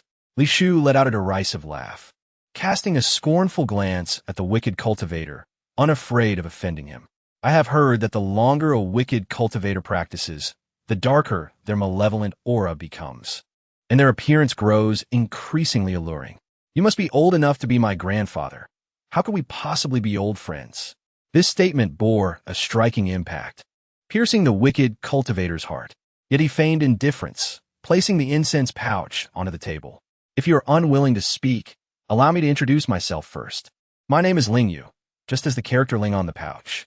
Chapter 154. The encounter of rivals sparks tension. Are you attempting to provoke me? In contrast to the expectations of Ling Yu, Li Shu did not connect him with the incense pouch, but instead glared at him with palpable disdain. Perhaps you might boldly speculate. That pouch is indeed mine. Yours? Indeed. Ling Yu's eyes sparkled with amusement as he delicately traced the character Ling on the pouch with his long fingers. Then you are. Upon hearing this, a broader smile spread across Ling Yu's face. You're my father? With a sharp crack, the porcelain cup in the wicked cultivator's hand shattered, the smile on his face darkening slightly. I'm not your father. Then you must be my mother? You. How can I? Li Shu felt no sense of anomaly. The fragrance pouch was something she had worn since childhood. He claimed the pouch was his. And aside from the identities of her parents and uncles, what else could it be? Li Shu, after so many years apart, your ability to infuriate has only grown stronger. Upon hearing the malevolent cultivator audaciously call her by name, Li Shu's expression turned grave, her fingertips discreetly concealed beneath the table as she secretly summoned her spiritual power. You know my name? I not only know your name, but I also know you have a red mole beneath your right armpit. What is your purpose in revealing this? Li Shu did not believe the malevolent cultivator was merely attempting to befriend her. He must seek something from her. Years ago, your master deceived me into believing you perished beneath the extermination sword of the sword sect. I did not believe it, so I infiltrated the sword sect and shattered their grand formation, even incapacitating their sect leader. The sword sect was destroyed by you? Li Shu's gaze shifted sharply. To her, the sword sect was merely a faction from her books, one that had met its demise before she was even born. Could this malevolent cultivator truly be deluded into thinking he was someone else? Indeed, it was I who obliterated them. Not only them, but I also vanquished the other 5 sects. Who told them to meddle? If they cannot properly teach their disciples, why meddle in the affairs of others? Li Shu parted her lips, hesitating before ultimately choosing silence. After all, the 5 great sects he mentioned were once esteemed factions that stood alongside her own, though the perpetrator of their destruction had never been caught. Anyone capable of annihilating 5 sects in a single night must surely be among the most formidable cultivators on the verge of ascension. Yet the fall of the 5 sects occurred 3,000 years ago, and she herself was merely over 1,700 years old. Could it be that the malevolent deity he served was quite accommodating? I had thought I would never see you again in this lifetime. Yet here we are, reunited in this otherworldly realm. As she spoke, Ling Yu carelessly tore away her veil, touching Li Shu's scarred face as if it were a rare treasure. You, do you not find me ugly? Li Shu initially intended to swat his hand away, yet the incantation had already progressed halfway, making it unwise to act. I have seen you as a mere skeleton. How could I ever disdain your appearance? Li Shu silently scoffed, recalling how he had previously claimed otherwise. Indeed, beauty lies in the eyes of the beholder, even if he mistook her for someone else. I know that the scars on your face are remnants of heavenly lightning. Fear not, I possess a method to restore your visage. You have a way to restore it. Li Shu's eyes sparkled with hope. If he truly had a method, why would she need to accumulate points to purchase beauty elixirs? With the 100 million points required for such an elixir, she could acquire countless items from the marketplace, enhancing the hotel's amenities significantly. I have achieved considerable mastery in alchemy. All I need are 10,000 young maidens, along with a few extinct celestial herbs from my celestial realm, and I can concoct a pill to erase the scars left by heavenly lightning. Before that, I can first procure a piece of human skin from a maiden to cover the scars on your face.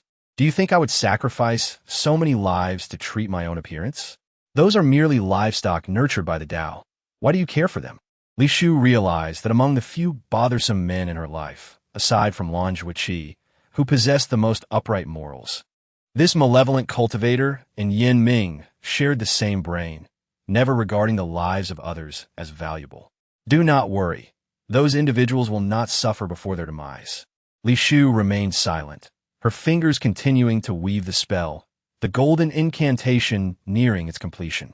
Congratulations, host. The formation is about to be breached. Please prepare to leave at any moment. The familiar electronic voice echoed, and the exquisite pavilion emitted a tremendous roar, startling the celestial beasts in the air into frantic cries. Li Shu expected the malevolent cultivator to take action. However, he appeared indifferent to it all, his slender fingers still resting on her cheek. A howl erupted as a massive silver wolf burst through the void, the crescent-shaped mark on its forehead radiating brilliant light. Golden incantation, go. Just as Li Shu completed the incantation, golden runes expanded from her, violently propelling the malevolent cultivator away, pinning him against the wall and forming a golden cage. Li Shu, you dare to strike me? Ling Yu gazed at her in disbelief, unable to comprehend why she still treated him as she once did, despite his heartfelt confessions. Malevolent cultivators and righteous cultivators are inherently sworn enemies. Do you not know this? Li Shu's gaze turned frigid, the crescent moon formation revolving around her, evoking memories of the old woman who had deceived her into believing Li Shu had perished, prompting Ling Yu to burst into laughter. Well, very well. Everything is as she had foreseen, precisely as she had calculated. I truly regret not killing her back then, for if I had, we would not have fallen to such depths. I cannot comprehend what you are saying. Li Shu's voice was devoid of emotion, the crescent moon formation obeying her command, poised to pierce his chest, only to be repelled by a surge of crimson light. Obliterate! Yin Ming's voice reached her ears, and the otherworldly power she had experienced countless times before was unleashed upon Ling Yu. She watched as Ling Yu was torn apart by the invisible energy, his red robe shredding like rags, revealing his skin beneath which bore deep cuts. Did you break the formation? Yet aside from the three of them, Lan Zhuqi and the other malevolent cultivators had vanished, along with the imprisoned individuals. It must be Lan Zhuqi. Yin Ming dismissed the notion of deception. Had it not been for the beast control talisman limiting him, he would never have allied with Lan Zhuqi again. Ling Yu's eyes narrowed, seemingly indifferent to his injuries, focusing solely on Yin Ming. Indeed, last time, I allowed you to escape. This time, you must die. Your abilities seem considerably diminished compared to before. Ling Yu's lips curled into a smirk as a surge of dark energy appeared, violently sending Yin Ming flying several meters away. As expected, you have weakened. Since you are so determined to seek death, I shall grant it to you. Chapter 155. Indeed, I am the innkeeper. Be cautious. Li Shu gasped, witnessing the golden incantation controlling the malevolent cultivator flicker momentarily, before Ling Yu transformed into a swirling mass of darkness, lifting Yin Ming into the air. A howl erupted as Yin Ming, unwilling to concede, morphed back into a giant wolf, battling the dark energy with his physical form. Golden incantation, rise. This time, Li Shu refrained from exhausting her spiritual energy, employing a simplified version of the golden incantation against him, thereby adding considerable trouble for the malevolent cultivator. Li Shu, you just attacked me, and now you fight me for another man? While entangled with Yin Ming, Ling Yu could not resist addressing Li Shu, his tone more filled with grievance than anger. I have been your enemy from the very beginning. There is no bond of affection between us. Is that so? Ling Yu scoffed, a hint of crimson appearing amidst the swirling darkness, causing Yin Ming's counterattacks to become increasingly arduous. Foolish wolf, do not attempt to bite the dark energy. Li Shu watched anxiously, realizing that her golden incantation seemed ineffective against the malevolent cultivator. Countless golden talismans struck him as if merely tickling. Then what do you propose we do? Yin Ming spoke, his words dripping with frustration. As a native of this other world, he truly had no idea how to confront an opponent devoid of a physical form. I previously provided you with a golden talisman. Find the source of the darkness and affix it there. When did you give me that? Just before you severed ties with me over that unfortunate subordinate. Upon hearing this, Yin Ming suddenly recalled, rummaging through his belongings to retrieve the crumpled talisman, grateful he had not discarded it. Li Shu let out an irate roar as the talisman was affixed to her, causing her entire being to ache as though it were disintegrating. In a swift motion, she transformed into a crimson mist, fleeing in haste. Observing this, Yin Ming made no attempt to pursue her. Instead, he assumed human form and descended from the sky, successfully landing on the ground through the tent. Where Lan Zhuqi and the others? Li Shu inquired, her first words directed towards the whereabouts of others upon realizing Yin Ming was unharmed. What do you think? Yin Ming retorted coldly, feeling that had it not been for her diminishing his power, the malevolent cultivator would have surely perished at his hands. Take me to find them. I have yet to receive my reward for rescuing those trapped in the formation after such an extended period. Are you trapped? I imagine if I were not to interrupt, you would have long been entranced by male beauty. What? When I entered, if my vision wasn't blurred, his hand was resting upon your face. He merely mistook me for another. It is also possible he employed this tactic to deceive me. His strength has significantly increased compared to before. If he wished, he could eliminate you at any moment. So, what are you trying to convey? Li Shu did not comprehend why he was fixated on such trivial matters, as he was not typically one to engage in excessive conversation. Furthermore, she regarded malevolent cultivators as thoroughly deranged, their minds unlike those of ordinary individuals. Who could fathom why he had become so unhinged as to mistake her for another due to a sachet? What a veil upon your face, Yin Ming reminded her, feeling somewhat uncomfortable with the scar upon her visage, yet not finding it unattractive. It is gone. Regrettably, I am still short of points to purchase a beauty elixir. I wonder when I shall gather enough.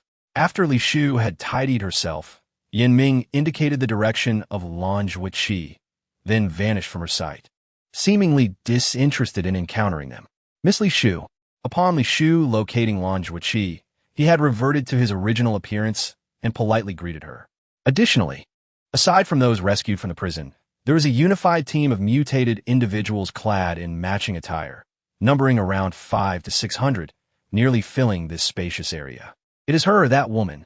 A clear voice rang out as a bloodied youth dashed forward in fury, followed closely by a high-level ability user crackling with electricity, along with a dozen formidable 6th-level ability users. The two bodyguards from the cage had long since vanished. Is something the matter? Li Shu regarded the youth with indifference, seemingly unimpressed by those following him. Uncle you must kill this woman to avenge me. Had you not arrived in time, I would have perished amidst the grotesque corpses. Little brat, is this how you speak to your savior? Nonsense, savior. I must dismember you. With a swish, the man referred to as Uncle Yu brandished a purple electric whip, preparing to strike Li Shu when she suddenly appeared before the youth, delivering a sharp slap to his face. Bang! The purple whip landed at Li Shu's feet. Just as she finished her slap, evidently, the man possessed remarkable control over his abilities, able to keep pace with her teleportation. Not bad. Li Shu generously praised herself, repeatedly teleporting to slap the youth, inciting him to weep in frustration. Seal! The purple lightning surged, transforming into a net that ensnared Li Shu within a confined space, even blocking spatial spells. Uncle Yu. The youth covered his face, marked by slap prints, tears, and snot streaming down. Rest assured, I will ensure her death is exceedingly gruesome. I shall personally carve her flesh. The youth glared at Li Shu with venomous intent, as if she were already in his grasp. In response, Li Shu merely smiled lightly, preparing to summon a crescent moon to break the net of lightning when Lan Zhuqi interjected, Captain Yu, should you not ascertain her identity before apprehending her? What identity could this ugly creature possess? The youth interjected, disregarding Lan Zhuqi's displeasure. I am speaking with Captain Yu. Lan Zhuqi's tone darkened as a powerful aura of abilities momentarily bent the posture of all present. Saint, the child is merely young and ignorant. Please do not hold it against him. Captain Yu pressed down on the youth's shoulder, prompting him to bow apologetically towards Lan Zhuqi, 18 and still ignorant. Is he not a giant infant? Li Shu chuckled at their exchange, displaying no hint of fear at being captured. Ugly creature, you. Silence. Captain Yu barked at the youth, causing him to fall silent in trepidation. What you mean is, Captain Yu's stern expression softened slightly as his gaze inadvertently fell upon Li Shu's face. Indeed, she is the innkeeper. The revelation sent shockwaves throughout the crowd. After all, the name Deadly and had become renowned across various bases for its ample resources and affordable prices, even reaching the distant capital of Kyoto. How? How could this be? How could she be the innkeeper? The youth stared incredulously at Li Shu, believing that one who commanded such resources and was unafraid of ability users would surely be akin to the Pope of the Light Church. Not a woman of such coarse demeanor. Chapter 156. Why has the side quest yet to be completed? Saint, have you perhaps made an error? Captain Yu, upon assessing Li Shu's aura of abilities, discovered she was merely a third-level ability user. Not to mention Kyoto, even in such a remote place, third-level ability users are plentiful. How could she possibly be the innkeeper? Indeed, I'm the innkeeper. Li Shu smiled brightly at Captain Yu, the youth, and the now astonished onlookers. Saint, Captain Yu, finding it hard to believe, Li Shu turned to Lan Zhuqi, seeking a definitive answer. Captain Yu, she is indeed the innkeeper who has significant cooperation with the Coldstone base. Lord, among the hostages, those belonging to the Coldstone base respectfully bowed to Meng Qingxiu. Additionally, the three teams of ability users that had come to rescue the hostages corresponded to the Coldstone base, Huaqi base, and the far-off Shashi base. As the lord of the Coldstone base, it was only natural for her to step forward, given that the malevolent cultivator had captured individuals near her territory. Uncle Yu, will you let her go? The youth tugged at the man's sleeve in dissatisfaction, believing that even if she were the innkeeper, she had undeniably thrown herself into the heap of corpses and had the audacity to slap him in front of so many people. How could he possibly swallow that indignity? Innkeeper, I apologize for the offense.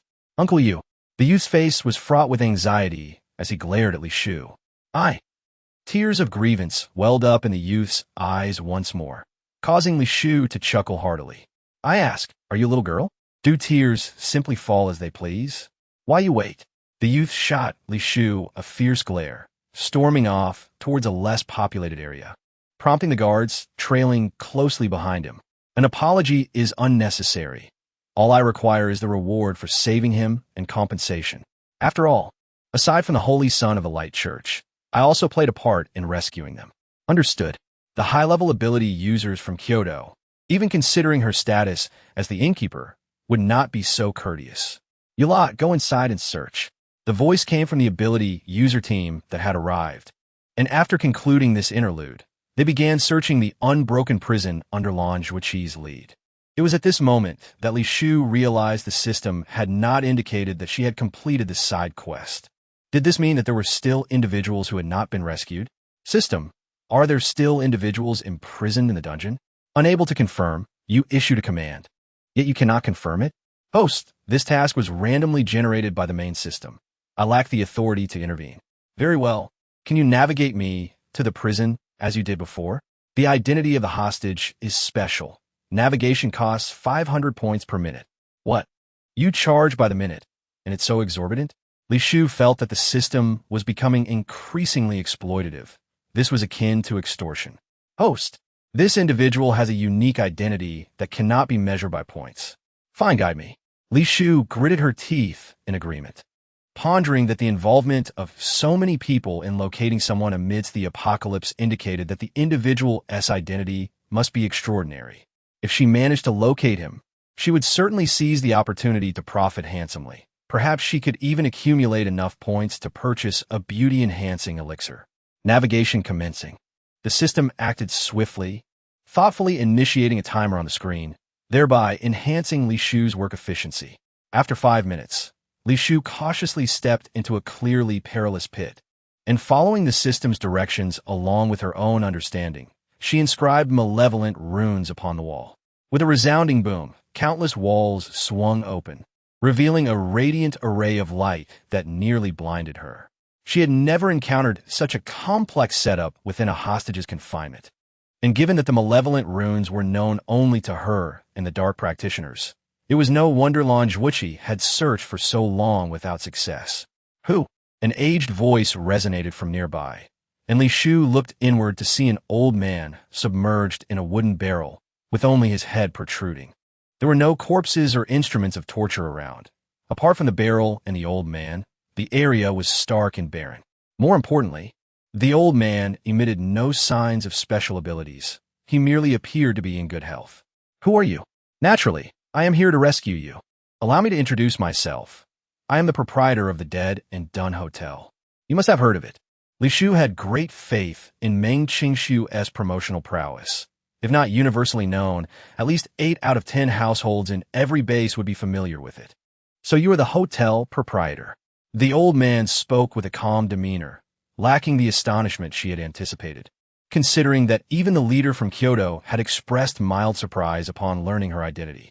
Old man, before rescuing you, let's discuss how many crystal cores you intend to offer as a reward. In another quarter of an hour, the son of the Light Church will arrive here. How do you know he will come? Fine, if you do not offer crystal cores, someone else certainly will. With that, Li Shu summoned her spiritual energy and slashed at the wooden barrel. The sound of rushing water erupted, and to her astonishment, she discovered that the old man was merely a head, entirely devoid of limbs, buoyed solely by the water within the barrel. What? Why is there only a head? Li Shu fell into contemplation. Had she known he was just a head, she would not have shattered the barrel.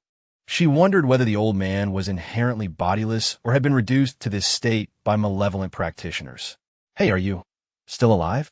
Li Shu regarded the head, which tumbled to the ground with the flowing water, her heart racing with anxiety. If the barrel vanished and he perished, would her hopes of receiving the crystal cores be dashed? I mentioned that the son of the Light Church would arrive here in a quarter of an hour. The old man spoke indifferently, entirely unconcerned with his secret being uncovered. All right, let him come. I only ask you this. Did you lose your body due to the dark practitioners? You and he do not belong to this world. Yet, he brings destruction, while you bring hope. The old man's response skirted the question, but stirred tumultuous waves within Li Shu's heart. What did you say? This is a prophecy, a divine guidance bestowed upon humanity. I care not for your prophetic guidance. I warn you, silence your lips and understand what should and should not be said. Chapter 157. Dare you to look? The old man did not react to Li Shu's warning, keeping his eyes closed and uttering no further words. Li Shu soon felt that her own agitation was excessive. After all, these words held little impact on her. Even if those individuals discover the truth, they would at most sacrifice her. Fine, just ahead then. I'll take you out. After some contemplation, Li Shu purchased a crystal-clear box from the system store and placed the old man's head inside. When the time came to demand her reward, she would present this box as a sale to them. Profit. As soon as Li Shu exited the prison, a man from the Shashi base, his clothing emblazoned with its insignia, rushed towards her, kneeling excitedly before the box. At that moment, Li Shufei and others also emerged from the prison, each kneeling respectfully, as if the head in Li Shu's possession were not merely that of an old man, but a divine entity they revered. Li Shu couldn't help but feel a surge of excitement. The more reverent they were, the more she could inflate her demands. I have followed divine guidance to arrive at the Hanshi base, sacrificing my corporeal form to obtain the prophecy. Yet time is short. What? A sense of alarm rippled through Li Shu. It felt as if a cooked duck was about to take flight. What prophecy had the seer received? Li Shufei raised his head, his usually indifferent gaze shining brightly. As for the prophecy's outcome, I have communicated it through secret means to the Pope and the Lord of Kyoto. Child, remain close to this one behind me. She can ensure your breakthrough. You mean the hotel proprietor? Li Shufei glanced at Li Shu, who wore a worried expression, unaware of her thoughts. Indeed, since my words have been conveyed, I shall now dissipate into this world. Child, your journey ahead is long. Do not allow the shadows before you to extinguish your original intentions. Yes, prophet. The light in Lan Zhuoqi's eyes faded once more, and he bowed deeply to the ground. Then, Li Shu witnessed the head within the box wither instantaneously like a plant, until it transformed into a skull. Hey, don't die. I exerted so much effort to find you, and you still owe me your crystal cores. Li Shu shook the box containing the skull, alarming the man from the Shashi base, who reprimanded her sternly. Do not disrespect the prophet. How am I being disrespectful? Let us not forget, I was the one who found him. I am your benefactor. Ding! Congratulations to the host for completing the side quest. Reward: 1 intermediate spirit gathering pill. The electronic prompt did little to elevate Li Shu's spirits. Proprietor, can you hand the prophet over to me? Lan Zhuoqi approached Li Shu, a bruise from bowing still visible on his forehead. I can hand him over, but it cannot be without compensation. Lan Zhuoqi understood Li Shu's implication, contemplating for a moment before responding. The proprietor has accomplished a significant feat in finding the prophet. I will discuss with the leaders of the 3 bases to ensure you receive your due reward. What do you intend to offer me in crystal cores? It must not be less than befitting his status. How much does the proprietor desire? Hearing this, Li Shu felt momentarily uncertain.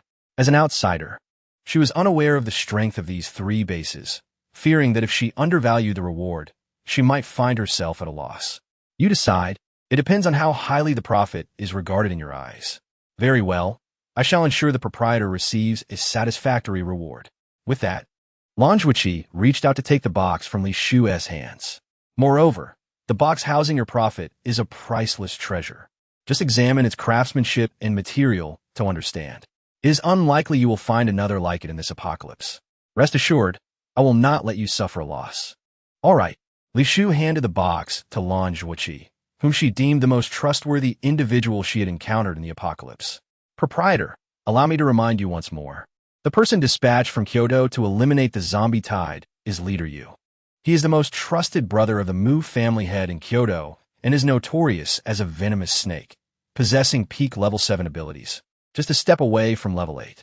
What tier does a level 7 peak inhabit in Kyoto? Levels above 6 represent a significant tier, categorized by scholars studying abilities into early, mid, late, and peak stages. Ascending from level 6 to level 7 is arduous, and even progressing from early to mid-level 6 is akin to climbing a mountain. Thus, a level 7 peak can nearly command respect throughout Kyoto. Why then? Would such a high-ranking ability user be dispatched to manage the zombie outbreak here? If I am not mistaken, the zombies surrounding the hotel are merely of level 3 or 4. Naturally, he is coming for you. Does he covet the hotel's resources? Li Shu's expression turned cautious. Her current cultivation is at most early level 6, making her utterly incapable of confronting a level 7 peak ability user.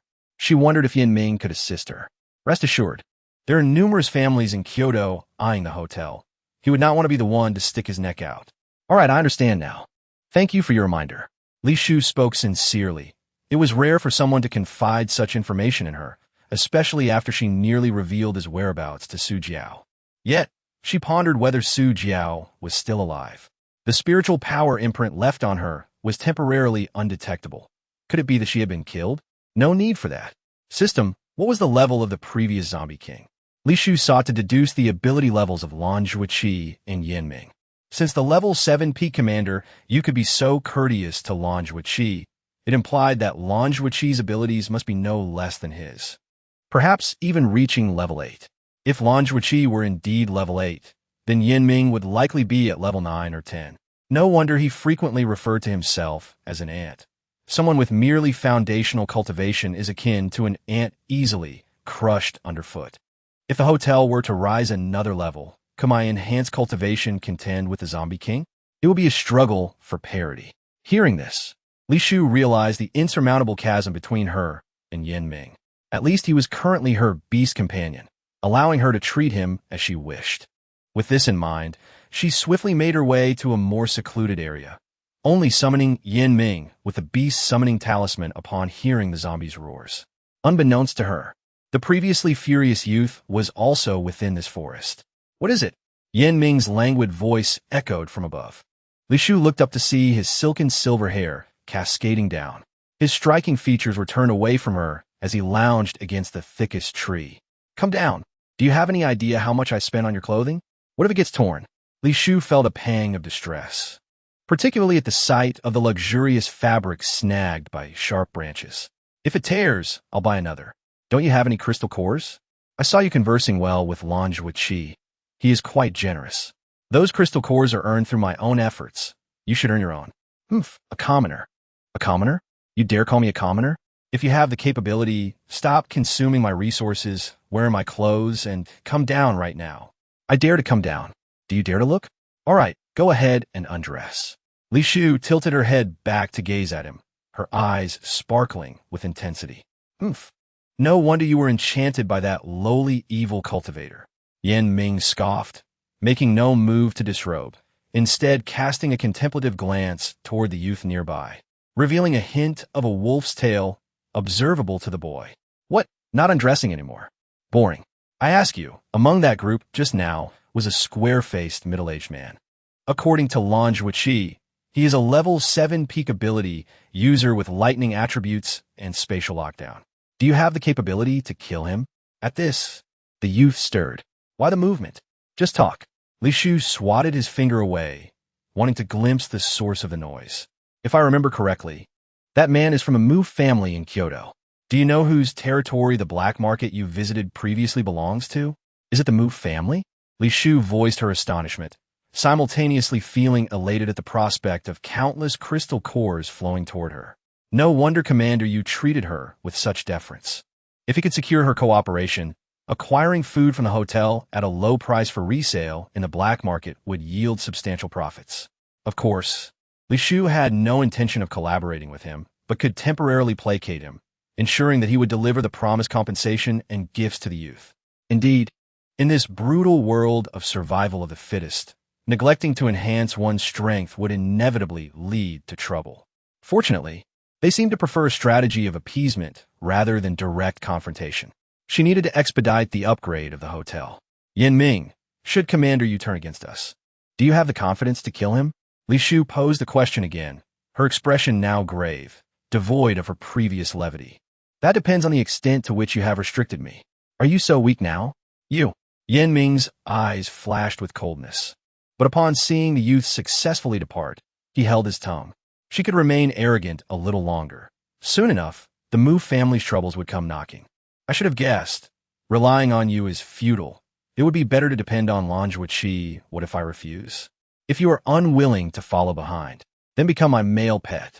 In modern terms, a pretty boy who lives off his looks. All right. What? Li Shu questioned, unsure if she had misheard. Her words were meant to insult him, and logically, someone as proud as he would not tolerate such disrespect. How could he unexpectedly agree? What are you planning? Li Shu warily scrutinized him, the beast character manifesting on his forehead, causing Yan Ming to feel an urge to strangle her. Isn't this precisely what you desire? Were you dissatisfied with? I only believe that unusual occurrences harbor ulterior motives. What schemes are you concocting? I don't want Li Shufei to have it easy. I eagerly anticipate his reaction when he sees me openly by your side, boldly entering the hotel. Do you think he will toss and turn for the safety of those ants? Are you certain it's solely for that reason?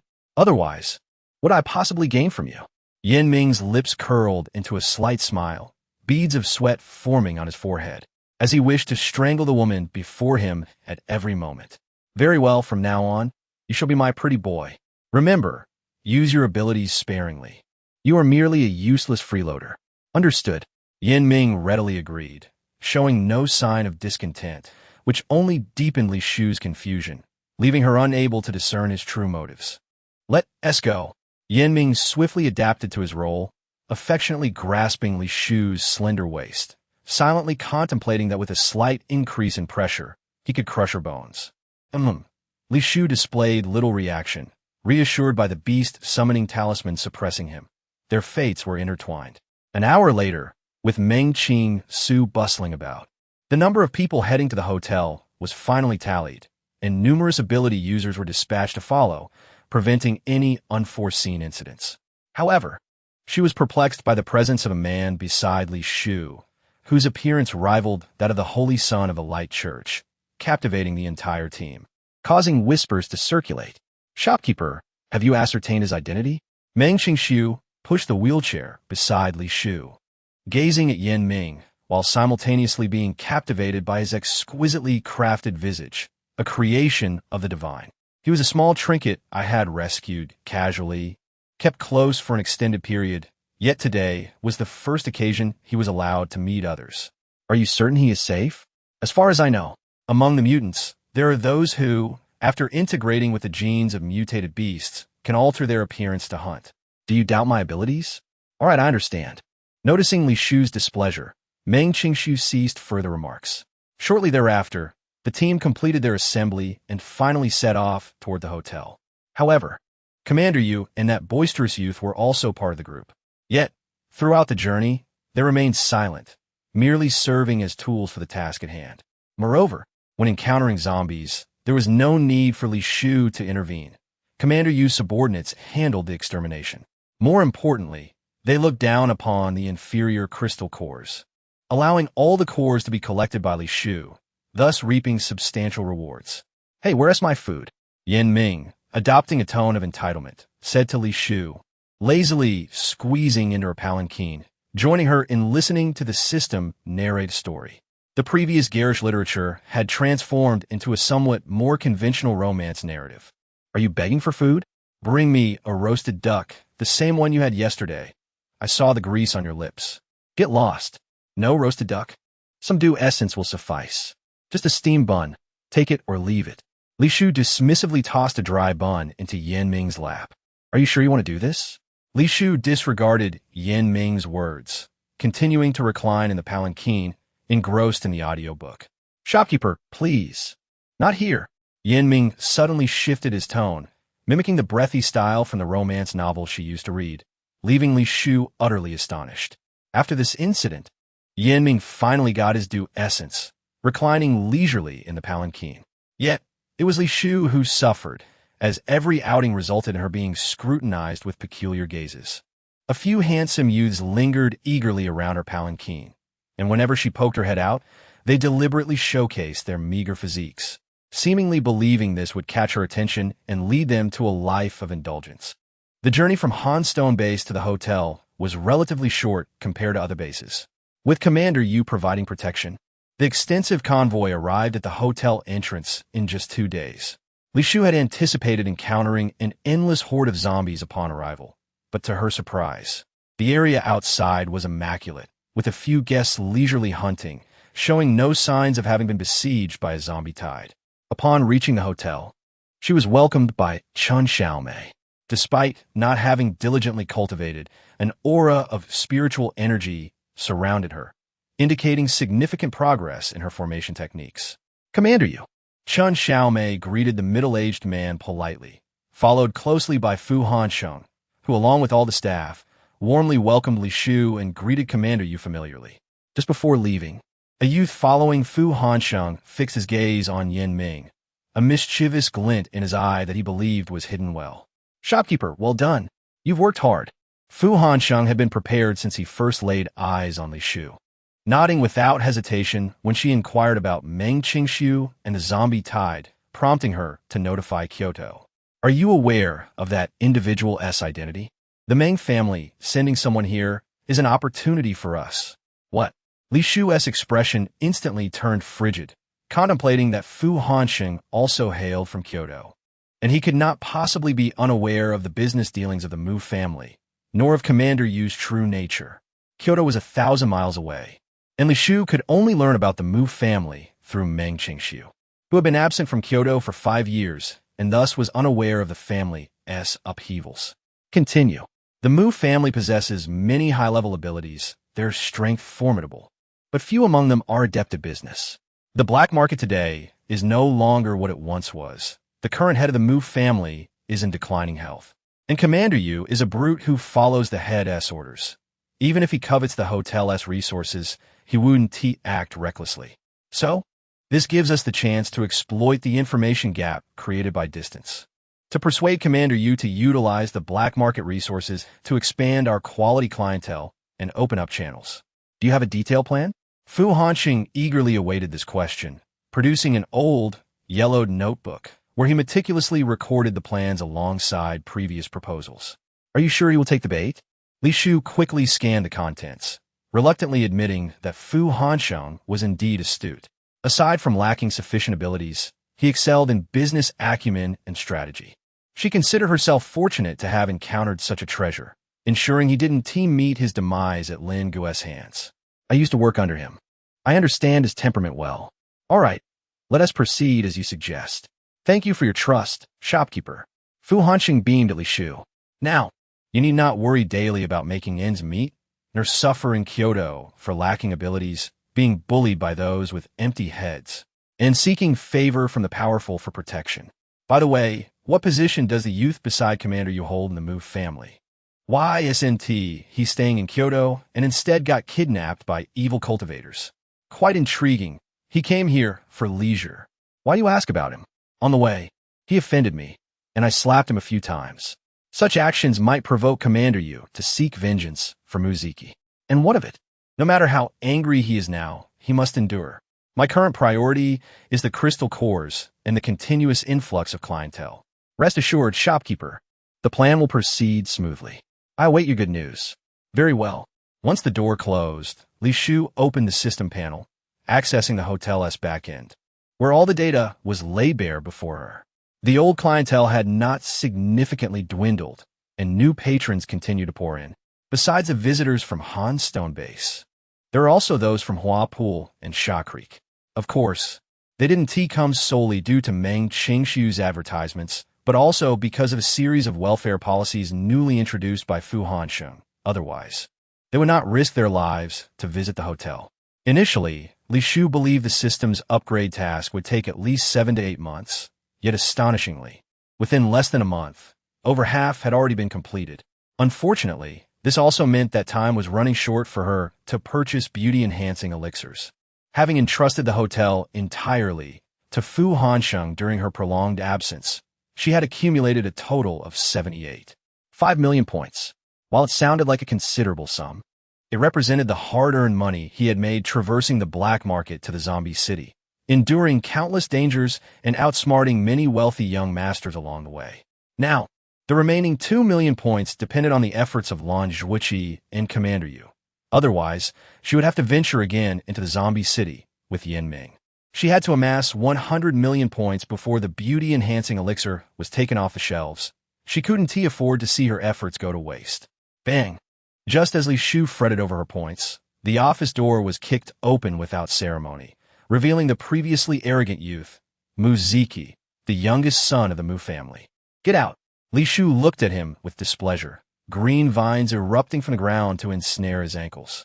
I warn you, if you dare to move against me, the secrets of your pretty boy will spread throughout the hotel. Humph, I expected you to say something. With a dismissive flick of her fingers, Li Shu instantly suspended Muziki in midair, causing him to shout in panic. Chapter 160. Punishment for disturbing my hotel, how noisy. Li Shu, with disdain, summoned branches from the vines to firmly seal his mouth. Muziki struggled helplessly, having anticipated Li Shu's actions but not expecting them to occur so swiftly, leaving him no chance to issue a warning. Do you really think those outside will come to your rescue?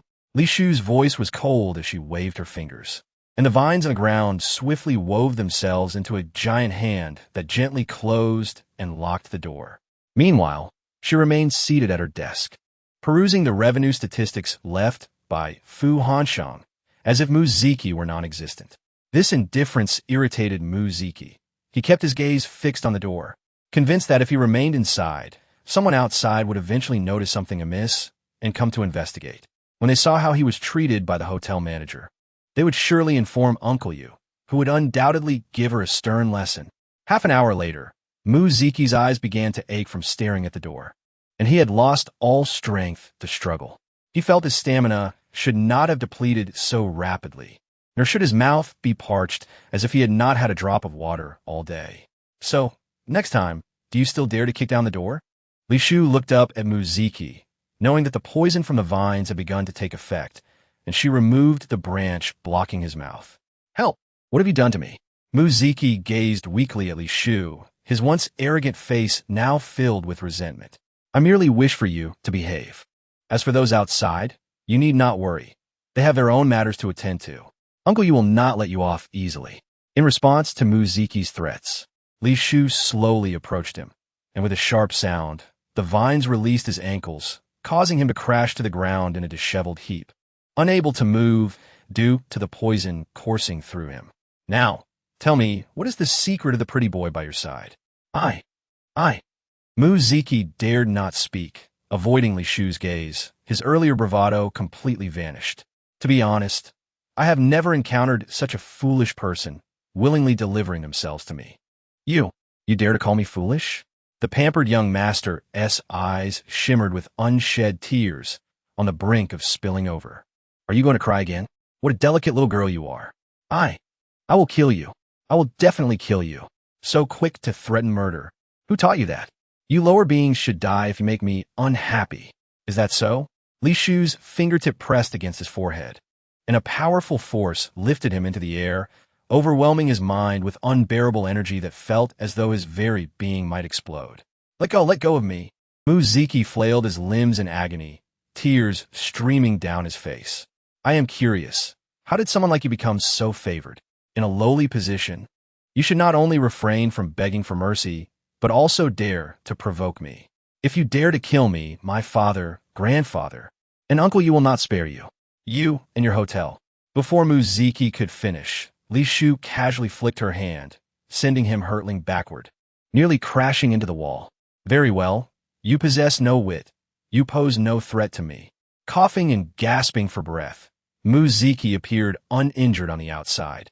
Yet every part of him ached within. I ask again, what is the secret of the pretty boy? What did you see? Why would I tell you? This was the most defiant Muziki had been, even after enduring Li Shu's torment. He was unwilling to reveal his trump card, for doing so would render his suffering pointless. It matters not if you refuse to speak. With that, Li Shu stepped closer, placing her fingertip once more on his forehead. This time, however, it was not for punishment, but to delve into his memories. From his perspective, Li Shu clearly discerned the moment in the forest where Yin Ming intentionally revealed his wolf tail, allowing Muziki to discover his identity as a mutant. He even spoke to Muziki in an unusual manner when the latter inadvertently made a sound, and to cover up, he approached Muziki's location to assist his escape. Unfortunately, he miscalculated one crucial detail. Muziki was a complete fool who would not leverage the evidence against her, but merely blather in her presence. Li Shu parted her lips, and countless silver threads penetrated his mind, meticulously extracting the memories she wished to erase, including everything that transpired upon her arrival in the office. Fu Hansheng, come here. Li Shu summoned the system, calling for Fu Hansheng, her gaze fixed on the unconscious Muziki sprawled on the ground. The manager arrived promptly. The reason the system could summon him was that his role as hotel manager granted Li Shu some authority over hotel operations. As long as he remained in the hotel, the system could reach him at will. I have just extracted part of his memory. When he awakens, find a suitable reason to explain it to him. Additionally, those people at the entrance were drugged and placed in room 109. You will need to provide an explanation for that as well, ideally linking the two without revealing any flaws. Understood. Fu Hansheng, true to the ideal employee, faced Li Shu's demands without hesitation, calmly carrying Muziki out and even straightening the tilted screen and decorative paintings in the office before leaving. System, aside from the beast-taming symbol, what other items can restrain Yin Ming? Li Shu's expression darkened, although she had anticipated that Yin Ming was not on her side. She did not expect his betrayal to come so swiftly. If Muziki were not so foolish as to secretly proclaim his identity and fabricate insidious lies, the falsehoods could easily become truths, significantly impacting the hotel. Li Shu could endure the physical torment inflicted upon her body, even the murderous intent directed at her. But she absolutely could not tolerate anyone laying hands on her hotel, jeopardizing all her hard work. Should the leaders of the other 3 major bases and Commander Yu become aware of this, the crystalline core she had nearly secured would dissolve into mere illusions. Li Shu could not ascertain whether, without these 2 substantial sources of crystalline cores, she could still accumulate over 20 million points within the limited time frame. What type of items does the host require? Items that can evoke his deepest fears. This was the conclusion Li Shu arrived at after careful consideration and would serve as the most effective punishment for Yin Ming. Individuals like him, having endured countless torments since childhood, would naturally find psychological harm far more impactful than physical pain. Chapter 161. Do you wish to kill me out of defiance? In the aerial garden, Yin Ming lay leisurely in the pool, bare from the waist up. Upon seeing Yin Ming, a deer rolled joyfully on the lawn, appearing to have healed significantly. You seem to be in a good mood. Li Shu's voice reached Yin Ming's ears as the space rippled slightly, with Li Shu being transmitted into their exclusive VIP space. You have taken good care of it. I can temporarily overlook your previous threat involving Ada. Is that so? Should I be grateful to you then? Li Shu smiled, though her eyes were cold as ice. She slowly surveyed the VIP space, which resembled a smaller version of the aerial garden, costly yet worth the price. Thanks to you, my aerial garden has been closed for half a month and has only recently reopened. You should feel fortunate that I have not harmed those who laid hands on a Yin Ming's tone turned cold. His initial good mood soured by Li Shu's few casual remarks. Should I remind you of your identity? You are no longer the leader of the mutants. You are merely my beast companion. As soon as the words left his mouth, the golden character you appeared on his forehead. However, having grown accustomed to the pain inflicted by the beast control talisman, his expression remained unchanged. Ada sensed the turbulent atmosphere between the two and let out a low growl towards Li Shu without hesitation. A beast is just a beast. Regardless of how many supplements I provided or how many times I healed you, it does not prevent you from plotting against me behind my back. Li Shu, do not overstep your bounds. Yin Ming's face darkened, acutely aware of the double meanings in her words, ostensibly aimed at Ada, but implicitly directed at him. The one who should not overstep is you. As soon as the words were spoken, a beam of light shot from Li Shu's hand into his body, and before Yin Ming could react, he found himself in a familiar pure white laboratory. Apart from the cages made of fine iron, there were cold machines and a group of individuals clad in white coats. Get out, get away! Yin Ming hissed softly, his gaze fixed vacantly into the air. Ada, recognizing Yin Ming's distress, leaped toward Li Shu, only to find himself pinned to the ground by a powerful force, helplessly watching as Yin Ming struggled in the water, his head submerged. System, what is the duration of the item's effectiveness? Li Shu calmly observed Yin Ming thrashing in the water, his murmurs barely audible. Duration, 3 hours, excellent. A smile crept onto Li Shu's face as she watched the spectacle unfold. Initially worried that Yin Ming might drown with his head submerged, she felt relieved when he eventually stood upright in the pool. The warm water cascaded over his exquisite features, his silver hair clinging to his waist, and his wet trousers clung to him so tightly that they seemed almost non-existent, a sight that would stir anyone's appetite. Alas, he is but a venomous snake that refuses to be tamed. Even with his life bound to Li Shu's, he does not hesitate to plot against her. It hurts. For the first time, a look of childlike fear appeared on Yin Ming's godlike face. His voice was soft as he murmured, curling into himself, his silver eyes shimmering with starlight, tears pooling in his gaze, making him look so heartbreakingly beautiful that one would wish to offer their very heart to him. I thought you wouldn't feel pain, Li Shu whispered, inexplicably drawn closer despite her role as an observer. She watched as Yin Ming's nails carved wounds into his own skin. I don't want candy anymore. Let me go, I don't want candy anymore. His voice was youthful, mimicking that of a child, and the tears that had gathered finally streamed down his smooth jawline. Yin Ming, we are now one. Do not always think of betraying me. Li Shu's words reached Yin Ming's ears as her fingers gently brushed through his disheveled silver hair. I was wrong. Please do not dissect me. I will be obedient. In an instant, Yin Ming seized her finger and, before she could react, pulled her into the water with him. The water was warm, sparing Li Shu from immediate discomfort, yet the limbs of the person before her clung to her like an octopus, his chin resting on her neck. Get away. Li Shu's spiritual energy surged as she attempted to force him away. Yet, despite hearing his muffled cries of pain, he tightened his grip instead of loosening it. I'm so cold. Yin Ming did not remain still for long, He began to tremble again, clutching Li Shu even tighter. Li Shu, of course, was unwilling. She had attempted to pry his fingers apart, hit him with lightning spells, and even used vines to pull him away, but to no avail. The tools affecting Yin Ming were still in effect, and from his fragmented words and physical reactions, Li Shu surmised that he had endured whippings, electric shocks, water torture, and live experimentation along with a series of rejection reactions following genetic fusion. These experiences revealed to her the shocking depths of human cruelty, demonstrating that one's imagination could be so grotesquely vivid. Friendly reminder, there are 10 seconds remaining until the item becomes ineffective. As Li Shu grew numb to the chaos, the electronic voice jolted her back to reality, simultaneously awakening Yin Ming from his hallucination. You are really something else? The childlike expression on Yin Ming's face faded, and after hours of muttering to himself, his voice grew hoarse, his expression teetering on the brink of rage. He remembered all too well what he had endured in those 3 hours.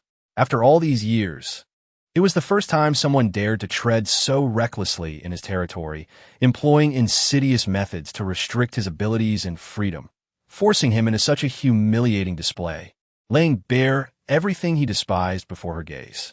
What's wrong? Unhappy? Want to kill me? Li Shu calmly regarded Yin Ming, slowly disentangling his limbs from around her, taunting.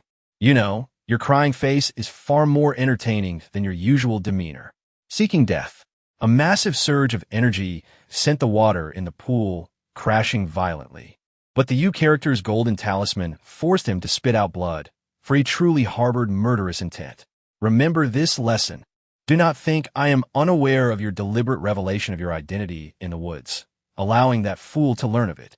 Should you dare to repeat such folly, the consequences will be far graver than today. Chapter 162. The esteemed saint seeks my patronage? The following days passed relatively peacefully, with neither Mu Ziki nor Yin Ming seeking trouble. Commander Yu delivered the promised compensation and apologies, which amounted to approximately 7 million points when converted. One cannot deny the lucrative nature of the crystals from prominent families. Unfortunately, he remained fixated on negotiating with Li Shu regarding the hotel. For someone difficult to offend, Li Shu handed the matter over to Fu Hansheng, as Commander Yu was merely a part of his plan, and she chose to refrain from involvement. Shopkeeper, the saint of the Radiant Church has arrived. He has entered my formation again. Chen Xiaomei rushed into Li Shu's office, distress evident on her round face. Perfect. Let him test how well you have mastered your formation. Li Shu replied nonchalantly, then followed Chen Xiaomei to a secluded courtyard designed for practice. This area was specifically designated for Chen Xiaomei by Fu Hansheng, ensuring that apart from her and a few employees delivering food, no one else would intrude. Shopkeeper, do you think the saint is a bit unhinged? I've moved here, and he can still accurately breach my formation. Are you certain that speaking ill of him at the entrance won't be overheard? Shopkeeper, I used a spatial formation this time. Everything inside is locked down. He certainly cannot hear us. Miss Chun, I thank you for summoning the shopkeeper. As soon as Chen Xiaomei finished speaking, a cold yet polite voice resonated from the courtyard's entrance. Saint, how did you get out? I tested your formation. You have made remarkable progress since the last time. With a solid foundation and a concealed eye, it should suffice to control abilities below level 3. You did this on purpose? Shopkeeper, the 3 lords, in gratitude for your rescue of the prophet, have not only sent you crystals, but also bestowed several batches of expensive weapons. Might I inquire where the hotel's warehouse is located? Once, Lan Zhuqi was not one for many words and seldom referred to himself with honorifics. Moreover, without any guards by his side, he compelled Li Shu to exercise greater caution around him. Aside from delivering items, I wish to trouble you with another matter. Upon hearing this, Li Shu found it rather typical. He would not be so courteous unless he had request. What is it? I wish to stay at the hotel without anyone else knowing. Do you wish for me to secretly support you? Lan Zhuqi was taken aback by Li Shu's bold and audacious remark, his expression darkening momentarily, yet his upbringing restrained him from uttering anything inappropriate. Innkeeper, the Holy Sun does not mean it that way.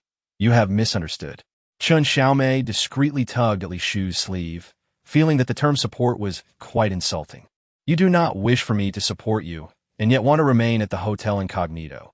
That seems rather unreasonable, does it not? Li Shu's tone lacked warmth. She held a favorable impression of Lan Zhuqi, but did not wish to involve herself in his affairs, fearing that his unique status might bring trouble to the hotel. If the innkeeper does not mind, I can reside in Miss Chen's courtyard while she practices formations. In terms of formation mastery, I am not lacking and can offer her guidance from time to time. What if I decline? The innkeeper may set a price and lease the courtyard to me monthly. Do you believe I am in need of a mere crystal core? Is the innkeeper not in one of them? Faced with this statement, Li Shu could not, in good conscience, shake her head. She was indeed in desperate need of crystal cores. Innkeeper, as the holy son of the light sect, you must have an abundance of them. Why not agree? Chen Xiaomei, lacking foresight, did not comprehend the potential troubles that harboring Lan Zhuqi might entail. Only thinking of the crystal cores she could gain and the prospect of having a free teacher for formation guidance. Apologies, but all our business is conducted transparently. To secure accommodation, one must register at the front desk. Private lodging is not permitted. What are you afraid? Afraid of what? Afraid that I am merely the nominal holy son of the light sect and may cause you trouble? No, Li Shu certainly would not admit such a thing, for there would be ample opportunities to utilize him in the future. Then why not seize the opportunity of crystal cores presented to you? This does not align with your usual way of doing things. I have said that staying at the hotel is only. I heard rumors that the innkeeper has taken in a man of exceptional beauty. If I am not mistaken, he is the leader of the variance organization. Yinming? Innkeeper. Chen Xiaomei tightened her grip on Li Shu's clothing, realizing that this matter was known only to her and the innkeeper. Even the hotel manager, Fu Hansheng, was unaware. Do you wish to threaten me? It is not a threat. It is a request. Lan Zhuqi, you were not like this before. What sort of person I am? I do not even know myself. The innkeeper speaks too hastily. Li Shu's gaze scrutinized him, noticing that the previously fluctuating abilities had returned to normal. Yet the pride and aloofness he once embodied had diminished significantly. He had drawn closer to humanity. No longer the stunning holy son of the light sect who bore an aura akin to that of a monk. Innkeeper, I simply desire a refuge. I hope you can grant this. What if I say no? Will you publicly reveal Yin Ming's affairs? At Li Shu's words, Lan Zhuqi fell silent for a moment. After a prolonged pause, he finally spoke slowly. I will not. Very well. I shall lease the courtyard to you. Upon hearing this, Lan Zhuqi's dim eyes brightened considerably. However, the price is steep. 1 6th-level crystal core per month. Will you accept? Certainly. Lan Zhuqi readily agreed, knowing full well the trouble he would bring to Li Shu. The price for the crystal core was not exorbitant. I shall ensure that the courtyard remains concealed, aside from you and Chen Xiaomei. No one will be able to find it. Thank you. No need for thanks. It is merely a matter of mutual benefit. I believe that you shall not remain a mere fish in the pond. Consider it an advance investment in your future. I hope so. Lan Zhuqi pressed his lips together and then handed over a spatial ring containing crystal cores and weapons to Li Shu. It is a high-grade spatial vessel, boasting a space equivalent to 5 football fields. It is incomparable to those low-tier vessels of mere cubic meters, serving as a meeting gift from me to you. Once the items are removed, I will return the ring to you. No need. It was originally meant for you. Very well. Li Shu was not one to be polite. Seizing an opportunity was wise, and since it was freely offered, there was no reason for her to decline. Chen Xiaomei, go to the counter and retrieve a brand new crystal core exchange machine and card reader. From now on, you shall serve the Holy Sun exclusively. Yes. Furthermore, when the Holy Sun ventures out, you are to accompany him at all times and report back to me. Chen Xiaomei expressed her confusion. The Holy Sun is not a criminal. Why must she keep watch over him? I said what I said. You will comply. As she spoke these words, Li Shu's gaze remained fixed on Lan Zhuqi, not detecting any hint of dissatisfaction upon his face. Chapter 163. Yin Ming, do you think you can contend with me? She deliberately scanned the surroundings with her divine sense, only feeling at ease to open the space once she confirmed there were no figures in sight. Particularly not Lan Zhuqi inside. She discovered that the crystal cores occupied 2/3 of the space. nearly forming a mountain. Unfortunately, there were not many high-level ability users here, and high-level crystal cores were even more scarce. After converting all the crystal cores into points, she barely amassed enough to purchase a beauty pill, totaling 100 million points. To prevent any unforeseen circumstances, Li Shu unhesitatingly opened the purchase page for the beauty pill. Does the host wish to spend 100 million points to purchase the beauty pill? Yes. Li Shu felt a surge of excitement as she spoke the words aloud. Her fingers trembled as they clicked on yes. Boom! Suddenly, a deafening thunderclap erupted from the sky, startling Li Shu into a tremor. Following this, countless bolts of lightning struck the hotel's rooftop, drawing the attention and murmurs of outside guests. The beauty pill does not belong to this world. Please consume the beauty pill within 1 minute. All right. Li Shu nodded resolutely, and soon, a pill the size of a fist appeared in the system's package, its dark surface failing to reveal any hint of its precious nature. Were it not for the fact that she personally purchased it from the system, she would have mistaken it for a clump of mud on the ground. Countdown begins 59, 58, 57. Seeing the urgent countdown on the panel, Li Shu dared not hesitate and immediately took out the beauty pill from the system's package. Ugh! The foul stench overwhelmed her, causing her to gag incessantly.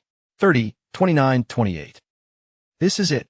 Li Shu gritted her teeth and, with determination, bit down on the pill, the taste indescribable and utterly repulsive. Fortunately, her resolve to restore her appearance was strong. Otherwise, after a few bites, she would have undoubtedly vomited. 5, 4, 3. Almost there. Li Shu's eyes were red as she stared at the pill, now the size of a pinky and with a strained neck. She swallowed it just in time on the final second. Once the pill was consumed, the thunder outside finally ceased, and, at the same moment, her stomach radiated a brilliant light, transforming her into a glowing beacon. She lifted her clothing only to find the scars left by the heavenly thunder gradually disappearing under the golden light's healing. However, the speed of their disappearance was painfully slow, and it was not long before she began to feel drowsy. As cultivators do not require sleep to replenish their energy, she surmised that the effects of the beauty pill were beginning to take hold. With this thought, she mustered all her strength in her final moments of wakefulness to reach the bed, only to be suddenly flung to the ground by a massive wolf tail just as she believed she could lie down for a restful sleep. At this moment, Li Shu was thoroughly under the influence of a potent drug, devoid of any strength to resist. Just before closing her eyes, she caught a glimpse of a pair of mocking silver eyes. The mist had yet to dissipate, and sunlight broke through the clouds, cascading onto the earth. Li Shu had no idea how long she had slept. When she regained consciousness, she found herself suspended upside down in midair, surrounded by dilapidated ruins. A silken thread was wrapped around her ankle, extending to a third-floor window, while the sounds of zombies' growls echoed around her, suggesting a considerable number were nearby. Awake? A clear male voice reached Li Shu's ears. She saw Yan Ming seated on an opulent sofa, with the white bird she had seen earlier behind him, and a small cat perched on his shoulder, both clearly his trusted companions. What do you intend to do? Li Shu maintained a relatively calm demeanor, her body feeling normal, indicating the drug's effects had worn off. You should know that I hold grudges. If I were you, I would endure for the time being. Upon finishing his words, the golden symbol on Yan Ming's forehead appeared, yet the person opposite him showed no reaction, as if the beast control talisman had lost its efficacy. After testing, the beast control talisman is functioning normally, no failure detected. With the system's explanation, Li Shu attributed the issue to Yan Ming. Perhaps the intense pain no longer affected him, given the numerous tortures he had endured in his youth, naturally endowing him with a higher pain tolerance than others. Rest assured, our fates are tightly bound. I will not kill you. Of course, you wouldn't dare kill me, or the beast control talisman would claim your life first. So, the force controlling me is called the beast control talisman? Yan Ming's voice was indifferent, but the silken thread binding Li Shu's ankle suddenly tightened, causing her to wince in pain. I must admit, your current visage is indeed striking. Even your expression of agony can be rendered so beautiful. Unbeknownst to her, Yan Ming had already appeared before Li Shu, gently lifting her chin with his jade-like fingertips.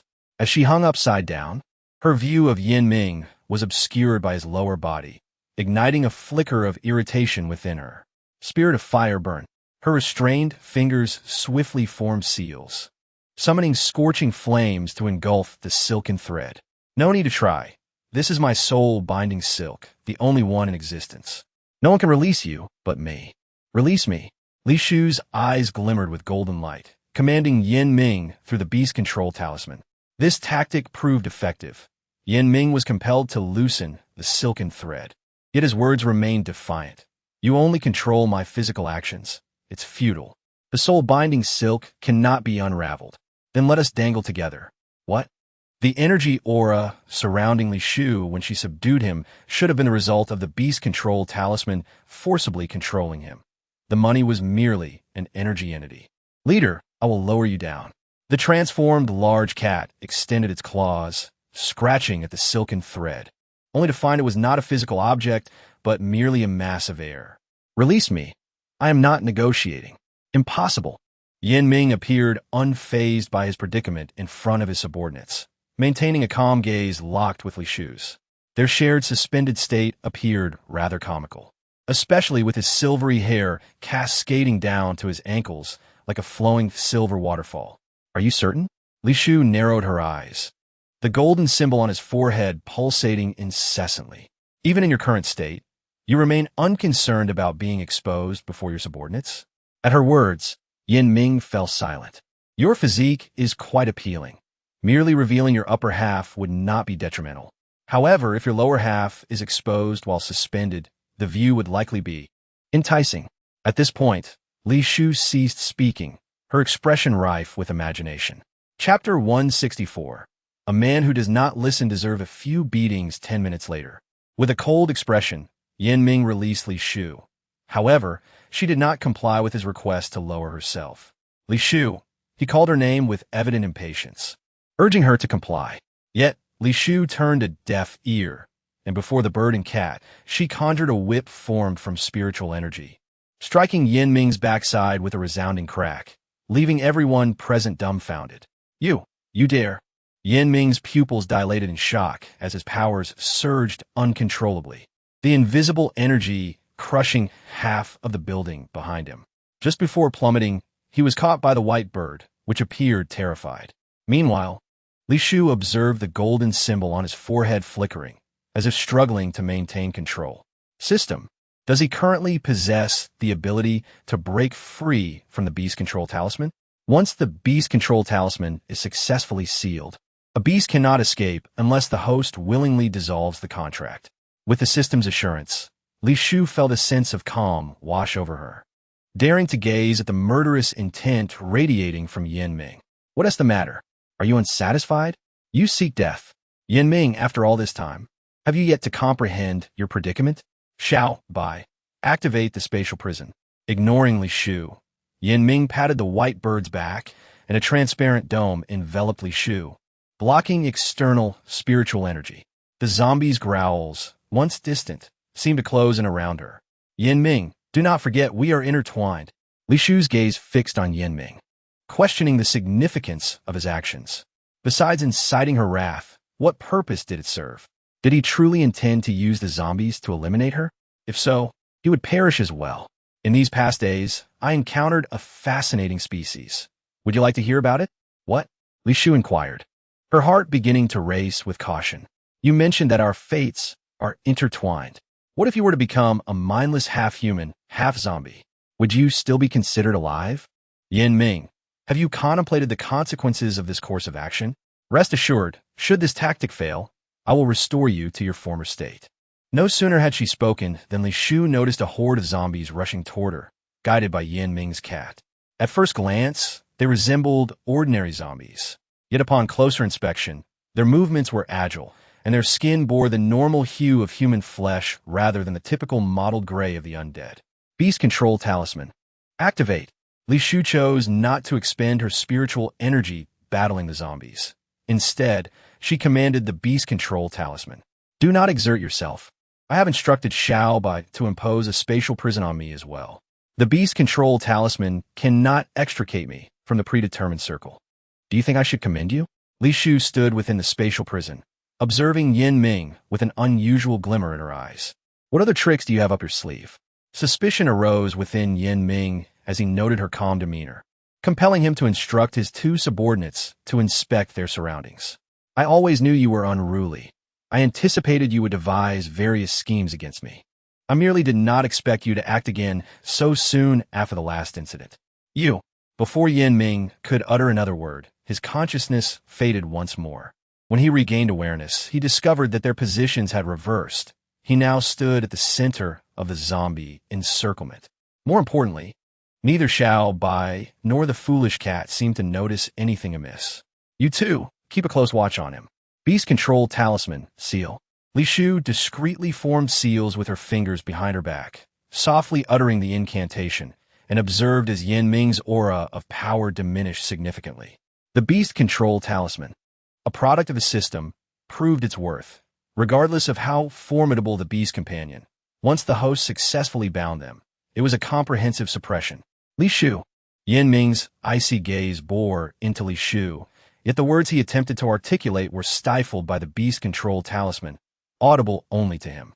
A monstrous creature, half human and half corpse, emitted a chilling howl, its greedy gaze fixated on Yin Ming, who was ensnared within a spatial prison, akin to a ravenous wolf starved for days. Without hesitation, it lunged forward.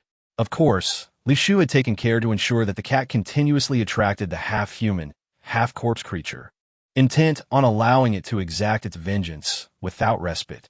The white bird soared swiftly, delivering Li Shu to the hotel entrance in a mere quarter of an hour, covering a distance of approximately 40 kilometers. Thanks to the beast-controlling talisman, a remarkable artifact, it flawlessly mimicked Yin Ming's aura, leaving the white bird with no inkling of suspicion. Chief, how shall we deal with that woman once the task is accomplished? What are your thoughts? Li Shu retorted, eager to discern Yin Ming's initial intentions regarding her. For those closest to a master often possessed the keenest insight into their thoughts. Perhaps we should leave her as a half-human, half-corpse, sever her limbs, and confine her in the water prison as long as she breathes? Sever her limbs? Confine her in the water prison? Li Shu's tone turned icy, resonating with a chill that dropped the surrounding temperature several degrees, enveloping the area in a frigid atmosphere. The white bird, realizing its misstep, cautiously regarded Li Shu's expression. Trembling with fear, suggested perhaps we could chain her in a cell, ensuring she is well fed, as long as she does not cause you trouble. Li Shu, finding no fault in this proposal, allowed a breath of relief to escape the white bird. Leave? Yes. The white bird thought its suggestion was sound, recalling that it had previously uttered even more outrageous ideas without inciting such wrath from the chief. Could it be that he still harbored some compassion for that woman, reluctant to take action against her? With this thought, the white bird increased its speed, determined to prevent the cat from taking drastic measures, lest the chief regret it and turn his ire upon them. System, blacklist Yin Ming, forbidding him from entering the hotel. Apologies. The host is bound to Yin Ming and cannot be blacklisted. I will not allow him to set foot in the hotel again. You must devise another solution. Upon hearing this demand, the system fell into a brief silence, and after a few minutes, it spoke again. Would the host like to spend 5,000 points to create an independent space for Yin Ming, ensuring he cannot appear in the same dimension as other guests? Must I expend 5,000 points for this loathsome creature? If the host insists on blacklisting him, you must also enter the blacklist. After much deliberation, Li Shu ultimately spent the 5,000 points to establish an independent space for Yin Ming. As soon as he stepped through the hotel doors, the system would automatically transport him to that realm. Unless Li Shu summoned him, he would remain trapped there for eternity. However, feeling this was insufficient retribution, Li Shu further utilized points in the marketplace to purchase a myriad of punitive devices, placing them within the space, confident that he would not escape unscathed. It pained her, however, that her personal points had been entirely spent on beauty elixirs, forcing her to use the hotel as communal funds for both the space and the punitive devices. In Li Shu's eyes, the hotel as communal funds were far more valuable than her personal points, as each earned point represented a step toward the hotel's advancement, and ultimately, her survival. This crystal core was earned through my arduous efforts in slaying zombies. You cannot take it. A choked female voice emanated from the nearby side entrance of the hotel. Li Shufei initially assumed it was a dispute over the distribution of crystal cores among clients collaborating to eliminate zombies. She had witnessed such altercations before and thought little of it. However, the next statement halted her in her tracks. Do not forget who secured your room near Brother Yan. If it weren't for my employment at the hotel, would you have gained entry into Brother Yan's team? Would you be hunting in the vicinity of the hotel? But my points are nearly depleted. Without this crystal core, what will I eat in the coming days? I care not what you eat. What is mine must be returned. The domineering male voice reached Li Shufei's ears, prompting her to stealthily approach the two individuals. Upon closer inspection, she recognized the man as a hotel employee associated with Fu Hansheng. Had it not been for a photographic memory, she would have struggled to identify this otherwise unremarkable individual among a sea of unfamiliar faces. What manner of person are you? The man, irritated by the noise Li Shufei intentionally made, turned to glare at her, only to be met by a pair of captivating, shimmering eyes. Hello, are you a guest here to check in? Upon witnessing Li Shufei's unforgettable visage, the man's demeanor shifted dramatically, especially as he began associating the beauty with the innkeeper. I just heard that you could arrange for her to be placed near Brother Yan's room. Would it be possible for me to? Of course. The man grinned, hastily stashing the recently acquired crystal core into his pocket. That core belongs to me. The woman's voice trembled, yet she dared not offend the man. What is yours? Begone. The man exhibited no attempt to mask his duality, and had Li Shufei not been present, he might have kicked the woman aside. I just visited the hotel front desk to request a specific room, but the staff refused, stating that rooms are allocated based on my rank and ability. Li Shufei continued to probe, contemplating that distributing rooms was neither trivial nor monumental and required cooperation from multiple individuals. According to directives from above, that is indeed the case. However, if you are willing to pay the price, I can leverage my position as a hotel employee to make adjustments. As he spoke, the man's hand subtly brushed against Li Shufei's wrist, only for her to discreetly reposition it. Unfazed, he thought to himself that he had never encountered a woman as stunning as she was, and it would not be an exaggeration to call her a fairy. Yet, in a world ravaged by chaos, how had such a beautiful woman arrived at the hotel unscathed? Did she perhaps have a powerful ability user like Brother Yan backing her? With this thought, the man refrained from further advances, adopting a more serious demeanor. He scrutinized their surroundings, drawing Li Shufei to a more secluded area to avoid prying eyes. Thus, if you provide me with 2 level 3 crystal cores, I will arrange for you to be placed near Brother Yan's room. I noticed that the front desk staff might not be accommodating. Can you persuade her to make the changes? The staff member she referred to was none other than the paper-maid girl she had drawn from the system's lottery pool. She was utterly loyal to Li Shufei and would never assist a newcomer in such matters. Every position in the hotel operates on a shift system. My wife works the night shift at the front desk. As long as you check in during the evening, I can ensure your placement near Brother Yan. What if the innkeeper discovers this? I see you are quite experienced in this matter. Should it come back to me? Huh. Was the innkeeper to fear? Merely a spineless pawn beholden to Manager Fu.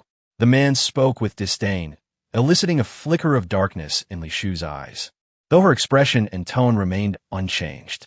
Is it true that Manager Fu runs the hotel? Is the innkeeper of no consequence?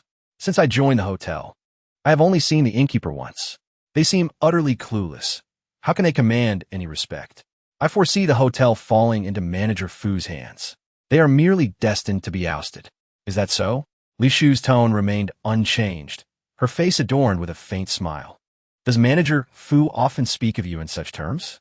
In response to her pointed inquiry, the man failed to provide a definitive answer, offering only vague reassurances, insisting that Li Shufei provide a level 3 crystal core as a deposit, to be followed by the remaining core after the evening's room assignments were completed. Li Shufei currently refrains from exposing her identity as the manager, instead employing an illusion to craft a crystal core, which she hands to him. With the core in his possession, the man becomes more forthcoming. Under the guise of a guest, Li Shufei indirectly inquires about other employees. hoping to discover if anyone else exploits their position for personal gain. Much like him, the man, swayed by Li Shu's beauty and potential connections, divulges everything he knows without reservation.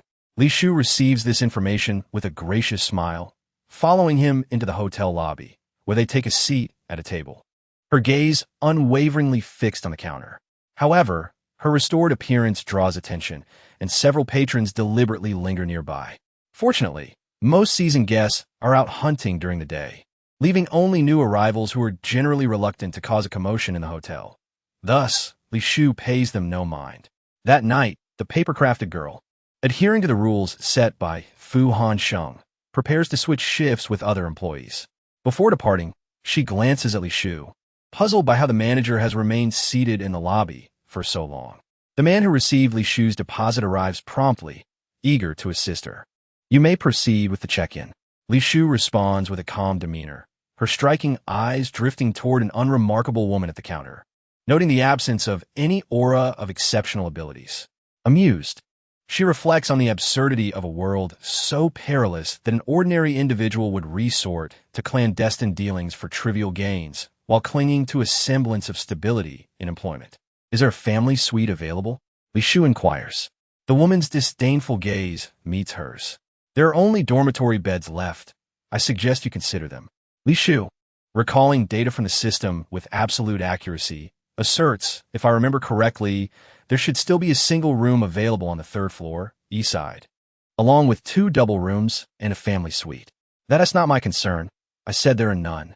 The woman's attitude is unwelcoming, devoid of the courtesy typically afforded to guests, especially considering she has privately accepted Li Shu's crystal core. "How do you speak to a guest?"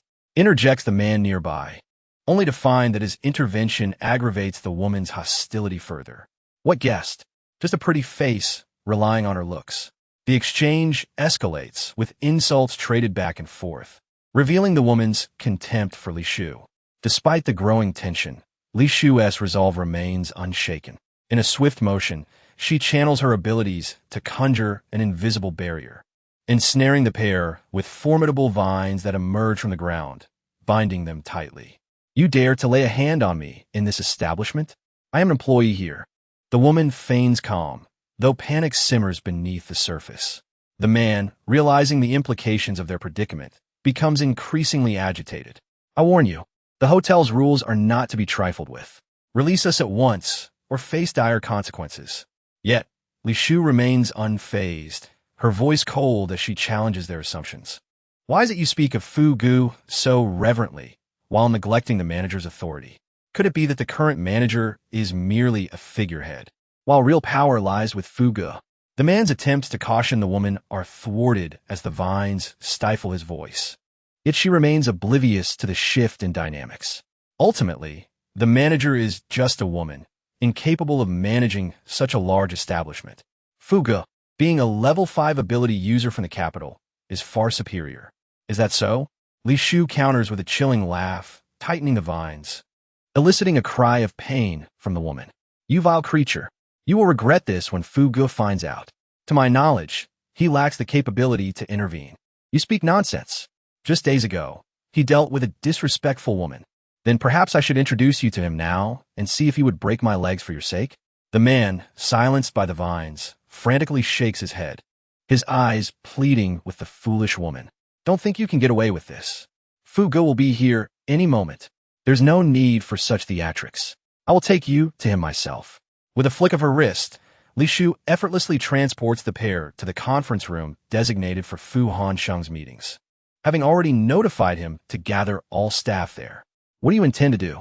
the woman asks, her bravado waning as she realizes the gravity of their situation. "Clearly, I am here to introduce you to Fu Gu." The woman, now acutely aware of the seriousness of their predicament, begins to speculate on Li Shu's true identity. "Earth Spirit, heed my command, arise." Li Shu gestures, commanding the vines to suspend them against the wall, allowing the gathered employees to scrutinize the pair more closely.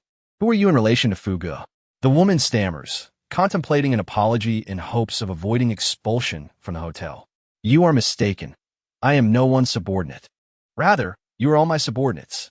The woman's lips began to tremble in disbelief as the conference room door swung open, revealing Fu Hansheng accompanied by dozens of employees, who entered in an orderly fashion. With utmost respect, he addressed Li Shu, saying, "Manager, everyone is here." Chapter 167. The Betrayer's Manager? The woman looked at Li Shu in disbelief, unable to fathom that this clearly attractive individual was, in fact, the hotel manager. How could this be possible? Hadn't it been said that hotel managers were notoriously unattractive, always veiled and masked? If she were indeed the manager, how could she have been brought here by her own man to check in? And why would she wish to reside near Yenge? It was inconceivable, absolutely inconceivable. With reddened eyes, the woman stared at Li Shu, her body ensnared by vines, trembling slightly. Nearby, a man emitted a whimper, drool trickling from his lips. Silence. Do not show disrespect to the manager. Fu Hansheng reprimanded sharply, recognizing that while Li Shu's appearance had changed, her essence remained unchanged. I. Tears streamed down the woman's cheeks as memories of her past words to Li Shu flooded her mind. She began to resent the man beside her. Had he not always favored young, beautiful girls, allowing them to stay near Yenge? After they were discarded by him, they would turn to seduce her man, leading her to speak ill of Li Shu. Fu Hansheng, do you believe this hotel belongs to you or to me? Naturally, it belongs to the manager. Fu Hansheng replied, his tone as steady as ever, though a faint suspicion lingered in his heart. However, the two individuals I have hung on the wall insist that this hotel is yours. As for me, the manager, my dismissal is merely a matter of time. The man shook his head vehemently, desperate to deny his previous statements. The manager misheard. It was merely a jest, nothing to take seriously. I heard it clearly, and it was not a joke. Moreover, the woman I have hung on the wall mentioned that you recently dealt with a disrespectful guest. Nonsense. Fu Hansheng's eyes, hidden behind gold-rimmed glasses, turned cold as he glanced at the woman on the wall, feeling regret for not conducting a more thorough vetting process before admitting such an impulsive and mindless person. Brother Fu, I. The woman gazed weakly at Fu Hansheng, her heart flooded with remorse. Do you have nothing to explain? Li Shu casually took her place at the head of the conference table, her fingers tapping rhythmically on the surface as she observed the reactions of the other employees. A few days prior, she had reported that a girl had been bitten by a zombie, and after confirming the bite marks, she had expelled the girl from the hotel, devoid of any ulterior motives. All right, I will tentatively accept this. However, as the hotel manager, are you aware that employees have been secretly exploiting privileges to earn crystal cores from guests? Upon hearing this, employees who had initially been enjoying the spectacle suddenly stiffened, exchanging guilty glances. I had no idea. Fu Hansheng's face paled instantly. Since taking office, he had been preoccupied with implementing hotel plans to provide Li Shu with satisfactory results, leaving him no time to oversee the staff. Thus, outside of a few key positions, most employees had simply gone through the interview process, with subordinates conducting the selection, and he had only skimmed through the final choices. As a hotel manager, you were unaware? Fu Hansheng opened his mouth, hesitating before choosing silence. In the face of reality, no explanation could amend the situation. The error had already been committed and could not be undone. Fu Hansheng, I have been absent for merely a few days. Yet you have allowed the hotel to descend into chaos, employing those with questionable intentions, believing I could no longer manage you? Manager, this time it was my failure to recognize talent. Please grant me one day to investigate thoroughly. After resolving the matter, I will resign and leave the hotel. Brother Fu. Manager. Employees below began calling out to Fu Hansheng, a murmur of discontent brewing among them. All employees grew increasingly anxious, and a few, already feeling guilty, exhibited strong fluctuations of their abilities, uncertain if they were about to cause trouble amidst the crowd. Silence. This matter originated with me, and the manager's reprimand is justified. What nonsense, manager? Since I arrived at the hotel, I have scarcely seen her. Indeed, Brother Fu has been tirelessly managing everything. I hardly noticed the manager's presence at the hotel. Exactly, when the zombie tide struck, Brother Fu was frantic and unable to sleep. Where was the hotel manager during that time? Voices of dissent continued to rise. With one person initiating the criticism, others quickly joined in, disparaging Li Shu while praising Fu Hansheng, effectively placing him on a pedestal. This hotel belongs to the manager. I merely have the manager's trust to oversee it temporarily. You lack the right to criticize her. Fu Hansheng's expression darkened, recognizing that those who appeared to defend him were, in fact, sowing seeds of doubt against Li Shu. Brother Fu, you need not fear. We recognize you as the true leader of the hotel. Just say the word, and we shall help you reclaim it. Indeed, what power does that woman hold? Together, we can easily overcome her. The speaker was among those who had initially displayed insecurity. They clearly sought to incite conflict between Yan Ming and Li Shu, hoping to evade their own culpability. Very well. Li Shu smiled sweetly at them, her finger lightly tapping, unleashing explosive energy that pierced through their chests in an instant. In the blink of an eye, the once vibrant individuals lay lifeless upon the floor, devoid of any chance to resist. A few timid female employees shrieked in terror, trembling as they gazed at Li Shu, unable to comprehend how the seemingly delicate and lovely manager could dispatch several level 3 ability users in an instant. Do you still believe that Fu Hansheng is the master of this hotel? In the face of life and death, sentiments held no value. Those who had fervently supported Fu Hansheng moments ago now lowered their heads in defeat, too intimidated to utter another word. I know what you are thinking. You merely wish to evade responsibility and muddle the waters, hoping to escape scrutiny for your clandestine dealings. Manager, Fu Hansheng attempted to interject, but Li Shu interrupted him. However, since you dare to commit such acts, you must face the consequences. Rest assured, I am a benevolent person, averse to violence. Manager, if I report others, can I atone for my sins and remain in the hotel? A frail man timidly raised his hand, cautiously eyeing Li Shu. Of course.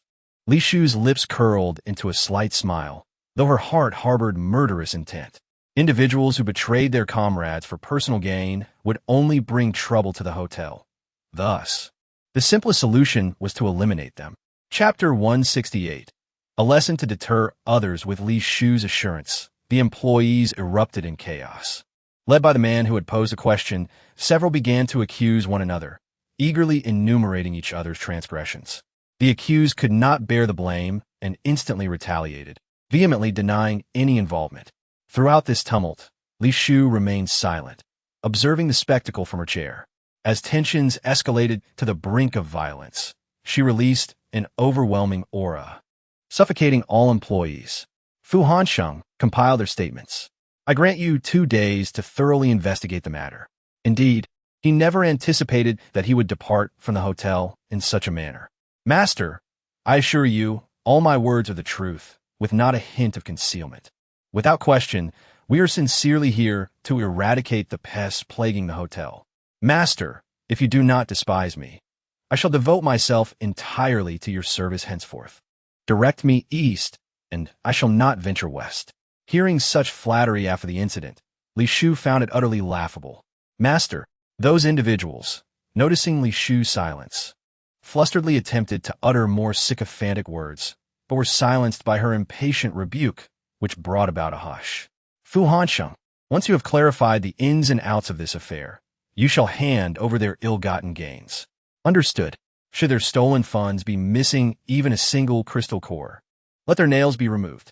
Upon utterance of this decree, an eerie silence enveloped the room, and several individuals turned as pale as ghosts, their lips quivering. What if there are not enough nails to pluck? Fu Hansheng, seemingly dissatisfied with the severity of the punishment, inquired further. If insufficient, then sever fingers to compensate. Should fingers also prove inadequate, let limbs be severed. These scattered parts shall suffice. Understood.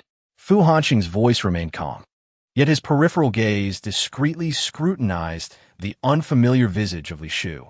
Although she perpetually adorned a veil, he had occasionally glimpsed her scarred countenance, a tapestry of blemishes that obscured her originally exquisite features, rendering a second glance undesirable.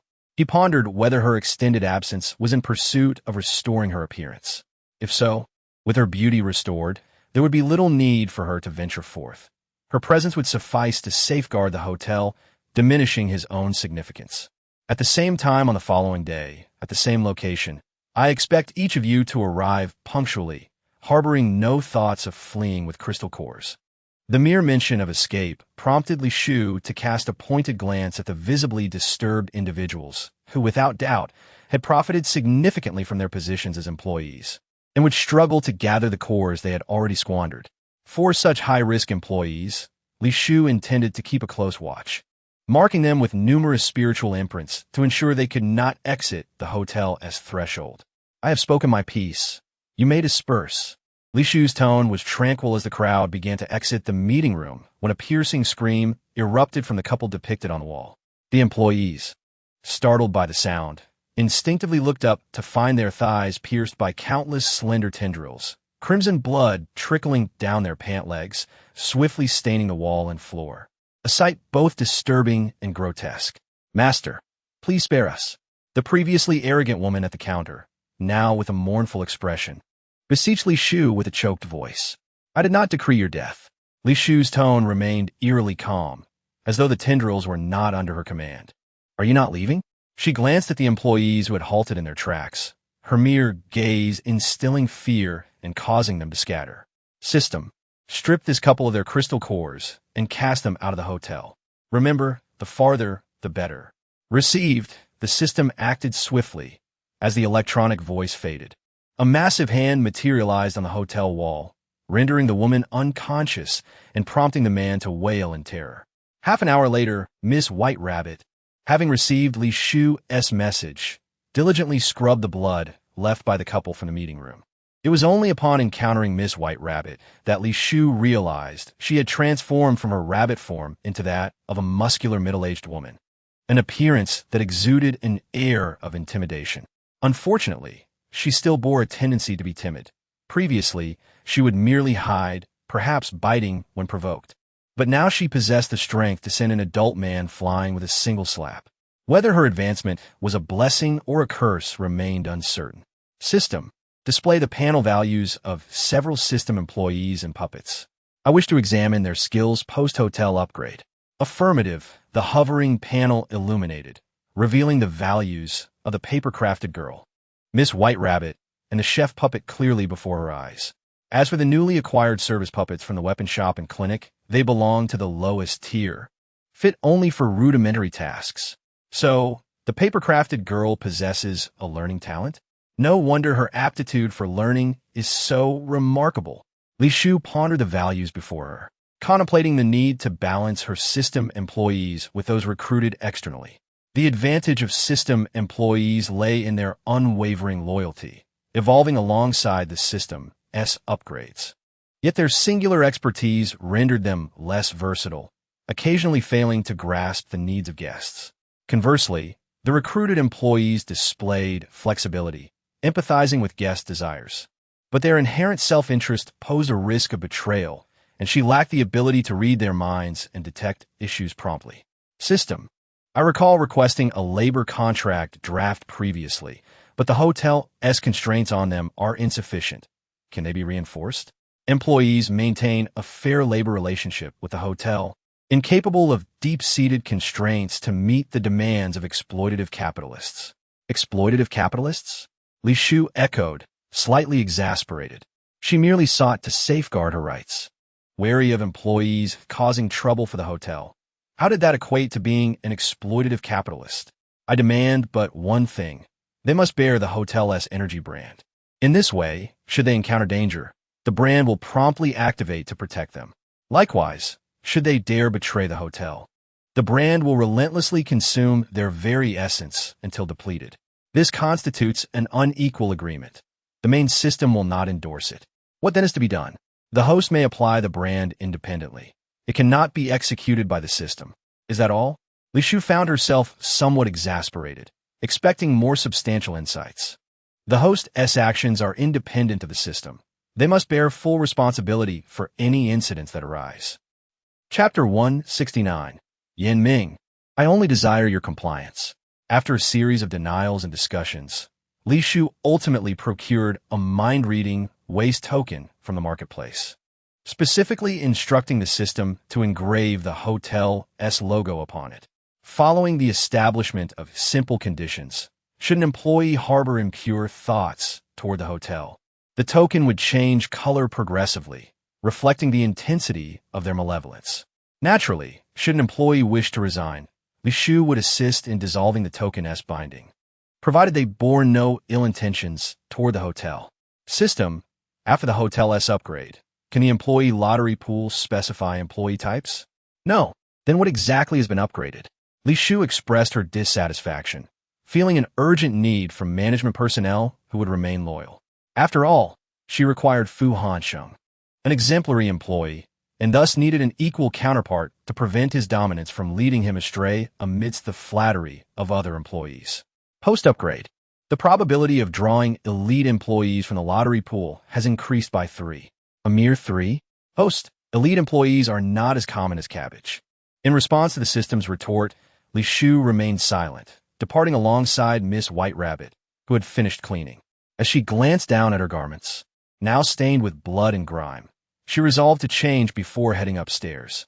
Having previously been marred by scars from heavenly lightning, and despite her self-deception regarding their impact, her room lacked even a single mirror. Have I grown younger? Adorned in a lavish, golden-threaded gown, with intricate floral embroidery, Li Shufei gazed entranced at her reflection in the opulent, gem-encrusted mirror, revealing the visage of a beauty no older than 18 or 19. Her talent in the realm of cultivation was not particularly high, yet she had made considerable progress in her training. By the time she managed to maintain her youthful appearance, she was already in her mid-20s, often addressed as senior sister or senior uncle by those old fellows disguised in youthful forms, which frequently led to conflicts with them. Unfortunately, she never had the chance to flaunt her beauty before those old men. Host, you have been admiring yourself in the mirror for 20 minutes, the system reminded her, pulling Li Shufei out of her self-admiration. System, I observe that women in this world lack self-defense capabilities and are often treated as resources to be trafficked. Aside from those with formidable abilities, the beautiful ones are merely fortunate. Host, please focus on the main point. The crux of the matter is that beautiful women are rare in this apocalyptic world. So am I not the most beautiful one? Upon uttering this, the system fell into silence. It had never realized that the host harbored such a sense of vanity. Perhaps her scars had constrained her, forcing her to overlook her own appearance. Why are you silent? Li Shufei insisted, feeling somewhat stubborn. In the realm of cultivation, she considered herself a notable fairy. And in this world where survival was a struggle, she was undoubtedly among the most beautiful. After testing, no mental side effects from the beauty-enhancing pill were detected. Who is sick? Li Shufei perceived the sarcasm in the system's words, convinced that her inquiries were perfectly reasonable and that the system was the one malfunctioning. Warning: unstable ability fluctuations detected from Yanming. Li Shufei's expression turned serious. It was now approximately 3 in the morning. In 2 hours, dawn would break. She suspected her white bird and cat had already sensed Yan Ming's abnormality, and the illusion should have worn off by now. System, are you sure that the space created with points in the hotel can restrain Yan Ming? Under normal circumstances, yes. Upon hearing this, Li Shufei immediately felt the system's inconsistency. Forget it, just send me into the space. Received. As the electronic voice faded, Li Shufei was abruptly enveloped in darkness. She had just summoned a flame in the air for illumination when she heard the man's hurried breathing, his large hand tightly gripping her throat. You really dare? Yan Ming's voice was hoarse, exuding the essence of a beast on the brink of collapse. The flame illuminated the space, revealing it littered with completely destroyed props, traps she had purchased from the market. Let us not forget who initiated this first. Li Shufei maintained a calm tone as she forcefully pried his hand from her throat. Now what do you want? What do I want? Shouldn't that question be directed at you?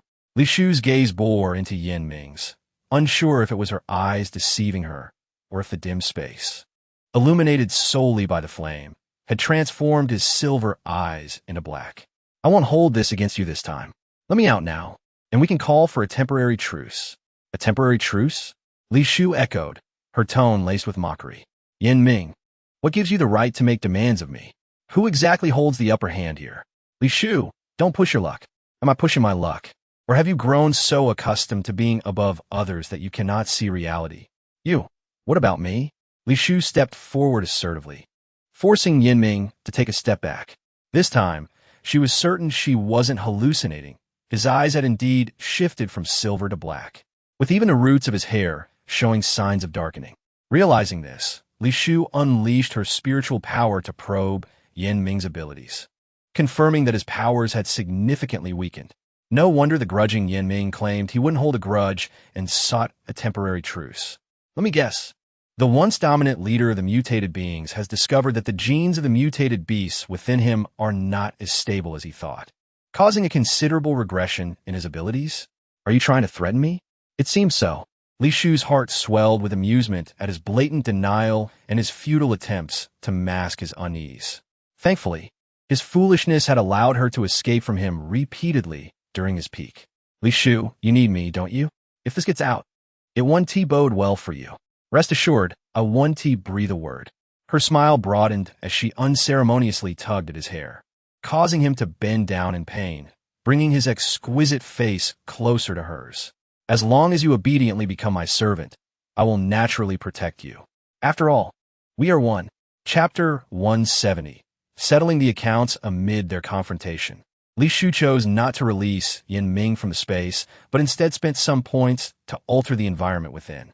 Of course, she, who valued her resources dearly, would not spend points frivolously on him. Thus, for the next 2 days, she took Yinming out hunting. Given Yinming's unstable powers, she selected only 4th and 5th tier zombies for him to tackle. It was neither too difficult nor too easy for him, as Li Shu's goal was merely to exhaust his energy and prevent him from idling in the space, plotting against her. Roar! Another zombie was deliberately let loose by Yinming, charging towards her. Li Shu had long grown indifferent to this, and with a swift sound of slicing air, the blue glowing blade severed the zombie's head effortlessly, followed by the electronic notification of acquiring the crystal core. Beast Controlling Talisman, activate. Li Shu casually gestured, causing the golden character control to appear on Yinming's forehead, inflicting a sharp pang that made his hand tremble slightly as he dispatched the zombies. Put away your little schemes and don't provoke me. Unfazed by her threats, Yinming silently channeled his anger onto the zombies. Congratulations, host, for killing 98 zombies and earning 200 points. Why did you kill fewer zombies today than yesterday? Li Shu scrutinized Yinming, her tone far from amiable, resembling the greedy capitalist who exploits others without offering compensation. If you think it's too few, feel free to kill them yourself. Are you questioning me? Li Shu manipulated the talisman, sending a jolt of pain to his chest. Fortunately, he was not very sensitive to pain, apart from the initial grimace. He had learned to conceal his reactions flawlessly. Li Shu, don't go too far. Yinming's eyes flickered with unspoken fury, his silver hair moving as if stirred by an unseen wind. What? Do you wish to increase the task load? Our days ahead are long. Are you sure you want to start this now? The daily task is to collect 10 5th-tier crystal cores. You, say one more word, and I'll increase it. Upon hearing this, Yinming fell silent, merely casting a glance at Li Shu. Once inside the hotel, he was automatically transported to his designated space, as usual. However, recognizing that he had been diligently earning crystal cores for her, Li Shu opened a passage to the aerial garden to visit a small concession, as one should not push someone too hard. Naturally, this privilege was not free. Accessing the aerial garden required a certain expenditure of points. System, have all the others gathered in the conference room? Today marked the final day for Fu Hansheng to uncover the truth, and there was still half an hour until the meeting commenced. They should arrive early. All are present. Did anyone sneak out of the hotel? Having spent the day hunting outside, Li Shu could only sense those key individuals marked by her, leaving the others to Fu Hansheng and the system. The few key individuals did not disappoint her expectations. They had attempted to escape with crystal cores, only to be caught by Li Shu and confined in the underground warehouse, awaiting the gathering of all before being held accountable. Except for the individuals captured by the host, no further discoveries have been made. Very well. Inform Fu Hansheng to escort the individuals from the warehouse to the conference room. Understood. The system was exceedingly obedient, responding to every inquiry from Li Shu without requiring any points for several surveillance projects, which genuinely astonished her. However, she refrained from inquiring about matters beneficial to herself, lest it revert to its original nature. Half an hour later, Li Shu entered the conference room punctually. Among the employees she had previously encountered, 1/3 were bound by Fu Hansheng, while the others sat quietly in designated spots, their heads bowed low, as if they wished to vanish into the floor. Manager, here is the evidence I have gathered over the past 2 days, along with a number of crystal cores they acquired from the guests. Have you brought the tools for punishment? Li Shu's voice was soft, yet her words instilled terror, causing the seated female employees to turn pale. Yes. Fu Hansheng's tone remained as calm as ever as he accepted the toolbox from his most trusted subordinate, which he had procured from the guests. All right, I will call out names, and you shall administer the punishment. Understood. No, please, I was wrong. I will never dare again. One of the men, bound at the wrists. Upon seeing the blood-stained cleaver and various implements of torture within the toolbox, began to bang his head against the ground. His actions prompted the others to follow suit, seemingly believing that such an act would spare them from punishment. Fu Hansheng, what is his name? Li Shu inquired, pointing at the first man who had bowed his head. Flipping through the list handed to her by Fu Hansheng. His name is Go Asen, responsible for cleaning the rooms on the 2nd and 3rd floors. It appears that this position offers little opportunity for gain, prompting him to resort to stealing from the guests. Li Shu examined the evidence laid out on paper, clearly detailing the dates and items lost by the guests, as well as where he had hidden the stolen goods and to whom he had sold them. Is that so? Yes, I would never lie. The man spoke earnestly, his gaze fixed intently on Li Shu, appearing genuinely sincere. Fu Hansheng, what is your opinion? The hotel has seen a high turnover of guests, making it difficult to ascertain at present. No matter, there is no need for you to hastily defend yourself. Li Shu placed the list on the table and approached the man, exuding an overwhelming sense of pressure. Perhaps you are unaware, but I possess a unique ability that allows me to delve into your memories. Thus, whether you have lied will be readily apparent to me. And master, the man's expression shifted to one of panic, his previous sincerity evaporating. Do not fear, it will not hurt at all.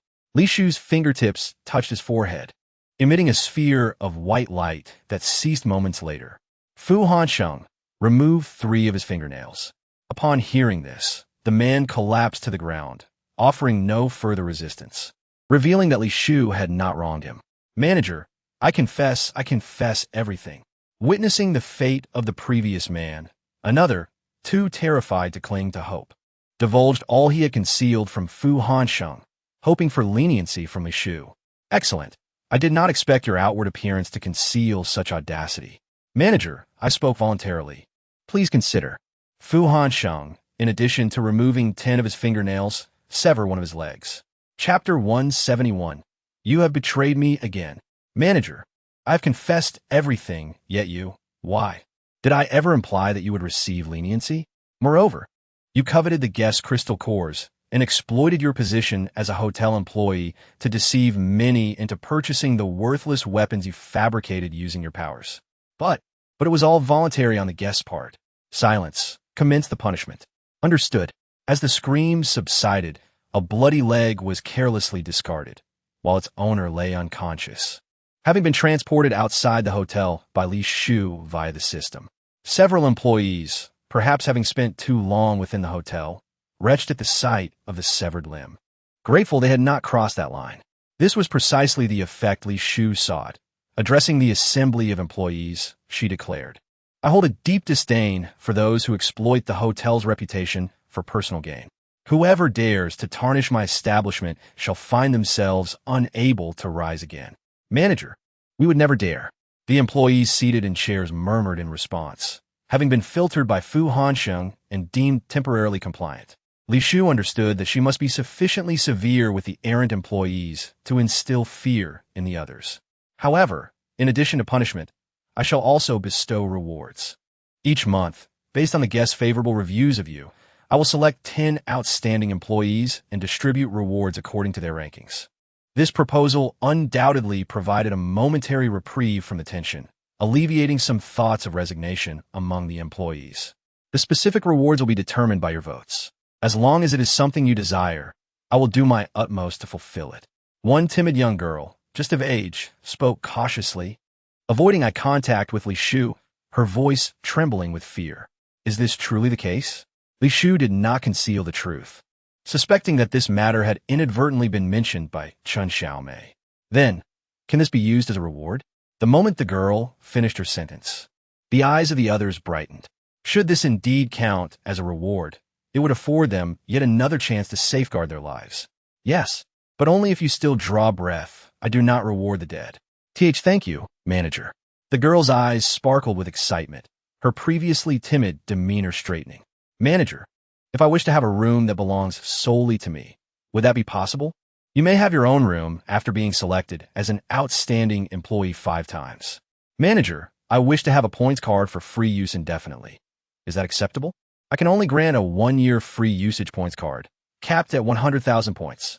Manager, I do not want a free point card. I want a direct allocation of 200,000 points. Is that possible? No, it must remain at 100,000. Manager, As the chatter grew increasingly lively, the conference room buzzed with excitement. Nevertheless, once the discussions concluded, it was time to settle accounts. Li Shu called out names one by one, while Fu Hanqing executed the necessary actions, subsequently allowing Li Shu to escort the individuals away. Once all those bound were dealt with, the employees seated in chairs breathed a collective sigh of relief. Just as they believed the ordeal had come to a close, Li Shu announced yet another name.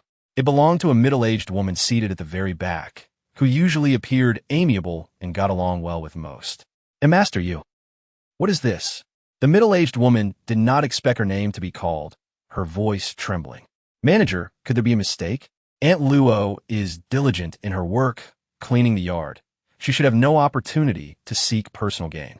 The speaker was Fu Hanqing, marking his first defense of an employee. In response, Li Shu merely smiled, disregarding Fu Hanqing, and fixed her gaze upon the middle-aged woman. I grant you one chance. Do you have anything to say? I. The woman stammered, struggling to articulate her thoughts. Should you choose not to speak, I can assist you. As her words fell, Li Shu waved her hand lightly, sending the middle-aged woman flying from her chair. Sharp fangs and the distinctive claws of a zombie manifested upon her, causing the employees to recoil in terror. A zombie? How could there be zombies in a hotel? And how could a zombie speak like a human? The terrified voices of the staff echoed, leaving the middle-aged woman feeling utterly ashamed, her pallid face lying on the ground. If I am not mistaken, you are half human, half corpse? This allows the hotel to be oblivious to your identity, with allies aiding you from behind. Catching the eye of Fu Hanqing. Manager, I just want to stay in the hotel and have no intention of causing trouble. The middle-aged woman spoke in a subdued tone. Your desire to remain untroubled hinges on the fact that your backers share the same sentiment. She stammered, ultimately falling silent, resigned like a lifeless corpse. Fu Hanqing, escort them out. Yes, Fu Hanqing complied, deliberately standing before the middle-aged woman, ensuring she harbored no resentment that might lead her to drag others down with her. Manager Fu, I am sorry. The middle-aged woman expressed her guilt upon seeing Fu Hanqing. Aunt Luo, what significance do your words hold now? Besides, I will soon be leaving the hotel, no longer its manager. Upon hearing this, the middle-aged woman's heart sank further. Despite being half human, half corpse, she was a rare being with self-awareness. She had thought she would be controlled for life, only to discover a kind of paradise upon being assigned to the hotel. Here, she did not have to engage in brutal strife with her companions, nor be manipulated, and she needn't worry about her daily sustenance. Manager Fu was her benefactor.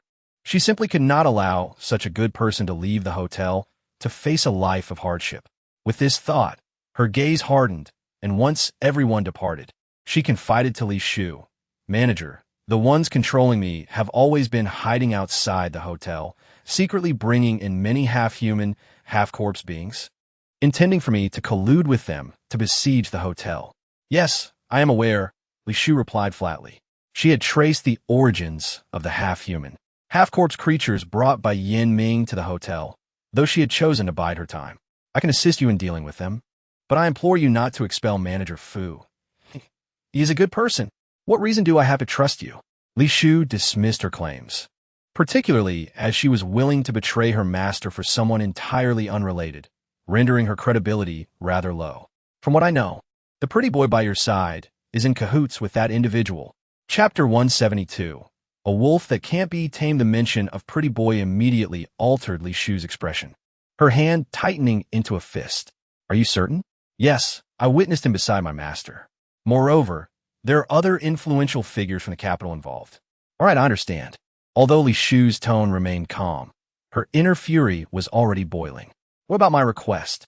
Aunt Luo cautiously observed Li Shu, still slumped on the ground, not daring to rise. You needn't worry about Fu Hansheng. Even without you, I would not dismiss him. Really? Aunt Luo exclaimed, simultaneously growing anxious about her own predicament. The manner in which the hotel manager handled the staff indicated she was decisive and unlikely to tolerate any unstable elements. Tell me, do you wish to stay at the hotel? Yes, I dream of it. Aunt Luo's eyes were resolute as she regarded Li Shu, pondering the implications of her words. Did she intend to allow her to remain? No, that was impossible. She was half human, half corpse, a being that should not exist, reviled by society. Very well, I shall offer you a different reward. If you assist me in capturing the one behind this, along with those traitorous accomplices, I will invite you to continue as a hotel employee, with the same duties as before. Are you serious? Aunt Luo could scarcely believe her ears, apprehensive that the hotel manager might be deceiving her for her own gain. I cannot compel you to trust me. The decision lies with you. I will do it, Aunt Luo resolved, biting her lip as she chose to take the perilous leap of faith. After all, nothing could be worse than her current situation. It was worth a gamble.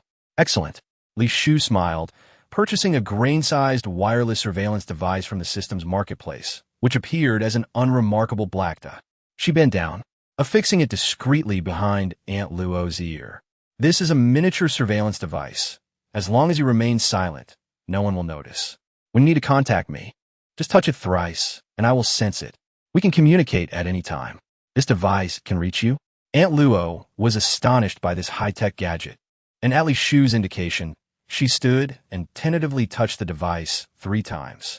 A crackling sound followed, and soon she heard Li Shu's breathing. This demonstrated that, aside from surveillance, it also facilitated communication, functioning as a blend of monitor and phone. This device is not for infinite use. You have 5 opportunities, so use them wisely. Understood. I will monitor your movements through the device and can even control you from a distance, so do not attempt any tricks. Li Shu was still wary of Aunt Luo. Human nature is inscrutable, and until the very end, one could never be certain of loyalties. Rest assured, I will dedicate myself to your service. I hope I have not misjudged you. Those words struck a chord within Aunt Luo. In this apocalyptic world, whether half-human, half-corpse, or mutated beings, they were all monsters emerging from laboratories. They were not accepted by society, forced to exist in the shadows, accustomed to the scornful gazes of others. Thus, Li Shu's disregard for status, focusing solely on character and capability, offered them a glimmer of hope, a hope for normalcy. Manager, I. Aunt Luo's eyes brimmed with tears as she looked at Li Shu, but as a half-human, half-corpse, she could only weep from one eye. Yes, Aunt Luo smiled, wiping away her tears, limping as she prepared to leave. Additionally, your first task is to use those half-human, half-corpse beings to eliminate Muziki from the capital. Framing it on your master. Muziki, the most favored young master of the Mu family? Indeed, and I will create an opportunity for you to lure him out of the hotel. You will be notified beforehand. Understood. Aunt Luo had no objections. Murder was not a novel experience for her. I look forward to your performance. I will not disappoint you. Hearing this, Li Shu nodded, watching as she exited the door until only she remained in the room. Yin Ming, what do you truly intend to do? Li Shu's expression shifted dramatically as she struck the table fiercely, leaving a shallow imprint. System, is Yin Ming currently in the space garden, or is he outside slaying zombies?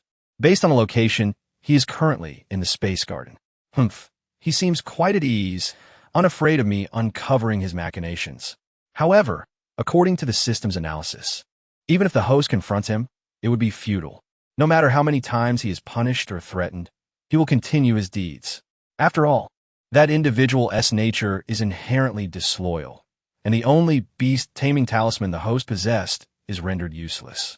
System, from now on, sever the connection to the space garden, trapping him within the confines of the space. Friendly reminder, once the passage is severed, any point spent by the host will not be refunded. Then seal it for now. No matter how furious Li Shufei was, she could not afford to squander her points. Thus she had no choice but to endure for the time being. All right, does the host wish to spend 100 points to forcibly remove someone from the Sky Garden? What? It costs 100 points to remove someone. Yes. The electronic voice remained steady as always, but internally, they quietly thought that Li Shufei was quite stingy. As for Li Shufei, after issuing the command, she chose not to confront Yinming in the Sky Garden, but instead went to the small courtyard where Chen Xiaomei was practicing formations, which was also the place Lan Zhuiqi had left at the hotel. Saint, you are truly remarkable. I never knew that within formations, one could also set up another type of formation. Upon arriving at the courtyard entrance, Li Shufei heard Chen Xiaomei's voice from inside. After hesitating for a moment, she reluctantly purchased a bunch of bananas from the shop as a gift for Lan Zhuiqi. After all, as Yinming's arch-rival, he must know Yinming well, and she was eager to understand how to handle this tough nut. Initially, she had hoped that Yinming would do her favors, but given the current situation, it was a luxury just to wish he wouldn't cause her trouble. Host, it's better to send gifts with dual meanings. Are you sure you only want to buy one bunch? Silence. Do you not realize how precious fruit is in this apocalypse? Were it not for my need of him, I wouldn't dare to buy even one, let alone a whole bunch. Chapter 173. Yinming can only be trapped by me when Li Shufei stepped inside, unbeknownst to the two people in the room. She accidentally stepped into the formation set up by Chen Xiaomei. If Chen Xiaomei had maintained her previous level of skill, this formation would not have been able to trap Li Shufei. The problem lay in having Lan Zhuiqi as her teacher. Li Shufei, who had no innate talent for formations, could only escape by brute force. Shopkeeper, what brings you here?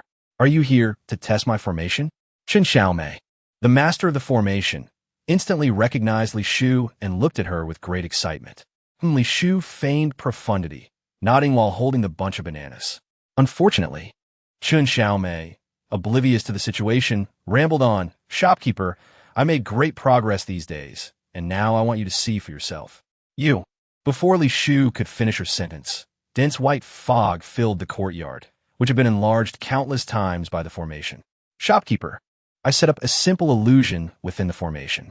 The saint said it can trap ability users below level 4.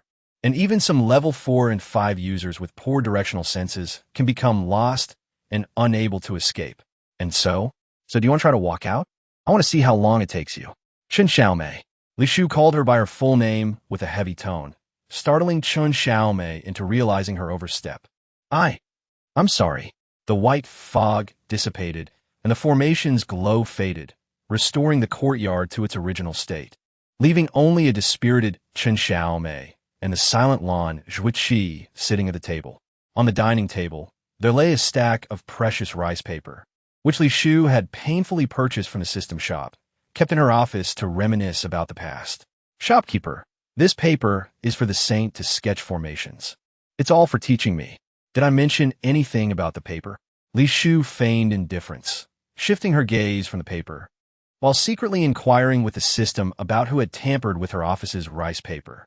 Shopkeeper, Manager Fu saw that the paper on your desk hadn't been touched, thinking you wouldn't need it, so he took it for us to use.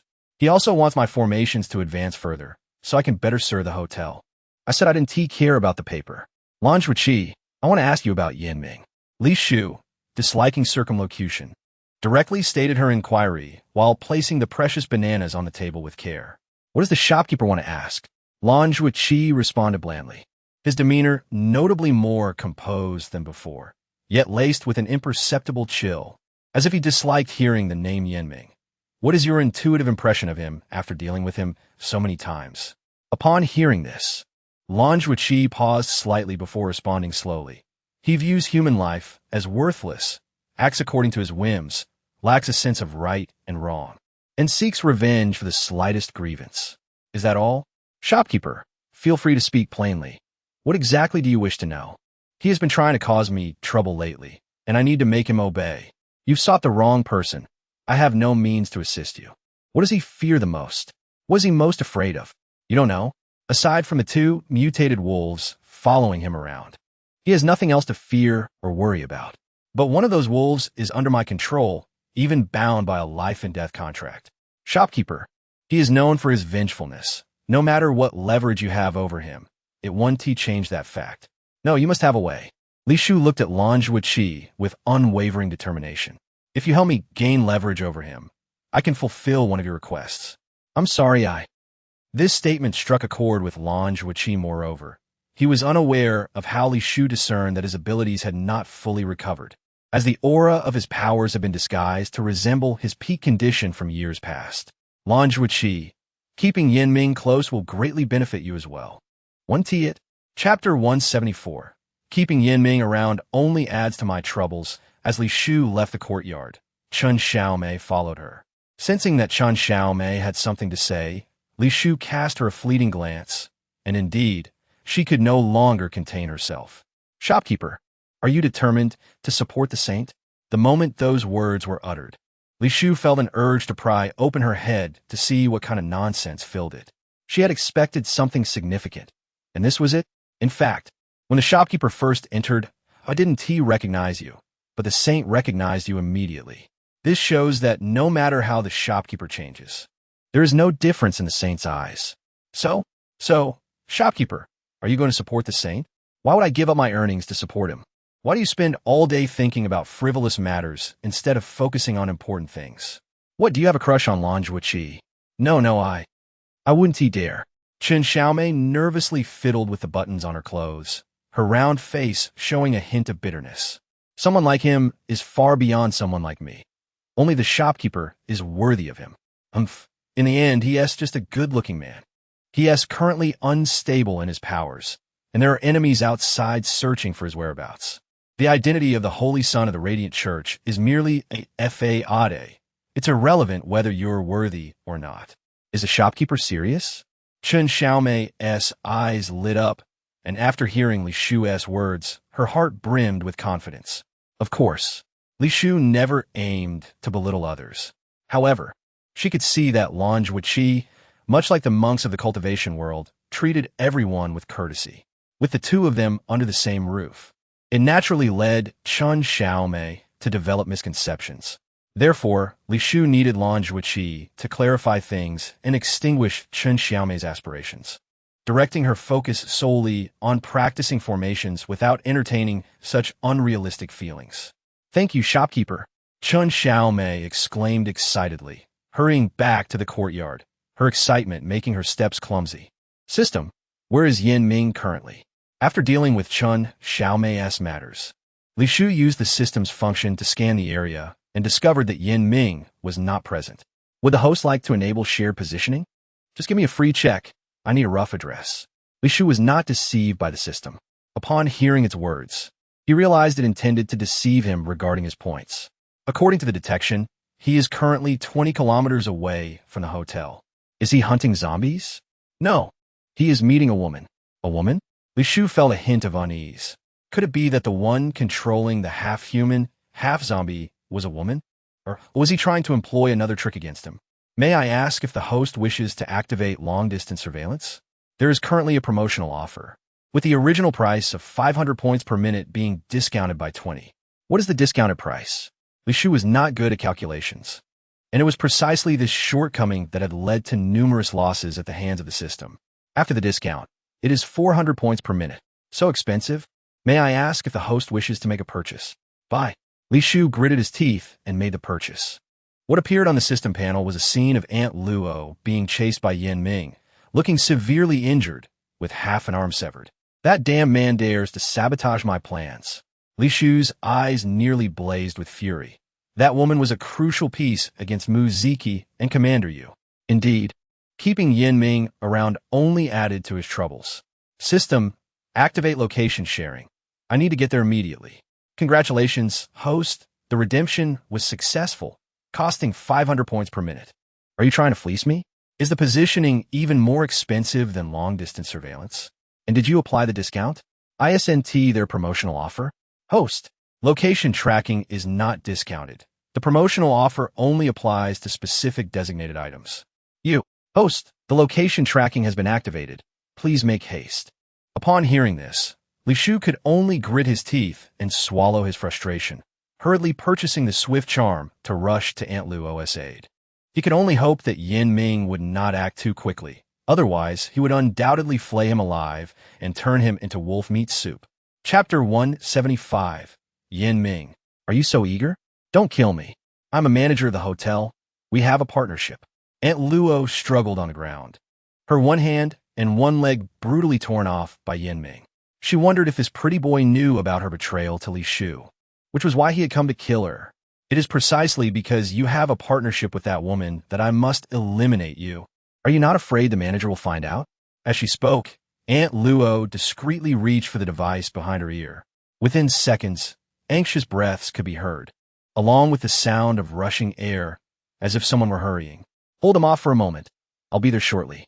Hearing the system's prompt, Li Shufei realized the device had been triggered. He guessed that Aunt Luo was on the brink of collapse and quickly called out to her. After all, no matter how fast he was, he could not appear by her side instantly. Moreover, using spatial items was too risky. Yin Ming might sense it ahead of time.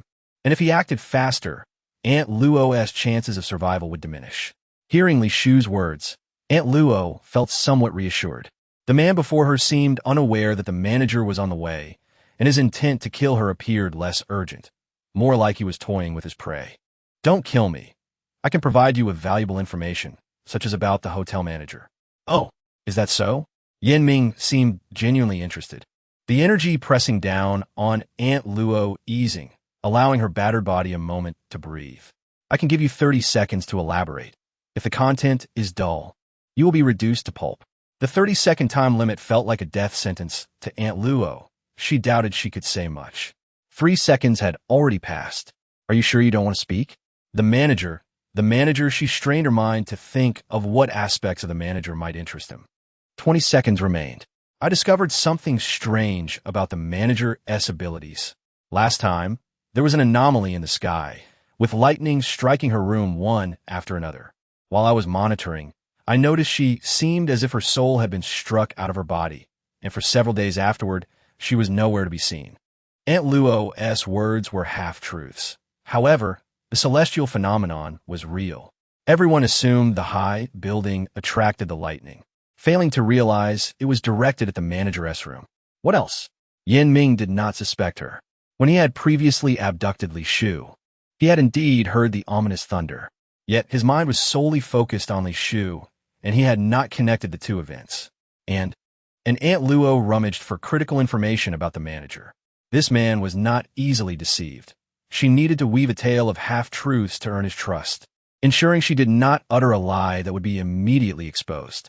What, nothing more? Yin Ming's silver eyes glimmered with malice, and the volatile energy surged around Aunt Luo once more, particularly at her severed wounds, causing her features to contort in pain. It was infuriating that she was a half-human, half-zombie with awakened consciousness, unlike true zombies that felt no pain, and certainly not like other half-zombies with muddled minds. Why ask her when you could just come to me directly? A familiar female voice reached Yin Ming's ears, and he inwardly cursed. The energy he had imposed on Aunt Luo intensified, and the golden talisman inscribed with the character U appeared on his forehead, forcibly compelling him to relinquish his powers, granting Aunt Luo a moment of respite. Spirit of the earth, he my command bind. As the incantation was uttered, countless tendrils emerged from the ground, binding Yin Ming's wrists and lifting him into the air. Contrary to Li Shufei's expectations, Yin Ming did not react with fury. He merely observed her calmly, as if everything unfolded precisely as he had anticipated. Chapter 176. Unstable elements should not be retained. A massive silver wolf emerged from behind, bearing a crescent-shaped mark on its forehead, its jaws wide enough to swallow a person whole. Is this your avatar? Li Shufei remained unperturbed, calmly analyzing the aura emanating from the silver wolf, which belonged to Yin Ming. From this day forth, you will no longer have the opportunity to tread upon my dignity. Yin Ming appeared confident that his avatar could handle the troublesome Li Shufei, as long as the avatar swallowed her whole. he could imprison her physically, ensuring she would never see the light of day. Naturally, the Avatar would also draw upon his energy to nourish Li Shu, binding their fates together seamlessly. Who taught you to do this? A faint golden shield enveloped Li Shu, sending the silver wolf flying.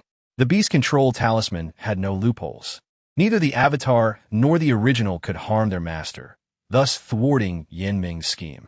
It still doesn't work? Yin Ming stared incredulously at the shield, sensing its energy, which originated from the very beast control talisman that had once controlled him. The person had assured him that the Avatar would not fall under Li Shu's control, functioning as an independent entity. It seems I have assigned you too few crystal core tasks daily. He was astonished that she could still find time to deal with other trivial matters. Just as Yin Ming was about to say something, a blinding golden light erupted from Li Shu, causing him to feel dizzy. When his consciousness returned, he had shrunk into a wolf cub. Forced to look up at Li Shu, Awo Yin Ming let out an enraged howl, but all that escaped were the pitiful whines of a cub, prompting him to immediately silence himself and fix his gaze upon her with his wolfish eyes. Yin Ming, you regard human life as mere fodder, always perched high above, disregarding the lives of others. I have no obligation to concern myself with you, nor do I wish to. From this moment forth, you shall exist as a mutated wolf with diminished powers, and no one will uncover your identity. Awo. Yin Ming attempted to speak human words, but regrettably, all that came forth were the whimpers of a cub, forcing him to cease and tentatively test his abilities. The area you currently occupy is teeming with mutated beasts. However, most of them are low-level creatures that you previously disregarded. Yet now, your own ability level is even lower than theirs. At this point, Li Shu chuckled softly. She gazed at Yin Ming's powers, which had diminished to a negligible level, and contemplated the advanced items from the system. Indeed, their high cost was justified by their immediate effectiveness. Unfortunately, the time limit for these abilities is merely 3 days. One can only hope that after 3 days, the method of the Lanjua pool will prove effective, and the subsequent effects of the items will aid in subduing Yin Ming. Yin Ming, we have never been adversaries, yet you have never taken my words to heart. From now on, you shall remain here to fend for yourself. We shall not meet again. Yin Ming shifted his claws, leaving a dirty paw print on Li Shu's clothing, as if in a reluctant show of weakness. Shopkeeper, Aunt Luo gazed at Li Shu with a twinge of guilt, uncertain if she had heard the words spoken in an attempt to delay the man. Has your identity been compromised? Why is Yin Ming pursuing you? No, my identity has absolutely not been revealed. Rest assured, I will fulfill your task. My time is limited. The mission must be completed within 3 days. Li Shu meticulously calculated her plan, knowing that in a few days she would meet the conditions for upgrading the hotel. She had to eliminate all unstable factors within it. Muziki and that commander, you were both potential threats. Their unusual quietness these past few days had stirred her unease. Chapter 177. Do not let me regret saving you. She observed the redness in her eyes and knew, without a doubt, that Lanjua Pool had decisively refused. She only hoped that Chen Xiaomei's reason for waiting was not to make her a love consultant. Shopkeeper, Chen Xiaomei hesitated, glancing at Li Shu. Before speaking slowly, you previously mentioned that if I mastered the formations well, you would teach me your skills. May I learn now? What? You believe your formation skills are sufficient? I have thoroughly understood the formation book you provided. I can perform every formation within it. The realm of formations is endlessly complex. Completing the basics does not equate to mastery. This truth was born from Li Shu's extensive experience with formations. Many prodigious formation masters delighted in creating their own, often merging unrelated elements, which forced her either to dismantle their formations with outside help or patiently await their failure. Shopkeeper, I wish to learn your powers that summon the winds and traverse the heavens. Upon reflection, it seemed improbable that someone as ineffectual as her, relying on the shopkeeper, could ever earn his favor. Originally, Li Shu intended for her to thoroughly grasp the skills of Lanjua Pool before teaching her how to cultivate. Yet, considering Lanjua Pool's extensive experience and innate talent, expecting her to master all of Lanjua Pool's abilities would be somewhat unreasonable, hence she lowered her demands. Shopkeeper. Are you unable to achieve this? Shopkeeper. I will not disappoint you. Let's hope so, Li Shu casually remarked, bypassing Qin Xiaomei and heading toward the bustling commercial street. It must be said that during her absence, Fu Hansheng had developed the hotel remarkably well. Not only was the lobby orderly, but the commercial street, which once relied on the medical clinic for foot traffic, had also transformed into a vibrant and lively area, no longer resembling the desolate street of vacant houses. Regrettably, the hotel's rank was still low, with only one commercial street, leading to an insufficient number of storefronts. Those wishing to engage in business had to set up stalls and pay a fee. Among the weapons shop, a puppet spotted Li Shu and was about to call out when she swiftly silenced him with a command, leaving him to feign ignorance. After all, what she desired was to blend in as a customer, thereby discovering the hotel's deficiencies for improvement. Boss, my child is obedient and has a good foundation. Once she grows up, she will surely blossom into a beauty. I only require a second-level crystal core from you. You won't be a loss.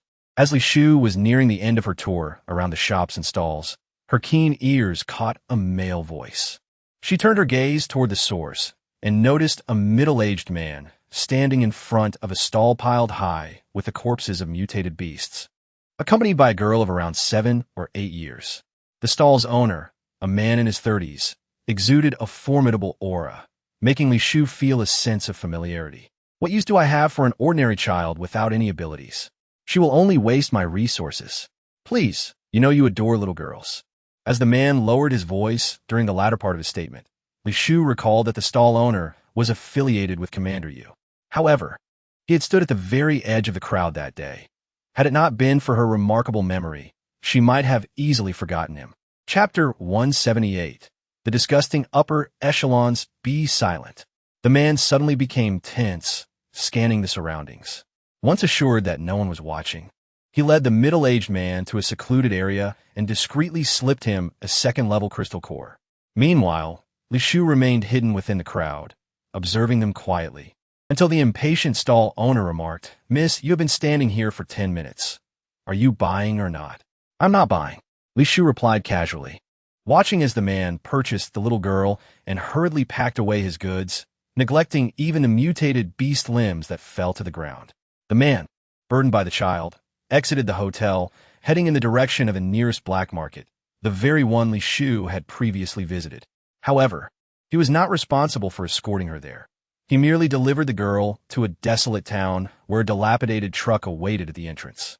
The truck's cargo area was already filled with several emaciated children, overseen by a black market worker who drove the vehicle. "Sir," the two individuals greeted the man with deference upon his arrival. "Have you only captured these few in recent days?" The man glanced at the cargo area, where each child was little more than skin and bones, likely on the verge of starvation or illness. "Sir, there are currently few children available, and with the hotel in place, ordinary people and low-level ability users can acquire food. Essentially, no one is selling their children. That is no excuse." Yes, of course." The speaker quickly acquiesced, lowering his head in shame. The small truck rattled and wheezed, reminiscent of an elderly man, belching black smoke as it made its way toward the black market. Li Shu observed the departing man and truck, pondering for a moment before deciding to follow the vehicle and uncover their intentions for capturing the children. Perhaps she could obtain leverage against Commander Yu. The black market was not far from the hotel, and despite the truck's age, its speed was reasonable, allowing it to reach the black market in half a day's time. Strangely, along the way, there were few zombies or mutated beasts to obstruct their path, as if the area had been cleared beforehand. System, are there any unstable factors in the black market that could threaten me? Li Shu was now exceedingly cautious to avoid a repeat of her previous encounter with an unexpectedly powerful light sect ability user. None for now. The system's honest response provided her with reassurance as she ventured inside.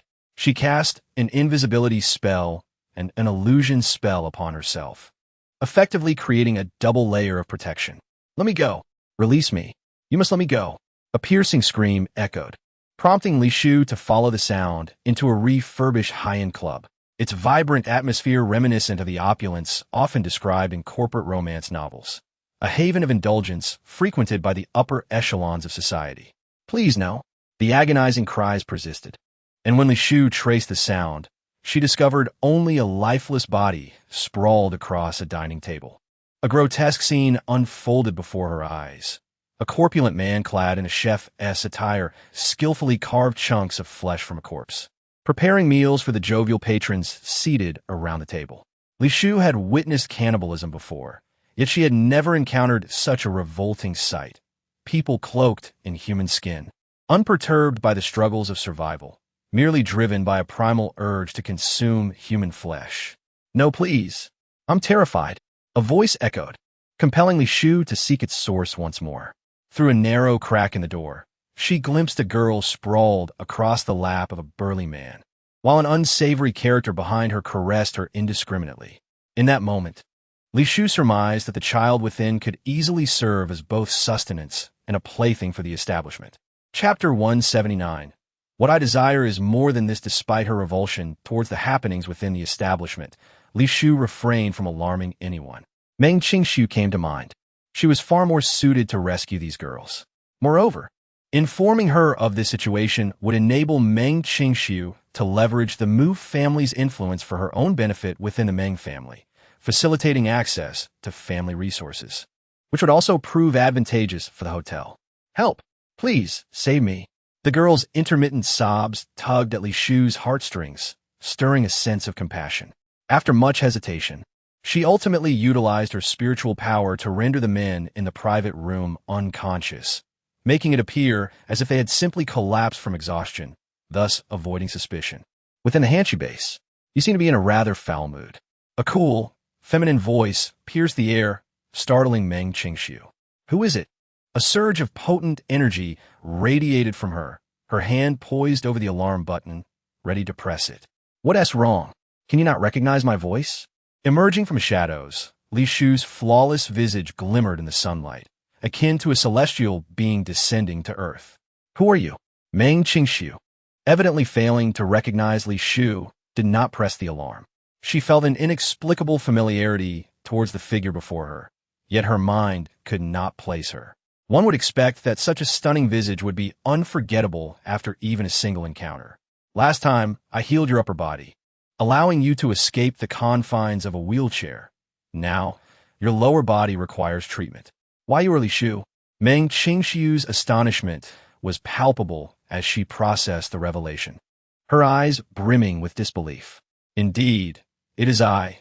Li Shu relished her expression, a swell of satisfaction filling her being. The beauty pill she had procured had cost her a staggering 100 million points, depleting her entire savings.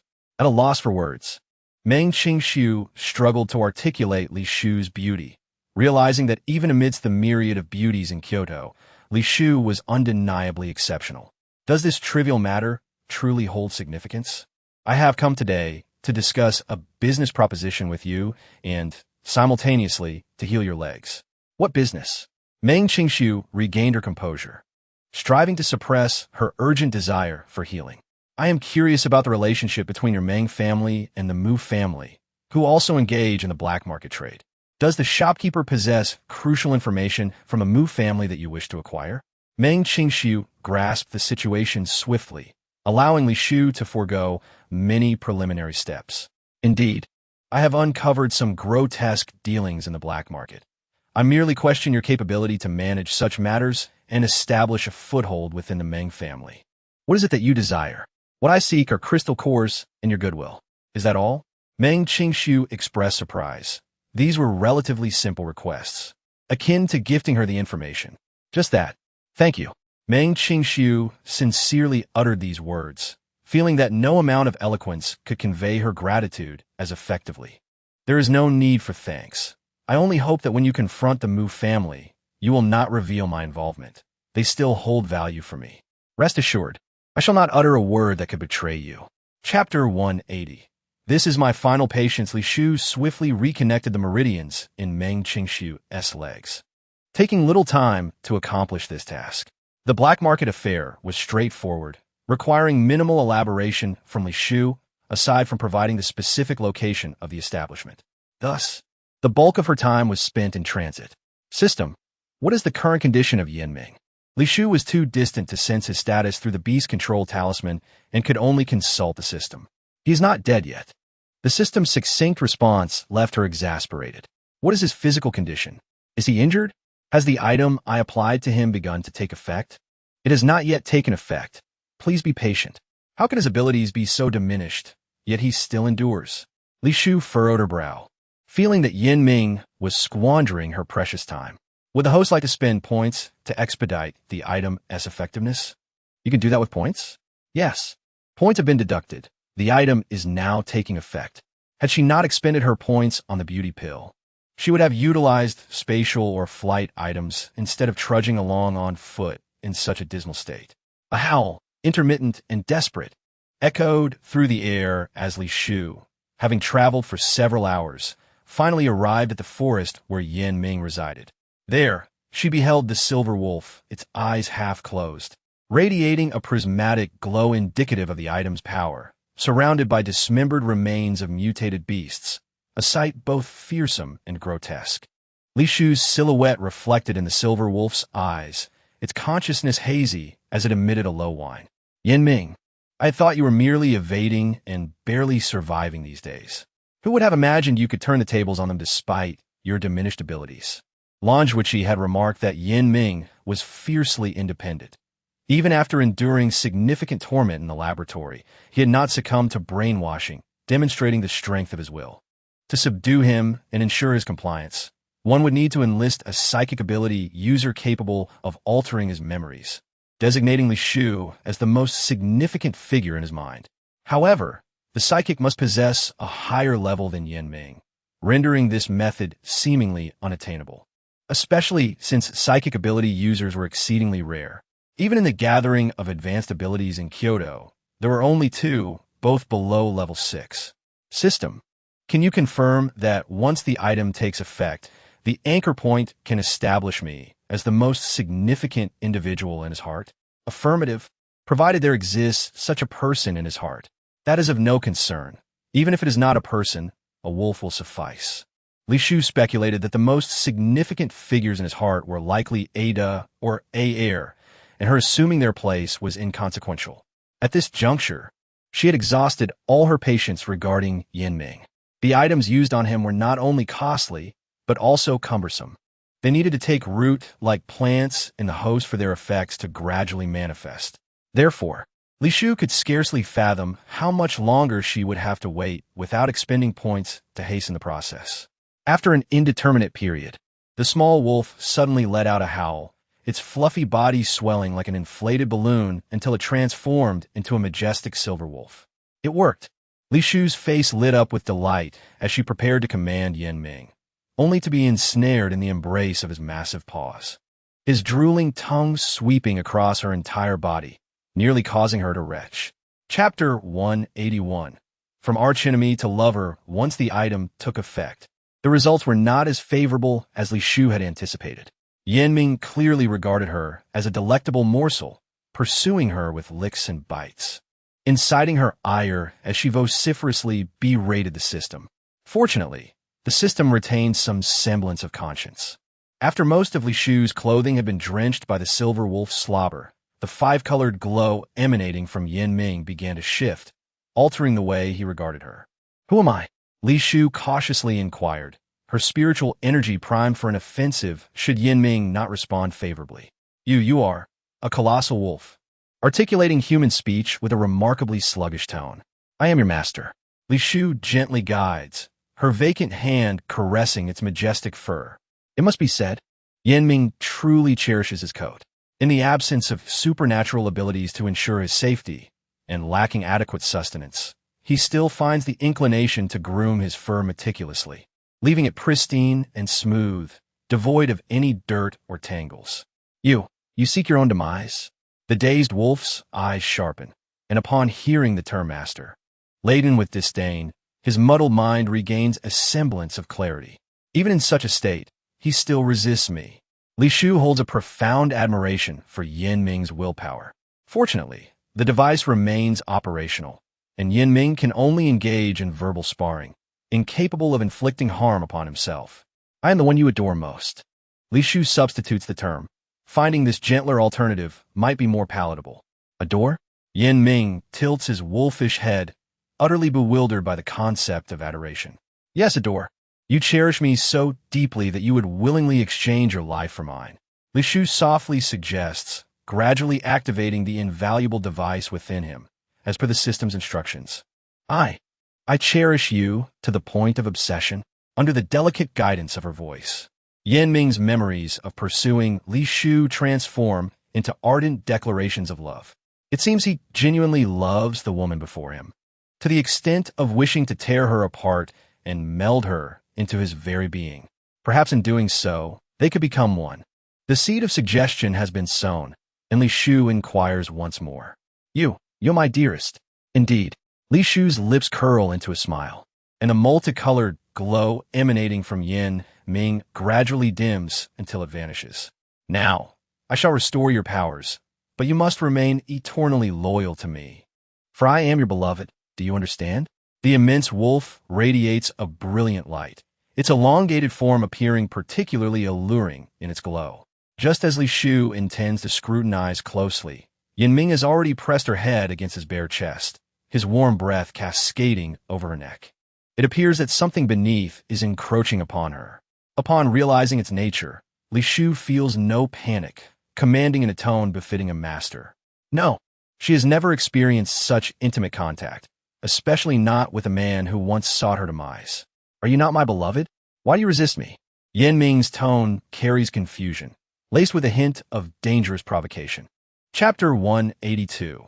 Testing loyalty. The device merely enforces a forced declaration in Yin Ming's mind that Li Shu is his beloved, thus his thoughts and logic remain intact, prompting Li Shu to refrain from revealing too much, allowing Yin Ming to initiate intimate gestures.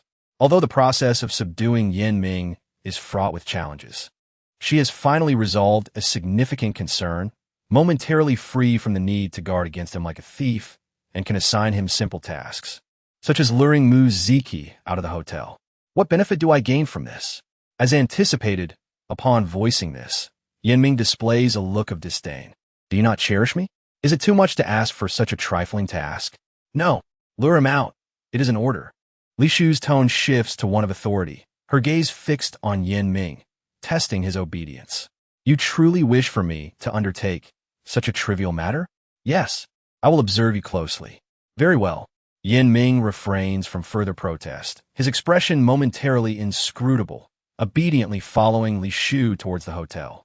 Meanwhile, due to Meng Qingxiu's intervention, the black market establishment faces turmoil, forcing Commander Yu to vacate the hotel, leaving subordinates to monitor Mu Ziki, ensuring he does not cause trouble.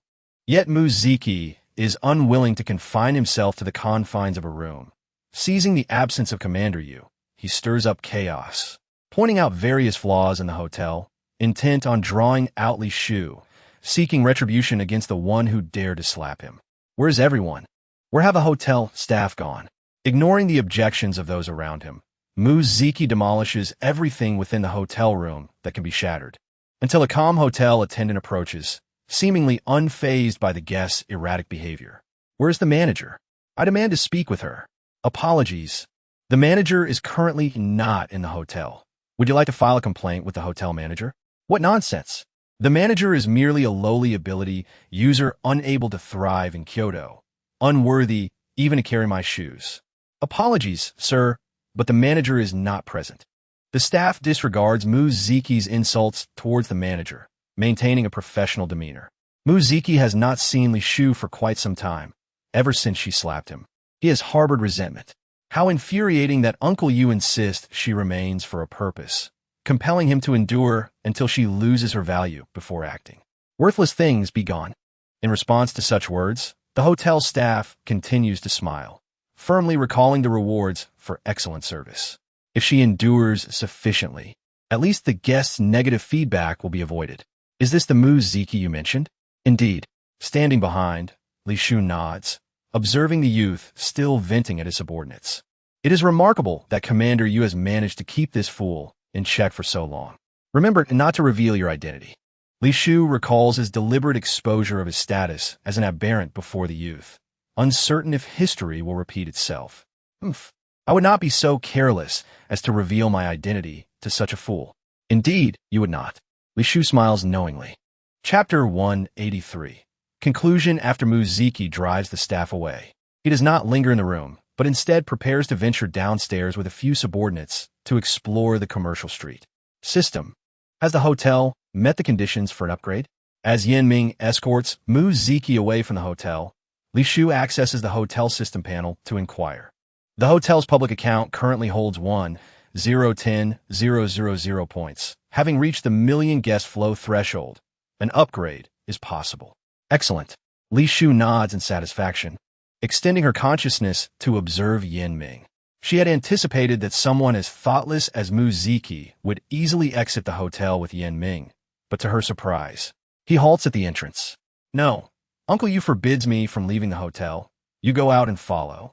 Muziki casually points to a familiar subordinate to act as his eyes and ears. Very well. Seeing this, Li Shu refrains from intervening, patiently awaiting Yanming while simultaneously notifying Aunt Luo, who has been waiting outside. Once Muziki steps beyond the hotel's threshold, she will promptly upgrade the hotel, sealing it off from external access, ensuring no one can enter or exit. This serves as the perfect alibi.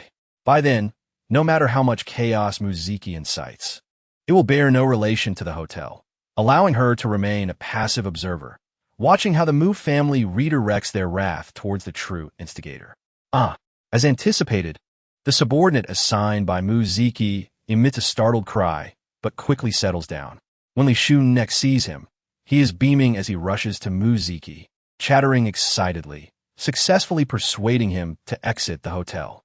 Fortunately, many seasoned guests familiar with upgrades remain unperturbed, reassuring the newcomers and finding a comfortable spot to rest, awaiting the unveiling of the newly renovated hotel. On the other side, Li Shu. Yanming's silver eyes glimmered with intensity as he uttered the name in a low, resonant voice, appearing as though he felt deceived. Meanwhile, Muziki, having just exited the hotel, was immediately engulfed by an eerie mist. Shortly after, his subordinates vanished without a trace, and he found himself confronted by a group of half-human, half-corpse beings emitting low growls, prompting him to flee in terror. In the face of fresh prey, the half-corpses were exhilarated, instinctively charging forward like ravenous wolves, without needing guidance from Aunt Luo. Vivid blood splattered across the ground as the once proud youth let out a piercing scream, further inciting the half-corpses and accelerating their movements. Simultaneously, the Mu family, far away in Kyoto, seemed to sense a disturbance. Ding! Congratulations to the host for leveling up to a 5-star hotel, an electronic voice announced. Awakening from an indeterminate slumber, Li Shu opened her eyes, feeling a surge of spiritual energy coursing through her body. Without stepping outside, she sensed the palpable aura of malevolence surrounding the hotel. Half-human, half-corpse beings, as well as a leader undoubtedly engaged in a confrontation with a mastermind behind it all. The death of Muziki was of immense value, swiftly resolving 2 of her troubles. Chapter 184. Conclusion. After the hotel's upgrade, Li Shu not only felt the explosive rise in her spiritual power, but also became acutely aware of all living entities within the hotel, including the flora and fauna in the courtyard. It seemed as though she had become one with the hotel, experiencing an exhilarating sensation, as if she were not a solitary being, but rather a colossal entity observing the world from the hotel's perspective. System. Li Shu attempted to summon the system, tapping her fingertips in the air, yet the transparent panel did not materialize. Instead, a multitude of answers she sought flooded her mind. It appeared even the system had integrated with her, allowing her to know everything she desired with merely a thought. Li Shu pondered. Was she still the same person she once was? Suddenly, Yanming's voice echoed in her ear, and through the hotel's perspective, she beheld him standing atop a white bird suspended in midair, for the upgraded hotel had transformed into a colossal floating island. Li Shu was astonished by this revelation. She had never anticipated that a 5-star hotel would evolve in such a manner. If it floated in the air, did that imply it was unbound, free to traverse wherever it pleased? With this thought, Li Shu tentatively attempted to maneuver the hotel. The immense island, empowered by her spiritual energy, gradually shifted at a leisurely pace, causing Yin Ming, perched upon the white bird, to furrow his brow. Are you satisfied with the changes in the hotel? Li Shu's figure abruptly appeared before Yin Ming, effortlessly walking through the air as if it were solid ground. You've grown stronger? Not merely stronger. You even sense an unprecedented aura of pressure emanating from me, which is not typical for a mere insect. As your beast companion, shouldn't you be pleased with my growth? After all, your abilities will enhance along with mine. Yin Ming remained silent, observing Li Shu with keen interest, scrutinizing her delicate features and her proud demeanor. The once humble Li Shu, who had merely survived in his presence, had vanished entirely. Their roles had irrevocably reversed, making it difficult to return to their former states. No, it was not just today. From a moment she had controlled him with her beast-taming symbol in the zombie city, their identities had begun to shift. From this day forward, none would remain unaware of the infamous Deadly Hotel. This floating island would traverse every corner of the world, and all would become its guests. Should I congratulate you? Of course you should. Li Shu smiled, for since her arrival in this world, she had never experienced such an abundant flow of spiritual energy within her. Beyond advancing through significant tiers of cultivation, the crucial aspect was her fusion with the hotel. The revitalizing energy from the aerial garden would be inexhaustibly supplied to her. Even if formidable foes emerged, she could outlast them, and she remained unafraid of the malevolent cultivators. Li Shu, what exactly are you? In response to Yin Ming's perplexing question, Li Shu turned to him in confusion. Do you know why I pursued you in the first place? Why? The scent you carry is unlike that of others. Is that all? I cannot allow any unstable factors to exist before me.